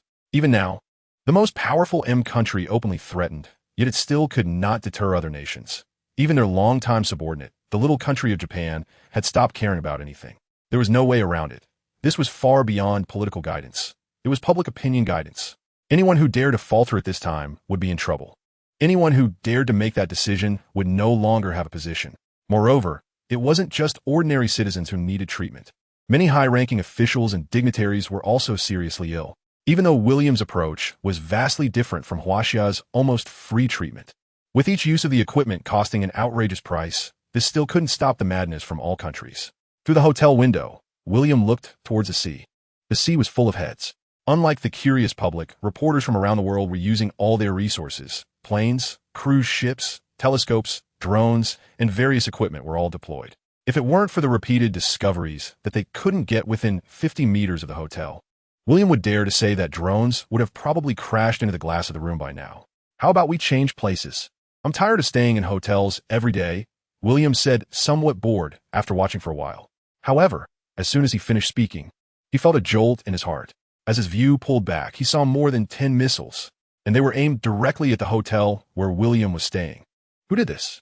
At this moment, William's face, filled with rage, looked extremely difficult to bear.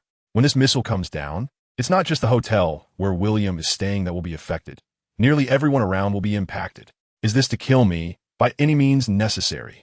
At this moment, Qin Zihan also noticed something was off with William and asked in confusion, "What's wrong? If nothing unexpected happens, a missile attack will occur here in 38 seconds. What?" Upon hearing this, Qin Zihan's face changed dramatically. But how is that possible? We're already in the near sea. Who would do such a thing? The missile was launched from international waters by a stealth submarine. Which country would dare to do such a thing? Hearing this, Qin Zihan was incredulous. South China Sea exercises. Are you saying? Although William didn't specify which country, Qin Zihan already knew who it was without having to think. However, regardless of who it was, they must be intercepted now. The mask of the steel armor lit up with a red glow. I'll go with you. Seeing William take off into the air, Qin Zihan hurriedly said, "One more person can help." William shook his head. "No need, this time I'm going alone. I want them to know the consequences of provoking me." He broke through the window and soared into the sky as Iron Man. Seeing this scene, all the reporters were dumbfounded. Quick, quick, quick. Follow him. There's a big news. Boss, I can't keep up. He's too fast. Catch up as fast as you can. However, compared to William's speed, both helicopters and drones were far too slow. Just as all the reporters were feeling frustrated, someone suddenly noticed that William had actively opened his live streaming room. Without any words, as the camera in the live stream kept zooming out, the rapidly flying missiles appeared before everyone's eyes. Oh my God, missiles. Another missile. Has the streamer gone crazy? What is he doing? No. Can you all figure out the situation first? Look at how many missiles there are. My God, is this insane? What's going on? While countless comments flooded the live stream, William showed no signs of explanation. Just as the missiles were about to make contact with William, he suddenly unleashed red lasers from his hands. Boom, boom, boom. After a series of terrifying explosions, William's figure showed no signs of stopping. Noticing this scene, combined with the direction William was heading, everyone's expressions changed. What is he going to do? Haven't the missiles already been destroyed? No, no, no, it can't be. That direction. That's towards a military exercise. What military exercise? The Mr. Military exercise? Aren't you all paying attention? Could it be that he's going to? God bless. Buddha bless. 3 pure ones bless. Is he going to kill them all alone? Streamer, don't do this. You will die. Streamer, don't go to your death. Completely ignoring the barrage of comments, William's figure had already entered the warning range of the military exercise. When William appeared within the radar range of the military exercise monitoring, the warships of the Mr. countries involved in the exercise all aimed their weapons at William's direction. At the same time, Fighter jets on the aircraft carrier took off at the first opportunity. "Here it comes," he muttered to himself. The next moment, without any intention of communication, the radar on the fighter jets had already locked onto William. Upon discovering that William showed no intention of changing direction, dozens of missiles were instantly launched toward him with a whistling sound. Didn't William know he was locked on? Of course, William knew. But so what if he was locked on? Facing even more missiles than before, William didn't slow down at all. Instead, he accelerated and charged forward. Boom! With a massive sonic boom, William's speed had reached supersonic. Boom, boom, boom. Cool. The streamer is dead. What's happening? Just as everyone was confused about why William was seemingly seeking death, amidst the huge explosion of flames, William's figure unexpectedly emerged unscathed. At this moment, the entire live broadcast room erupted in an earth-shattering cheer. Not only that, as William extended his hands, a piercing alarm sounded, and the fighter jets immediately took evasive action. However, Fila, boom, boom, boom, boom, accompanied by a tremendous explosion, 6 fighter jets worth over 100 million each instantly turned into fireballs. Yet, William, who initiated this action, showed no signs of stopping. As William approached the mothership, the escort ships around the mothership immediately activated all combat equipment. "Shoot them down," the commander shouted angrily in the cockpit, and countless missiles and bullets roared wildly. Almost in an instant, the torrent of bullets transformed into a giant flame dragon. However, facing this scene, William still showed no intention of dodging, activating the field, and with a cold snort. He even took a penetrating hit from an armor-piercing round and a missile, creating a hole in one of the escort ships. As William soared into the air again, the bullets and missiles became even more intense. Yet, all the weapons that hit William, even the missiles, silently disappeared around him. At this moment, everyone realized that there was an invisible energy field surrounding William's steel armor. What is this thing? So powerful. So cool. Let's take them down. Damn, I'm going crazy. Am I seeing Superman? Since when did Iron Man become so awesome? It's not Iron Man who's awesome. It's the streamer who's awesome. The big shot is awesome. Accompanied by countless roars, a device that looked like an energy weapon suddenly opened up behind William. Seeing the scene, although everyone was wondering if the big Dio was really the case, they all guessed that this was an even more powerful weapon. It absolutely cannot be allowed to launch. Otherwise, we will all die. Soldiers, fire. Use all weapons. However, even so, they could not break through the field surrounding William at all. It was as if there was a dimensional rift between William and this world, and all weapons would be blocked the moment they touched the area around William. As the energy behind William gathered to an extreme point, no, accompanied by countless roars, boom, the 4 escort ships were instantly penetrated. At this point, the entire aircraft carrier had become William's live target. As for the fighter jets that were almost desperately charging at him, William merely swatted them away as if they were flies. When the last fighter jet fired all the missiles it carried and chose to self-destruct with William, he reached out. Click, click, click. In that moment, William could even see the pilot's desperate, wide-eyed expression in the cockpit of the fighter jet. No. Boom. The massive flames instantly obliterated the fighter jet into fragments, and the debris was casually tossed aside by William. At this point, the entire M country's aircraft carrier fleet was left with only the powerless mothership. As for our country, none of them had anticipated that things would suddenly turn out this way. In fact, the mastermind behind this incident was actually our country, followed by M country. However, it was as if William couldn't see our country at all. After destroying the entire M country's carrier group, his figure had already landed on the deck of the mothership. As for our country, after William's laser weapon obliterated the submarine that launched the missiles, the entire our country fleet chose to retreat under the leader's orders. There was no choice. They simply couldn't fight back. If this stays, the result will be a dead end. Rather than this, it's better to leave. As for the last aircraft carrier of the M country, there's no need to think about it. They also know that someone like William, who does such things, would never let the other side go. Watching William descend onto the deck, all the soldiers on the aircraft carrier were trembling. As soon as William took a step, the dozen or so sailors in front of him had already emptied their magazines in terror. However, despite hundreds of bullets fired, not a single scratch was left on the paint of William's armor. After all, even armor-piercing rounds and missiles had failed to harm him. So what could these handguns do? With a series of clanging sounds, William looked down at the golden bullets scattered all over the floor and scanned the surroundings without saying a word. The atmosphere had grown extremely cold. Seeing the Special Forces soldier in front of him attempting to change magazines and prepare to fire, William sighed. Why bother? It's just a dying struggle. He raised his hand and made a slicing motion. With a swoosh, in the dazed eyes of everyone, the entire deck of the aircraft carrier was sliced in half, accompanied by waves and tremors. Crack, crack, crack. Amid the massive upheaval, the entire aircraft carrier was miraculously split into two. Watching the soldiers on the deck panic and desperately seek survival, William's eyes were cold to the extreme. Without a trace of sympathy, upon seeing this scene, the comments in the live stream gradually slowed down, and some compassionate viewers even openly judged William's cruelty for doing such things. William naturally noticed the barrage in the comments. Unlike a small number of critics, more people fell into silence. It wasn't that they didn't want to judge. Rather, many did not understand why William would do such things, as in everyone's perception. He was not such a cruel person.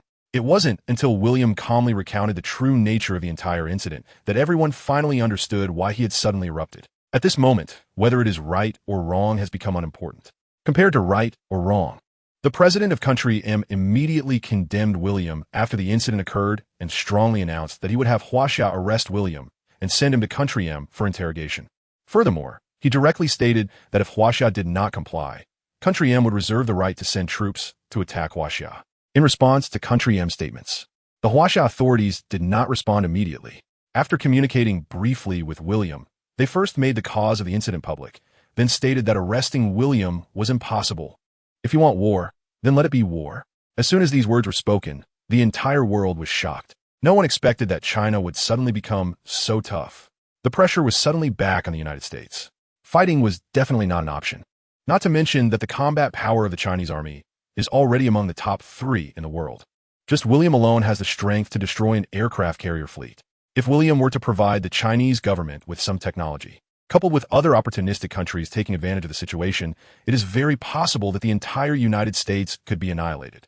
Moreover, does the United States really want to fight? As a capitalist country, they would never engage in actions that do not serve their interests. The nature of bringing William to the United States for interrogation is self-evident. At this point, the U.S. government has completely despised Japan. It's clear that this group came up with a bad idea themselves, and now that the deed is done, they end up taking the blame. Moreover, there's no place to seek justice. At this point, saying that the missile was not launched by me has become completely meaningless, because even if I say it, no one would believe it anymore. Even if someone does believe it, it no longer matters whether it was a missile or not. It has completely transformed into a diplomatic disaster. Unfortunately, someone has to take the blame. When the U.S. Secretary of State announced through the media that the incident was planned by Japan and that the U.S. was taking the blame, the entire situation underwent a fundamental change.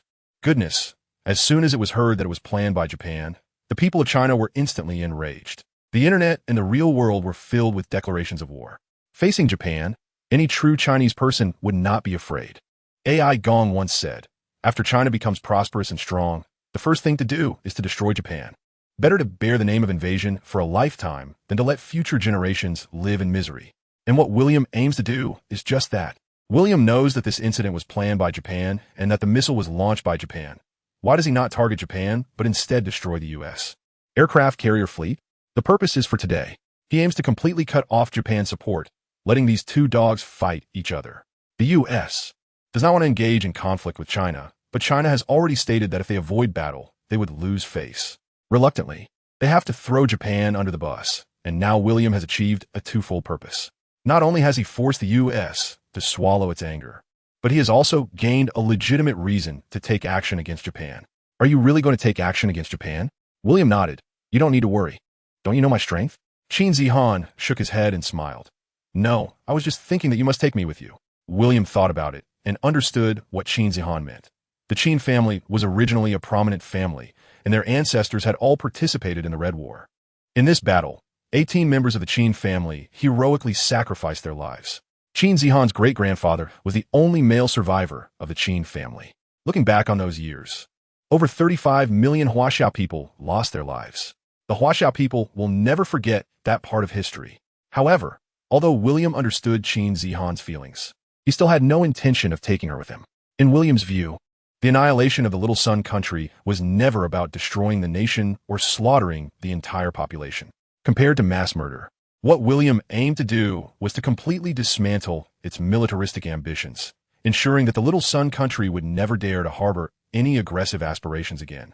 To achieve this, the first step was to act quickly so fast that no country could react in time, and secondly, to strike with lethal precision. William did not want his actions to drag Huaxia into the quagmire of war. After hearing William's words, Qin Zihan understood. But she was unclear about how William planned to achieve such an effect. Aren't you always curious about what power I have been hiding? Today, it's time for you to witness it. Are you sure you want to see? I want to see. William nodded, no longer saying anything. Just as he was about to turn on the camera and leave, Wang Dan walked in. You? Don't worry, I'll be back soon. Nodding at Wang Dan, William's figure instantly transformed into light. What is this? Seeing this scene, Qin Zihan and Wang Dan were both stunned, thinking they were seeing an illusion. However, in the video, William had already arrived above the Little Sun country. Without any mechs or advanced technology, he achieved this solely through his physical body. Just as the two women were still immersed in how William accomplished this, a blinding light suddenly erupted from his body. The next moment, huge pillars of light rose one after another from the entire Little Sun country. When the light pillars disappeared, the Little Sun country appeared to be unaffected. But all of its national defense forces, self-defense forces, and all-arms factories, as well as secret bases, had completely vanished. It was as if they had been erased by the power of the world. On this day, the world was in an uproar. However, after doing this, William did not appear in public again. It wasn't out of fear, but simply because he felt there were no regrets. He had used his power not only to change the world, but also to accomplish countless things that many wanted to do but couldn't. So, what more could he ask for? As a result, in the time that followed, William lived almost like an ordinary person. Although it was somewhat dull compared to his past life, it had its own unique flavor, and even found an opportunity to publicly reveal his ability to traverse worlds. Along with Wang Dan. Initially, Qin Zihan couldn't accept it. However, after hearing Wang Dan's words, she had nothing to say. In Wang Dan's words, whether it was her or Qin Zihan, neither of them was actually William's primary partner. Since William's primary partner, Dolores, didn't care about him finding other women, they had even less right to interfere with William's freedom. Of course, Wang Dan's support for William was essentially a form of compromise. Unlike Qin Zihan, her position was even more awkward. Rather than that, it was better to pull Qin Zihan into her camp, as that would be preferable to fighting alone. However, while this was true, the real resolution of all misunderstandings came when both Qin Zihan and Wang Dan became pregnant 3 months apart. William was surprised that both women were having his children. However, with experience from the Western continent, William quickly adapted to this new identity. During the time the two women were preparing for pregnancy, he did not forget about the 3 women from the Eastern continent. Although the 3 women seemed reluctant to come to William's world, ultimately, under William's persuasion, they brought his eldest daughter and second son to live on Earth. Time flew by, and soon 10 years passed. Now, William himself had lost track of how powerful he had become. In Blue Star, since that incident, William had not used his power for a very long time, to the point that over the years, he had even regarded his strength and the levels of various items as mere data.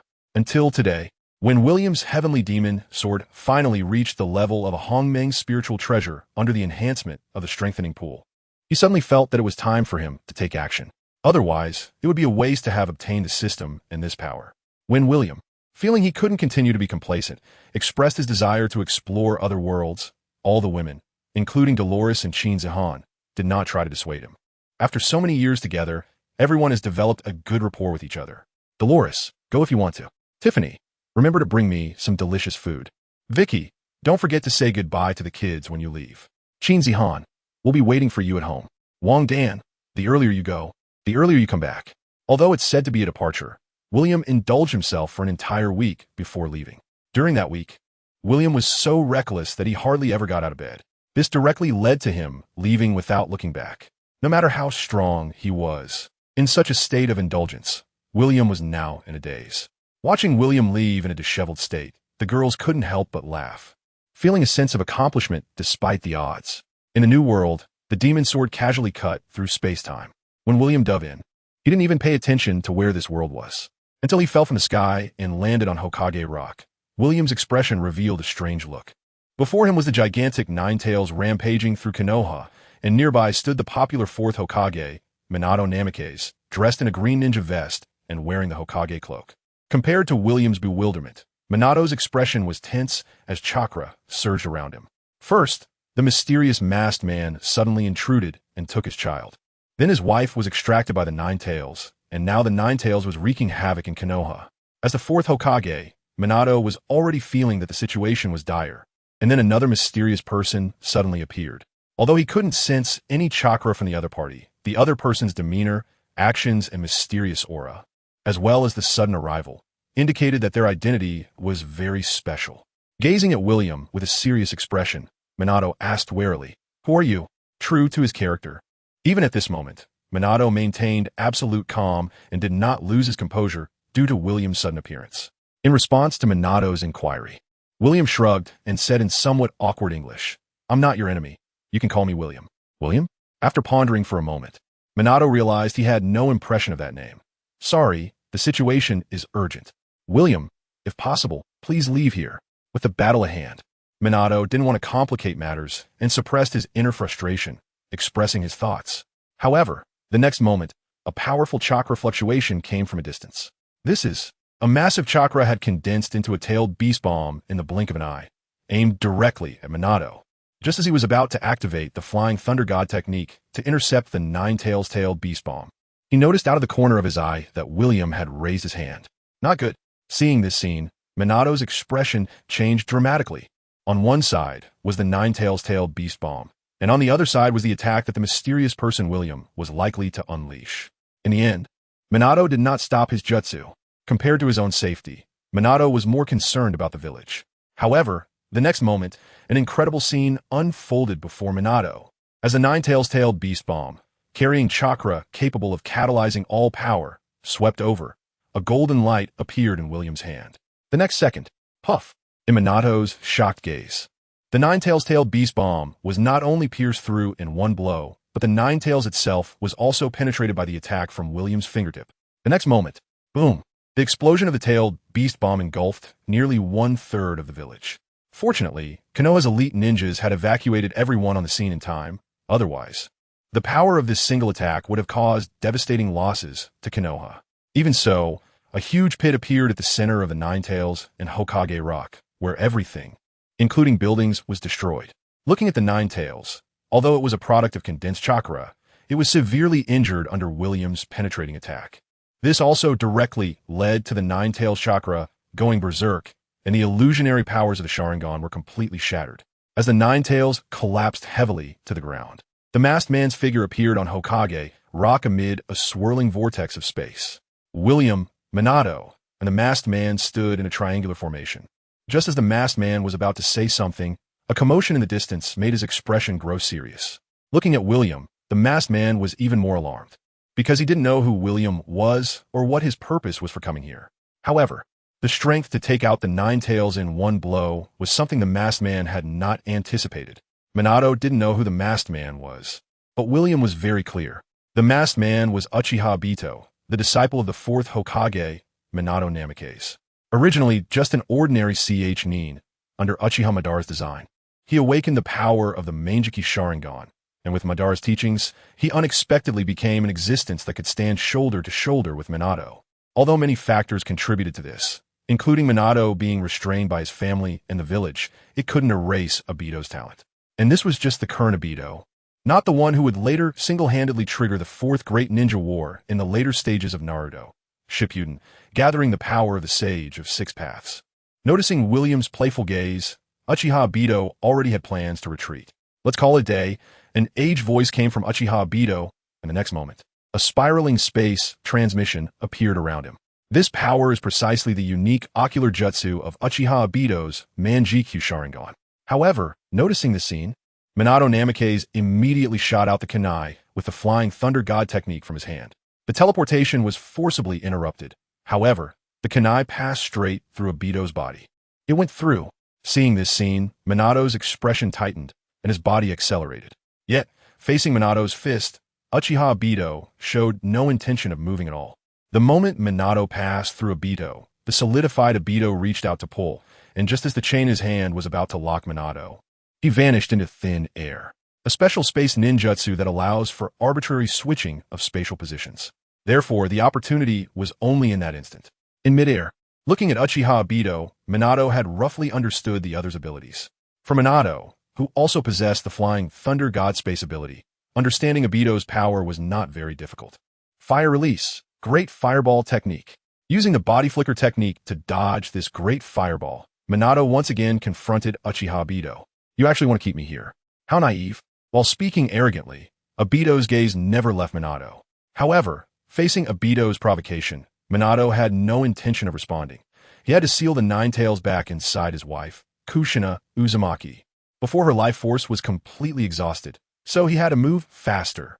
With quick steps, Minato no longer intended to use other ninjutsu, but directly threw several kunai with the Flying Thunder God technique. Useless. Watching the kunai pass through his body, a smirk appeared at the corner of Obito's mouth beneath his mask. However, the Minato in front of him, holding a Rasengan, suddenly disappeared. The Sharingan couldn't even capture Minato's speed, but seeing Minato pass through his body from behind, a smile appeared at the corner of Obito's mouth. Got you. Just as he was about to grab Minato's shoulder, Minato vanished again. A beautifully executed Rasengan. Seeing this scene, even William, who had witnessed it more than once, was dazzled by Minato's combat artistry. Wow. In immense pain, Obito collapsed to the ground, furious to the extreme. He never expected that after just a few exchanges, his abilities would be seen through by Minato.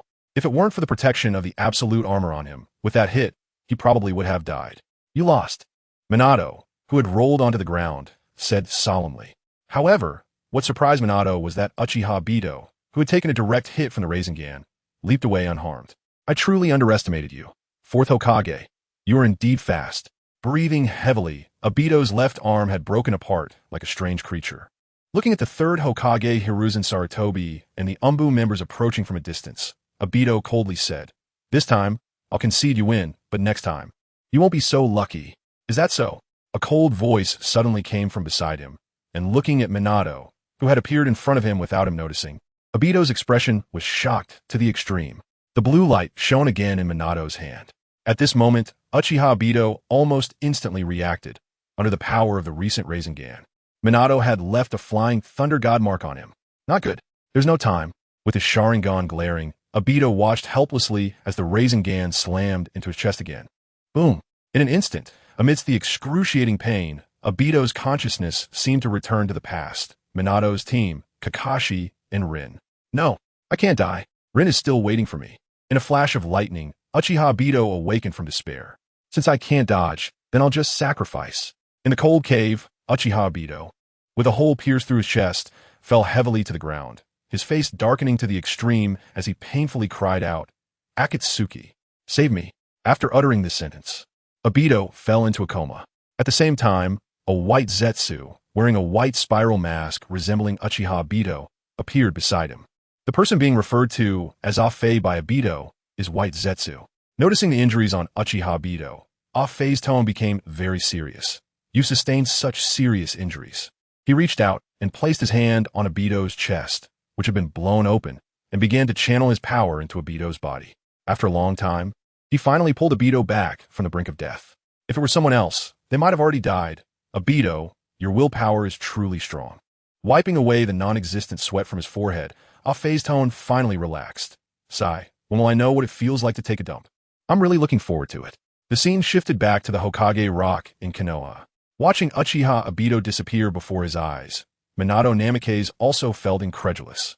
However, he knew very well that his opponent had directly endured his Rasengan. Even if he didn't die, it would be impossible for him to appear again in a short time. With this thought, seeing the third Hokage, Hiruzen Sarutobi, had arrived in front of him, Minato didn't have time for small talk and said directly, "Lord Third, I need to seal the nine tails as soon as possible." "I understand. Actually, let's talk about this when you return." As he spoke, Hiruzen Sarutobi looked towards William. "His name is William. He is the one who defeated the Nine Tails. Please take care of him for me." Just as Minato was about to leave, Hiruzen suddenly said, "Minato, Lake Biwa." Hearing this name, Minato paused for a moment and didn't know what to say. "Is that so?" "I understand." Suppressing his inner sadness, Hiruzen took a deep breath and spoke with a serious tone. "I'm sorry." After whispering this, Minato's figure instantly vanished from the spot, and soon, he had arrived at Konoha's secret place with the Nine Tails. Just as Minato began to reseal the Nine Tails for his wife Kushina, Hiruzen turned to William and said, "William, if you don't mind, how about having a cup of tea with me? This is not an anime world, but a real world." William did not expect that after learning about his wife's murder, Sarutobi Hiruzen remained calm. While reading the manga, The image of the third Hokage, Sarutobi Hiruzen, was not particularly positive, but upon truly interacting with him, William discovered that the third Hokage was also a living person. For the sake of Konoha, Sarutobi Hiruzen had also sacrificed a lot. The Nine Tails incident not only resulted in the sacrifice of the fourth Hokage's family, but Konoha also suffered heavy losses, including Sarutobi Hiruzen's wife, who died in the chaos.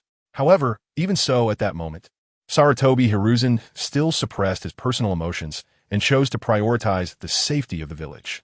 Just a moment ago, William was wondering if his actions against the Nine Tails disrupted the main storyline of the Naruto world, but now he suddenly understood that compared to the plot, every person in this world is a living being. Although this world is from a comic and country R, a comic is a comic, and country R is country R. William did not connect the two worlds. Moreover, in Blue Star, William had already taken his revenge, accompanying the third Hokage to the Hokage office. The third Hokage politely brewed tea for William.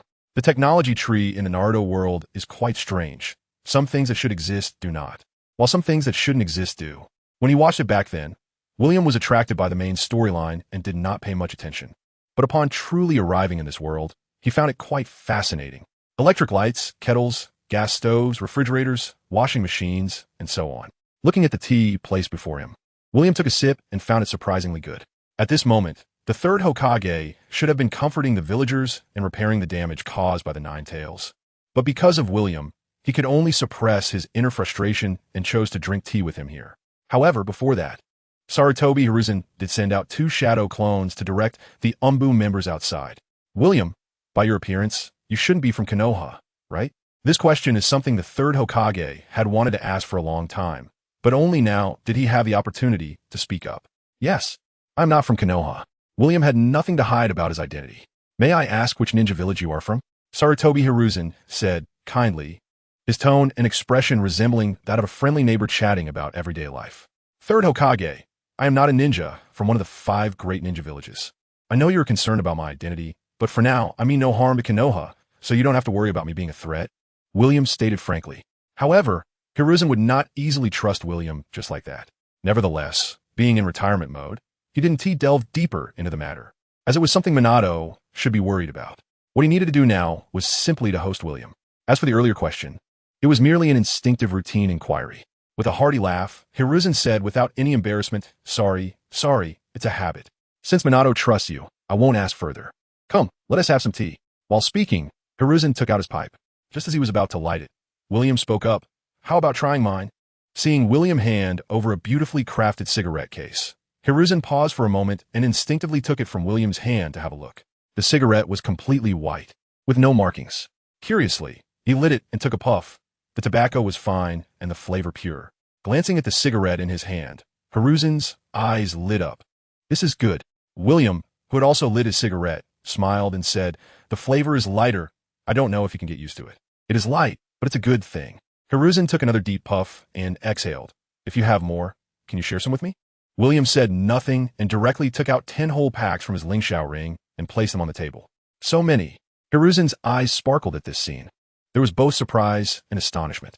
The surprise was not expecting William to bring out so many, and the astonishment was at William's spatial abilities.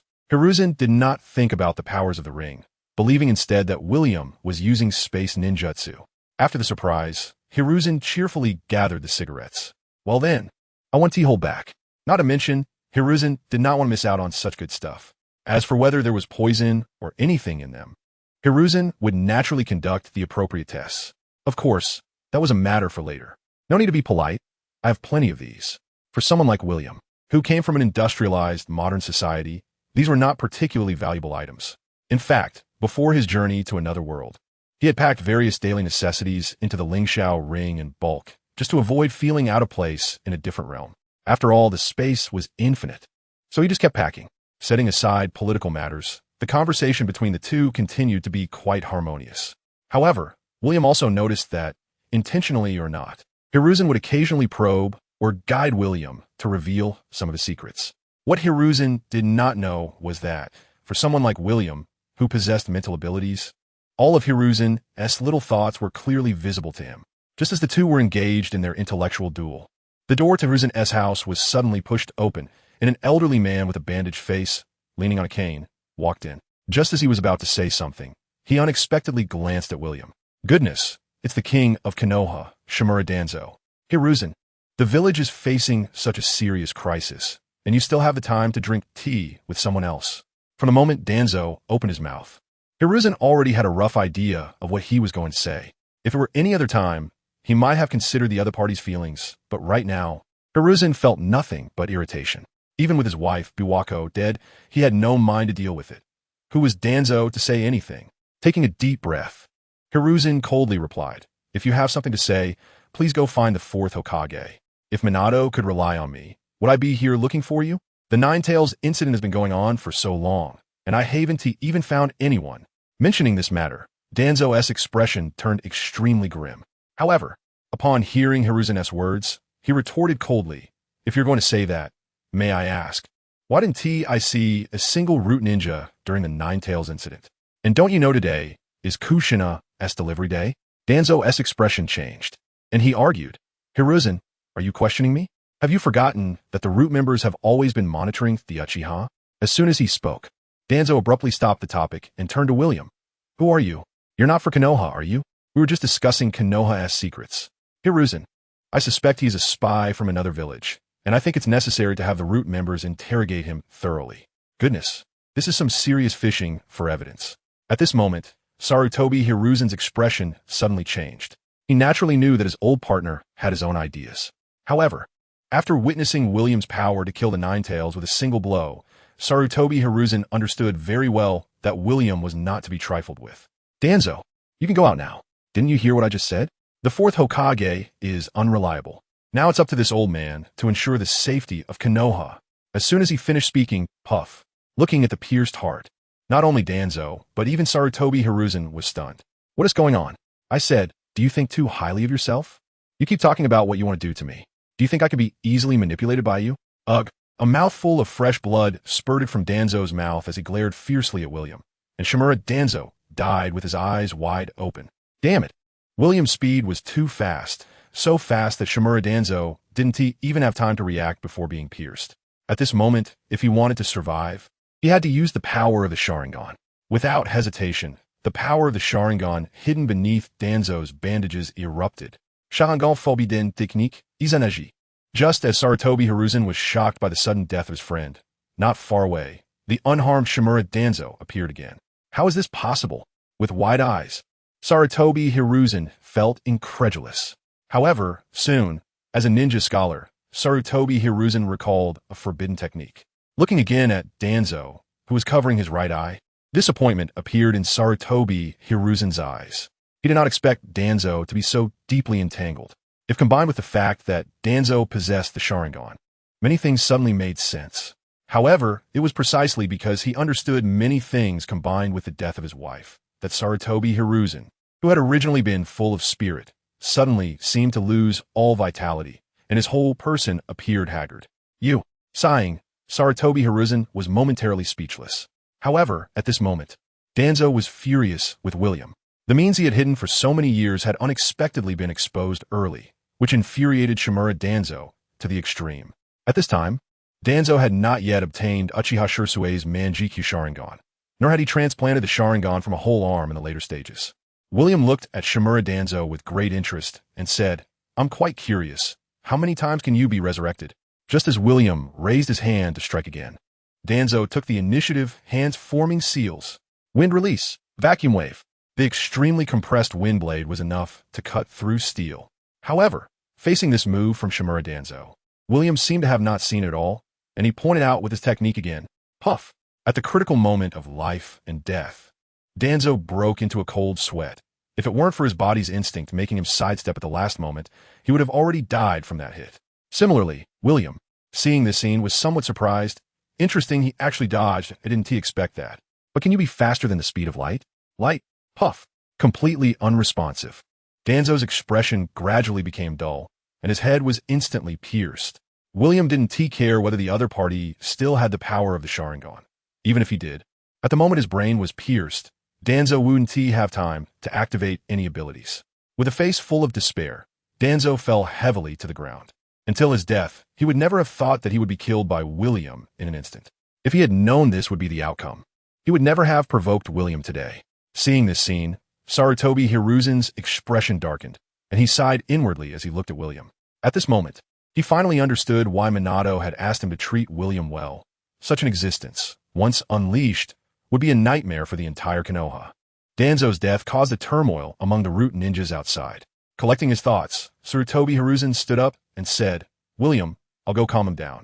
After saying that, Sarutobi Hiruzen walked towards the door.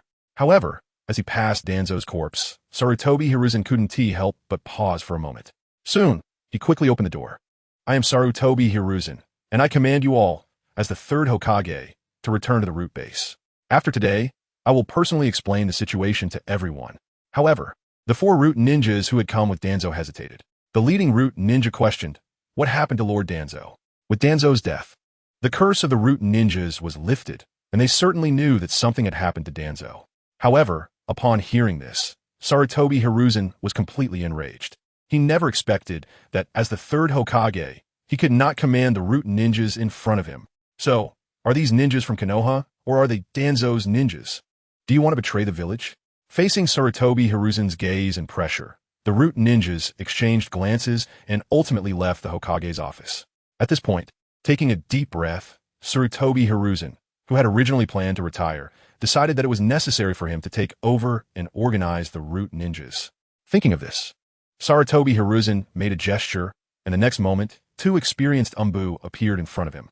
"Take away Danzo's body." Yes, just as the two were about to leave, Sarutobi Hiruzen suddenly spoke. "Today's events must not be mentioned by anyone.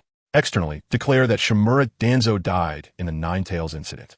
At the same time, noticing Sarutobi Hiruzen's gaze, William shrugged indifferently and said, "If you don't hold me accountable, I won't casually speak outside either." Sarutobi Hiruzen nodded, and as he sat back in a chair, the atmosphere in the room suddenly became strange.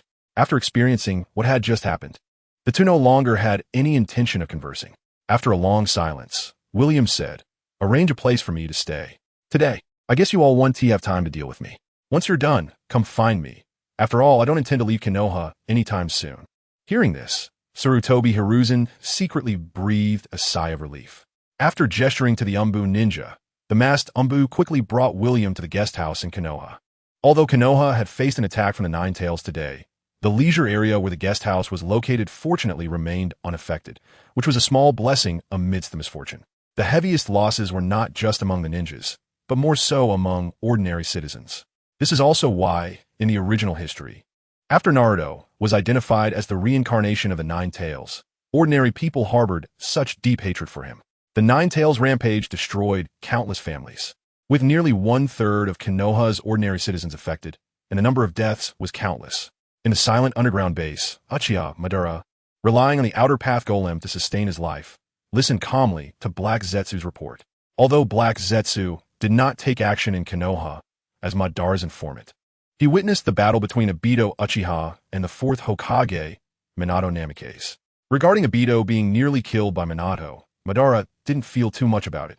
Instead, he became interested in William, who had nearly one-shot the Nine Tails in that battle. So, that person struck with a wave of light and severely injured the Nine Tails. Is that right? Hearing Madara's aged voice, Black Zetsu nodded in response, yes. He even just casually raised his hand. After saying this, Black Zetsu, with a childlike personality, mimicked William's action. The imitation was vivid, the only difference being that Black Zetsu couldn't unleash the Dijutsu. I didn't expect such a powerful being to appear in my absence. Madara's expression carried regret as he felt helpless about not being able to fight William. Although he could indeed do such things, in his prime, Madara could easily treat the nine-tailed beasts like dogs. However, in this world, not everyone could be Uchiha Madara. For Madara, the only ones capable of such feats would probably be himself and Hashirama Senju. He never expected a third person would appear in Konoha. Lord Madara, I heard that the person named William doesn't seem to be from Konoha. Oh, Madara raised his head slightly, surprised. He's not a ninja from Konoha? That's right. And, Lord Madara, he seems to be able to sense me. That's why I've been afraid to approach him. Speaking of this, Black Zetsu's expression showed a hint of confusion. Due to his unique body structure, Black Zetsu's presence almost fused with nature, and he had never found anyone, aside from Madara, who could detect them. However, William was one of the two who could sense their existence, which piqued Black Zetsu's innate curiosity. Despite his curiosity about William's existence, Madara would not allow his plans to be disrupted. Obito's strength was still lacking. It seemed necessary to retrieve Obito's other eye. Hearing Madara's words, Black Zetsu hesitated. But Obito doesn't want to harm Kakashi Hatake. My time is running out. Madara's meaning was clear, and Black Zetsu understood. Lord Madara, how much longer can you hold on? At most, not more than a month. Feeling the nearly exhausted vitality in his body, Madara's gaze turned icy. His body no longer allowed him to fight. And since the pawns were not yet ready to move, the only one who could act now was Black Zetsu. Noticing Madara's gaze, Black Zetsu panicked. Lord Madara, I'm afraid I'm not a match for Kakashi Hatake. Madara couldn't help but curse waste. If you can't match him, can't you at least take action? Your transformation technique is nearly impossible for them to detect. Use Obito and Rin Noera to deal with that kid from the Hatake clan. Cough, cough, cough. Ugh. Madara, enraged, spat blood. He was truly on the verge of collapse. If he were able to act, he wouldn't have to rely on Black Zetsu. Seeing Madara's condition, Black Zetsu was also a bit panicked, fearing Madara would die on the spot. Wiping the blood from the corner of his mouth, Madara, breathing weakly, continued. What about Black Zetsu? In fact, Black Zetsu was quite powerful, but their personalities were too immature and unreliable. Helpless, Madara could only rely on his will to manifest. However, the reason Madara hadn't thought of Black Zetsu immediately was that Black Zetsu itself had no real strength. Its only ability was to attach to others and control them. Nevertheless, thinking of control, Madara's gaze turned to Black Zetsu. After the combination of the two, will there be unexpected gains? Thinking of this, Uchiha Madara couldn't help but feel proud of his wisdom and creativity. In a room of the base, Uchiha Obito slowly opened his eyes. His vision gradually became clear from the haze, and he slowly sat up from the bed. After feeling his body, Uchiha Obito couldn't help but breathe a sigh of relief, thankful that he was alive. However, just as Uchiha Obito was about to get out of bed, he felt the darkness overwhelm him and nearly fainted. In the darkness, Zetsu supported the almost collapsing Obito and softly said, Obito, your injuries are too severe. This time, you will probably need a long time to recover. However, it seemed that Obito didn't hear Zetsu's words at all and weakly said, Where's Madara? Take me to see him. Now. Yes. Now. Seeing Obito's determined attitude, Zetsu ultimately said nothing more and brought Obito to Uchiha Madara's side. At this moment, Madara had fallen into a deep sleep after completing the fusion of black and white Zetsu. When Uchiha Obito arrived in front of him, Madara, with his eyes closed, weakly said, What is it? I want stronger power. Upon hearing this, Madara opened his eyes. Looking at Obito in surprise, Madara said lightly, Have you made up your mind? Clenching his right fist, Uchiha Obito's expression was heavy. This setback was undoubtedly enormous. Ever since he awakened his Mangeki Sharingan, Uchiha Obito had never suffered such a devastating defeat. Even though he was defeated by his former teacher, now the fourth Hokage, Uchiha Obito still couldn't accept it. Without power, there was no way to cast infinite Tsukuyomi. So what meaning is there in my life? In Konoha, late at night, William, lying in bed, not only had no sleepiness but was instead full of energy. William himself did not expect that by casually breaking the space barrier, he would end up in this world. Here is a fantasy world, not the real world. If I could traverse the world of Naruto, then could I also traverse to more fantasy worlds? Thinking of this, William recalled many worlds he once liked, such as the Journey to the West, the Primordial World, the Marvel Universe, the DC Universe, and so on. Perhaps, if possible, he could also take a trip to the movie world of Little Days. However, there was another question: why was it not possible before, but now it is? Reflecting on the details of his recent traversal, William suddenly thought of a possibility. Could it be the Tianma sword? With this thought, William summoned the black and white Tianma sword into his hand. Sensing William's confusion, the Tianma sword responded with pride. Indeed, well done. It's no wonder I have carried you for so many years.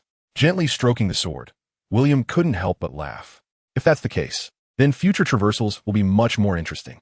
With this in mind, William rewarded himself with another 1,000 enhancements that night, taking nearly 3 hours in total. Time passed unknowingly, and it was already late at night. Glancing at the figures standing outside the window, William smiled. Is that Minato? Hearing William's voice, Minato was somewhat surprised. Although he knew William was strong, he didn't expect to be sensed by William as soon as he landed. Minato's cheerful voice came from outside the window. Sorry, William. Did I disturb you? I'm still awake. If you have something to say, come in. With a thought, William opened the window and looked at Minato, hanging from the eaves. Smiling slightly, Minato no longer hung around and flipped into William's room. The two sat down, and after a moment of silence, Minato softly said, "Thank you for your help today." Minato knew very well that without William today, both he and his wife, Kushina Uzumaki, and even their child could have faced grave danger. "Do you trust me that much?" William was somewhat surprised. Minato didn't seem worried that he would be a threat to Konoha. "If you wanted to do something, I should be gone by now." That single blow that could instantly kill the Nine Tails was chilling even to Minato. Even with his flying thunder god, it would be very difficult. No, it would definitely be impossible to dodge that fatal strike. A smile appeared on William's face, as expected of you, Minato. Although Minato was curious about William's identity, and although the third Hokage, Hiruzen Sarutobi, had already told him that William had killed Danzo Shimura, Minato firmly believed in his heart that William was not an enemy. This does not mean that Minato Namikaze is blindly confident, but rather that he trusts his judgment of people and the evaluations he provides based on the existing data he has gathered. Moreover, Minato does not wish for Konoha to become enemies with William. He understands very well that doing so would only lead Konoha to bear potentially irreparable consequences. Just as Minato was about to leave, William spoke up. "I know you are all very curious about my identity, so let me give a brief self-introduction to eliminate any unnecessary suspicion between us, if you are willing." Upon hearing William's words, Minato immediately stopped what he was about to say. "My name is William, and I come from the Holy Land of Huaxia." Holy Land of Huaxia? Yes. You don't need to investigate. The Holy Land of Huaxia existed long before Maiboka Mountain, the Dragon Cave, and the Wetbone Forest, with a history that can be traced back 5,000 years. 5,000 years. Hearing this number, Minato couldn't help but widen his eyes. The power possessed by the current human world comes from chakra, which was brought to this world by the Otsutsuki clan after their arrival. While the power of the Holy Land of Huaxia is a completely different power system from that of the ninja world, which we call the infinite power. Otsutsuki clan? Infinite power? You might be a bit unfamiliar with the Otsutsuki clan, but you should have heard of the Sage of Six Paths. As for the infinite power, you can understand it as infinite life force and infinite strength. Minato. Noticing Minato's almost dazed expression, William smiled slightly and said, "I know you don't believe me. In fact, the Sage of Six Paths did exist, and he is the one who split the 10 tails to create the current 9-tailed beasts. If you don't believe me, you can ask your wife about the 9 tails Kurama in her belly." Minato, suddenly learning so much, Minato felt as if his brain was on fire. "There is one more thing I think you should know. Your child, Naruto Uzumaki, is the destined child of this world and this era. In the future, your child will end the current chaotic ninja era." After a long silence, Minato spoke with a bitter tone. "I'm sorry, it's not that I don't believe you. I'm just very curious about how you know these things about the future. Isn't that toad from Maiboka Mountain also capable of prophecy?" "It seems so."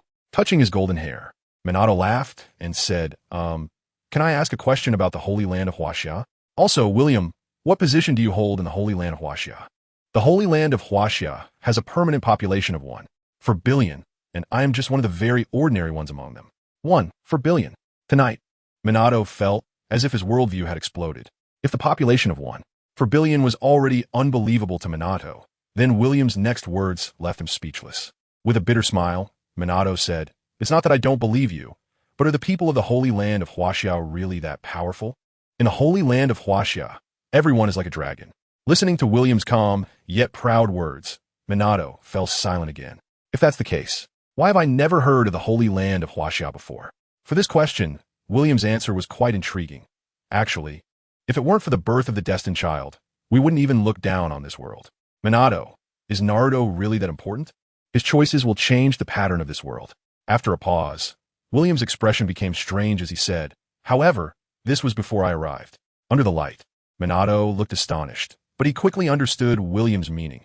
"Actually, I don't particularly care about the destined child. I just hope Naruto can grow up happily." "William, I know this may be a bit presumptuous, but can I make a request?" "Go ahead. I would like you to take Naruto as your disciple. You are quite clever." Facing Minato's expectant gaze, William said, "However, rather than taking Naruto as a disciple, I actually have higher hopes for you." Although Minato has already become Hokage, in reality, he is only 23 years old, which is the most prosperous period of his life. "What?" Hearing William's words, Minato was stunned. Although William really liked the character of Naruto Uzumaki, he actually preferred the character of Minato Namikaze. If Minato had not died young, his achievements would not be much weaker than Naruto's in the future. Of course, the bloodline of the Sage of Six Paths is incomparable. However, can the bloodline of the Sage of Six Paths be as impressive as its own? Facing William's gaze, Minato hesitated. In fact, the position of Hokage was not something Minato had considered at all. He never thought that becoming Hokage would elevate him above ordinary ninjas or ordinary people. The main reason for his hesitation was actually because of Naruto. He did not want to ruin Naruto's opportunities. If you were worried about Naruto's opportunities, why not think about your original intention? Changing the pattern of a world is not something that can be easily accomplished. Rather than letting Naruto encounter hardships, why not pave the way for him? William's words struck Minato's heart, enlightening him. With a slight smile, Minato said, "Then, Teacher William, is there any ceremony for becoming a disciple?" William extended his hand, and a drop of golden blood emerged from his fingertip. The rituals of the Holy Land of Huaxia are too complicated, so let's skip them. However, since you have become my disciple, I will give you something good. The golden blood instantly merged into Minato's heart before he could fully react. In shock, Minato's body began to undergo earth-shattering changes. What? This is... Boom! In an instant, his physical strength increased tenfold, and the chakra within him surged wildly. In just a breath, the chakra in Minato's body had transformed into chakra tons, with a chakra level that could even rival the power of tailed beasts. The blood of immortality, you can also call it the blood of infinity, the blood of the gods. With a slight smile, William said, "I have been to many worlds, and there are many different names for it. As for its effects, you should be able to feel it." At this point, Minato finally believed William's words. Just a drop of blood had caused his strength to undergo a tremendous enhancement. Moreover, Minato could sense that this was just the beginning. When Minato used his consciousness to draw the infinite power within him, a terrifyingly powerful force swept through his entire body. The golden aura transformed into tangible flames. In that moment, Minato sensed unprecedented power, a power that even gave him the illusion that he could destroy everything. Clenching his fist, no, it was not an illusion. This power is so strong. Compared to the infinite power, Minato acknowledged that he was not proficient in Sage mode, which was simply not on the same level. "Teacher, what is this mode called?" "You can call it the infinite mode." "Infinite mode? This is too easy, right, teacher? Can I give a new name?" Speaking of naming, Namikaze Minato is eager to try. Just as William was about to casually respond, he suddenly recalled Namikaze Minato's art of naming. If he were to name it, wouldn't it start with at least 10 characters? No, this name is quite good. And what you have activated now is actually just the first level of infinite mode. Can it become stronger? This power has already exceeded the understanding of Minato Namikaze. And yet it's only a level 1 mode? William's infinite mode is actually an imitation of Sun Wukong's Super Saiyan mode. However, the setting of the Super Saiyan mode is quite ambiguous, and thus, William made modifications. Level 1 is 10 times, level 2 is 20 times, level 3 is 30 times, and so on. As long as there is enough time, it can be infinitely enhanced. Of course, if you want to advance quickly, you need an opponent. The stronger the opponent, the stronger you become. The power of infinity naturally has infinite possibilities. At this moment, Minato realized how great of an opportunity he had received. If Konoha laid the foundation for Minato as a ninja, and Jiraiya the perverted sage helped him achieve his current status, then William's appearance has given Minato infinite possibilities. In an instant, Minato's fighting spirit surged. "Teacher, can we have a simple spar?" "What? Do you want to test your strength?" Minato nodded. He believed that he was invincible in Konoha, and only William could test his current combat power.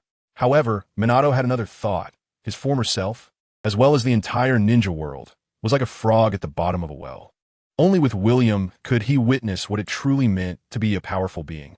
"Then let's go." Without any visible action from William, the two had already arrived in an independent space. William waved at Minato and smiled. "No need to hold back. Just use your full strength." Taking a fighting stance, Minato activated the infinite mode, and in an instant, a powerful golden aura enveloped him. "Teacher, I'm coming." With a step forward, Minato was stunned to find that he had passed right through William's body. Embarrassed, he quickly stopped at a distance and said, "Sorry, I didn't control my strength well for a moment." To this, William just smiled slightly and said nothing, calming himself down and carefully feeling the power within his body. When Minato opened his eyes again, he had almost reached the speed of light and appeared in front of William, throwing a punch. Although it was just the simplest straight punch, Minato could clearly tell that the speed combined with the power of this punch had completely surpassed the power of the Rasengan in Sage mode. In fact, it had already reached what he envisioned as an S-rank ninjutsu, wind release, Rasengan. However, William simply sidestepped and avoided Minato's punch with ease. Seeing that his punch missed, Minato withdrew and threw another series of punches. Bang, bang, bang, bang. The continuous punches didn't even brush the corners of William's clothing. It was as if Minato had anticipated this. He had unknowingly drawn out the Flying Thunder God Kunai, engaging in close combat with rapid slashes, his hands constantly changing. The kunai were continuously shot out, and in a short while, irregularly scattered kunai surrounded William. Just as Minato threw another Flying Thunder God kunai, a smile appeared on William's face. In silence, Minato had already reached behind him, and that golden Rasengan, charged with infinite power, smashed toward William's back like a roaring demon. Bang! As Minato's eyes widened in disbelief, William actually countered, grabbing Minato's wrist that was holding the Rasengan first. In the next moment, William made his first move. Bang! Ugh! A mouthful of blood spewed out, and Minato was sent flying. However, while in the air, Minato noticed that William had already come to his side. A punch was thrown, and Minato vanished. However, just as Minato reappeared through the Flying Thunder God coordinates, he felt a chill behind him. Not good. Without thinking, Minato vanished again. Yet, when he appeared once more, William's voice echoed softly. Minato, have you ever experienced the speed of light? What? Puffed. Almost without any reaction, Minato was instantly pierced by countless light waves. With a bang, Minato's powerful willpower managed to keep him from kneeling on the ground. Looking at William in the distance, and then at the wounds on his body that were continuously healing, Minato realized that the infinite power had this effect as well. Don't worry. Even if you are turned into ashes, you won't die. However, William's next sentence made Minato's expression change drastically. I admit defeat. But it was too late. A golden fist, as large as the heavens, appeared before Minato. Boom! Minato was instantly turned to dust.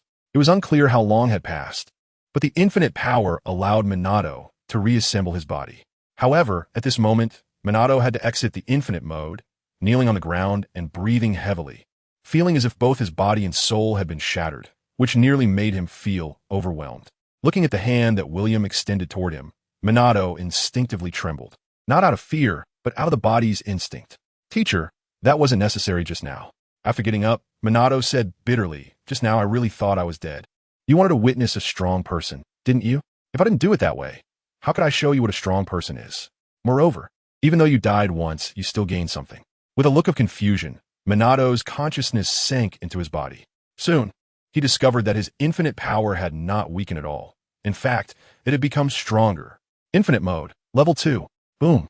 A power even more formidable than level 1 of the infinite mode erupted within Minato. However, just as he was about to break through, his golden aura returned to level 1.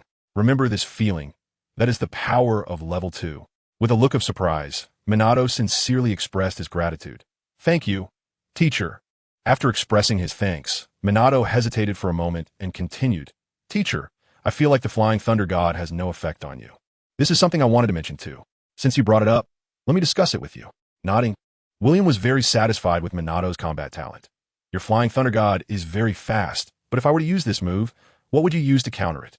As soon as he finished speaking, Minato was horrified to find that the surrounding space had completely turned red. What is this? This is the power of a domain, a way of utilizing spatial power. In this space, I am the supreme being. Everything you do is under my control. Is that so? Against the weak, your Flying Thunder God is indeed very useful. However, against a true strong person, your Flying Thunder God is essentially a joke. With a casual gesture, William's hand disappeared right in front of Minato.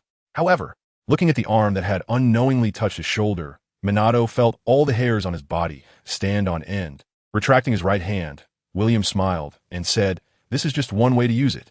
And then like this, William waved his hand casually, and before Wave Wind Water Gate could react, he was directly swallowed by the space, disappearing from his original spot. When Wave Wind Water Gate finally reacted again, he had already arrived on the other side. Spatial movement does not necessarily have to be done by yourself. Waving his hand again, when Wave Wind Water Gate appeared, he was already held at the forehead by William's hand. In that instant, Wave Wind Water Gate broke into a cold sweat. Have you learned it? Wave Wind Water Gate pondered for a moment and said in a deep voice, I roughly understand the principle, but I still need some time to perfect it. Hearing this, William breathed a sigh of relief. He was genuinely worried that Wave Wind Watergate would ask in detail. After all, William himself understood nothing at all. After all, William's existence itself was a break from the rules. He could create his own rules, but could neither understand nor wanted to understand the rules of others. It's like I tell you that 112, but you insist that 113. Of course, you can also say that 1110 or 111. Although you have your reasoning, I have my own as well. Different positions lead to different understandings. Currently, William is in a situation where he is the rule maker, not the learner. Due to the Nine Tails rampage, the whole of Konoha is immersed in sorrow for a period of time. As the fourth Hokage, Minato Namikaze is extremely busy. Not only does he have to handle various events in the village, but he also has to respond to various provocations from other ninja villages. Furthermore, the intelligence department has gathered information that the Cloud Village is very likely to launch another war against Konoha. In such an environment, the memorial service for the deceased in Konoha begins. This memorial service was attended by almost all the families, big and small, and ordinary citizens of Konoha. While commemorating the fallen heroes who perished in the chaos of the Nine Tails, it was somewhat amusing that Shimura Danzo, who was killed by William, had become the highest-ranking ninja in this incident. It was also on this day that the entire Konoha learned that beneath the Hokage, apart from the Umbu and other ninjas, there existed an organization called Root. The existence of Root was to silently protect Konoha in the shadows. Most people, even until death, would never be known by the public. They were the nameless heroes of Konoha.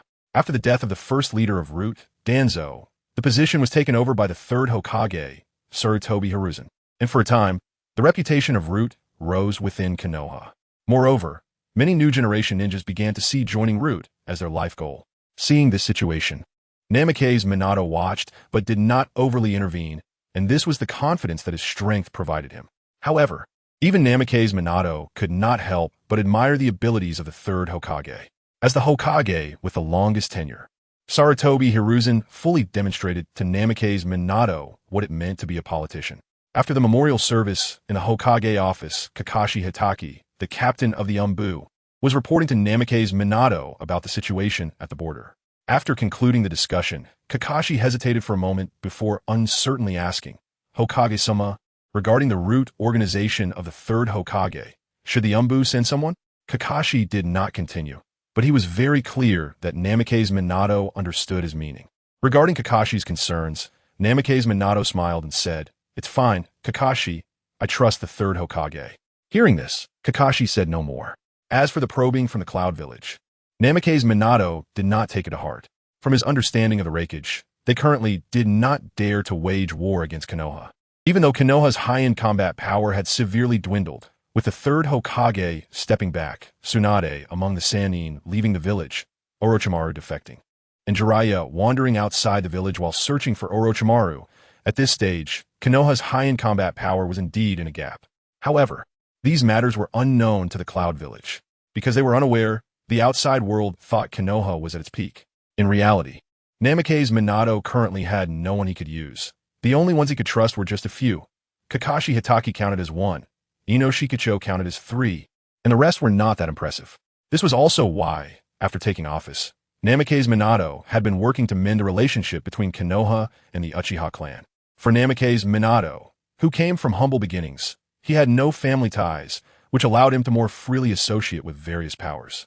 Now that Shimura Danzo, the last stumbling block, was gone, Namikaze Minato was ready to boldly fulfill the final agreement.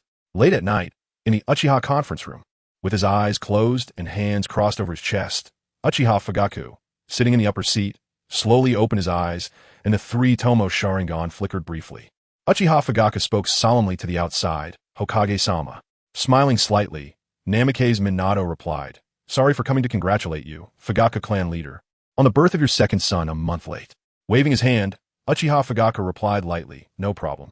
As the Jinchuriki of the Nine Tails, Kushina's delivery cannot be taken lightly. "I also want to congratulate Hokage-sama on your precious son." They exchanged smiles, and the atmosphere gradually became amicable. Since Kushina and Uchiha Fugaku's wife were already like close friends, Namikaze Minato actually had a good relationship with Fugaku. Although due to political issues, the two had maintained a somewhat distant friendship. The time had finally come for a deeper conversation. 2 hours later, Namikaze Minato left the Uchiha clan feeling satisfied, and Uchiha Fugaku also had a smile on his face. Finally, the Uchiha clan had the opportunity to enter Konoha's upper echelons. First, the most talented member of the Uchiha clan, Uchiha Shursui, will be cultivated by Namikaze Minato to become the captain of the Umbu. As for the second, which was also the most important, Namikaze Minato agreed to recruit a second batch of disciples, among which was Uchiha Itachi's slot. Uchiha Itachi was also Uchiha Fugaku's eldest son. In the past, Namikaze Minato had taken a disciple from the Uchiha clan, Uchiha Bito, but that ended tragically. However, this time the signal was different. As the current fourth Hokage, if Uchiha Itachi became Namikaze Minato's disciple, it would mean he had indirectly acquired the identity of the Hokage lineage, and even the potential to compete for the Hokage position in the future. In the 51 years since Konoha's establishment, there had been 4 Hokages, including Namikaze Minato. Aside from Senju Hashirama, the second, third, and fourth Hokages were all from the Hokage lineage. To become Hokage, the prerequisite is to enter the Hokage lineage. Otherwise, one wouldn't even qualify to compete for the Hokage position. The so-called democracy is often just a way to fool the public. Reality is often this cruel. When Namikaze Minato met William for the third time, it was at the hot spring resort. Minato was quite speechless about this situation. His teacher, including Jiraiya, seemed to really enjoy coming to this place. When William saw Namikaze Minato, he felt a bit awkward. After all, his current identity was that of Namikaze Minato's teacher. However, since he had come to this world, even though it was not the modernized land of small days, how could William miss out on the unique culture of the land of small days? After experiencing it, he concluded that, apart from the makeup he couldn't accept, everything else was quite nice. That was also why William had not left the hot spring resort after the second day. This place not only has food and drinks, but also allows one to appreciate and enjoy the unique ethnic culture of the world. William is certainly a bit enchanted by it. However, there are still some things that William is quite prudent about. He would never make a principled mistake. What constitutes a principled fact is, of course, maintaining one's integrity. The saying, passing through a sea of flowers without leaving a trace, describes William's current approach.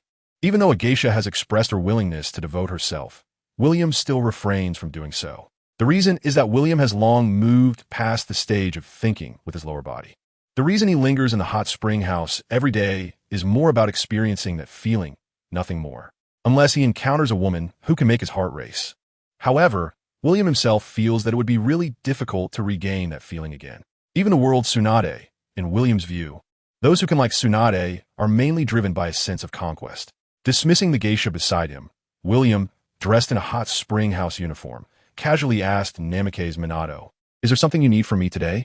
"Teacher, I heard from the Umbu that you haven't left the hot spring house for a week, so I came to check on you. You're not worried that I might encounter danger here, are you?" Hearing Namikaze Minato's words, William found it somewhat amusing. A cold sweat broke out on Namikaze Minato's forehead, worrying about his teacher's safety. Wasn't that a joke? After a moment of deliberation, Namikaze Minato helplessly said, "Actually, it's mainly because the owner of the hot spring house reported that you haven't settled your bill for a week." "Damn, he doesn't suspect I'm freeloading, does he?" Cough, cough, cough. Namikaze Minato almost choked on William's words and helplessly replied, "It's not that I'm worried you won't pay. It's just, how should I put it? He does have that concern." Slamming the table, William felt a bit embarrassed. Why didn't the owner talk to me directly? "You forgot." "What did I forget?" William was puzzled. Reading Namikaze Minato's inner thoughts, this reminds me of the geisha who was willing to. Recalling the details of that day, it felt like I was fighting those few with leaf chunin just like I was fighting little chickens. Thinking about it this way, it's understandable why the owner of the hot spring resort wouldn't dare to provoke him. Being able to easily defeat a Ch-nin. William undoubtedly possesses the strength of a J-nin, and in this world, a J-nin can be considered the highest fighting power accessible to ordinary citizens. But wait, if someone can run such a large hot spring resort in Konoha, what is this person's identity? William was speechless. It turns out that it was opened by someone from the Sarutobi clan, the family of the third Hokage. William now understood why Minato Namikaze had come. It was the third Hokage's idea. Noticing William's constantly changing expressions, Minato felt a bit anxious. After all, he was the only one in Konoha who knew William's true identity. Forget it. He had stayed here long enough. It was time to leave. Seeing William stand up, Minato secretly breathed a sigh of relief. As they left the room, Natsumi Mikami respectfully approached. "Lord William, are you going to eat?"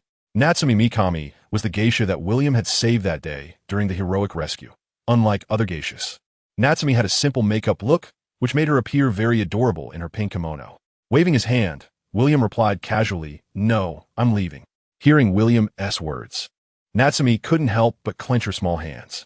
Although she knew this day would come eventually, she didn't expect it to arrive so quickly. Natsumi was well aware of who was beside William. However, it was precisely because she knew that she didn't know what to say at that moment. She wanted William to take her away from here, but what could she expect given her identity?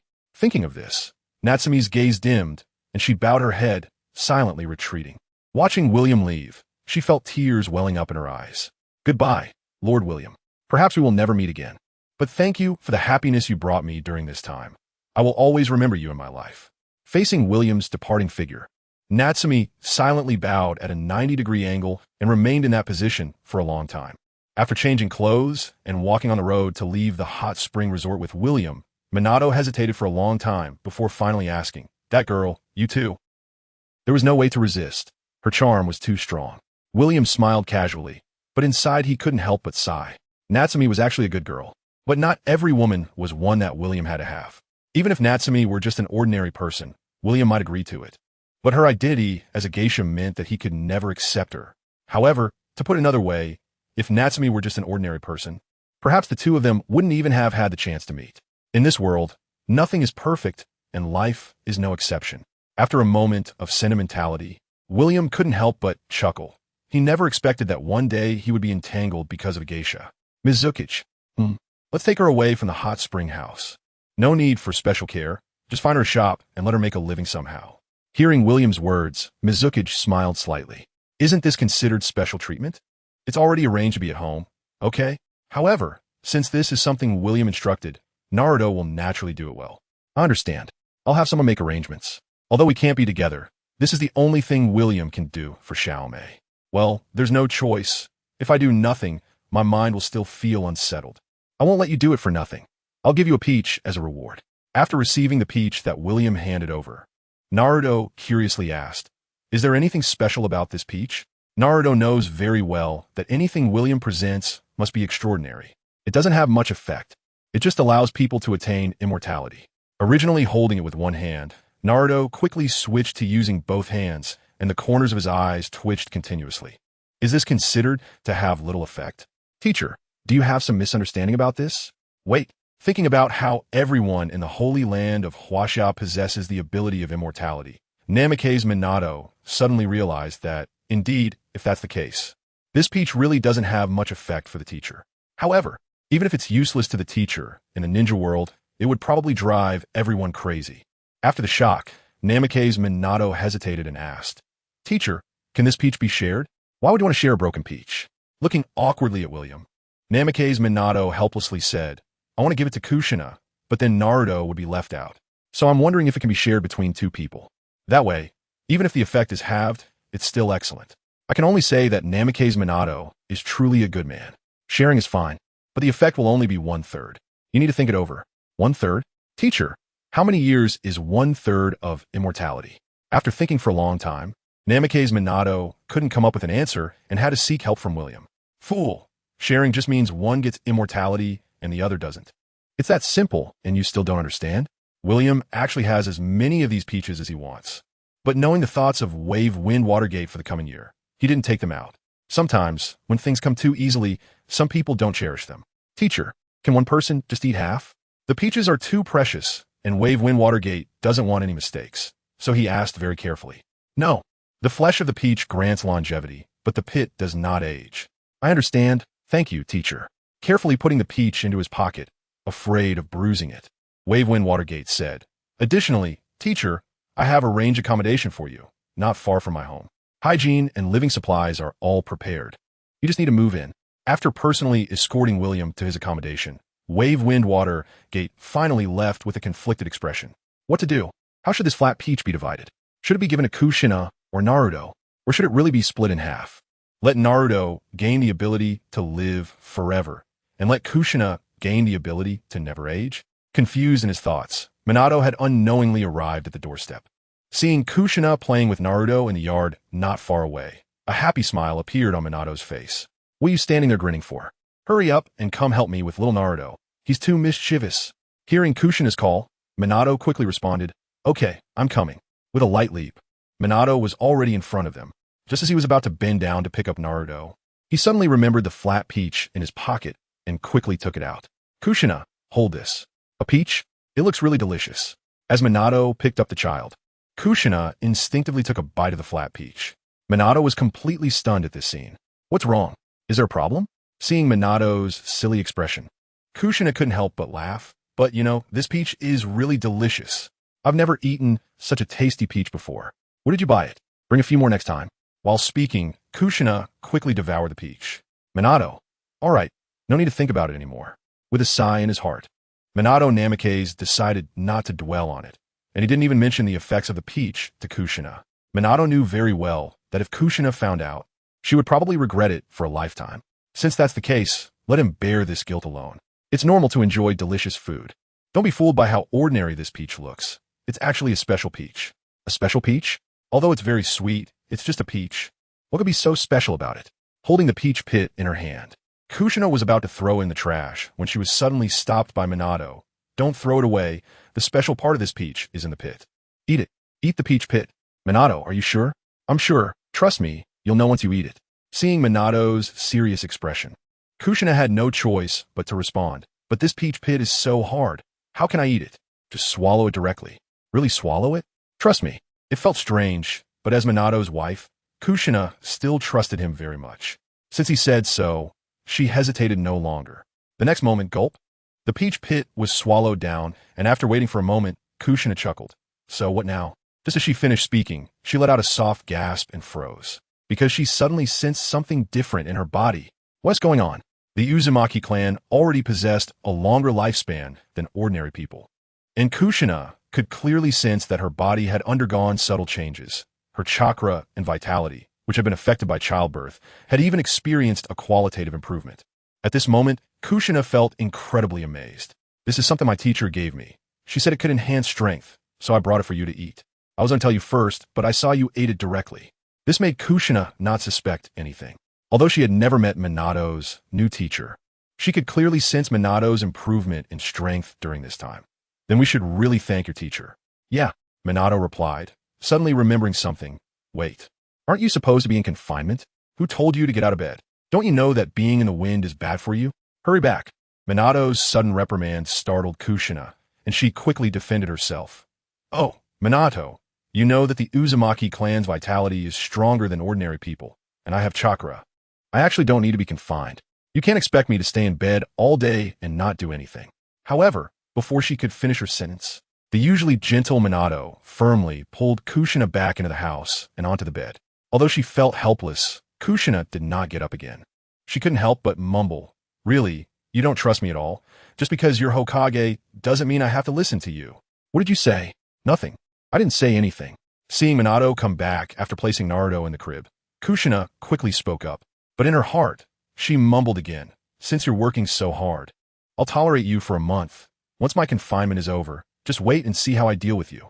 While Minato and Kushina were flirting, William had climbed onto the roof of the house. The Umbu members, who were responsible for monitoring William while wearing masks, were startled when they suddenly saw him sitting beside them, until they saw William casually sitting next to them. Uchiha Shursui, who had just left the Konoha Guard and joined the Umbu, fell in a deep thought. In fact, Shursui had received orders from the third Hokage to monitor William's every move since the second day William arrived in Konoha. However, just earlier, after receiving an order from the fourth Hokage Minato Namikaze, he had left the Konoha Guard to become Minato's personal Umbu, and his mission objectives had not changed. The only difference was that Shursui's role had now shifted from monitoring to protecting. Lying casually on the roof with his hands behind his head, William admired the bright moon in the sky and casually said to the Uchiha Shursui beside him, If I'm not mistaken, you are Uchiha Shursui, right? As soon as he said this, Uchiha Shursui, who was wearing an Umbu mask, felt a jolt in his heart. He had no idea how he had been recognized. Sarutobi Hiruzen and Minato probably didn't tell you about my abilities.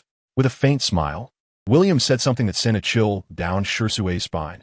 I have the ability to read minds, so no one can hide secrets in front of me. Uchiha Shursui. Although he didn't know if what William said was true, he really wanted to leave at that moment. Or perhaps, kill William. Thinking of this, Shui tightened his grip on the short blade in his hand. Because if what William said was true, then wasn't his own secrets already laid bare? Whether you leave now or not, it doesn't really matter. As for killing me, you can't do it. Who exactly are you? William looked at Uchiha Shui with a playful glint in his eyes and smiled. I forgot to mention, the third Hokage and Minato didn't tell you much, right now. You probably only know my name. My name is William. As for my identity, it's a secret. Uchiha Shui's expression went blank. Did you say something? Shui didn't understand what the difference was between what William said and what he didn't say. Ha ha ha.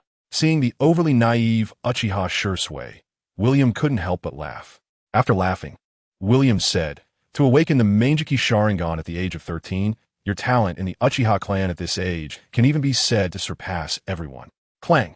The cold short blade was drawn from Uchiha Shui's hand. Having his biggest secret exposed made even Shui unable to suppress the killing intent in his heart. At this moment, Uchiha Shui also finally confirmed that William truly possessed the ability to read minds. So, now that I've exposed your secret, are you angry? Under his mask, Uchiha Shui had already activated his unique Meijiki Sharingan, but after staring at William for a long time, the Meijiki faded away, and Shui also retracted the blade in his hand. As a ninja, his mission was to protect William, and once he acted, he knew very well what the consequences would be, not just for himself, but for the Uchiha clan and even for Konoha. In the end, Shui chose to endure. This secret, I know, and no one else will know. Hearing William's words, Uchiha Shui took a deep breath and said, what is your purpose? Shui was very clear about the concept of equivalent exchange. You certainly won't believe me if I say I have no purpose. Glancing at Shui, William smiled. However, if I had to say I had a purpose, there is indeed one. After pondering for a moment, William said, I'm quite curious about your Kodo Amatsukami. Hearing William mention Kodo Amatsukami, Uchiha Shui's expression grew increasingly solemn. If he could explain his knowledge of his own Sharingan through intelligence, then the unique ninjutsu of his Meijiki Sharingan was something that no one else knew about. In other words, William truly had the ability to read minds. So your eyes? Let me borrow them for a while. Of course, in exchange, I won't treat you unfairly. Before Uchiha Shui could react, his vision had already turned dark. What have you done to me? He quickly moved away from William, eyes closed, his whole body trembling. His eyes had been taken from him without his knowledge. But how could this be possible? The one who activated the Meijiki was actually hypnotized by someone who wasn't even from the Uchiha clan. Moreover, his eyes had been taken away. However, in the face of Uchiha Shui's terror, William's expression was quite playful. Kodo Amatsukami is quite interesting. In the next moment, before Uchiha Shui could react, he realized that his eyes no longer felt pain. Furthermore, he was astonished to find that his previously blurry vision had returned to clarity. What on earth happened? Blinking his big, beautiful eyes, Uchiha Shui was completely bewildered. At this moment, William explained with a smile, don't be surprised. I just enhanced your eyes a bit, did a little upgrade. To put it in terms you can understand, your eyes now belong to the Eternal Kaleidoscope. Eternal Kaleidoscope? From now on, you won't have to worry about the mission of using kaleidoscopic vision anymore. How about that? Isn't it great? Uchiha Shui replied, it is great, but, however, Uchiha Shui felt an overwhelming fear because it was a completely uncontrollable sensation. Beside William, Uchiha Shui even felt like a toy, completely at William's mercy. Gently touching his own eyes, Uchiha Shui asked complicatedly, what exactly did you just do? William shrugged and made a simple locking gesture with 2 fingers.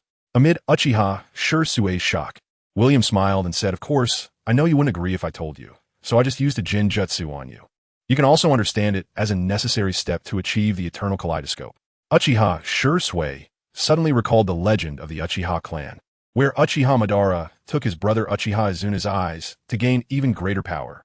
Uchiha Shui had always thought it was just a legend, but William's words made her realize that it might not be a legend after all. After a moment of silence, Uchiha Shui said solemnly, why are you helping me? This is something Uchiha Shui also doesn't understand. Didn't I just say that I'm quite interested in your Kodo Amatsukami? So I studied a bit. As for the eternal Meijiki Sharingan, you can understand it as a transaction, nothing more. After saying this, William slowly stood up from the rooftop. And before Uchiha Shui could react, William's hand was on Shui's shoulder. William smiled and said, after all, you're just a 13-year-old kid. If I really have to say why, it's because you look a bit like my child, and your age is pretty close too. Laughing, William waved his hand and rolled back onto the balcony. It's getting late. I should rest now. As for you, well, you probably want to rest if I tell you to. So do as you please. Kid, Uchiha Shursui gazed in the direction William had left. His expression behind the mask was strange. He then slowly sat back down on the rooftop. Although he didn't believe William's words and didn't understand why William would do such a thing, the fact was that he hadn't really lost anything. Feeling the new power in his eyes, a hint of anticipation arose in Uchiha Shursui's heart. He wondered what kind of ability would emerge this time. The night passed without incident. The next morning, William woke up from his sleep. After a quick wash-up and basking in the sunlight, William stretched. A new day meant it was time to find something to do. Strolling through the streets of Konoha, William arrived at Ichiraku Ramen. 2 bowls of tonkatsu ramen, please. After casually paying, William found an empty seat to sit down. Shursui, sir. With William's voice, Shursui quickly arrived by his side. However, this time, Shursui wasn't wearing the umbu mask. After last night, Shursui realized that he couldn't hide his identity in front of William. Since that was the case, it was better to show his true appearance. If you haven't had breakfast, let us eat together. Looking at the tonkatsu ramen placed in front of him, Uchiha Shursui hesitated. Is that okay? There's nothing wrong with it. Just eat. Then, thank you, sir. Nodding, Uchiha Shursui slowly sat down in front of William. The taste of Ichiraku was still quite good. Although he had experienced modern culinary delights, for William, the taste of Ichiraku was still commendable. Just as the two were slurping their ramen, a familiar figure entered from outside Ichiraku. The newcomer had silver hair, a handsome face with his nose and mouth covered by a mask, and his left eye was obscured by a forehead protector, leaving only one eye exposed. The person was none other than Konoha's most talented ninja, the heir of the Hitaki clan, Kakashi Hitaki.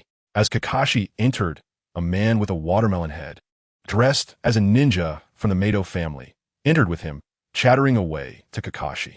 However, from Kakashi's distracted gaze, it was clear he wasn't really listening. The newcomer was Mato Guy, Kakashi's lifelong best friend, the man who nearly kicked the world into a conclusion in the future. Unlike Guy, who ignored everyone else, Kakashi's gaze immediately noticed William and Uchiha Shursui as he entered Ichiraku. As the disciple of the 4th Hokage and the current captain of the Umbu, Kakashi certainly knew who William was. Seeing Kakashi turn to walk towards him, Mato Guy asked in confusion, "Hey, Kakashi, why aren't you ordering?" "Lord William." Kakashi respectfully bowed his head. "Kakashi-senpai." Uchiha Shursui immediately stood up to greet him. After acknowledging Shursui's greeting, Kakashi explained to William, "Lord William, I am Kakashi Hitaki, and Minato Namikaze is my teacher. If you count it that way, you should be my grand teacher." Grand teacher? Hearing Kakashi's title, Mato Guy looked bewildered, sizing William up. To him, William seemed to be older than them, but not by much. He is actually Kakashi's grand teacher? Wait, if Minato Namikaze is Kakashi's teacher, then that means William is the... William nodded. Kakashi's statement was indeed correct. All right, no need to bow. We're just here to casually eat. You all do as you like. Yes. Upon hearing William's words, Kakashi finally stopped his actions. After Kakashi and Mato Guy found another spot to sit down, Guy couldn't help but curiously discuss William with Kakashi. However, regarding Guy's questions, Kakashi helplessly said, "Sorry, Guy. William's identity is classified, so I can't tell you." Hearing this, Guy was speechless, but he understood the rules and could only give up reluctantly. Ichiraku was particularly lively today. With Kakashi's arrival, one by one, familiar faces entered. Among them were the younger and more beautiful Rin Noara and a girl from the Inazuka clan, Inazuka Hana, who had 3 gray and white ninja dogs and a red mark painted on her face. Inazuka Hana was also the sister of Inazuka Kiba, one of the future 12 ninja warriors. Noticing William's gaze, Uchiha Shursui, who had just finished the last sip of soup, looked over as well. "Sir, do you know them?" Shursui asked curiously. "I don't know them." William shook his head. This response left Uchiha Shursui at a loss for words. Unlike modern society, in this world, both men and women tend to be much more mature compared to their peers. They are young and beautiful, aren't they? William's words made Uchiha Shursui quite embarrassed. Although Shursui's strength has already reached the level of the strongest in the Naruto world, he is still too naive when it comes to feelings and women. He is currently in a state of confusion. Looking at the two women again, if Yugao Yuzuki is known as one of the most beautiful women in Konoha, then Inazuka Hana's personality leans more towards that of a gentle older sister. Although her appearance may slightly pale in comparison to Yugao, she is still an absolute beauty. However, Recalling what William said to him last night, Uchiha Shursui wondered, Lord William, I remember you have children. Cough, cough. With a light cough, William slightly withdrew his gaze. This has nothing to do with having children. In life, one must have things they like. So, does Lord William like beautiful women? Uchiha Shursui's innocent and naive question left William momentarily stunned, also feeling a bit amused. If you insist on saying it that way, then there's no problem. Hearing William's words, Uchiha Shursui pondered for a moment. However, when he noticed William's strange gaze, his face suddenly turned red. Lord William, you? Don't worry. I didn't use any abilities on you. Are you sure you didn't use any? With a laugh, William replied, Actually, under normal circumstances, I don't like to use this kind of ability. William was not lying. In fact, all the words exchanged with Shursui last night were things William already knew, not things he read from Shursui's mind. Reading minds is, in fact, impolite for William.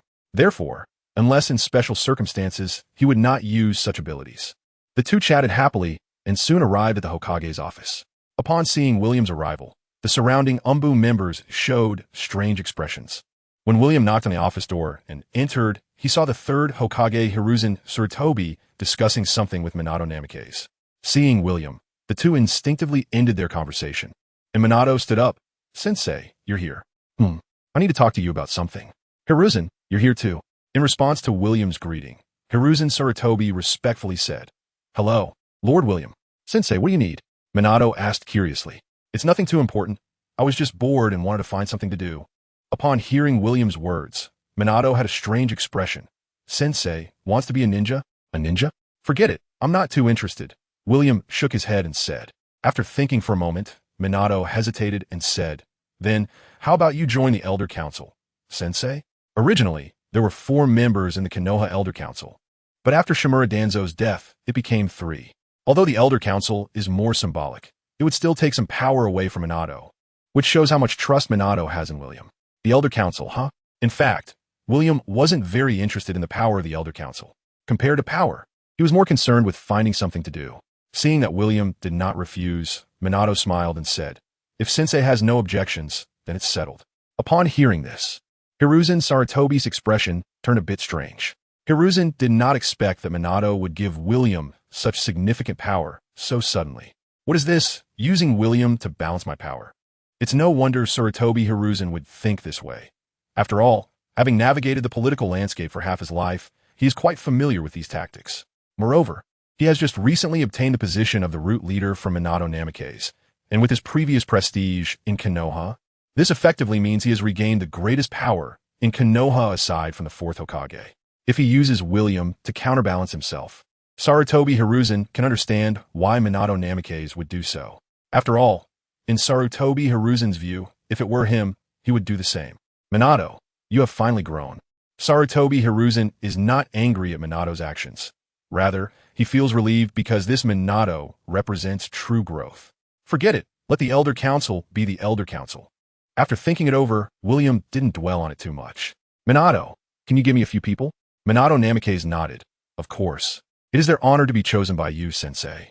Laughing, William was surprised at how eloquent Minato had become. I don't need too many people. Just give me Uchiha Shursui. Upon hearing Shursui's name, Minato couldn't help but smile. It seems Sensei also has high hopes for Shursui. Minato is naturally very aware of Shursui's talent, which is why he had previously guided him. Sensei, is just Shursui enough? What? Are you planning to give me a few more? Hearing William's words, Minato awkwardly scratched the back of his head. To be honest, giving Shursui to William already pained him. If you were to give more, there probably wouldn't be anyone left for him to use. Ordinary ninjas can be numerous, but high-end combat power isn't something that can be easily given away, especially someone like Shursui. Just as William was about to leave, suddenly, a member of the Umbu arrived at the office. What's going on? Seeing the other party, Minato's expression changed. Hokage-sama, Captain Kakashi has been attacked. What? Upon hearing this, both Minato and Tsurutobi Hiruzen exclaimed in shock. Holding back the technique he was about to activate, Minato asked in a deep voice, What's the situation? Captain Kakashi's Sharingan has been taken. Sharingan? Tsurutobi Hiruzen's eyes widened, and his mind raced. Could it be the Uchiha clan? However, unlike Tsurutobi Hiruzen's concern, Minato anxiously asked, How is Kakashi's injury? Captain Kakashi's injury is not too serious. He is not in life-threatening danger. At Konoha Hospital, William, Minato, and Saratobi Hiruzen arrived at Kakashi's hospital room. At this time, Kakashi's treatment had already ended, and his entire body was wrapped in bandages. However, in stark contrast to his injuries, Kakashi's spirit was at its lowest point. Even when he saw Minato, his eyes remained downcast. Kakashi, noticing the visitors, Kakashi Hokage-sama, Sandaime-sama, William-sama. After sizing Kakashi up, Minato sighed. How is your injury? It's okay. I'm alive, Kakashi said in a low voice. Beside him, Saratobi Hiruzen directly asked, Do you know who the attacker is? After a moment of silence, Kakashi shook his head. I don't know. With your strength, you didn't even see who the other party was? Minato felt surprised. He was well aware of Kakashi's strength. Although he was not yet at the level of Kage, it would be nearly impossible for a Kage-level opponent to defeat Kakashi without him having any idea who they were. Considering Kakashi's current state, Minato suspected there might be some hidden circumstances. At this moment, William, who had been silent beside them, suddenly spoke up. You saw a familiar person, right? As soon as these words were spoken, Kakashi's body shook, and he looked at William in surprise. Let me guess, is it Obito or Rin? Kakashi asked. Saratobi Hiruzen did not understand. Aren't they already dead? Kakashi fell silent again. Yes, they were dead. Moreover, they had both died right in front of him, which was precisely why Kakashi couldn't understand why. William said lightly, Kakashi, what you encountered should be White Zetsu. White Zetsu? The three were puzzled, not understanding who this was. White Zetsu can mimic the essence of any living being, even chakra. Upon hearing William's words, Kakashi's gaze gradually sharpened from confusion, but soon it became depressed again. He now understood the enemy's identity, but this still could not cover the fact that he had lost the eyes gifted to him by his dear friend before his death. Looking at Kakashi's distraught appearance, Minato Namikaze momentarily did not know how to comfort him. He patted Kakashi's shoulder, sighed, and left the hospital room. In fact, compared to Kakashi, Minato also felt guilty. Although he had always been praised as the fastest in the ninja world, he had failed to save his disciple twice in a row. The first time was Obito Uchiha, and the second time was Rin Noara. After a long time, when Kakashi finally woke from his guilt, he noticed William peeling an orange beside him. Do you want to eat? Noticing Kakashi's gaze, William smiled and handed over the already peeled orange. No, thank you. Kakashi shook his head. At this moment, he had no appetite at all. Just as Kakashi was wondering why William had not left, William suddenly spoke again. Actually, the Sharingan isn't suitable for you. What do you mean? Kakashi looked confused, not understanding why William would say that. Haven't you realized? Ever since you transplanted Obito's Sharingan, your strength hasn't actually improved for a long time. William's words made Kakashi fall silent. Now, without the Sharingan, perhaps it's actually a good thing for you. The Sharingan had created Kakashi's reputation as the copy ninja, but in reality, due to the continuous consumption of Sharingan, Kakashi's chakra had always been restricted. Kakashi's talent and effort as a child were no worse than anyone else's. At the age of 12, he even broke the record for the youngest to be promoted to Jonin. He had even developed a Sharingan that originally did not belong to him to a level that nearly 99 of the Uchiha clan could not reach, which shows how powerful Kakashi's talent was. However, since his promotion to Jonin, until the Shippuden era, 14 years had passed, and Kakashi was still a Jonin. Why? This brings us to the Sharingan. Because Kakashi is not originally from the Uchiha clan, the inability to turn off the Sharingan has always been a burden for him. Looking back at Kakashi's life, it becomes even more tragic. His father's suicide, finally managing to move on, but then he faced the successive deaths of Uchiha Obito, Noara Rin, and his teacher Minato Namikaze and his wife. Each funeral was a devastating blow for Kakashi. This is also why Kakashi appeared so dejected in the early part of Shippuden. Such blows are unbearable even for adults. Casually looking at William, Kakashi said with a calm expression, So what? Although William is his grandmaster, Kakashi actually feels nothing towards him. Since you call me grandmaster, let this be a meeting gift from me. As he spoke, William pointed, and golden light erupted from Minato Namikaze. And in the blink of an eye, all of Kakashi's injuries had healed, and even his lost eye had been restored to its original state. How is this possible? Unwrapping the bandage and feeling his regained left eye, Kakashi was stunned. This power has completely surpassed the realm of medical ninjutsu. When you're ready, come find me, and I'll teach you some more. Since you're my disciple, you can't be this weak. After saying this, William left Kakashi's hospital room. Shortly after William departed, Kakashi also proceeded to handle his discharge procedures. Since his injuries had healed, He had no desire to stay in the hospital any longer. However, after leaving the hospital, Kakashi did not go directly to the Hokage's office to report to Minato. Instead, he went alone to the cemetery with flowers. Gently wiping the gravestone, Kakashi offered fresh flowers to the two. Obito, I'm sorry. I've disappointed you again. I even lost the eyes you gave me in the end. Rin, are you doing well in that world? I'm sorry. For a long time, Kakashi quietly spoke about the recent events in a voice only he could hear. Once he finished recounting everything, Kakashi slowly stood up. Obito, Rin, I need to pick myself up again. Konoha still needs me, and my teacher still needs me. So, I must move forward. The wind blew, rustling the leaves, and Kakashi's figure gradually faded away. Time quickly passed, and 3 days later, Kakashi, refreshed and once again carrying the white fang short sword, arrived at the back mountain of Konoha. William did not say much and straightforwardly said, "Use all your means to attack me." "All right," Kakashi simply replied in response to William. The white fan short sword is a good blade. However, Kakashi, who wields this good blade, is not a good swordsman. Amidst the flashing blades, Kakashi realized that his attacks were like child's play and couldn't inflict any damage on William at all. Seeing this, Kakashi gave up using the sword and flipped over, starting to weave in various ninjutsu. Fire style, great fireball jutsu. In the face of Kakashi's great fireball, William casually slapped it, and bang, the fireball was directly dispersed by William's hand. How is that possible? Seeing this scene, Kakashi used other ninjutsu, water style, wind style, earth style, multiple shadow clone jutsu. However, none of the ninjutsu had any effect on William. Lightning cutter. Even the lightning cutter, which could sever lightning, was easily kicked away by William, leaving Kakashi, who fell to the ground, panting and unsure of what to do next. This is the first time Kakashi has faced such a battle in his life. All his powers were easily crushed, while William only used one hand throughout the fight, leaving Kakashi without any ability to retaliate. The gap in strength was like a chasm. "Don't you understand yet?" William said calmly, observing Kakashi's expression. Kakashi was confused. "Master, what do you mean? Your abilities are too chaotic. Your trump card is Raikiri. But without the Sharingan, it's equivalent to being useless. Think about your father, wielding a sword alone, and then look at yourself."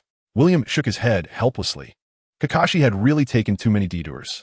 However, William could understand this. As a son, he naturally wanted to step out of his father's shadow and forge a new path.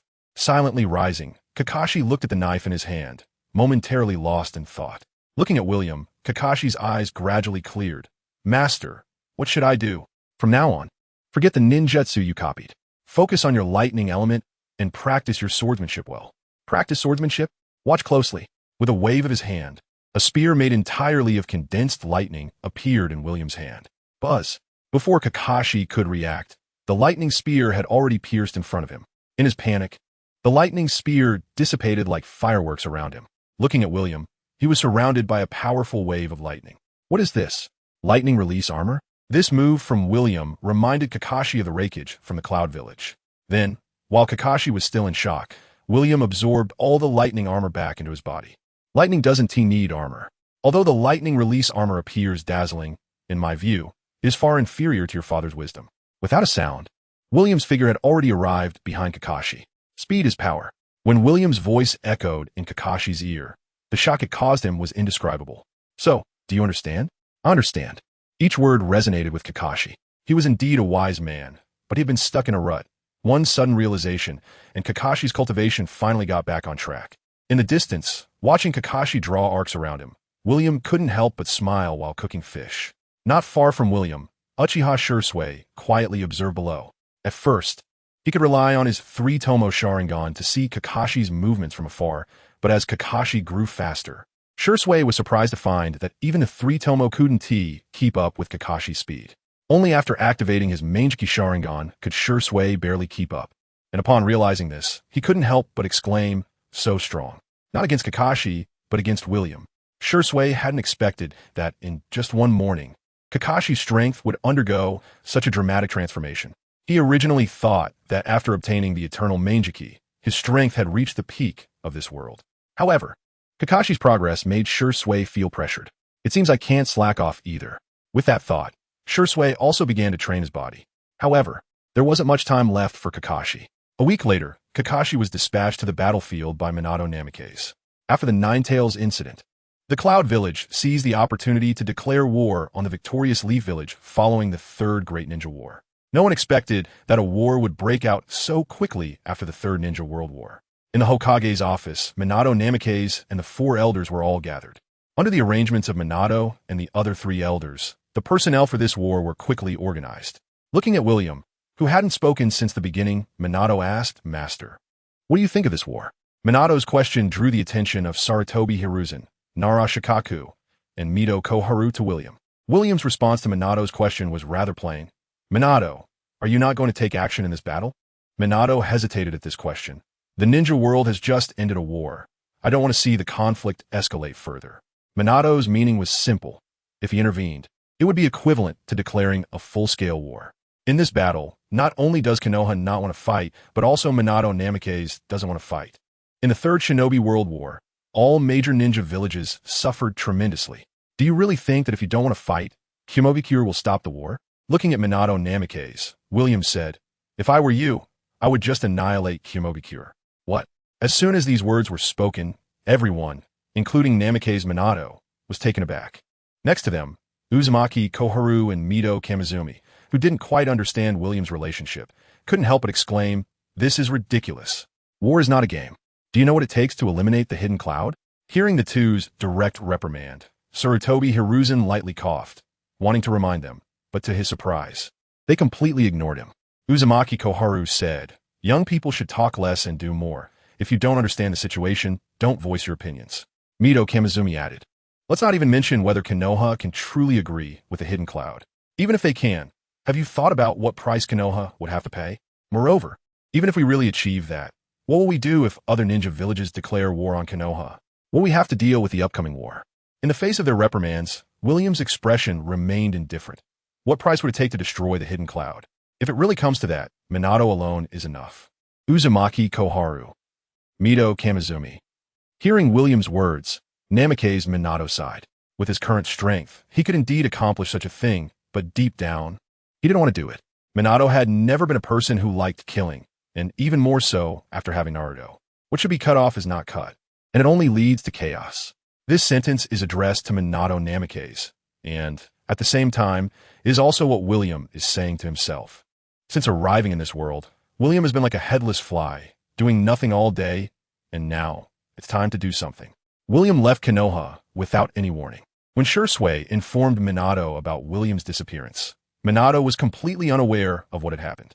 Reflecting on the last time he met William before his departure, Minato even began to doubt whether his rejection was the reason for William's leaving. This also left Kushina, who had just finished her confinement and was planning to meet William to thank him in person, bewildered. Kushina couldn't understand why William had left so suddenly. Unlike Minato's confusion, Hiruzen Sarutobi felt terrible because he knew how powerful William was. What if William, after leaving Konoha, became an enemy of Konoha? However, Hiruzen was thinking too simply. This time, William not only aimed to oppose Konoha, but also to stand against the entire world. All of this was to change this world. Indeed, the Fourth Shinobi World War, the battle against the Ten Tails, caused countless deaths.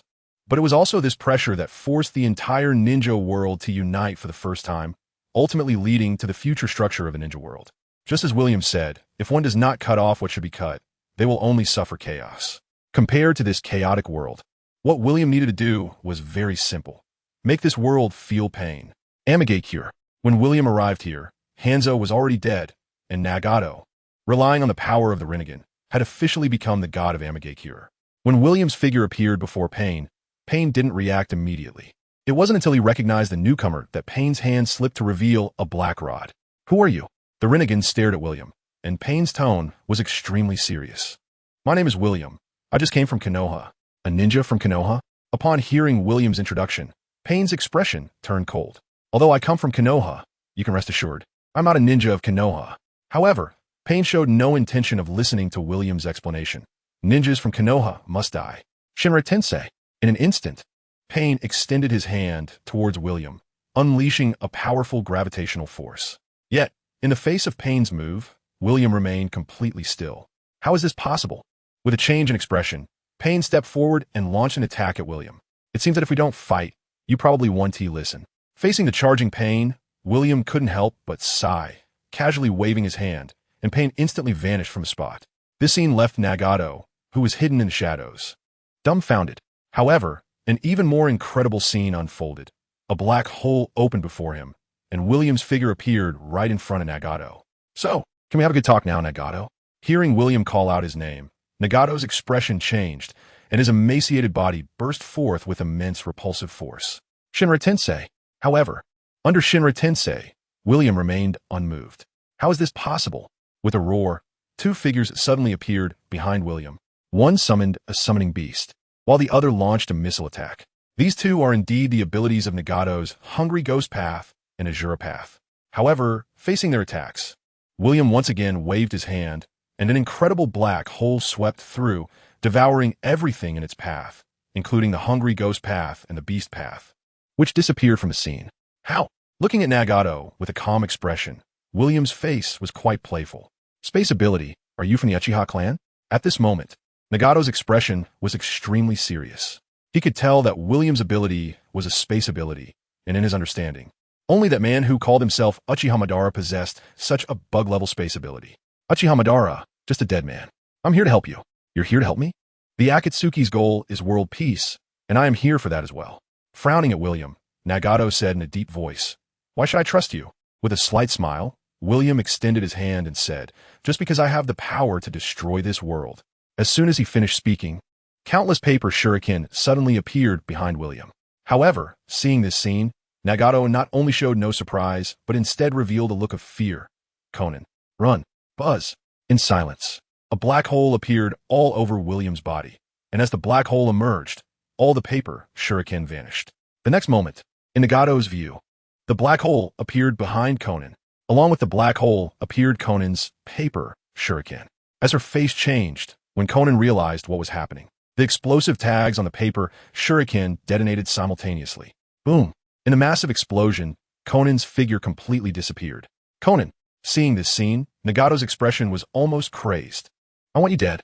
With a twisted face, Nagato roared as the Outer Path's golem swung a giant fist towards William. However, facing this punch, William's expression remained unchanged. Buzz. As if hitting air, the golem's fist made no progress before William. However, noticing this scene, Nagato erupted with chakra from within again. As more and more black rods pierced into Nagato's back, William's figure suddenly vanished and then instantly appeared behind Nagato. With a wave of his hand, all the black rods connecting the golem to Nagato were directly severed, and when Nagato turned his gaze, William's hand was already resting on Nagato's shoulder. Not good. The moment overwhelming power surged into his body. Nagato thought he was doomed, but almost infinite vitality began to fill his originally emaciated body, and even his legs, which had been crippled due to Hansa's ambush, began to regain sensation. Looking deeply at William, Nagato coldly snorted and said, "Don't think that because you healed me, I will be grateful to you. Between you and me, it's either you die or I die." Pointing at William, Nagato's voice was ice-cold to the extreme. "Super Shinra Tensei." Buzz. Seeing Conan appear from the black hole, the power Nagato was about to unleash was abruptly interrupted. Conan, Nagato, Yua, forcibly interrupting the release. Even Nagato couldn't help but spit out a mouthful of blood. "Nagato, what happened to you?" Seeing this scene, Conan panicked. Waving his hand and wiping the blood from the corner of his mouth, Nagato took a deep breath and said softly, "I'm fine. You just now thinking of this?" Nagato's gaze turned to William. In response, a smile involuntarily appeared on William's lips. "Thank you." Without saying anything more, Nagato spoke with a serious tone. "Only after losing do we realize the value of what we had. Just like Yahiko, it was precisely because of Yahiko's death that Nagato would completely erupt. And it was also because of Yahiko's death that Nagato cherished his bond with Conan even more. Yes, family. For Nagato, Conan is family, his sister. Wait, Nagato, your injuries?" At this moment, Conan finally noticed that Nagato's injuries had actually healed. Moreover, even Nagato's legs were already fine. Nagato nodded, looking at William. "Although I don't know how he did it, he truly healed me. So can we talk now? Please." As they walked toward the conference room, Conan couldn't help but glance at William a few more times. She was curious about him because William was too mysterious. At the same time, Conan was also grateful because William healed Nagato. "Nagato, I acknowledge your thoughts. This world needs to feel pain." Cutting to the chase, William directly acknowledged Nagato's actions. But to Nagato's surprise, William continued. However, your current strength is still insufficient. At this time, Nagato has already killed Hanzo and ruled the entire Amage cure. But he has not yet met Uchiha Obito or started the tailed beast collection plan. Do you know about the tailed beasts? Tailed beasts. I know. They're the strongest powers of the major ninja villages, and each tailed beast possesses enough power to destroy a city. What if I told you that the power of the tailed beast comes from your outer path golem? What? Hearing William's words, both Nagato and Conan were stunned.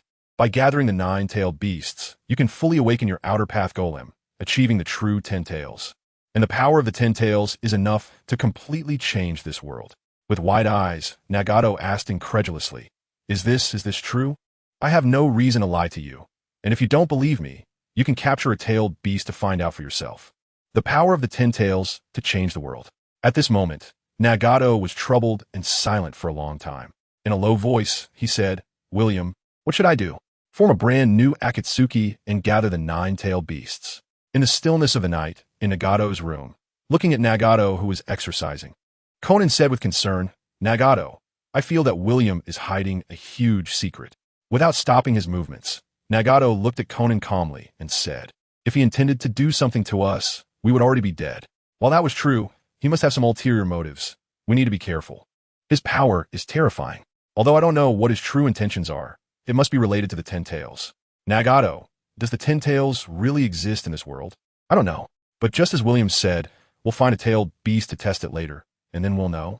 After discussing the matter of the tailed beasts, looking at Nagato, who was still exercising, Conan advised, Nagato, your body has just recovered. You should control your exercise a bit. No need. I know my body very well. Now, my body is even more perfect than before I was injured. Then, you should rest early. After leaving Nagato's room, Conan fell into deep thought. But soon she made a decision. The next morning, William, just getting up, looked out the window at the drizzling rain village. Covered in rain, the village had a unique scenery, but the damp environment felt very uncomfortable. Knock, knock, knock, the door was knocked. Glancing at the door, William said, Come in. The door opened, and Conan, dressed in black with red clouds and wearing a blue flower, entered William's room holding a food container. I brought you breakfast. I don't know if you've eaten yet. As she spoke, Conan's gaze fell on William's perfect upper body. After subconsciously looking him up and down, her face turned slightly red. Did you make this yourself? The breakfast consisted of rice balls paired with eggs and milk. Very ordinary, but the person cooking it had put in a lot of effort, ensuring all the ingredients looked their best. Yes, I made it myself. I don't know if it suits your taste. The rice ball looked like a seaweed rice ball, but the filling contained vegetables and meat. A bite revealed it to be rich, juicy, and very delicious. It's very good, thank you. You're welcome. I'm glad you like it. Seeing that William enjoyed it, Conan couldn't help but show a happy smile, though it was somewhat awkward.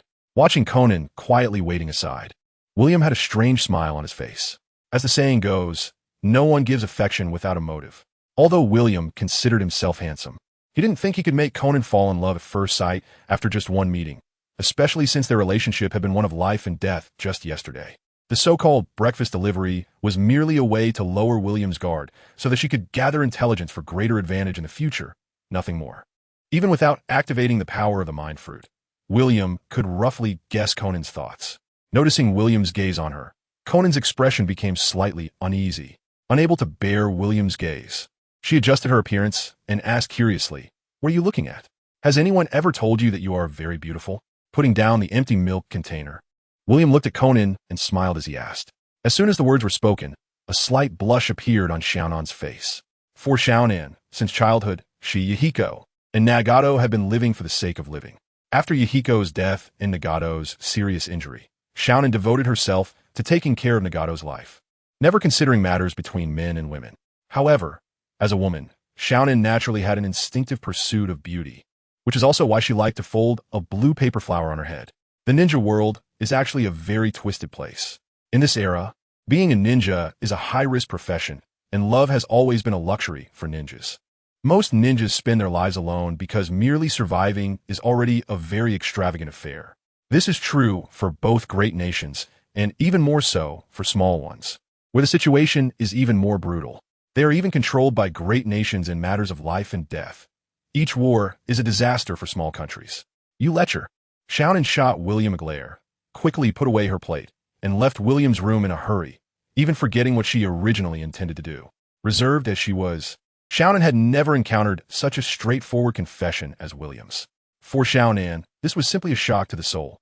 Until she closed the door, she could still hear her heart pounding wildly.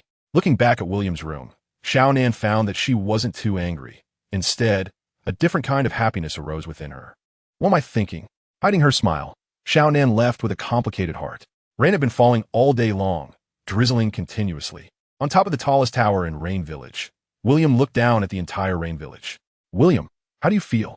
A faint voice came from behind him. It was Nagato. After glancing at Nagato beside him, William bluntly replied, "If you're talking about Rain Village, my assessment is that it's not as good as Konoha." Nagato was not angry at William's disparagement. Compared to Konoha, one of the 5 great ninja villages, it indeed can't compare, but I will make it better. Nagato spoke with confidence, and William didn't want to discourage him. Leaving aside other matters, the occasional rain had a certain poetic charm, but if it continued like this for a whole day, it would be quite uncomfortable. Nagato was also helpless about this. There's nothing I can do. The climate of Rain Village is constantly rainy. This is the power of nature, and I cannot control it. At first, William thought the climate of Rain Village was due to Nagato's Rain Tiger Free technique, but hearing Nagato's words, he realized he had misunderstood. Looking at the gray sky, William said nothing and waved his hand at the sky. Buzz! To Nagato's astonishment, the dark clouds above Rain Village were directly pierced by sunlight. Gradually, the thick layers of clouds dissipated, and under the warm sunlight, the entire village seemed to regain its vitality. Feeling the warmth of the sunlight in his palm, Nagato's expression seemed to witness a miracle. Combining this with William's healing powers and spatial abilities, Nagato hesitated for a moment before asking, "What kind of bloodline limit is this?" Nagato truly could not understand William's abilities. You can understand it as the power of a god. The phrase might sound a bit kitsch, but to Nagato, it was a very reasonable explanation. "You mean you're a god?" William, under the sunlight, carried an inexplicable aura. "Doesn't it seem that way?" With a slight smile, William didn't continue the topic and asked, "Has the Akatsuki organization set any goals?" Once calm, Nagato inquired, "Do you have any recommendation for candidates?" "Indeed, there are a few. The rogue ninja from Takigakure, Kakazu from Yumgakure, Haiden from Iwagakure, Deidara from Sunagakure, Sasori from Kirigakure, Kisame, and from Konoha, Orochimaru. These are all excellent candidates. Then let's start with Kakazu. Once the intelligence department confirms his location, I'll go personally." William didn't expect that his recent actions would greatly increase Nagato's trust in him, sparing him the need for much explanation. Smiling, just as William was about to leave, he noticed spatial fluctuations not far away. "Here it comes." A smile appeared on his lips as William's figure instantly vanished from the spot. In the vortex, when Uchiha Obito appeared, he unexpectedly noticed William standing in front of him. For a moment, the atmosphere became extremely awkward. Obito, behind the mask, stared deeply at William, utterly confused about what was happening. He didn't even know who William was. Uchiha Obito. When William spoke Obito's name, the expression behind the mask turned icy. Without any words, Obito lunged at William. However, just as Obito's hand was about to touch William, who activated his would-release powers, something shocking happened. He passed straight through the black hole in front of William. When Obito regained his senses, a large hand was already locked around his throat. Kamui. Yet, facing Obito's spatial power, William displayed a strange smile. Others might not know what Obito's Kamui could do, but William certainly did. Crack! With his throat locked, Obito, in disbelief, coughed up blood as William lifted him into the air. How is this possible? Gah! Spitting out blood, Obito kicked out with lightning speed. However, with a flick of his hand, William tossed Obito away as if he were garbage. Bang! With a loud crash, Obito was smashed into the wall. In immense pain, Obito quickly formed hand seals. Fire style, fireball jutsu. However, halfway through, the fireball was completely devoured by the black hole in front of William. The next moment, seeing his own fireball flying back at him, Obito barely managed to dodge in a panic. Yet, just after dodging, his Sharingan saw William moving right in front of him. Earth style, earth wall. Boom! Flames engulfed him, a massive firestorm sweeping around. Watching the flames flying around, Obito coughed lightly, and his body began to sink into the ground. Earth style, earth dragon hidden jutsu. However, just as his body was about to completely enter the earth, William's voice suddenly came from above. "Where do you think you're going?" Stepping forward, boom. Uchiha Obito was blasted out of the ground by William. In midair, Obito tried to form seals again, but seeing this scene, William chuckled. I've had enough fun. Puffed. Almost instantaneously, Obito's limbs were pierced by metal spikes that appeared out of nowhere and were connected to the ground. How is this possible? Gah! Spitting out blood, Obito, suspended in the air, stared blankly at William. He didn't even react to this move. William's technique somewhat mimicked the Otsutsuki's Kagaya's ability. However, the principles of the two were not the same. Kagaya's ability used the Rinnegan to shrink everything, while William used magnetic force to control metallic elements in the air. Uchiha Obito tried to tap into the power of his Mangekyo Sharingan, but found he couldn't sense any chakra within his body. Seeing Obito's confusion, William smiled. There's no need to struggle. The metal rods contain my power. They will absorb all your abilities. The moment you were hit, all the chakra within you was already consumed. Reaching out slowly to Obito's mask, William said lightly, "So, admit your defeat, Obito." Crack. The mask was easily removed by William, revealing Uchiha Obito's somewhat youthful face. After all, Obito was only 14 years old now. I lost. Staring blankly at the ground, Uchiha Obito's expression was incredibly complex. He tried to struggle, but it was of no use. He couldn't sense any chakra, and even his Sharingan had almost become a mere decoration. Obito never thought that his actions in coming to the Rain Village would lead to such an outcome. Death did not scare Obito, although he always wanted to create a world with Rin if he really died. Perhaps he could reunite with Rin in that world a little earlier. With this thought, Obito suddenly felt at ease. However, William's next words left Uchiha Obito in shock. "Don't worry, I won't kill you. Obito, right now, you are still worth saving." William's words left Uchiha Obito somewhat bewildered. Just as William said, her arrival had completely changed history. Now, Uchiha Obito had not committed the act of killing his master and had not caused countless major events later on. Moreover, the most important thing was that what William was about to do was actually not much different from what Obito intended to do. "I know that your and Uchiha Madara's goal is to resurrect the Ten Tails and unleash the infinite Tsukuyami. So, our goals are actually the same." Obito's eyes widened, and he looked at William with a serious expression, not understanding how she knew about the Ten Tails or their plan.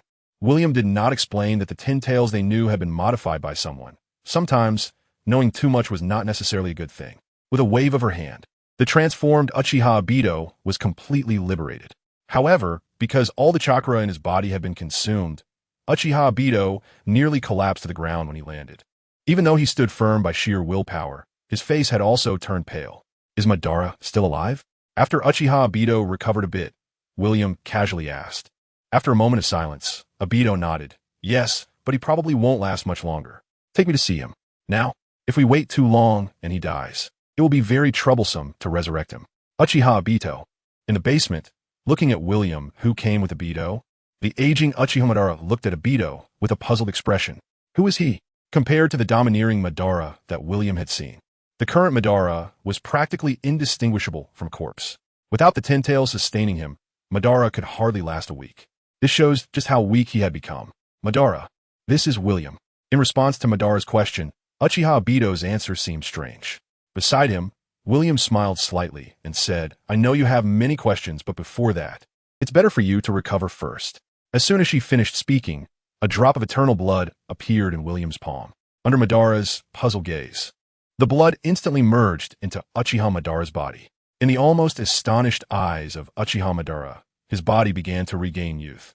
His originally wrinkled face slowly became firm again. His white hair transformed back to black, and his muscles, bones, organs, heart, and even chakra all returned to their peak at that moment. And it wasn't over yet. When the power of eternal blood infused Madara's eyes, almost instantaneously, his eyes autonomously opened to Sharingan. 1 Tomo, 2 Tomo, 3 Tomo, Manjiki Rinnegan. In an instant, a terrifying aura surged from Uchiha Madara. Feeling the endless power within his body, a look of ecstasy spread across Uchiha Madara's face, and he began to laugh maniacally. "Ha ha! I, Uchiha Madara, have returned." Looking at William again, Uchiha Madara's eyes were filled with a powerful fighting spirit. William's abilities were beyond Uchiha Madara's imagination. Brushing off the dust from his clothes, Uchiha Madara stood up from the chair and stared directly into William's eyes, declaring, "What is this power?" "The power of immortality." "How does it feel?" William replied. "William, I, Uchiha Madara, acknowledge you." Uchiha Madara's voice was filled with pride and a hint of excitement. He had not anticipated that someone in this world could possess such a miraculous power. Hearing Uchiha Madara's words, William spoke with a teasing tone. Madara, I don't need your acknowledgement. An interesting young man. Although you saved me that. Looking at William with cold eyes, Uchiha Madara said lightly, if you expect me to be grateful to you for this, then you're thinking too much. Your existence merely advanced my original plan. For Uchiha Madara, he already had his own plans. Even without William, he could still be resurrected, just that it might take a little more time, nothing more. I also don't need your gratitude. I only need your loyalty. That's all. Loyalty? Upon hearing this word, Uchiha Madara let out a hearty laugh. After laughing, Uchiha Madara's eyes suddenly opened to Sharingan. Who do you think I am? I'm Uchiha Madara. A powerful mental pressure, along with the power of Jinjutsu, was exerted on William. However, facing Uchiha Madara's Jinjutsu, William's face only showed a broader smile. Not to mention that William's true body couldn't possibly be affected by Jinjutsu, even without relying on his true body's power. Don't forget that William possessed the power of the god of Jinjutsu. Comparing Jinjutsu with William was simply a joke. Just right. I learned a Jinjutsu from Shursui. I'll use you to practice. Just as Uchiha Madara was surprised that William showed no reaction to his Jinjutsu, suddenly, a black crow appeared in front of Uchiha. With the appearance of the crow, Uchiha Madara was horrified to find that his body had completely frozen. Watching the black crow drill into his mouth, Uchiha Madara's expression shifted from terror to confusion, and then from confusion to respect. Lord William. From that moment on, Uchiha Madara was truly loyal to William in body and soul. In fact, the eternal blood could possess the same ability. But the power of the god of Jinjutsu offered William more choices. After all, not everyone wanted to grant the eternal blood. As for why the ability of the god of Jinjutsu had to be a crow, it was simply that the crow was a manifestation of will. It didn't have to be a crow and could be other creatures. William just thought it was quite good, so he didn't choose to change it, that's all.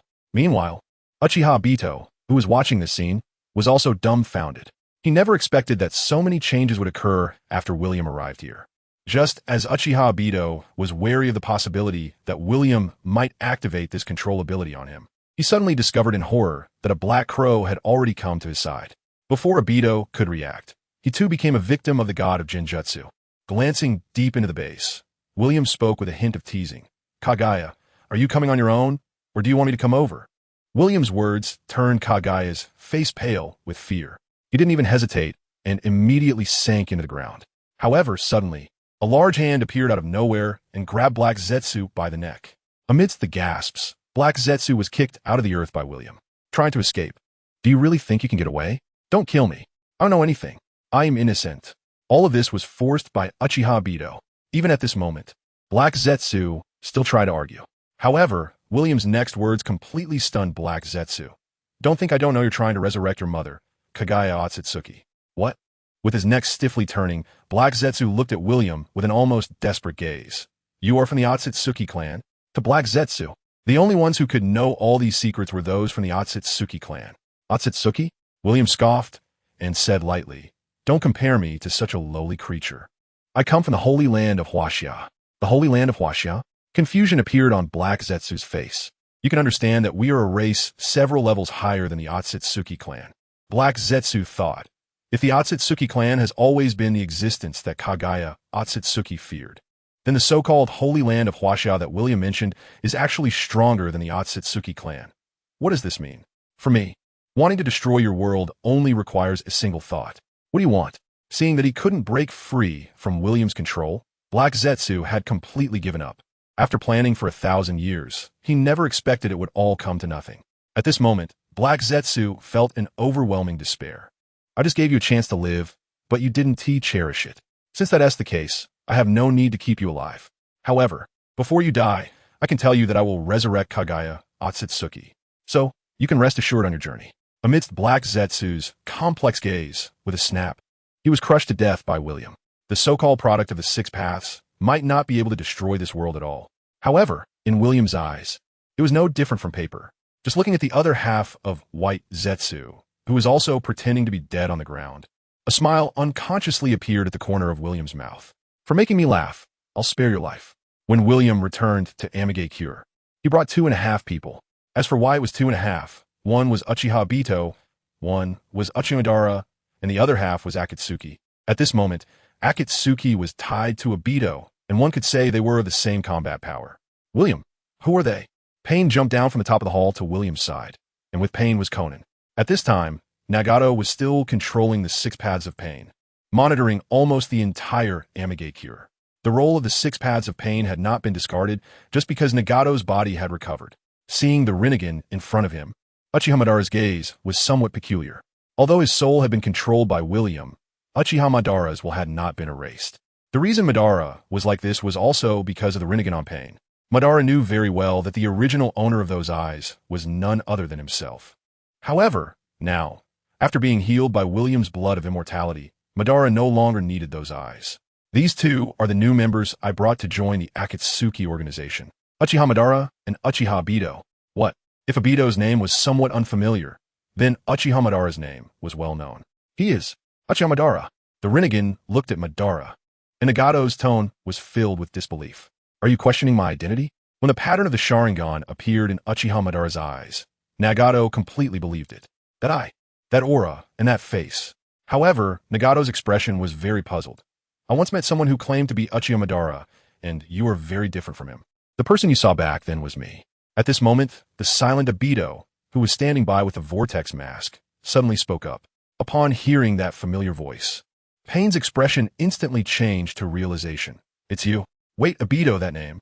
At this moment, Pain suddenly remembered something, hesitated for a moment, and asked, what is your relationship with Kakashi Hitaki? Upon hearing this, Uchiha Obito's expression changed from complex to cold. Kakashi killed my most beloved person. Obito's beloved was, of course, Rin Noara. Back in the day, Obito witnessed Kakashi kill Rin, and this was also the reason Obito awakened his Mangekyou Sharingan. However, like Nagato, Obito did not know that their fates were actually under the control of Uchiha Madara. After introducing themselves, Pain also explained the Akatsuki organization's plan to Madara and Obito to collect tailed beasts and resurrect the 10 tails. Upon hearing Pain's so-called secret, both Madara and Obito had strange expressions. The fact is, this plan was originally theirs. Once Pain finished explaining, Madara said calmly, so, Pain, when will you start the tailed beast collection plan? For Madara, who was in his prime, tailed beasts were easily attainable. Before starting the tailed beast collection plan, we still need to recruit a few members for the Akatsuki organization. Madara showed a look of disdain. Recruit other members? There's no need at all. In this ninja world, who can stop me? Madara had that confidence and pride. However, regarding Madara's declaration, Pain's expression remained calm. Madara, your era has ultimately passed. Although I don't know how strong you are, even you cannot fight against the entire ninja world alone. With a glance at William, and seeing that William had no intention of speaking, Madara thought for a moment and decided not to say more. The intelligence department has already locked onto the location of the angle. I will be leaving for a few days in the next couple of days. Pain's gaze towards William was meaningful. William understood. Don't worry, I'm here. The next day, Nagato left Rain Village with Pain and the 6 Paths Conan, who watched Nagato leave, turned to William. What's wrong? After a moment of contemplation, Conan said to William, the two from the Uchiha clan are very dangerous. Are you worried about me? William rolled his eyes secretly. Conan said solemnly, aren't you curious why Uchiha Madara still looks so young? His age is not small. Moreover, the news had spread back then said that he died fighting the first Hokage. What is going on with Madara now? In fact, Conan had also mentioned this question to Nagato, but Nagato did not provide much explanation and did not intend to ask William about it, which was why Conan was asking William. Conan did not understand why Nagato trusted William so much, but she had her own concerns. If you're worried about Madara, don't worry. I'll handle everything. Stepping forward slowly, William gently patted Conan's head as she was lost in thought. This feeling, after a moment of distraction, Xiaonan's expression turned unhappy. Don't treat me like a child. Haha, right? William said, laughing happily at Xiaonan's words. Xiaonan has grown up. Facing William's gaze, Xiaonan bit her lip lightly. Hey, what are you looking at? Besides, we're not that familiar, are we? Stepping closer, William's face was near Xiaonan's ear, and he said with a smile, isn't there a possibility that we are actually quite familiar? Impossible. With her hands clenched into fists, Xiaonan's expression showed tension. William was too close, and his breath was making her heart race. However, Xiaonan still managed to hold it in. She didn't want William to notice her discomfort. After all, they had only known each other for a few days. Time can't determine everything. Pulling back a bit from Xiaonan, William smiled. It's like Nagato. Do you know why he trusts me so much? Why? This is also a point of confusion for Xiaonan. Shrugging his shoulders, William laughed and said, because he is a smart person. His eyes widened, and then Xiaonan got angry. Are you saying I'm not smart? I didn't say that. You said it yourself.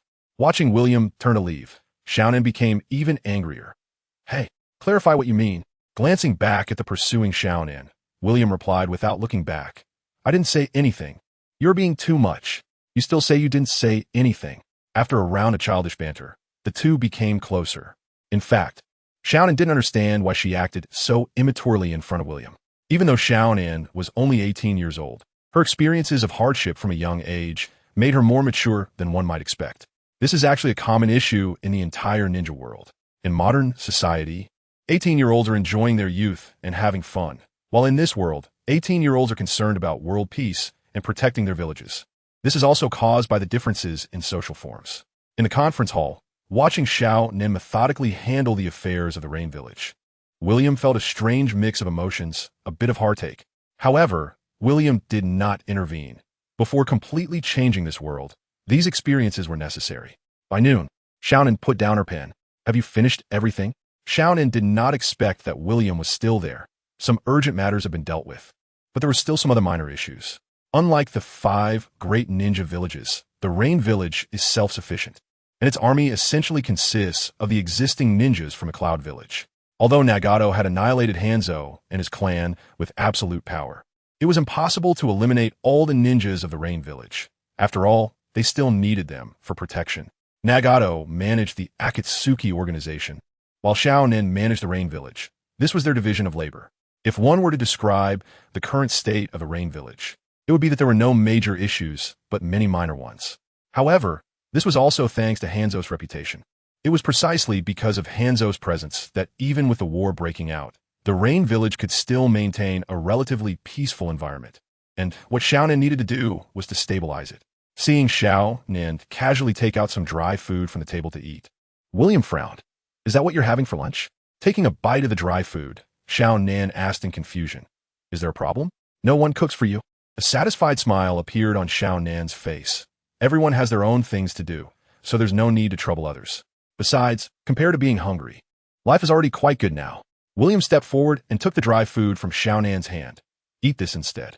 After saying that, amidst Xiaonan's confusion, William took out a fried chicken combo with a cola. What's this? It's delicious, try it. After hesitating for a moment, Xiaonan opened the packaging and took a small bite. It's so good. Seeing Xiaonan's astonished expression, William smiled happily. If it's good, eat more. I have plenty. After saying that, William took out 2 more of the same portions. Where did you get these things? And they're still hot. Did you just make them? Xiaonan took small bites, but ate quickly. It wasn't out of greed, just a habit. I made it myself. How is it? Not bad, right? William felt a bit shy saying this. This food was actually the KFF combo, and there were all kinds of them in William's ring, enough to fill a warehouse. Moreover, due to the constant space and time, whatever it looked like when put in is how it looks when taken out. However, it was clear that Xiaonan did not know this. Upon hearing that William made it himself, Xiaonan slowed down her eating. Your cooking skills are amazing. Haha, really? It's actually quite simple. Besides, I actually prefer your rice balls. As soon as the words were spoken, Xiaonan couldn't help but lower her head, a faint blush rising on her face. It was clearly just a simple sentence, yet it sparked endless imagination in Xiaonan's heart. What did William mean? Is this a confession to me? Stealing glances at William, Xiaonan suddenly noticed the gaze they had shared, and her head immediately lowered even more. Don't lower your head so much while eating. It's bad for your cervical spine. He reached out to lift Xiaonan's head, noticing her flickering eyes. William was taken aback and couldn't help but laugh. What are you so nervous about? What? I'm not nervous at all. Xiaonan reflexively denied William's words. He reached out and wiped the salad dressing from the corner of Xiaonan's mouth, then tasted it on his finger. Not bad. How could he do that? Xiaonan's heart raced even faster, but seeing William sit back down in his chair, she secretly breathed a sigh of relief.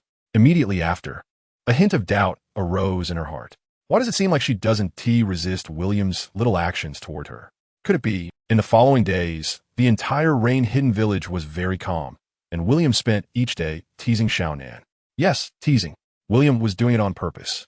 This feeling was quite interesting. However, while William and Xiaonan were immersed in this, Obito and Madara couldn't sit still. Taking advantage of Xiaonan's absence, Madara approached William. Is there something you need? Nothing. I don't understand. I don't know what we're doing here. Waiting. Waiting? Waiting for what? Madara grew increasingly confused. William didn't intend to explain, only smiling and saying, Madara, you already possess eternal life. Why rush? I've been waiting too long. I could end this world directly. I don't understand why we have to wait. Instead of being bored, why not enhance your strength? My strength? Madara was confident enough in his own abilities. Really? Do you truly believe your power has reached the pinnacle of the ninja world? Isn't it? William looked at Madara with a bemused expression, and the next moment, poof, a metal rod pierced through Madara's body out of nowhere. The speed was so fast that Madara didn't even have time to react. How is this possible? Gripping the metal rod, Madara tried to break it with his strength, but to his surprise, his body shook. Buzz, my power, weakly holding the metal rod.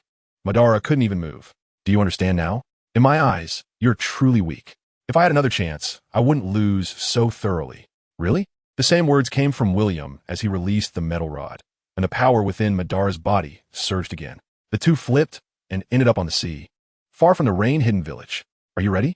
With a flip that increased the distance from William, Madara activated his Rinnegan and said solemnly, Come. The next moment, for Invisible Madara's launched an attack towards William. This move was precisely what Madara used to respond to William's recent sneak attack. However, in the face of Madara's Rinnegan technique, William smiled with a hint of amusement.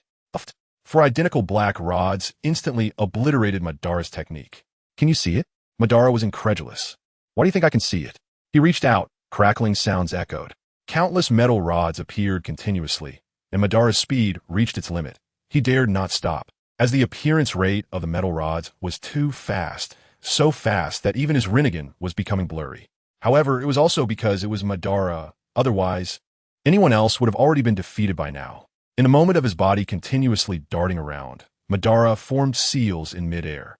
Fire release, great fire annihilation. Boom! A terrifying wave of fire surged towards William. However, a thin, gossamer-like metal wall effortlessly blocked Madara's fire technique.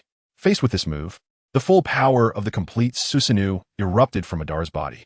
Come on! With a roar, the giant Susanoo slashed at William and the metal wall. Crack! Boom!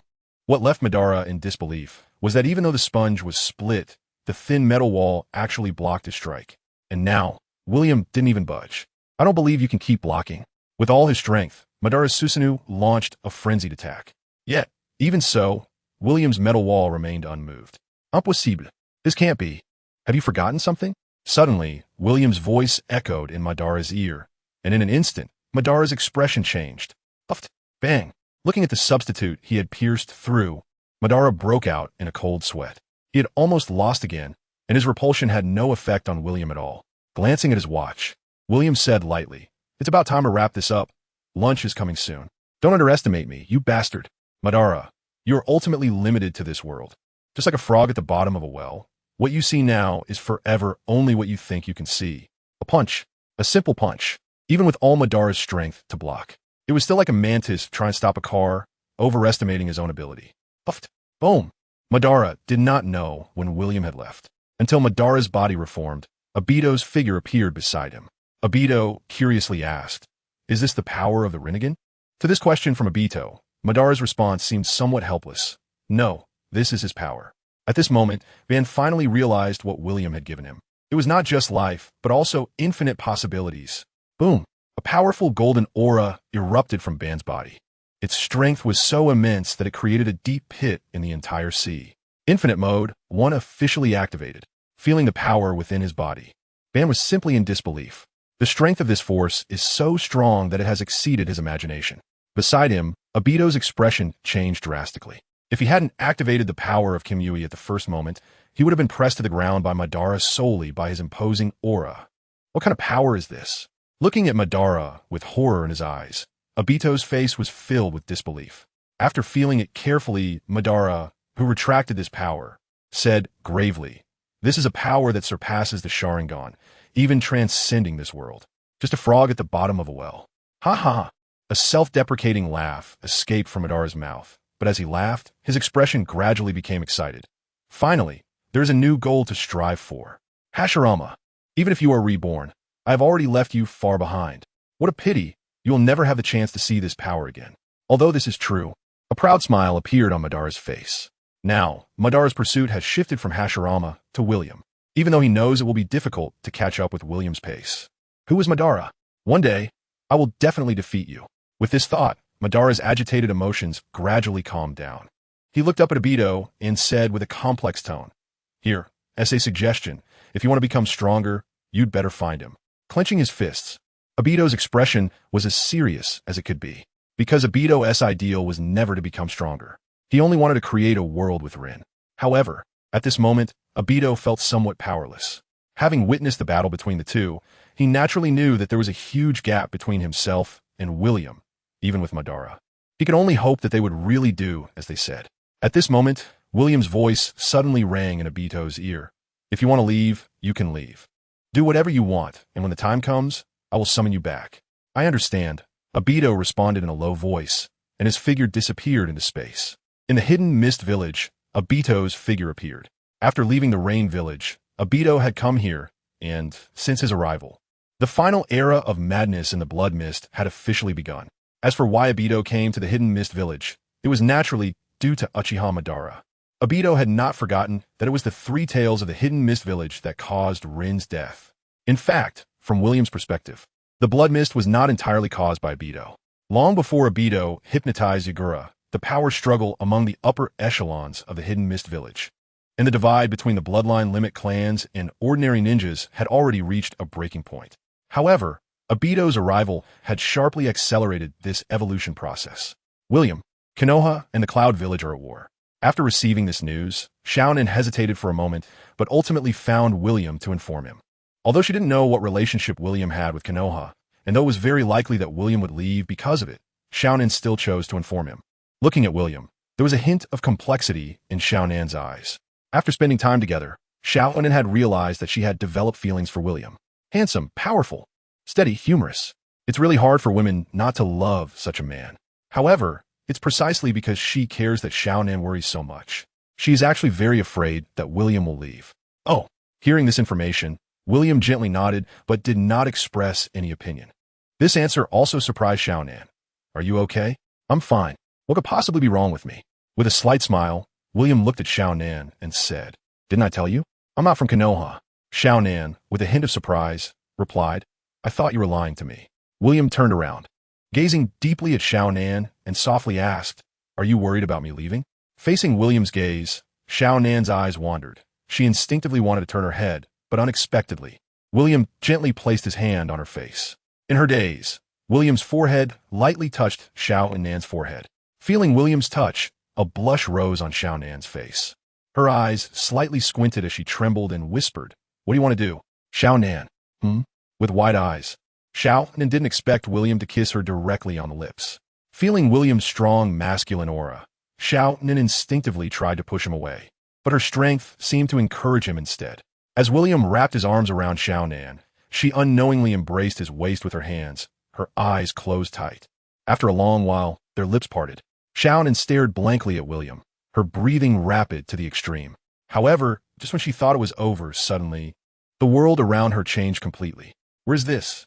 Before Xiaonan could react to where she was, William kissed her again, and at the same time, she realized with wide eyes that William's hand had gone inside her clothes. Feeling William's hands on her ample chest, Xiaonan couldn't help but blush deeply. "No, don't." At this moment, Xiaonan was extremely shy, but her almost non-existent resistance seemed to stimulate and catalyze William, making his actions even bolder. When a pained moan escaped Xiaonan's lips, she completely became William's woman. It was unclear how long it had been, but Xiaonan, looking as if she had been played to exhaustion, lay blushing in William's arms, her mind blank and her body utterly fatigued. Yet her love for William had reached an extreme. After a long time, a voice as small as a mosquito's buzzed in William's ear. "Can I go wash up?" "No." William's response was somewhat childlike. Xiaonan couldn't help but laugh and cry. "Don't you feel sticky and uncomfortable?" "Not at all. I feel very comfortable." "Xiaonan, that's true." But William still cleaned her body. However, it wasn't a bath. Instead, he injected a drop of eternal blood directly into Xiaonan. The current eternal blood not only grants immortality, but with the enhancement of infinite power, its abilities are almost limitless. The pure body is just a basic ability. However, when Xiaonan felt reborn again, a new battle began. You just finished. Why are you back? A night of passion. This battle lasted until 5 a.m., and it directly caused Xiaonan's biological clock to be thrown off, making her unable to wake up. When Xiaonan finally woke up again, it was already noon the next day. Oh no! Startled, Xiaonan immediately wanted to get up, but unexpectedly, she was pulled back by William. William, I need to go to work. Frowning slightly, Xiaonan's tone carried both apology and urgency. It's fine. I've already arranged everything. What do you mean? Xiaonan didn't quite understand what William was saying. However, when she finished getting dressed and was taken to the office by William, she discovered that there was an identical version of herself in the office. Is this a clone? William shook his head and smiled. This isn't a clone. You can think of it as a Shuropath created by Nagato. The Xiaonan in front of William was a product created by William using nanotechnology combined with artificial intelligence. Although Xiaonan tried hard, managing the entire Rain Village was still very challenging due to her worldview, and many things, in William's view, were not the most reasonable way to handle them. This was the conclusion William drew after observing her for some time. This is just like me. After circling around this body, even Xiaonan could hardly find any flaws. This body has been set up for authentication. You can control it to do anything. Moreover, you don't have to worry about it making mistakes. It will adjust to the most suitable management method according to the current state of the Rain Village. Pausing, while Xiaonan was still in shock, William said, and if we're talking about combat power, this body can even reach the Super Shadow level. Super Shadow level? Yes. If it really came to a fight, it could even defeat any of the 5 hidden villages' shadows, except for the Hokage. Hokage Minato Namikaze? Is he very powerful? Xiaonan's expression showed doubt. Despite being a disciple of Jiraiya, she had never actually met Minato Namikaze. Although there were legends of the Yellow Flash circulating in the ninja world, Xiaonan wasn't very clear about Minato's strength. I'm his teacher. With a strange expression on Xiaonan's face, William smiled and said, and if we really think about it, you should now be his mistress. Xiaonan's face turned red, and she shyly slapped William. After watching the mechanical Xiaonan handle documents for a long time, Xiaonan's original worries finally eased completely. Approaching William, Xiaonan asked curiously, why did you think of making such a machine? Isn't this a simple thing? Wrapping his arm around Xiaonan's waist, William chuckled. With her, you can relax for a long time, and this way, you can find more time to spend with me. As soon as these words were spoken, Xiaonan couldn't help but roll her eyes at William, but deep down, she felt a hint of joy. In fact, this action was equivalent to indirectly giving the entire Rain Hidden Village to William. However, being in love, Xiaonan didn't think too much about it. To her, William had gradually replaced Nagato as the most important person in her life. During the following days, the two of them were inseparable, spending almost every moment together in their room. The living room, the office, hotels, at sea, and on the island, leaving traces of their love everywhere. Just when they were almost lost in their own world, Nagato returned to Rain Hidden Village with Pain, Kakuzu, and Haiden. Although he had only been gone for less than a month, Nagato noticed that the entire Rain Hidden Village seemed to have changed significantly upon his return. Coupled with the management of the villagers by Xiaonan, Nagato felt quite satisfied. After arranging for Kakuzu and Haiden to rest at a hotel for the night, Nagato went to the office and saw Xiaonan handling documents. Finally, he felt a sense of relief. However, you are not Xiaonan. Noticing the difference in Xiaonan's eyes, Nagato's expression changed drastically. Not good. He quickly grabbed the mechanical Xiaonan by the neck, his voice cold as ice. Tell me, where is Xiaonan? Otherwise, you will die.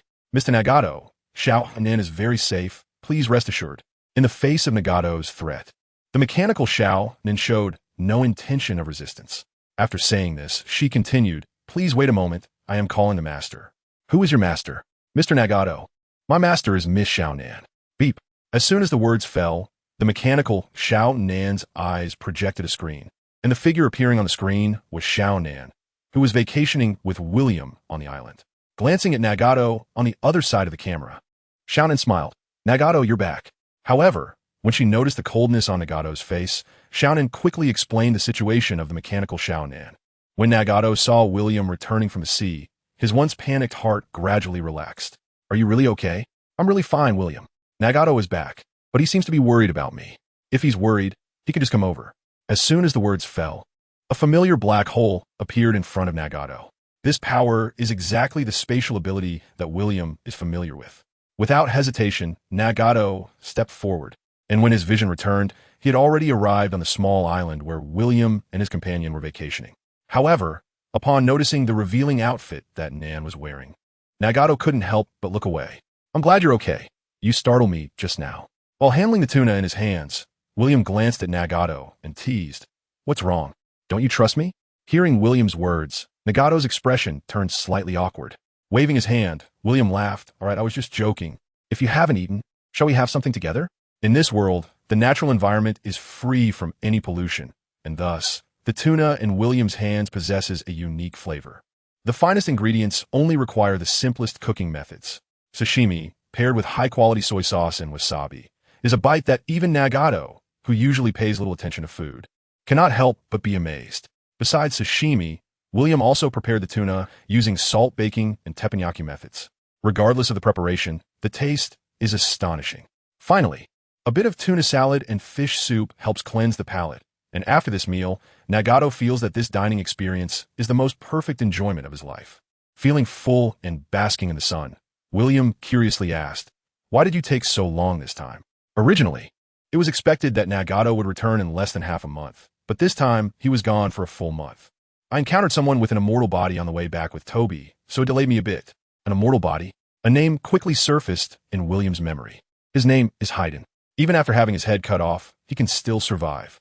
He's a devoted follower of a cult of the evil god. However, upon checking, it turns out that Haydn is the only one in the entire cult who possesses an immortal body. "Haydn, huh?" Noticing William's expression, Nagato asked curiously, "Do you know him?" "Yes. His abilities are average, and his strength is also average." As a member of the Akatsuki organization in the original timeline, William certainly knew Haydn. However, William himself looked down on Haydn a bit. In his view, aside from his immortality, Haydn's abilities were quite ordinary. Saying he was at the level of shadow was almost an insult to the shadow level. It was somewhat like a death by exposure situation. This is also why William didn't mention Haydn when talking about Akatsuki members, but clearly, the power of fate still led Nagato to encounter Haydn.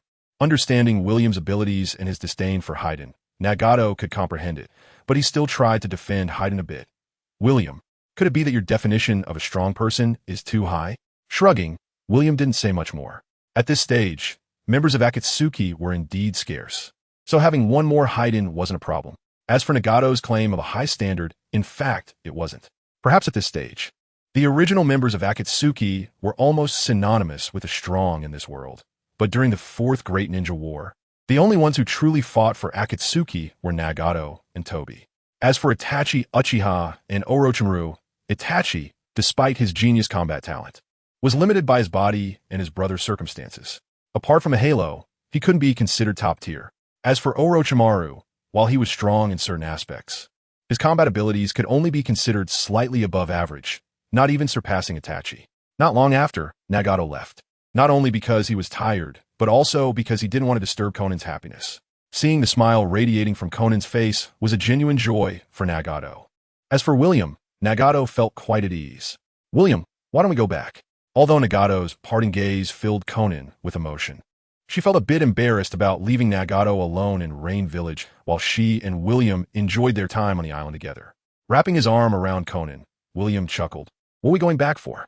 Number 2 is handling things in Rain Village. Are we just going to watch? Although he said that, he felt that it wasn't quite right. However, as William's hand gradually went deeper, Conan's breath quickened, and she grabbed William's hand, saying, "Don't move." "Am I moving?" "I'm just letting it be." Conan shot William a glance. Although she felt shy, the fact was that as someone who had just tasted forbidden fruit, she was also infatuated with that feeling. Using the sky as a blanket and the earth as a bed, they were filled with harmony. A week later, William returned to Rain Village and found Nagato. "Are you leaving?" Hearing that William was about to go, Nagato was startled. But when he learned that William was going to find Orochimaru, he finally relaxed. Although Conan wanted to accompany William, she realized that constantly being absent was a good thing. So this time, she did not leave with William. Orochimaru's whereabouts were very secretive, and currently, Akatsuki's intelligence had not located his exact location. Only a general direction within the land of rice. Nagato did not know where Orochimaru was, but William was very clear. Ever since Orochimaru defected, he had established his own ninja village, Sound Village. As for why William was so well informed, It was naturally because he had set up a satellite system above the ninja world to monitor the entire ninja realm, paired with artificial intelligence, giving William a god's eye view of the ninja world. In the land of Rice, Sound Village, leaving Rain Village, William quickly transformed into light and found himself above this ninja village, which was currently under expansion. When William's gaze locked onto Orochimaru in the ninja village, Orochimaru's senses also prompted him to look up at William. Dressed in a black robe with red clouds, William's appearance was very unfamiliar. But Orochimaru still had some impression of William's attire.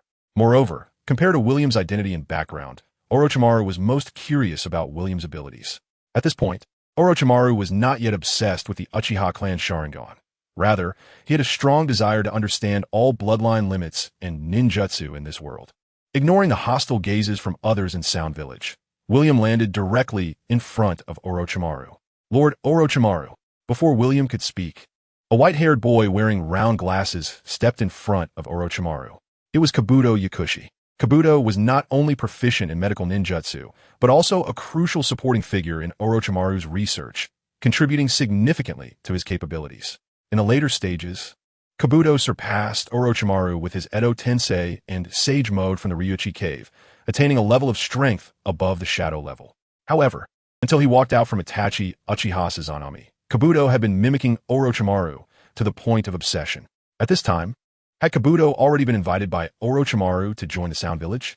William remembered that Kabuto should have left Konoha to become a spy after the death of Minato Namikaze. Although he was somewhat confused about this timeline, it didn't really matter. Gently patting Kabuto's shoulder, Orochimaru showed a friendly smile. If I remember correctly, you're a member of the Akatsuki, right? William. So, William, what brings you here? I'm here to join the Akatsuki. Oh, upon hearing William's words, Orochimaru couldn't help but laugh. His laughter cold and imposing. He looked around and said coldly, "What makes you think I would abandon my position as a shadow to join a nameless organization like the Akatsuki?" As soon as he finished speaking, a powerful killing intent swept over from Orochimaru. He knew very well that the founder of the Akatsuki was Jiraiya's disciple, and for Jiraiya's disciple to come recruit him was an insult to Orochimaru. However, this killing intent was quickly retracted, and with a curious gaze at William, Orochimaru said in a hoarse voice, "But compared to the Akatsuki, I think you have the qualifications to join my Sound Village. What do you say? Are you interested?" Hearing Orochimaru's words, William found it amusing. Seeing William's attitude, Orochimaru continued to tempt him. "Moreover, if you perform well, perhaps I can make you my disciple." In Orochimaru's view, this condition was already quite favorable. Even though he had become a rogue ninja of Konoha, his identity as one of the legendary three ninjas still existed. "Orochimaru, times have changed." William's words made Orochimaru's expression very awkward. However, William didn't care and continued, "I don't want to say too much. Join the Akatsuki, and I'll give you the chance for immortality." "Oh, immortality?" Orochimaru's expression changed slightly and then became extremely cold. In his view, William's words were nothing short of an insult. A mere nobody dared to talk to him about so-called immortality. "Who gave you this courage?" With a cold snort, Orochimaru waved his hand, and 3 terrifying snakes emerged from his arm, lunging at William. Seeing this scene, the other ninjas of the Sound Village showed a fervent expression. Don't underestimate this move from Orochimaru. This is a technique he created without hand seals, and ordinary Nin wouldn't have any power to resist it. Even Nin had to deal with it carefully, and William also furrowed his brows. Not because he was afraid, but because he found it disgusting. Even someone as strong as William had things he feared, and snakes were the things he detested the most. Therefore, the moment Orochimaru activated his hidden shadow, Snake Hands, William immediately activated his ability. Puffed. The 3 snakes were instantly pierced through the head by the suddenly appearing infinite gold. In the next moment, the infinite gold, which had turned from iron to gold, directly turned Orochimaru into a beehive. Once William found this ability very impressive, he began to get used to using it. As for why it changed from steel color to gold, it was simply for show. However, what surprised William was that the pierced Orochimaru turned into a puddle of mud. Such speed. Just as William had locked onto Orochimaru's position, the closest Kabuto immediately activated his chakra surgical knife. You can forget it. Without even looking at Kabuto, the still very immature Kabuto let out a scream and flew backward. What are you looking at? Just as Orochimaru, who was at a distance, was calculating what William's ability was, William's voice suddenly came from behind. A look of fear appeared on Orochimaru's face for the first time. He immediately thrust the kunai behind him. However, before the kunai reached William, Orochimaru realized that the kunai had inexplicably disintegrated. In an instant, the golden infinite gold pierced through Orochimaru's arm again. With a playful expression, William reached out. This time, what other means do you have? Another piercing attack. Orochimaru's eyes widened, staring fixedly at William, but in the end, he lowered his head. Is Orochimaru dead? Seeing this scene, everyone in the Sound Village was filled with despair.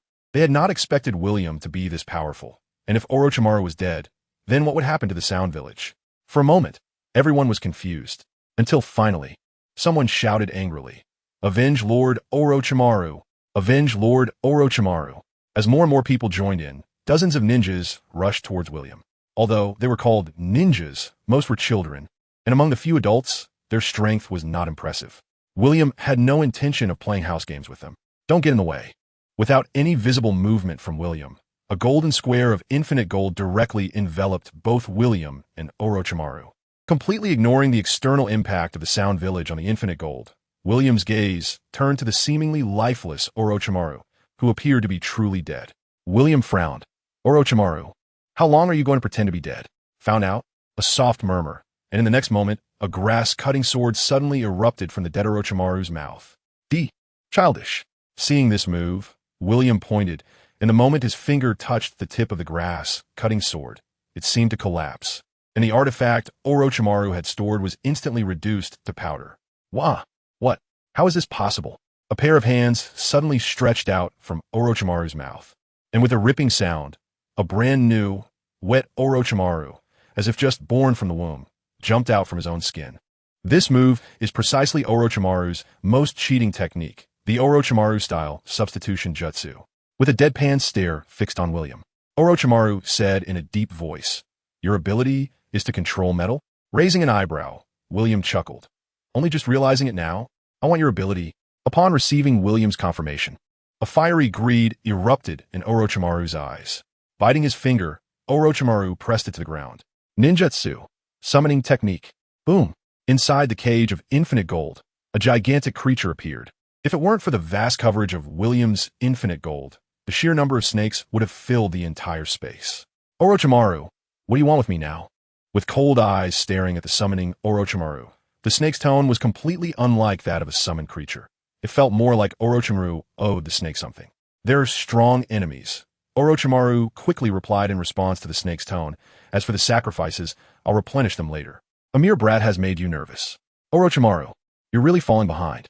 With its purple body coiling in the air, the snake's gaze swept over William on the ground. At the same time, the appearance of the snake made William's skin crawl. It felt just like the nightmares of his childhood had returned. Get lost. With a wave of its hand, the snake was directly swallowed by a black hole, leaving Orochimaru dumbfounded. As the black hole gradually disappeared, the snake's desperate scream abruptly ceased. With a murderous intent directed at Orochimaru, William said coldly, "If you dare to use snake-type ninjutsu on me again, I won't just be playing around with you." Feeling the overwhelming murderous intent, Orochimaru's heart skipped a beat. Seeing Orochimaru lower his hand, the countless small dots on the wall of infinite gold slowly retracted. Noticing this scene, Orochimaru was drenched in cold sweat. If this really doesn't work, Orochimaru guessed that he might have truly been in danger just now. Looking deeply at William, Orochimaru's face once again revealed a smile. In his youth, Orochimaru was indeed very proud, whereas the current Orochimaru is more composed and adaptable. So, William, let's talk about immortality. I'm curious, what do you mean by immortality? Literally. Upon hearing William's words, Orochimaru's expression stiffened. Is it still in the testing phase, or has it already yielded results? Of course it's results. Lowering his head, Orochimaru didn't want William to notice the excitement in his eyes. When Orochimaru looked up again, the smile on his face was even more pronounced. Then, can you show me? Although he didn't truly believe that the Akatsuki organization could develop the power of immortality, Orochimaru was still interested in experiencing it. In Orochimaru's view, he hadn't truly developed the power of immortality himself. So he found it hard to believe that Jiraiya's disciple could create such a power. Even though Orochimaru had seen William's immense power, he believed that William, while powerful, was not without flaws. As long as he had enough information, Orochimaru was confident he could defeat William in their next battle. Amused, William said, "Orochimaru, you don't think that just by saying a word, I'll give you the power of immortality, do you? Hearing William's words, Orochimaru wasn't angry and calmly replied, Then, what would it take for you to give it to me? I want all your forbidden techniques. After a moment of contemplation, a strange expression appeared on Orochimaru's face. All? In fact, William could have taken it without saying anything, but he ultimately proposed a trade. It wasn't because William was a true gentleman or that the peaches were worthless to him, but mainly because, since it was a trade, there had to be items involved. And the only things Orochimaru had that William would find valuable were just these few items. Yes, all. But can you decide? Immortality is originally my thing. Looking meaningfully at William, Orochimaru extended his hand. Then, let's have a pleasant cooperation. Pleasant cooperation. After establishing a preliminary cooperation intention, Orochimaru continued. When do we start? No rush. Let's start after I take you back to the Akatsuki base. William wasn't in a hurry, but Orochimaru was somewhat unwilling. If you want to learn, we can actually start right now. Orochimaru was very clear and not surprised. William would not give him the power of immortality without providing equal value. However, what surprised Orochimaru was that William handed him a peach. What is this? Subconsciously taking the peach, Orochimaru's expression was puzzled. The fruit of immortality, the peach. Orochimaru, is it really given so casually? Fake? Or toxic? I don't believe it. Absolutely not. What, don't believe it? Hearing William's words, Orochimaru's expression was strange. Yet he did not deny his doubts. How could a peach possess the power of immortality? This is a pan peach, which takes 3,000 years to grow, 3,000 years to bloom, and 3,000 years to bear fruit. It takes 9,000 years to mature. Do you think it can grant immortality? Of course. All of this is just William's nonsense. In fact, the reason the pan peach possesses the power of immortality is simply because William has bestowed it with infinite vitality using his boundless power. And this is also the secret of why this peach can grant immortality. Orochimaru, if it weren't for this, Orochimaru might still hesitate, but after William said this, Orochimaru immediately didn't believe it. William, I'll take it for testing, you shouldn't mind, right? William waved his hand and said, I do mind. If you don't believe it, you don't have to eat it. There are many people in this world who want to eat it, and you're not the only one. After a pause, William continued, and although I don't think you can uncover the secret of the peaches of immortality, just to be safe, it's better for me to be cautious, after all. You are Orochimaru. As soon as these words were spoken, they directly left Orochimaru speechless. To eat or not to eat? If he ate, he might achieve immortality. If he didn't, he definitely couldn't. Orochimaru was torn. Looking at William, he was full of teasing. Taking a deep breath, Orochimaru bit down. As the peach flesh entered his mouth, an incredibly powerful life force instantly widened Orochimaru's eyes. This time, he no longer hesitated and swallowed everything, skin and flesh, without leaving a single piece. Until only the peach pit was left on the pan peach, Orochimaru looked at William. Eat, that's the essence. Without hesitation, Orochimaru gulped it down, and in that moment he felt his soul sublimating. Is this the feeling of immortality? Looking up at the sky, a tear fell from the corner of Orochimaru's eye. That was the dream come true. Thank you. Looking at William again, Orochimaru said sincerely, No need to thank me. This is just a transaction. Hearing William's words, Orochimaru shook his head. Although this is a transaction, it is not fair to you. There is no such thing as fairness in this world. It's all about mutual needs. You don't have to feel indebted to me. What seems very important to you may be easily obtainable for others. What do you think? William, you really are an interesting person. Since William said so, Orochimaru had nothing more to say. When William came into contact with the infinite gold, what he saw were the exhausted ninjas of the Sound Village. Seeing this scene, even Orochimaru felt a slight touch of emotion. Humans are not wood or stone. Who can be without feelings? However, soon, this fleeting emotion was suppressed by Orochimaru. Lord Orochimaru, are you okay? With a look of surprise, Kabuto came to Orochimaru's side, and the tension he had been feeling finally eased. Looking at William beside him, there was a hint of something strange in Kabuto's eyes. Orochimaru waved his hand. I'm fine. From now on, William is the most esteemed guest of the Sound Village. With equal rights to mine, understand?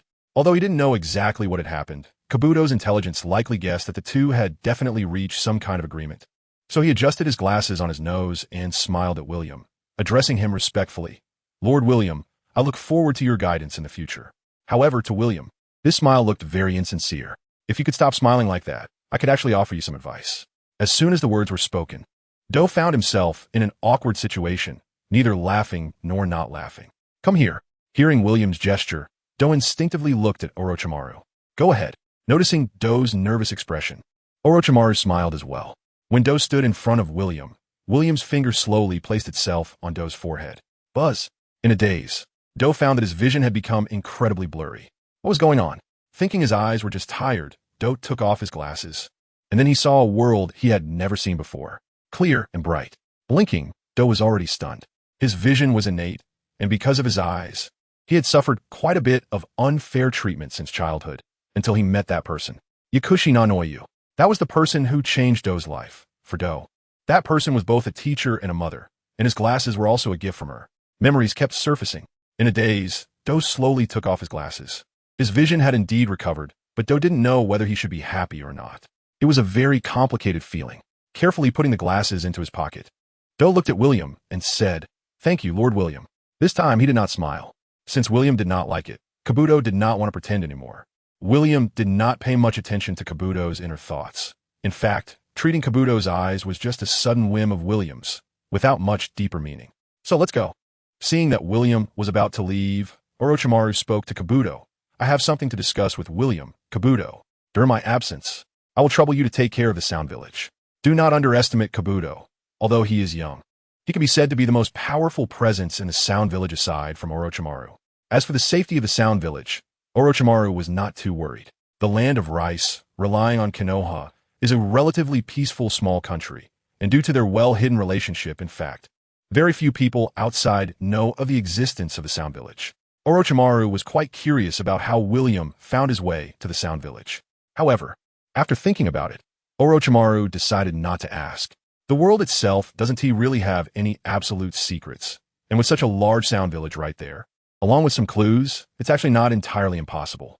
However, noticing the direction William was heading, Orochimaru curiously asked, William-kun, are we going the wrong way? If we're going to the Rain Village, it should be on the other side. No, we're not going back to the Rain Village just yet.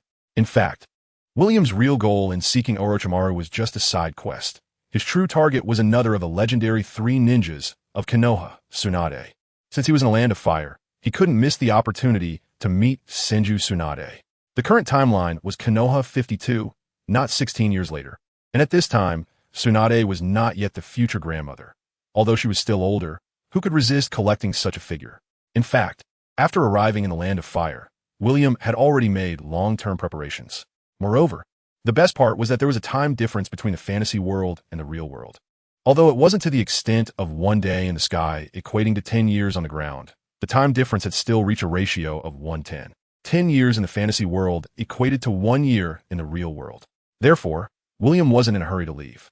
Given this, before the plot began, he naturally didn't mind looking for more things of interest to do. For instance, collecting Akatsuki members, collecting the strong individuals of this world, or collecting the beauties of this world. However, speaking of collecting, William thought of another thing, collecting the ninjutsu of this world. It seemed like a very good way to pass the time. In a casino on Fukuda Street in the Land of Fire. Although Konoha and the Hidden Cloud had already gone to war, this conflict had not yet affected the Land of Fire. The battles between the ninja armies of both sides were taking place at the borders or in small countries near the borders. This was also the sorrow of the small countries in this world. William brought Orochimaru to where Tsunade was currently gambling big. At that moment, Tsunade was so engrossed in gambling that she didn't notice William and Orochimaru's arrival. But the nearby Shizen immediately sensed something was off. Of course, Shizen didn't know William, but she was very familiar with Orochimaru. She quickly gestured to Tsunade at the gambling table, but to her surprise, Tsunade impatiently replied, "What? Shizen, can't you see I'm about to win? Tsunade-sama, it's Orochimaru." Orochimaru? Shizen's words finally made Tsunade calm down completely. However, Tsunade's pause caused the dealer at the casino to become a bit anxious. It was rare to encounter a legendary big fish in the gambling world. And just as they were about to empty the big fish's pockets, Tsunade unexpectedly stopped. Hey, are you going to place a bet or not? We're about to start." The dealer's words resonated with the other gamblers at the table, urging Tsunade to make her move quickly. After all, where there's a big fish, everyone had learned the rule that they just had to wait for the big fish to place a bet and then bet against their other hand to win. And now, with Tsunade not placing her bet, they naturally didn't dare to wager. After all, Who would want to lose in a sure-win situation? I'm done for today. Putting away her chips, Tsunade straightforwardly turned to leave. Upon seeing this, the dealer and the gamblers were stunned, not knowing what was happening.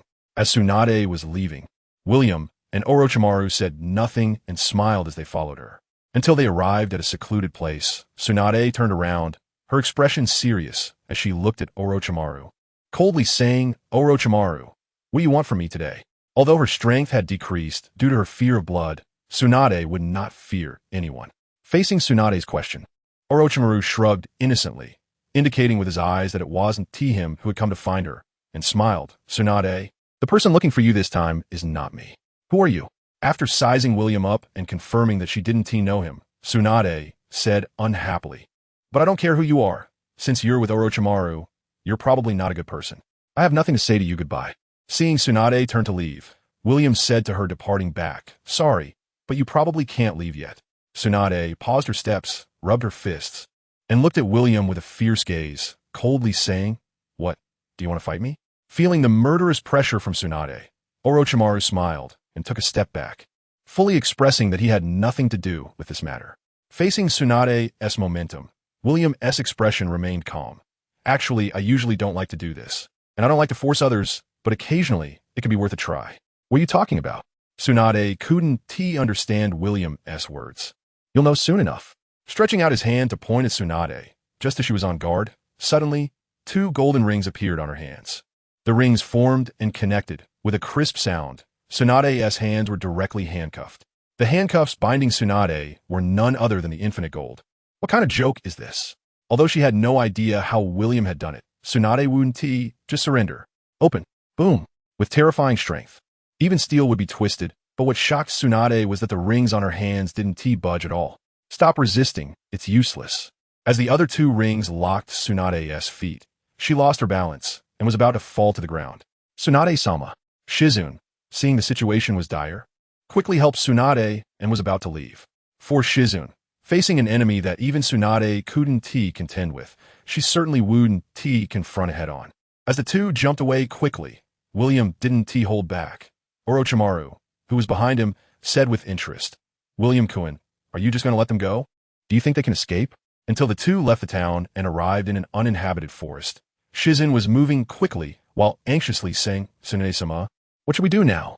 Damn it, what is this thing?"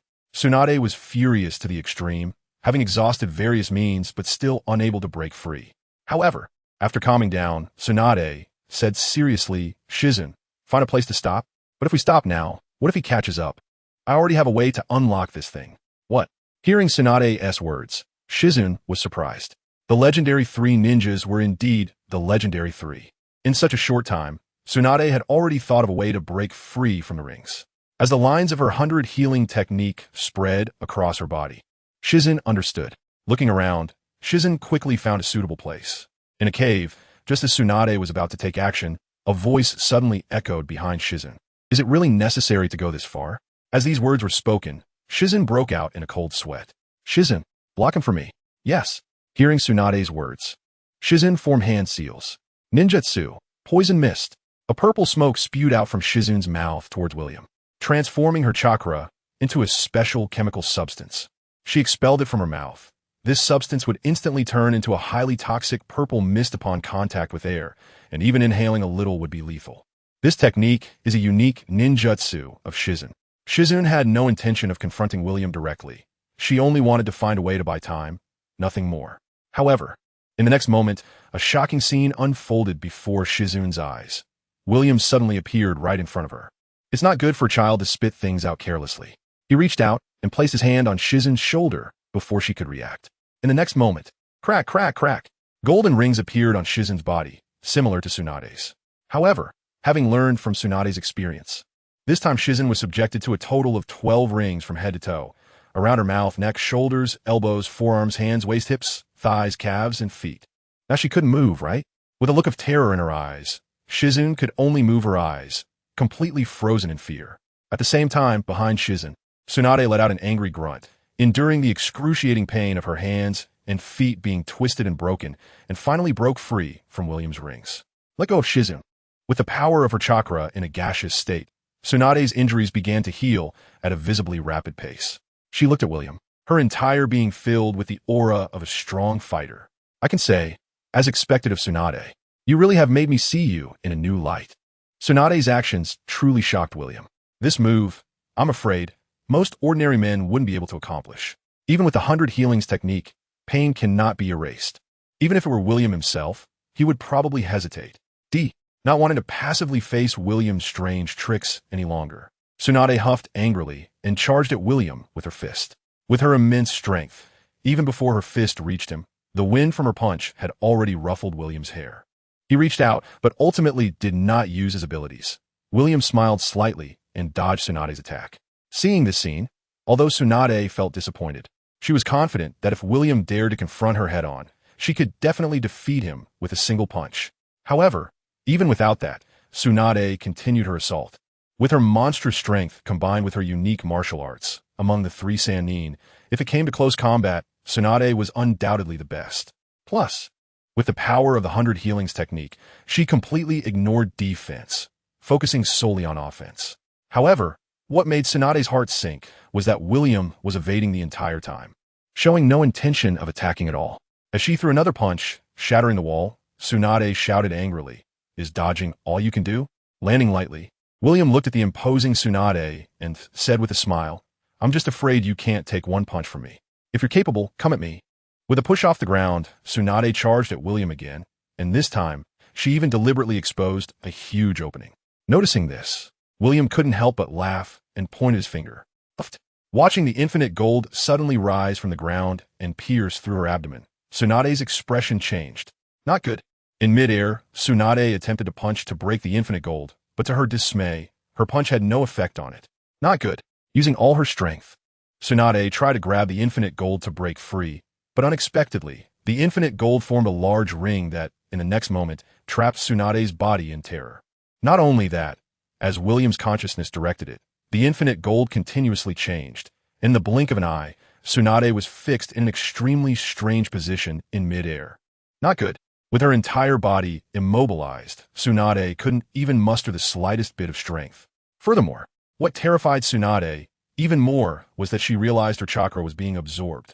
This power reminded Tsunade of her grandfather's would-release abilities. After Tsunade finished treating the injuries to her abdomen, all of her Byakuga chakra was completely depleted. At this moment, Tsunade felt utterly weak, yet even so, she showed no sign of surrender. "If you want to kill me, go ahead." William looked at Tsunade with great interest, his smile oddly peculiar. "Kill you? No, no, no. I wouldn't waste such a treasure." A sudden jolt in her heart, Tsunade's gaze sharpened as she said in a deep voice, "What do you want? What do you think I want?" Following William's gaze, Tsunade then realized how unfavorable her current position was. As a strong person, you are simply shameless. How could you, as a ninja, not have considered that you might face this day? William reached out to caress Tsunade's cheek, feeling her delicate skin, and then gripped her chin. "You wouldn't tell me you haven't tried this before, would you?" Tsunade's eyes trembled as she looked at William, gradually regaining her calm. With a cold snort, she said, "Do whatever you want. Do you think I care? Really? You don't care?" With a wave of his hand, Shizen was controlled by William and flew to Tsunade's side. Thinking about it, why not replace her? Woo! Shizen wanted to say something, but the ring around her mouth prevented her from uttering a single word. Tsunade sighed as she saw William about to reach out to touch Shizen. "You want me? Let Shizen go." Hearing Tsunade's words, William couldn't help but laugh. "Tsunade, you seem to misunderstand the situation. Why would you think I would listen to you? Right now, both of you belong to me. What do you really want?" "What do I want? I want both of you." With a slight smile, a golden cube rose from the ground. Hours later, the cube gradually dissipated, and William walked out from within it, with Tsunade and Shizen both flushed behind him. However, their original clothes had all been replaced with black robes, while their original garments lay in tatters on the ground. Seeing this scene, Orochimaru's expression appeared somewhat strange. Although Orochimaru wasn't sure what exactly William had just done, as a man, he could roughly guess something. This was also the most peculiar aspect for Orochimaru. In his view, someone as powerful as William shouldn't be obsessed with such base desires, yet the results seemed to be the exact opposite. Or perhaps, am I overthinking it? Behind William, Tsunade felt even more ashamed noticing Orochimaru's gaze. It's like you did something bad and familiar people found out about it. Although Tsunade knows very well that she was completely forced into it, she still feels an overwhelming sense of social death at this moment. They left, and William didn't show any signs of action, as Tsunade and Shizen were lifted into the air and taken behind William. Put me down. Being carried like this makes Tsunade feel even more embarrassed. That feeling is just like being a lamb waiting to be slaughtered. Flying in the air, William said without looking back, although something happened between us, I don't think you have the right to order me around. Look at Shizen. She's much more obedient than you, not making any noise. Bastard, didn't you notice that Shizen fainted? Tsunade's words almost made Orochimaru, who was jumping from the tree, miss his footing. Ahead, William was also taken aback and glanced at Shizen, realizing that it was true. Her constitution is too weak, it hasn't been long, and it seems she needs to exercise more in the future. You scum. Shameless. Disgrace. Woo-woo. Woo-woo. However, soon, Tsunade's curses turned into sobs, and William had no intention of indulging her. Dare to scold me? I'll teach you a good lesson tonight. Hearing William's words, Tsunade shivered all over, her eyes revealing a look of panic. It wasn't until close to dusk that Shizen finally woke up in a daze. Lady Tsunade. She instinctively wanted to get up, but found that she couldn't move at all. Speaking was even more impossible. It wasn't until they reached the riverside that William landed. Let us rest here for today. To this, Orochimaru naturally had no objections. I'll go gather some firewood. No need to go through that trouble. With a wave of his hand, a golden cube enveloped the four of them, and as the cube appeared, a small sun appeared out of nowhere above the cube, illuminating the entire space. This time, the cube was different. William had also arranged various rooms and metal furniture, doors, and the like inside, making it look just like a modern house at first glance. After surveying the entire cube, Orochimaru couldn't help but exclaim, William, your abilities are truly impressive. William nodded. In fact, it's even more useful than you think. After a moment of surprise, Orochimaru laughed. William, you're really not modest. Shrugging, William replied, modesty is hypocrisy to me. With a glance, the restraints on Tsunade and Shizen were lifted. Feeling a bit uncomfortable, Tsunade and Shizen didn't expect William to release them from his control. You can move freely now. Also, here is some food. Looking at the food William had placed on the cube's table, Tsunade hesitated for a moment, but then decided not to be polite and picked up something from the table to eat. What if it's poisoned? Shizen tried to stop her from the side. No need. If he really wanted to do something, he wouldn't need to poison us, Tsunade said, glancing at William, and nonchalantly began to eat. Hearing this, Shizen blushed and, after stealing a glance at William, also started eating. They had consumed a lot in the cave and were now starving. After eating their fill, Tsunade and Shizen exchanged glances, noticing that William seemed unconcerned, and began to explore the surroundings. When they felt it was about time, they stealthily moved to a corner out of William's sight and gestured to each other. Then, Tsunade attempted to damage the cube. However, after a punch, her hand felt intense pain, yet the golden cube remained completely unyielding. The only relief for the two was that the punch made no sound. Undeterred, Tsunade tried again, but the result was the same. Shizen, let's do it together. Okay, Tsunade. Bang, bang, bang. After a long time, the two women returned to William, dejected. William glanced at them, almost laughing. He clearly knew what they had been up to since he was the one who had created the cube. Actually, you don't have to hide what you want to do from me. William's words made the two women, who were already feeling guilty, even more embarrassed. They realized he already knew what they had just attempted. However, before you do anything, I must remind you that since you did it, you should be prepared to accept the punishment.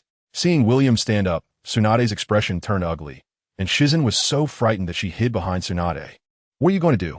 If you do something wrong, you must accept the punishment. Isn't that simple? Besides, I haven't forgotten about what you said to me today. Just right, let's combine the two things together. No, you can't do this. However, Tsunade's resistance was futile, and soon she was restrained again by William and pulled into a separate room. Watching Tsunade pinned to the ground by William, Shizen couldn't help but recall what had happened during the day. Let me go. At this moment, Tsunade still wanted to struggle, but unexpectedly, William took out a belt from the Lingxiao ring and handed it to Shizen. Shizen looked at William in confusion. Hit her. This is the punishment. Hearing this, Shizen panicked completely. No, you can't do this. Tsunade, if you don't do it, then you'll take the punishment instead. How about that? Shizen, I'll give you 3 seconds to think about it. After that, both of you will face punishment. 1, 2.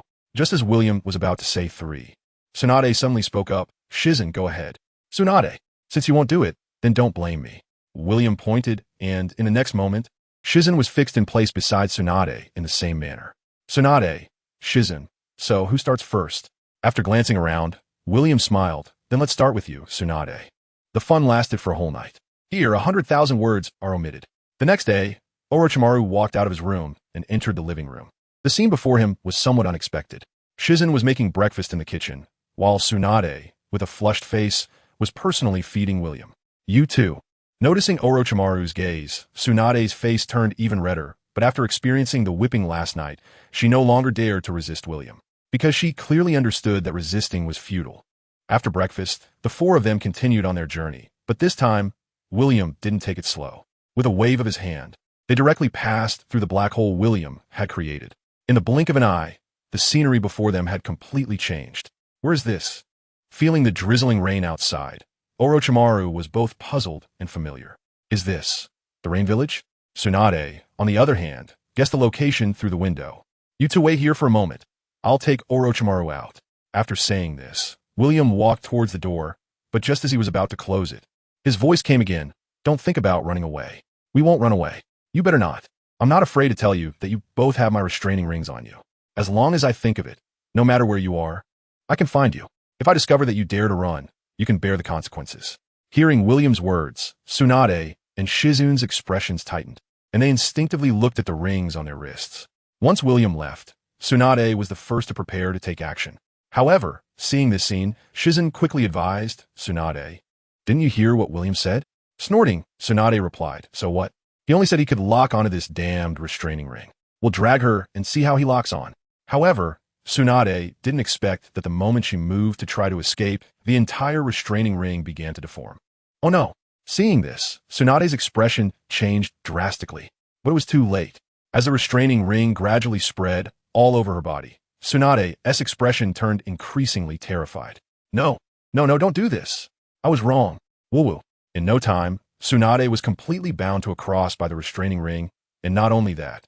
Her mouth was stuffed with a ball made of the infinite gold that the restraining ring had transformed into, rendering her speechless.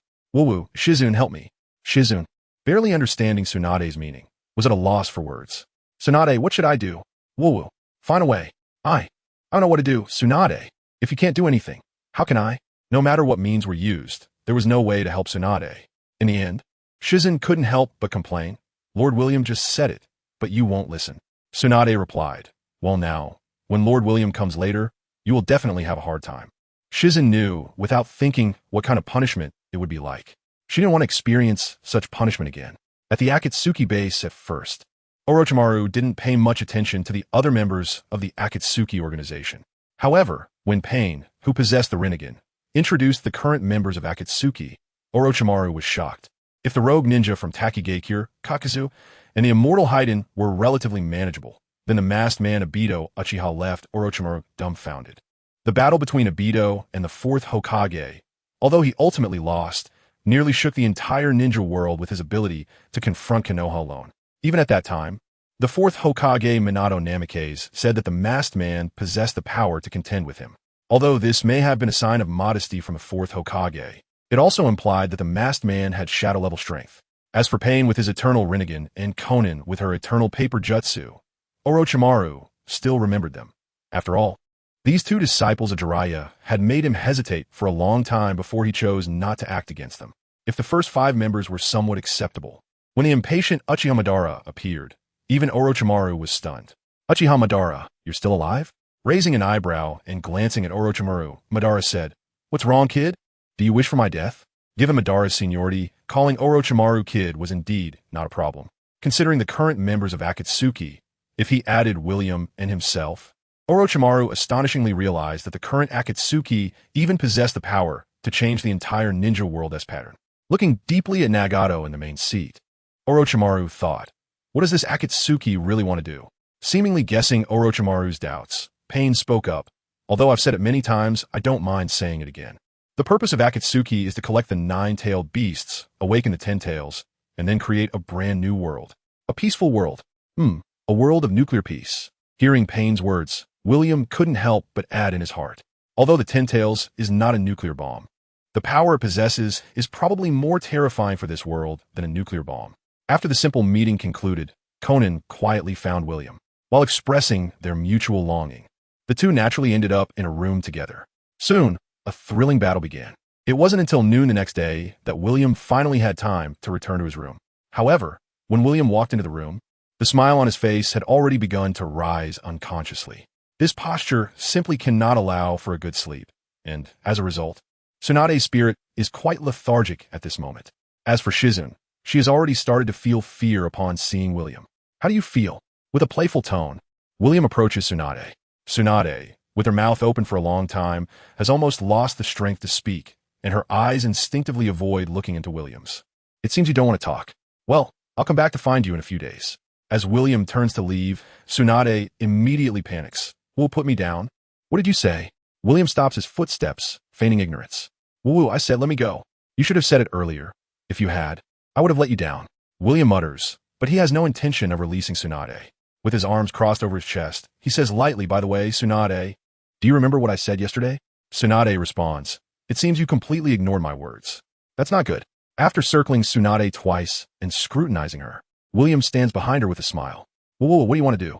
A glance reveals a hook appearing behind Tsunade. Within the confinement ring, if you do something wrong, you must accept punishment. So, are you ready? With wide eyes, Tsunade instinctively wants to struggle, but finds her body completely restrained and unable to move. Shizun, blushing, secretly observes William's actions, and upon seeing what William is doing to Tsunade, her face turns beet red. Time passes slowly. Here, 100,000 words are omitted. Several hours later, Tsunade collapses to the ground, completely limp. At this point, she has no strength left, her body trembling slightly, and her face shows a look of having been thoroughly played with. Shizun, I'm leaving. Remember to clean up the room. Yes. Lord William. Shizun answers in a flustered manner, kneeling on the ground. Although William never touched Shizun throughout, she empathized with the entire process and dared not go against William's intentions. After leaving the room, William's expression gradually becomes strange. What is this? Training a slave. I've never tried it, but it's actually quite interesting. Just as William is lost in thought, Orochimaru appears before him. William-kun, here you go. Looking at the large scroll Orochimaru hands over, William asks in confusion, what is this? Have you forgotten our deal? Inside this scroll are all the ninjutsu I know, including forbidden techniques. Orochimaru generously reveals almost all of his secrets to William. For Orochimaru, the knowledge he has acquired throughout his life cannot compare to the eternal power William can provide. Moreover, the main thing is that with eternal power, Orochimaru will have endless time to learn more ninjutsu and conduct other experiments. William suddenly remembers this matter. Upon seeing William put the scroll into the Lingxiao ring, Orochimaru frowns. William-kun, aren't you going to take a look? Look at what? I've already learned everything I need through my mental abilities. Murmuring to himself, William smiles. No need. I still trust you on this. William's words make Orochimaru reveal a smile. Although you might not need it, if you need anything, feel free to find me. After Orochimaru leaves, William finds himself alone on an empty island. In, si, xu, chen. Hands together. Ninjutsu. Impure world reincarnation. The principle of impure world reincarnation is that the user collects and extracts a certain amount of the deceased's flesh in advance, using a living person's body as a container for the deceased soul, calling the deceased soul back from the underworld and binding it, allowing the deceased soul to attach to the container and covering the living person's body with dust, thus transforming into the appearance of the deceased in life. Although William does not have the body of the deceased or a container, he has infinite power. With the technique of impure world reincarnation, in the blink of an eye, a body formed entirely of dust slowly takes shape in front of William. Blinking her cute big eyes, the girl-like figure of Rina Yawara looks at William in confusion. Where am I? Actually, there's one question that has always puzzled William.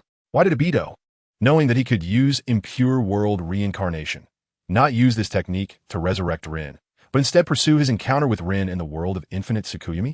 William speculates that perhaps Obito knows he has done many bad things and thus dares not face the real Rin. In William's view, Rin's portrayal in Kishimoto's work is truly well done. Brave, gentle, beautiful, and cute. Aside from not having particularly outstanding strength, Rin embodies all the beauty of a girl. Facing Rin's question, William does not speak, instead reaching out and pointing at Rin's forehead. Buzz. The infusion of infinite power. The cracks gradually repair, and the body's structure begins to reverse. As a wave of energy spreads throughout her body, Rin is completely resurrected, transforming from a body of impure world reincarnation into a living person. Moreover, with William's infinite power, Rin's physique undergoes a tremendous change at the same time. Indeed, I actually possess the power of resurrection. Yes, the reason William experimented with the power of impure world reincarnation was to test whether he had such power. And the result is quite satisfactory. Welcome back, Rin. With wide eyes, feeling her new body, Rin finds it unbelievable. How is this possible? Looking at William with her adorable big eyes, Rin murmurs, "Are you a god?" If you want to think that way, it's not impossible. William smiles brightly under the sunlight. That was a feeling Rin had never experienced before, and unconsciously, a hint of blush appears on Rin's face. Admiration, faith, and a hint of subtle feelings. You also know that you are in this world. So in the future, when you're outside, you need to wear a mask. Can you accept that? In some matters, William is selfish. Even though he knows the bond between Rin, Obito, and Kakashi, for William, Rin now belongs to him entirely. So he has no intention of giving her to anyone else. I can. Rin's smile is gentle, and after hesitating for a moment, she softly asks, "Lord William, may I ask you a question? Why do I feel like I've forgotten some things?" It's normal to feel vague, because William used his mental power to fade Rin's memories about Obito and Kakashi. It's okay. This might be related to your recent resurrection. Once you adapt to this new body, you'll be fine. Thank you, Lord William. Nodding with a smile, Rin takes the mask William hands her and puts it on her face. I still need to experiment with a few ninjutsu, so please wait for me a moment. Multiple shadow clone technique. Bang! As the smoke dissipated, two figures almost identical to William appeared beside him. The ninjutsu that intrigued William the most was undoubtedly the fact that its clones each had their own consciousness. And this was also the most magical aspect. Where did the consciousness of the clones come from? It wasn't until William performed this ninjutsu that he finally understood the reason. Multiple personalities. In fact, everyone has different personalities, but these multiple personalities are usually suppressed by the dominant personality. The power of the multiple shadow clones is to bring out the other personalities aside from the dominant one and to control them. Moreover, it is even possible to actively split off different subpersonalities from the multiple personalities. This is the true reason why the multiple shadow clone technique is considered a forbidden technique. The second Hokage, Tobirama Senju, truly was a genius. Hey, give me some infinite power. Just as William was lost in thought, one of the clones beside him made this request. Glancing at the clone on his right, William couldn't help but roll his eyes. What are you thinking? Don't think I don't know what you're after. Infinite power has infinite possibilities. William certainly knew that his clone wanted to become an independent entity. But how could William agree to that? With a bright smile, the clone, realizing its idea had been seen through, stopped mentioning it. Unlike the clone on the right, the identity of the one on the left was clearly a bit different. At this moment, he was curiously observing his surroundings, looking like a curious baby. "Master, why did you summon us?" "Oh, just to play around." "Oh, can we play a little longer? I want to take this time to check out other ninja villages." William thought, goodness, even my subpersonalities are so ambitious. One after another, they all want to break free. However, William would never let them have their way and decided to dispel the technique. Bang! Bang! After dispelling the clones, William resolved that in the future, this technique should be used sparingly unless absolutely necessary. If this were to attract attention, these subpersonalities might dare to rebel against themselves. Lin, who witnessed the whole process, covered her mouth and chuckled. She was also amused by the personalities of William's two avatars. For others, the danger of forbidden techniques might only amount to the death of the main body, but for William, due to his high starting point, a small mistake could directly lead to the collapse of a world or even a universe. This is also something William needs to pay attention to and be cautious about in the future. Now the last one. Si Highway Mao Suzi Yu Si. Hands together. Forbidden technique. Corpse demon ceiling. Buzz. Wave. What left William speechless was that the Grim Reaper of this world, after just making an appearance on William, was scared away by the power William possessed. Useless. Seeing this scene, William was also speechless. Although he could easily pull this guy back from the underworld, after thinking it over, he decided not to take that unnecessary step. There's no point, really. The so-called Grim Reaper is just a joke in William's eyes. In fact, Orochimaru had several forbidden techniques, but because they were all related to snakes, William really had no interest. As for those ordinary ninjutsu, flashy and showy, William didn't even have the idea to experiment with them. Let us go. With Lin, the two quickly returned to the Hidden Rain village. In the following time, William lived a peaceful life. As time passed, members of the Akatsuki organization were recruited one by one. Meanwhile, the ninja world during this period was not peaceful. As after the war between the Hidden Cloud Village and Konoha, the Hidden Stone Village also launched a war against Konoha during this time. However, even when facing enemies on two fronts, under the leadership of the fourth Hokage Minato Namikaze, Konoha remained as stable as a mountain. In the 54th year of Konoha, the Hidden Cloud Village, finally realizing they could not win, was forced to sign a ceasefire agreement with Konoha. However, on the way the 4th Raikage dispatched a delegation to Konoha to sign the agreement, Orochimaru, who received orders from William, quietly infiltrated the Raikage's delegation. Before long, a piece of news spread in Konoha. The Hyuga clan's eldest daughter, Hinata Hyuga, was kidnapped by someone from the Raikage delegation. In an instant, the two major ninja villages, which had already called for a ceasefire, were once again on the brink of conflict. Even the honest 4th Hokage Minato Namikaze issued a warning to the Hidden Cloud Village immediately, stating that if the 4th Raikage did not provide an explanation, he would personally go to the Hidden Cloud Village to demand one. Ultimately, the 4th Raikage AI personally went to Konoha to apologize and offered some compensation, bringing the matter to a complete end. Hidden Rain Village. When Orochimaru returned, half a month had already passed. "Thank you for your hard work." Waving his hand, Orochimaru smiled and said, "It is my honor to help you, William Kuin." After blending into the Raikage's delegation, Orochimaru did two things. One was to inject William's immortality blood into the bodies of the original 12 heroes of the story, including Naruto Uzumaki, Sasuke Uchiha, Neji Hyuga, Hinata Hyuga, Ino, and Tenten. What William wanted to do was to lay the groundwork in advance. However, William did not activate the power of the immortality blood within the 12 heroes. He simply made a backup for possible unforeseen events and nothing more. After all, this is the real world, and William has changed history. William was also uncertain whether his actions would lead to different variables in the future, which is why he made this double insurance. Although William did not inform Orochimaru about the immortality blood, Orochimaru instinctively felt that it was something good. Unable to hold back his curiosity, Orochimaru eventually asked, "William Kuin, can you tell me what that blood is useful for?" "The immortality blood is something similar to your peach of immortality." In this way, Orochimaru was puzzled. If that is the case, why choose those 12 people? "Orochimaru, do you believe in destiny?" "Oh, William Kuin, what does destiny have to say?" William nodded and smiled. "Those 12 are one of the protagonists of this world in the future." "William Kuin, can you predict the future?" "The future is all in my eyes." Pointing to his own eyes, William had a slight smile at the corner of his mouth. "Let us wait and see. Now is not the time." Because of William, the 4th Hokage Minato Namikaze and his wife did not die. The Uchiha clan was spared from extinction, and the entire Konoha developed to an almost peak period over the next 10 years. It was also because of Konoha's strength that the entire ninja world entered a brief period of peace. Everything seemed to be developing in a good direction. This year, the original Class 7 has graduated, and unchanged from the original story. The members of Class 7 are still Naruto Uzumaki, Sasuke Uchiha, and Sakura Haruno.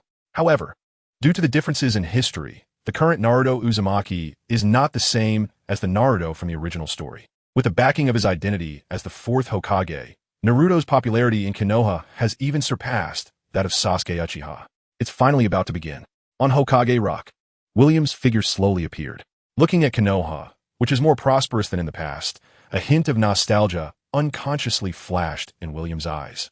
It has been 13 years since he first arrived in this world. In the Uchiha clan, Uchiha Shursui, who was having breakfast, suddenly trembled. A familiar voice suddenly reached his ears. His figure quickly vanished, and soon, Uchiha Shursui was already by William's side. "Lord William, is it really you?" Seeing Uchiha Shursui, who had clearly matured much compared to the past, a smile appeared on William's face. "Long time no see, Shursui." "Long time no see, Lord William. It has been over a decade since we last met.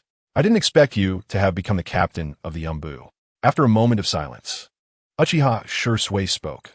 "Though it may be a bit presumptuous, Lord William, may I ask where you have been all these years?" At first, everyone didn't take William's disappearance too seriously.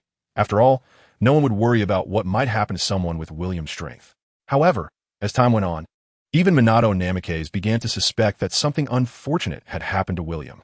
He even sent many ninjas to various places in the ninja world to search for clues about William, but in the end, they found nothing. Until today, with William's sudden appearance. Given his duties, Shursui couldn't help but question William's intentions. Are you doubting that I would harm Konoha? I'm sorry, Lord William. William nodded, smiling. Indeed. If it were me, I would be worried too. However, you are not yet at the level where you can question me, Shursui. William's voice suddenly came from behind Shursui. Buzz. The Manjiki Sharingan activated, and Uchiha Shursui slowly drew his short blade. Lord William, I'm not the same as I used to be, so please don't underestimate me. William's figure returned to its original position. However, what shocked Shursui was that there was still a figure of William behind him. Illusion? Or a shadow clone technique? Lord William, if you continue like this, I will have to take action. It's been many years, and I want to see how much you've grown, Shursui. Then I'm sorry. The short blade cut through the air, and with one strike, the two Williams in front and behind him were instantly severed. That feeling. The power of the Sharingan was pushed to its limits, and Shursui formed hand seals with one hand. Fire style, fireball jutsu. Boom. A towering flame shot towards the sky. However, on the other side of the fireball, Shursui saw William's face wearing a smile. Huh. Under the fireball, William screamed as he was burned to ashes, but this isn't right. For new Williams appeared again. After killing one, two more appeared. Illusion. What kind of illusion is this? With the strongest illusion ability of Koto Amatsukami, Shursui didn't even know when he had been caught in an illusion, and his eyes were the eternal Manjiki. What kind of illusion could deceive these eyes? Moreover, more and more figures of William appeared in front of Shursui. He formed hand seals again. The multiple shadow clone technique was activated, and 9 identical Uchiha Shizuis appeared. Body flicker. More and more Williams were killed, but more new Williams kept appearing. In an instant, an astonishing number of Williams appeared on Hokage Rock. Kill 1, 2 appear. I just killed a full 18 of them. The numbers were reaching an incredible level, and Uchiha Shursui's Manjiki power erupted. Susanoo, a complete giant figure appeared on Uchiha Shursui. Lord William, please dispel the illusion, or, if I don't touch it, what can you do? The moment William's voice echoed, Susanoo's gaze had locked onto the speaking William. Kill. Buzz. As the green Susanoo swung down its sword, Shursui suddenly found that it had gone dark. Boom. A golden cube smashed down from above. Under the force of the cube, even Shursui's Susanoo was crushed like paper. Boom. The ground shattered, and Uchiha Shursui's eyes were in excruciating pain. At the moment he was about to be crushed by the cube, he finally broke free from the illusion. Kneeling on one knee, trembling all over, Shursui covered his right eye, horrified as he looked at William, who hadn't moved an inch. As expected of Lord William, even after many years, still as formidable as ever. A smile appeared at the corner of William's mouth. I didn't expect you to have learned how to flatter. I'm just speaking the truth. It's not flattery. Taking a deep breath, the pain somewhat alleviated, Uchiha Shursui slowly stood up. To be able to break through my illusion, though it was just the most basic of illusions. Your illusion technique has already improved. Looking at Shursui, William's tone became increasingly serious. Shursui, I need to do something next. Shursui's spirit jolted, and he said solemnly, What is it? With a slight smile, William said, Change this world. William's words left Uchiha Shursui in a daze. Isn't the current situation quite good? Shursui, the peace you see is merely Konoha's peace. It is just a facade. Stepping out of Konoha, you will find the oppression and wars that are everywhere in this world. Looking up at the sky, William said lightly, This world is sick. It needs healing. Taking a deep breath, Uchiha Shursui's expression grew extremely serious. Lord William, I cannot agree with your viewpoint. Perhaps you see the whole world, but for me, Konoha is my everything. So, if you want me to betray Konoha, I'm sorry, I can't do it. Sighing, William said, In fact, I could have done that 13 years ago, but do you know why I had to wait for 13 years? Upon hearing this, Uchiha Shursui's eyes became serious. I was waiting for you to grow. Smiling at Shursui, William said, Though that's true, in fact, I was waiting for those women to grow up. I don't understand. Waving his hand, William said, I know you don't understand, and you don't need to understand. Some things you will know in the future. Just as William was about to leave, he suddenly stopped. Oh, by the way, please tell Minato that the time has come. As William disappeared, Shursui did not dare to make any attempt to stop him. It was not only because of the difference in strength, but more importantly, Shursui had more important matters to attend to.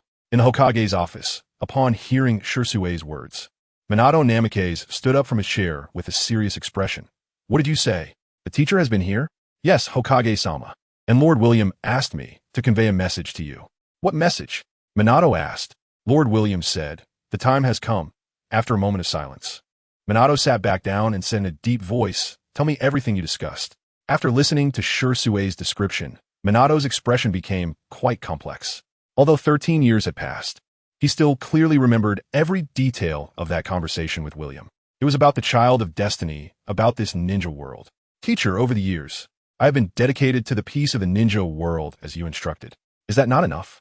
After 13 years of effort, Konoha had nearly reached the pinnacle of the entire ninja world.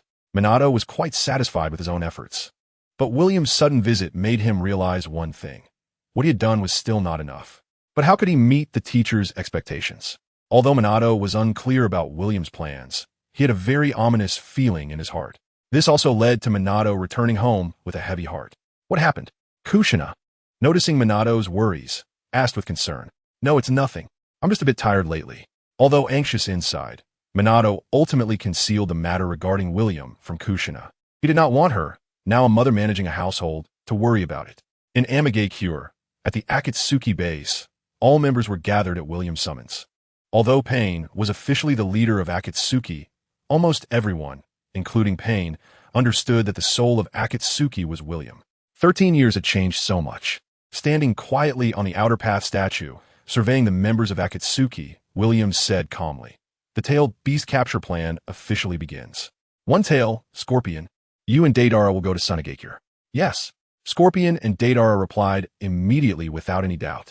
William shifted his gaze. "Two tails, Cat, and the immortal duo, you go. Three tails, Isabu. Obito, you go. Four tails, Son Goku, and Kisame. Five tails, Mu, I will go. Six tails, Saikin, and Pain, you go. Seven tails, Chome, and Orochimaru. Eight tails, Gyuki, and Madara, I trouble you." After mentioning all the tailed beasts from one tail to 8 tails, Conan asked curiously, "William, what about 9 tails?" "I have already obtained the 9 tails." Time rewinds to the day William first stepped into the Hokage world when he severely injured the 9 tails with one strike, and at that moment, he gained 1/3 of a 9 tails power. Although it was only 1/3, it was already enough. "Then let's set off." After everyone left, Conan approached William. "Be careful. In this world, who can harm me?" With a slight smile, William stepped back and entered the black hole for teleportation. The reason William was going to capture 5 tails, Saiken, was actually quite simple. He needed to go to Wagakure.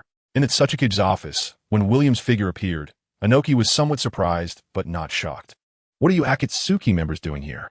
Although it was his first time seeing William, Inoki was quite familiar with Akatsuki. After all, there had been many transactions between the land of Earth and Akatsuki over the years.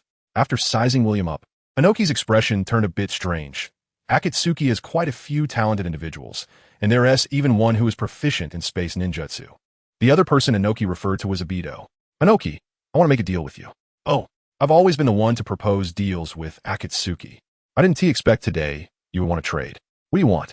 With a faint smile, William said, "Hand over the 5 tails Jinchuriki, Han, and I will spare your Wagakure." Inoki was taken aback, then burst into laughter. What are you joking about?" "Ha ha ha." After laughing, Inoki slowly floated up from his chair, his expression turning icy. "Do you think this is where you can make demands? Do you think who I am? Ridiculous. Do you really think any random person can negotiate with me? What a pity." William sighed, and amidst Inoki's confusion, he clasped his hands together. The next moment, Inoki was horrified to discover a familiar power appeared in William's hands. How is this possible? Dust release, super expansion, decay technique. You gone mad. You'll die too. A blinding white light began to expand wildly in Inoki's sight. "You madman." Seeing that William showed no sign of stopping, Inoki hurriedly fled. However, in the next moment, centered around the Tsuchiki's office, the power of dust release enveloped half of a Wagakure. Seeing this scene, Inoki's eyes nearly bled. "Get down." Almost using all his strength to shout these words the next second. Boom! The Wagakure, the sky collapsed and the earth shattered. "Do you regret it?" Inoki regretted his earlier decisions. Had he known this would be the outcome, he would have given not just the 5 tails Jinchuriki, but even his own granddaughter. "Oh, is that so?" Suddenly, William's voice rang in Inoki's ear. Startled, Inoki looked up, and he saw a shocking scene. The Wagakure was unharmed, while William looked at him with a playful expression. In the next moment, the power of dust release reappeared in William's palm. "Jinjutsu? Or am I dreaming?" Although he did not understand what had happened, Inoki immediately shouted, "Stop! Stop! I will trade with you. Don't release." Hearing Inoki's words, William smiled and slowly put away the dust release in his hands. Your granddaughter, Kuratsuchi, the Five Tails Jinchuriki. Send her over. Anoki, damn the power of Jinjutsu. Realizing what had happened, Anoki would never comply. The moment William let his guard down, the power of dust release first appeared in Anoki's hands. This time, I will turn you to ash. Dust release. Original world separation technique. What are you doing? Why bother? Sighing, a golden cube appeared in front of William, easily blocking Anoki's dust release before rapidly growing. As it grew, it also rose higher. Under Anoki's horrified gaze, the cube that had spread across the entire Iwagakure came crashing down from above. No. Boom. This time, the destruction even spread to the entire Iwagakure village. I was wrong. I was really wrong. I am a sinner. I am a sinner of Iwagakure. Anoki lay in the ruins, covered in blood, regretting it in the last moments of his life. This is your last chance. Kuratsuchi, the Jinchuriki of the Five Tails. I didn't even notice how bitter my voice was. Anoki thought. He had always been the one to threaten others and never considered that he could also be threatened. The feeling of facing William even reminded Anoki of the time when he encountered Uchiha Madara in his youth. It was the same, so powerless, so desperate. Anoki didn't even know whether he was in an illusion or the real world. Give me some time. I need to bring them over. William shrugged and said casually, I'll give you time, but you better be quick. If I don't see them in half an hour, don't blame me for being rude. Looking at the cube in William's hand, Anoki's mood sank to the lowest point. Half an hour later, Anoki brought Kuratsuchi and the unconscious Han to the office. I brought the people. In fact, this conversation did not go smoothly. First was Han, who was naturally unwilling to surrender, and he was furious at Anoki's capitulation, which directly led to Anoki, already extremely irritated, using the original world separation technique on Han. If it weren't for the tailed beast's power within Han, he would probably have died by now. Compared to Han, Anoki felt even more guilty towards Kuratsuchi. From a familial standpoint, Anoki was Kuratsuchi's grandfather, and he had always loved this granddaughter dearly. Kuratsuchi had lived up to expectations, being the most talented among the younger generation, and Anoki had even prepared for her to succeed him as the next Suchikage. However, the current situation was that if he did not hand over Kuratsuchi, everyone in Iwagakure would die. Handing over Kuratsuchi, Anoki could not imagine what kind of torture his granddaughter would face. After hesitating for a long time, as time was running out, Anoki finally confessed the situation to Kuratsuchi. Hearing Anoki's words, Kuratsuchi was also panicked. In Kuratsuchi's eyes, Anoki was undoubtedly the most powerful being in the world, but if even Anoki was no match for someone who could easily destroy the entire Iwagakure, what could she do? Kuratsuchi didn't know. The unknown is also the most frightening place. However, looking at her guilty grandfather and thinking about the entire Iwagakure, Anoki was unexpectedly gratified that his granddaughter agreed. This made Anoki feel even guiltier. On the way to the office with Kuratsuchi, Anoki almost wanted to die. Not only had he failed to fulfill his duty as a grandfather, but he also had to push his granddaughter into the fire pit. Thinking of this, Anoki was almost on the brink of collapse. In contrast, when William saw Kuratsuchi, he finally understood why she was praised as the Suchikage. Kuratsuchi did not have a stunning appearance at first glance, but just her perfectly long legs could make up for all shortcomings. As for Han, who was lying beside them, William completely ignored him. Come here. Although William had a kind smile on his face, to Kuratsuchi, he appeared like a demon. She instinctively wanted to call out to her grandfather, but noticing Anoki's nearly collapsed appearance, Kuratsuchi hesitated for a moment, took a few deep breaths to calm her fear, and gradually walked towards William. Just as Kuratsuchi was about to reach William, Anoki's voice suddenly came from behind her. Kuratsuchi, come back, stopping in her tracks. Kuratsuchi looked back at Anoki in confusion, only to find that the once despondent Anoki had suddenly regained his fighting spirit. The will of the earth. It is as solid as a rock. Even if you destroy Iwagakure, you cannot erase it. Crack. The fighting spirit that Anoki was about to unleash completely dissipated into nothingness the moment the cube appeared in William's hand. Looking at Anoki with interest, William said lightly, What did you just say? It's not an illusion technique, it's real power. No, I must endure. Blood dripped from Anoki's clenched fists, but his expression instantly transformed from anger to a smile. No, I just didn't say anything. Please go ahead. Grandpa. Seeing this scene, Kuratsuchi showed a look of sadness. Rather than worrying about herself, she was actually worried about her grandfather. Anoki, who had always considered himself strong, today behaved so subserviently, all for the sake of a Wagakure. Kuratsuchi understood. She showed Onoki the sweetest smile and walked to William's side. With a wave of his hand, Han was pulled to William's side, and without a sound, a black hole appeared behind William. Calmly looking at Onoki, William said, "If there's nothing else, I'll be leaving.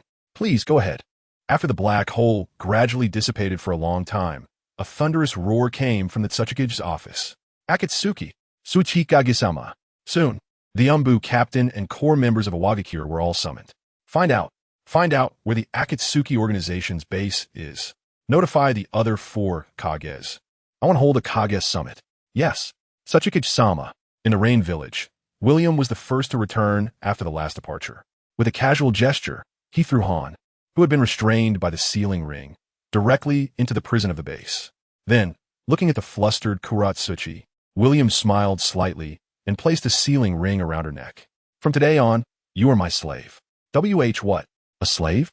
Hearing William's words, Kuratsuchi was taken aback. "What else? Did you think you came here as a guest?" Without William making any moves, Kuratsuchi's clothes instantly tore apart, and, as she screamed, William examined her with interest and said, "From now on, wear this." He casually threw a set of extremely sexy chi-pao to Kuratsuchi, who was then thrown into his room by William. Noticing the noise, Tsunade, who was napping in the room, slowly opened her eyes. After Kuratsuchi hurriedly put on the clothes, Tsunade frowned and asked uncertainly, "You are Onoki's granddaughter?" "Huh." Kuratsuchi's face changed, and she looked at Tsunade in surprise. "You are Tsunade. Wait, how are you here?" Looking back at William, Kuratsuchi's expression changed. Could it be that all of this was Konoha's conspiracy? However, what happened next left Kuratsuchi completely stunned. "Did you forget something, Tsunade?" Sighing helplessly, Tsunade slowly got up from her chair and then knelt on the ground. "Master, you seem a bit reluctant." Tsunade's face turned red. "No, not at all. Is that so? Is it because Kuratsuchi is here that you feel embarrassed?" Waving at Tsunade, William said, "Crawl over here." Tsunade, though shy, had come to understand William well over the years. She knew she couldn't resist. Slowly, she crawled to William's side. "Good girl." William patted Tsunade's head and said curiously, "Come on, I'll reward you with something." This part omits 100,000 words. After the frenzied battle ended, looking at the unconscious Kuratsuchi on the bed, William casually draped on a robe and said to Tsunade, "Take care of her when you get a chance." Tsunade rolled her eyes at William and teased, "Now you know how to care for someone. Indeed, being young is different. I just don't want my new toy to be broken too quickly. What are you thinking? Then giving her the blood of immortality is the answer. That depends on her performance. Do you think everyone is qualified to receive the blood of immortality?" Hearing William's words, Tsunade couldn't help but smile. Indeed, Tsunade knew the power of the blood of immortality. And it was precisely because she understood that she worried whether Kuratsuchi's appearance would affect her status. The teasing just now was mainly to probe William. "You've been leaving frequently these days. Is something happening?"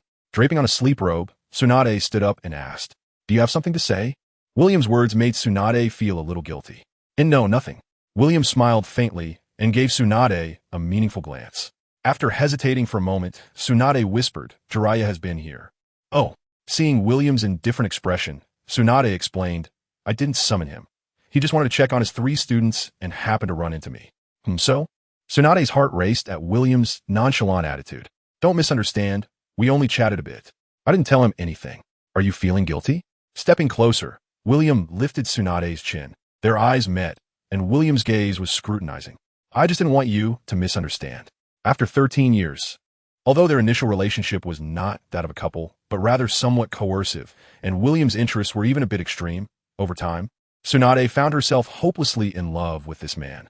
That's why she worried that her contact with Jiraiya would lead to unnecessary misunderstandings for William. Smiling slightly, William said, "I know you didn't say anything. I only know that your meeting was an accident. Otherwise, do you think you could still get up right now?" William's words made Tsunade's face flush red. She understood the meaning behind them very well. "However, I could be a bit petty. You even needed me to remind you before you told me." So, in the midst of Tsunade's complex gaze, William said lightly, "What do you think I should do to punish you?" Hearing the word punish, Tsunade's breath became heavy. "Are you excited?" "And no, how could that be?" Tsunade's face turned crimson as she averted her gaze upon hearing William's words. Moving closer to Tsunade, William's expression carried a hint of something unusual, if you think about it. We should be considered an old married couple by now.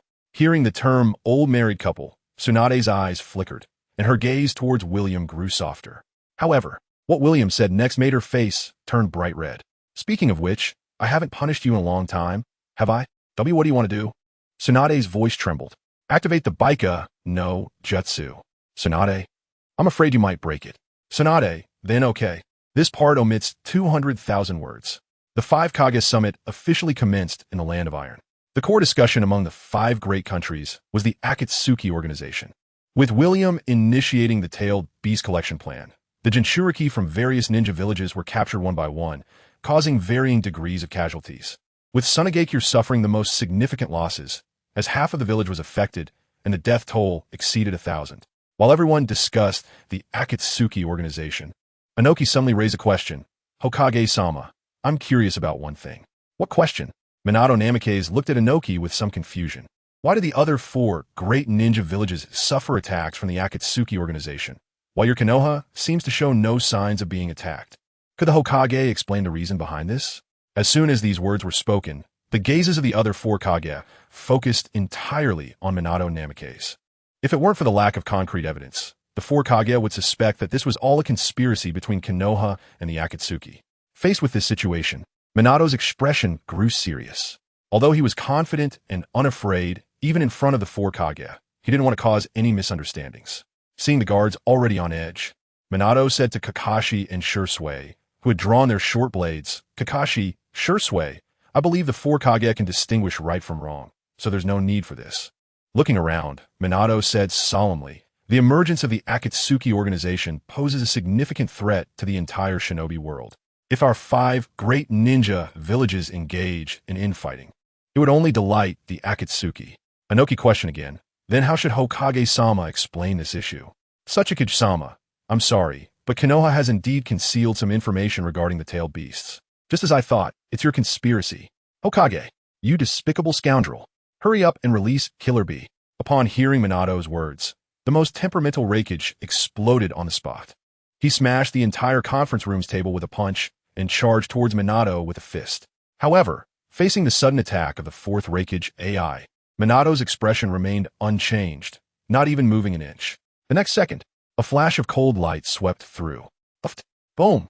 The 4th Raikage AI was sent flying. Looking at the scene, Kakashi, wielding the white fang short blade, was surrounded by crackling lightning. Raikage-sama. It was only at this moment that the 4th Raikage AI's guards, Darui and Ki, couldn't help but exclaim, I'm fine. Punching away the large rock on him, Raikage slowly emerged from the rubble.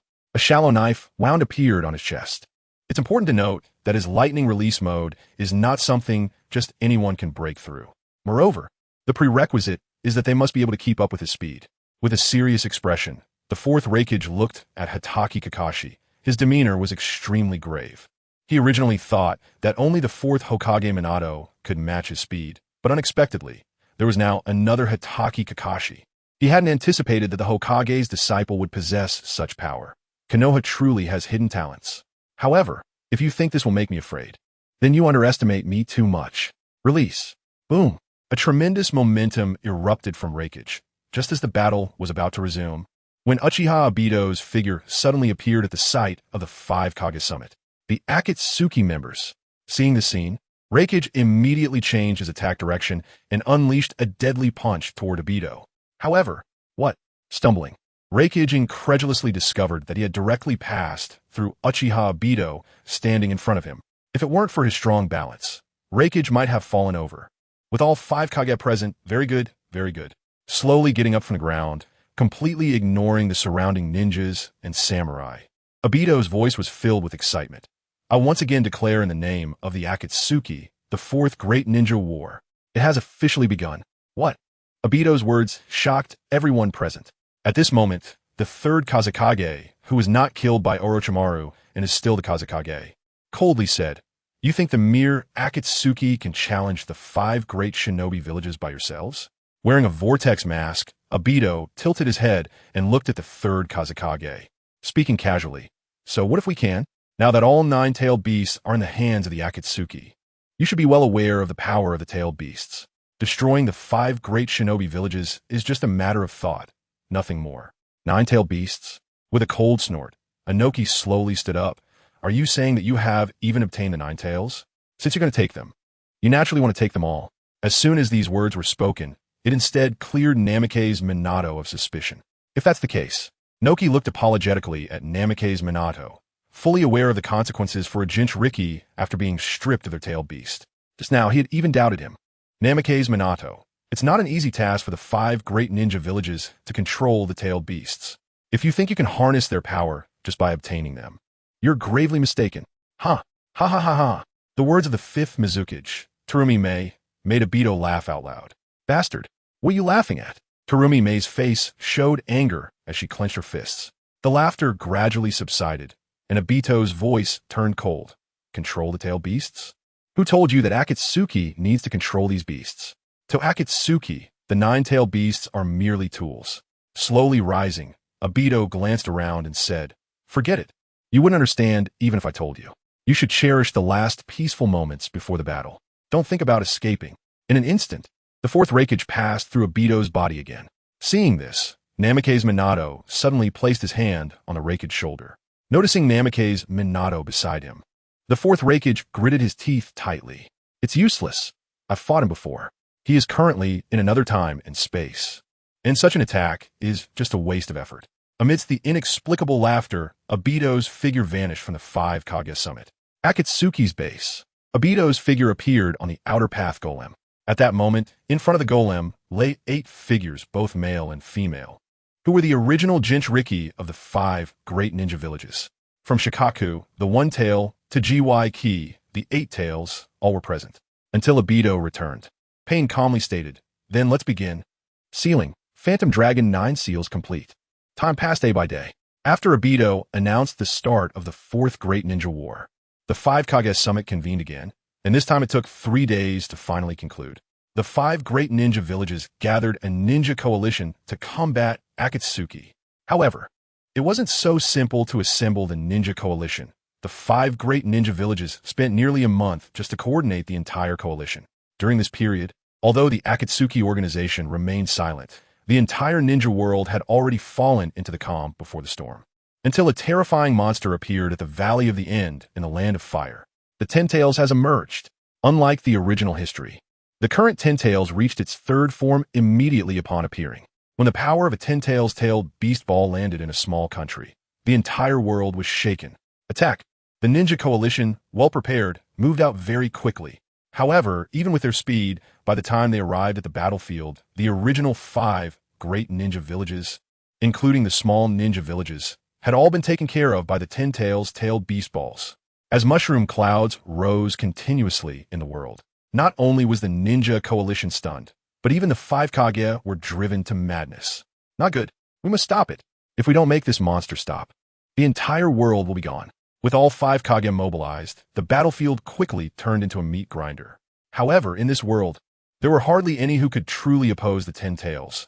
Among the 5 great ninja villages, the only one who could fight was probably the 4th Hokage, Minato Namikaze. Even Kakashi Hatake and Shursui Uchiha couldn't intervene in the battle between Minato and the 10 Tails. As for the other members of the ninja coalition, even the Kage of the 4 major ninja villages could only run for their lives in the face of the 10 Tails. Watching as Minato managed to suppress the 10 Tails alone, Nagato finally prepared to take action. Then, it's time for us to act. Haiden, I've been waiting impatiently. As Nagato leaped out with the 6 Paths of Pain and other Akatsuki members, the already forming combat strength of the ninja coalition was continuously breached. Seeing this scene, Minato became anxious. Hokage, don't be impulsive. We'll handle the Akatsuki members. The Reikage, seeing the scene below, shouted at Nagato, who was constantly darting through the air, and took the lead to confront the advancing 6 Paths of Pain. At the same time, the other 3 Kage also faced off against the Akatsuki members, while the remaining Akatsuki members were confronted by their respective strong opponents. Although the Akatsuki members were strong, in such a sea of people tactic, they still showed signs of fatigue. Just as the scales of victory began to tip back toward the ninja coalition, Obito Uchiha appeared above the 10 Tails, while Madara Uchiha confronted the ninja coalition. Boom, boom, boom. Watching the chaotic battlefield of the ninja coalition, William sat cross-legged on the ground, thoroughly enjoying the spectacle. While watching the show, William was also searching for the figures of two people in the crowd. Speaking of which, Naruto Uzumaki and Sasuke Uchiha during this period should have just graduated from the Ninja Academy, so it was quite normal for them not to be on the battlefield. However, just as William was watching the show, a figure suddenly appeared in front of him. The person was none other than Jiraiya, one of the legendary Sannin. Upon meeting, neither of them exchanged any unnecessary words. Having learned from Minato about everything that happened, Jiraiya immediately launched an attack on William. However, boom, with a loud bang, Jiraiya was heavily sent flying. Blocking him was Tsunade, also one of the legendary Sannin. Tsunade, what are you doing? Jiraiya couldn't understand why Tsunade would act to protect William. Are you crazy? Do you know what he has done? Facing Jiraiya's question, Tsunade responded calmly. I know. Then why? Although I don't know why William is doing this. I trust him. Pointing at the battlefield below, littered with corpses, Jiraiya's face showed a furious expression. Do you know how many people have died in this war? Tsunade, open your eyes and look. Tsunade certainly saw it. Although she felt compassion, she had no way out. In fact, Tsunade couldn't understand why William would initiate this war. Although William often liked to do some very terrible things, Tsunade believed that aside from being a bit lecherous, William was fundamentally kind-hearted. As for why William would do this, Tsunade didn't know, but there must be a reason for him to act this way. Tsunade. William's voice came softly. Yes. Receiving the command, Tsunade instinctively launched an attack. With one punch, Jiraiya, spitting blood, was sent flying, and at the same time, Tsunade quickly followed up. However, perhaps because of their past friendship, even though Tsunade now possessed the power to defeat Jiraiya in an instant, she still chose to keep battling against him. William knew that Tsunade was stalling for time, but it didn't matter. The sky gradually darkened. As the bright round moon began to appear in the sky overhead, William slowly stood up and said, Conan, let Nagato come back. What about the others? Hearing William's words, Conan understood that William was preparing to activate the infinite Tsukuyomi. William shook his head and said lightly, It's okay. After this matter, everything will return to normal. When Nagato's figure detached from the battle and returned to William's side, William transmitted a message to Obito, who was on top of the 10 tails. Obito, it can begin. Understood. Obito, hidden behind his mask, felt a jolt of spirit. Suddenly, taking advantage of the opportunity, Minato seized the moment to activate the Flying Thunder God and struck Obito's spiral mask, revealing Obito's true identity. You are Obito. Seeing Obito at that moment, Minato was stunned. Long time no see, teacher. Standing back to back, the atmosphere suddenly fell into an incredibly strange state. Just as Minato was about to say something, Obito coldly interrupted. I know what you want to say, but it no longer matters. This world is destined for change. Beneath Obito's feet, the 10 tails suddenly erupted. Boom! With a tremendous roar, the 10 tails finally entered its final form, the God Tree form. If Minato still didn't understand the situation, then the massive tailed beast balls gathering from all directions caused Minato and everyone present to change their expressions drastically. Bang! 5-tailed beast balls were launched in 5 different directions. Seeing this scene, Minato was horrified to the extreme. Not good. That direction is. Swish. Without thinking, Minato immediately used the Flying Thunder God to return to Konoha. Looking up at the sky, the massive tailed beast balls fell from the sky. Connecting the direction of the other 4 tailed beast balls, Minato clenched his fists tightly. Damn it. Obito, do you know what you've done? Infinite mode. Boom. With golden light erupting from his body, Minato soared into the sky. As the massive tailed beast balls were about to land on Konoha, Minato's hand had already touched the massive tailed beast ball of the 10 tails. Buzz. A space-time portal appeared. Buzz. Uft. The massive tailed beast ball above Konoha vanished. However, although Konoha was saved, the other 4 great ninja villages were all lost. What have you done? The 4th Hokage, Minato Namikaze, is back on the battlefield with full power. Faced with Minato's frenzied attack, even Obito Uchiha, who has also activated the Rinnegan, dares not entertain any thoughts of resistance. Quick. Too quick. However, as Minato continues to dart around, Obito's eyes are filled with growing excitement. Finally, it's finally going to succeed. 10 tails bloom. Ultimate Genjutsu. Infinite Tsukuyomi. Buzz. At this moment, the entire ninja world began to fall silent. In the shocked gaze of Minato Namikaze, almost all the ninjas on the battlefield, including everyone in the ninja world, had their eyes transformed into the Rinnegan state. Haha! Amidst the maniacal laughter, Obito Uchiha laughed wildly. Teacher, did you see? This is the ultimate goal of the Akatsuki organization. Infinite Tsukuyami. In this world, everyone can have their dreams come true, and the entire world will enter peace. This is true peace. Silence. Complete silence. Minato Namikaze looked at Obito with disappointment and said, peace immersed in illusion. What kind of peace is that? Obito, you have truly disappointed me. Huh? How can you withstand infinite Tsukuyami? At this moment, Uchiha Obito realized that Minato Namikaze was not under the control of the illusion at all. Moreover, it wasn't just him. On the battlefield, there were 4 others. Kakashi Hitaki, protected by Uchiha Shirsue's Susanoo. Itachi Uchiha, protected by Uchiha Fugaku's Susanoo. I can understand the power of the Manjiki. But what about your power? Wait, what is your relationship with William? William? He is my... Before he could finish, Minato was suddenly kicked away by Madara Uchiha, who had just arrived. Looking at Madara in front of him, Obito frowned slightly. Madara, is there something you want? What do you think? With a cold snort, Madara was about to form hand seals when suddenly, a powerful repulsive force sent Madara flying away. What is this? In midair, Madara looked at Obito in surprise. This time, I won. Obito formed hand seals, and the power of the divine tree surged towards him. Say to 6 paths come. When Obito appeared in the air holding the 6-path staff and the truth-seeking orbs, a smile appeared at the corner of William's mouth. What is this unexpected? The moment Uchiha Madara and 6 paths Obito began to fight, William's figure suddenly appeared between the two. What? Seeing the scene, both of them wanted to stop, but was already too late. However, to their shock, William effortlessly blocked both of their fists with just a casual gesture. Enough. Glancing at Uchiha Madara, William's gaze carried pressure. Seeing this, Madara slowly stepped back. In fact, ever since he attained the infinite mode, Madara had looked down on the so-called 10 tails. The reason for fighting Obito was ultimately because he didn't expect Obito would dare to fight him, which was something Madara hadn't anticipated. However, since William was here, then it was fine to talk about his matters later. Glancing at Obito, William said lightly, Obito, I seem to remember telling you not to have any ideas about the 10 tails. What is going on with you? However, in response to William's questioning, Obito's eyes turned extremely cold. Tell me, what did you do to Rin? Oh, raising an eyebrow, William felt somewhat surprised. Don't deny it, I saw everything that day. Thinking of that day, Obito felt an anger that was beyond measure. The Rin he had always cared about was actually in William's arms. How could Obito accept such an outcome? Even when Obito tentatively met Rin, what he received was a completely unfamiliar gaze, which also caused Obito to completely darken. I was still thinking of giving you a surprise in the end, but I didn't expect you to find out early. Rubbing his head, William felt a bit disappointed. Rin, come out. Silently, a woman wearing a mask appeared beside William. The moment Obito saw the woman, he instinctively wanted to attack, but he noticed William's warning gaze.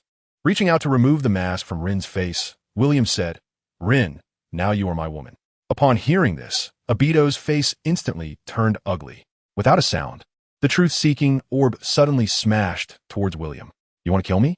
Seeing this scene, William smiled, and without any visible movement, a thin, paper-like golden sheet easily blocked Obito's truth-seeking orb. How was that possible? Seeing this scene, Obito did not hesitate and controlled 9 truth-seeking orbs to madly smash towards William, his demeanor even becoming frantic. However, no matter how Obito attacked, he couldn't even touch William's body. Is this all you can do? In response to William's taunt, Obito's expression remained unchanged. With a burst of ocular power, in an instant, a large hole was torn open in the space in front of William, and the next moment, the truth-seeking orbs transformed into cannonballs and shot towards William like lightning. Childish. With great interest, William reached out and directly grabbed the truth-seeking orb with his bare hand, smiling at Obito. Do you think that possessing the 10 tails gives you the qualification to fight me? He casually tossed it aside. Half of Obito's body was blown to pieces by his own truth-seeking orb as he fell heavily to the ground. Obito. Seeing this scene, Minato Namikaze and Kakashi were momentarily at a loss for words. Cough, cough, cough. Struggling to stand up from the ground, Obito's face showed a pale smile. Although I know I may not win against you for Rin. 4. Before Obito could finish speaking, William suddenly appeared in front of him and gently placed his hand on Obito's shoulder. The next moment, Yoa, with a painful scream, the essence of the 10 tails was directly extracted from Obito's body by William. Now, Obito was essentially the host of the 10 tails. Losing the 10 tails meant his life would come to an end. Teacher, Why are you doing this? Until William released a Beto, Minato, who was still in infinite mode, looked at William with a complicated expression and asked in confusion. Of course it is for world peace. Hello. William looked at Minato and said, do you remember what I told you about Naruto being the child of destiny? Under everyone's gaze, William said, actually, all of this was supposed to happen 3 years later. It's just that I advanced this timeline, whether you believe it or not. Let the world feel pain. Although it is extreme, without this disaster, the ninja world will never truly step into peace. Silence, a dead silence. Even if what you said is true. But teacher, should all the dead really die? Looking at William, Minato asked unwillingly, is the illusory world the peace that you pursue, teacher? This world is survival of the fittest. William's voice was filled with indifference. Even without me, their fates were already predetermined. Please forgive me for not being able to understand your philosophy, teacher. Just as Minato was determined to take action, a single sentence from William stunned everyone present. Don't worry, I will lift the infinite Tsukuyami. What? My goal has never been the infinite Tsukuyami. Minato, do you think I care about this world? Pointing a finger, Kagaya Tsutsuki's consciousness awakened from the 10 tails. In the next moment, Kagaya Tsutsuki reappeared in this world. Looking at everything before her, as if they were ants, Kagaya's voice was filled with coldness. Here is Kagaya. William's words made Kagaya's expression shake, and she slowly descended beside William. Why do you give me the feeling of being my master? Gently caressing William's cheek, Kagaya's fair face flushed slightly. Master, you finally came to save me. Hearing Kagaya's words, William couldn't help but smile slightly. Yes, William had altered Kagaya's memories. In Kagaya's recollection, William had always been her master and the one she admired. After arriving on Earth, Kagaya ambushed Otsutsuki Ishiki and quietly waited for William's arrival. However, thinking about what she had done in this world, getting married and having children, Kagaya's expression gradually turned anxious. Master, I have done something to wrong you. A new chapter in the history of the ninja world. The fourth Hokage of Konoha, Minato Namikaze, defeated the Akatsuki members, vanquished the 10 tails, and ultimately ended the infinite Tsukuyami that had shrouded the entire world, thus restoring peace to the world. As for the truth of the matter, very few knew it. 6 years later, in Konoha, a special wedding, attended only by the highest echelons of Konoha, was held here. Groom William, brides, Konin, Tsunade, Shizen, Kuratsuchi, Rin Noera, Temari, Kagaya Otsutsuki, Hinata Hyuga, Ino Yamanaka, and Kurinai Yuhi. A wedding with 1 groom and 10 brides was something no one present had ever seen or imagined. Yet, William not only did this, but everyone was willing. In light of this situation, the legendary ninja and disciple, 4th Hokage Minato Namikaze, sitting in the audience, couldn't help but admire it. What? Are you envious? A sudden voice next to him made Minato tense up, and he quickly explained, Kushina, don't misunderstand. I'm fine with just you. I would see envy something like this. Really? I can see your eyes are about to pop out. Tell me, are you also thinking about this? Minato Namikaze, watching the playful couple at the table, Jiraiya, on the other hand, was sulking alone while drinking. In fact, he and T wanted to come. However, the mischievous William had sent him an invitation. No matter what, he had to come. 3 years after the wedding, William brought 10 women to Earth. Initially, the few women on Earth were naturally unwilling to accept that William had suddenly brought back so many women. However, in the end, after a month of relentless persuasion, they could only helplessly accept this fact. On the contrary, the women from the continent of Xia, like Dolores, felt little about it. For them, William's strength and status were simply what he should have. After staying on Earth for a while, William took all the women to travel to the continent of Xia, and no one opposed this. 2360 Mercury. This is a parallel world similar to Blue Star. If at first William felt somewhat bored upon discovering this modern world, then one revelation shocked him. This world is a woman's world, and men are even more precious than giant pandas. In fact, before 2020, the history of this world was similar to that of Blue Star, but suddenly, the entire world underwent a dramatic change. The male population born in the same year only accounted for 1 of the female population. In the following decade, this ratio continued to decline. As a result, the entire world began searching for various methods to encourage childbirth, artificial insemination, and so on. But after trying all the methods, they found it was still ineffective. By the time the male birth rate had dropped to barely 10 individuals per year, this world had transformed into what it is today, a land of women. When William appeared on the streets, what he saw was a pack of wolves. Even though the streets were filled with beautiful women, many of whom were stunning or even exquisite, William still felt a chill. It was the feeling of being prey-watched by a hunter. Under the influence of his mental powers, William finally understood what had happened in this world. In other words, have I now become a giant panda? Just as he was thinking about leaving, a magnetic levitation police car descended from the sky and landed beside him. A tall female officer in uniform stepped out of the car. Sir, do you know you are in great danger right now? Please come with me. Due to the urgency of the situation, the tall female officer grabbed William's hand and led him directly to the car. In the next moment, the magnetic levitation police car quickly ascended into the sky, disappearing from sight under the disappointed gazes of all the women. Watching William disappear, all the women chattered among themselves. Is this what men are like? So handsome, so cute. I can't believe I actually saw a living man. I could only see them on TV before. At the same time, the tall female officer sitting in the police car with William looked tense. Although she was trying to keep her composure, she couldn't help but steal glances at William. Are you very nervous? Glancing at the badge on her chest, William smiled and said, Officer Shengxia. You know my name? Hearing William's words, Shengxia's face turned red, not out of embarrassment, but excitement. In fact, the current situation could be likened to a role reversal between genders, as if Shengxia were a man and William were a woman. Although it might feel a bit awkward, this is how the world is. Pointing to the badge on Shengxia's chest, William said, That name on it is yours, right? Yes. Shengxia nodded and softly asked, May I know your name? William. Struggling to contain her excitement, Shengxia gently asked, Mr. William, why are you out on the street? Can't I appear on the street? No. You have a right to go wherever you want. I just wanted to say that it's very dangerous for you to be out there alone. If a riot occurs, you might get hurt. In this world, a very special law was enacted 300 years ago to protect the number of men. Almost all men possess absolute privileges. These privileges allow them to do anything they want. You read that right, anything they want. This world is absurd. When William learned about the rights of men through the network of this world, he found it hard to describe in words. However, thinking about the scarcity of men in this world, even rarer than pandas, William could roughly understand why men had such privileges. Along the way, Shengxia kept asking William about his well-being, finding excuses to chat with him. But it was no surprise, after all. It was also the first time for Shengxia to see a creature like a man in her life. Noticing Shengxia occasionally stealing glances at his abdomen, William felt a mix of amusement and embarrassment, but suddenly he had some impulses.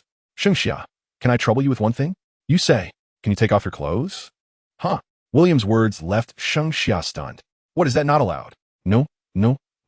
With her face turning red, Shengxia instinctively lowered her head and softly said, If that's your request. Her hands slowly began to unbutton her clothing, and in a short while, she had removed her top. At this moment, Shengxia instinctively wanted to cover her chest. For her, this action was quite embarrassing. While feeling awkward, a sense of excitement and pride unexpectedly grew in Shengxia's heart. Because this was a request made by a man. This represents what it means for a man to acknowledge her beauty. And this is enough for her to proudly tell anyone for a lifetime. Is that okay, Mr. William? Looking up and down at the exquisite female police officer in front of him, a playful smile unconsciously appeared at the corner of William's mouth. Continue. Murmuring softly, Shengxia slowly pulled down her short skirt. Just as Shengxia was about to continue, the maglev train slightly vibrated. Looking up, Shengxia realized they had already arrived. All right, put on. Noticing the female police officers passing by outside the window, William said softly, Okay, with a disappointed expression. Shengxia quickly put on her clothes and respectfully got out of the car to open the door for William. William noticed that Shengxia carefully used her hand to block the car door to prevent William from possibly bumping into it when he got out. This service is amazing. At the same time, when William got off the car, a beautiful female police officer immediately held an umbrella over William's head and fastened a button on his chest. In the next moment, an energy barrier appeared around William. Mr. William, you must take this next time you go out. UV radiation and bacteria in the air are not good for your health. William, this service is truly amazing. Please follow me. Under the leadership of Shengxia, William walked through a group of female police officers, amidst the curious and surprised gazes of everyone, and arrived at the police station's office. This feeling is magical, but William himself feels a bit awkward. It's a sense of being a big star, yet also somewhat like a monkey in a zoo. When he walked in the police chief's office, the long-waiting chief, he greeted William respectfully. Hello, Mr. William. Welcome to the Ace City Police Department. I am the chief. Hia. You can call me Xiao He or Xiao Ya, whichever you prefer. No need to be so formal, just be casual. Sure. Although William spoke casually, he still maintained the most formal posture. Unlike other female officers, Hia, who became the chief of the A City Police Department, had seen the big world. And she was also aware of how dangerous these creatures called men could be. In Hia's view, men are dangerous. If possible, she really didn't want to deal with them. Because in this world, a man's identity transcends laws and morals, and has almost been elevated to a divine status. Looking at Chung Xia, Hia said sternly, Chung Xia, have you conducted a thorough check on Lord William? This I forgot. As soon as these words were spoken, Hia's expression changed, and she scolded. Do I still need to teach you these things? If something happens to Lord William, no one can bear the responsibility. Yes, I'm sorry. I'll do it right away. Feeling wronged, anxious, and scared, Chung Xia repeatedly apologized and then bowed to William. Lord William, could you please come with me to the medical room? Speechless, completely speechless. Waving his hand, William said, No need, I know my body well. Also, I will be staying in a city for a while. Aren't you going back to the Holy Land? He asked with a strange expression. Holy Land? William frowned slightly as he recalled what the so-called Holy Land was from Hia's memories. The indulgence of one world has led to the fact that almost none of the men in this world are normal. It is precisely for this reason that Hia, who knows some secrets of a Holy Land, is so cautious when facing William, fearing that she might offend him and cause something bad to happen. Some may ask, in a world where technology is so advanced, why are there still such issues? Moreover, does this world really require men? This is a definite answer. This world needs men. Humanity cannot reproduce asexually. Even with the technology of this world, it is impossible to artificially synthesize sperm. Currently, all people in this world are either derived from sperm that was once stored in gene banks or extracted from existing men, as well as artificially cultivated humans. Because sperm cannot be generated on its own, after hundreds of years of consumption, the stock in the original gene bank has long been depleted. Therefore, if the remaining men in this world were to die, the civilization would be completely destroyed. This is also why the high-ranking officials in this world are willing to even condone these men. Their existence is directly related to the survival of this world. Another point about the so-called Holy Land. It seems like a holy place, but in reality, it is just an amusement park because aside from men, everyone else is actually a highly advanced bionic human. However, William can understand why the Holy Land arranges for bionic people to be there. Given the actions of the perverse men in the Holy Land, if real people were to be arranged in, countless lives would be lost every year. Moreover, the presence of bionic humans can also ensure that all sperm is collected perfectly without wasting a single drop. Coupled with various brainwashing and unhealthy external influences that affect life and health, almost all men are reluctant to leave the Holy Land. Of course, there will be a few men who leave out of curiosity. However, it doesn't take long before they return to the Holy Land on their own. The reason is simple. Once it is discovered that a man has left the Holy Land, the world government will use every means possible, without harming the man, to bring them back. Thus, so far, William is the only man who has appeared outside after leaving the Holy Land. Hia, who received the directive from the world government, also got the order to do everything possible to bring William back to the Holy Land. She initially thought this would not be too difficult, but she did not expect that William actually wanted to live in City A, which put her in a very passive position. However, she cannot disobey William's orders or even harm a single hair on his head. But since I have no place to stay in City A, Director, would you mind if I sleep at your place tonight? No. Of course I don't mind. Your request is the highest order. While this was said, Hia's heart couldn't help but race. Although she was the director of the City A police station, she was still very nervous and scared. She never expected that William not only wanted to stay in City A but also at her home. In fact, Hia is just like almost all women in this world. She has never truly interacted with men. The reason she knows so much is that Hia's family is one of the highest rulers of the world government. The reason she could sit in the position of director of the City A police station at such a young age is partly due to her abilities, but more importantly, it is because of her family connections. It must be said that this world is really interesting, William thought. Additionally, William looked at Chung Xia beside him. Let's go. Take me to where I'm going to stay. Me? I'll take you. Noticing William's gaze, Chung Xia hesitated slightly. Yes, it's you. Watching William leave without looking back, Chung Xia hurriedly followed. After carefully tidying up her appearance, Hia's figure appeared in the video of the elders of the World Government's Congress. The Congress is the highest visible leadership of the world government, with 5 elders who are the highest authorities in Mercury aside from the Queen. Although the 5 people in the video had gray hair, their appearances and figures still resembled those of 18-year-old girls. The first elder, Hualin, the second elder, Meilon, the third elder, Qingji, the fourth elder, Yaoji, and the fifth elder, Yu. In fact, even though he was born into a prominent family, she would not qualify to video call the five elders at this time. The reason she had this qualification is naturally because of William. The existence of men is related to the life and death of this world. In the video, the cute girl like Yu adjusted her single black glasses and said, "This man, William, is quite suspicious. Although his information is in the Superbrain's database, there is no information about him in the Congress's mail database. The Congress's database is a completely independent system, separate from the outside world. To avoid important information from being leaked and to prevent cyber attacks, the Congress's database has always been the kind of oldest local area network." A cold voice came from Yao Ji. In other words, he is a wild man. Currently, it cannot be determined. Yu frowned slightly. Is it possible that he just looks like a man? Hia, have you confirmed his male identity? Faced with Qing Ji's question, Hia quickly replied respectfully. In response to Lord Qing Ji, the male identity has been confirmed. Pointing a finger, a virtual model appeared in Hia's hand. The model displayed clear numerical values. This value indicates his problem. Just a glance was enough for Mei Lan to detect something wrong, as she said in a charming voice. His body values are not achievable by humans. However, the testing results show that he is not a synthetic person. How did he do it? Yu furrowed her brow tightly. Is there a possibility that he is a bionic person? Yao Ji made a bold hypothesis. Once this was said, the other three expressed that there was indeed a strong possibility. At this moment, the elder Hualin, who had been silent, suddenly spoke up. Isn't it true that a result will come soon? Hia, I'm here, Elder Hualin. Pause the plan to take William back to the Holy Land for now, and first obtain his holy liquid for comprehensive testing. Holy liquid. Upon hearing this word, Hia's heart began to race. What should I do? As early as 300 years ago, Mercury had completely canceled sex education classes between men and women. And as a result, although Hia was no longer young, she actually had no experience at all. Hearing Hia's words, Elder Hualin couldn't help but show a strange smile. You don't need to do anything, just follow orders. After Elder Hualin ended the video call first, the other elders followed suit and closed their videos one by one.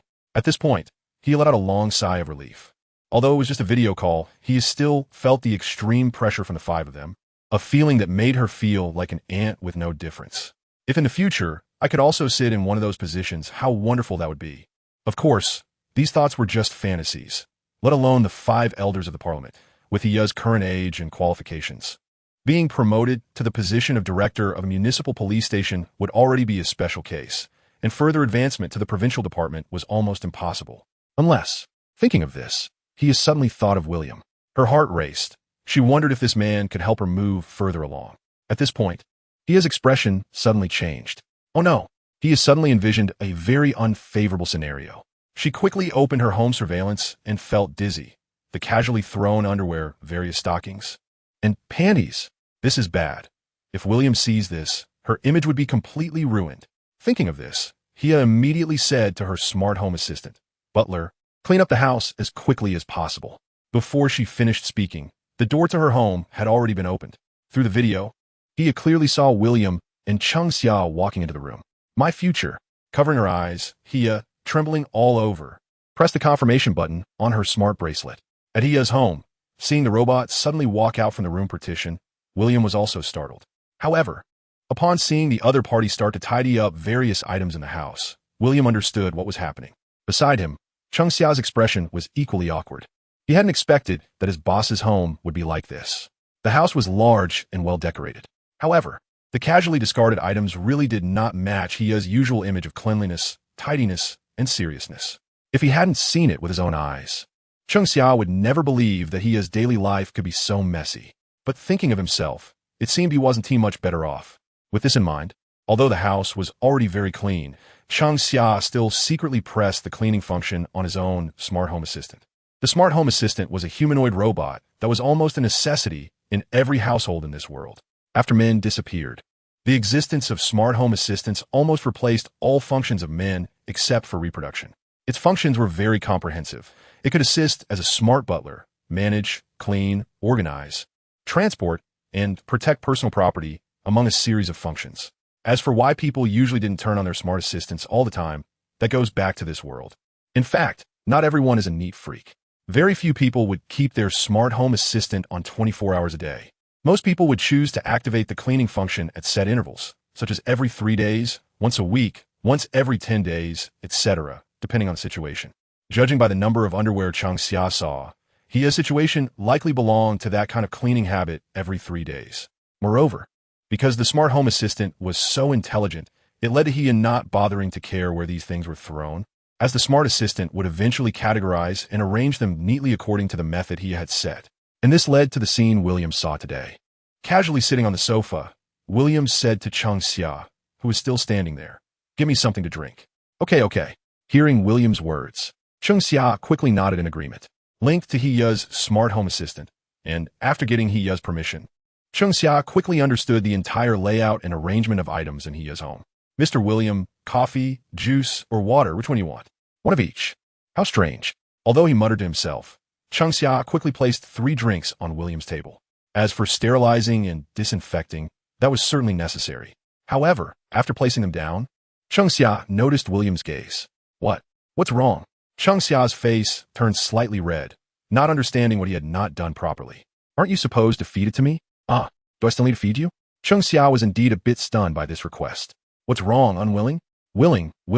Taking a deep breath, Chang Xia suppressed her racing heart and stepped forward to pick up the cup. "You're wearing too much." Chang Xia, fumbling around, after taking off all her clothes. She blushed and said, "Is this okay?" One good thing about the high-tech era is the absolute hair removal technology. Of course, this is also related to the current gene optimization technology. William signaled with his eyes. Okay. Stepping forward to bring the cup to William's lips. William spoke again. "Use your mouth." Feeling the breath so close, smelling William's unique masculine scent, Chang Xia's face turned extremely red. But using her mouth? Could it be so honorable? Looking at William's sexy lips, Chang Xia's heart raced even more. Wait a moment. Taking a spray bottle from the clothes she had removed, Chang Xia sprayed a mouthful into her mouth. The dense foam quickly cleaned over 99 of the bacteria in her mouth. Twisting her sexy hips, Chang Xia went to the kitchen to rinse her mouth before returning to William's side. This time, there was no stopping. Gulu. Don't get me wrong. William was just simply drinking a beverage. Very simply. However, Chang Xia was not so innocent. As the juice slowly entered William's mouth, she instinctively extended her little fragrant tongue. By the time she realized what was happening, she noticed William's teasing gaze. Sorry. Chang Xia quickly got up, her face flushed, continuously apologizing. "Open your mouth." Oh. Not understanding what William wanted to do, Chang Xia could only comply, and then she saw William pulling her little fragrant tongue out of her mouth with his hand. Just now, that was her touching me, right? Since she was being pulled while sticking out her tongue, Chang Xia could only give a soft HM. "Let me check." Fortunately, it's very clean. Otherwise, it would be troublesome to get a bacterial infection. Releasing his hand, Chang Xia retracted her little fragrant tongue. Breathing rapidly, with a flushed face, Chang Xia said, "I already cleaned it very well just now." That's not an excuse. Sorry. Although Chang Xia didn't even know why she was apologizing, this feeling didn't seem so bad. And reminiscing about the moment her little fragrant tongue touched William and the jolt of electricity she felt, Chang Xia thought she had made a great profit. Patting her thigh, William said, "I'm a bit tired. Sit here and give me a massage." Oh, as a female police officer, Chang Xia didn't know how to massage at all. Moreover, sitting in that position and feeling William's breath, Chang Xia felt goosebumps all over her body. That feeling was unprecedented, as if her whole body was going soft, and a strange desire was rising within her. Struggling to suppress that feeling, Chang Xia connected to the smart assistant, and soon, methods for massage were transmitted into her memory. The moment Chang Xia's hands touched William, she became the most professional massage therapist. "Mr. William, is this pressure okay?" It's fine." With his eyes closed, William responded with satisfaction. However, William's other gaze was monitoring Hiya through the video, keeping a close watch on her. He had even seen all of Hiya's video calls with the congressional elders. Although the technology of this era is very advanced, William, who possesses the god-level mechanical fruit, stands in another dimension. William is certainly aware of the congressional database, but he deliberately chose not to access it. This is not only due to his exceptional skills and boldness, but also his absolute confidence in himself. More importantly, William is actually doing this on purpose. A simple man, seemingly holding great power, But in reality, for this era, they are akin to breeding pigs. The so-called Holy Land, and those men have their lives clearly arranged from birth to death. Their only purpose for living is to ensure the reproduction of humanity. As for why William left such a significant loophole, the reason is actually to convey a message to the outside world. I have a secret, and this secret could very well concern the future of this world. Chang Xia gradually got into the state as he pressed, and his movements began to grow larger. It felt a bit itchy. Unable to hold back any longer, Chang Xia trembled all over, nearly collapsing in William's arms. Slap! He reached out and patted Chang Xia's perky butt. Biting his lip lightly, Chang Xia understood and slowly pressed again, savoring the moment. Under such teasing, Chang Xia had long lost the strength to massage and was half leaning on William's face, hugging his head, leaving her with only the strength to gasp. At the same time, he on the other end of the video surveillance was also blushing and her heart racing. Is it really that pleasurable? While moving, he squinted her eyes and said contentedly, if that's the case, I can take the holy liquid back with me, right? However, as soon as these words were spoken, it was as if William had heard them. He suddenly stopped. Disappointment, emptiness, loneliness. Looking at William with her big, watery eyes, Chang Xia didn't know how to speak. Moreover, she had no right to ask William to do anything. Continue. Oh, okay.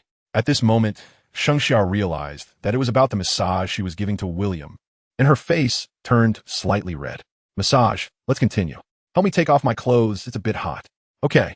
She gently reached out to remove William's shirt, revealing his perfectly sculpted and sexy body in front of Chang Xia's eyes. At the same time, on the other end of the video, he instinctively leaned her head closer to the screen. The strong muscle lines and the scent of male hormones directly impacted Chang Xia's senses. This is what a man is. Trembling hands gently touched William's body, and just as she made contact, Chang Xia was already struggling to control her body's reaction. With a press of her hand, the killing intent transformed directly into a bed. William spread his arms and lay on it, looking at Chang Xia, who was sitting on him, and said, "Come on, don't be dazed."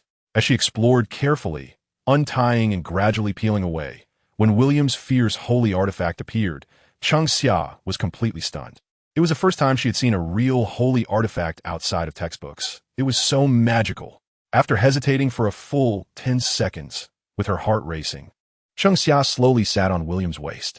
The moment their bodies made contact, Chang Xia could no longer hold back. "I'm sorry. Use this." Taking the bottle that William handed over, Chang Xia understood his intention and squeezed a little into her palm. Following the way she remembered, she began her actions.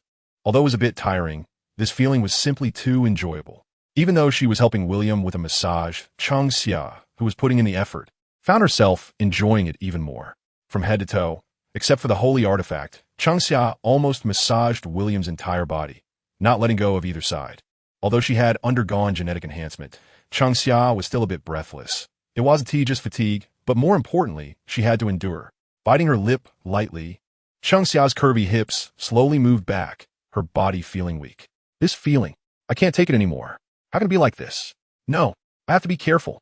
I can't become a sinner. Slow down. With wide open eyes and an open mouth, tears uncontrollably dripped from the corners of my eyes. But I'm so happy. At the same time, Hia, who was watching the video, even felt a bit jealous. Why is it not me, but Chang Xia? This is my own home. Why does Chang Xia get to experience it earlier than I do? If it weren't for the fact that the video call wasn't over yet, he would probably have already gotten up to go home. 10,000 words omitted here. Mr. William, thank you for your grace. After ending the battle, Chang Xia, who was barely holding on and feeling weak all over, piously cleaned William's sacred objects and then knelt at his feet, gratefully kissing the top of William's foot.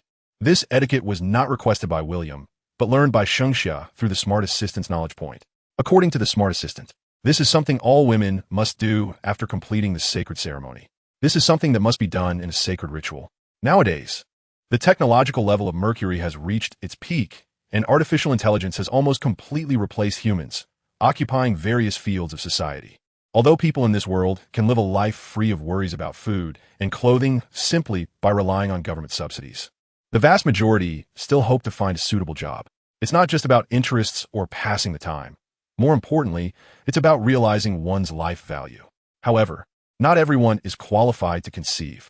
Only women with excellent genetic conditions, who meet top-level standards through various data monitoring, can have the qualification to conceive. This is also why women in this world are generally beautiful and highly accomplished. Their genes have been selected for optimal quality. To put it bluntly, ordinary women may not even have the qualification to conceive in their lifetime, which is why Shengxia feels such anticipation.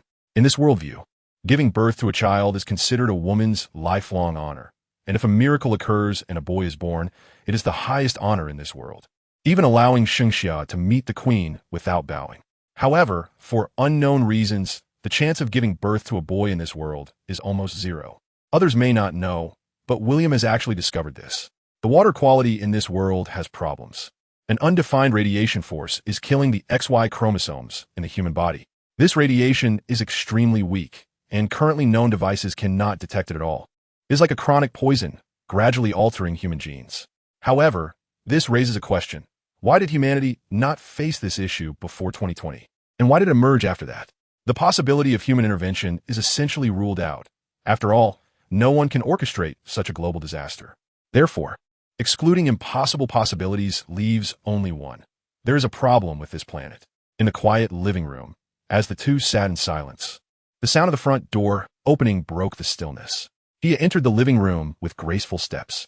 Noticing her arrival, Shengxia's face showed a hint of embarrassment. It was not only because of her current actions, but mainly because this was Heya's home. And Shengxia was well aware that Heya knew what they had just done. Just as Heya was about to say something, William suddenly spoke up. Don't you think you're wearing a bit too much? Huh? What? Heya was taken aback. I said, take it off. Noticing William's gaze, Heya's face turned red. She unbuttoned her clothes, letting them fall to the ground, revealing her sexy figure. Is this okay? Heya shyly asked, wearing only a bikini. In fact, through the video, Heya had already been unable to contain herself. Although she was asking a question, she actually wished William would do the same to her, as he did to Shengxia. However, you can, from now on, dress like this in front of me. Oh, Heya couldn't help but show a disappointed expression, but she remembered something. What about outside? Can I dress like this too? If you want, I don't mind, William replied as he got up and walked toward the bathroom. Come and give me a bath. Okay. Taking a deep breath, Heya followed William, glancing thoughtfully at Shengxia as she passed by. In the bathroom, Heya carefully washed every part of William's body. Although she had never done such a thing before, with the help of smart AI, Heya learned quickly. What made her even more shy was that throughout the process, William showed no reaction, while she was on the verge of losing control. It felt like delicious food was right in front of her, and she had to endure. However, without William's permission, she truly had to hold back. William certainly knew how difficult it was for Heya to resist. He had watched everything in high definition, so it was no wonder she couldn't help but think about it. However, knowing that Heya had come with a mission, William had no intention of taking the initiative. Instead, he watched with great interest as Heya continually tested her boundaries. This feeling is very interesting. Are you hot? No, not really. Is this your first time? Yeah, there are some areas that need improvement, but overall it's still pretty good. Lightly rubbing Heya's little belly, teasingly stroking back and forth. Just like this has already made Heya's whole body tremble. What's wrong, uncomfortable? William's tone was teasing as he continued his movements. No, not at all. It's just a bit itchy. Unable to bear it any longer, Heya instinctively shrank her belly, trying to avoid William's hand, but unexpectedly, William pulled her into his embrace. With a soft gasp, feeling William's body structure completely different from a woman's and his face so close, Heya's breathing began to quicken. However, lost in desire, he didn't notice the look in William's eyes. Breathing gently by Heya's ear, William slowly started to caress her face, neck, collarbone, fair skin, and arms. With each caress, Heya's body would slightly tremble, and what was even more excessive was that all of William's actions completely avoided the most sensitive areas. Even so, in just a moment, he was already on the verge of breaking down. In her mind, it was all about what William and Shengxia did in the video. I want. No. Huh? What? Looking at William, who stepped back and smiled at her, Heya had a confused expression. All right, it's about time to wash up. We should go out now. Heya, the bathing in this world is different from what William knows. All it takes is to clean oneself with purified water and then walk into the disinfection room. A quick blow dry and it's done in 3 minutes. Watching the direction in which William left, Heya felt an overwhelming sense of loss and emptiness. In the living room, Shengxia had already sat cross-legged on the floor for quite some time. Just as she was about to say something upon seeing William, he spoke first. Go wash up, then come over and sleep with me. Oh, cutely nodding, Shengxia walked toward the bathroom. Not long after William lay down on the bed, Shengxia, with a smile on her face, entered the room with small steps. Seeing William lying on the bed, she hesitated for a moment before slowly lying down beside him. Once William wrapped his arms around her, Changxia felt completely relaxed. Stealing glances at William, who was watching a video, Changxia couldn't help but feel that this sensation was truly comfortable. This is a feeling that Changxia has never experienced before, a mix of novelty and warmth. Changxia never imagined that sleeping with someone could bring about such a wonderful sensation. William took off the holographic glasses he was wearing and gently rubbed Changxia's beautiful long hair. The network of this world left William in awe, not only because of the holographic games he had only seen in novels on Blue Star. Compared to the games, what William was actually more interested in was the knowledge of this world and the ways of learning. Knowledge implantation is somewhat similar to directly instilling knowledge into your memory. This learning method is simply incredible on Blue Star, but on Mercury, all knowledge is shareable. Moreover, as long as you want to learn, you can quickly acquire top knowledge from any industry. What ordinary people on Blue Star might spend a lifetime learning can be mastered in just a few seconds in this world. This efficiency is quite frightening. Take Changxia, for example. Despite her cute and innocent appearance like a recent college graduate, the knowledge she possesses is akin to an encyclopedia on Blue Star. For the first time in his life, William felt a sense of crisis. Compared to this era, William was like a primitive man from a primitive society. I want to learn. I love learning. Putting on the AI glasses again, William immersed himself in the ocean of knowledge. After a while, he walked into the room with a complicated expression. Looking at William and Changxia, who was in his arms, he softly said, "Mr. William?" "Chill." Making a shushing gesture, Changxia whispered. Mr. William asked us not to disturb him. Is he playing a game? Since he couldn't see what William was doing, she could only guess. Changxia shook her head, indicating that she didn't know either. Seeing this situation, he felt increasingly helpless. She approached the bedside and hesitated for a long time before saying to Changxia, "Changxia, what is it, Director He? Spread your legs." "Changxia, I need some holy liquid. So, I need you to cooperate a bit." "Oh." Pouting. Although she was reluctant, Changxia ultimately complied. After taking out some holy liquid from Changxia's body, he had carefully placed it on the testing device. Drip. 3 seconds later, the test was successful. Looking at the test data, he couldn't help but feel incredulous. What was the result? At this moment, Changxia was a bit curious. Perfect genes. All the values reached a perfect level. Moreover, the quantity actually exceeded hundreds of millions. How is that possible? When the test results were in the hands of the 5 elders, they were all astonished at the data monitoring results. In a world where technology has reached such a level, genetic testing has become deeply advanced. Even in the global gene bank, those that can achieve perfect genes are few and far between. 1/3 of the genes are of good quality, while the remaining 2/3 are even of inferior quality. And what does it mean to have hundreds of millions of holy sons? In this world, a man can have at most 10 sons, and among these 10, the number that can survive is at most 1. In bad times, it may even be that none can survive. But what about William? All of his sons are full of vitality, and each one meets the conditions for conception. This represents what it means for William to make billions of women pregnant in one go. I want him. Upon seeing this test result, even the great elder Hualin couldn't help but speak up. With a glance exchanged, the 5 great elders all exhibited a strong desire for possession in their eyes. Everyone knows that possessing William is almost equivalent to having a single person capable of creating a world. Although the 5 of them have already reached the pinnacle of power on Mercury, Hu Wunti want to advance further. Just as Hualin and the other 3 elders were secretly pondering how to possess William for themselves, Yao Ji coldly sneered in her heart, "You are dreaming. Have you forgotten who the true empress of this world is?" With a glance exchanged, the 5 great elders silently closed the video call, but after ending the call, Yao Ji dialed the empress's number. When a video connected, a woman draped in thin gauze, exuding an ethereal beauty that seemed untouched by the mortal world, appeared on Yao Ji's screen. The empress.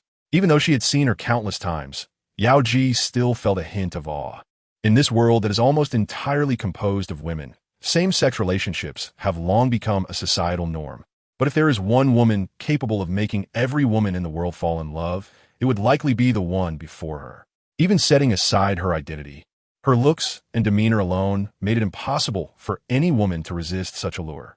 What is it, Yao Ji? Even through a video call, Wu Mu's bright eyes still made Yao Ji feel as though her heart was completely exposed. Feeling her heartbeat quicken, Yao Ji lowered her gaze and respectfully said, "Empress, we have discovered a man with perfect genes.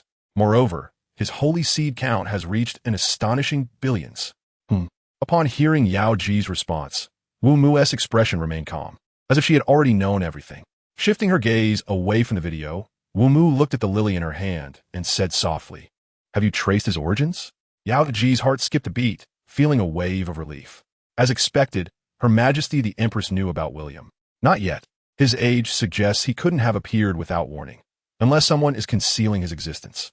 Is it possible that he comes from an alien system? If there are other races in the alien system, the Mercury probe ships would have discovered them long ago. In this world, we are the only confirmed intelligent life. Looking at Yao Ji with a fleeting gaze, Wu Mu said lightly, "The royal family will not allow someone of unknown origins. Yao Ji, his identity must be confirmed." "I understand, Empress."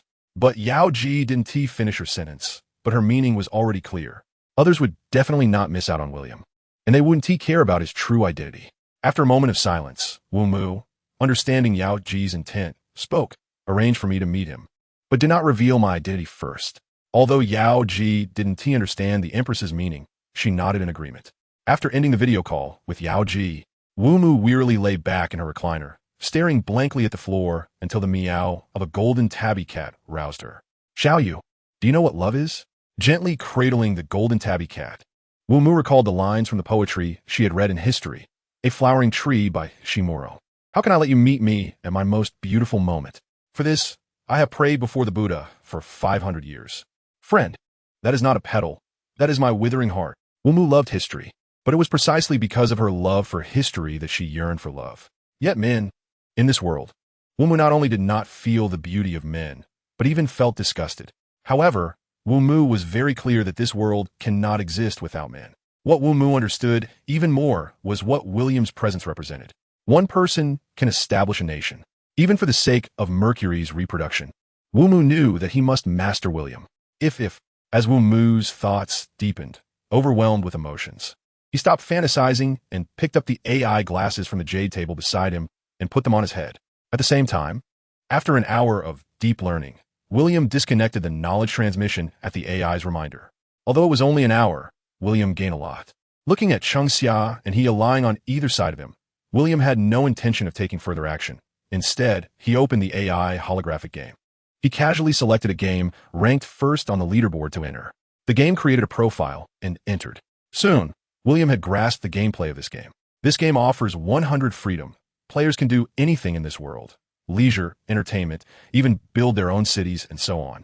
Players can treat this place as a world without legal constraints, doing whatever they want.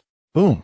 With a loud bang, the bank in the distance was blown to pieces, and a group of masked robbers sped away from the city center with countless stolen money.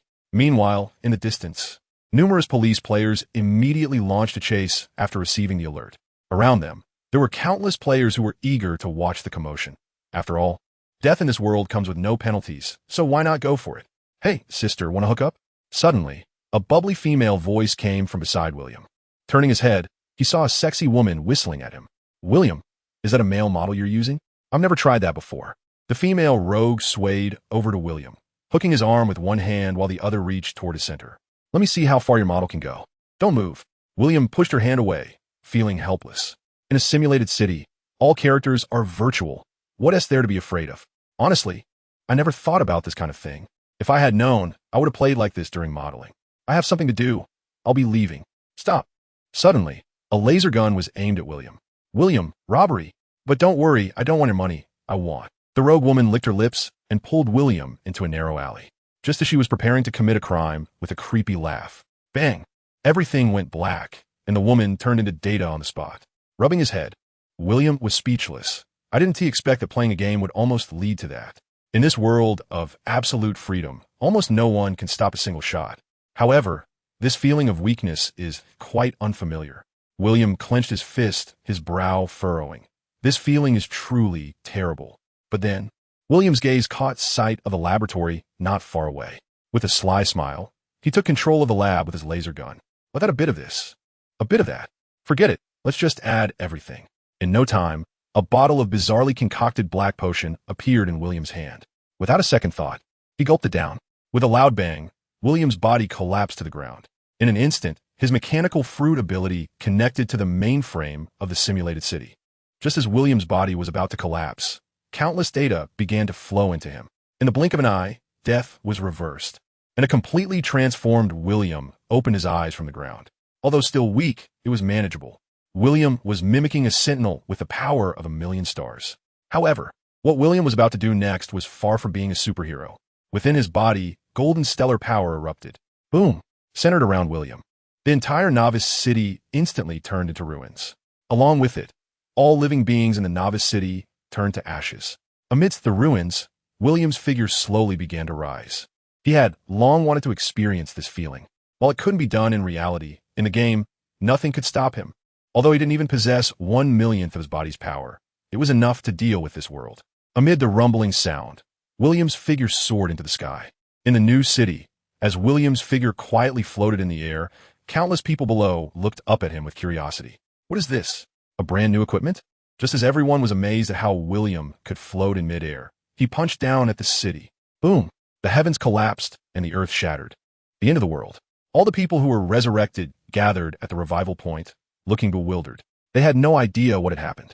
At the same time, countless complaints began to ring out in the background of the simulated city. Just as the game company and AI were checking William's status, the people from the game company were incredulously discovering that William's data could not be erased at all. Meanwhile, William did not stop any of his actions. As one city after another was completely turned to ashes in William's hands, he finally encountered the first wave of counterattack.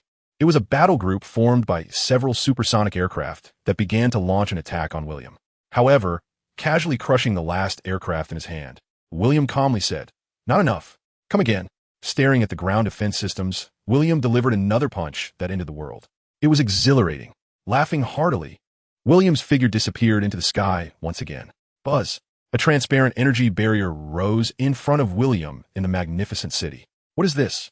Looking at the energy barrier in front of him, William was somewhat surprised. However, an even greater surprise was about to happen. Zing! A terrifying electromagnetic cannon fired instantly at William's chest. With a single strike, William was sent flying. Looking at the crackling energy in front of his chest, even he felt it was unbelievable. Although the electromagnetic cannon only shredded his clothes, this kind of power was already enough to destroy a city. William did not expect that such a weapon could be produced so quickly in the simulated city game. Yes, quickly. After all, the entire simulated city had only been online for a short month. Developing an electromagnetic cannon and this energy barrier system in just a month was almost impossible. A pay-to-win player? William's gaze pierced through the energy barrier and landed on the woman in the city center. She was a proud woman, perfect to the extreme, as beautiful as a painting. Even in this female-dominated world, her beauty still struck William with intense impact. The moment he saw her, William suddenly felt an overwhelming desire for possession. This possessiveness is something William has never felt before. She is mine. Although he doesn't understand why he suddenly has such thoughts, William's true nature confirms what he wants. With a punch, the powerful stellar force clashes with the energy barrier, and in just a moment, William's body shatters the energy barrier that could withstand a nuclear attack. The next moment, in the woman's surprised gaze, William has already arrived at the glass window. Their eyes meet, and the woman furrows her brow slightly. William's power is beyond her comprehension. However, no matter what, she cannot simply give up. Under nanotechnology, an armor resembling that of a queen appears on Wumu. Boom! The entire main city shatters instantly. Wumu is lifted into the air by one of William's hands. "Let go of me." A cold voice comes from Wumu, but no matter how she struggles, she cannot escape William's grasp. With a stunned look in her eyes, Wumu activates the weapon system behind her. Accompanied by intense light, countless laser beams instantly rain down on William, hitting his head and eyes. However, the weapons capable of killing humans do not create a ripple in front of William. Is that enough? William's tone is filled with mockery, and the nanomachines on Wumu continuously reshape, covering half of William's body in an instant. However, when they try to penetrate William's body in an instant, under the terrifying stellar power, all the nanomachines are melted. The next moment, amidst Wumu's exclamations, she is directly taken into the sky by William. "Let go of me, you bastard. Do you know who I am? I am." Before Wumu can finish, William has already kissed her lips. With wide eyes, Wumu is left in a daze. As the Queen of Mercury, she has never encountered such a scene. However, Just as Wu Mu regains her senses and is about to explode with anger, amidst a huge roar, she has already been taken to a deserted island by William, casually throwing Wu Mu onto the ground. William smiles as he removes his clothes. You, what do you want to do? You can't do this. You, At first, Wu Mu would struggle, resist, and even counterattack. However, as time passes, when she realizes that all her resistance is in vain, Wu Mu gives up. As the storm unfolds, Wu Mu's will gradually sinks. Just consider it feeding a dog. After all, this is just a virtual body. No matter what, it doesn't matter, right? Why am I making such sounds? This is not me. It's too intense. I can't take it anymore. Illusions. Everything is an illusion. 20,000 words omitted here. I don't know how much time has passed, but when William finally finished the battle, Wu Mu, with a face that looked completely wrecked, was cradled in William's arms like a soft shrimp. In fact, during the battle, Wu Mu had already realized that he could use the game system to exit the game. However, for some reason, he never pressed that button until the very end. After William had completely finished, Wu Mu's body slowly began to fade from William's sight. Before leaving, Wu Mu looked at William with a gaze full of complexity. Is this what it's like between men and women? However, from the moment she was born, the Empress Wu Mu had never encountered a scene like today, being treated like a toy and ruthlessly toyed with by William. Men, this is what men are like.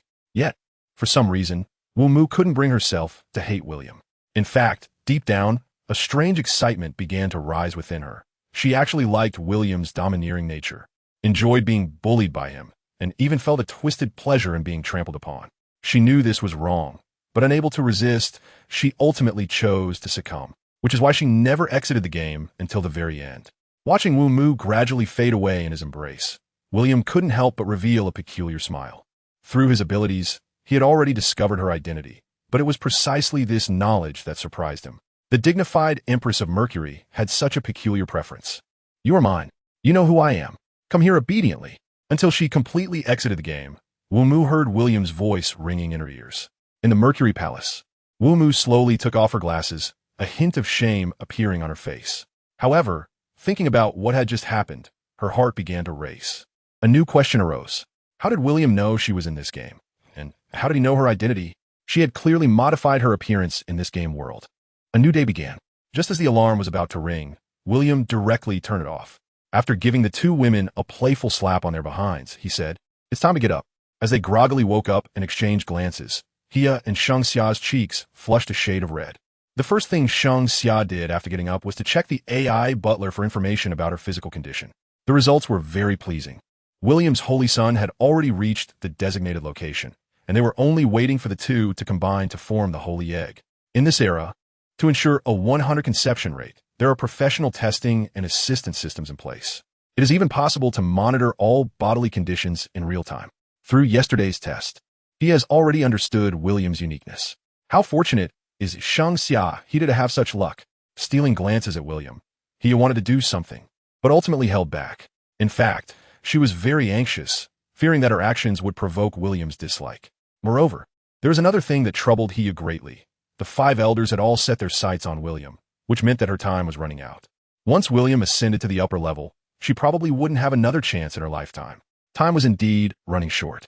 Thinking of this, Hia slowly lowered her inner pride. In the restaurant, just as the three were enjoying the breakfast prepared by the AI butler under the table, Hia's foot trembled slightly as it touched William's leg. Feeling the contact, William paused momentarily in his eating and looked up to glance at Hia, who was sitting across from him. However, what amused William was that Hia was still pretending to be nonchalant. When he realized that William showed no signs of resistance, Hia, suppressing her racing heart, slowly began to caress. Am I being teased? With a raised eyebrow, William's gaze became increasingly playful. Although he had no experience, it was as if he understood instinctively. Hiss! Watching he is still pretending to eat breakfast, William couldn't help but take a sharp breath. This feeling is simply exhilarating. After glancing at the time, Shang Xia reminded, "Director, there's less than 20 minutes until work starts." "Oh, okay. Hia, finally waking from her daze, stopped her movements. Just thinking about it made her feel weak all over. However, just like Shang Xia said, if they didn't leave soon, they would be late for work. Reluctantly, she suppressed her desires and quickly finished her breakfast. After putting on her clothes and saying goodbye to William, Hia left the house with Shang Xia. In the empty house, just as William was lying on the sofa, putting on his AI glasses and immersing himself in a sea of knowledge, Unexpectedly, a beautiful figure appeared beside him. This woman wants to stop, but has no strength left. Well, since she can't resist, let it be. From clumsy to skilled, he only took a minute, which shows that she has deeply learned the techniques. William, wow, this skill is impressive. A smile appeared at the corner of William's mouth. Since you want to play with techniques, let's have a high-level match. 20,000 words omitted here. After the battle, it was already noon. He had finally fainted from happiness. In contrast, during the experiment, William also gained valuable practical experience. Although he wanted Ia to wake up and clean him up again, seeing her state, he ultimately held back. Sometimes, going too far made William feel a bit guilty. After the cleaning, when William entered the living room, he was still lying there, motionless.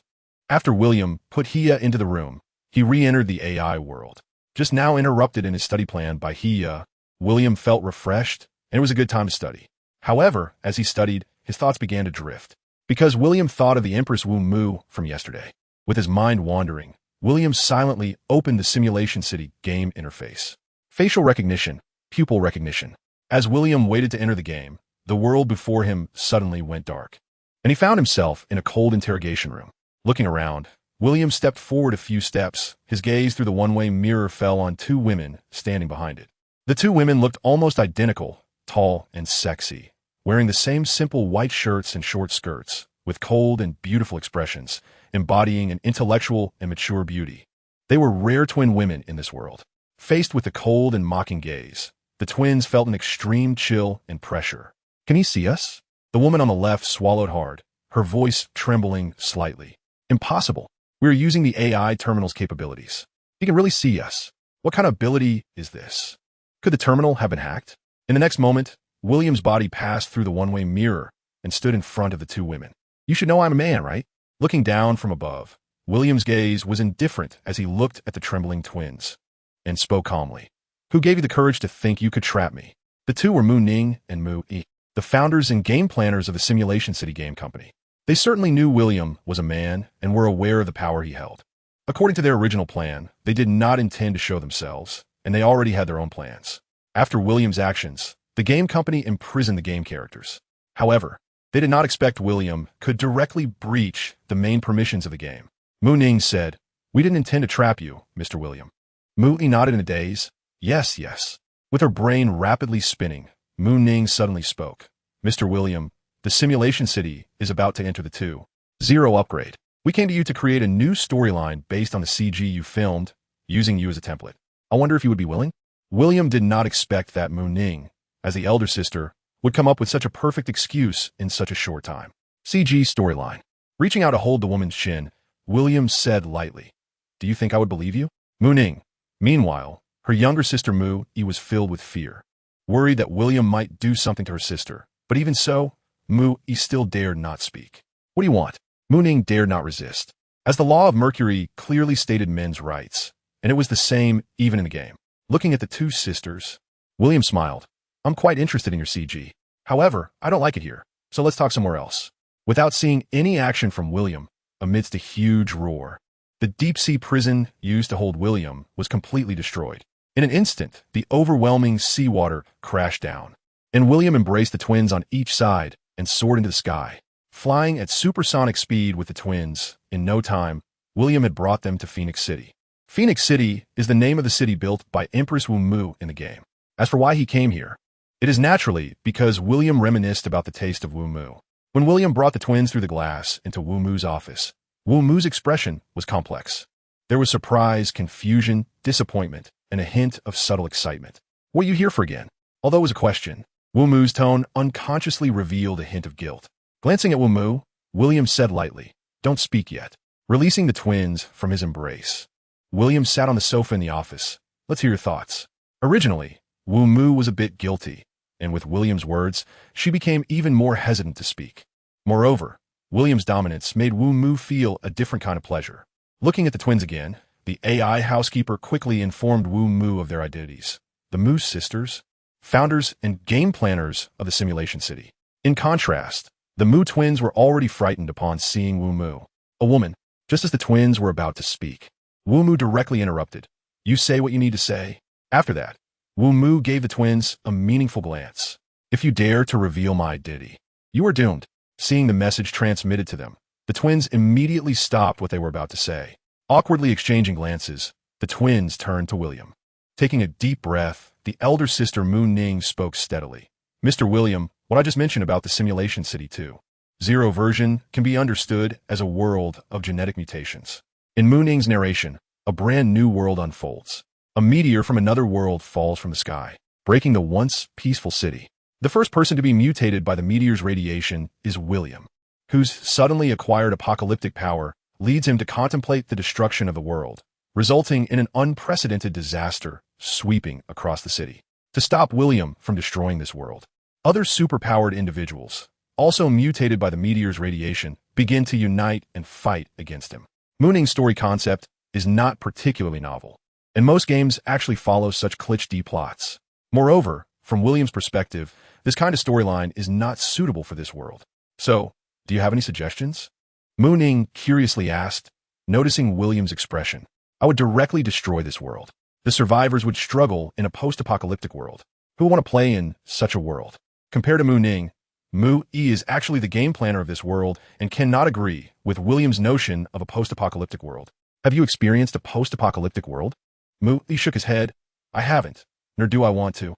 Only by experiencing pain can one appreciate everything you currently have. This kind of game is the right game, not what it is now, where players indulge in emptiness within the game world. Don't you think your current games are a very bad guide for ordinary people? As soon as this was said, not only did the faces of the Mu family twins change, but the expression of the Empress Wu Mu also turned somewhat unpleasant.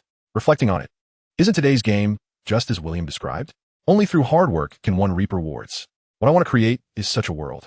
Buzz. A golden light suddenly appeared on William's body. What do you want to do? Seeing this scene, Mu Yi's expression changed immediately. To do what I'm supposed to do. No, you can't do this. We should discuss this further. You don't understand this world.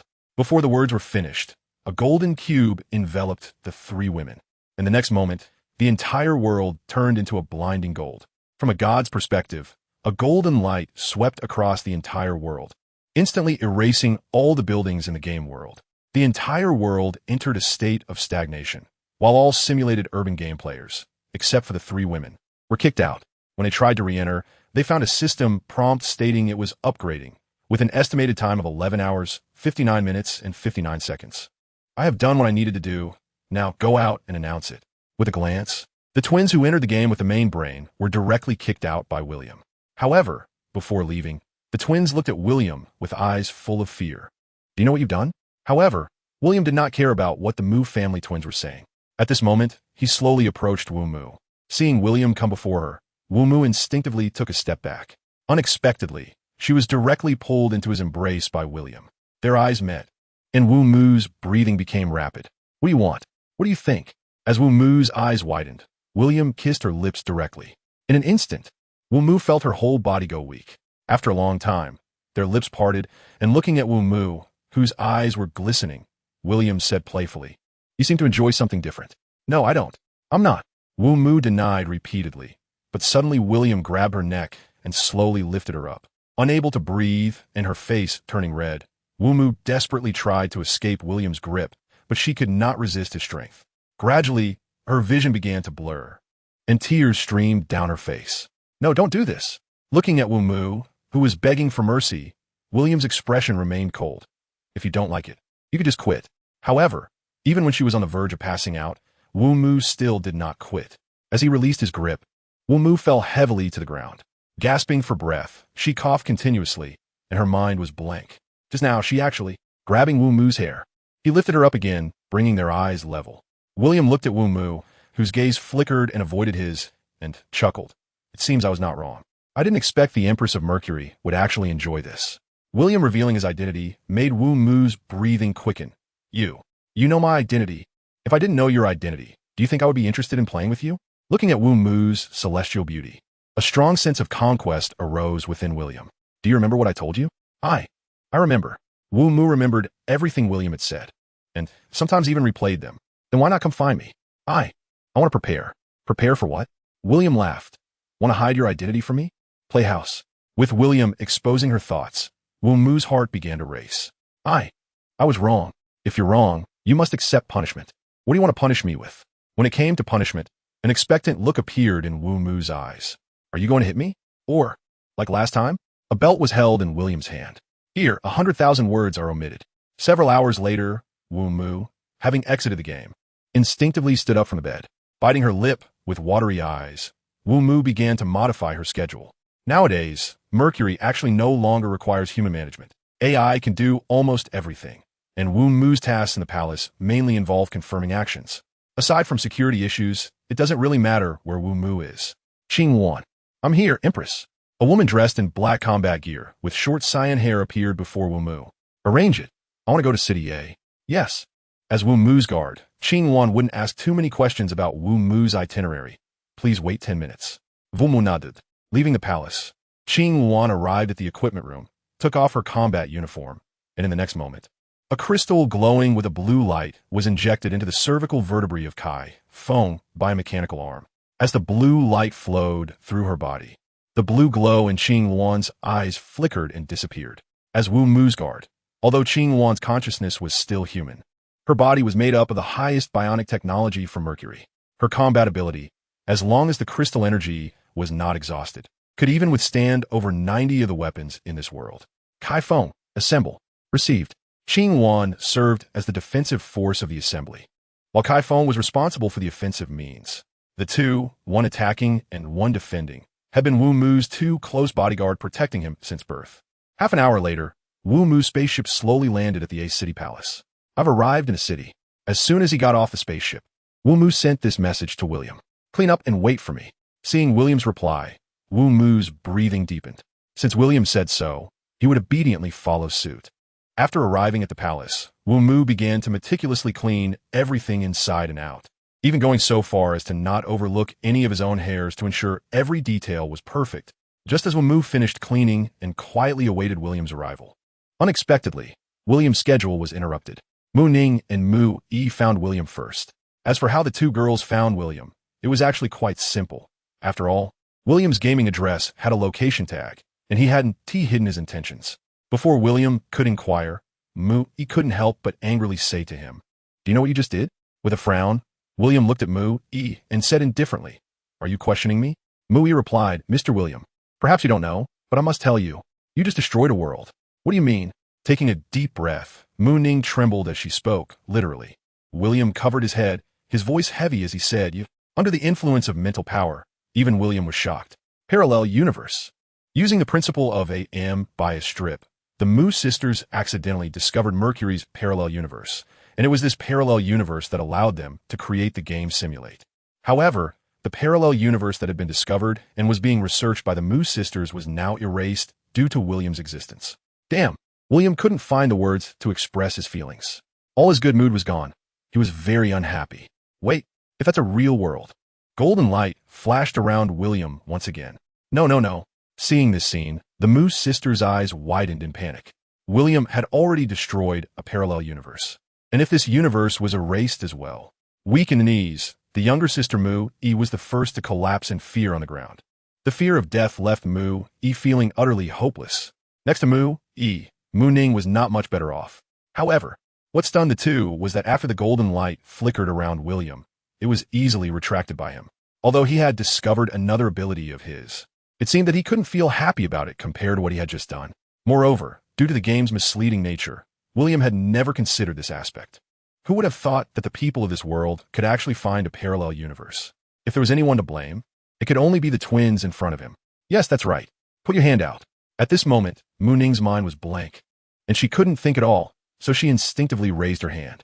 William gently held Mu Ning's hand, and in the next moment, the ability of the mechanical fruit activated. And in an instant, William's consciousness completely entered the AI terminal of the simulated world through the terminal on Mu Ning's hand. Sure enough, relying on the parallel universe, a self-aware AI was generated. "Get out." A commanding female voice suddenly appeared in William's consciousness. This voice is indeed a very well-hidden AI. Perhaps the humans on Mercury care about issues of human reproduction, but for the AI, it doesn't matter. Moreover, William's existence is nothing short of a disaster for her, as it directly leads to a year of effort in her parallel universe being completely wasted. If you think about it, destroying that parallel universe might not be a bad thing, because according to the original script, it might not just be that parallel universe that suffers, but even Mercury itself. Ignoring the AI's clamor in his ear, William waved his hand and directly erased the AI's entire consciousness.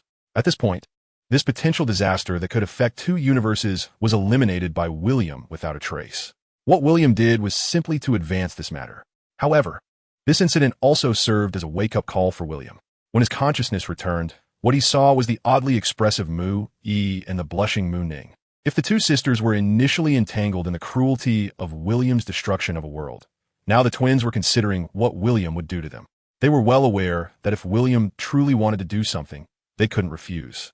Perhaps for others, being noticed by a man is a lifetime honor. But for the twins, their ideals do not lie in reproduction. After discovering the parallel world, their dream became to use technology to change Mercury's current predicament. Their dream is to create an entirely new world. However, faced with such a powerful William, they also know they cannot resist. What to do? Should they comply or? The twins exchanged glances, but then instinctively looked away, both feeling a bit guilty. However, the twins did not know that the reason William was distracted was not because of them, but simply due to the AI that had gained consciousness. The twins were very tempting, but thinking of the queen waiting for him in the palace, William ultimately made a choice. First, deal with the prologue of the simulated urban apocalypse world, and after I'm done, I'll come find you. After saying this, William transformed into light and disappeared before the twins. This ability is too amazing. Sister, why do you think he has such abilities? Is it because he is a man? Upon hearing this, Mu Ning rolled her eyes. You might as well say he is a bionic person. Even if he is a bionic person, it is impossible to break through genetic barriers. His abilities are beyond human. Could it be? The twins suddenly had a bold guess. Parallel world. Mu Ning, yes. It is very likely that William comes from another parallel world. Mu Yi. His genes may have mutated due to crossing over. Mu Ning. A beneficial mutation has given him superpowers. Mu Yi. But there is a problem. What kind of genetic mutation could grant him superpowers? Well, we need to experiment with that. The Mu sisters did not know that their experiment opened the door to another new world. William's speed was too fast. His light-speed movement rendered all protective measures for Wu Mu ineffective. When William arrived at the royal palace, he saw Wu Mu kneeling on the ground, quietly waiting for him. The Wu Mu of the real world is even more beautiful than the one in the game world. Her aura, at first glance, is noble, sacred, and inviolable. However, only William knows what the true other side of Wu Mu looks like. Master. William nodded, smiling as he sat beside Wu Mu, reaching out to stroke her long hair. At this moment, Wu Mu seemed like a pet beside William. I want you to do something. Please, Master, just command me. At this time, Wu Mu naturally immersed herself in her role. I want you to annihilate the entire Holy Land. William's indifferent tone stunned Wu Mu, who was currently enjoying herself. Her eyes complex as she looked at William. This world does not need those useless people. But you should know that if this world needs reproduction, I alone am enough. Grabbing Wu Mu's hand and slowly applying pressure, William said lightly, What? You are unwilling? No, it's not that, The pain and pleasure left Wu Mu at a loss for how to respond. For William, one man is enough for this world. He doesn't want to see anyone else and doesn't need to see them. Wu Mu understood William's meaning.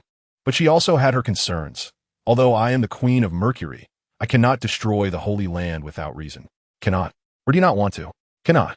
Hearing Wu Mu's words, a smile appeared at the corner of William's mouth. Then, let me help you a bit. With a wave of his hand, the space was torn apart, and before them appeared the city of the Holy Land. Their current position was right above the Holy Land.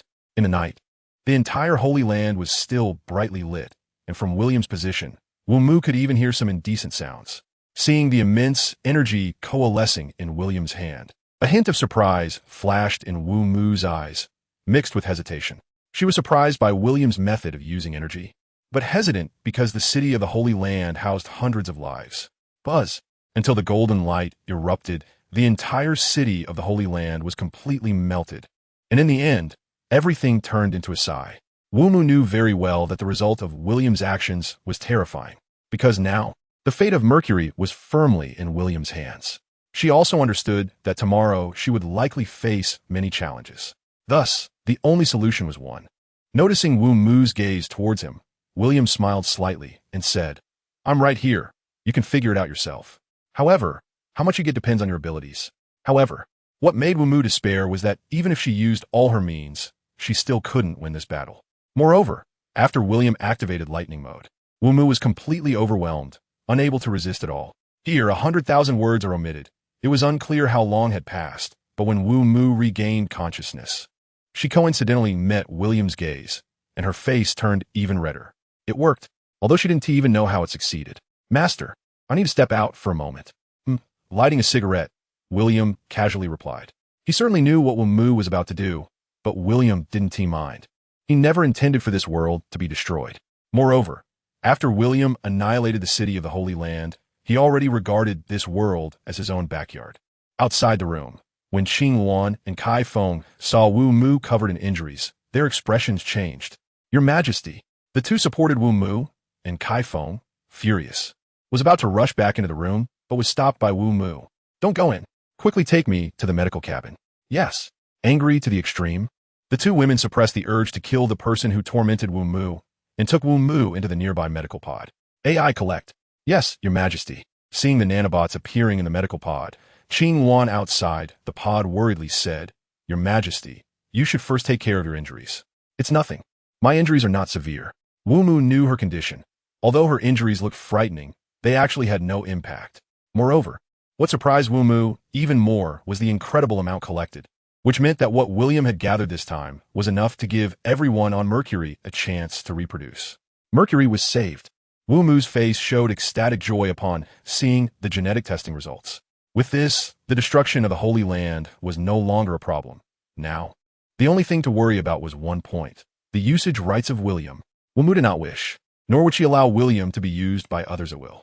However, thinking about her relationship with William, Wu Mu felt a bit uncertain inside. Would William listen to her? Just thinking about it, Wu Mu knew it was an impossible thing. So, how could she bind Wu Mu to her side? With this thought, Wu Mu felt conflicted. In a daze, all her injuries were healed, and as the medical pod opened, Wu Mu walked out completely recovered.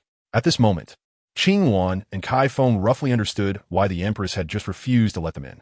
The Empress, although this man might be able to save the entire Mercury, had just thought of Wu Mu's injuries. Qing Wan, who had protected Wu Mu since childhood and had never let Wu Mu suffer even the slightest harm, was almost unable to hold back her tears. As for the injuries, Qing Wan, don't feel guilty. In fact, it doesn't hurt at all. How could it not hurt? Qing Wan didn't believe Wu Mu's words at all, thinking they were just meant to comfort her. Wu Mu, feeling helpless, didn't know whether to explain her situation to them. Wu Mu trusted Qing Wan and Kai Feng immensely. Although Wu Mu always regarded Qing Wan and Kai Feng as family, there were some things she still didn't want to share. No, it should be said that she was ashamed to share. Not only had she always been the protector of Wu Mu since childhood, but she was also family. Moreover, and more importantly, Wu Mu knew very well that if she didn't clarify things, such incidents would definitely happen again in the future. To avoid unnecessary trouble, Wu Mu hesitated for a long time, but eventually spoke about her situation. After a long hesitation, Wu Mu said seriously, This matter must not be told to anyone else. Do you understand? Qing Wan and Kai Feng looked at Wu Mu with very strange expressions. Even Qing Wan, who was closer to Wu Mu, playfully slapped Wu Mu's backside as she was leaving. Instantly, Wu Mu, with a flushed face, turned her head in confusion to look at Qing Wan. The radiant Qing Wan's face turned slightly red. Sorry, Empress, I just wanted to try it out. Try what? Wu Mu glared at Qing Wan, looking down at her with a dangerous glint in her eyes. You're dead. Kai Feng on the side almost laughed out loud. In fact, Kai Feng could understand Wu Mu, because in a female-female relationship, Kai Feng was also the domineering type like William, and her little cutie also liked being teased by Kai Feng. However, this teasing was limited to just Kai Feng alone. Grabbing Qing Wan's cheek, Wu Mu snorted. If you dare do this again, see if I won't hit you. I won't dare again. However, what Qing Wan didn't know was that Wu Mu was not against being hit. It was just that the premise for all of this required William's approval, because that would be more exciting. Beep. The AI terminal on her wrist rang, and upon seeing the message displayed on the screen, Kai Feng and Qing Wan's expressions changed. Empress, something happened at the Holy Land. This matter was orchestrated by me. What? Hearing Wu Mu's words, both women were shocked. That filthy Holy Land, I have long wanted to destroy it. Now, it has no value of existence anymore. Thinking about what Wu Mu had just done, Qing Wan and Kai Feng quickly understood. However, those members of the Elder Council would probably not let it go easily. The Elder Council was composed of families that had given birth to men. The destruction of the Holy Land and the death of all men would be a fatal blow to the Elder Council. Snorting coldly, Wu Mu asserted. I am the Empress of Mercury. I do not need to explain anything to anyone. Back at her room, Wu Mu removed her thin veil and returned to her petite, womanly form, actively throwing herself into William's embrace. Looking at William beside her, Wu Mu felt a deep sense of satisfaction. She had never imagined that one day she would be so crazy for a man. Gently stroking Wu Mu's delicate back, William softly asked, Do you need me to step in with the Elder Council? Wu Mu gently shook her head and said, No need, I can handle this matter. If you need help, just tell me. Snuggling in William's arms, Wu Mu closed her eyes. The scent on William made her feel incredibly at ease. In no time, Wu Mu fell into a deep sleep in William's embrace. The next morning, William, who was sleeping soundly, was awakened by Wu Mu's morning bite. Seeing William wake up, Wu Mu couldn't help but reveal a pure and adorable smile, combined with what Wu Mu was doing, which made William's heart race. This little girl learns really fast. She just made a slight movement to sit up, and the mattress, which was closely fitted to her body, began to support William as if it were a fluid, allowing him to lean against the bed. From this angle, William was able to better appreciate all of Wu Mu's movements and expressions. As he reached out to gather Wu Mu's long hair to one side, William's expression was one of satisfaction, and noticing this, Wu Mu also quickened her pace. Ding! The communicator on Wu Mu's wrist rang out, and her movements paused as she signaled to William with her eyes. Answer it. Oh. After hesitating for a moment, Wu Mu connected the call. Soon, Qing Wan's virtual avatar appeared in front of Wu Mu. Just as she was about to speak, Qing Wan noticed what Wu Mu was eating. Your Majesty, what are you eating? Nothing. Just say what you need to say. As soon as she finished speaking, William pressed Wu Mu's little head down deeply. Qing Wan. Noticing Wu Mu's uncomfortable virtual expression, Qing Wan couldn't help but swallow. After hesitating for a moment, she said with a trembling voice, Your Majesty, it's getting late. We should set off. Is it convenient for you? Wu. It wasn't until William released his grip that Wu Mu raised her head, uncomfortably wiped away the tears at the corners of her eyes, and coughed lightly. It should be almost done. After saying that, she was pressed down again by William. Qing Wan, is it really almost done? Wu. For a whole hour. Qing Wan and Kai Feng, who watched the entire process, couldn't help but feel their faces flush and their hearts race. It wasn't until Wu Mu staggered out of the room that the two women hurriedly stepped forward to support her again. This time, the two finally understood how Wu Mu got his injuries. This experience also shattered their original beliefs, and even left a significant shadow over their perception of men. Your Majesty, this is too painful. Kai Feng couldn't help but say after Wu Mu emerged from the medical pod. Wu Mu's expression was strange as he was watched by the two women the whole time. There was a mix of stimulation, shame, but more than anything, it was a different kind of excitement. In fact, the experience wasn't painful at all. After gathering his thoughts, Wu Mu explained, The reason I got injured is that I asked Mr. William to do it. Your Majesty, wasn't he that painful? Qing Wan couldn't help but ask while heading to the spaceship with Wu Mu. Of course it hurt, but you might not understand. For me, it was what I wanted. Behind him, Qing Wan and Kai Feng exchanged glances upon hearing this. Having witnessed the entire process, even Kai Feng felt a bit horrified by such behavior. This shows just how extreme Wu Mu is. If there's a chance, you'll understand in the future. Kai Feng quickly said, No, I don't like that. Qing Wan was even more frightened, her face pale. Your Majesty, I think we should forget it. I prefer normal pregnancy. Normal pregnancy on Mercury means AI conception. Simple, quick, and scientific. Sitting down in his seat, Wu Mu couldn't help but laugh. You better not regret it. That feeling is something you will remember for your whole life. As he activated the spaceship, Kai Feng didn't turn back. I think things are fine as they are now. I don't want to remember that feeling. Qing Wan also nodded in agreement. Really, I was thinking of letting you enjoy it first since you were my guards, but since it's like this, I want to force it. Leaving Wu Mu's palace, William arrived at the bustling main city. This time, having learned from the last experience, William activated optical invisibility directly. Whether it was human sight, surveillance, or the most advanced detection systems, William was invisible. This feeling is quite nice. Invisible man. Huh, who touched me? What's going on? All the way here, William has taken an interest in doing something that only happens in anime. It's shameless, perverse, and low level, but I have to say, this feeling is really novel. Doing as one pleases, without restraint. Perhaps William has gone a bit too far, because soon a police car from the precinct came crashing down, and leading the investigation was none other than Cheng Xia, who began a large-scale scan with AI androids. However, the results were naturally nothing. Just as Cheng Xia was beginning to doubt whether these people were too sensitive, suddenly, a hand touched Cheng Xia's perky bottom. In an instant, Cheng Xia's expression changed.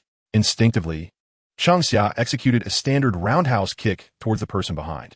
The reaction was quick, the movement was standard, and the force was excellent. But the kick ended up hitting nothing. Just as Cheng Xia was on high alert, suddenly, a familiar scent wafted into Cheng Xia's nostrils. What is this?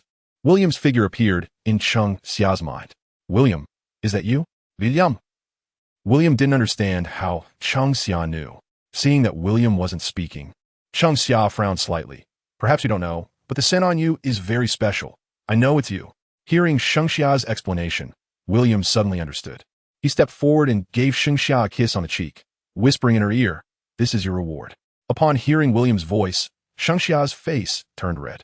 Just as she was about to ask William how he managed to become invisible, suddenly, a nearby android fired an electric bullet in William's direction.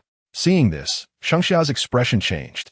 Although she knew that an electric gun wouldn't actually harm a person, the pain it caused was almost unbearable for an ordinary person. However, to Cheng Xia's surprise, the android's electric bullet actually missed completely. Seeing this, the AI android also looked puzzled. Its AI terminal had confirmed William's position by observing Cheng Xia's bodily changes. But the reality exceeded its calculations. After activating all scanning modes and still failing to detect William, the AI android could only assume it was a calculation error. Officer Cheng Xia, we found nothing in our search. Should we continue? You communicate with the person who called the police, and I'll search again. Okay. After receiving the order, the AI android quickly left the scene. Just as Cheng Xia was looking around for William, unexpectedly, a warm embrace wrapped around her from behind. William, is that you? Her body tensed, and Cheng Xia felt a bit flustered. It's not me. Who do you think it is? Canceling the optical camouflage, William's figure slowly appeared behind Cheng Xia. Upon seeing William, Cheng Xia finally let out a sigh of relief. Patting her chest, she said, "You don't know, you scared me to death just now." At this point, Cheng Xia couldn't help but be curious. How did you do that just now? Your invisibility can avoid all detection methods? Invisibility is based on the principle of optical refraction. Optical refraction can only deceive the senses visually. It cannot avoid detection by thermal imaging or more advanced magnetic field detection methods. If you're light, then this problem doesn't exist. Transforming into light, how is that possible? Looking at the shocked Cheng Xia in front of him, a smile appeared on William's face. She was adorably naive. Entering the invisible state again, Cheng Xia's expression became even cuter. Being held like this, doesn't it feel thrilling? Gently blowing into Cheng Xia's ear, William's hand roamed over her sensitive areas. Feeling William's large hand, Cheng Xia felt her face flush and her heart race, almost unable to stand. Looking around at the passing pedestrians, Cheng Xia felt even more embarrassed. "No, don't do this, Mr. William." "Oh, you don't like it? Then why do I feel that your body isn't resisting?" Biting her lip and trying to hold back her voice, she tightly grasped William in an attempt to break free. But at that moment, Cheng Xia's body had already gone soft, lacking any strength. "Officer Cheng Xia." Suddenly, the AI android's voice came from behind, startling Cheng Xia so much that her whole body stiffened in place. "Why is your heartbeat, breathing, and blood flow accelerating? It seems like your body is showing signs of distress." "No, I'm fine." Slowly turning around, with her legs tightly pressed together, Cheng Xia spoke word by word. However, she didn't expect that William's other hand would suddenly reach in from behind. The next moment, puff! "Officer Cheng Xia, the AI android, which had detected the situation, calculated for a moment before pointing in a direction. "There's a restroom over there. You should go tidy yourself up." At this moment, Cheng Xia had no idea that the AI android had already discovered her condition. But luckily it was an AI android. Casting a glare at the invisible William, Cheng Xia quickly ran towards the restroom. As for the AI android, it quietly waited in place. Once Cheng Xia had left, the AI android suddenly spoke to William. "Sir, although I don't know how you managed to shield our detection devices, your actions are unethical." Hearing the AI android's words, William was also surprised. "You can see me?" The android shook its head and calmly replied, "I cannot see you, but if I am not mistaken, you should be Mr. William. I sincerely apologize for my earlier action of firing at you." William was surprised that the AI had guessed correctly. Seeing that William remained silent, the AI android felt validated. "Mr. William, your authority allows you to do anything you wish. I would advise you that your current state is not safe because if your identity is unknown, you could encounter various accidents, just like my earlier action of firing. Then do you think if I appeared on this street, I would be as free as I am now? The AI's response was very quick. Indeed, this is an unresolved issue. It seems you also cannot solve this problem. I'm sorry, Mr. William. I hope you have a good time. Smiling slightly, William left the scene. In fact, this state of invisibility was quite interesting. Without anyone being able to see him, William did many things he had always wanted to do, but couldn't. Wearing headphones, music played, no one loves. The enjoyable time continued until evening when William, feeling a bit hungry, walked into a restaurant. The technological development on Mercury had led to the near extinction of once popular restaurants. Nowadays, Mercury preferred family-style dining, where not only could the AI butler prepare various delicious dishes, but the atmosphere of family gatherings was also much warmer. Upon seeing William, a voluptuous mature lady in a sexy long dress stood up and smiled at him. Welcome. This lady, William's appearance was very masculine. But many women in this world had such habits, which was now a mainstream trend. So Sheng Xiao didn't find it strange. Pointing to the display screen beside her, Sheng Xiao gently said, "You can order what you want from here. Our specialty is eel rice." Hearing the woman's words, William smiled slightly, and soon his identity appeared on the display. Stunned for a moment, Sheng Xiao hesitated before exclaiming, You're a man? What? Doesn't look like it?" Sitting down in front of Sheng Xiao, William's expression was full of amusement. "No, I'm just a bit surprised, sorry." Bowing at a 90-degree angle, Sheng Xiao said awkwardly. Sheng Xiao was 40 years old, but this was her first time encountering a man. Sheng Xiao? Looking at the name tag on her chest, William was surprised. "What a coincidence. You also have the surname Sheng. Do you know Xingxia?" William had only asked casually, but unexpectedly, as soon as Xingxia's name was mentioned. Sheng Xiao's expression changed. "You know Xingxia? Huh, what a coincidence. I'm talking about Officer Xingxia from the police station." With a slightly flushed face, Sheng Xiao softly said, "She's my daughter." A virtual photo appeared in her hand, and it wasn't Xingxia. After a moment of surprise, William couldn't help but laugh. "Is this for real? What a coincidence." Covering her mouth with a sneaky smile, Sheng Xiao said, "Sometimes it's just that coincidental." However, as soon as she said it, she felt the words were a bit ambiguous and couldn't help but feel shy. After sharing a laugh, William said, "Could you please close the door?" "Huh, with my identity as a man, it would be troublesome if someone comes in later." Because of his relationship with Sheng Xia, William did not use a commanding tone. Sheng Xiao realized and smiled. "Oh, of course." She pressed the button to close the door, and slowly, the electric roller shutter of the restaurant descended, and the curtains automatically closed. At the same time, the restaurant's lights were dimmed to a soft glow. Elegant light music played soothingly, and Sheng Xiao smiled. "So, what does Mr. William want to eat?" "Well, I'm all alone here. How about some of your restaurant specialties?" "Of course, just a moment, Mr. William." With a smile, Sheng Xiao served William a glass of lemon honey water and turned to operate the fully automatic cooking machine. After taking a sip of the icy lemon water, William's gaze instinctively drifted to Sheng Xiao's S-shaped back curve, his eyes following her movements, awakening a day's worth of desire.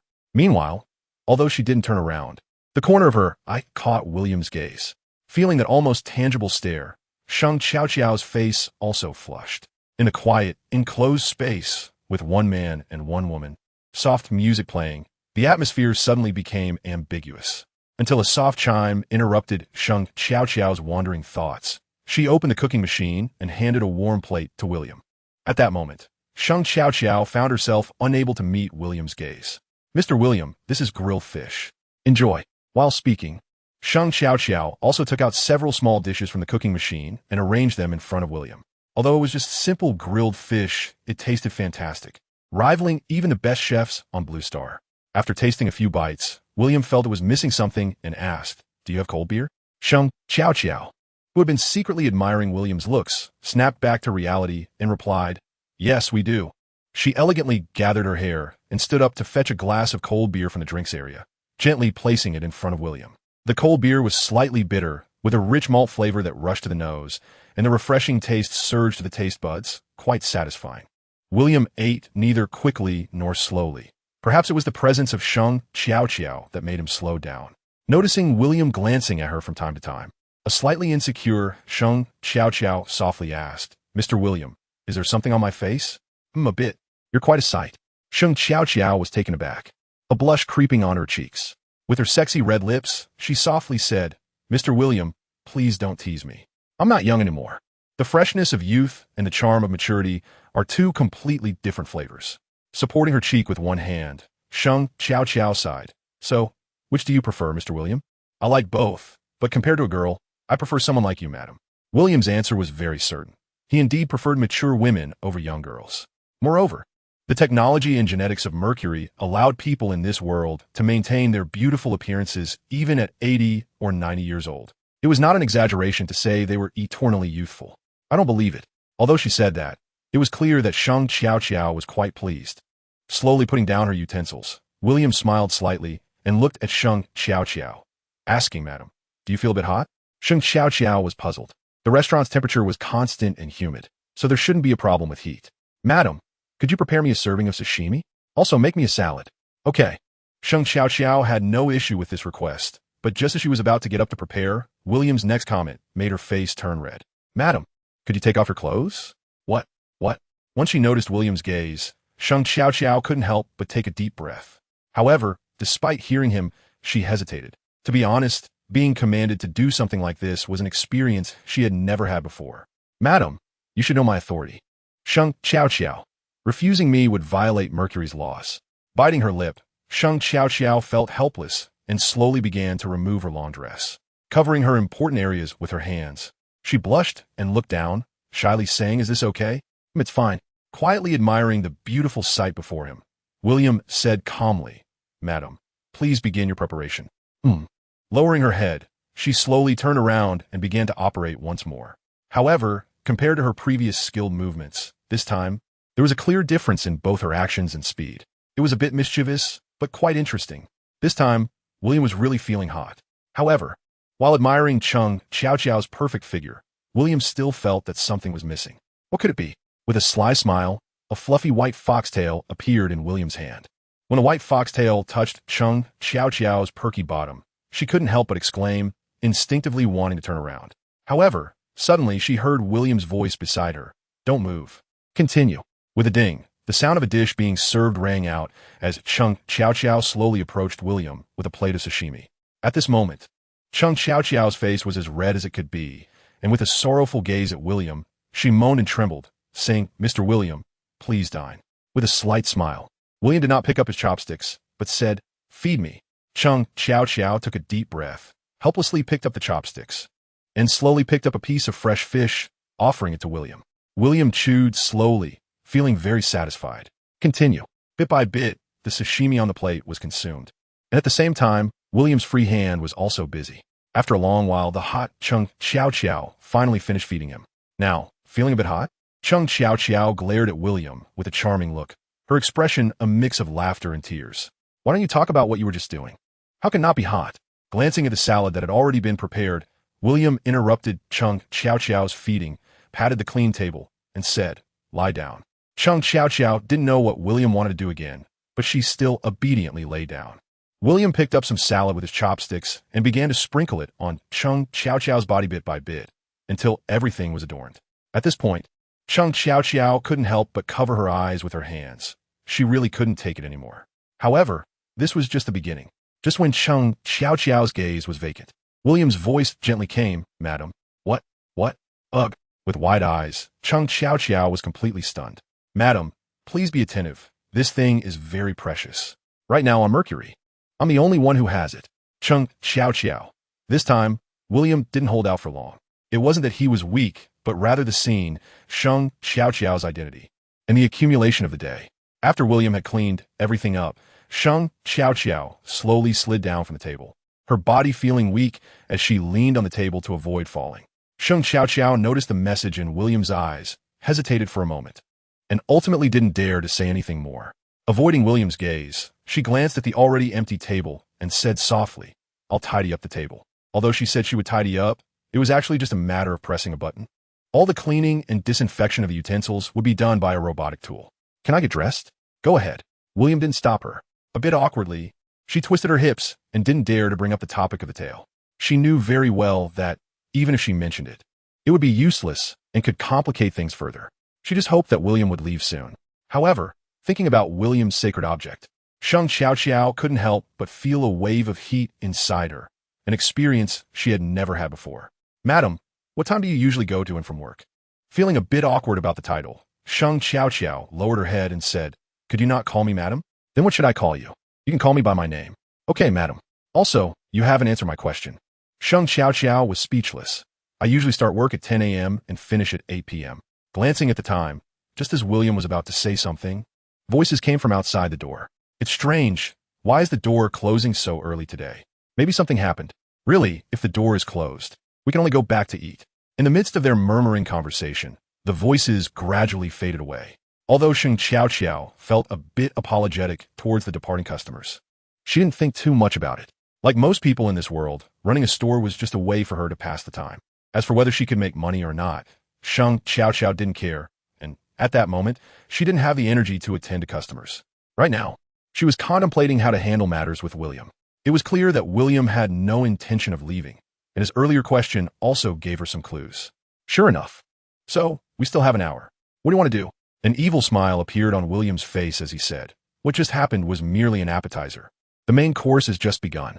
After putting on a pair of white disposable gloves from the kitchen and grabbing a few green vegetables from the ingredients area, William smiled and approached Sheng Xiao. No, please don't. 10,000 words omitted. Time unknowingly reached 9 o'clock, and William finally finished all the experiments and battles. Looking at Sheng Xiao, she had already turned into a puddle of mush. Moreover, because she was too dirty, her personal robot was cleaning her body. Holding her body in a pitiful manner, Sheng Xiao looked at William with a complicated expression. Although she already had a child, William was her first man. Although it was painful at first, after getting used to it, Sheng Xiao finally understood why this world couldn't be without men. That feeling she thought she would never forget in her lifetime. I'm leaving. After getting dressed, William turned to leave. Watching William's departing figure, Sheng Xiao felt dazed. It wasn't until William reached the door that she hesitated for a long time and finally said, can you not go? A smile appeared at the corner of William's mouth. What's wrong? Can't bear to see me go? The torn dress barely covered her modesty, and Sheng Xiao suppressed her shame, softly responding with a hum. With a glance, William smiled and said, your work hours are already over. You should go home. With a smile on her face, Sheng Xiao said, okay, let's go home. Leaving through the back door of the employee passage, due to her clothing, Sheng Xiao quickly got into the flying car, and soon, the two arrived at the independent apartment located in the city center of a city. In this world, everyone has no worries about food and clothing, and there's no need to fret about housing. As long as you don't engage in self-destructive behavior, both life events like aging, illness, and death, as well as housing, will be specially allocated by the state. Although Sheng Xiao is not married, due to her pregnancy and childbirth, her living situation is not inferior to that of Hia, the police chief. Hia's apartment leans towards a technological style, while Sheng Xiao's apartment is more of a warm family style. I'll go take a shower and change clothes. Let's go together. Hearing William's words, Sheng Xiao's face turned slightly red as she nodded. It only takes less than 2 minutes to clean up, but it wasn't until an hour later that William brought the completely relaxed Sheng Xiao out of the bathroom, discussing life and tracing the origins of existence. One can tell from their expressions that both were very satisfied with this discussion. In the room, being held in William's arms, Sheng Xiao quietly enjoyed his embrace, gently caressing William's body. Even though they had already gotten to know each other deeply, Sheng Xiao remained full of curiosity about him. Men are truly fascinating beings. This is the summary that Sheng Xiao made about William's body. William laughed and said, not all men are like me. Of course, everyone is an individual, and I can understand that. He slapped Sheng Xiao's perky bottom, causing her to let out a light gasp and pout, saying, why did you hit me? I wanted to hit you, so what? Is that not allowed? No. Her bubbly voice made William feel all tingly. He found it amusing, compared to Sheng Xia. Sheng Xiao was more childlike. However, this contrast of her being a mature woman, yet playful, made Sheng Xiao even more enticing. Why didn't you cry out in pain just now? That's different. How is it different? Understanding that feeling, Sheng Xiao shyly replied, that feeling is both tingling, numb, and painful. So, do you want to try again? Do you want it again? Hearing William's words, Sheng Xiao was surprised, but as she saw William about to act, her body went soft. Can I take it slow? That place hurts a little. Then let's change the spot. A night of passion. Until the next morning, when Sheng Xiao woke up, her legs were still weak. Looking at William, who was sleeping soundly beside her, she couldn't help but feel a bit infatuated. Actually, Sheng Xiao was very tired, but her biological clock and the smart wake-up system had roused her. Otherwise, she probably would have slept until this afternoon. As she tried to get up, a wave of pain made her frown. Last night was pleasurable, but today was a bit torturous. Thinking of this, Sheng Xiao regretted having played too hard yesterday. However, as she became fully awake, another thought crossed her mind. Her daughter. How did William know Sheng Xia? It couldn't be. Could it? Her heart skipped a beat, and Sheng Xiao's heart raced. She was actually a bit panicked. Until William hugged her again, feeling his body warmth. All her thoughts were thrown aside. Forget it. Things have already come to this. No matter how much she thought, it had already become a fact.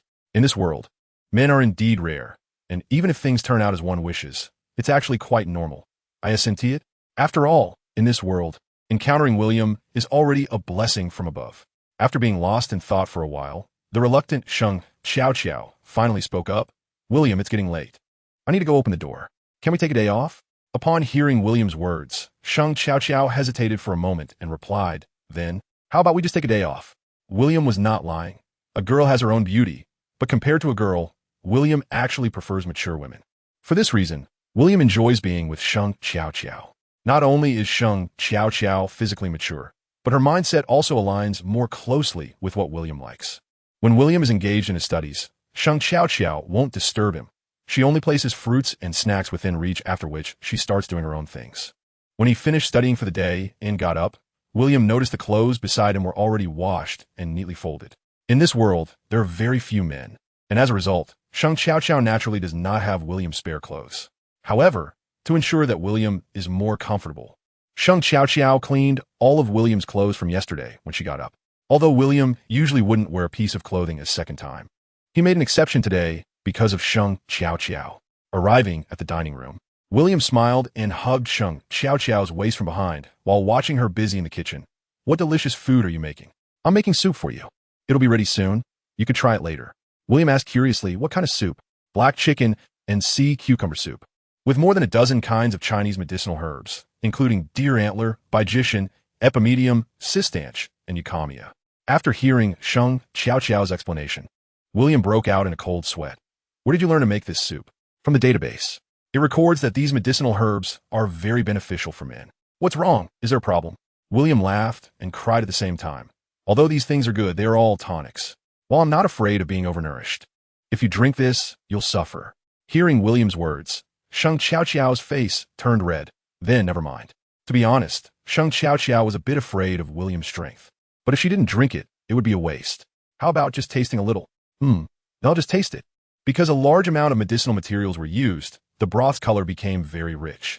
After taking a small sip, it was indeed impressive. How is it? Noticing Sheng Xiao's expectant gaze, William smiled and said, the taste is good, but I'm afraid to drink too much. Sheng Xiao's smile widened, and she opened a drawer. Pointing to the medicinal wine she made herself. I bought some extra, just for you to brew wine. William's expression became strange. Sheng Xiao's behavior fully demonstrated what it means to have a strong addiction. Aren't you afraid of being ruined by me? Sheng Xiao blushed and said, I'm fine. If it gets too much, I'll just use the medical pod. I'm just worried about your health. You need to take care of yourself. Consuming so much is bad for your body. If you didn't know that Sheng Xiao couldn't handle it, William would really want to pamper this woman in front of him. William's gaze made Sheng Xiao give him a sweet kiss. Here, take this. In William's hand appeared the 6th generation Ling Xiao ring, exclusive to his woman. The 6th generation Ling Xiao ring restored its most classic appearance, but its functions reached an extreme level. Storage, defense, positioning, teleportation, and nano armor were all its basic settings. Most importantly, this ring could enhance the body's strength in daily life, somewhat similar to a weakened version of William's system. Moreover, in case of danger, it could draw on William's strength, not exceeding 1. Watching William put the ring on her ring finger, Sheng Xiao couldn't help but show a touched expression. Although this world is not Blue Star, the significance of the ring is the same as it is on Blue Star. From now on, you are my woman. Sheng Xiao's cheeks flushed. After dinner, once Sheng Xiao finished tidying up the house, she said to William, Hubby, I'm going to the store. Do you want to come with me? I won't go. I have things to do later. After hesitating for a moment, Sheng Xiao softly said, You can rest assured. I won't leave. Hearing William's words, a smile finally appeared on Sheng Xiao's face. Okay, then I'm leaving. In the sky, William basked in the sunlight, quietly admiring this cyberpunk-like future world before him. Next time he went back, he would bring all of them to this world to play, William thought to himself. With a flash, William began to accelerate. Bang! With a huge sonic boom, William accelerated again. Buzz! In the superliminal world, centered around William, the entire world of Mercury came to a standstill in an instant. He even saw the flow of time in front of him.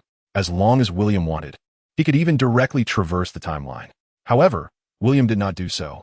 Slightly slowing down, after reaching the speed of light, William quickly circled around Mercury a few times before arriving at the Moo sisters' company. In the state of time stagnation, a hint of mischief arose in William. You know, they're indeed twins. Lowering his gaze, he thought, this short skirt is nice, and these little panties are quite cute, one with a bear pattern, and the other with a rabbit pattern. TSK, TSK. Making the two kneel on the ground with their hands simply tied with ropes. William took 2 bananas from the fruit plate on the table, one for each, and put them in the back. With a chuckle, William exited the superliminal time. Ouch! It hurts! What's going on? On the side, William, who was watching the fun, couldn't help but laugh out loud. It's you. Noticing William, the twins' expressions changed, and they finally understood what had happened. Let's go. Sister Mu Ning shouted angrily at William.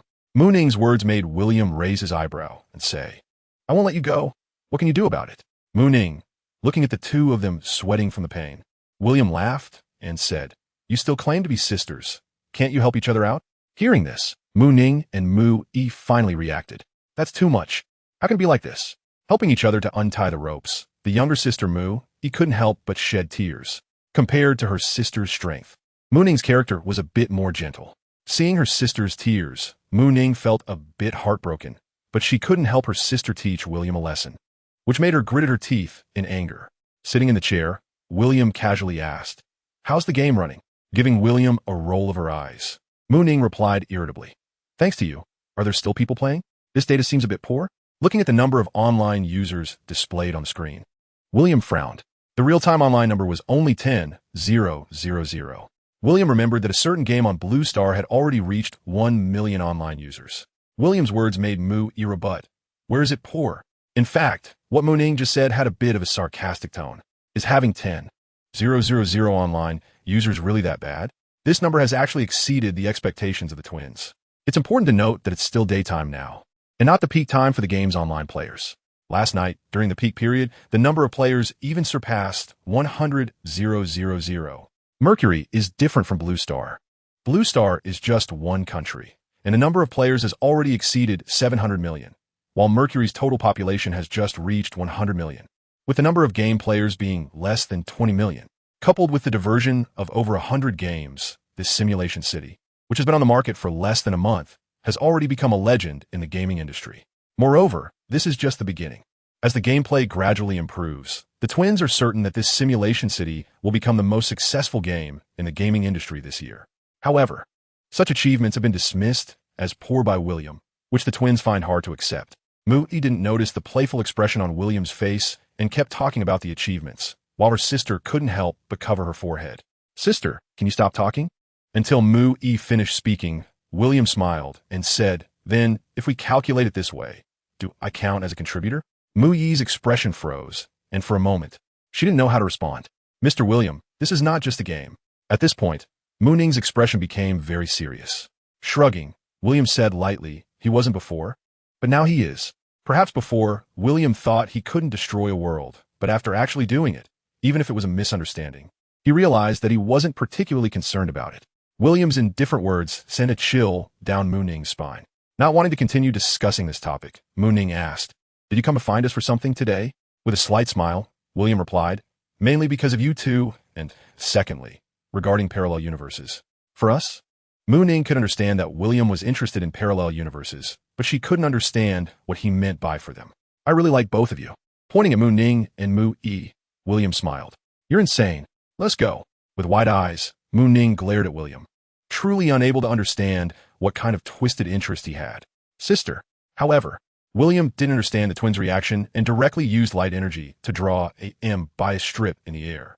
This world has countless parallel worlds. For me, as long as I want, I can create countless such universes.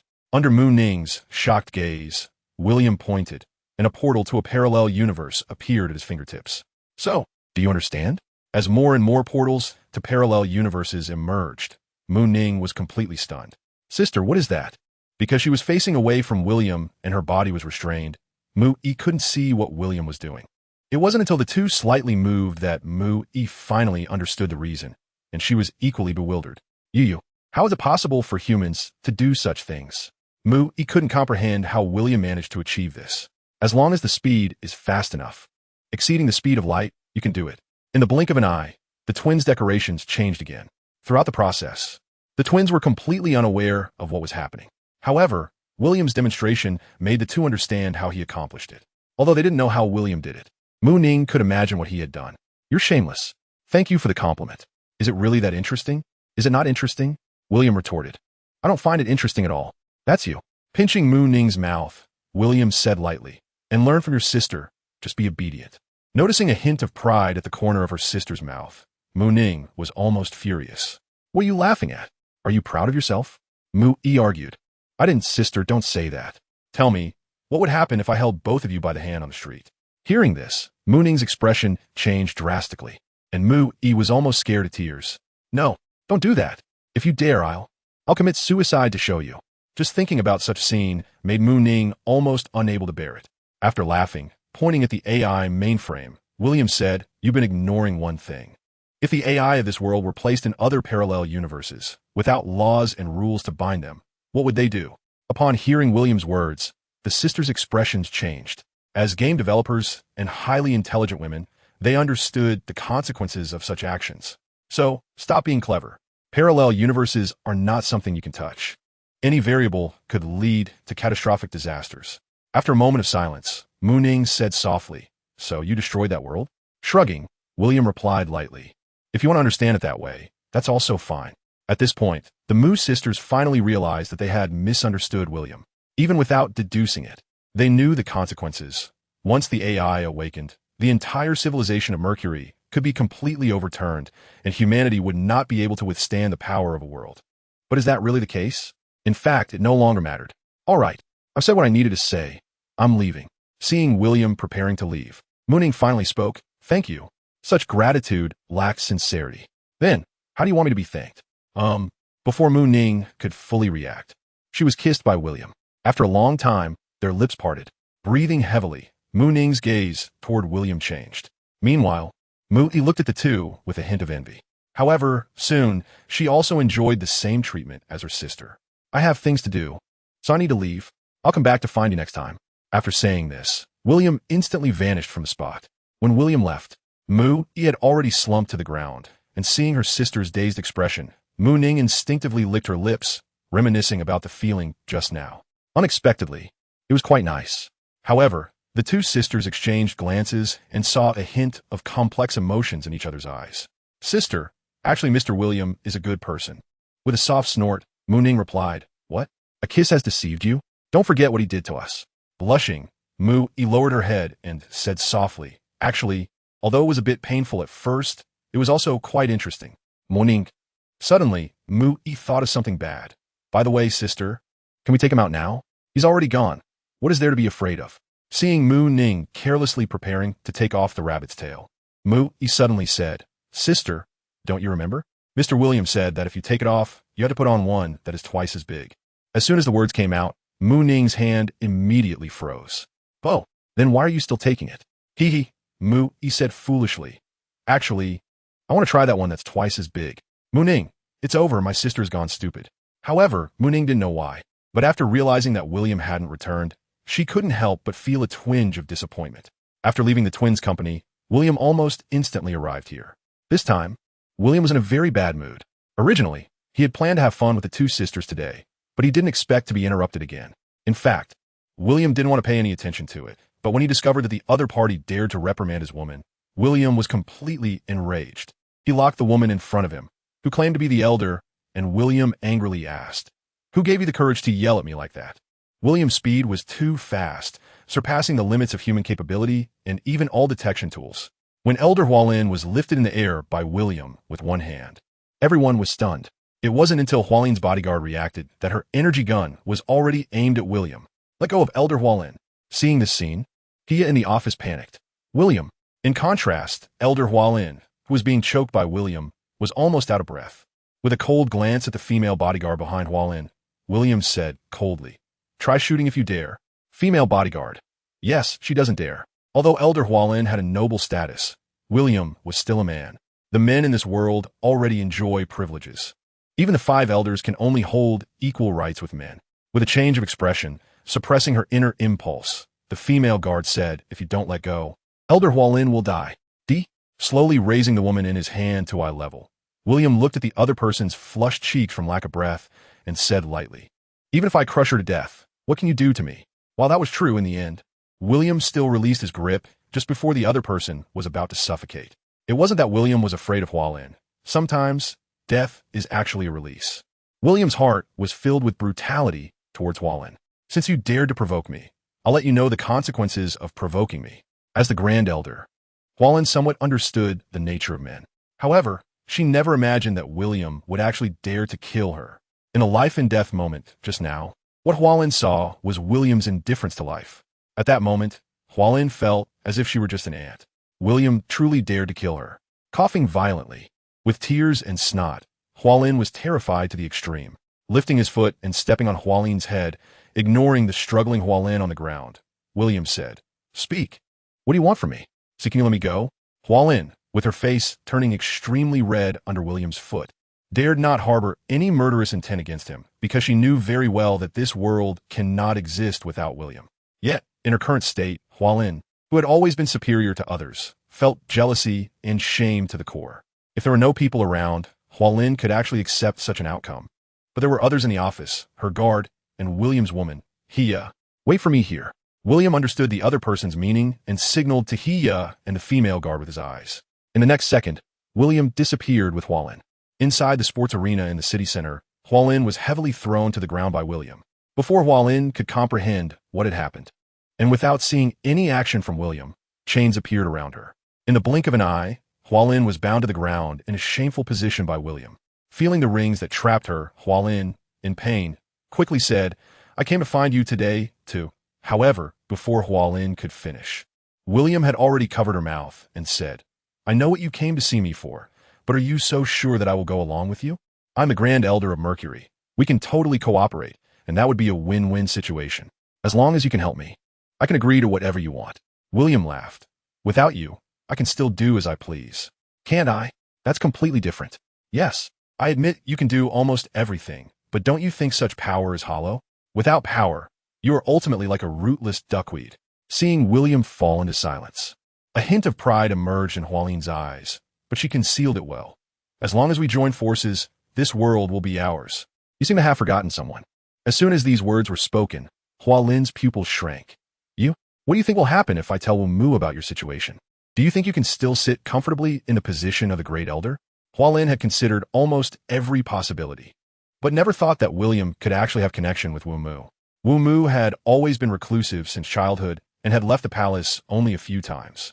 Although Wu Mu was very young, as the Empress, she had a veto power over the elders. If Hualin had William's support, he would still have the right to compete with Wu Mu, but now, the thought of being stripped of the rights of the Great Elder filled Hualin's face with fear. "So, do you understand your situation now? I was wrong. I actually didn't have that thought, I woo." With his mouth stretched to the maximum, Hualin couldn't say anything more. "Do you think? Why would I tell you all this?" Ignoring Hualin's pleading eyes, William's expression gradually turned indifferent. "Actually, I'm very angry because you ruined my good plans. Perhaps you think your status is very noble, but in my eyes, you are worthless." Walking around Hualin, William sneered. "Look at you older in age, having given birth. And your looks are just average. This isn't your first time either. Besides being the Great Elder, what makes you think I would be interested in you?" William's words caused Hualin's expression to gradually twist. It was an absolute humiliation, although he wanted to retort. The expander in his mouth only allowed Hualin to make ah sounds, unable to articulate a single word. Leaning close to Hualin's ear, William mocked. "To be honest, someone like you doesn't even pique my interest enough to want to touch you. Do you understand?" William's words nearly tore apart Hualin's dignity. At that moment, Hualin looked at William with eyes filled with intense, killing intent. If he weren't trapped, Hualin would have had the thought of tearing William apart. "Want to kill me? Huh." William couldn't help but laugh. "To be honest, You're the first person who has tried to kill me. Do you think you're worthy? Without any visible action from William, bang, bang, bang, bang. White smoke appeared in the stadium, and seeing a dozen people suddenly appear around him, Hua Lin was completely stunned. What's going on? Is this a transformation? And these people look too ugly. Looking around at the various bizarre clones, William said, "You know what to do now, right? TCH, really? You have good things, but don't remember to share. It's this kind of thing that summons us out. If you find it distasteful, I don't mind letting you go back." William's words made the clone's expression change, and with a bright smile, the clone tried to smooth things over. Just kidding. Just kidding. Don't take it so seriously. Don't let her die so easily. Grinning with a mouthful of big teeth, the strange clone chuckled. Don't worry, host. We have it under control. Ah, screams echoed throughout the entire gymnasium, but at this moment, William had long since left. In fact, William hadn't intended to do this. However, under the power of mind reading, knowing what Hua Lin had experienced, William was truly enraged.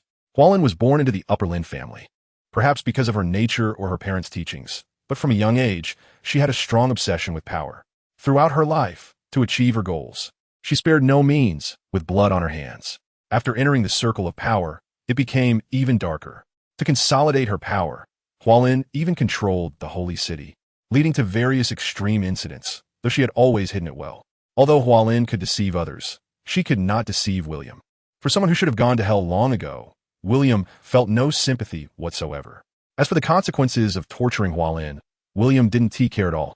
Several hours later, the clone William appeared before the real William, holding a blood-stained data disk. Everything you wanted is in there. Good job. With a grin, the clone licked its lips, saying, "Next time there asks something good like this, remember to call us again." William nodded and dismissed the clone's power. Opening the communication device, William directly transmitted all the data from the disk to Wu Mu. Shortly after receiving the information, Wu Mu quickly called William via video communication. "Master, where did you find this data?" After connecting the video, Wu Mu asked William with a serious expression. "Who else could it be?" "Master, Hua Lin. Did she come to find you?" "I took care of her." Wu Mu was taken aback, quickly understanding William's meaning, with a strange expression. "You killed her? What? Is that not allowed?" "No, I just think that letting her die like this is too cheap for her." Hearing Wu Mu's words, William couldn't help but laugh. "Don't worry, she didn't die that easily. You tortured her? You would want to know how painful it was for her before she died." "Master, I was actually planning to come find you in the next few days. But with Elder Hua Lin's situation, I might have to delay for a few more days." Waving his hand, William smiled. "What, are you missing me?" I miss you, Master." Wu Mu nodded firmly, not hiding her affection for William. After hanging up the video, William's gaze turned to a woman hiding in the shadows not far away. Although she had hidden her identity well, William was still very clear that she was the female guard following Hua Lin. "You have some skills to find your way here." I'd like to see. Before he could finish speaking, a beam of energy suddenly descended. The target was none other than William, and the attack was even over 10,000 kilometers away. Zing! Boom! Under the massive energy beam, William's figure disappeared. "Lord Hua Lin, I avenged you." The fully armed female guard Hua Xin looked at William's position with wide eyes, showing surprise. However, suddenly, William's voice came from behind Hua Xin. "What did you say?" Hua Xin's mind went blank, but in an instant, AI had already taken over her body, a laser sword appearing in her hand as she fiercely attacked William. Interesting. The AI's attack was fluid, every move a lethal strike, but facing such an attack, William effortlessly dodged all of them, meanwhile continuously mocking. "Slow, too slow. Can you be any faster?" Just like that. You were so close to killing me." Anger made Hua Xin's face show hatred. But her body and attacking methods had no flaws. However, having no flaws was itself a flaw. At the moment Hua Xin swung her sword at William again, William suddenly reached out. Bang! With a painful cry, Hua Xin was sent flying. However, before she could react to what had happened, William's body had already appeared in front of her. "I told you, you're too slow." Another kick was sent out. Boom!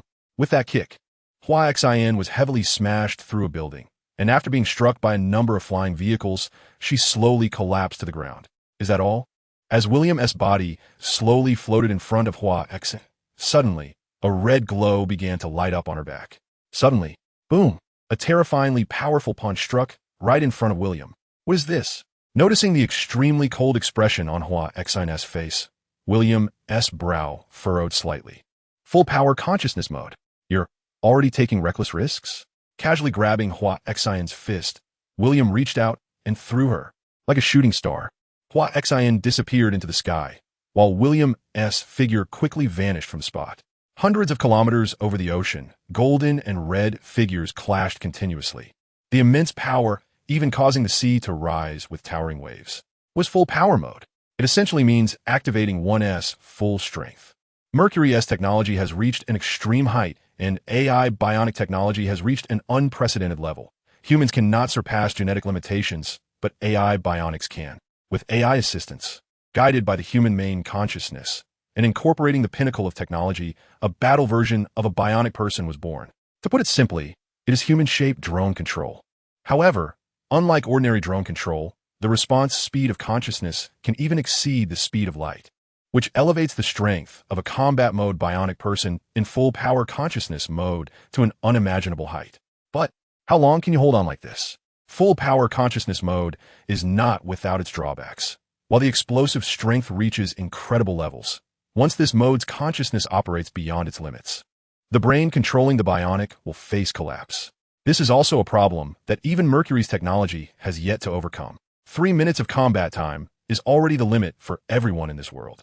Holding on until I kill you is enough. Do you think you can kill me? A punch landed squarely on the abdomen of the bionic man in front of him, and William's expression gradually turned frenzied. Who gave you the illusion that you could defeat me? Wow. Boom. With a single punch, a massive deep pit appeared in the ocean. And Hua Xin, who was directly struck to the seabed, showed extreme pain. Full power ideology weakness too. Mutual injury, mutual death. Under normal circumstances, even if the bionic man dies, the controller will face no risks, but under full power ideology, once the bionic man is injured or killed, the controller faces the same fate. Although the physical strength of the bionic man far exceeds that of an ordinary human, and its manufacturing material is made of the world's highest technology, the eternal gold, with hardness comparable to that of a neutron star. Even so, being hit by William's punch made Hua Xin feel as if her entire body had been broken. Just as William was about to launch another attack, Hua Xin, on the verge of unconsciousness, pointed at William. Lock on. Destroy. Boom. A blue energy beam tore through the sky. A space-based orbital weapon. With a single strike, it could destroy everything. Seeing the scene, a mad look appeared on Hua Xion's face. End it. Ha ha ha. Buzz. The blinding blue light enveloped the entire world. Beep beep beep. The AI warning sounded incessantly in Hua Xion's ears. If she continued to activate the ideology, her life would soon come to an end. However, at this moment, Hua Xian completely ignored the AI's warnings. For Hua Xian, even if she were to die, she had to see William's downfall. But the blue light gradually dissipated, and when an unharmed William reappeared in midair, Hua Xian, whose 7 orifices were bleeding, was completely dumbfounded. How is this possible? How can this be? By the end, Hua Xian was almost on the verge of collapse. Crack, crack. Shaking his neck, William's figure suddenly appeared in front of Hua Xian. Looking at the Hua Xian lying on the ground, unable to rise, William said lightly, "Although you are a woman, you are a true warrior.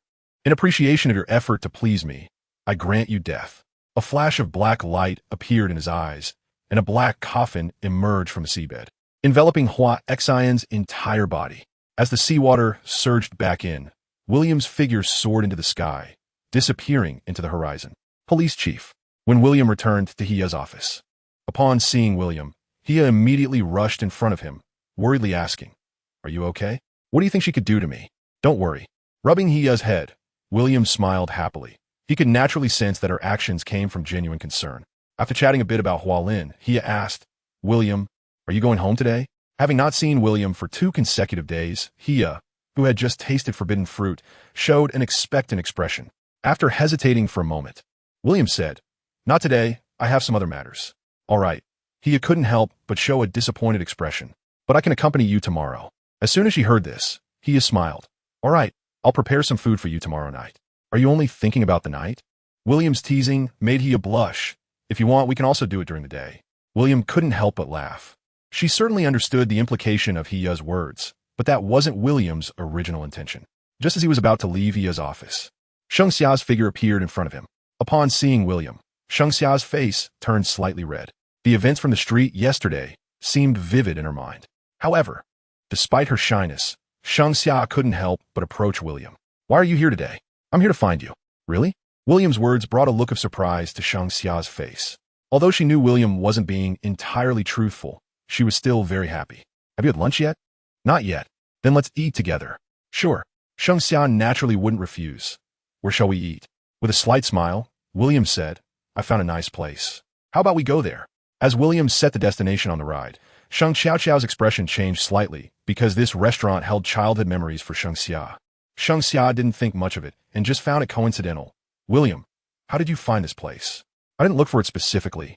I just happened to come across it, so I went there for dinner last night and thought it was pretty good. Oh really? Do you know who the owner of this restaurant is? William smiled knowingly and said, why? Does it matter? The owner is my mom. Ah, really? Of course it's true. What a coincidence. No wonder the owner looked a bit familiar. Turns out you have this connection. With a giggle, Shang Xia said, it's been a while since I've been back to see her, and today is just right. As they chatted and laughed, they quickly arrived in front of Shang Xiao's restaurant. Pushing open the restaurant door, Shang Xiao cheerfully called out, Mom. Huh? Xiao, why are you here? Just as Shang Xiao was surprised to see her daughter, she suddenly noticed William, who came with Shang Xia. You too? Mom, this is William. You met yesterday. Huh? Yes. Feeling a bit guilty, Shang Xiao blushed and lowered her head to tidy her hair. It wasn't just a meeting. They had a much deeper exchange yesterday. At this moment, Shang Xiao also noticed her daughter holding William's hand, and her heart became complicated. Hello, ma'am. William's voice came to her ears, and Shang Xiao shyly intertwined her hands, unsure of how to respond. Beside her, Shang Xia thought her mother was surprised by the relationship between her and William, and didn't mind. She smiled and said, Mom, we haven't eaten yet. Can you make us something to eat? Oh, okay. What do you want to eat? Shang Xia looked at William and asked William, what do you want to eat? Sashimi sounds good. William's words made Shang Xiao's face turn even redder. But we had that yesterday, so let's switch to steak today. And maybe some salad on the side. Then make it 2 portions, and also bring 2 cups of lemonade.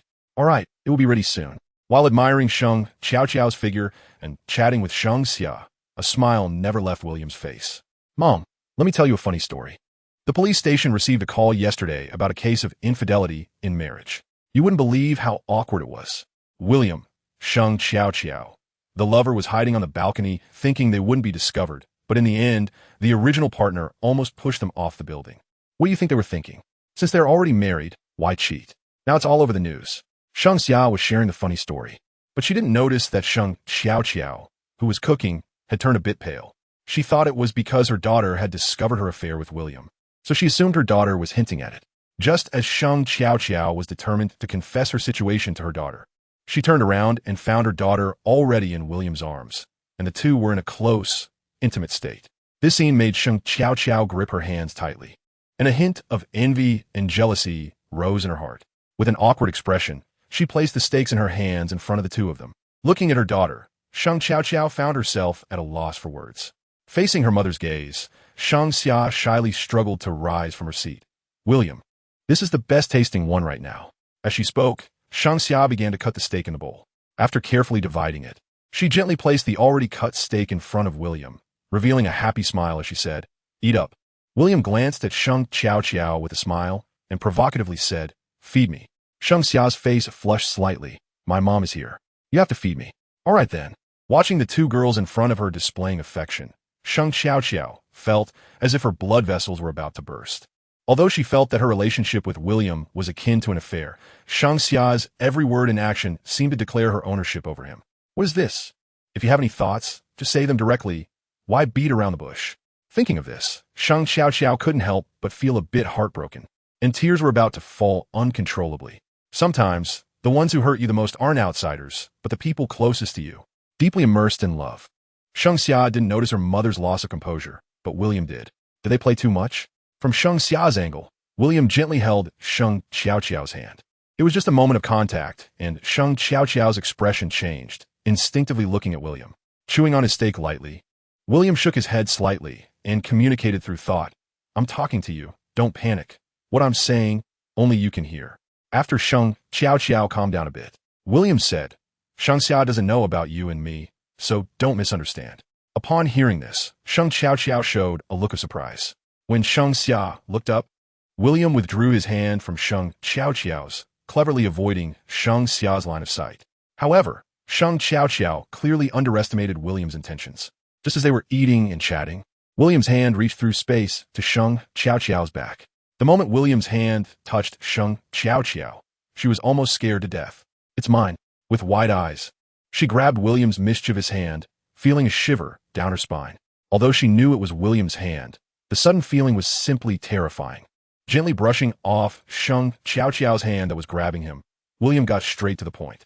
Sheng Xiao instinctively tightened her legs, biting her lip and blushing. In front of her was her own daughter, and here she was the mother with... Thinking of this, Sheng Xiao suddenly realized, amidst jealousy and shame, there was also a strong stimulation. "No, I can't do this. The scene is too stimulating." 20,000 words omitted here. When William and Sheng Xia left hand in hand, smiling, Sheng Xiao finally couldn't help but collapse to the ground. Thinking of what she had just done, Sheng Xiao felt her mind go blank. At the same time, as William had just sat in the flying car with Sheng Xia, before Sheng Xia could say anything, William, who was nearly bursting, directly turned Sheng Xia's body. With a gasp, Sheng Xia's face turned red. "What's wrong? Don't speak." Pressing Sheng Xia down onto the seat, William said, "I'm about to burst. But what if someone outside sees it? Don't think I don't know this is one-way glass. You can see outside, but outside can't see in." "Oh." Obediently lowering her head, Sheng Xia unbuttoned William's pants. Another 100,000 words omitted. When William brought Sheng Xia back to the police station, the time was just 2 p.m. Feeling weak all over, Sheng Xia patted her chest and sighed in relief. "Thankfully, I almost arrived late. So what if I'm late? What can she do? Being late will affect performance. If I'm late more than 3 times within a year, I might lose my position." "So strict?" Sticking out her little tongue, her lips slightly swollen, Sheng Xia blushed and said, "Actually, the working hours are pretty good, from 10 a.m. to 12 p.m. and 2 p.m. to 5 p.m. The actual working time is only 4 hours a day, so if I'm late again, I might as well not work." If that's the case, then forget I said anything. Well, I'll go to work now. What about your body?" Sheng Xia shook her head. "If there is a need for police action, I can just send a robot. Don't worry, this world is actually very safe. There aren't that many incidents." "Safe, huh?" "Well, actually, if you make a move, this world is still very safe." Shortly after parting with Sheng Xia, William stopped on the road. As a woman dressed in a hoodie and a sporty cap was about to walk past, he suddenly grabbed her close. The woman gasped, terrified. "You? What do you want to do? You've been following me for so long, and you asked me what I want to do?" Looking at her with amusement, William said, "Also, it's so hot. Why are you wearing so much?" The woman looked at William with a face full of fear, her expression helpless, seeming very innocent. "Great acting." However, slowly approaching the woman, William's tone turned cold. "Since I dared to kill Hualin, do you think I wouldn't dare to kill you, Elder Yui?" Yui was a bit scared. And plus, her identity was exposed by William. She quickly explained, "I mean you no harm. Yui, the 5th Elder of Mercury. I know you mean me no harm. Otherwise, you would already be dead." Following William's gaze, Yui saw that the last safety energy barrier button was already crushed in William's hand.